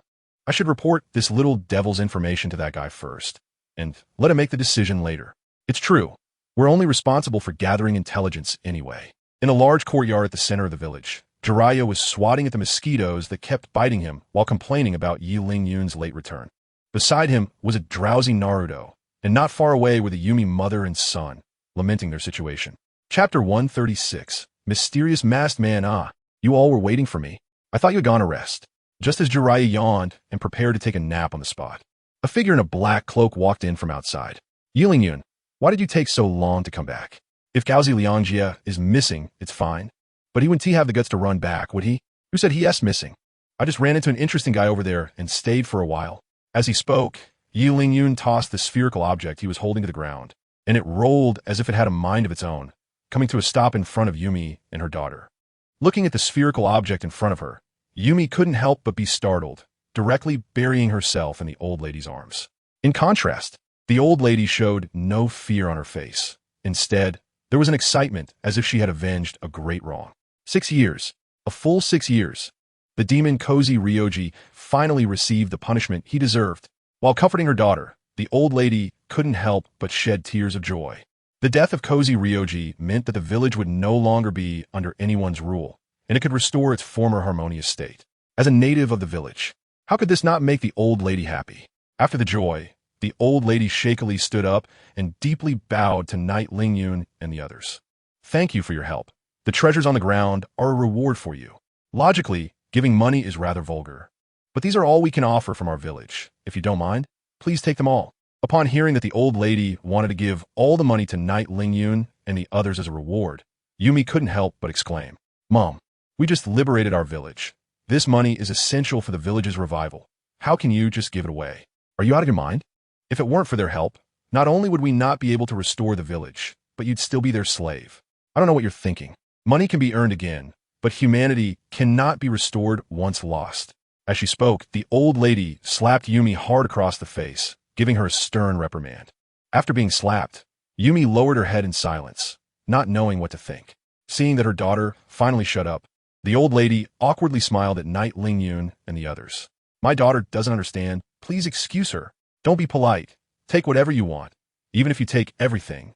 We won't have any complaints. Knight Lingyun and Jiraiya exchanged glances, and under the old lady's hopeful gaze, they each picked up a gold coin from the ground. Since you, old lady, have spoken, we'll take a little. The act of the mother and daughter just now couldn't fool the eyes of the two shrewd individuals. But since they were unwilling to give more, there was no need for them to stay any longer. After waking Naruto, the three took advantage of the night to leave the courtyard, letting the two women inside celebrate. Mother, did you say that on purpose? To make them give up the idea of taking all the money? Otherwise, in a situation where I am weaker, I can only use such means. Fortunately, they are easy to talk to. Otherwise, we wouldn't only miss out on the money, but we might lose our lives too. Mother, you have sharp insight. I didn't lose out on that slap. After receiving praise from her daughter, the old lady couldn't help but feel proud. Just as the two of them disdainfully moved away the body in the courtyard, a figure slowly emerged from the ground. You seem to be too early in your happiness. I want that money. Hearing the voice from behind, the mother and daughter were instantly startled and hurriedly turned around. What came into their view was a man dressed in a black, cloud-patterned robe, with a bizarre face, half black and half white, and his body was entwined with a plant resembling aloe vera. Looking at the strange person in front of them, the mother and daughter instantly became alert. Who on earth are you? There are some terrifying beings in our village right now, and if you don't want to die, I advise you to leave quietly. Hee hee hee. You old hag are really amusing. Don't say that people have already been scared away by you. Even if they are still here, what can you do? Hearing this, the old lady's expression darkened instantly. If I had known there was a hidden danger, I wouldn't have let Yi Lingyun and the others leave. Soon, two pained howls echoed through the courtyard. When the wails stopped, all the wealth in the courtyard had vanished, leaving only two figures dressed in red cloud robes standing there. The black and white-faced strange person looked at the man beside him wearing an orange whirlpool mask and said, What should we do next? Should we go back? No, I want to meet that guy you mentioned. The man with the orange whirlpool mask replied. As he spoke, the body of the man with the orange whirlpool mask began to twist, and then he disappeared from the spot. There's really nothing we can do about this guy. He always runs away so quickly. And the key is that he doesn't take us with him. Exactly. That guy is just too despicable. While the black and white face strange person muttered to himself, he slowly sank into the ground and also disappeared from the courtyard. Meanwhile, Jiraiya and the other three who left the courtyard were still wandering around the street. Pervy Sage, do you even know the way? I feel like we've been here before. Naruto, stop making noise. If you're so capable, you lead the way. It's normal not to be able to tell directions at this late hour, isn't it? Watching the two bickering, Qianren stood quietly to the side. In such a tedious training session, having this lively pair to lighten the atmosphere seemed quite nice. Just as the two were passionately exchanging words, the space behind Qianren twisted, and then a gloved hand rested on his shoulder. Hello, three friends from Konoha. Feeling the touch on his shoulder and hearing the comical voice, Qianren was startled. He had only come out for some training, so how had he attracted this guy? Upon hearing the greeting, the two bickering paused their argument and began to scrutinize the suddenly appearing mysterious masked man. Hey, who are you? How do you know our identities? Naruto, step back. I can sense that this guy is very dangerous. The moment he saw the masked man, Jiraiya quickly pulled Naruto behind him, his eyes fixed intently on the mysterious figure. Chapter 137. Spacetime Ninjutsu. Although the man before them showed no killing intent, years of wandering had constantly reminded Jiraiya of the masked man's danger. Who the hell are you? Why are you looking for us? Who I am isn't important, and why I'm looking for you isn't important either. What you need to know is that you have repeatedly obstructed our plans. As the mysterious masked man spoke, Qianren felt the hand on his shoulder gradually tighten. Was this a warning not to meddle? Or was it revenge for accidentally entering his couple's space last time? Although he couldn't see the expression beneath the mask, Qianren could sense from the masked man's tone that he was not taking him seriously. Since that's the case, it should be fine for him to suddenly strike with two blades, right? The demon blade, Qianren, swiftly unsheathed at his waist, and under Qianren's control of chakra. The blade seemed to have a mind of its own as it stabbed toward the person behind him. Qianren, well done. That's how you deal with him. As he watched Qianren draw his long knife, Jiraiya couldn't help but show his excitement. He had seen the mysterious masked man's red cloud robe before, and each encounter brought a different kind of risk. This masked man appeared to be a little leader level, and if they could capture him, they might extract a lot of useful information. Moreover, Jiraiya had also witnessed Qianren's strange blade before. Whenever it was unsheathed, it brought unexpected surprises. This thought crossed Jiraiya's mind, and even Qianren, who knew the masked man well, believed that this unexpected strike could injure someone behind him. However, contrary to expectations, as the long knife was drawn, the sensation of the arm on Qianren's shoulder quietly disappeared, followed by the sound of the demon blade, thousand blades crashing against the wall. Was it not going to work after all? Hearing that sound, Qianren could already conclude that his attack had been evaded by the mysterious masked man. Sure enough, after dodging the attack, the sensation on his shoulder returned. Oh dear, that was really dangerous. If I hadn't T-dodged quickly, that little guy could have actually hit me.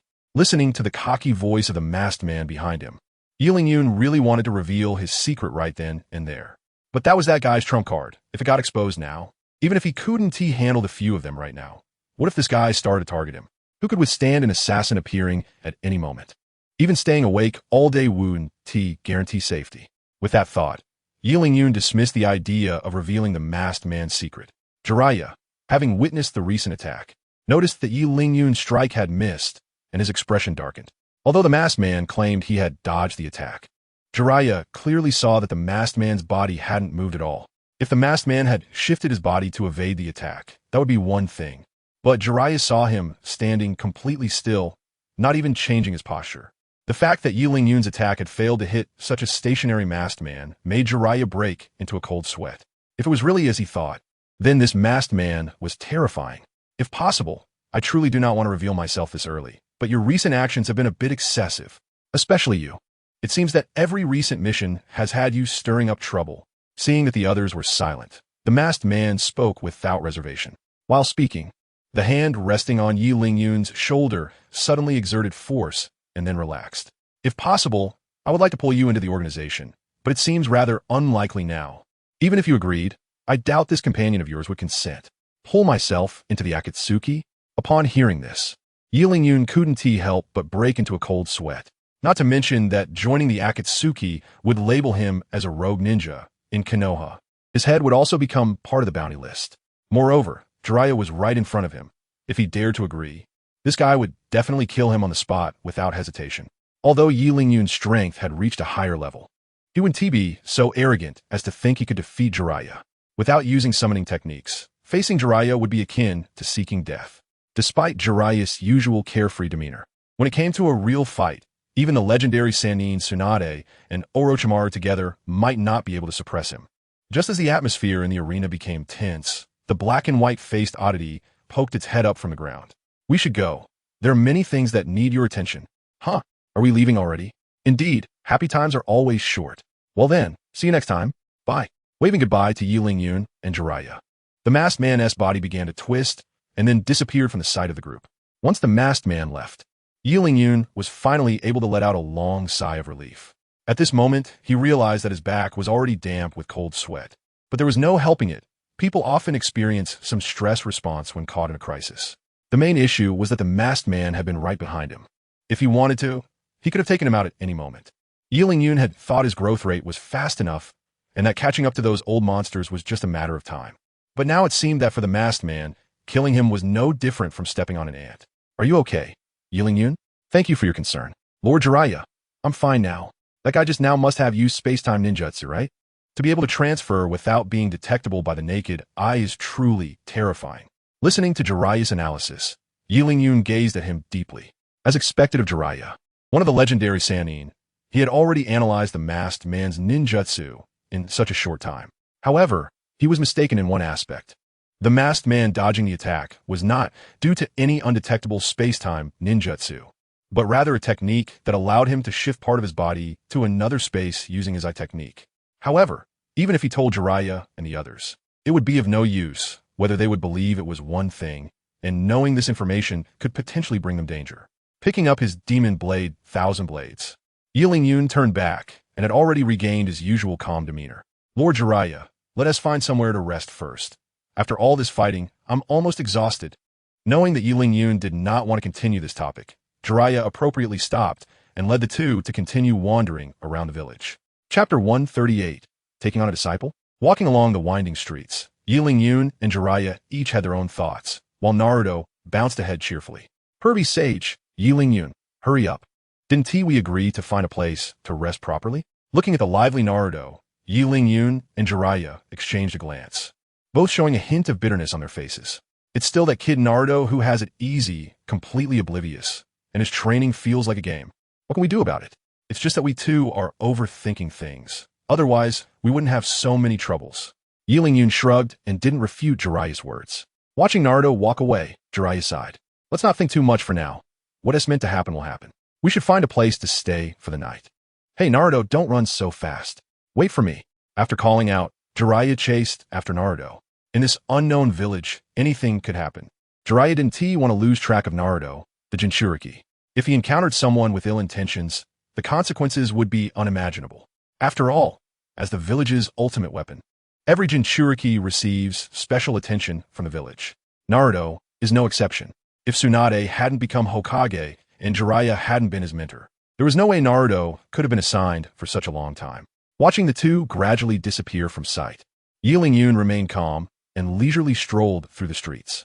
After all, both of them had their own flying thunder god marks, so no matter where they went, as long as he had enough chakra, he could reach them at any time.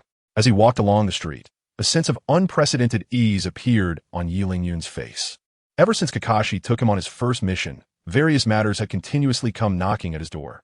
Looking back to when he was just a kid wanting to advance to CH Nin, he had now become AJ Nin, capable of handling things on his own. Although he had gone through a lot of tough experiences along the way, overall, things were progressing in a positive direction. With his current strength, even though he was still far from the peak of the ninja world, he was undeniably much stronger than he was back then. Despite the many little twists and turns along the way, the final outcome was still as he had envisioned. Looking at the bustling villagers on the street, they seemed to have lost some of the vigilance they had when they first met him, and their gazes towards this outsider appeared to soften, as if the person who had previously radiated an aura of keep away was not them at all. Just as Yi Lingyun was puzzled by the villagers' change, he felt a tug at his pant leg. Looking down, he was surprised to see a little boy tugging at his pants. What are you doing? Stop pulling, or my pants are going to fall off. Hearing Yi Lingyun's loud shout, the little boy instinctively let go, standing there at a loss. After adjusting his pants, Yun squatted down to the boy. Little friend, what are you doing? Why are you pulling on my pants? Brother, you're too tall. I can't reach you. So I had to do it this way. So, did you come to find me for something? I'm an outsider, you know. If I take you away, you won't be able to come back. Looking at such a small child, Yun couldn't help but feel a playful spirit rising within him and immediately started joking with him. To his surprise, the little boy not only didn't feel scared but shook his head like a rattle drum. Big Brother is not a bad person. Big Brother is the hero who killed the big demon king. Heroes don't abduct children. Hero? When did he become a hero? And what on earth is this big demon king? Why can't he understand? It seems that since he arrived in this village, he had only killed a guy named Gao Zilliang. Could it be that Gao Zilliang is the big demon king that the child is talking about? Unexpectedly, that guy had been causing trouble in the village for so many years and was privately regarded as the big demon king by the villagers. Thinking of this, Yun couldn't help but feel very good. Just by getting rid of a bully, he had unexpectedly become a great hero, although it was just a simple act. To be honest, it felt really nice. No wonder the villagers looked at him differently. It must be because the news of him killing Gao Zilliang had spread. So, little friend, what brings you to me? Is there something I can help you with? Upon hearing this, the little boy began to squirm, and an embarrassed look appeared on his face. After rummaging in his pocket for a while, the little boy took out a piece of candy and handed it to Yun. Perhaps it had been stored for too long, as the wrapping paper was all wrinkled. Looking at the little boy's expectant face, Yun reached out to take the candy and, under the boy's watchful gaze, unwrapped it and put it in his mouth. As soon as the candy entered his mouth, it melted immediately, and a cloyingly sweet taste surged straight to the top of Yun's head. Just as he expected, this candy had expired a long time ago. Seeing that Yun had eaten the candy, the little boy showed a bit of excitement on his face. Yay, yay, the great hero ate my candy. So from now on, the great hero will be my master. Eating your candy means I have to be your master? Yun barely suppressed the urge to spit the candy out and place his hands on the little boy's shoulders. Hold on, don't be too happy. It's just one candy I ate. How does that make me your master? And what significance does it have for you to become my disciple? I can't teach you any skills. To his surprise, the little boy just shook his head and then pulled Yun to a corner. Looking at the mysterious expression on the little boy's face, Yun also wanted to see what kind of trick this little guy was playing, so he let him be. Once both of them were enveloped by the darkness in the corner, the little boy finally let go of Yun's pant leg. Big Brother, don't misunderstand. I actually know you won't take me as your disciple. I was just putting on an act in front of everyone. He said, I haven't had parents since I was little and have been bullied for many years. Now I'm just using the pretense of wanting to be your disciple to intimidate those who bully me. Hearing this, Yun was shocked and couldn't help but carefully examine the little boy in front of him. He looked to be about 7 or 8 years old, his clothes tattered, clearly having been bullied a lot, which matched what the boy had said. But what truly surprised Yun was the boy's cunning. To come up with such a method to seek protection at such a young age. Could this kid have grown up with a lot of tricks? Chapter 139. Haida Shimura looking at the suddenly silent Yun. The little boy's face showed a hint of loneliness. But deep down, he understood that a young powerhouse like Yun must be one of the top geniuses in some major ninja village. And this kind of genius generally has a common flaw. Arrogance. He was just an orphan from a small village. They surely wouldn't care about his life or death. To put it bluntly, even if he died in the street, it wouldn't have anything to do with them. Perhaps it would cause a stir. And maybe he would even have a chance to catch their eye. Thinking of this, the little boy bowed deeply to Yun. Big Brother, I understand your meaning. But don't worry. I want to use your name to protect myself before you agree. As for the candy, just now, let be my treat for you. Big Brother, you don't need to remember it. After saying this, the little boy took a step forward and was about to walk onto the street. Seeing the scene, Yun couldn't help but smile. This little brat is quite interesting. At this time, he is actually trying to play mind games with me. I used this tactic of feigned indifference on Sarutobi Hiruzen when I was vying for the Jonin qualification long ago. Now, someone is actually using it against me? Things are getting more and more interesting. Looking at the little boy with his back turned, Yun couldn't hide his smile. Logically speaking, the little brat would definitely turn back after taking 5 steps. While Yun silently counted the boy's footsteps, the boy, pretending to walk away, was actually feeling anxious inside. He had already made his declaration, and if he didn't leave, wouldn't that just make him a laughingstock? But if he really just walked away like that, he would definitely be bullied every day in the future. Thus, Yun waited for him to turn back. While the little boy was waiting for Yun to call him back, the scene fell into an awkward silence. In the end, It was the little boy who softened first. In order to avoid being bullied every day, he had no choice but to lower his head and concede. Turning around in defeat, he found Yi Lingyun looking at him with a smile on his face. Damn, didn't he expect this guy to anticipate his move? Upon seeing Yi Lingyun's expression, the boy realized that the person in front of him was different from the so-called geniuses he had encountered before. His little tricks were completely ineffective against Yi Lingyun. Thinking of this, the boy walked toward Yi Lingyun with a sullen face, and then slowly knelt down in front of him, much to Yi Lingyun's surprise. Big brother, please take me as your disciple. I don't want to be bullied by those guys anymore. Not even bothering to beat around the bush, the boy directly repeated his request. This time, Yi Lingyun neither refused nor agreed, simply smiling at the little boy. What is your name? Hikaguchi Shinta. Hikaguchi Shinta? Huh? I want to take you as my disciple. Upon hearing this, the expectation on Hikaguchi Shinta's face instantly vanished, replaced by a gloomy expression. If he wasn't willing to take him as a disciple, then why ask for his name? Was it that geniuses from big villages enjoyed playing with others like this? Naturally, the change in Hikaguchi Shinta's expression did not escape Yi Lingyun's notice. Although I want to take you as my disciple, I can teach you some basic self-defense techniques. Even if you can't become a super strong person in the future, it will still be more than enough for you to protect yourself in a village like this. Upon hearing this, the expression on Hikaguchi Shinta's face shifted from cloudy to clear, his previous anger instantly transforming into uncontrollable excitement. He had never thought about becoming a super strong person. He just wanted to be able to eat and dress warmly in this world. As long as he could achieve that, he would already be very satisfied. As long as he could protect himself.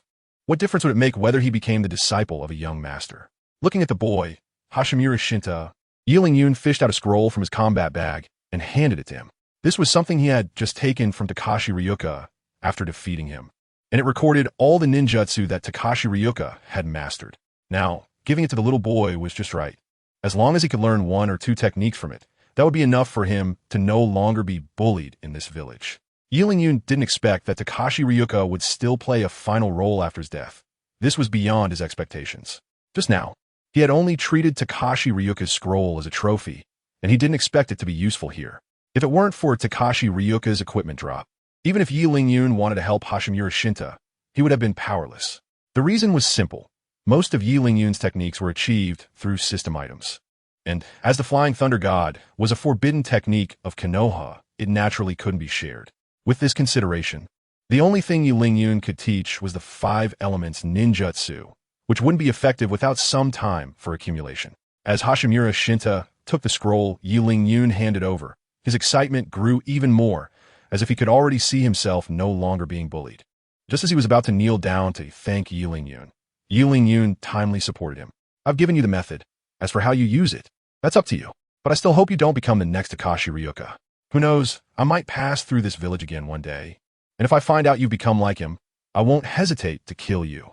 Upon hearing Yi Lingyun's words, Hashimura Shinta nodded repeatedly. Although he wasn't sure how strong Yi Lingyun really was, he knew that if Yi Lingyun wanted to kill him, it would be an easy task. After all, one person who practiced this ninjutsu had already died at Yi Lingyun's hands, and Hashimura Shinta wouldn't be arrogant enough to think his strength was greater than Takashi Ryuka's. After receiving Hashimura Shinta's assurance, Yi Lingyun waved his hand at him, signaling that he could leave. The latter immediately understood, respectfully bowed, and retreated out of the alley, leaving Yi Lingyun alone in place. Watching Hashimura Shinta disappear into the distance, Yi Lingyun's smile suddenly vanished, returning to his previous indifferent demeanor. In fact, he could have directly refused or ignored the help-seeking child who had come to him. However, Hashimura Shinta's experience reminded Yi Lingyun of his past self. When he was on Earth, he had also survived in similar cracks of society. As someone who had been through it, seeing a child with a similar experience, Yi Lingyun couldn't help but feel a pang of compassion. After all, meeting was fate, and if he could help, it was better to lend a hand. I hope you won't become the next Takashi Ryuka. After all, I want to deal with you myself. After murmuring this, Yi Lingyun's figure vanished into the alley. Chapter 140. Aftermath in a certain inn in the village. Perverted sage, where do you think Yi Lingyun has gone? Why hasn't he shown up for so long? Could he be lost? Naruto, how can you say that? It's because you ran too fast that Yi Lingyun couldn't keep up. If I hadn't risked my life chasing after you, I might not have caught up. Listening to Naruto complain about Yi Lingyun being slow, Jiraiya pointed out the cause of the problem directly. In the midst of speaking, he didn't forget to reward Naruto with a smack on the head, causing the latter to cover his forehead and retreat to the side. Even so, perverted sage, you can't hit me. That hurts so much. I can't let you off without a lesson. What if you make the same mistake next time? You're so annoying, perverted sage. Can't I just go find Qianren? Naruto pouted, and his hands began to form seals. Then, to Jiraiya's bewildered gaze, the room that had just paid the deposit was suddenly filled with countless Narutos. Do you really need to be this exaggerated? Are you going to turn the village upside down to find Qianren? Perverted sage. Don't you know that more people make it faster to find someone? As the saying goes, many hands make light work.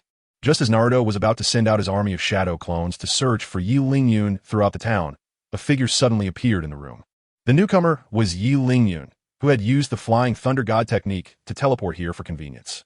As soon as he appeared, he was squeezed into a pancake by the dense crowd of Narutos. What are you doing, Naruto? Why did you make so many clones? Just as Qianren managed to poke his head out, he was once again overwhelmed by the army of Narutos. Perverted sage, did you just hear Qianren's voice? Did I hear wrong? As the main body, Naruto scratched his head, completely unaware of what was happening. Meanwhile, Jiraiya, who had not been overwhelmed by the army of Narutos, looked speechless, glancing at Naruto and then pointing in the direction of the army. Qianren just appeared and was squeezed in the middle by your shadow clones. I don't know what's going on now. No wonder I thought I heard Qianren's voice. I really didn't hear wrong. Realizing that his hearing was correct, Naruto scratched his head and laughed heartily, relieved that he had escaped the trampling of the Naruto army. Jiraiya let out a long sigh before reminding him, Naruto, should you dismiss your shadow clones first? I'm afraid Qianren might get stomped to death by your clones. After Jiraiya's reminder, the slow-reacting Naruto finally thought about dismissing the shadow clones to free Qianren. With Naruto forming seals, the dense army of Narutos instantly transformed into a puff of white smoke and vanished without a trace. Once the Naruto army disappeared, the shoe prints all over Qianren finally allowed him to appear in front of the two. Seeing the tragic state of Qianren, both Jiraiya and Naruto couldn't help but laugh. Hearing their laughter, the veins on Qianren's forehead bulged, and he slowly got up to straighten his clothes. Naruto, I really have to thank you. You actually remembered that I hadn't come back yet, and even summoned so many shadow clones to look for me. Qianren gritted his teeth as he said this, fixing his gaze on Naruto. Under that intense stare, Naruto felt a chill run down his spine and quickly hid behind Jiraiya. In his subconscious, the only person who could protect him from Qianren was Jiraiya, and vice versa. Right now, Naruto was acting according to that subconscious instinct. However, to his surprise, the savior he relied on, Jiraiya, dodged away at this crucial moment, leaving Naruto stunned. Perverted sage, what are you doing? Qianren is bullying me. Why aren't you helping me? Well, to be honest, it's not just Qianren who wants to beat you up. I want to teach you a lesson too. Before Naruto could say more, Qianren was already behind him. Feeling the cold air behind him, Naruto slowly turned around, and Qianren's gloomy face suddenly appeared before him. That Qianren, Naruto smiled awkwardly at Qianren, but his explanation was cut short by a series of screams. Jiraiya was watching with great excitement, even stepping forward to hit Naruto a couple of times, then pretending nothing had happened as he crossed his arms and returned to his spot to continue enjoying the one-sided slaughter. Once the cries in the room stopped, Qianren stood by the bed, patting off non-existent dust from his clothes. Meanwhile, the protagonist, Naruto, lay on the bed with tears in his eyes, while Jiraiya was applying medicine to Naruto's swollen backside. All right, stop crying. You can have the whole bed tonight. I'll just sleep on the floor with Qianren. That's right, you can lie on the bed tonight, but you can't go anywhere. The two of them coincidentally decided to let Naruto sleep in the bed, seemingly taking care of the injured Naruto, but in reality, both of them were thinking about Naruto's terrifying sleeping posture. Naruto didn't say much in response, sniffling as he reached to wipe the drool from the corner of his mouth, adjusted to a comfortable position, and closed his eyes. Seeing this, Qianren and Jiraiya exchanged a smile, releasing the grievances that had built up over time, feeling a sense of relief. Qianren, you should rest early too. You've been through a lot today. We have a new journey tomorrow. After a reply, Qianren leaned against the wall by the window and slowly closed his eyes. Just as Jiraiya said, he had fought against Fade Wan in the daytime, and then faced the half-tailed beast Naruto. After finally reaching the village, he encountered the village bully, Gaozi Liangjie, and even a mysterious masked man appeared. A whole day felt like he had soloed 4 nightmare-level dungeons, consuming not just physical strength, but even more mental energy. Qianren desperately needed to rest and recover to adjust his state. Seeing that the two had started to rest, Jiraiya spread out a mat on the floor and lay down comfortably. Soon, the room was filled with snoring sounds. Big brother, listen to this sound. Those three guys should be asleep by now, right? Don't worry, wait a little longer. Wait until they're deep asleep before we act. Don't forget, those guys are ninjas. Their perception is far beyond ordinary people, so be careful. Big brother, you're brilliant. Just as Jiraiya and the others were snoring in the room next door, two pairs of eyes suddenly opened wide. Chapter 141. The tragic thieves. As the snoring from the next room gradually calmed down, two sneaky figures crept out of their room. Big brother, isn't this a bit too dangerous?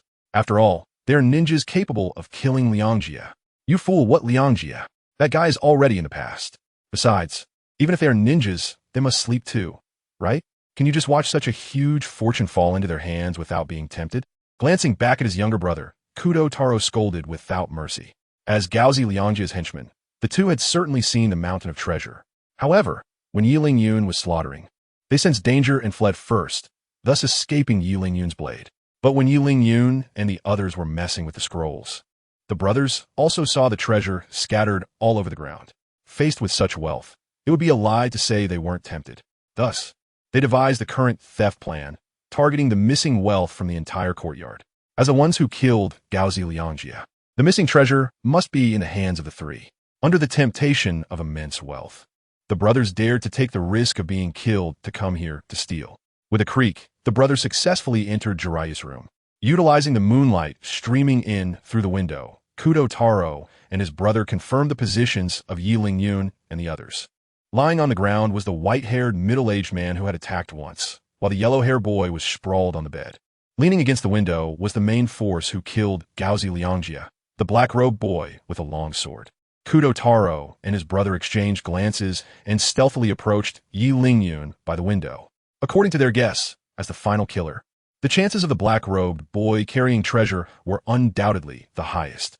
Just as the brothers reached out to search Yi Lingyun, his head tilted while he kept his eyes tightly shut, his face now facing them. Seeing this, Kudo Taro's brother thought they had woken Yi Lingyun and immediately dropped to the ground, trembling in fear. After lying there for a while without any movement, he bravely looked up and realized that Yi Lingyun hadn't woken up. He had just changed positions and continued to sleep. What a false alarm. After confirming that Yi Lingyun was still asleep, Kudo Taro dared to stand up. Just as he was about to make his next move, a hand grabbed him, causing his heart to leap again. Trembling, he looked back, and Kudo Taro had already thought of how to plead for mercy. However, when he saw the hand behind him, he was filled with rage because the hand that had scared him half to death belonged to his younger brother, Kudo Jiro. At this moment, Kudo Jiro was trembling uncontrollably, his face showing no concealment of terror. Ignoring the fierce look from his older brother, Kudo Jiro kept tugging at him with one hand while pointing behind him with the other. Following the direction Jiro pointed, Kudo Taro, who was usually bold, couldn't help but darken his expression. Making a shushing gesture to Jiro, Kudo Taro stealthily walked towards Jiro's back. Watching his younger brother's leg being grabbed by Jiraiya, who was flipping him over, Taro Kudo, who prided himself on being exceptionally smart, found himself at a loss. On one side was his blood-related younger brother, and on the other was the enigmatic Jiraiya. What Taro Kudo needed to do was rescue his brother without waking Jiraiya. Although it seemed like a simple task, accomplishing it was far more difficult than one could imagine. It should be noted that the white-haired man in front of him was the leader of this trio. While the black-robed boy seemed more like the backbone, Taro wouldn't underestimate the white-haired man's strength. Carefully trying to lift Jiraiya's hand, Taro Kudo kept a close eye on Jiraiya's condition. The moment Jiraiya showed any signs of movement, he would not hesitate to abandon his younger brother and flee through the window. After all, in the face of life and death, very few could truly disregard their own survival. Taro Kudo waved his hand at his younger brother Jiro, who was trying to come closer to help him resolve the crisis. And a fierce light burst from his eyes as he kept opening and closing his mouth toward his brother. Watching his brother's constantly moving lips, Jiro Kudo nodded heavily and then tiptoed toward the door. In this hopeless rescue situation, Jiro Kudo didn't act pretentiously and chose to follow his brother's instructions to retreat first. Seeing his brother safely retreat, Taro Kudo's eyes shot out a cold light. Since you don't want me to leave, then let's all die. As he spoke, Taro Kudo pulled a dagger from his waist and slashed it fiercely at Jiraiya's neck. Just as the dagger was about to land on Jiraiya, A long knife, glowing with a faint purple light, struck the dagger, causing it to veer off course and allowing Jiraiya to escape disaster. Lord Jiraiya, can you stop pretending to be asleep? This person is already right in front of you. The night cloud, who should have been resting by the window, had appeared behind Taro Kudo at some point, and it was he who had just intervened. Hearing this, Taro Kudo showed an expression of realization. He had already sensed something was wrong when his brother was inexplicably captured by Jiraiya, and now Night Cloud's words confirmed his suspicions.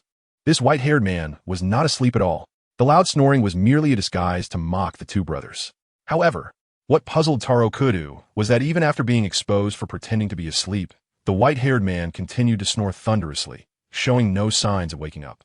Faced with this situation, both Night Cloud and Taro Kudo couldn't help but entertain an unacceptable thought. Is he really asleep?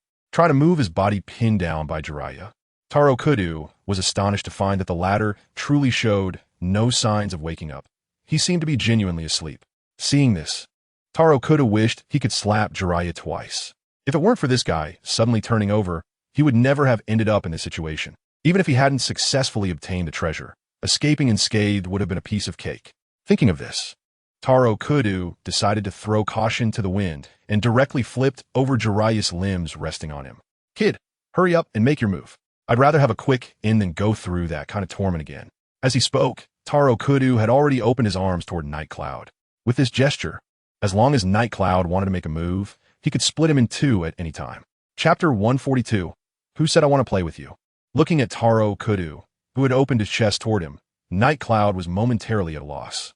He seem to have said he wanted to take him out, did he? Why does he insist on offering himself?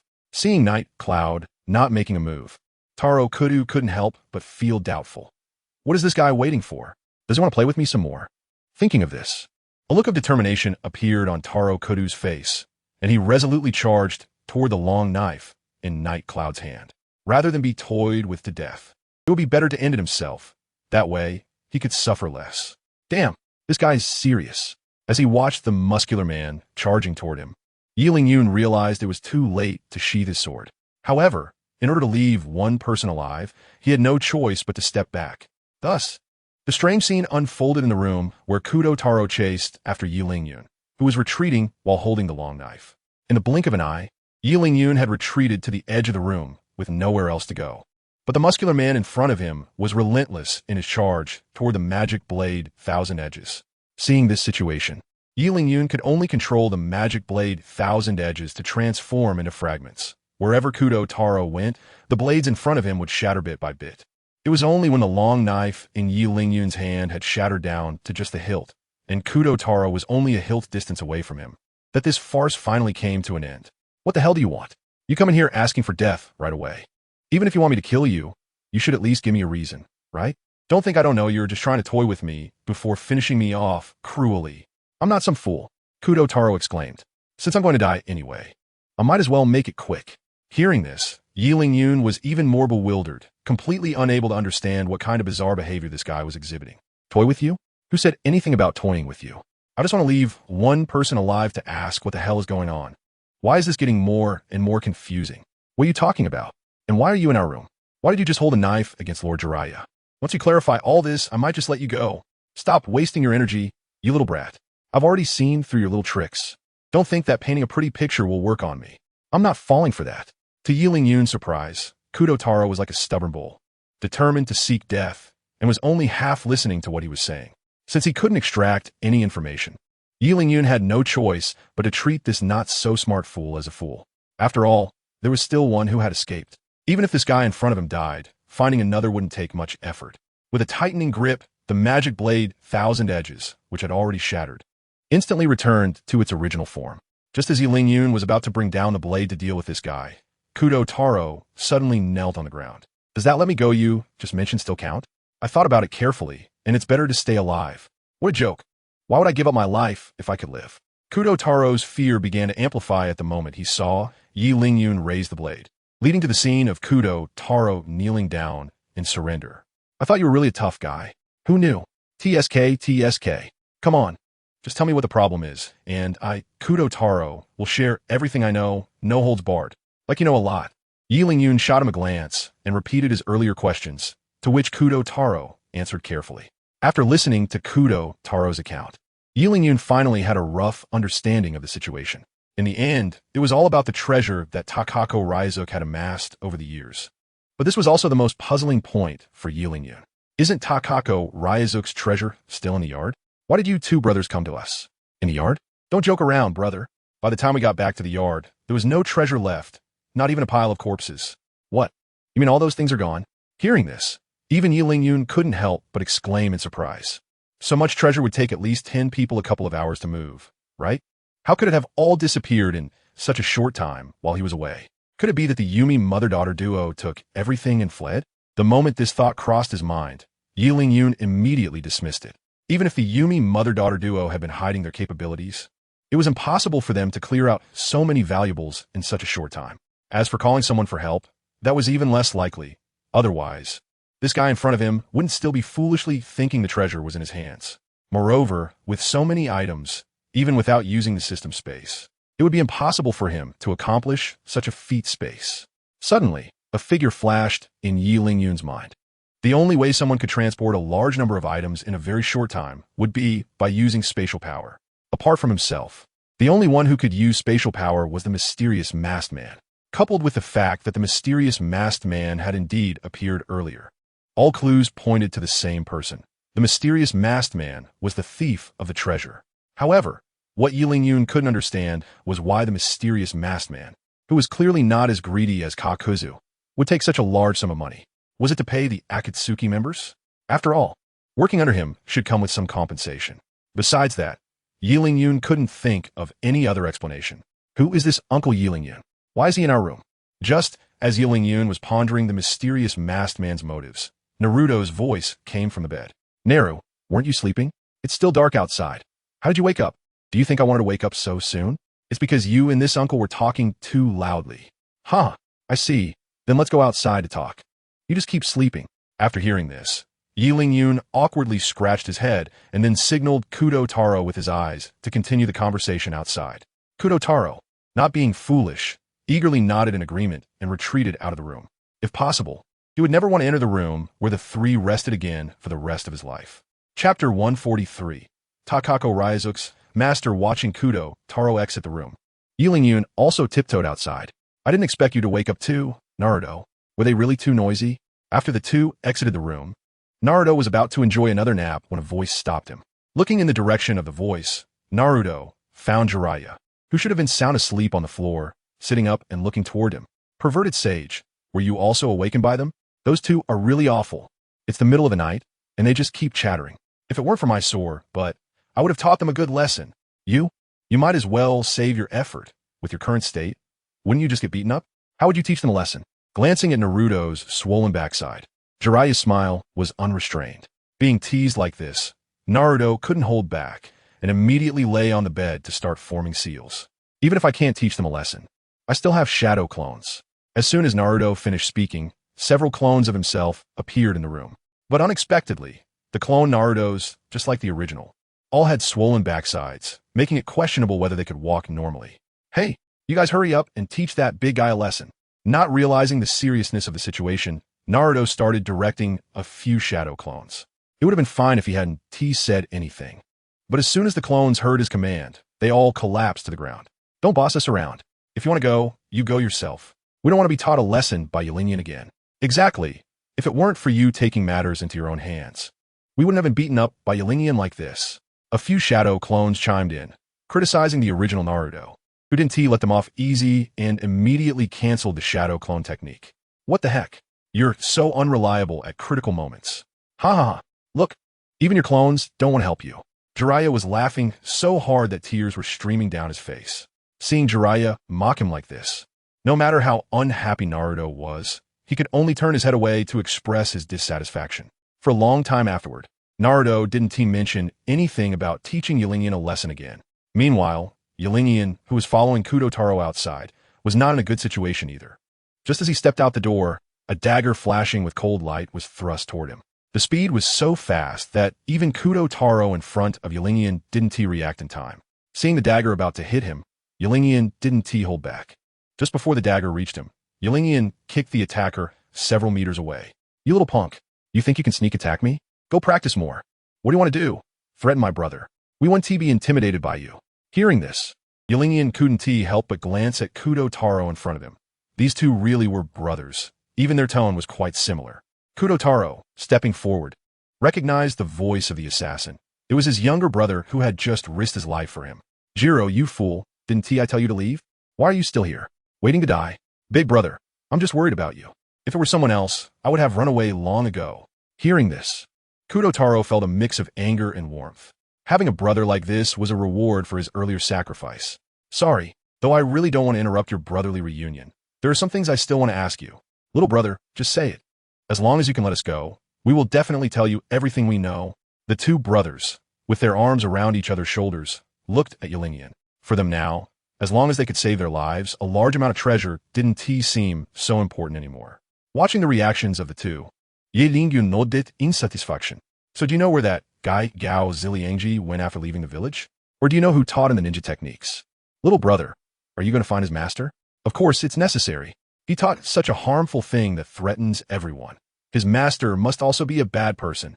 Hearing this from Yilingyan, the two brothers showed signs of excitement on their faces. They had often been bullied by Gao Ziliangji, and although he was already dead, the resentment in their hearts had not been released. Now that they saw Yilingyan planning to take down the root cause of their suffering, how could they not be excited? Little brother, I know this. After Gao Ziliangji left the village, he went to, just as Gong Tung Jiro was about to say something, he was unexpectedly covered by Gong Tung Taro's mouth. Watching Taro Kudu's actions, Yilingyan couldn't help but frown. What do you mean by this? Don't you want me to go over and deal with that guy? Little brother, don't get excited yet. If you could handle that guy, I would actually love to see that scene. But think carefully, just that old guy's disciple is already this strong. As for him as a master. Hearing this, Yilingyan couldn't help but shake his head and smile. I thought it was something serious. If it's just like that, you can just tell me that old guy's location. And you don't need to worry about the rest. Yilingyan waved his hand at Taro Kudu, indicating that he shouldn't worry. It's not that he looked down on that so-called master of Kozi Ryosuke, but how many people in the ninja world can rival the Akatsuki organization? After all, they have fought against multiple groups of the Akatsuki organization consecutively. Could it be that Kozi Ryosuke's master is stronger than them? If such a figure really existed, how could Yilingyan not know? So the truth is that Kozi Ryosuke's master is just an unknown minor character. Perhaps he is a top figure in some village. But in the context of the ninja world, he might just be mediocre. Seeing Yilingyan's attitude so firm, Taro Kudu couldn't persuade him further and promptly provided Yilingyan with the address and information. After getting what he wanted, Yilingyan tossed a golden apple to each of the two brothers. This thing can save your life at a critical moment, so make sure you don't lose it. When he decided to reduce the use of golden apples, the golden apples in the system space seemed to become a burden. Since he didn't plan to eat them anyway, he might as well take them out to connect with people. Watching the two brothers leave with the golden apples, Yilingyan then pushed the door back into the room. Chapter 144. A new beginning. As soon as Yilingyan entered, he found that Jiraiya, who had been sound asleep, was already awake and staring eagerly at the door. Seeing that Yilingyan had finished his business and returned, Jiraiya immediately approached him, bombarding him with questions. How did it go? Yilingyan, did you find out the information we wanted? Of course. Just look at who made the move. Those two little guys were easily handled. Yilingyan then began to report the information he had extracted, and even Naruto, who was lying on the bed, perked up his ears, listening intently. After hearing Yilingyan's report, Jiraiya stroked his chin and fell into deep thought, and the room fell silent. While Jiraiya was pondering, Yilingyan and Naruto, who were wide awake, began chatting aside. How did you manage to handle that guy just now? Did you use that cool sword-drawing technique of yours again? Not at all, because that guy's brother happened to have his foot pinned down by Jiraiya, and then those two fools just panicked. Speaking of which, I have to mention something else. Just now, Jiraiya was sleeping so soundly that even when someone put a knife to his neck, he still didn't wake up. What happened next? What happened after that? Did you save the pervy sage? Yilingyan? Hearing that Jiraiya had actually let someone put a knife to his neck, Naruto became instantly interested. Glancing at Jiraiya, who was still lost in thought, Yilingyan grinned. Of course, if I hadn't made a move, our little team of 3 would have probably turned into a team of 2. As expected, it's still Yilingyan, very alert. Listening to the two chatter, Jiraiya, who was deep in thought, could no longer hold back. He jumped up from the floor and landed steadily between Yilingyan and Naruto. Naruto, don't listen to this guy's nonsense. How can my alertness be lower than his? I was just pretending to be asleep to test your alertness, and you Naruto, have really disappointed me. On the contrary, Yun, your alertness is very high. It was worth betting my life on you, and your performance has made me very satisfied. After saying a few words, Jiraiya nodded approvingly at Yun. But even with his earnest explanation, he still received Naruto's skeptical gaze. Realizing that his explanation was futile, Jiraiya didn't bother to say anything more and turned to sit aside, continuing his contemplation. Looking at the embarrassed Jiraiya, Naruto and Yun burst into laughter. As time passed, Jiraiya had to not only consider the next steps, but also endure the whispers of the two. The night quickly passed, and seeing his two disciples sound asleep, Jiraiya, with two dark circles under his eyes, could no longer hold back. You two better get up quickly. We need to set off to the next place. After spending the whole night deep in thought while they whispered to each other, what he couldn't tolerate the most was their occasional bursts of laughter. With Jiraiya's shout, the soundly sleeping Yun and Naruto instantly woke up. What happened, Yun? What was that sound just now? Who knows? Just ask Lord Jiraiya about it. He is always so vigilant. He must know what is going on. The two rubbed their sleepy eyes and groggily climbed out of bed, unconsciously directing their gaze toward Jiraiya. Seeing his two disciples in such a lazy state, Jiraiya was even more frustrated. You two, get up right now, or you won't be eating today. Hearing this threat, the two immediately jumped out of bed and stood neatly in front of Jiraiya. What is wrong, pervy sage? Why are you so angry? Yeah, getting mad in the morning can shorten your life, you know. They were completely unaware of the seriousness of the situation, chattering back and forth. Jiraiya, who had already endured a sleepless night, looked at them and unconsciously clenched his fists. Fine, you don't get breakfast today. We're heading to Misty Village right now. After shouting, Jiraiya pointed towards the door, signaling the fools to hurry up. However, having never seen Jiraiya this furious, Yun and Yun immediately ran towards the door. But just as they reached the entrance, they stopped in their tracks and turned back to look at Jiraiya together. Whereas Misty Village, pervy sage Jiraiya. Looking at his two disciples, Jiraiya rubbed his forehead with one hand, feeling speechless. Follow me. After sighing, Jiraiya brushed past the two and walked out the door, leaving Yun and Naruto exchanging glances. What should we do, Yun? The perverted sage seems to be angry? What else can we do? Let's hurry and catch up, or we might really miss our meal. With that, the two hurriedly ran out the door to catch up with Jiraiya. On the street, Jiraiya walked ahead, puffed up with anger, while Yun and Naruto followed him like children who had done something wrong, heading towards the outskirts of the village. Villagers began to point and whisper as they saw the three of them. Have you seen those three? I heard they took care of that bastard, Cozy Ryoji. Is that true? Can those three really deal with that bully? Of course. You don't know how fierce their fight was. That scene was truly satisfying. Compared to the villagers' previous attitude of avoidance when the three first arrived in the village, now the villagers showed no signs of the previous gloom, indicating just how much harm Cozy Ryoji had brought to this village. Listening to the discussions around him, Jiraiya furrowed his brows. You two, why aren't you moving? Are you waiting for them to give you an award? Hearing Jiraiya's reprimand, Yun and Naruto naturally didn't linger and quickly left the village with him. Once outside the village, Jiraiya stood still, taking deep breaths as if freeing himself from some kind of restraint. You two, come quickly. We're heading to Misty Village to punish evil and promote good. Looking at Jiraiya's mood shifting from cloudy to sunny, both of them were momentarily at a loss. Pervy sage, why were you angry just now? And are you not angry anymore? Angry? Naruto, what are you joking about? Have you ever seen an adult get mad at a child? At this moment, Jiraiya had lost the irritation from earlier and instead started joking with Naruto. Chapter 145. Heading to Kirigakure, seeing Jiraiya smiling broadly, Naruto was slightly taken aback. Pervy sage, you're so bad. You actually pretended to be angry to scare us. Hey, stop. I wasn't pretending to be angry. It's just that the atmosphere in that village is indeed oppressive. Staying there too long can be a bit frustrating. Naruto, you're still young and might not understand this. If you want to know more, you can ask Yun. As Jiraiya finished speaking, he winked at him while Naruto turned to look at Yun. Receiving the hint, Yun immediately understood and nodded slightly to Jiraiya. Lord Jiraiya is right. Not only were the roads in that village crooked, but the atmosphere was indeed too heavy before Cozy Ryosuke died. Just staying there for a day made me feel uncomfortable. I really don't know how those villagers could endure it for so long. Listening to their explanations, Naruto nodded skeptically, accepting their reasoning, while wandering around the village. He hadn't felt any oppression, so it must be that Yun and Jiraiya had weaker psychological endurance.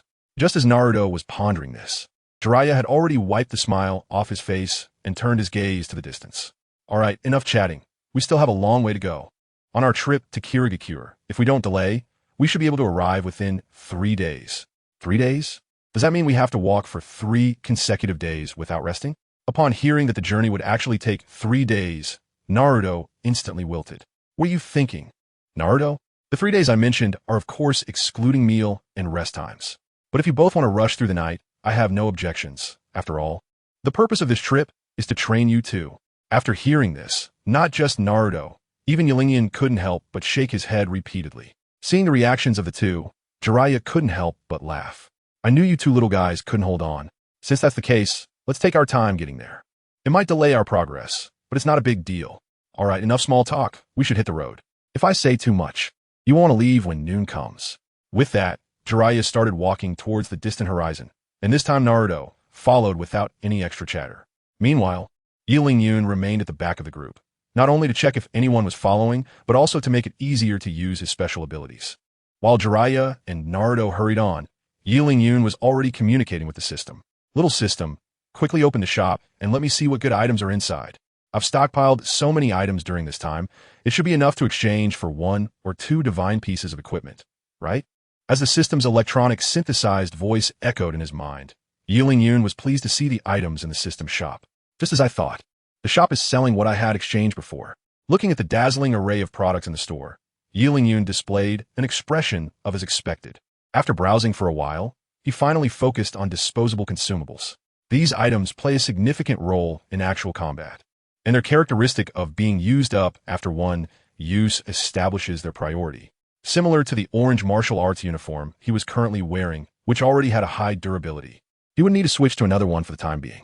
Items like this have a lower priority for exchange compared to disposable consumables, only ranking as second priority.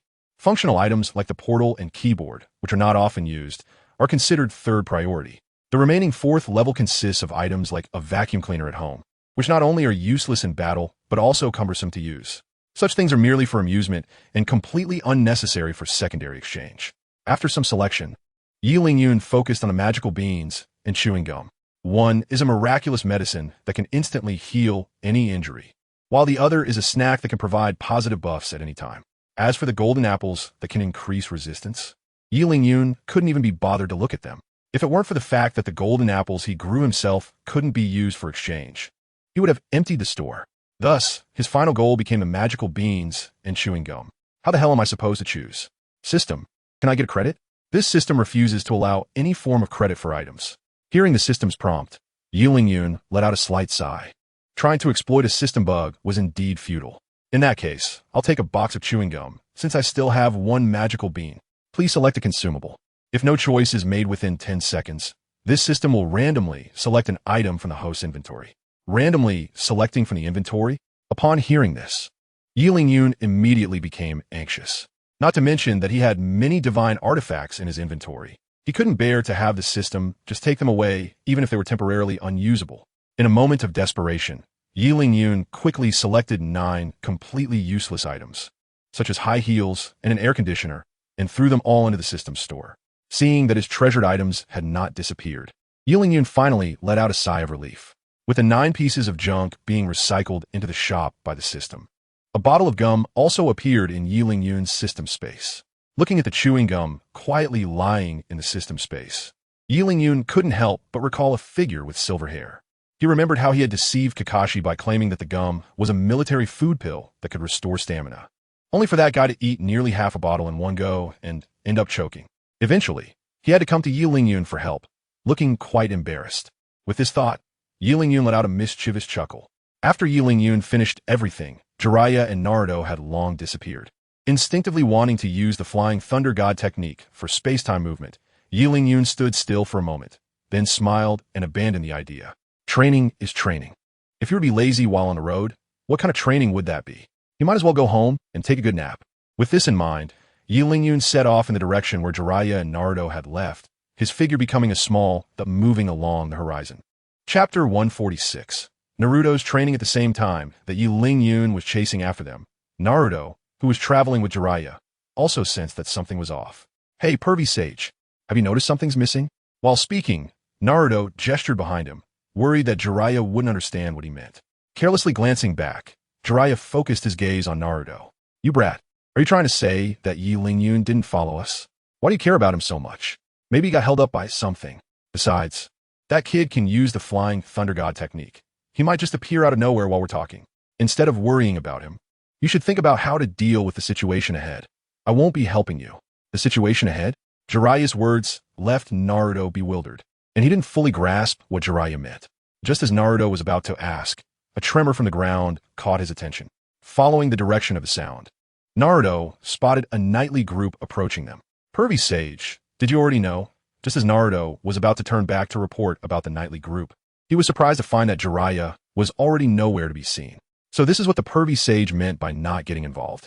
While Naruto was puzzled, the large knightly group had already reached him. The leader, Knight Commander Kamita Sasaki, noticed the blonde kid blocking the road and immediately reined in his horse. As Kamita Sasaki stopped, the vast knightly squad behind him also came to a halt. Dismounting, Kamita Sasaki glared at Naruto. Hey kid, what are you doing standing in the middle of the road? Don't you know it's dangerous? Didn't your parents teach you anything? This road is so wide. Can't you go around? Do you think I'm standing here and you can't get past? Naruto, being scolded, didn't hold back. Since the other party wasn't being reasonable, he felt no need to reason with them. Kamita Sasaki, angered by Naruto's retort, laughed angrily and drew his long sword, pointing it at Naruto. Kid, you have two choices today. Either get out of the way right now or die. Feeling quite pleased with himself, Kamita Sasaki thought Naruto would obediently step aside, but instead, he heard a childish voice coming from Naruto. A 1T move. That's right. After all, I don't want to bully someone like you. Kamita Sasaki's expression darkened.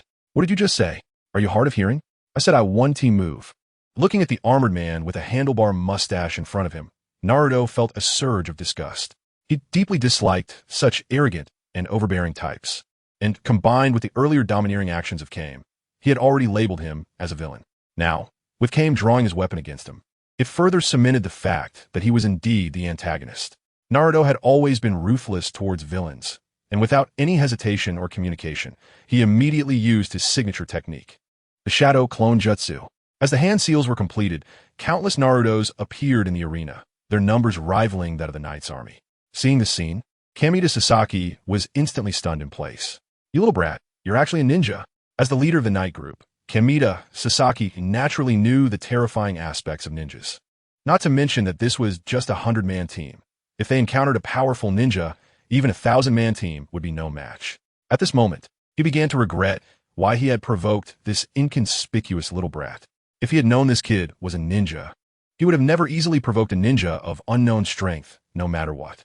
Moreover, the kid had already replicated a team equivalent to his Knight group with just one ninjutsu. If there were any lethal moves, it wouldn't matter if his small team was wiped out. If the important figure behind him got hurt, the consequences would be unimaginable. Thinking of this, Kamita Sasaki's mind instantly conjured up the idea of seeking peace. Hey, little brother, I was just rude earlier. How about you put away your ninjutsu, and we'll take a detour? What do you say? No way. Today, I'm definitely going to teach you a lesson. Little brother, we're all just trying to make a living here. Can't we be a bit more civil? Before Kamita Sasaki could finish speaking, Naruto had already charged at him with his fists raised. Seeing this, Kamita Sasaki, as the head of the group, could no longer hold back and immediately swung his sword to meet him. I'm a dignified Knight group leader, and I'm lowering myself to talk to you. Yet you refuse to listen and even dare to try to hit me in front of so many people. It was a case of what an uncle can tolerate. An aunt cannot. In front of a large group of Narutos and Knights, Naruto and Kamita Sasaki began to grapple. One was constantly swinging his fists, while the other was continuously wielding his longsword. Relying on the thick armor he wore, Kamita Sasaki swung his sword at Naruto without restraint. Meanwhile, Naruto was dodging the longsword attacks while looking for opportunities to defeat Kamita Sasaki, creating a tense atmosphere in the arena. Their battle was fully observed by the Knights nearby, and discussions erupted. Look at that kid. He can actually trade blows with the leader. It's truly terrifying. What do you know? The current situation is that the kid can't break through the leader's defense, and as long as the leader hits that kid once, it's game over. But the leader just said that the kid is a ninja.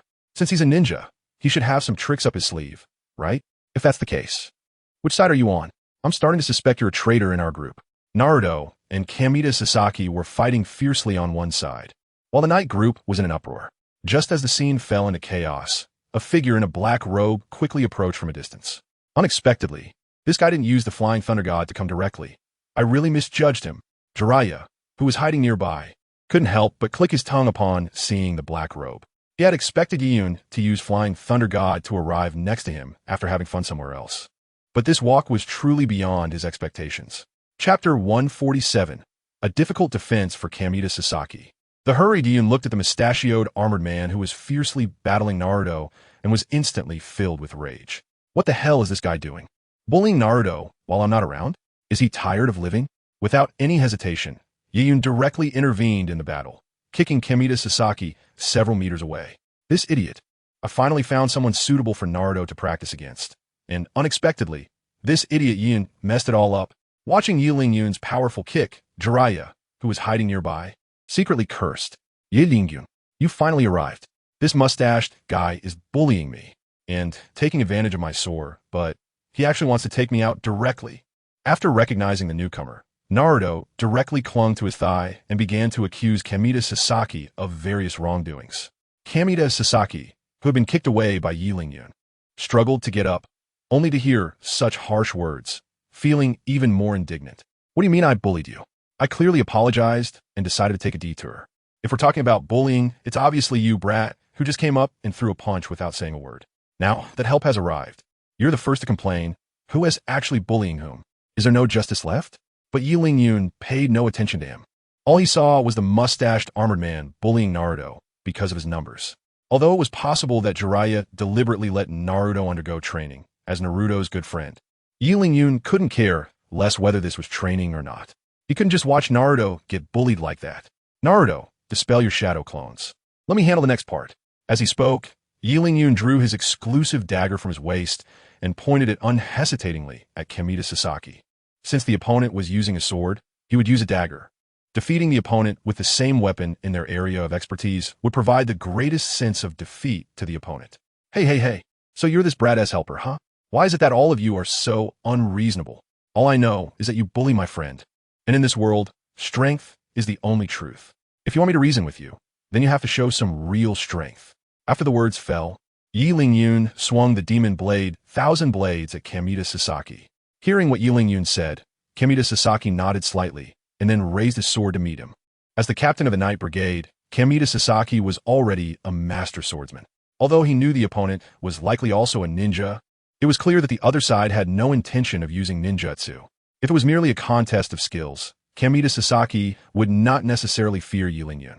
With this thought in mind, their blades clashed, producing a sharp and piercing sound of metal on metal. And then there was nothing after that. In just one encounter, Kamita Sasaki's sword, which had accompanied him for many years, was directly severed by the demon blade Thousand Blades. Looking at the sword split in half, Kamita Sasaki knelt on the ground, his expression bleak. And this was precisely the result Yun wanted. To be defeated in an area where the opponent excelled was already a tremendous humiliation, and having one weapon severed was undoubtedly adding insult to injury. Watching the defeated Kamita Sasaki, whispers arose from the knights behind him. Did you see that? Captain Sasaki's sword was actually broken by that little brat. Sho, you should say less, or the first person Captain will look for is you. What do you mean, Sho? It's not embarrassing to lose to him. And I didn't say our captain is weak or anything. All right, you guys should all say less. Let's see how this situation is handled. Listening to his subordinates' discussions, Kamita Sasaki felt a deeper sting in his heart. Picking up the broken sword and sheathing it, Kamita Sasaki walked heavily to stand before Yun. Young man, your skills are impressive, and your sword is no ordinary weapon. However, since I have lost, you may do as you wish, whether to kill or maim. But I must remind you, do not touch the people in the carriage behind. With your current strength, you cannot afford to provoke her. After saying this, Kamita Sasaki slowly closed his eyes, awaiting death. However, the pain he imagined did not come as expected. Instead, the voices of Naruto and Yun reached his ears. Yun, why did this guy close his eyes? He lost, so why is he here saying all this nonsense?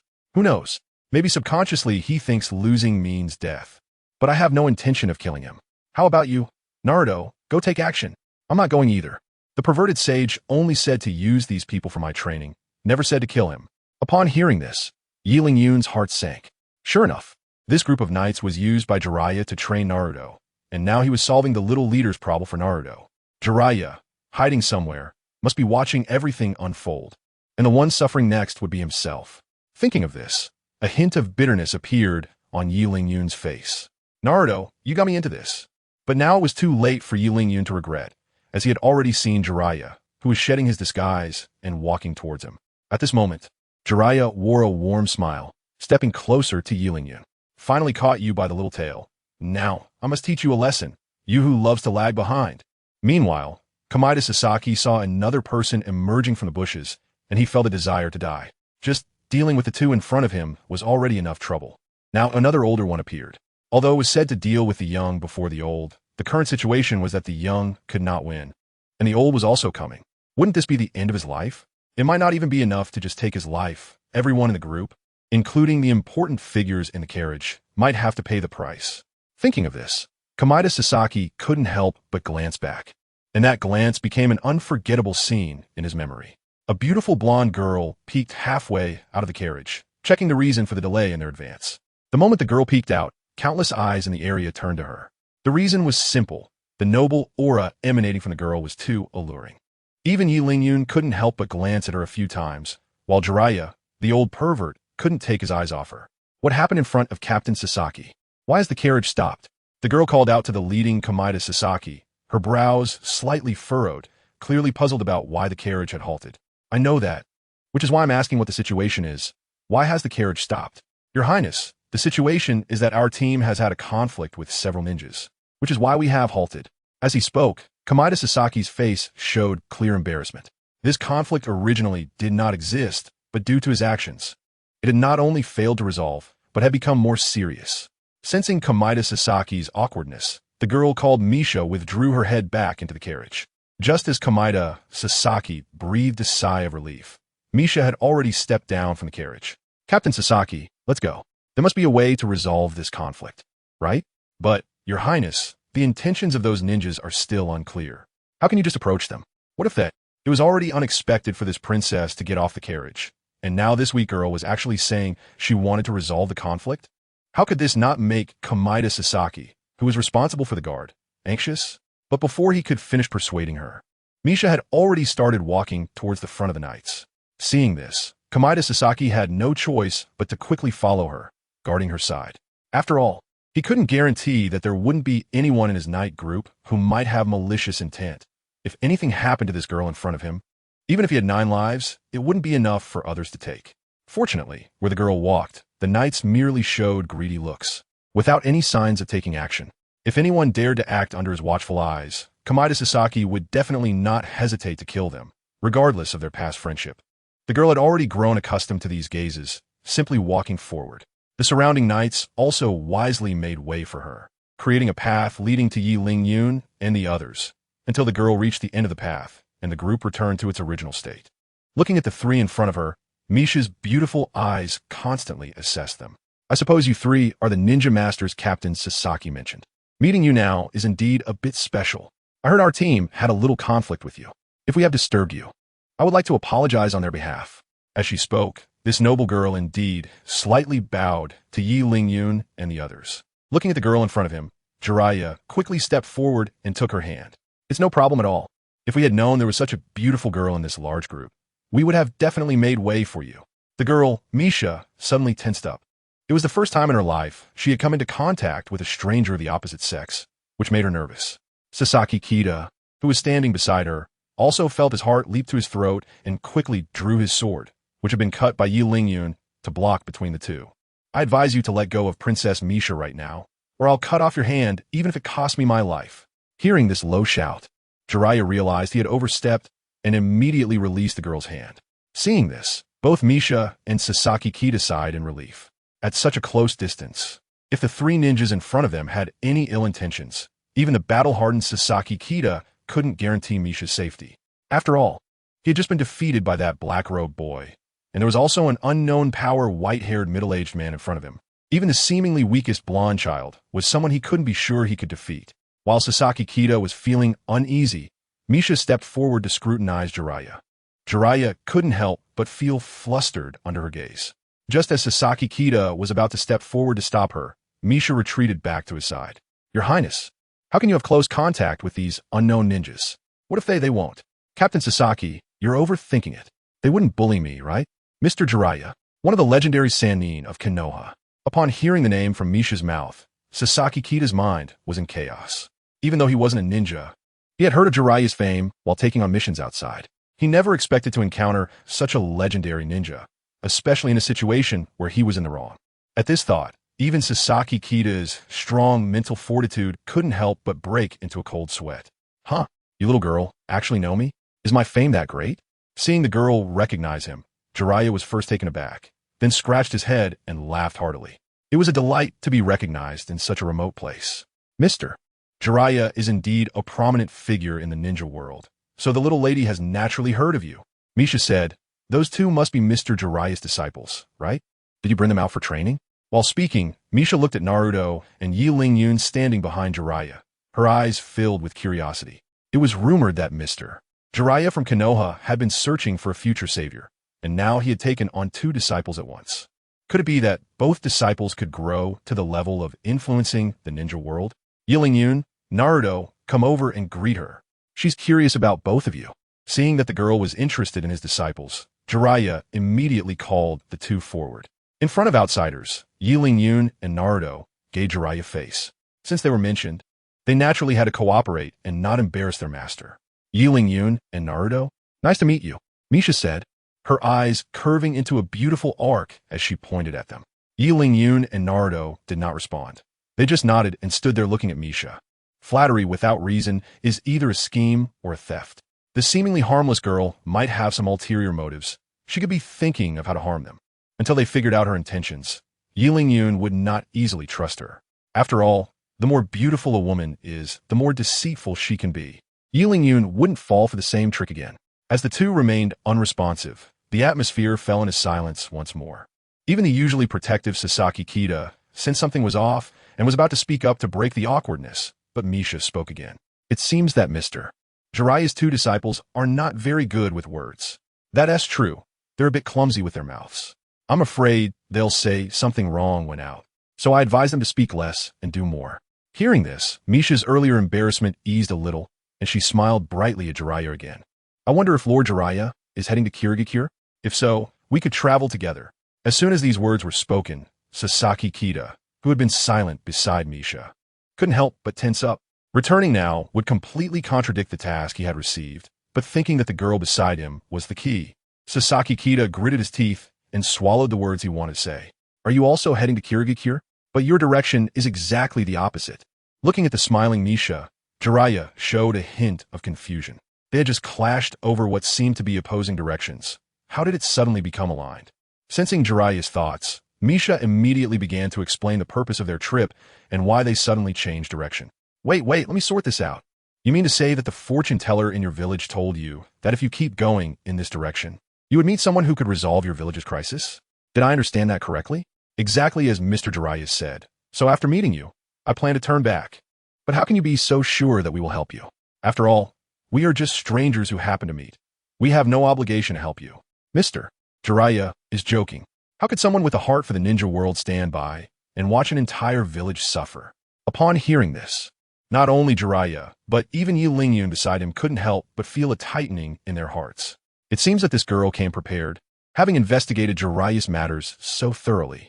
This also greatly increased the vigilance of Yi Ling-yun and his companion, as they couldn't tell when they might be sold out by this seemingly harmless girl, and they might even find themselves smiling and counting money for her. Seeing the constantly changing glances between Jiraiya and Yi Ling-yun, Misha smiled. You two don't have to worry. I have no ill intentions towards you. I simply want to ask for your help, and whether you agree or not really depends on your decision, right? After all, I can't force you to help me.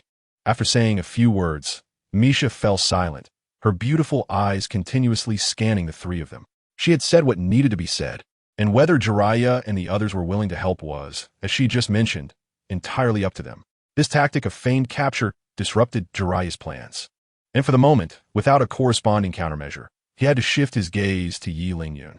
Although young, Yi Ling-yun often made decisions that were more suitable than those of the seasoned Jiraiya. Yi Ling-yun thought that in front of outsiders, everything should be decided by Jiraiya. He couldn't just make decisions on his own while holding the title of a disciple. With his thought in mind, their gazes intertwined from a distance. Before such a significant decision, their first thought of seeking each other's opinions was not distrust in their own judgment, but rather the trust in their teammates that prompted them to desire to exchange ideas. Sensing each other's thoughts, Jiraiya and Yi Lingyun exchanged smiles. Little girl, I may not know what your intentions are, but we do need to go to Mizukage village to handle some matters. However, we can't guarantee that we will help you. As long as we can travel together, whether we can help or not is no longer important. Upon hearing Jiraiya agree to accompany her, a glimmer of joy flashed in Misha's eyes. After all she needed was to borrow their influence. Whether they were willing to intervene was no longer important. In that case, Captain Sasaki, we can disband the team. No problem. After receiving Misha's instructions, Kamita Sasaki hurried to adjust the team. As for Misha, she no longer needed to worry about her. After all, the individuals opposite were legendary ninjas. If they truly had any ulterior motives, even 10 of them would be useless. And if the other side had no ill intentions, staying with them would be far safer than staying with himself. Watching Kamita Sasaki leave, Misa blinked. Mr. Jiraiya, would you like to join me on the carriage? It will take at least 2 days to reach Misty Water Village, and taking the carriage could cut the travel time in half. We appreciate your kindness, but I don't think our speed will be slower than the carriage. In that case, everyone, please work a little harder. After saying this, Misa walked leisurely towards the carriage, while the remaining 3, Yi Lingyun and the others, stood still. Perverted sage, why don't we take the carriage? I'm almost exhausted from walking back and forth. After Misa left, Naruto, who had been silent, finally spoke up to ask. Looking at Naruto's naive expression, Jiraiya wasn't angry. Instead, he patiently started to explain. Naruto, what do you think of that girl? Tell me all your thoughts. You mean that sister just now? I think she's beautiful. Perverted sage, don't you and Yelinian think she's pretty? As soon as Naruto finished speaking, he was predictably scolded by Jiraiya. You idiot, who asked you that? Your answer is completely off. Yelinian, you explain it to him. Chapter 150. Waiting for the right moment, seeing Jiraiya pass the mess to him, Yelinian seemed to have anticipated it and started to explain to Naruto. Naruto, we just met that person for the first time, right? But she not only showed no guard against us, but also warmly invited us to share a carriage with her. Do you think that's normal? Hearing Yelinian's words, Naruto indeed found it quite abnormal. Then why was she unguarded against us? Isn't that simple? Either she's overconfident, or she's done her homework on us and knows we wouldn't harm someone as ordinary as her. After listening to Yelinian's explanation, a look of realization appeared on Naruto's face. When he looked back at the carriage, he had already lost the idea of getting on. So you're saying that person wants to travel with us for a purpose, right? Perverted sage, why did you agree to go to that village with her? Finally, you've come to your senses, Naruto. You haven't let me and Yelinian down in our teaching of you. It's inevitable that she has her own motives, and I have my own plans as well. As for the specifics, I can only explain them to both of you in detail later. Seeing Naruto's enlightenment, Jiraiya showed a hint of relief on his face. At the same time, Sasaki from a Knight's Brigade had already organized their team and quickly jogged to Jiraiya and the others. Respected Jiraiya-sensei, our team is ready and can set off at any time. So what are we waiting for? Let's hurry up and depart. We can't wait any longer. Jiraiya-sensei, what do you think? Seeing the expressions of Yi Lingyun and the others, Kitata Sasaki made a hesitant gesture. Noticing the way the other party was sizing them up, Yi Lingyun stepped forward and gently patted Kitata Sasaki on the shoulder. You just need to go ahead. Don't worry about us keeping up with your pace. I didn't mean that. It's just that the journey is long. Do you really not need mounts? We really don't. Just go ahead. We'll catch up with you shortly. Yi Lingyun waved his hand at Kitata Sasaki, signaling him to focus on his own business and not worry about them. After glancing at Yi Lingyun and the others from a distance, Kitata Sasaki turned and walked back to the Knight Brigade. With Kitata Sasaki returning to his position, the entire Knight Brigade set off in the direction they came from. Once the Knight Brigade left, only Yi Lingyun and the other 2 were left looking at each other. If we don't ride horses, does that mean we have to walk? Are we really going to take 2 days? How could we let you, a big injured person, walk such a long way? The reason we're not going with them is that we have other ways to catch up. After briefly calming Naruto down, Jiraiya turned his attention to Yi Lingyun and made a series of gestures. Yi Lingyun, your little move just now didn't escape my eyes. That should be ready, right? Nothing can escape Lord Jiraiya's eyes, can it? Don't worry. Since it's me taking action, it will definitely be foolproof. As he spoke, Yi Lingyun confidently patted his chest, looking as if everything was ready and only waiting for the right moment. Meanwhile, Naruto, caught between the 2, was completely confused, unable to understand anything. What are you guys talking about? I don't understand at all. You child, really have no perception at all. Didn't Yi Lingyun just pat that knight's shoulder? Do you know why? Hearing this, Naruto shook his head repeatedly. Patting someone else's shoulder is just patting. How could it have any special meaning? Seeing that Naruto still looked clueless, even the patient Jiraiya couldn't help but sigh. Naruto, tell me, what moves does Yi Lingyun have? Fire style, fireball, earth wall, water dragon bullet, flying thunder, god technique. When Naruto mentioned the flying thunder god technique, his eyes widened in surprise. If that's the case, then everything makes sense. No wonder you guys aren't worried about keeping up with them. You must have planned to use that technique all along. Otherwise, you think I and Yi Lingyun have 108 eyes for nothing? We'll just rest here for the time saved. After all, dragging along an injured person is inconvenient. But using the flying thunder god technique from such a distance, while carrying two people, is still going to be tough on Yi Lingyun. As he spoke, Jiraiya slapped Yi Lingyun on the shoulder, and Yi Lingyun could only force a bitter smile. After finalizing the plan, Jiraiya had his two apprentices set up a camp. There would definitely be a fierce battle ahead in Misty Water Village, and what they needed to do now was to adjust their state before the fight. While Yi Lingyun and the others were busy building their temporary shelter, the Night Brigade was also marching towards Misty Water Village. Meanwhile, a hand slowly reached out from the carriage at the center of the Night Brigade, and Kitada Sasaki, who was trailing at the back of the group, quickly urged his horse closer. Respected Princess Misha, do you have any instructions? Nothing much, just wanted to ask if those three ninjas have caught up. As Kitada Sasaki got closer, a woman's voice came from the carriage.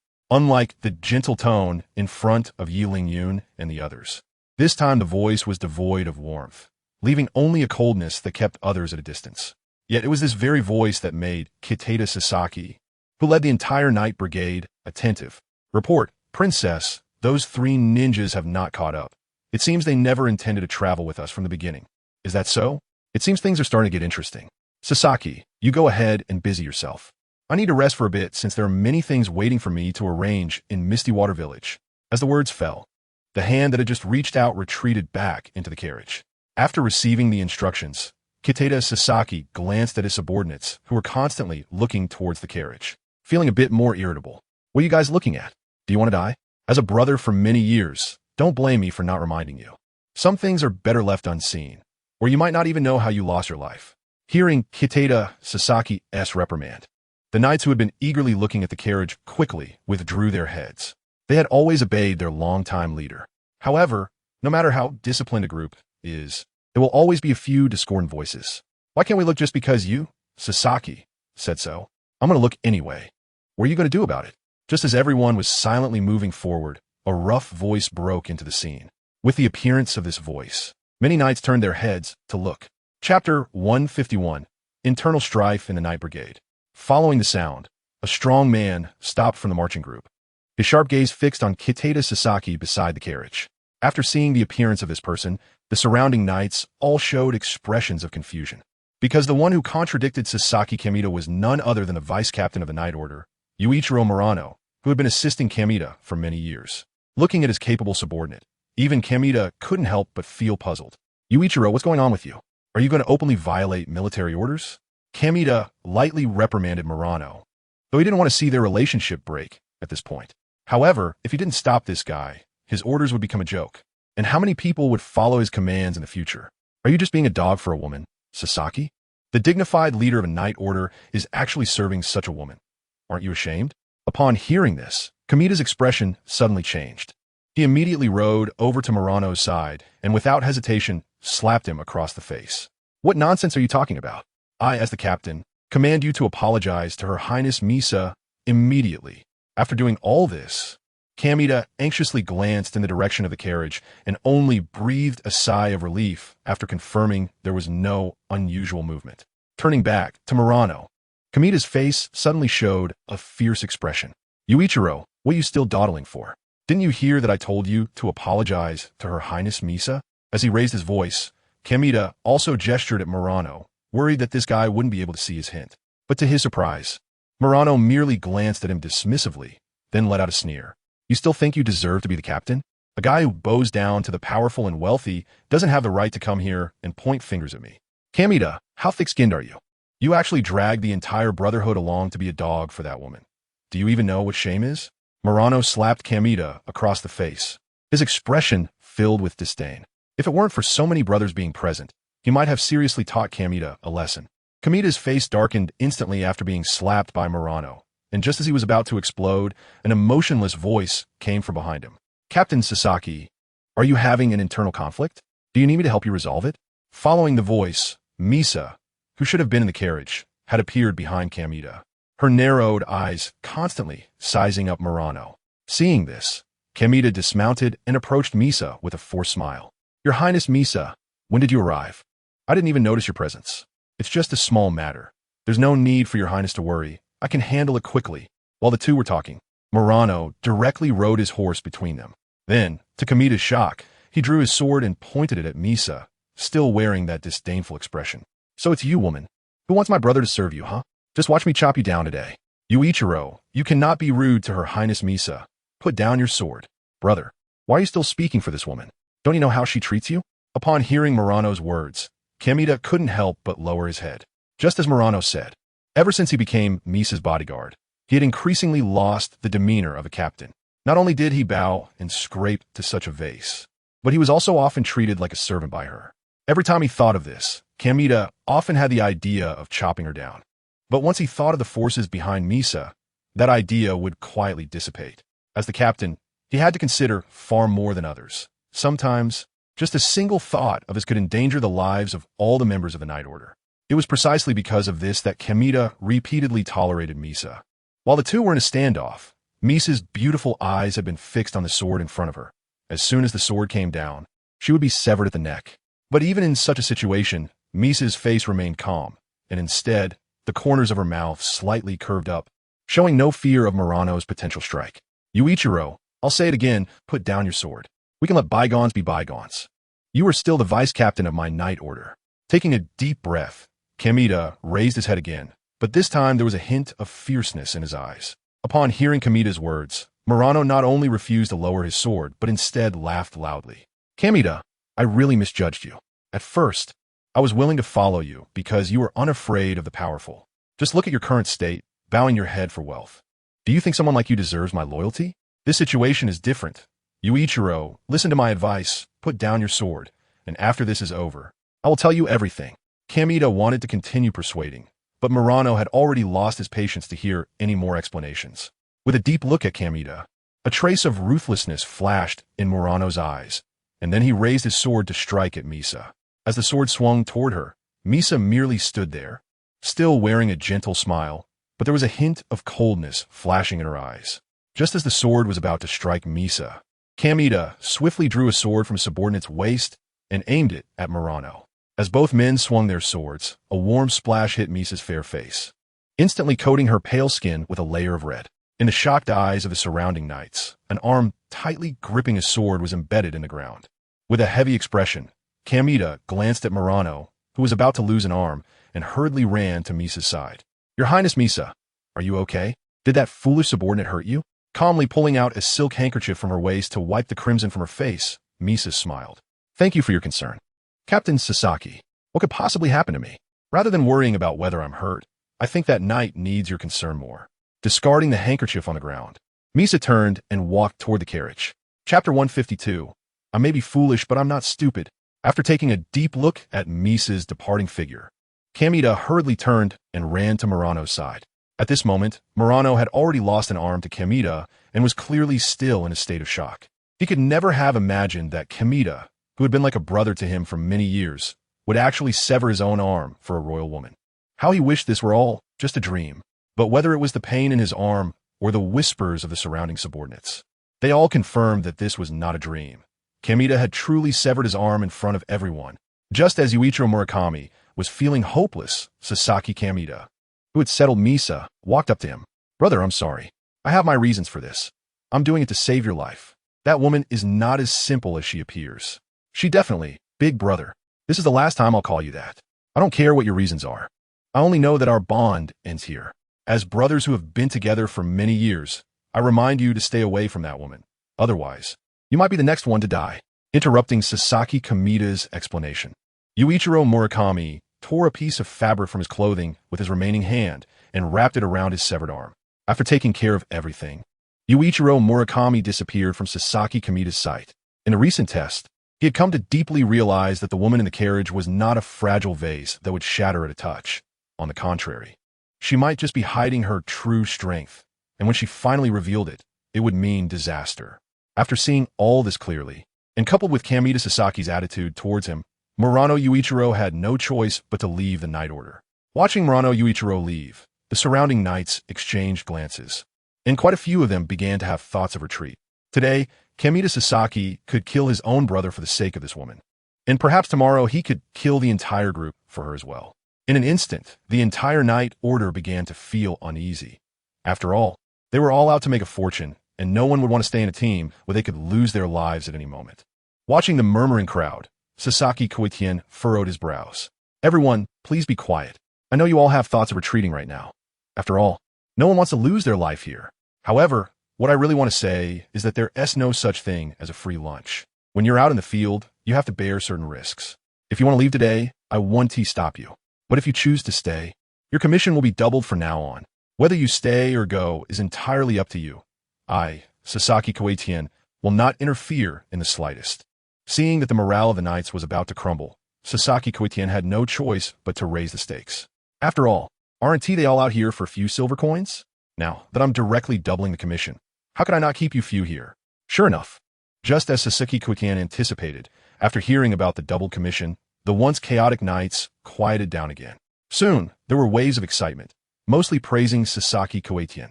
However, a small number of individuals remained clear-headed. After casting a deep glance at Sasaki Koitien, they headed in the direction of why Aikir Murano. What a joke. Although money can make the devil push a millstone, when you have money, you also need to have your life to spend it. A task that would make Sasaki Koitien willing to increase the pay to retain his strength must have a casualty rate that S through the roof, right? Only a fool would gamble their life for immediate benefits. As the saying goes, as long as the Green Mountains remain, one need not worry about firewood. As long as one is still alive, isn't it guaranteed to earn money in the future? With this reasoning, even though Sasaki Koitien offered generous rewards, the entire knight group still saw its numbers reduced by a third. Watching his departing subordinates, Koitien Sasaki slowly lowered his head, and no one knew what he was thinking. At the same time that turmoil broke out in the Knight's Order, Yiling Yun and the others had already set up a temporary shelter on the spot. Although it was just a simple house made of a few wooden boards, in this wilderness, it was comparable to a grand villa in the woods. This little wooden cabin was truly comfortable. Lecherous sage, Yiling Yun, you should come and lie down for a try. Seeing that the small cabin was completed, Naruto didn't say a word and immediately crawled inside, comfortably lying down while calling out to Jiraiya and Yiling Yun to enjoy this peaceful moment together. The two outside, still dealing with the leftover debris, exchanged smiles but did not respond, quietly piling the fertilizer together. After being alone in the empty cabin for a while, Naruto curiously poked his head out when he noticed they had stopped moving. What are you two doing? Aren't you going to come and experience this comfortable little cabin? Looking at the two still collecting the leftover materials for building the small cabin, a puzzled expression appeared on Naruto's face. Lecherous sage, what are you picking up these rotten woods for? Are you going to use them to start a fire? What else would it be for? It's common for wild beasts to roam in this wilderness. Aren't you afraid of being taken away by wolves at night? What's there to be afraid of? With you, lecherous sage, and Yiling Yun here, what kind of beast would dare to cause trouble? What if we ignore you? What would you do then? Jiraiya shot Naruto an annoyed glance, and a plan quietly formed in his mind. They had always protected Naruto too well, to the point that now, when faced with a problem, he thought not of solving it himself, but of relying on him and Yiling Yun. It would be fine if Naruto were a spoiled rich kid, but he wasn't of that kind. Now, Naruto was just a ninja who needed to keep getting stronger. If he remained under their protection like this, even the best seedling would wither. Waving at Naruto, Jiraiya grinned. Naruto, I've been your master for so long, but it seems I haven't seen your strength yet. How about we practice a bit now? Upon hearing Jiraiya's words, not only Naruto, but even Yiling Yun, who was still tidying up the debris, couldn't help but be slightly taken aback. And then a gleam of excitement sparkled in their eyes. It seems like it's time to teach them a real lesson. Naruto shook his head repeatedly, stepping back while shouting loudly, "Perverted sage, if you want to fight me, just say so. No need to make so many excuses to fool me. Even though I'm dumb, I'm not stupid." Jiraiya, Chapter 153, Night Ling Yun versus Naruto. Seeing that his intention had been discovered by Naruto, even someone as thick-skinned as Jiraiya felt embarrassed to insist on practicing with him. However, Jiraiya didn't want to let Naruto go that easily. After some contemplation, Jiraiya mischievously turned his gaze to Knight Lingyun. What do you think of me, Naruto? I just want to test your training results during this time. If you think that's unfair, then let's switch partners.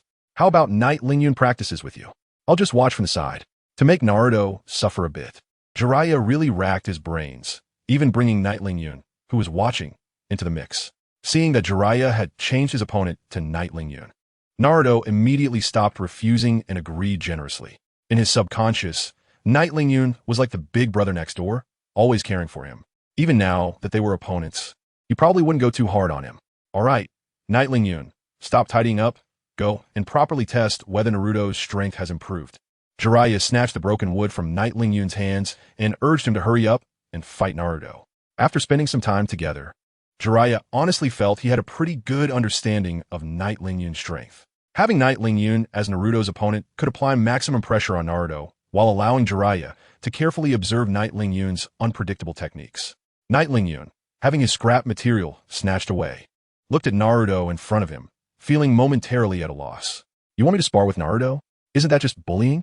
Seemingly sensing Knight Lingyun's worries, Jiraiya timely added the rules for the battle. To be fair, Knight Lingyun, you can't use your knife or the Flying Thunder God technique. Otherwise, this duel won't reflect Naruto's growth. Great. That's a good suggestion. If Knight Lingyun can't use those strange techniques, how can he compare?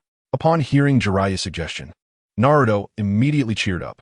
If Knight Lingyun's best techniques were restricted, his chances of defeating Knight Lingyun and proving his strength would greatly increase. Knight Lingyun had no objections either. After all, if he were to use those weapon techniques, Naruto would only end up getting defeated instantly. You two can start from a distance. Aside from what I just mentioned, there are no other restrictions. All techniques can be used. I'll sit here and watch your performance. I won't intervene unless it's an emergency. Following Jiraiya's instructions, Knight Lingyun and Naruto cooperatively moved away from the small wooden hut they had just built. Knight Lingyun, you can't use those techniques now. Let's see how I can take revenge for last night. Just go ahead and attack. I also want to see how much you've grown, Naruto. Facing Naruto's provocation, Knight Lingyun remained calm. Although his best techniques had been restricted, he was confident he could defeat the current version of Naruto without using weapons. Without further ado, Knight Lingyun closed in and threw a punch at Naruto. In the world of Naruto, the simplest and most effective way to test someone's strength is through taijutsu. No matter how powerful a ninjutsu is, it requires hand seals to activate, and if the taijutsu isn't up to par, even the strongest killing move might not be usable, except for Hashirama's double palm slap. Knight Lingyun had suffered from this in the past. Under the restriction of not being able to use the magic blade, Thousand Blades, he had been knocked down by a few nameless bandits. Even now, thinking back, he couldn't help but feel a wave of shame. Using this method to test Naruto's strength was undoubtedly the best choice. As Knight Lingyun's fist grew larger in Naruto's eyes, the latter hurriedly crouched down to avoid the attack. This action was exactly what Knight Lingyun had anticipated. As soon as Naruto crouched, Knight Lingyun maintained his punching motion and kicked at Naruto with his other leg. Using the fist as a feint, the real killing move was in the leg. It seems this kid has learned from the last lesson. Sitting beside the wooden hut, Jiraiya nodded slightly in appreciation of Knight Lingyun's attack. On the other side, Naruto quickly realized Knight Lingyun's intent, but at that moment, he was already in a crouch position, unable to avoid the kick from Knight Lingyun. In a panic, Naruto crossed his arms in front of him. Since he couldn't dodge, he would minimize the damage. With a loud bang, Naruto was sent flying, rolling on the ground several times before managing to stop. Knight Lingyun, that kick hurts so much. If not, quickly getting up. Naruto was about to complain when Knight Lingyun's next wave of attacks came. Hurriedly getting to his feet, Naruto had to use his hands to protect his vital areas while retreating, trying to buy himself some time to breathe. But how could Knight Lingyun not notice his little scheme? Since you want to catch your breath, then as you wish. With another kick sending Naruto back, Knight Lingyun didn't continue to pursue, but stood in place, waiting for Naruto to catch his breath. Struggling to get up from the ground, Naruto felt a wave of soreness throughout his body. Just moving a bit was enough to make him grit his teeth in pain. You, Knight Lingyun, are too ruthless. If that's the case, don't blame me for bullying you. While speaking, Naruto began forming hand seals. Since he couldn't compete in taijutsu, he would settle this with ninjutsu. Seeing Naruto's hand signs, Jiraiya, who was watching from a distance, couldn't help but furrow his brows. How could this idiot use ninjutsu first? Does he really think he can compete with that freak Yi Lingyun in ninjutsu? In terms of taijutsu, Naruto still has a chance to defeat Yi Lingyun if he works hard, but if he uses ninjutsu, the outcome is already predictable. Sure enough, just as Naruto completed the hand seals and performed a shadow clone technique, Yi Lingyun, who was standing still, actually split into 5 as well. Seeing the 5 Yi Lingyun standing in front of him, Naruto was immediately stunned. Yi Lingyun, can you also use the shadow clone technique? But don't you think your number of clones is a bit low? Look at how many I can make. Quantity isn't the key to victory, as long as the clones are enough. Yi Lingyun simply stood there with a faint smile on his face. Chapter 154. Chakra Clones from Distance. Even the well-informed Jiraiya couldn't help but show a serious expression at the sight of Yi Lingyun's for clones. The ability to separately manifest chakra as clones is truly remarkable. Yi Lingyun is indeed impressive, even compared to the 4th Hokage from back in the day. Yi Lingyun always surprises me. He manages to come up with something different each time. As one of the legendary Sannin, Jiraiya quickly realized that what Yi Lingyun was using wasn't the shadow clone technique at all, but rather clones created by condensing various elemental chakras. Although this isn't the first time such a technique has been seen in the ninja world, and the method is well known, there are still very few who can use it. The reason is simple. Just using 2 chakra types is already a significant challenge, let alone splitting them while using different chakra types simultaneously. The difficulty increases exponentially. Yet now, Yi Lingyun is not only using 4 types of elemental chakra at the same time, but is also able to perfectly differentiate them. How could Jiraiya not be astonished? While Jiraiya was still marveling at Yi Lingyun's mastery of chakra, Naruto had already taken the initiative to attack the 5 Yi Lingyuns. In Naruto's mind, even if Yi Lingyun's taijutsu was superior, the difference in numbers should allow him to suppress Yi Lingyun somewhat. Thus, countless Narutos charged towards Yi Lingyun like a massive army, seemingly intent on annihilating him in one go. Faced with Naruto's onslaught, Yi Lingyun maintained that faint smile. In this situation, Yi Lingyun's mind flashed back to a scene where Obito faced an entire class. I wonder if I can do it. Clenching his fists, the 4 clones began forming hand seals. As Naruto charged in front of him, Yi Lingyun's technique was ready. Naruto, be careful. This is my first time using this technique. As Yi Lingyun's voice fell, the 4 clones, each representing the elemental attributes of fire, earth, water, and lightning, simultaneously launched their attacks. In an instant, hundreds of Narutos turned into a puff of white smoke and vanished from the battlefield, leaving only the real Naruto, who was stunned in place, facing the overwhelming attack. Damn it, did I still not control my strength well enough? Seeing the situation, the real Yi Lingyun didn't hesitate for a moment and immediately pulled Naruto aside, rolling away. The technique had already been unleashed, and even he, the caster, couldn't stop it. Under such intense attacks, even if Naruto didn't die, he would be severely injured. Since they were only sparring, Yi Lingyun wouldn't stand by and watch Naruto get hurt by his own technique. Seeing Yi Lingyun successfully save Naruto, Jiraiya, who had already gotten back on his feet, let out a sigh of relief. Even someone as experienced as Jiraiya couldn't help but sweat for Naruto when he saw Yi Lingyun use that technique. The technique Yi Lingyun used was similar to one that his master, the 3rd Hokage Hiruzen Sarutobi, had once demonstrated to him. When did this kid learn the teacher's 5 elements, great multi-shadow clone technique? It seems he hasn't had much interaction with the teacher. With an explosion, the battlefield was engulfed in thick smoke. Jiraiya sat cross-legged, stroking his chin, lost in thought. Meanwhile, in the midst of the smoke, Yi Lingyun and Naruto lay on the ground, letting the splattering dirt cover them. Yi Lingyun, what was that technique called? Why was it so powerful? I thought I was done for. Naruto, you idiot. We were just sparring. How could I let you die by my hand? While speaking, Yi Lingyun patted Naruto on the head and then smiled widely, reflecting back to when he first arrived in this Naruto world. He had seen Naruto as a future ally to lean on. Now, the roles had reversed, and he had become Naruto's support. Thinking about this contrast, even Yi Lingyun couldn't help but feel a sense of emotion. Before long, the smoke had cleared. The ground where the two had battled was now filled with numerous pits of varying depths. Yi Lingyun and Naruto were covered in dust from the explosion, looking disheveled like wild men from the mountains. As they walked up to Jiraiya, Naruto immediately put on a mask of seeking praise. Perverted sage, look, I wasn't killed by Yi Lingyun. How awesome is your student? To his surprise, Jiraiya remained with his head down, his perfunctory voice coming out. You survived? Indeed, quite impressive. Keep it up. In fact, even without looking at Jiraiya, one could guess the outcome of the battle. The moment Naruto used his ninjutsu first, he had already lost. Not only was his technique singular, relying mainly on the shadow clone technique and Rasengan, making it easy for an opponent to counter him. In contrast, Yun had only not mastered wind release among the 5 elemental ninjutsu, and he even had access to the bloodline limit of lava release, with all sorts of peculiar techniques emerging one after another. In such a situation, Naruto using ninjutsu only accelerated his defeat. Seeing Jiraiya's indifferent attitude, Naruto didn't continue to make himself a fool and quietly lay down to the side, not wanting to disturb Jiraiya, who had fallen into contemplation. Yun jumped beside Naruto and lay down next to him. Feeling the gentle breeze brushing against him, Yun felt a refreshing sensation. After the battle, lying like this was indeed the most comfortable, right, Naruto? What puzzled Yun was that Naruto, who usually chatted nonstop, didn't respond. Turning to look, he found that Naruto had already fallen asleep. This quick sleep operation truly left Yun dumbfounded. The youth really has it good. They could just find any place to fall asleep, which is quite enviable. Listening to Naruto's gradually increasing snoring, a wave of drowsiness suddenly hit Yun.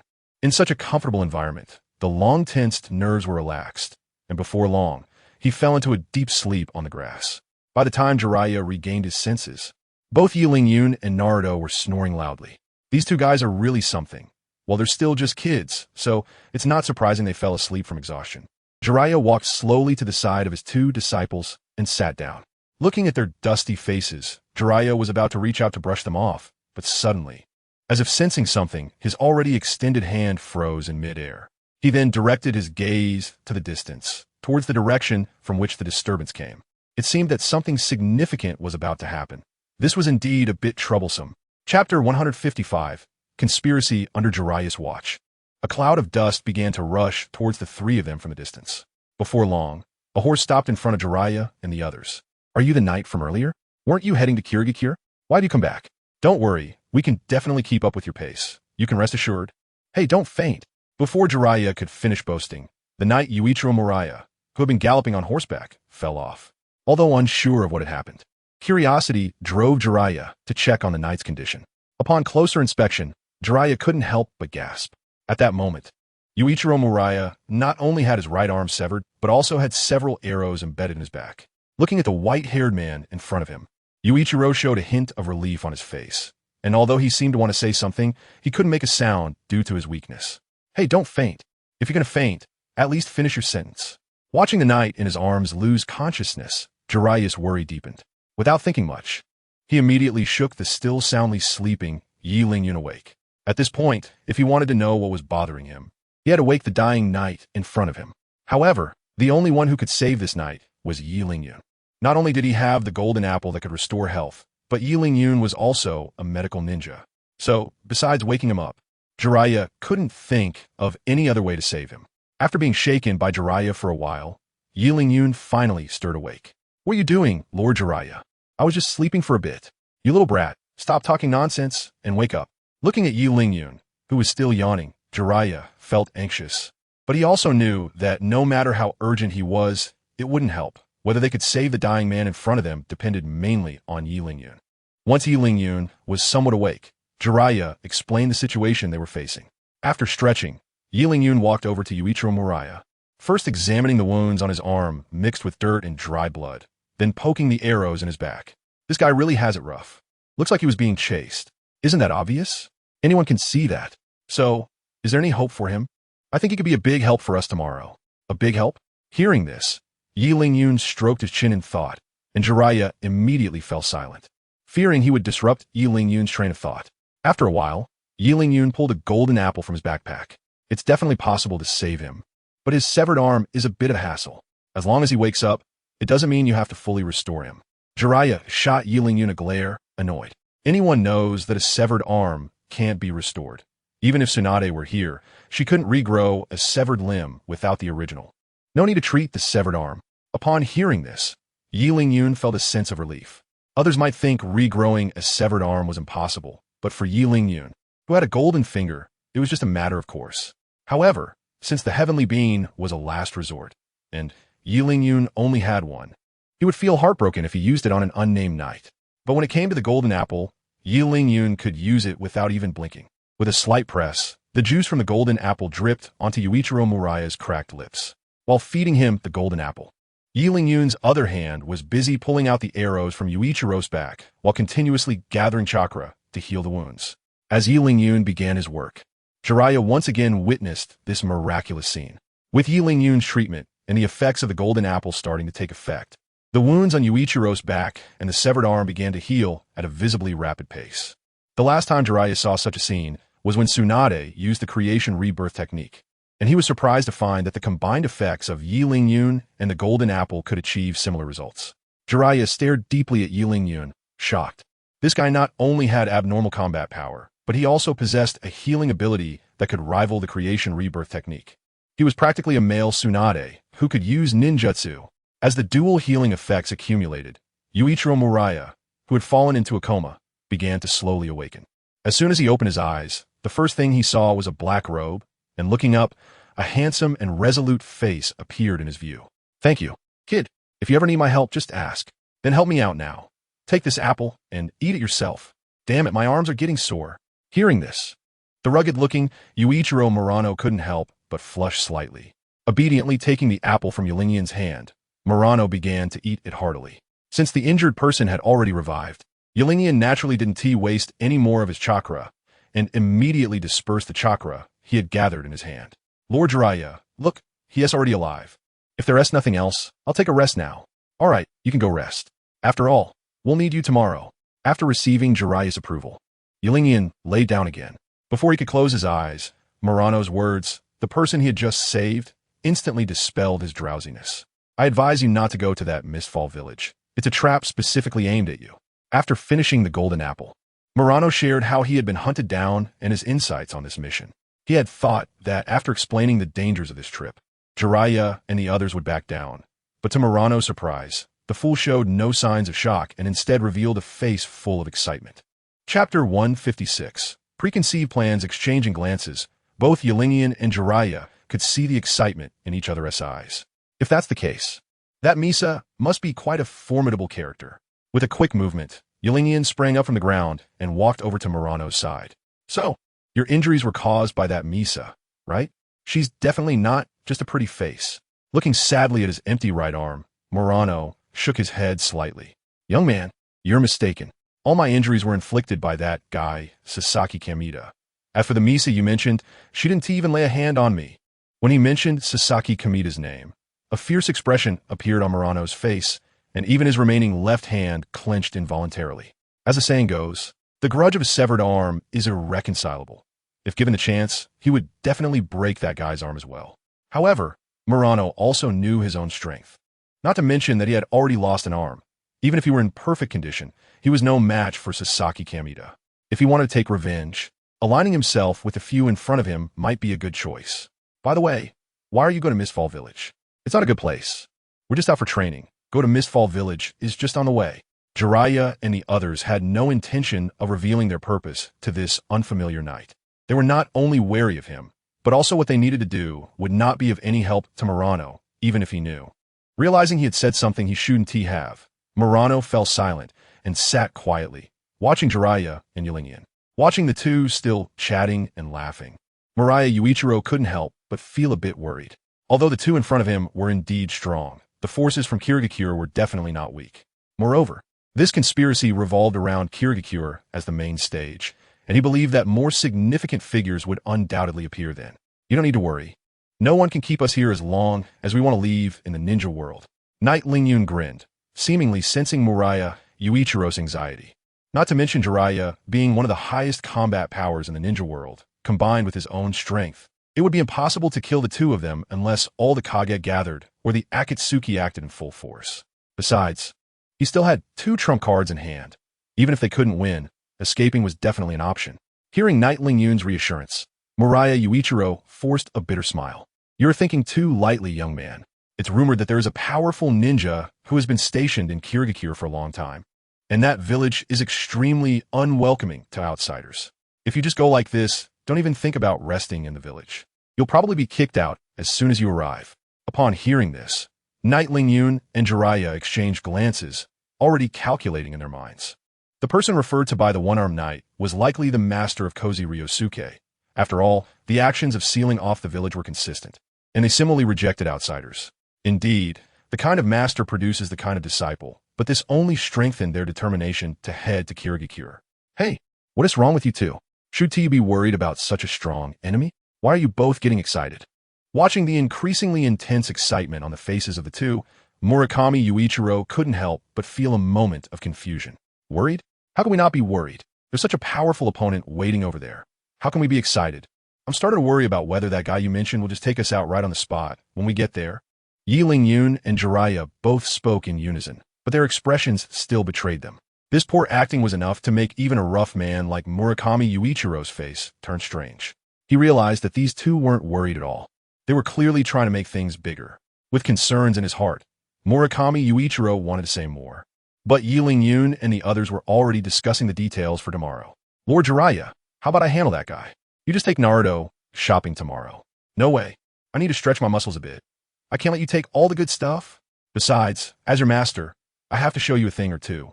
Otherwise, every time it's you taking action, it makes me feel completely irrelevant. Come on, Lord Jiraiya, don't steal this from me. As a newcomer, I should accumulate more practical experience, right? As they spoke, the two actually began to argue over who would get the first kill on the boss tomorrow. Seeing this scene, Murakami Yuichiro's mouth began to twitch uncontrollably. While others go into battle picking the weakest opponents, you two are arguing about who gets to fight the boss. Has the world really become this way? If I didn't know better, I'd think you were just going on a picnic. Just as the two were arguing, the sleeping Naruto was also awakened by their voices. Pervy Sage, what are you and Yi Ling-yun talking about? Why are you making so much noise? Rubbing his sleepy eyes, Naruto stumbled over to the two. Seeing Naruto, Yuichiro Mureo rushed to Naruto's side as if he had found a savior. Little brother, you're finally awake. Hurry and talk some sense into your two companions. They actually dared to think about killing the strongest in Kirigakure. Looking at the one-armed man who ran up to him in a panic, Naruto also had a confused expression. After stretching and yawning, Naruto finally regained some composure. Isn't it very normal? We want a Misty Village to deal with that guy. Otherwise, who would go so far to that village? At this moment, Naruto looked at Yuichiro Muraya as if he were an idiot. This was something already decided. So why did this guy come all the way just to tell him again? Meanwhile, Yuichiro Muraya stood there dumbfounded, realizing that the reason these three guys were heading to Misty Village was not a spur of the moment, but premeditated.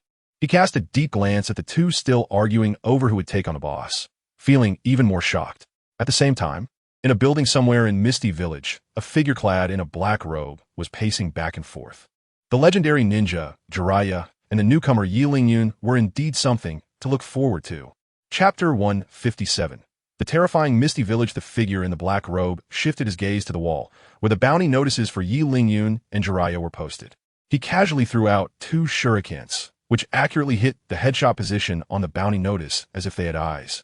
Ryasuke will definitely avenge you. You can rest now. After doing all this, the figure in the black robe slowly walked towards the door.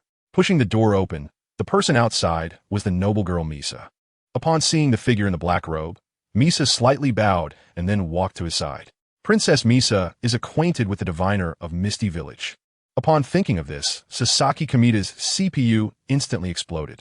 It should be noted that the figure in front of him was a presence that caused headaches for the entire water country, openly occupying Misty Village while provoking the daimyo of the water country multiple times.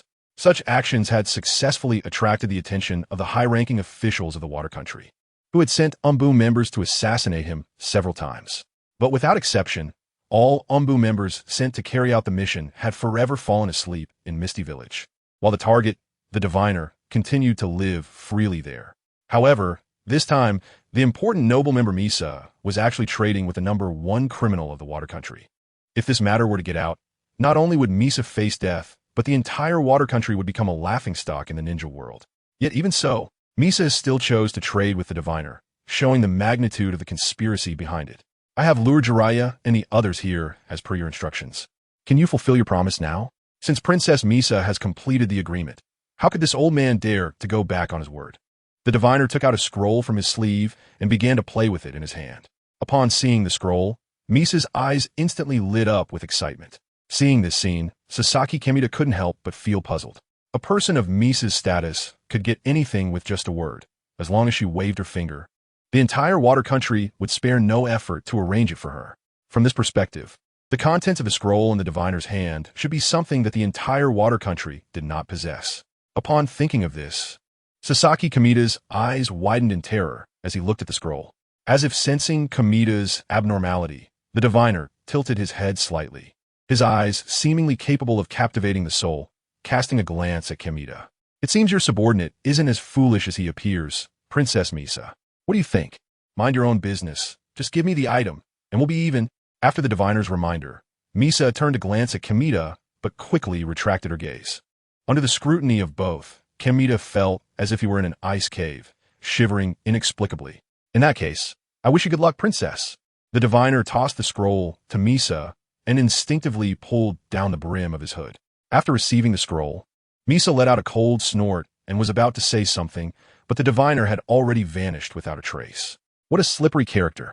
Kamida, let's go. After a cold snort, Misa turned to leave, leaving Kamida still in a daze. Once he regained his senses, Misa had already walked quite a distance.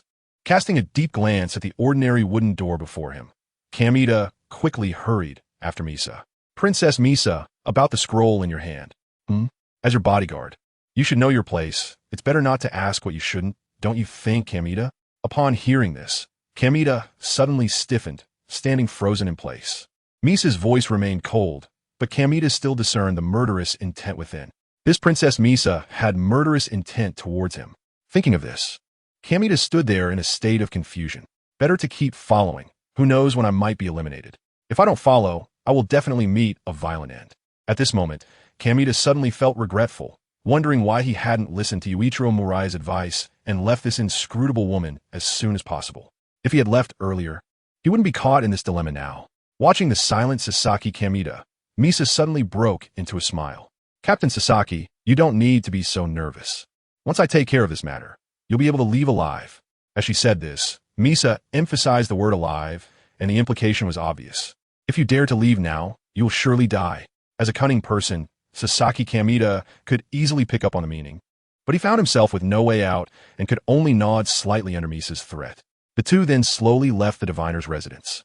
What no one noticed was that after the two left, the diviner's figure reappeared in the area. Everything was ready, just waiting for the esteemed guest to arrive. Meanwhile, while Misa was trading with the diviner, Yun and the others, who were resting midway, had already started a campfire. At this moment, Jiraiya's team of 3, Yuichiro Murano, and several knights who had left the Night Order were gathered around the fire. Honorable ninjas, according to what you just said, are we really going to that eerie village tomorrow? A knight asked tremulously, voicing the concerns of the others. As a team from Kirigakure, they were well aware of the horrors of that village. As a border area between the land of water and the land of fire, Kirigakure had always been a hotspot for warfare, and the number of deaths in the village was countless. What was most frightening was the dense fog that never dissipated. In a situation where one couldn't see their hand in front of their face, no one could know what would appear in the next moment within the fog. It could be an elderly man or a sharp sword pointed at one's forehead. Death could come in an instant. Because of such an environment, Kirigakure had also become a haven for fugitives from various countries, a true lawless land. In such an environment, no one could guarantee they would come out alive. Of course, we have to go. We 3 are out here to train. How can we back down just because of Kirigakure? Jiraiya laughed heartily. He had naturally heard of Kirigakure's fearsome reputation. As someone who had traveled extensively, Jiraiya had long wanted to experience the dangers of Kirigakure firsthand. And this time he was bringing his 2 disciples along to explore. Seeing Jiraiya's madness, the surrounding knights cursed him a few times as a madman before getting up and leaving on their horses. Jiraiya was not angered by this. He merely smiled and watched them leave. After all, Kirigakure was only a destination for the 3 of them, and he couldn't care less whether others went or not. Moreover, with their strength, having others along would only drag them down. Chapter 158. Night raid on Kirigakure. After a rustling sound of mounting horses, only Jiraiya, his 2 companions, and the one-armed Yuichiro Murano remained by the fire. Seeing that Yuichiro Muraian did not leave with the main group, Jiraiya also showed a look of surprise. Aren't you leaving? It's dangerous to stay behind. You might even lose your life. A true man born between heaven and earth, even with 2 children to carry. You aren't afraid, so how could I back down? Besides, I haven't avenged my severed arm yet. If I just walk away, wouldn't that make it seem like I'm afraid of that guy Sasaki Kamida?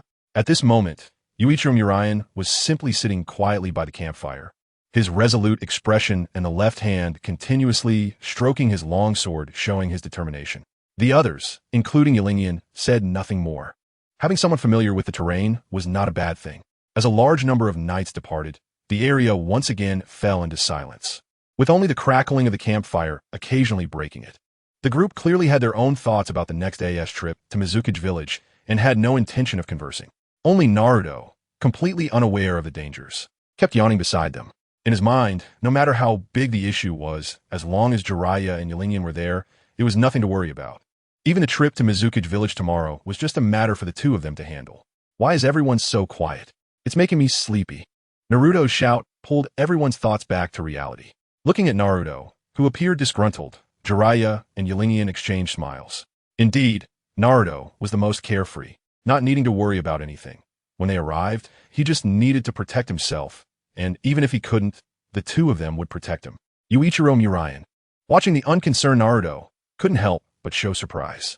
Although I know all three of you are powerful, isn't it a bit reckless to go to Mizukage village without any preparation?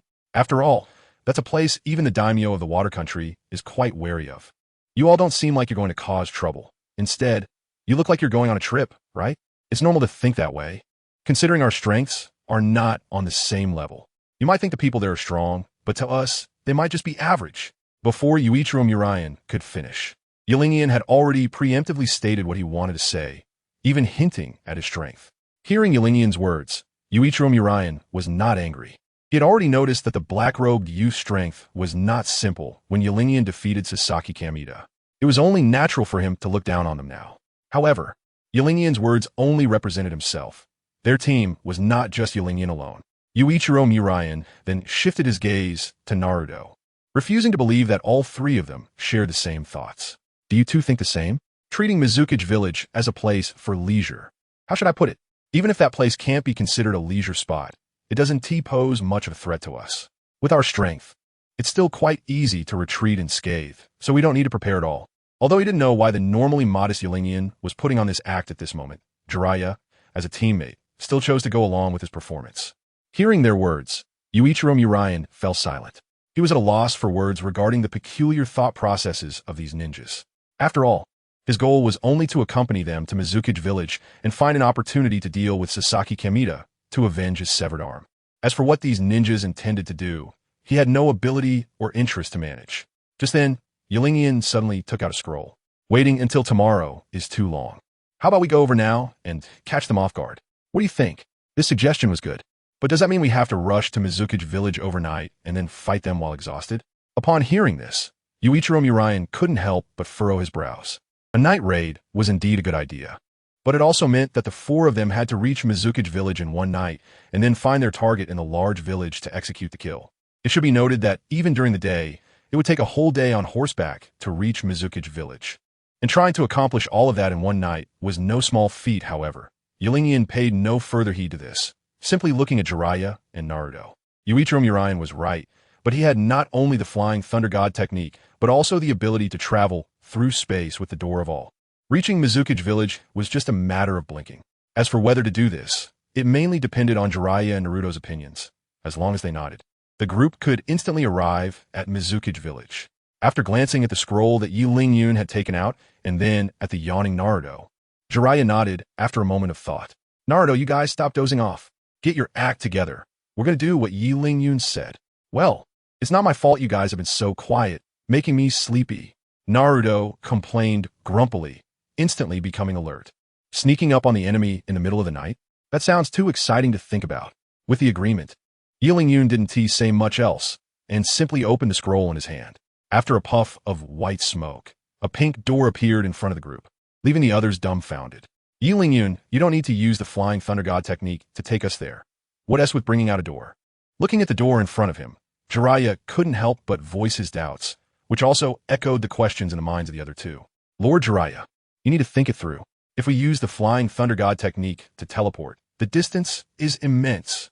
At such a distance, I don't even know if I can handle the teleportation alone, let alone take all three of you with me. But this door is different. It can directly send us to the Misty Water Village without any consumption. Why should I exhaust so much chakra to bring you all along?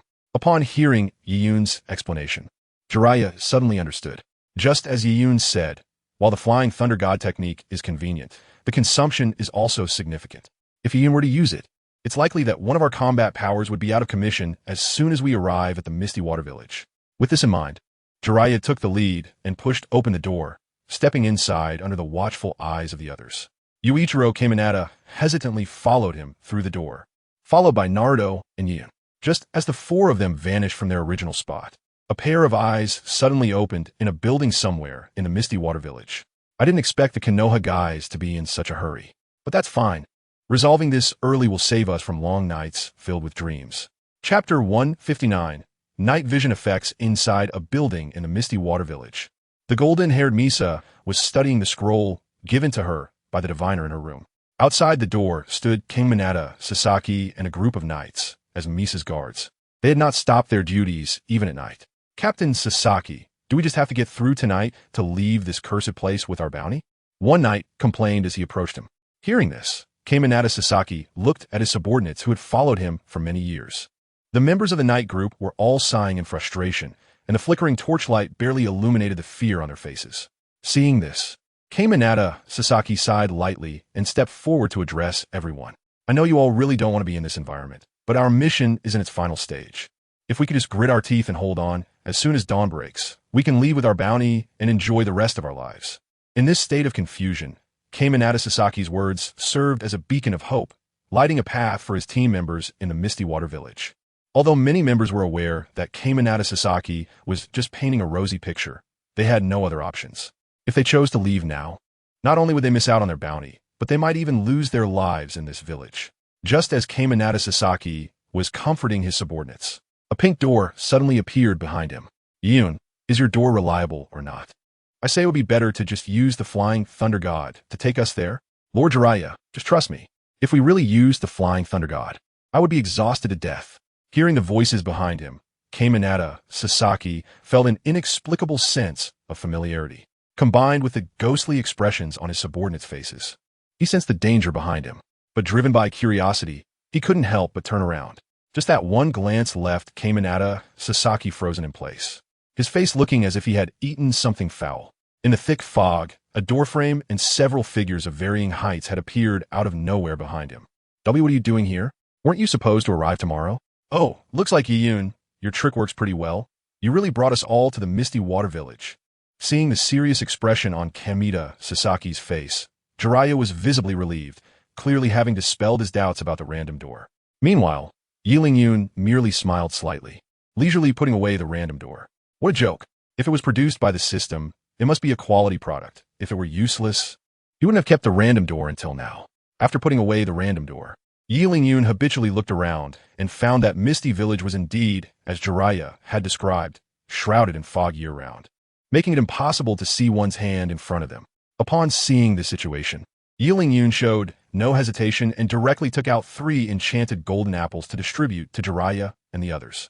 Unlike the previous golden apples, this time, the surface of the golden apples was covered with a faint, strange glow. These were specifically selected golden apples with night vision effects, intended to cope with extreme environments like Misty Village. Looking at the golden apple handed to him, Jiraiya couldn't help but furrow his brows. Didn't I tell you before? You need to reduce the use of this thing, or it will eventually harm you.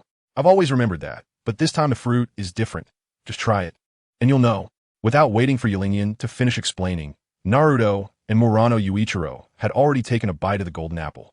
As soon as the golden apple entered their mouths, the vision that had been obscured by the thick fog suddenly became surprisingly clear, as if the fog didn't exist at all. Hey, pervy sage, you should eat the apple too. After eating, you'll be able to see the road. Yeah, Lord Jiraiya, hurry up. Fighting in this kind of environment will definitely affect your performance. After witnessing the effects of the golden apple, Murano Yuichiro also urged Jiraiya to eat the enchanted golden apple along with Naruto. Faced with their urging, Jiraiya skeptically took a bite. Just that one bite.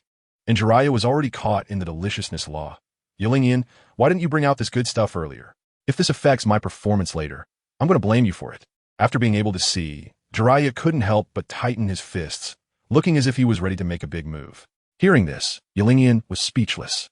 What do you mean by not bringing it out earlier? I just finished putting away the random door and already started distributing the golden apples. I don't know who stubbornly refused to eat and scolded me indiscriminately. However, Murano Yuichiro, who came from the night group, noticed something different. Hey, little brother, why are you just giving us items? Why aren't you eating it yourself? This question drew the attention of Naruto and Jiraiya, who all focused their gazes on Qianren.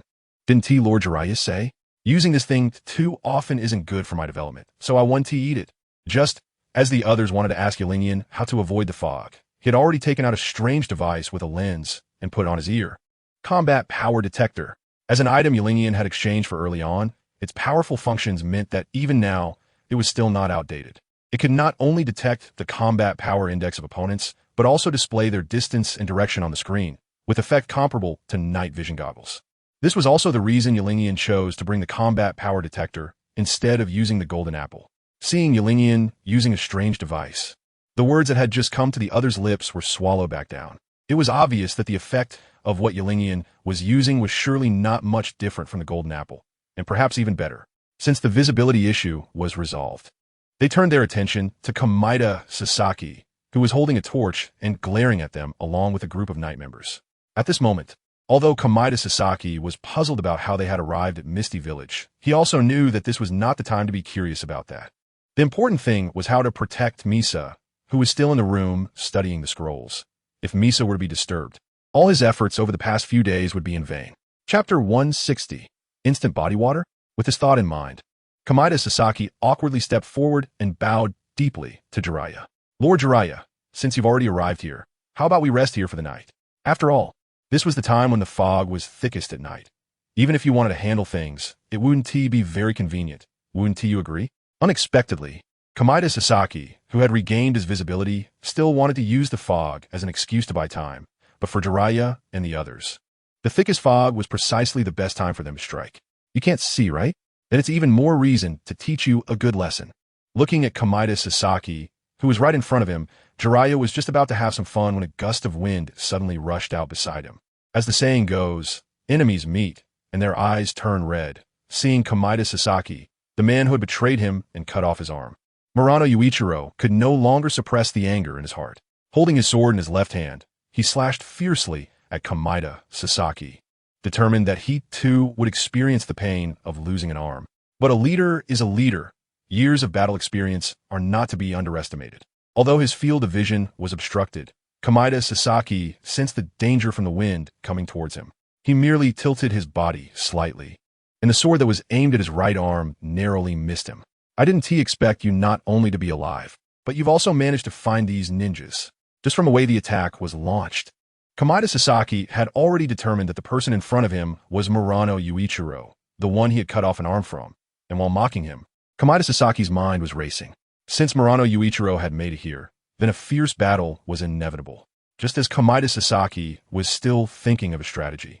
The visually advantaged Murano Yuichiro charged at him again with his longsword. Kamida Sasaki, you're just that woman-esque dog. How dare you call me brother? Being likened to a dog, Kamida Sasaki's expression turned cold, and any guilt he had felt for cutting off Murano Yuichiro's arm vanished at that moment. Fueled by anger, Kamida Sasaki tossed the torch aside and began to clash swords with Murano Yuichiro. You all stay put and don't move. If you go out this door, none of you will be able to keep your lives. While clashing with Murano Yuichiro, Kamida Sasaki didn't forget to remind his knight subordinates of the precautions. Upon hearing this, Murano Yuichiro's anger flared even more, and his movements became even more fierce. What time is it? And you're still pretending to be kind. I'm going to chop you down today.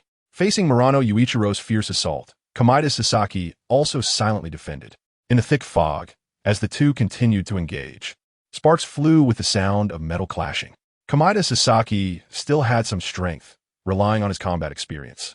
He could actually hold his own against the one-armed knight, even in the dark, proving why he was worthy of being a leader. However, the one-armed guy was also impressive. Facing an enemy, and with the advantage, he could still keep his cool and not engage in reckless slaughter. While the two were immersed in their fierce battle, Qianren and Jiraiya stood to the side, commenting on the fight. Suddenly, the combat power detector on Qianren's face emitted a series of beep beep beep sounds, which was a prompt indicating that a new combat power index was approaching. Following the direction indicated by the combat power detector, Qianren's gaze finally landed on a corner of the wall. Combat Power Index, 2,116 points. Who on earth is this guy? As if sensing Qianren's gaze, a figure in a black robe suddenly appeared beside him. This little gadget of yours looks pretty good. Can I borrow it to play with? Naruto and Jiraiya were startled by the sudden appearance of the figure in the black robe, and their expressions became wary. After hearing the words of the figure, Yun actually took off the combat detector from his face and handed it to the black-robed figure. To his surprise, the black-robed figure did not accept it, but instead let out a strange, cackling laugh. I can't believe you actually gave it to me. However, I wouldn't dare take anything from you. After all, who knows if it has the flying thunder god seal on it? Hearing this, Yun couldn't help but show a bit of surprise on his face. This guy was not falling for the trap, and even knew about his flying thunder god technique. It seems that someone has done some preliminary investigation on us. It looks like you have prepared quite well, knowing even this. Of course, when facing different opponents, you must use different strategies to deal with them. As soon as the words fell, the man in the black robe gently clapped his hands, and the combat power detector in Yun's hand emitted a prompt once again, and it was particularly frequent. Seeing this scene, Yun's expression darkened even further. As expected, this guy should be Gao Ziliang's master, and his recent actions undoubtedly meant he was calling for help. After putting the combat power detector back on his face, Yun sighed in relief. Fortunately, the people he summoned were just small fries with combat power indexes of only 1 or 200. Although numerous, they did not pose a threat to them. After doing all this, the man in the black robe vanished before Yun and the others, reappearing in the corner of the surrounding wall. This miraculous teleportation technique brought to mind an impossible name for Yun, Uchiha Sure Sui, the man who mastered the body flicker technique to perfection. However, Yun, familiar with the plot, knew that this was impossible. Uchiha Sure Sui had died many years ago during an internal conflict. The only explanation was that the black robe man before him was someone extremely skilled in using the body flicker technique, nothing more. Naruto, and I will deal with those small fries. That guy's up to you? Yun. Are you confident? Looking at the elusive black-robed man not far away, even Jiraiya couldn't help but frown slightly. With such incredible speed, it was uncertain whether they could even land an attack on him, let alone fight him. With this in mind, Jiraiya decided to leave the black-robed man to Yun. He hadn't forgotten the large-scale attack methods Yun had mastered. They would be just right for dealing with this black-robed man. Just as Yun nodded in agreement, the door behind them suddenly opened, and a cold female voice came out. Lord Jiraiya and the diviner? What are you doing here? Following the voice, they saw that it came from Misha, who had just been studying the scroll in the room. At this moment, Misha's voice was cold, and her expression had lost the respect she had shown when she first met Jiraiya yesterday. Her eyes revealed the disdain of a noble towards a commoner. Having memorized the contents of the scroll, Misha merely raised her hand slightly, and the scroll she held spontaneously ignited, quickly turning to ash and scattering from her hand. Seeing this scene, the surrounding knights couldn't help but show a hint of confusion. Meisha knows ninjutsu? In their subconscious, Meisha was just a noble woman with no combat power, yet she could ignite a scroll spontaneously at this moment, which was astonishing and puzzling to them.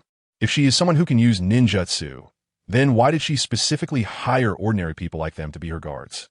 What is her true purpose? Knight Yun and Jiraiya perceived even more. This transformation of Princess Mei Sha happened within a single day, meaning she must have obtained what she wanted that day, which led her to shed her disguise and reveal her true nature. Coupled with the scroll she just destroyed, it was evident that she had achieved her goal. Meanwhile, Kamita Sasaki, who was fighting against Murano Yuichiro, couldn't help but feel delighted upon hearing Meisha's voice. His efforts and persistence during this time had finally paid off. He pushed Murano Yuichiro back with a sword and eagerly rushed toward the direction of Meisha's voice. Princess Meisha, your plan has been completed. So can I leave now? Sasaki, do you want to be away from me that much? I'm not that terrifying, am I? Looking at Kamita Sasaki, who had jogged up to her, Meisha's lips curled slightly, and a teasing voice escaped her mouth. Although her tone remained cold, Kamita Sasaki still sensed something was off. His eagerness to leave had likely displeased Meisha, but so what if she was unhappy? He had done his utmost to fulfill his duty as a guard, even severing Murano Yuichiro's arm after years of following him. At this point, was he not even entitled to leave? With this thought, Kamita Sasaki looked directly at Meisha, no longer resembling the servile dog he once was. Princess Meisha, Kamita Sasaki, have grown tired of this life of bloodshed. Please spare my wife and child, and allow us to reunite. Upon hearing this, members of the Night Order, including the one-armed Murano Yuichiro, showed expressions of surprise. No wonder the usually decisive Kamita Sasaki would bow to such a woman. It turned out there was this underlying reason. This woman was using the leader's family as leverage. which explained why he obeyed her so readily. No wonder the leader could take action against the vice leader. If it were me, I would probably choose the same. Who doesn't have family? If my family were captured, I would go after her without hesitation, regardless of her noble status. After learning the truth, the entire Night Order began to murmur, with many wanting to take direct action against Meisha to vent their anger. Hearing his subordinates' comments, Kamita Sasaki felt deeply moved. But reason told him he must not act against Meisha. If he did, not only might he not see his family again, but this group might not even see the sun tomorrow. Understanding Meisha's strength, Kamita Sasaki, despite the support of many subordinates, continued to humbly voice his requests to her. Watching the chattering Sasaki Kamita, Misa fell silent for a moment before suddenly breaking into a smile. Since you, Captain Sasaki, have said so, I naturally won't try to keep you any longer. You are free now and can reunite with your family at any time. Upon hearing this, Sasaki Kamita's face clearly lit up with joy, and he quickly walked up to Yuichiro Murano. Looking at the conflicted expression on Yuichiro Murano's face, Sasaki Kamita directly embraced him. Brother, I'm really sorry. What happened yesterday was my fault. After I go back to see my family, you can do as you please. Seeing Kamita Sasaki in such a state, Murano Yuichiro was momentarily at a loss. On one side was the grudge of a severed arm, and on the other side was a brother he had spent many years with. He didn't know how to choose. Just as Murano Yuichiro was caught in this dilemma, he noticed a look of pain appearing on Kamita Sasaki's face. Upon closer inspection, Kamita Sasaki was actually engulfed in flames, transforming into a bright light in this fog-covered village.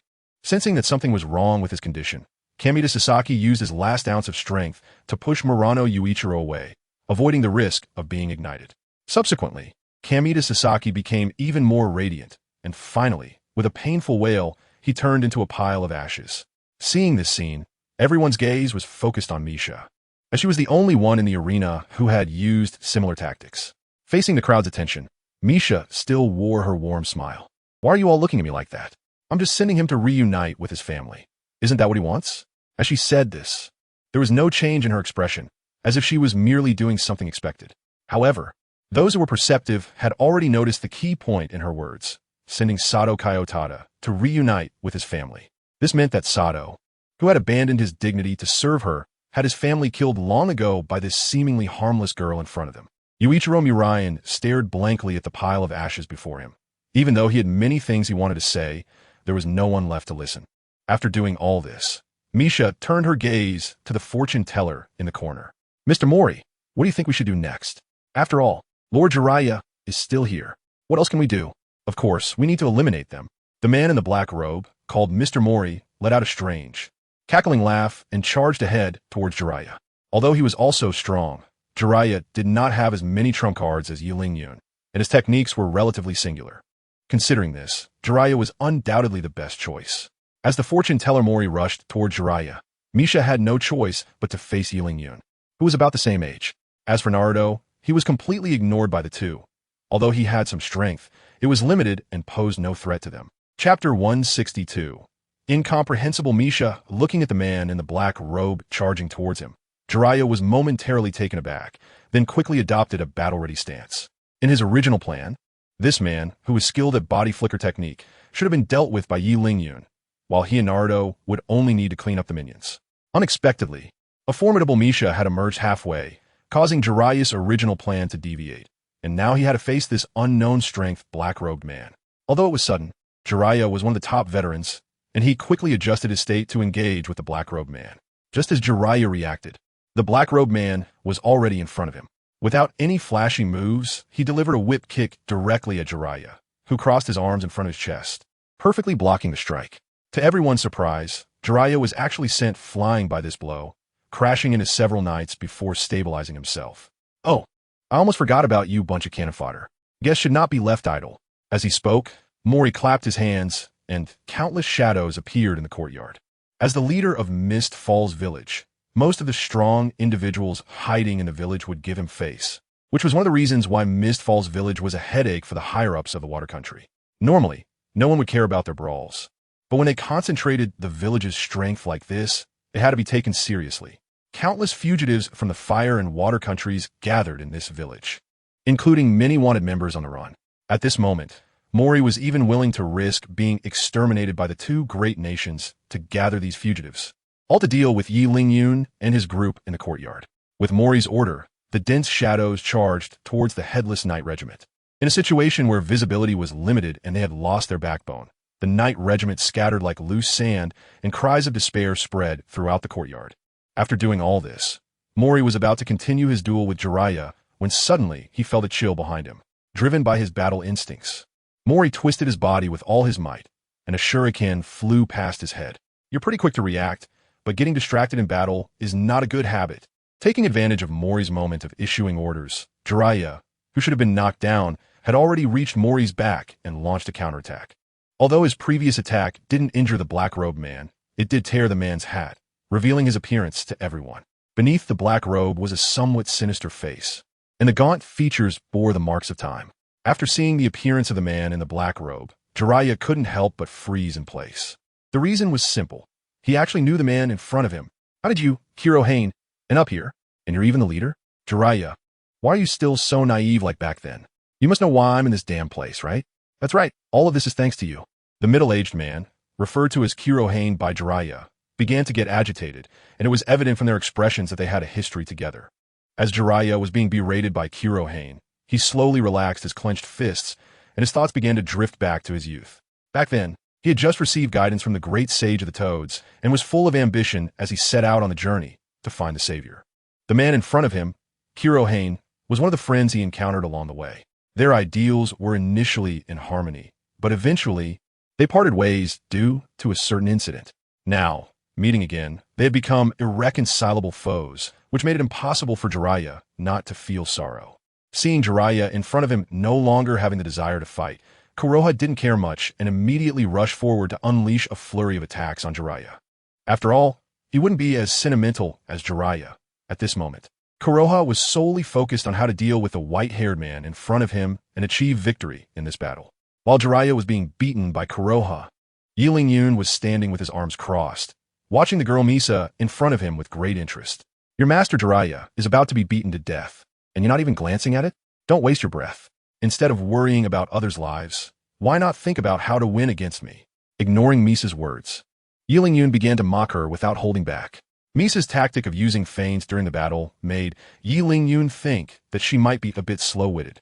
He had never seen Jiraiya's true strength himself, and if he were to say that he was killed by a leader from this small village, it would be better to tell Yi Lingyun that Naruto was killed by his own shadow clone.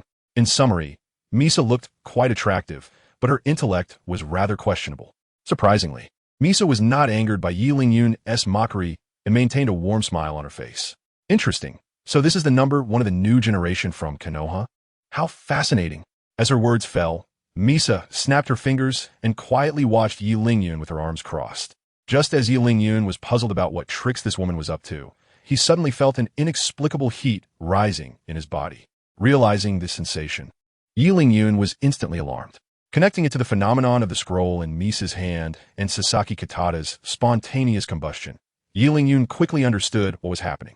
Although Misa came from the Mist Village, she likely mastered a type of fire-release ninjutsu that could be used from a distance, which explained the unusual phenomenon he had just witnessed. Combined with his current situation, there was no doubt that this girl had used that ninjutsu against him. After piecing everything together, Yi Lingyun quickly calmed down. Under Misa's puzzled gaze, Yi Lingyun slowly took out an enchanted golden apple. As he took a bite, the heat within him indeed began to dissipate. It is known that the golden apple not only provided night vision, but also included various attribute resistances in its effects. Among them, the fire resistance perfectly countered Misa's strange ninjutsu, since the ordinary golden apple had such effects, and the one Yi Lingyun just consumed was enchanted. Its effects were many times greater.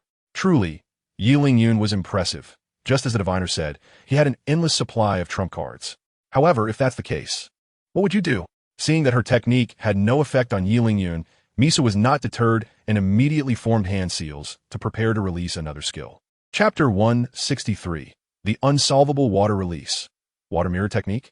Just as Misa was quickly forming hand seals, Yi Lingyun, who had been standing still, suddenly moved. He swiftly drew the magic blade, Qianren, from his waist and, without hesitation, threw it at Misa's feet. Your aim seems to be lacking. You can't even hit from this distance? Seeing the long blade merely embedded at her feet, Misa couldn't help but smirk with pride. In her mind, the boy in front of her was supposed to be a strong opponent, but it turned out he was only at this level. While feeling disappointed in Yi Lingyun's strength, Misa couldn't help but feel a bit pleased. If the boy's strength was only this much, she could easily kill him without any effort and then quietly enjoy the battle between Maoli and Jiraiya. However, to her surprise, Yi Lingyun, who had been several meters away, had somehow appeared right in front of her. Looking at Yi Lingyun, who was so close, Misa remained unfazed, but her hand-seal movements began to speed up. Yi Lingyun would not give her the chance to successfully cast her ninjutsu.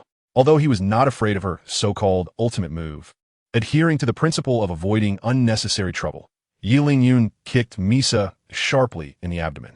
In pain, Misa instinctively abandoned the nearly completed ninjutsu, choosing to clutch her injured stomach with both hands as she flew backward. Misa crashed through the door of the room and fell heavily to the ground, kicking up a cloud of dust. "You're not even worthy of commenting on my strength." Withdrawing the long blade from the ground, Yi Lingyun pointed it at the room, and his tone was filled with provocation. Although Yi Lingyun was boasting, there was no response from inside the room, only the sound of rustling. Suddenly, Yi Lingyun seemed to remember something and was about to use a large AoE skill to destroy the entire room when a strange white light emerged from within, shining directly on him. Expecting to suffer great damage, Yi Lingyun instinctively raised his hand to block, but when the white light disappeared, he realized he had taken no damage at all. The skill that was supposed to be desperately unleashed, the strange and harmless white light, sparked intense curiosity in Yi Lingyun. Just as he peered into the room with a heart full of questions, the scene before him left him dumbfounded. Inside the room, although Misa's face was covered in dust, that warm smile seemed frozen on her face, unchanged throughout. Standing beside Misa was a young man in a black robe, which was exactly the reason Yi Lingyun was shocked. The young man in the black robe was none other than Yi Lingyun himself. Seeing the identical version of herself beside Misha, Yi Lingyun's mind began to race. A ninjutsu that can replicate the enemy. In the entire series, it seems that there is only that one technique, the famous skill of the fourth Mizukage, the water mirror technique. After a moment of thought, Yi Lingyun figured out what ninjutsu Misha was using. After all, being able to directly copy an opponent's ninjutsu is a rare occurrence even in the entire history of the ninja world. With just a little deduction, one can arrive at a conclusion. How on earth did you acquire that ninjutsu? That technique should have been lost to history. But what puzzled Yi Lingyun the most was how Misha managed to obtain that ninjutsu. Ever since the fourth Mizukage was killed, the water mirror technique had been lost. And now this junior Misha was able to use it. How could Yi Lingyun not feel confused? Looking at the confused and shocked expression on Yi Lingyun's face, Misha broke into a broad smile. She loved nothing more than seeing that kind of expression on others' faces. Without further explanation, Misha directly controlled Yi Lingyun's clone to attack the main body. Being able to watch the battle between two powerful teams in such a situation was something she enjoyed. What will you do next? Just thinking about seeing yourself fighting against your own clone is intriguing. As Misha finished speaking, the clone of Yi Lingyun began to charge towards the main body. As he watched the imposter charge towards him, Yi Lingyun rarely revealed a serious expression. Based on his understanding of the water mirror technique, this imposter should be able to use all of his techniques as well, which made things tricky. Tentatively, he used a fireball jutsu as a feint, and his body was already clad in the long-lost magma armor. No matter how strong the imposter was, its essence was merely a clone made from water element chakra. Even if he couldn't eliminate that thing, his magma armor should be able to weaken it to some extent. Then he could bring out his fully effective lightning release ninjutsu against the water element, and he wouldn't have to worry about dealing with such a creature, right? However, imagination is always beautiful, while reality is often harsh.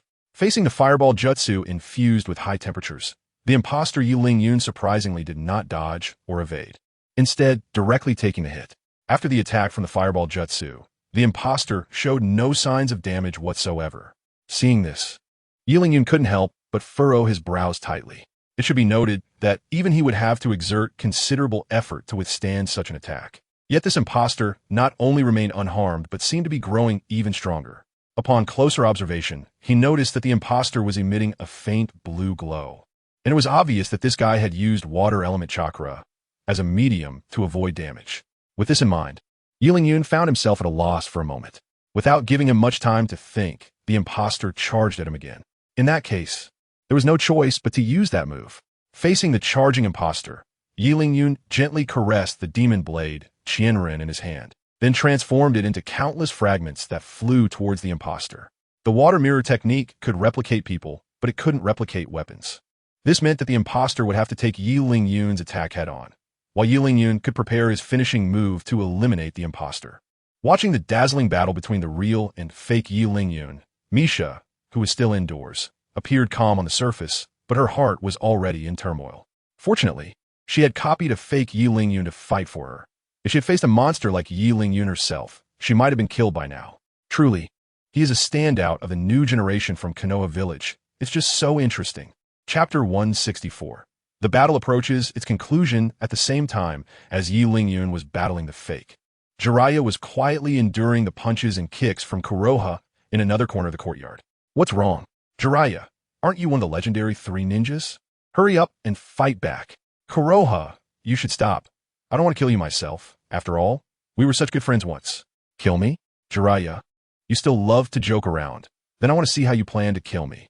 While continuously attacking Jiraiya, Kuroha gradually increased his strength, clearly angered by Jiraiya's mention of past events.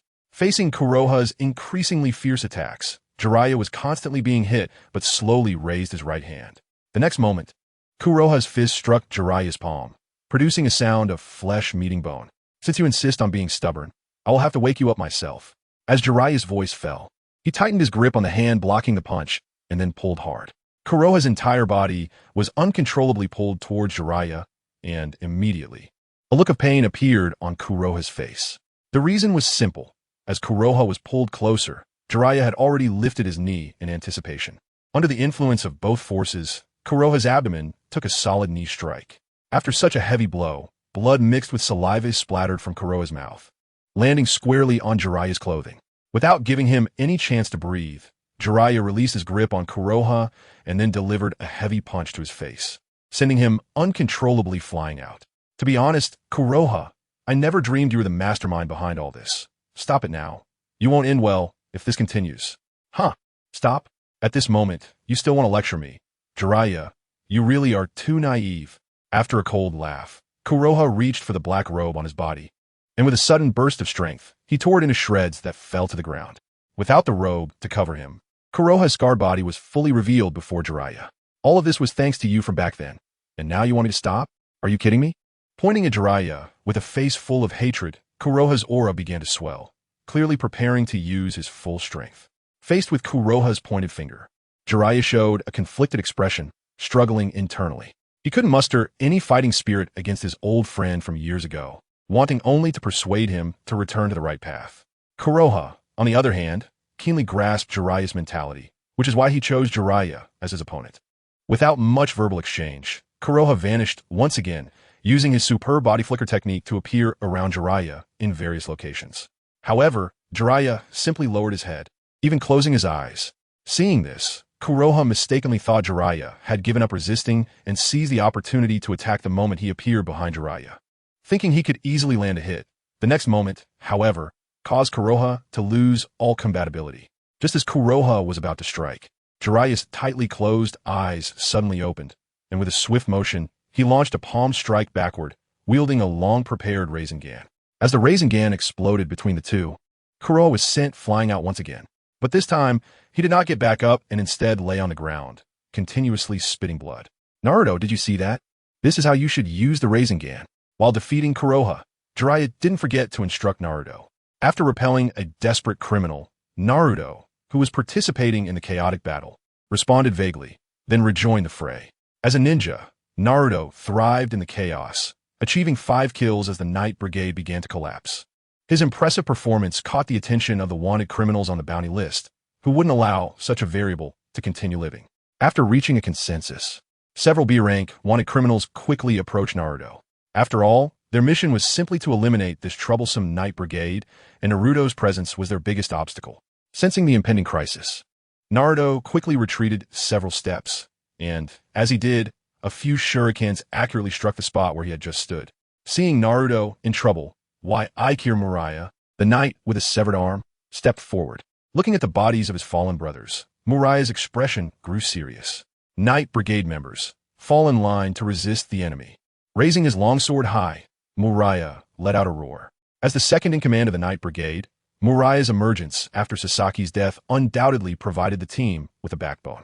Under his influence, the Night Brigade, which had been in disarray, surprisingly began to organize. Please, everyone, join me in exterminating these villains and avenging our captain. With his command, the reformed Night Brigade began to counterattack the desperate criminals. The situation began to subtly shift. The once overwhelming desperate criminals were now being scattered by the Night Brigade, with many dead or injured, and a significant portion began to flee. They had come to Misty Water Village to save their lives. And now the Night Brigade posed a threat to their lives. How could they possibly stay here and die? Seeing the tide turn, several B-rank wanted criminals hiding among the crowd also chose to withdraw.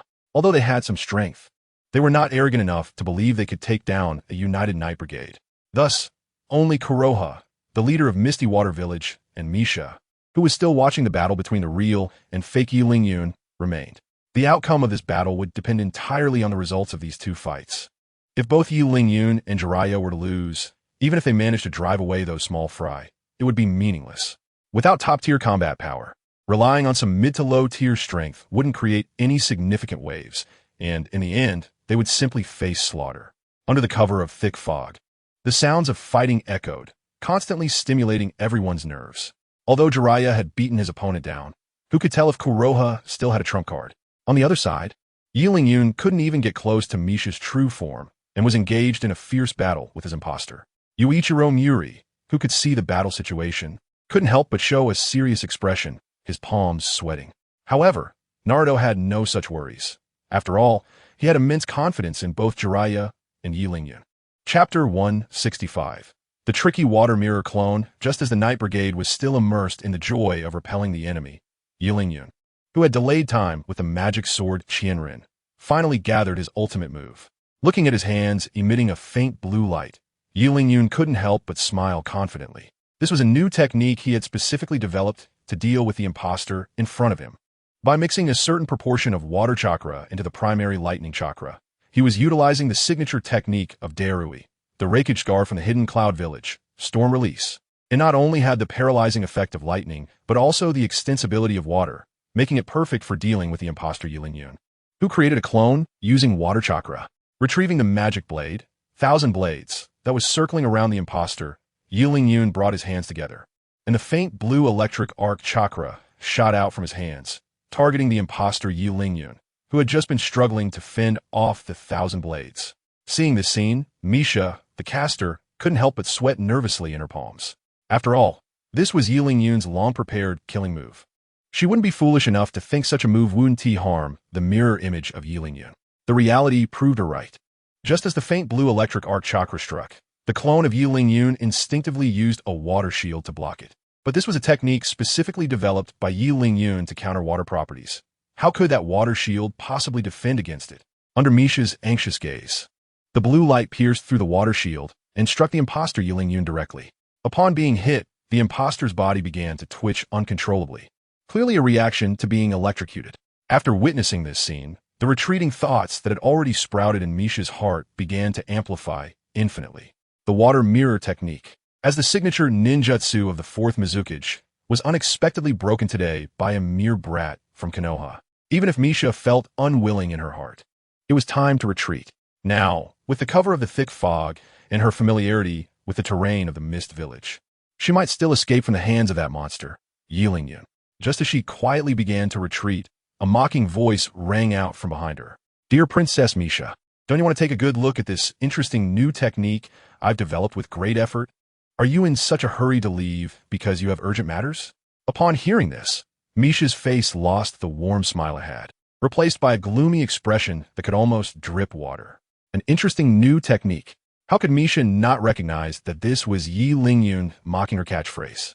But now, unable to escape and unable to fight back, she could only silently endure this humiliation. Seeing this scene, Murakawa Yuichiro, who had been watching from the sidelines, couldn't help but show a hint of joy on his face. "Big brother, your revenge has been taken for you." At this moment, Murakawa Yuichiro's mind was filled with the image of his elder brother, Kamita Sasaki, before his death, the unwillingness and humiliation deeply etched in his memory. "How about it, uncle? I told you Yi Lingyun and his team are strong. They don't even need to use 1%. no 1/10,000th of their strength to deal with such a rookie. Seeing Yun successfully subdue the enemy, Naruto also boasted without hesitation. Murakawa Yuichiro nodded in agreement, regardless of how much strength he had used. As long as they could take down that cold-hearted woman, even if they were to call a deer a horse, he would follow along. Just as everyone focused their attention on Yun, the trapped water mirror Yun was slowly moving his hands. Truly, he was one of the strongest geniuses of Konoha. Even against the already annihilated Uchiha clan, he was no less impressive. How about this? Let's talk about a collaboration. As long as you're willing to come under my command, I, Misha, can guarantee you a life of wealth and honor. Knowing she was in a desperate situation, Misha surprisingly lost her panic, and a warm smile returned to her face. In her subconscious, she believed that as long as sufficient benefits were provided, regardless of identity or strength, no one could resist such temptation. If it didn't work out, then it must be that her offered chips were insufficient. Hearing this, Yun was slightly taken aback, his brows furrowing. Using benefits to entice me? With my strength, even if I can't become as rich as a country, living a carefree life is definitely not a problem. And now this person wants to tempt me with money? Isn't that just pure madness? Beauty is basically exchange for brains. Ignoring the conditions Misha offered, Yun slowly drew out the long knife at his waist, preparing to deal with this brainless girl. Misha's beautiful eyes were filled with disbelief. She knew that in the past, even when she hadn't offered such conditions, various strong individuals would still try to curry favor with her. Why did this brat from Konoha show no effect at all? Could it be that this brat simply didn't understand the meaning of a lifetime of wealth and honor? A sudden thought flashed through Misha's mind like a lifeline, amplifying wildly. Yes, it must be that this brat really didn't understand what a lifetime of wealth and honor truly meant. Yun, please don't act yet. I think it's necessary to explain again what I meant by that statement about a lifetime of wealth and honor. No need for explanations, right now. What I want more than anything else is your head, Princess Misha. I'm sure many people would love to collect this head of yours. Upon hearing this, Misha could no longer deny that the young man in front of her was the kind of person who couldn't be swayed by wealth. Her life was in peril. Looking at the long knife in Yun's hand, which was glowing faintly with purple light, Misha slowly closed her eyes. She knew that no matter how much she said at this moment, it could not stop the boy in front of her from wanting to kill her. Since she was going to die anyway, her inherent pride would not allow her to cry and beg for mercy like a lost dog. Even in death, she, Misha, would still be a noble of the Water Nation. With no more unnecessary words, Yun suddenly swung the long knife down at Misha. Just when everyone was anticipating the moment when Misha's head would separate from her body, a brown long knife blocked in front of her. This sudden turn of events even made Yun slightly stunned. The reason was simple. The holder of this long knife was none other than his own doppelganger, the Shui Jing clone of Yun. At this moment, the doppelganger suddenly exerted force, directly pushing Yun back. Yun, who staggered back several steps, squinted his eyes slightly and couldn't help but express his admiration. If I had known you were this difficult to deal with, I should have taken care of you first. Chapter 166. The clever celebrity Misha, who thought she was doomed, felt no pain after a long wait and heard Yun's astonishing words, causing her to open her eyes in confusion. Not only was she relieved, but upon seeing the scene before her, Misha couldn't help but burst into laughter. Truly, it's Yun. Amazing. I like you more and more. The joy on Misha's face was evident, not only because she had survived a catastrophe, but also because she had obtained a reflection of such a powerful being as Yun. Not only did she possess all the abilities of the real Yun, but even the terrifying development abilities were perfectly inherited. It would not be an exaggeration to say that as long as Misha's chakra did not run out, she effectively had a Yun who would completely obey her commands. Who wouldn't be happy about such an unexpected joy? In contrast to Misha's delight, the expressions of Yun's side darkened. Little brother, what should we do now? Your friend, named Yun, seems to have fallen into a predicament. Village Wild Yuichiro looked at Naruto with a worried face, trying to get a solution from him. However, Naruto had no clue about these complicated things and could only pretend to think of a strategy to pass off the situation. If Yun was being held up, should he step in to assist him? Just as Naruto was lost in thought, Jiraiya's figure suddenly appeared in his mind. Thinking of this, Naruto slapped Yuichiro's thigh. Right? Why didn't I think of that earlier? Little brother, if you want to slap, can you slap your own thigh? And what exactly did you think of? Uncle, look, There were originally 3 of us, right? Now I'm here discussing strategies with you, while Yi Lingyun is dealing with his doppelganger, so we still have a perverted sage. If the perverted sage and Yi Lingyun teamed up, wouldn't they be able to handle just one Yi Lingyun? Just as Naruto was proud of coming up with a brilliant plan, Yuichiro beside him poked his shoulder. That white-haired middle-aged man over there should be the perverted sage you mentioned, but it seems his situation is not much better than that little brother named Yi Lingyun. What nonsense are you talking about? That's the perverted sage. How could he possibly be beaten by that guy named Black Feather? Confidently looking towards the battlefield of Jiraiya, Naruto's voice suddenly stopped. Rubbing his eyes in disbelief, he exclaimed, "No way. That guy can also use the mirror technique. They must be cheating." Not far away, Jiraiya, who had already knocked down Black Feather, had also fallen victim to the water mirror technique and was now struggling against his own mirror doppelganger, just like Yi Lingyun. Seeing this scene, Naruto couldn't remain calm any longer. He began to scratch his head, wanted to say something but found nothing to blame them for.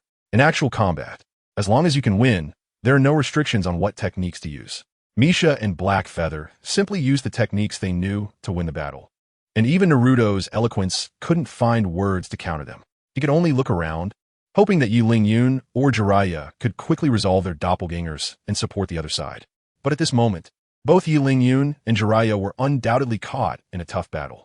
Even with their rich battle experience, they still couldn't deal with their water mirror doppelgangers. The atmosphere in the arena fell into silence, as both Misha and Black Feather, as well as Naruto and Yuichiro, waited for the outcome of the battle. Regardless of which side was defeated, the other would undoubtedly suffer a devastating blow. Just as the battle fell into a stalemate, Naruto suddenly had a flash of inspiration. Yi Lingyun, Padvartet Sage. If you don't know how to fight against your own doppelgangers, would switching opponents yield different results? The idea that suddenly sprang to Naruto's mind instantly awakened the two who were struggling against their water mirror doppelgangers. Without hesitation, Yi Lingyun and Jiraiya fought while retreating, moving towards each other's positions to exchange opponents. Realizing their intentions, Misha and Black Feather panicked and began instructing their water mirror doppelgangers to stop them. However, in this stalemate, no one could hold back Jiraiya and Yi Lingyun if they wanted to leave, which meant that Misha and Black Feather were only doing useless work. As the two looked unwilling, Yi Lingyun and Jiraiya successfully exchanged opponents. Yi Lingyun, you better be careful. My doppelganger is not simple. Don't get killed. Lord Jiraiya, you should be the one to be careful. I'm still quite strong, okay? Besides, I wanted to beat you up for a long time. Now I can finally fulfill that wish. Yi Lingyun, how come your thoughts are the same as mine? Ha ha ha. The two stood back to back, starting to banter with each other, while before them were each other's water mirror doppelgangers. As the water mirror doppelgangers charged in, the two finally put away their joking demeanor and looked seriously at their new opponents. Facing the Yi Lingyun coming at him with a brown long knife, Jiraiya immediately began to hand seal.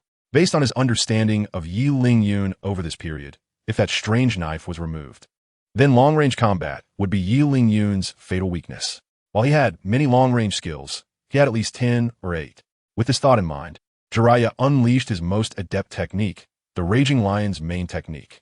His reinforced hair struck towards water mirror Yi Lingyun like a meteor hammer, aiming to smash him to pieces. Facing the hair coming at him, water mirror Yi Lingyun paused his steps, then threw the brown long knife at Jiraiya with all his might, while the clone continuously shifted its position mid-flight. Damn, Yi Lingyun, your doppelganger is a bit perverse, right? It can even use Flying Thunder God. It feels like it's playing better than you, the real deal. As the water mirror Knight Lingyun rapidly approached, Jiraiya couldn't help but exclaim. Knight Lingyun, who was struggling against Jiraiya's clone, shouted back in response. Of course, it's easy to see whose clone it is. On the contrary, it's Jiraiya-sama's clone that is truly a bit of an eyesore with those operations. If the water release isn't used well, the Chaotic Lion's main technique is just a mess. Those moves are really something to behold. Telegraph Operator Jiraiya. Chapter 167. The Box of Ultimate Bliss. Unlike Jiraiya, Knight Lingyun easily suppressed Jiraiya's mirror clone by relying on his understanding of him. Whether it was the Oil Fire Bullet, the Chaotic Lion's main technique, or other moves, Knight Lingyun could predict what the mirror Jiraiya was going to use based on the movements before the attack, allowing him to make preemptive moves. At this moment, the mirror Jiraiya had already been pushed back step by Knight Lingyun, almost on the verge of being finished off. On the other hand, just as Jiraiya was bickering with Knight Lingyun, The mirror knight Lingyun had already used the flying thunder god technique to teleport in front of him with the earth-colored longsword, and took the chance to kick him in the abdomen before Jiraiya could react. In pain, Jiraiya clutched his stomach and stumbled back a few steps, wiping the fresh blood that had oozed from the corner of his mouth. His gaze became sharp. The mirror knight Lingyun in front of him was exerting tremendous pressure, and if he didn't show some strength soon, not to mention whether Knight Lingyun could handle his mirror clone, he might even be taken down by this little mirror clone himself. With that thought in mind, Jiraiya began to form hand seals. And two shadow clones, identical to Jiraiya, appeared on the field. As soon as the clones appeared, they charged at the mirror knight Lingyun, as Jiraiya's intention in using clones was to buy time to gather his ultimate technique to deal with this tricky opponent. However, the strength of the mirror knight Lingyun exceeded his expectations. In just one exchange, both of his shadow clones were directly turned into a puff of white smoke.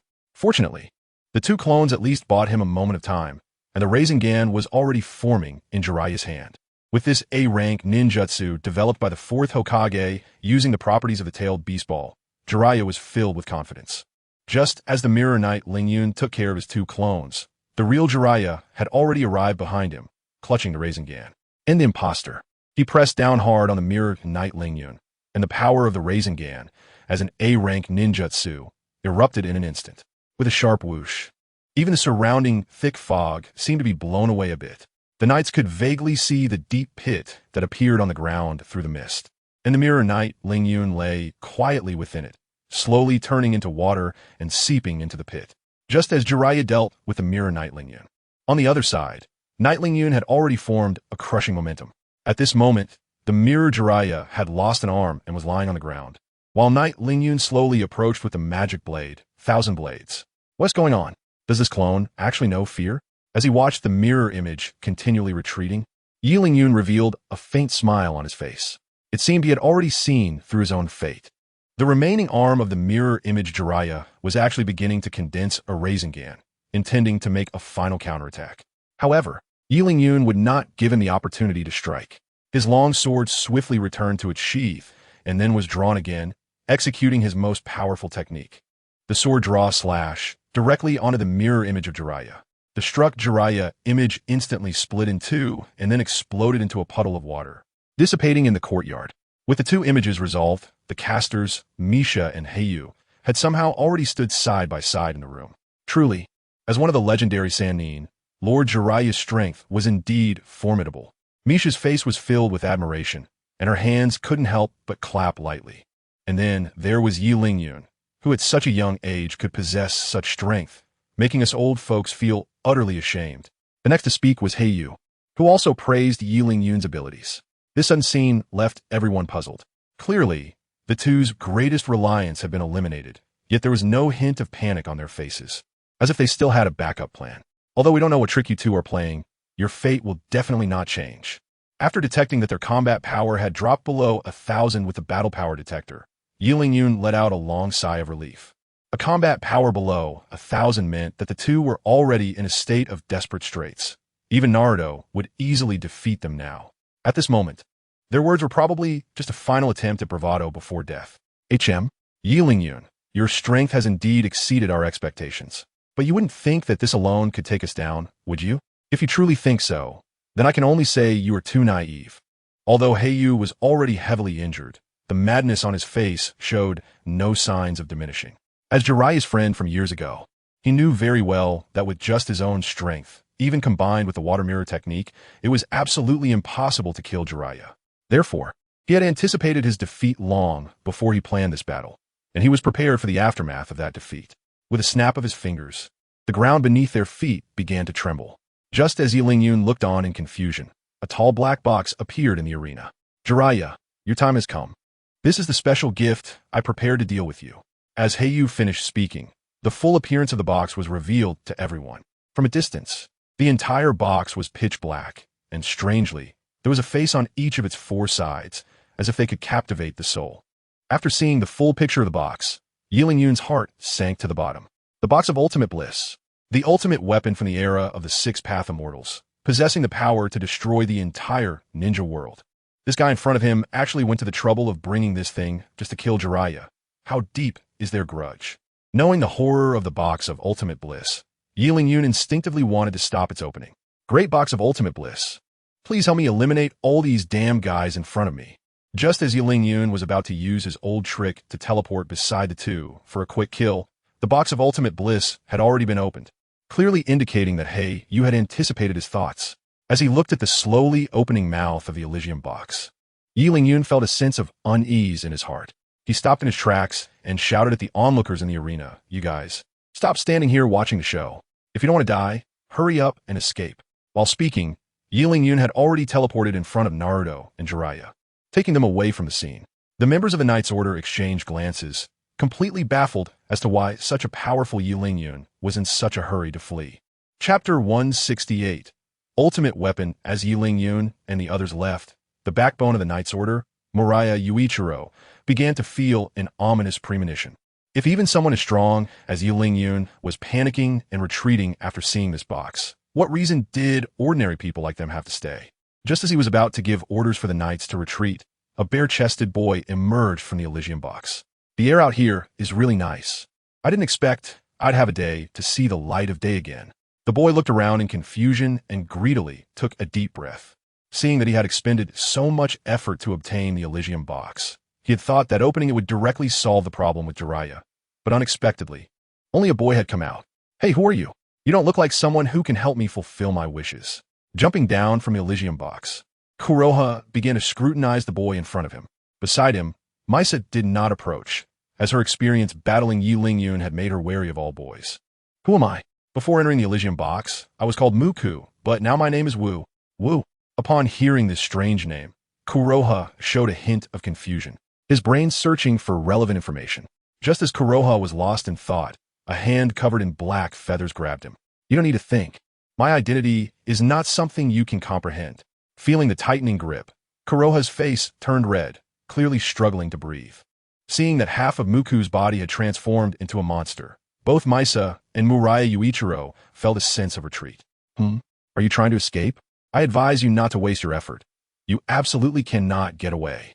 As he spoke, Muku tossed Kuroha towards the Elysium box, and a pair of black wings sprouted from his back. In the blink of an eye, Muku had appeared behind Misa, picking her up like an eagle with a chick, then disappearing from sight. When he reappeared, Muku was beside the Elysium box with Misa in tow. Seemingly foreseeing her fate, Misa did not cry or make a fuss. Instead, she wore a faint smile. You're a clever girl, but even so, you cannot escape your final destiny." Muku's eyes showed a hint of appreciation before he threw Misa into the Elysium box like trash. "Next up are you all. You better be prepared."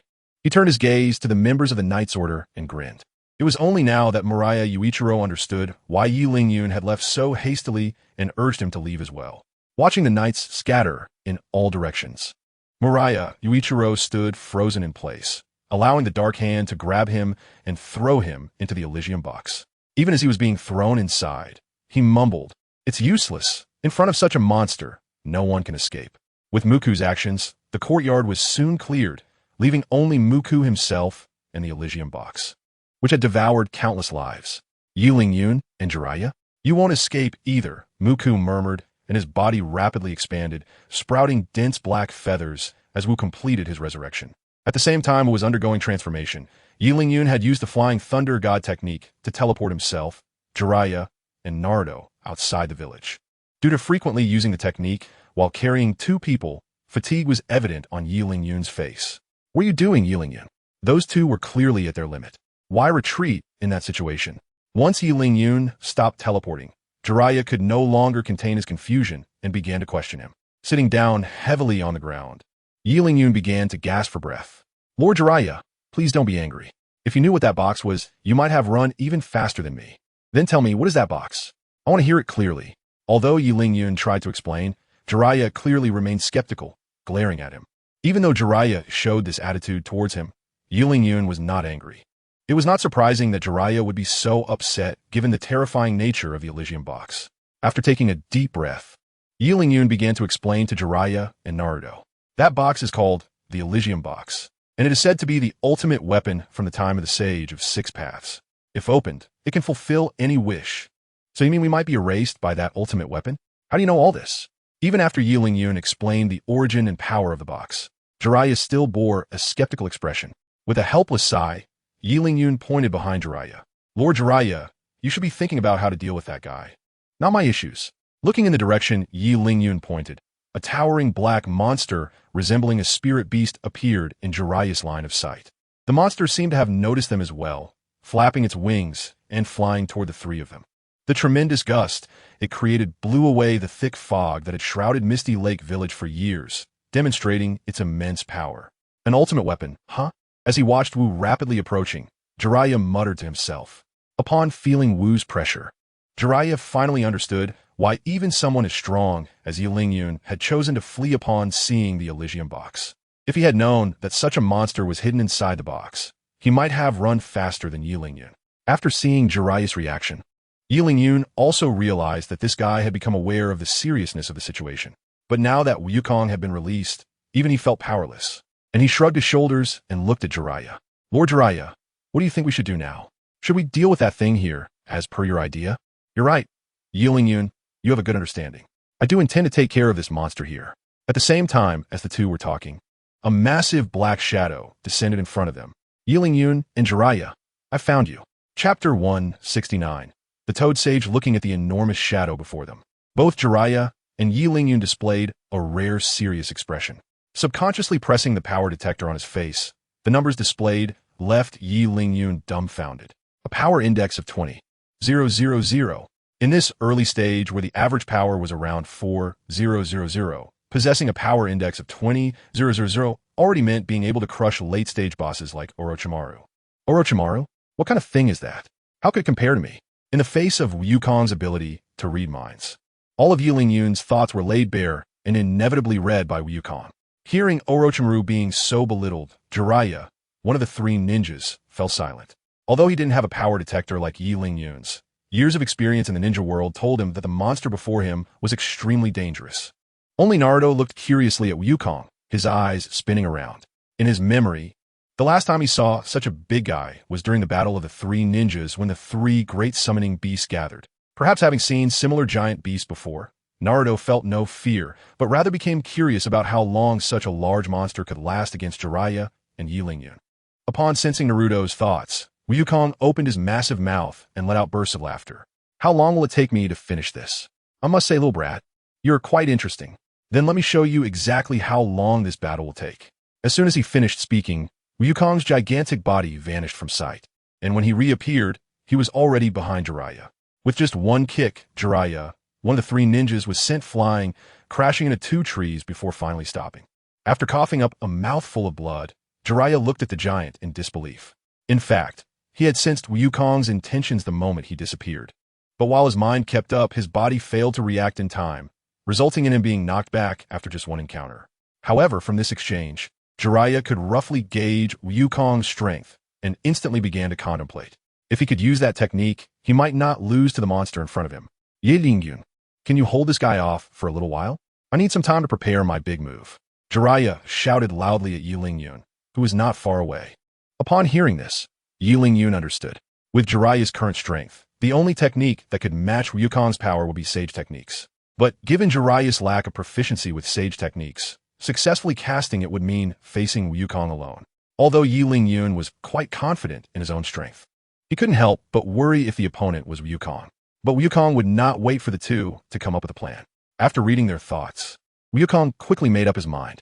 Although he wasn't afraid of Jiraiya's so-called trump card, adhering to the idea of avoiding unnecessary trouble, Wukong decided to strike first at Jiraiya, who was preparing his sage technique.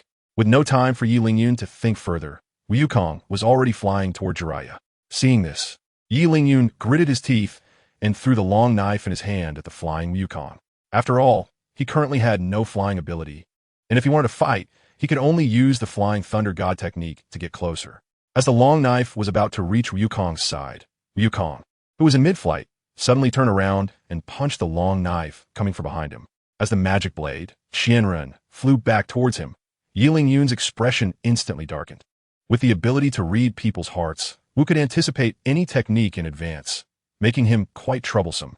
After fending off Yi Lingyun's surprise attack, Wu's speed surged once again, and in the blink of an eye, he was already in front of Jiraiya. Staring at the massive figure before him, Jiraiya, who had just bitten his finger to prepare for the reverse summoning technique, was momentarily stunned. Wasn't he supposed to hold him off for a little while? How could he already be right in front of him the moment he finished saying that? However, since he had already begun to cast his technique, Jiraiya had to execute the reverse summoning technique, even at the cost of his life. Otherwise, with the current strength of his small team, they would definitely be dealt with by the monster in front of them. Seeing that Jiraiya was ignoring him and still focused on casting his technique, Wu, as the ultimate weapon, had never been treated this way before.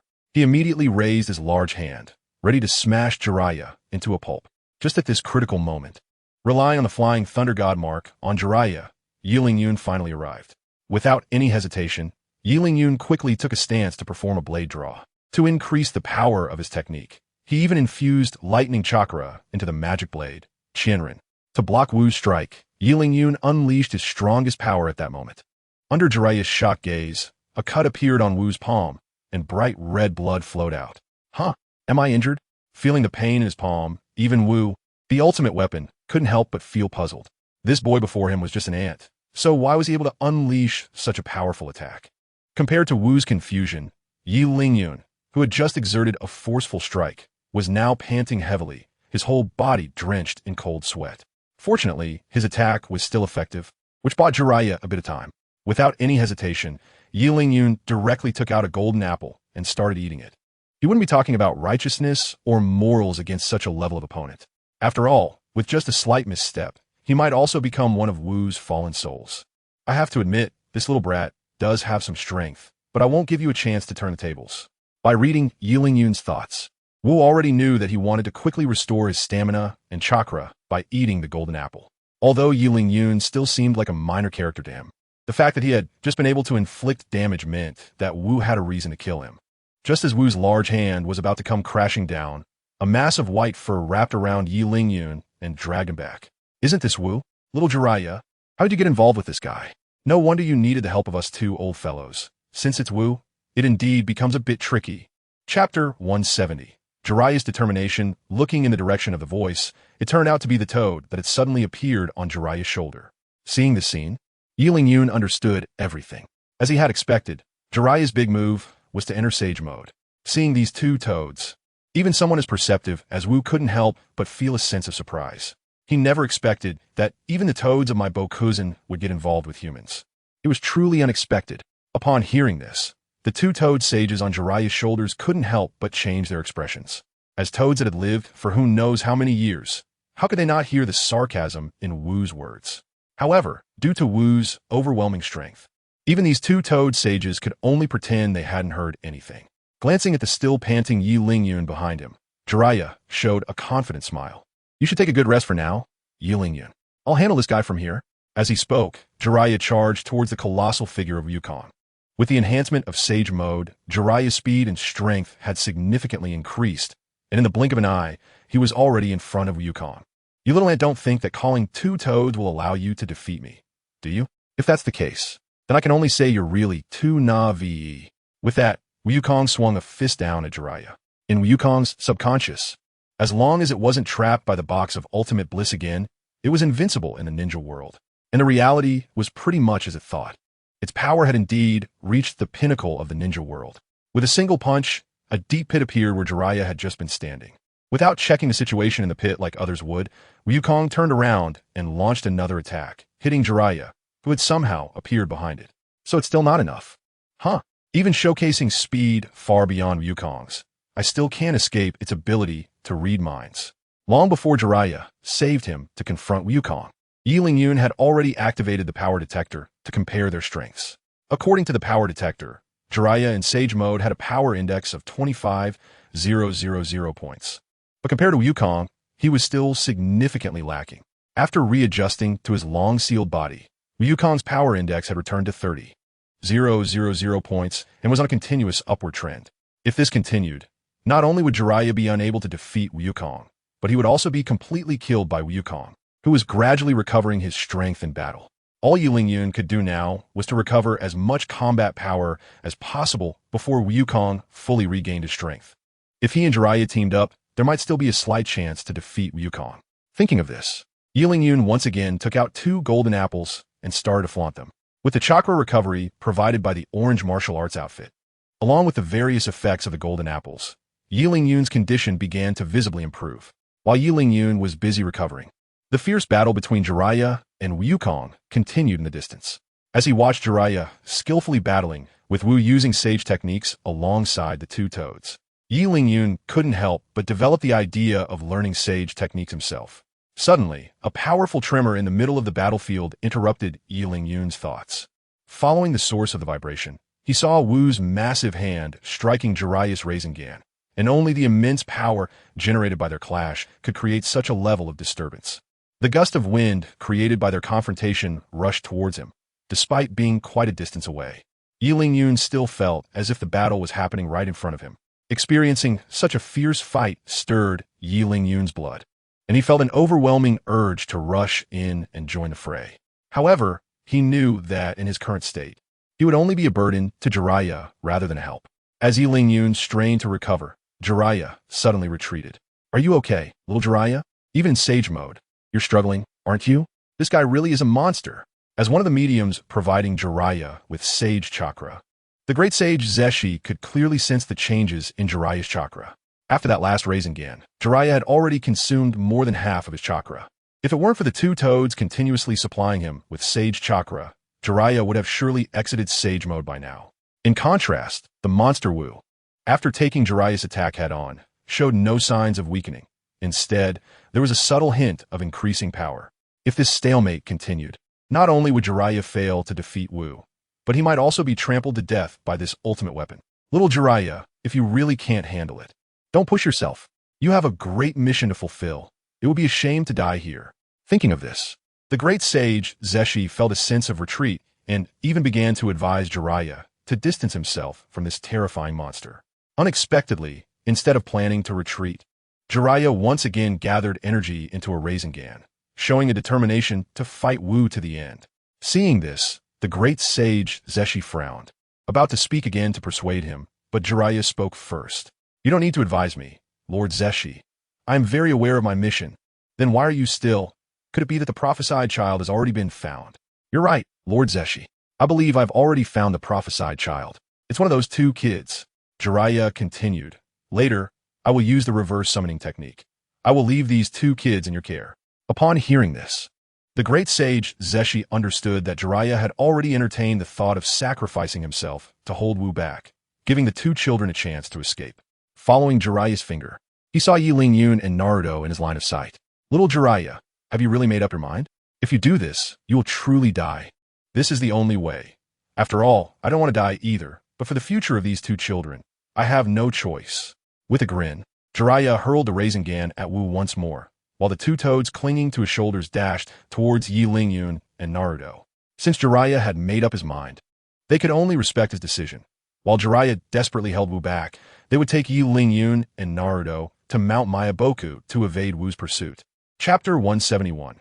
Stepping forward, seeing the two immortals rushing towards their respective disciples, Jiraiya's face revealed a look of understanding as memories of his life flashed through his mind. Then, Jiraiya's eyes began to fill with determination as he resolutely directed the Rasengan he had formed in his hand towards the giant hand that was descending upon him. Unexpectedly, he realized he still couldn't catch Tsunade in the end, which was indeed a bit regrettable. But this way, the ending of the hero's tale was sufficient. After murmuring this, Jiraiya's Rasengan collided with Wu's palm. In an instant, a powerful shockwave sent Jiraiya flying. Without the enhancement of his sage mode, he continued to spit blood as he was thrown back until he crashed heavily to the ground, unable to get up again. Seeing the scene, even knowing that he couldn't help with his own strength, Naruto still disregarded the advice of the Sage of the Six Paths and launched multiple shadow clones towards the unbeatable Wu. At that moment, Naruto had only one thought in his mind: to avenge Jiraiya, even if it meant sacrificing his own life. This kid, he really has the same temperament as young Jiraiya. There's just no way to deal with them. Watching Naruto rush towards Wukong without hesitation, the Sage of the Six Paths sighed helplessly and followed him. In the center of the battlefield, Jiraiya had blood continuously spilling from the corner of his mouth. Yet his eyes were fixed on Naruto running towards him. Although he wanted to shout for Naruto to stay away from the monster, his weak body was no longer able to support his voice. He could only roll his throat and cough repeatedly as blood choked him. One of the legendary three ninjas, Jiraiya, never expected that the disciple he was desperately trying to save would not run away, but instead come back to seek death. Is this what you humans call emotion? It is truly foolish. Wukong flew in front of Jiraiya, still speaking in a mocking tone. The various negative emotions of humans were the greatest motivation for his slaughter. Wukong, an existence that kills for the sake of killing, brings immense harm to the ninja world every time he appears, and this time was no exception. Just as Wukong raised his arm in an attempt to turn Jiraiya into flesh paste, a figure in a black robe appeared in front of him. Giving up like this is not like the Jiraiya, I know. Besides, I'm here too. Now, Jiraiya, you should take a break. The long sword was drawn, and Yi Lingyun swung it with all his might, the dark purple blade striking directly against Wukong's palm. With various strange buffs, the power unleashed by Yi Lingyun was actually able to stand against Wukong. Meanwhile, the sage of deep creation, who arrived with Yi Lingyun, leaped onto Jiraiya's shoulder to begin converting his sage chakra, while also opening his palm to feed a green bean into Jiraiya's mouth. Little Jiraiya, you've picked a good disciple. Even compared to Minato back in the day, he's not much worse. Hearing the sage of deep creation's words, Jiraiya couldn't help but show a hint of pride on his face while chewing the bean. As he swallowed the bean, his injuries miraculously healed in an instant. Sage deep creation, do you have more of these beans? Can I have 2 more? Little Jiraiya, don't even think about it. This bean was given to you by your disciple Yi Lingyun, and I can't provide anything with such effects. Seeing Jiraiya restored to his former self, even the well-informed sage Shimizu couldn't help but be taken aback. He originally thought the beans given to him by Yi Lingyun were merely a snack, but he never expected they could revive a dying Jiraiya. With Yi Lingyun already able to inflict damage on Wukong, and now Jiraiya back in action, the battle seemed to hint at a glimmer of victory. After hearing Sage Shimizu's explanation, Jiraiya understood. Since it came from Yi Lingyun, it was only natural for it to have such miraculous effects, especially considering that Yi Lingyun had already produced several wondrous items. It was hardly surprising that another being capable of resurrection had appeared. Slowly getting to his feet, Jiraiya began walking towards Yi Lingyun. Now that his injuries had healed, how could he allow his apprentice to face such a monster alone? Meanwhile, Naruto, who was rushing towards the battlefield, slowed down upon seeing Jiraiya stand up again. Sage Shimizu breathed a sigh of relief upon seeing Naruto stop. Naruto was not just Jiraiya's entrusted disciple, but also the host of the Nine Tails. They certainly did not want to see him go berserk or die in battle. Naruto, you should find a place to hide for now. I need to go help them fight. Okay, Sage Granny, you can count on me. I'll hide and watch you all fight. After receiving Naruto's promise, Sage Shimizu hopped towards the battlefield. Jiraiya's desire to have the power to confront Wukong could only be realized in Sage mode, but without the assistance of both sages, he couldn't enter that state. Relying solely on Sage Shimizu to transform him, it would be difficult enough just to maintain Sage mode, let alone support the consumption of Sage techniques. However, if both sages performed the chakra transformation simultaneously, the efficiency would be greater than the sum of its parts. As Sage Shimizu rushed to the battlefield, Wukong had already taken the initiative to attack the two. But you are just 2 ants. Do you really think you can defeat me with a wheel battle? With that, Wukong's enormous mouth opened wide, and high-temperature flames spewed forth. Seeing this, Yi Lingyun and Jiraiya naturally would not stand still. While dodging the attack, they continuously sought opportunities to counterattack.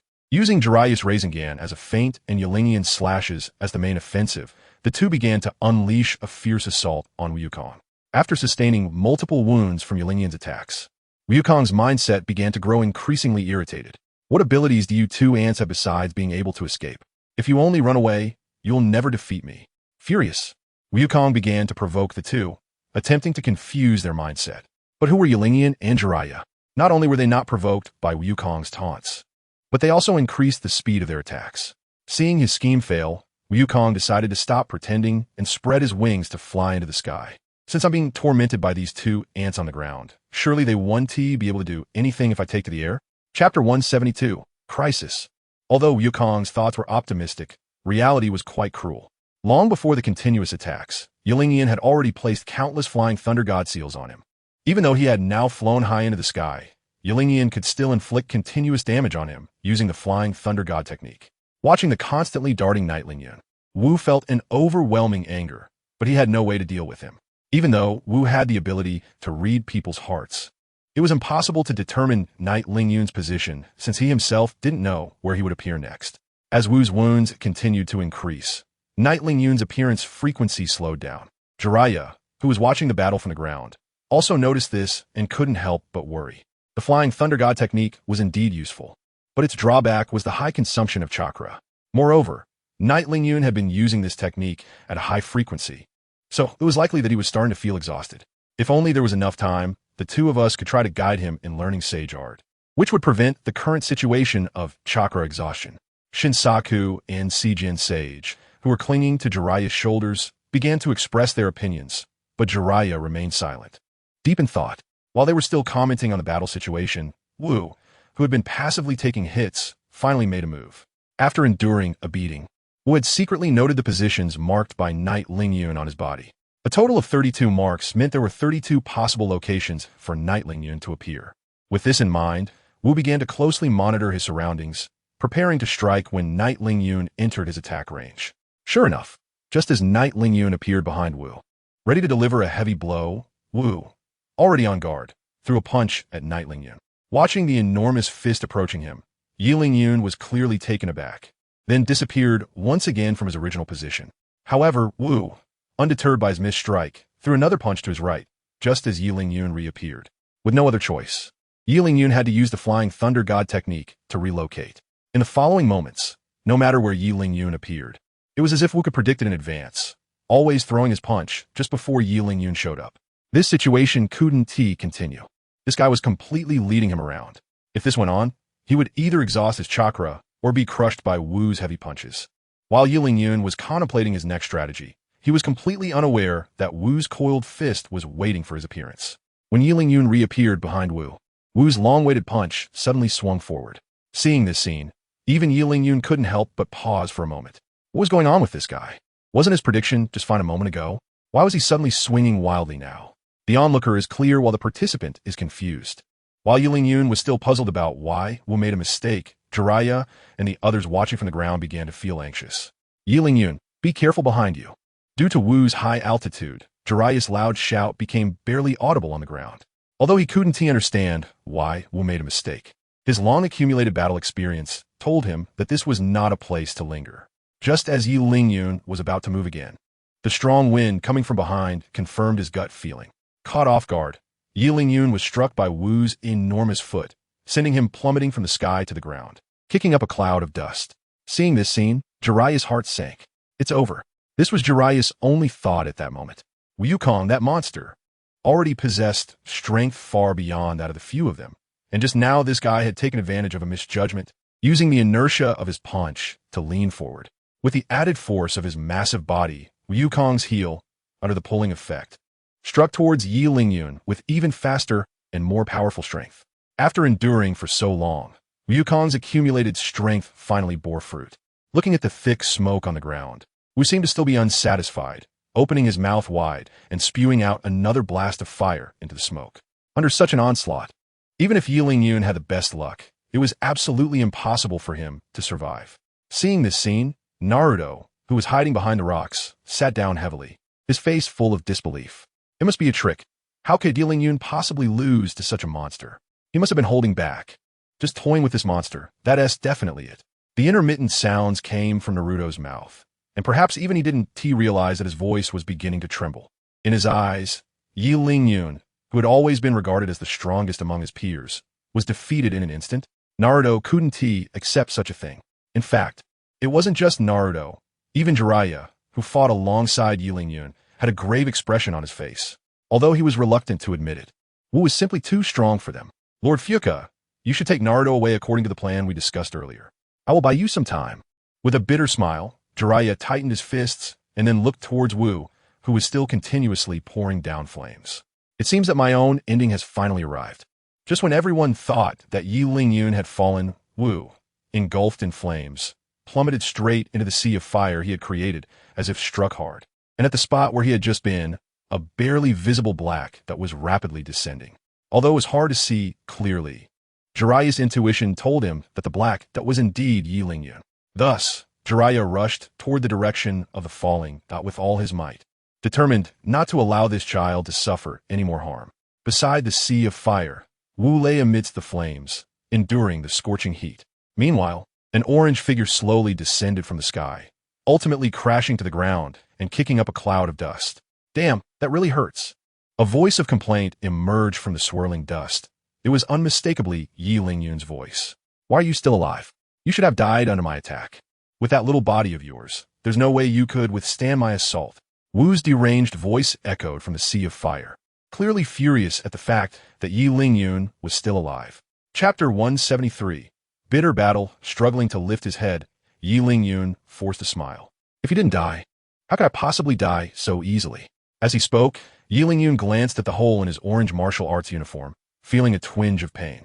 Without the passive ability Indomitable provided by the orange uniform, he definitely wouldn't have survived the previous attack. Even the strike that had knocked Wu down had been made possible by the 3 seconds of invincibility granted by Indomitable, during which he had recklessly pushed his body to its limits. However, after those 3 seconds of true man time, he too was briefly incapacitated by the aftereffects of overexertion. Feeling the soreness radiating from his body, Yi Lingyun couldn't help but grimace. Damn it, I was so looking forward to this passive ability back then. Who knew it would hurt this much? If I had known, I would have stopped showing off. But what Yi Lingyun was thinking was fully read by Wu.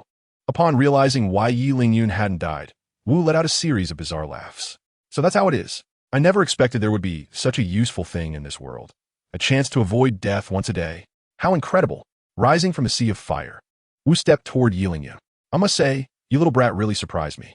Not only do you have such powerful strength, but you also possess this magical item. Your future is limitless. However, since you ran into me, you can only blame your bad luck. Not only will you lose your treasure, but your life is also at stake. How ridiculous.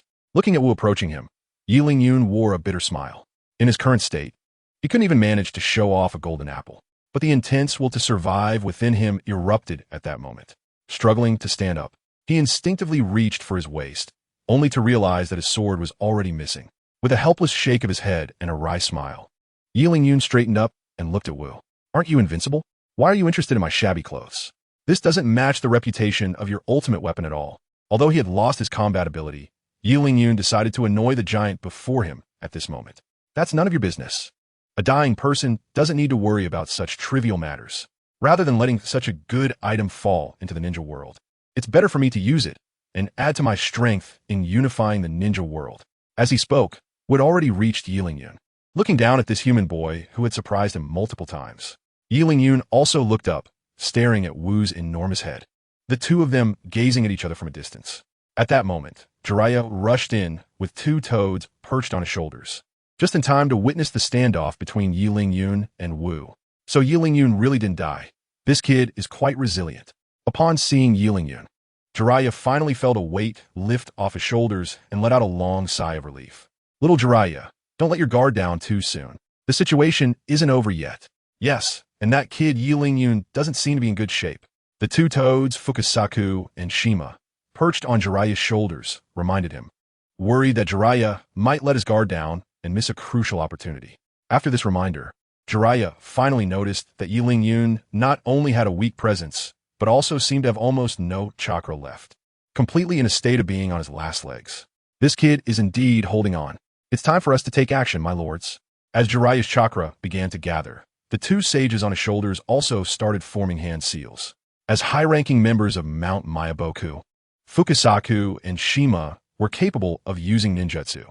Now, their goal was to strike Wu with all their might and buy time for Yi Lingyun to recover. While the trio was gathering chakra to prepare a big move, Wu had already launched his final offensive against Yi Lingyun, aiming not just for the equipment on Yi Lingyun, but also to eliminate the unpredictable variable that Yi Lingyun represented.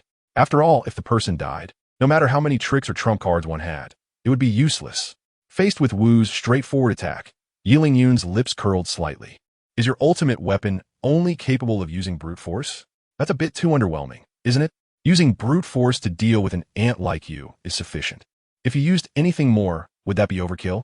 Wu naturally understood that Yi Lingyun was trying to provoke him. But as a creature that had lived for who knows how long, he wouldn't fall for such tricks.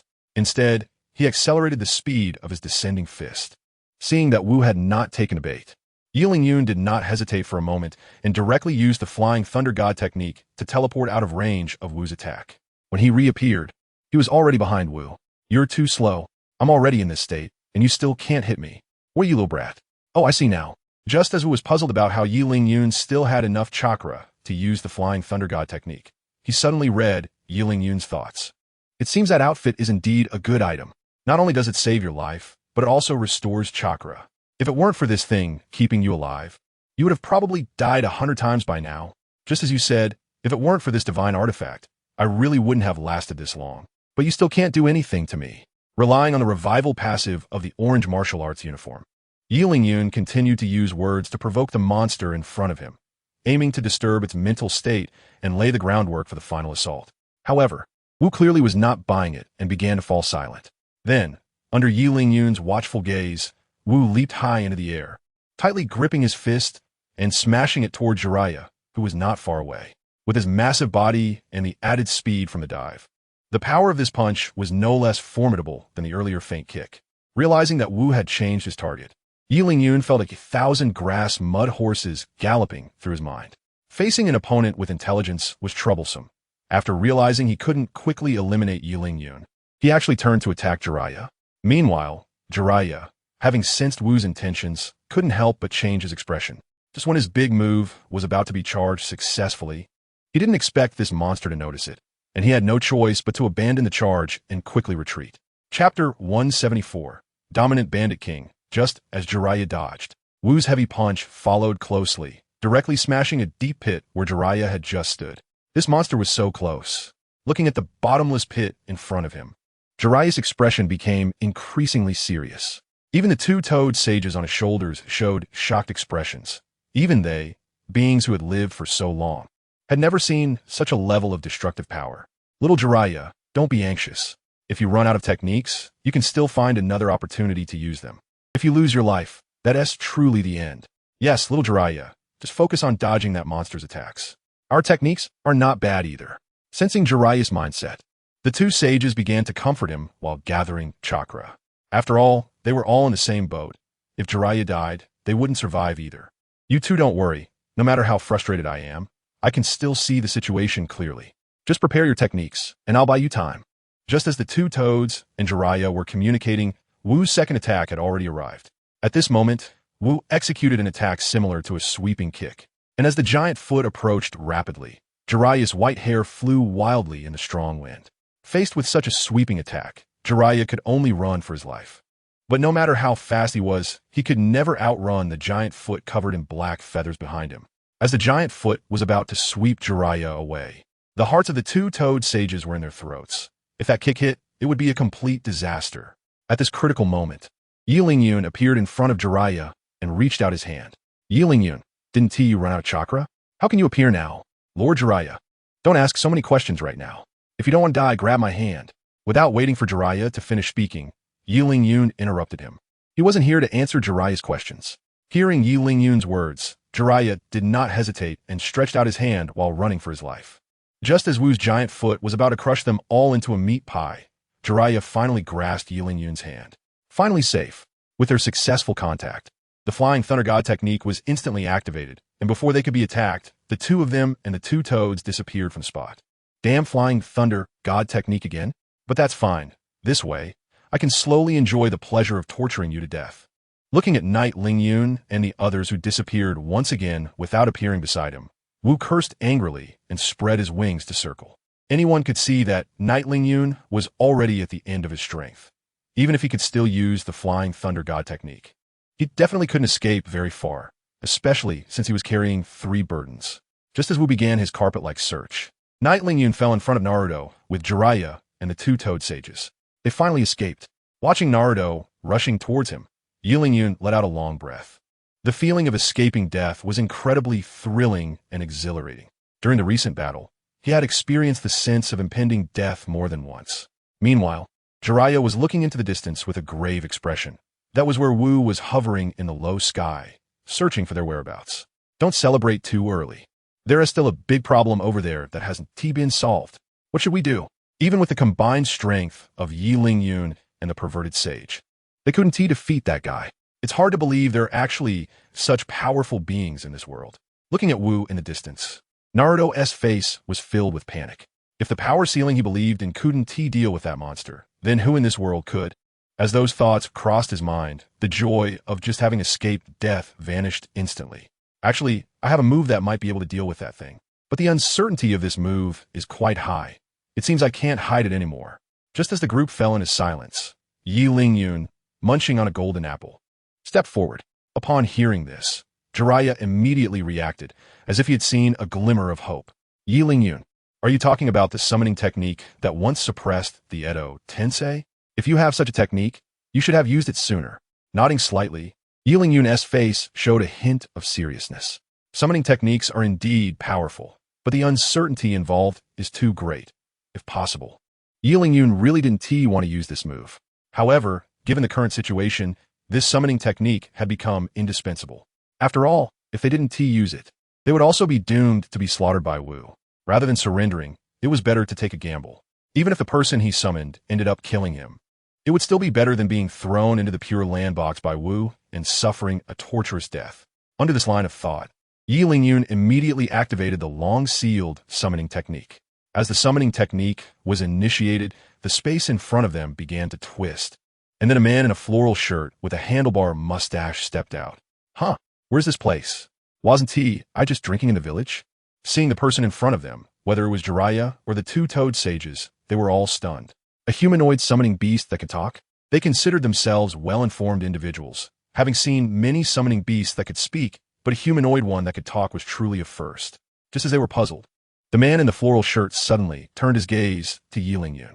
You're the little brat who summoned me, aren't you? What could possibly be so important that it requires me, the great mountain bandit king Sig, to take action? As he spoke, Sig didn't forget to pull out a bounty notice from his floral shirt to show off to the others in the room. Whatever you need, just say it. After all, I've already taken down 37 guys like you, so a few more won't make a difference. Ignoring Sig's bragging, Jiraiya pulled Yi Lingyun aside to ask him a question. Yi Lingyun, are you sure this is the summoning beast that can suppress Edo Tensei? It looks so unreliable to me. Well, my summoning beast isn't fixed. I can only randomly summon one from the same place. That's why I just said the uncertainty is very high. Vatschning se bragning besi the Naruto. Yi Lingyun also began to feel that this guy was unreliable. At that moment, Wu had already flown above the group. Where did you guys find this little trash? Are you planning to use him as cannon fodder to buy yourself some time to escape? Wu pointed at Sig, the bandit king, who was boasting with Naruto, and laughed mockingly without hesitation. Aren't you just a flying sea creature? Don't think being big is useful. I've already killed 37 guys like you. The bandit king Sig, who was still bragging with Naruto, had somehow straightened up, his sword at his waist pointing directly at Wu, exuding confidence. Chapter 175. The Struggle of a Caged Beast. Have you really killed 37 guys like yourself? After hearing this, the once imposing Wu suddenly started to become timid. Even though he wanted to use his unique ability to read the mind of the man in the floral shirt in front of him, he was surprised to find that he couldn't read the man's mind at all. Under such circumstances, Wu had no choice but to reconsider the man in the floral shirt and began to doubt the truth of Sig's words. In contrast, Yi Lingyun and the others had strange expressions on their faces because Sig had just said the same thing to them. Yi Lingyun said, "Do you think this guy just says that to anyone he meets? He seems a bit unreliable." Seeing the pretentious Sig, Jiraiya couldn't help but step forward and quietly ask Yi Lingyun beside him. However, even as the summoner, Yi Lingyun was just as confused. He could only summon the characters, but he had no idea what abilities they possessed. Whether it was reliable or not, he couldn't say, and for now, they could only treat it as a dead horse trying to be a live horse. Perhaps that guy was an invincible existence? Rather than thinking too much, it would be better for them to take this opportunity to recover some stamina. Upon hearing this, Jiraiya nodded slightly and began to focus on restoring his own state. At the same time, Wukong had already launched the first round of probing attacks against Sig. He lifted his large foot high and stomped hard towards the bandit king Sig. Seeing this, a hint of panic flashed in Sig's eyes, and he hurriedly rolled and crawled out of the attack range of the stomp. Although he was covered in dust, Sig got up and began to shout defiantly. "I say, you damned Sea King, why are you running on a land instead of staying in the water? How dare you attack me, the bandit king? Do you have a death wish? You should know that I've killed 37 guys like you before." Before Sig could finish his sentence, Wukong's second attack arrived. After the previous probing stomp, Wukong, who was good at reading people's hearts, had already roughly judged what kind of person Sig was. A coward who feared the strong and talked big. Oh dear, isn't this the bandit king Sig? Didn't you say you killed 37 guys like me? Why don't you just take me out? Sig continued to shout while fleeing, with Wukong following closely behind him. Before long, the two had run quite a distance. Seeing this scene, Yi Lingyun and the others who were forgotten in place, exchanged glances. Your summoning beast is really something, Yi Lingyun. Knowing that it can't match the strength of that monster, it still knows to lure it away to buy us some time to recover. But that makes it dangerous for him, Jiraiya said. You don't need to worry about that, Lord Jiraiya. I estimate that the summoning technique's duration should be about up. Even if that guy can't defeat the monster, he should be able to return safely once the summoning technique is released. After saying this, Yi Lingyun immersed himself in recovery once more. And of course, Jiraiya would not make things difficult for himself, starting to flaunt the golden apples Yi Lingyun had casually produced, aiming to recover as much as possible before Wukong returned. Suddenly thinking of something, Yi Lingyun took out the any door and placed it on the ground. Naruto, listen to me.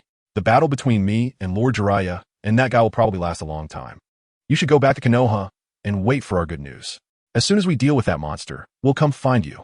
But what if I run away? What will you guys do? Naruto began to shake his head, although he was also afraid of the monster Wukong. His ninja way would not allow him to abandon his companions casually, nor would he run away to save himself while his friends fought desperately. Just then, a foot kicked hard at Naruto's backside, causing him to jump in pain. You brat, just listen to Yi Lingyun's arrangements. As long as you're not here, can't we fight or run away whenever we want? Jiraiya said, It's not that I dislike you, but having you here always makes us feel hesitant. Do you understand what I'm saying? After being persuaded by the two, Naruto finally nodded in agreement. As the two watched him enter the any door, Wukong had already returned. Seeing this, the two kicked Naruto into the door without further ado, and then the any door closed tightly. Is it meaningful to send the kid away at this time? No matter where he runs, I will definitely find him and take him out. Take out Naruto? What are you thinking, monster? You won't be going anywhere today because we will deal with you right here. Facing Wukong, who was picking his teeth with a katana, Yi Lingyun and Jiraiya both expressed their determination to take him down, not just for their own survival, but for the future of the ninja world. They had no reason to retreat, even when facing Wukong.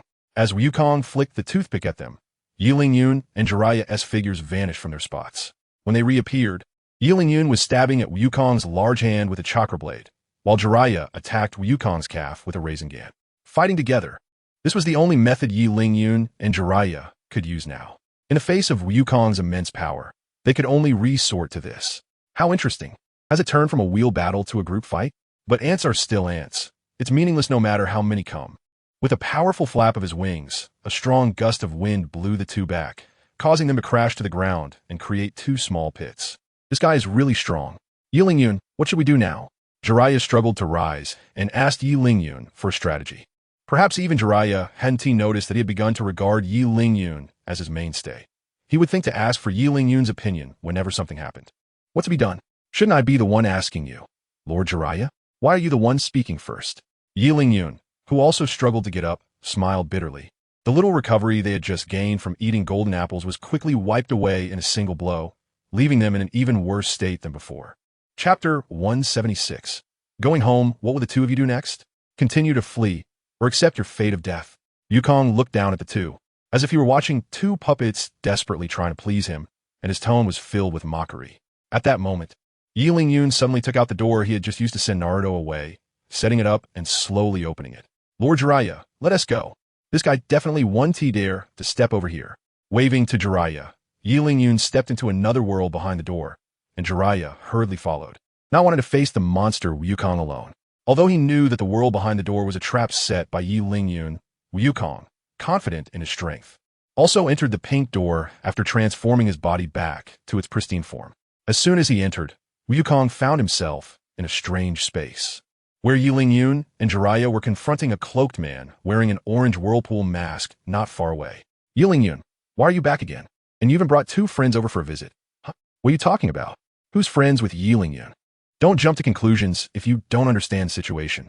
Hearing the orange vortex-masked man directly claim to be a friend of Yi Lingyun, Wu immediately stood up to refute this statement. His exposed eyes revealed a hint of ferocity as the masked man stared at Wu. Not only had he intruded into his own space, but he also dared to talk back like this, which was undoubtedly a challenge to his bottom line. It is important to know that this space was his greatest reliance, but now the three guys in front of him could come and go freely in his exclusive space, which made the masked man harbor thoughts of killing them. In contrast, Wu, who was being stared at by the masked man, had a look of indifference, as if he were a dead pig not afraid of boiling water, and his arrogance was even greater than that of the king of mountain bandits. This was the confidence of Wu as the ultimate weapon. No matter who the opponent was, he had the right to look down on them. All right, even if you're not friends with these two guys, so what? If you intrude in my territory, you must die. Yi Lingyun, I told you last time, if you dare to step here again, I will make sure you die a terrible death. As he spoke, the vortex-masked man suddenly appeared behind Yi Lingyun and Jiraiya, and he was about to stab Yi Lingyun with the kunai glinting coldly in his hand. For the masked man, everyone who entered the space today would die at his hands, but since he had to kill, the breathless Yi Lingyun and Jiraiya were undoubtedly the best choices. And as for the other guy, as long as he dealt with Yi Lingyun, whether he lived or died was entirely up to him. In the two previous incidents of space invasion, it was all because of Yi Lingyun's strange door, so as long as Yi Lingyun or the door was gone, this space would once again be completely under his control. At that time, let alone the few guys in front of him, even if 100 or 80 more came, he wouldn't be afraid at all. Hey, that little brat named Yi Lingyun is my prey. I advise you, who dare not show your true face, to stay far away. As soon as the words fell, Wu had already appeared behind Yi Lingyun to block this attack. The prey he had set his sights on could only be dealt with by himself. There was no way for others to interfere. Looking at the figure of Wu blocking his way, the masked man from the vortex showed no hesitation and immediately performed a series of hand seals. A massive pillar of fire shot out from the hollow of his mask. Seeing this, Yi Lingyun and Jiraiya quickly distanced themselves from Wu as if fleeing for their lives. After all, in their current state, they couldn't even block this fire jutsu, let alone evade the masked man's taijutsu attacks. Moreover, Yi Lingyun had brought Wu into this space with the expectation that the masked man would be present at any moment. The masked man would never allow anyone who could enter his space to continue living. Thus, as long as Wu followed them in, they would inevitably have to confront the masked man, allowing Yi Lingyun and Jiraiya to take advantage of the situation. Looking at the distant Wukong, who has transformed back to his original form to counter the masked man's ninjutsu attacks, he has withstood the fire release attack with his powerful body. It's been a long time since I've encountered such a formidable fire release. So, as a return gift, let me show you my strength. Blowing lightly at the hair on his ignited calf, Wukong raised his fist and smashed it towards the masked man. Is this the legendary Wukong? These two guys have really provoked something extraordinary. Ignoring Wukong's fist coming towards him, the masked man shifted his gaze to the two sitting cross-legged, Yi Lingyun and his companion. Murmuring Wukong's basic information, clearly indicating that the masked man also knows of Wukong's existence. I got him. He ain't. As Wukong's fist struck the unflinching masked man, there was an undeniable sense of pleasure in his tone. After all, just a moment ago, it was this masked guy who was the most arrogant, and now he would be killed by Wukong's own hands. How could that not bring him joy? Yi Lingyun, do you think we should sneak away while those two are fighting? After all, they seem too preoccupied to care about us right now. We definitely need to escape. Otherwise, why do you think I came to provoke this troublesome guy? But it's not time yet. Let's observe for a while longer. While Wukong and the masked man were battling, Yi Lingyun and his companion were discussing how to retreat safely, completely unconcerned that Wukong might instantly kill the masked man. After all, they had witnessed the masked man's bizarre abilities. Even if he couldn't defeat Wukong, he could still stall and exhaust him. Just when Wukong thought he had taken care of the masked man and was about to attack Yi Lingyun and his companion, a fire pillar shot up once again toward his face. Aunt, why are you still alive? I clearly understood just now. So that's how it is. Things are getting interesting. With his unique ability to read minds, Wukong realized the reason the masked man hadn't perished on the spot. With this statement, unbeknownst to him, the masked man had already developed a murderous intent towards him, as this was the masked man's biggest secret. If Wukong were to leave this space alive, the masked man would be finished. With this thought in mind, Wukong and the masked man continued to fight, which was also why Yi Lingyun had led Wukong to the mysterious masked man. Once Wukong reads the masked man's mind, the two would inevitably become mortal enemies. And in the end, whoever died would benefit the other. If the masked man dies, Wukong would be trapped forever in the Kamui space. If Wukong dies, it would mean one less enemy for Yi Lingyun. Seeing the two engaged in battle, Yi Lingyun immediately dashed towards the direction of the random door. And Jiraiya also realized this was the best time to retreat, running out without caring about his image. Pushing the door open, just outside was a luxurious villa in the woods, where Yi Lingyun had spent the most time. As Jiraiya followed him out, Yi Lingyun tore down the door and collapsed to the ground.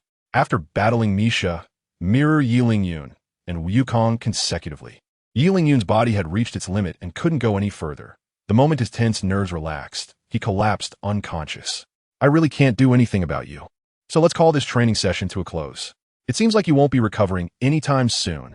Carrying the unconscious Yilingyun, Jiraiya staggered towards Yilingyun's small wooden cabin. Synopsis: a struggling corporate worker dies suddenly and traverses into the world of Naruto, gaining a random exchange system. What? The newbie gift pack opened up the Demon Blade Qianren? A cup can be exchanged for enchanted overalls?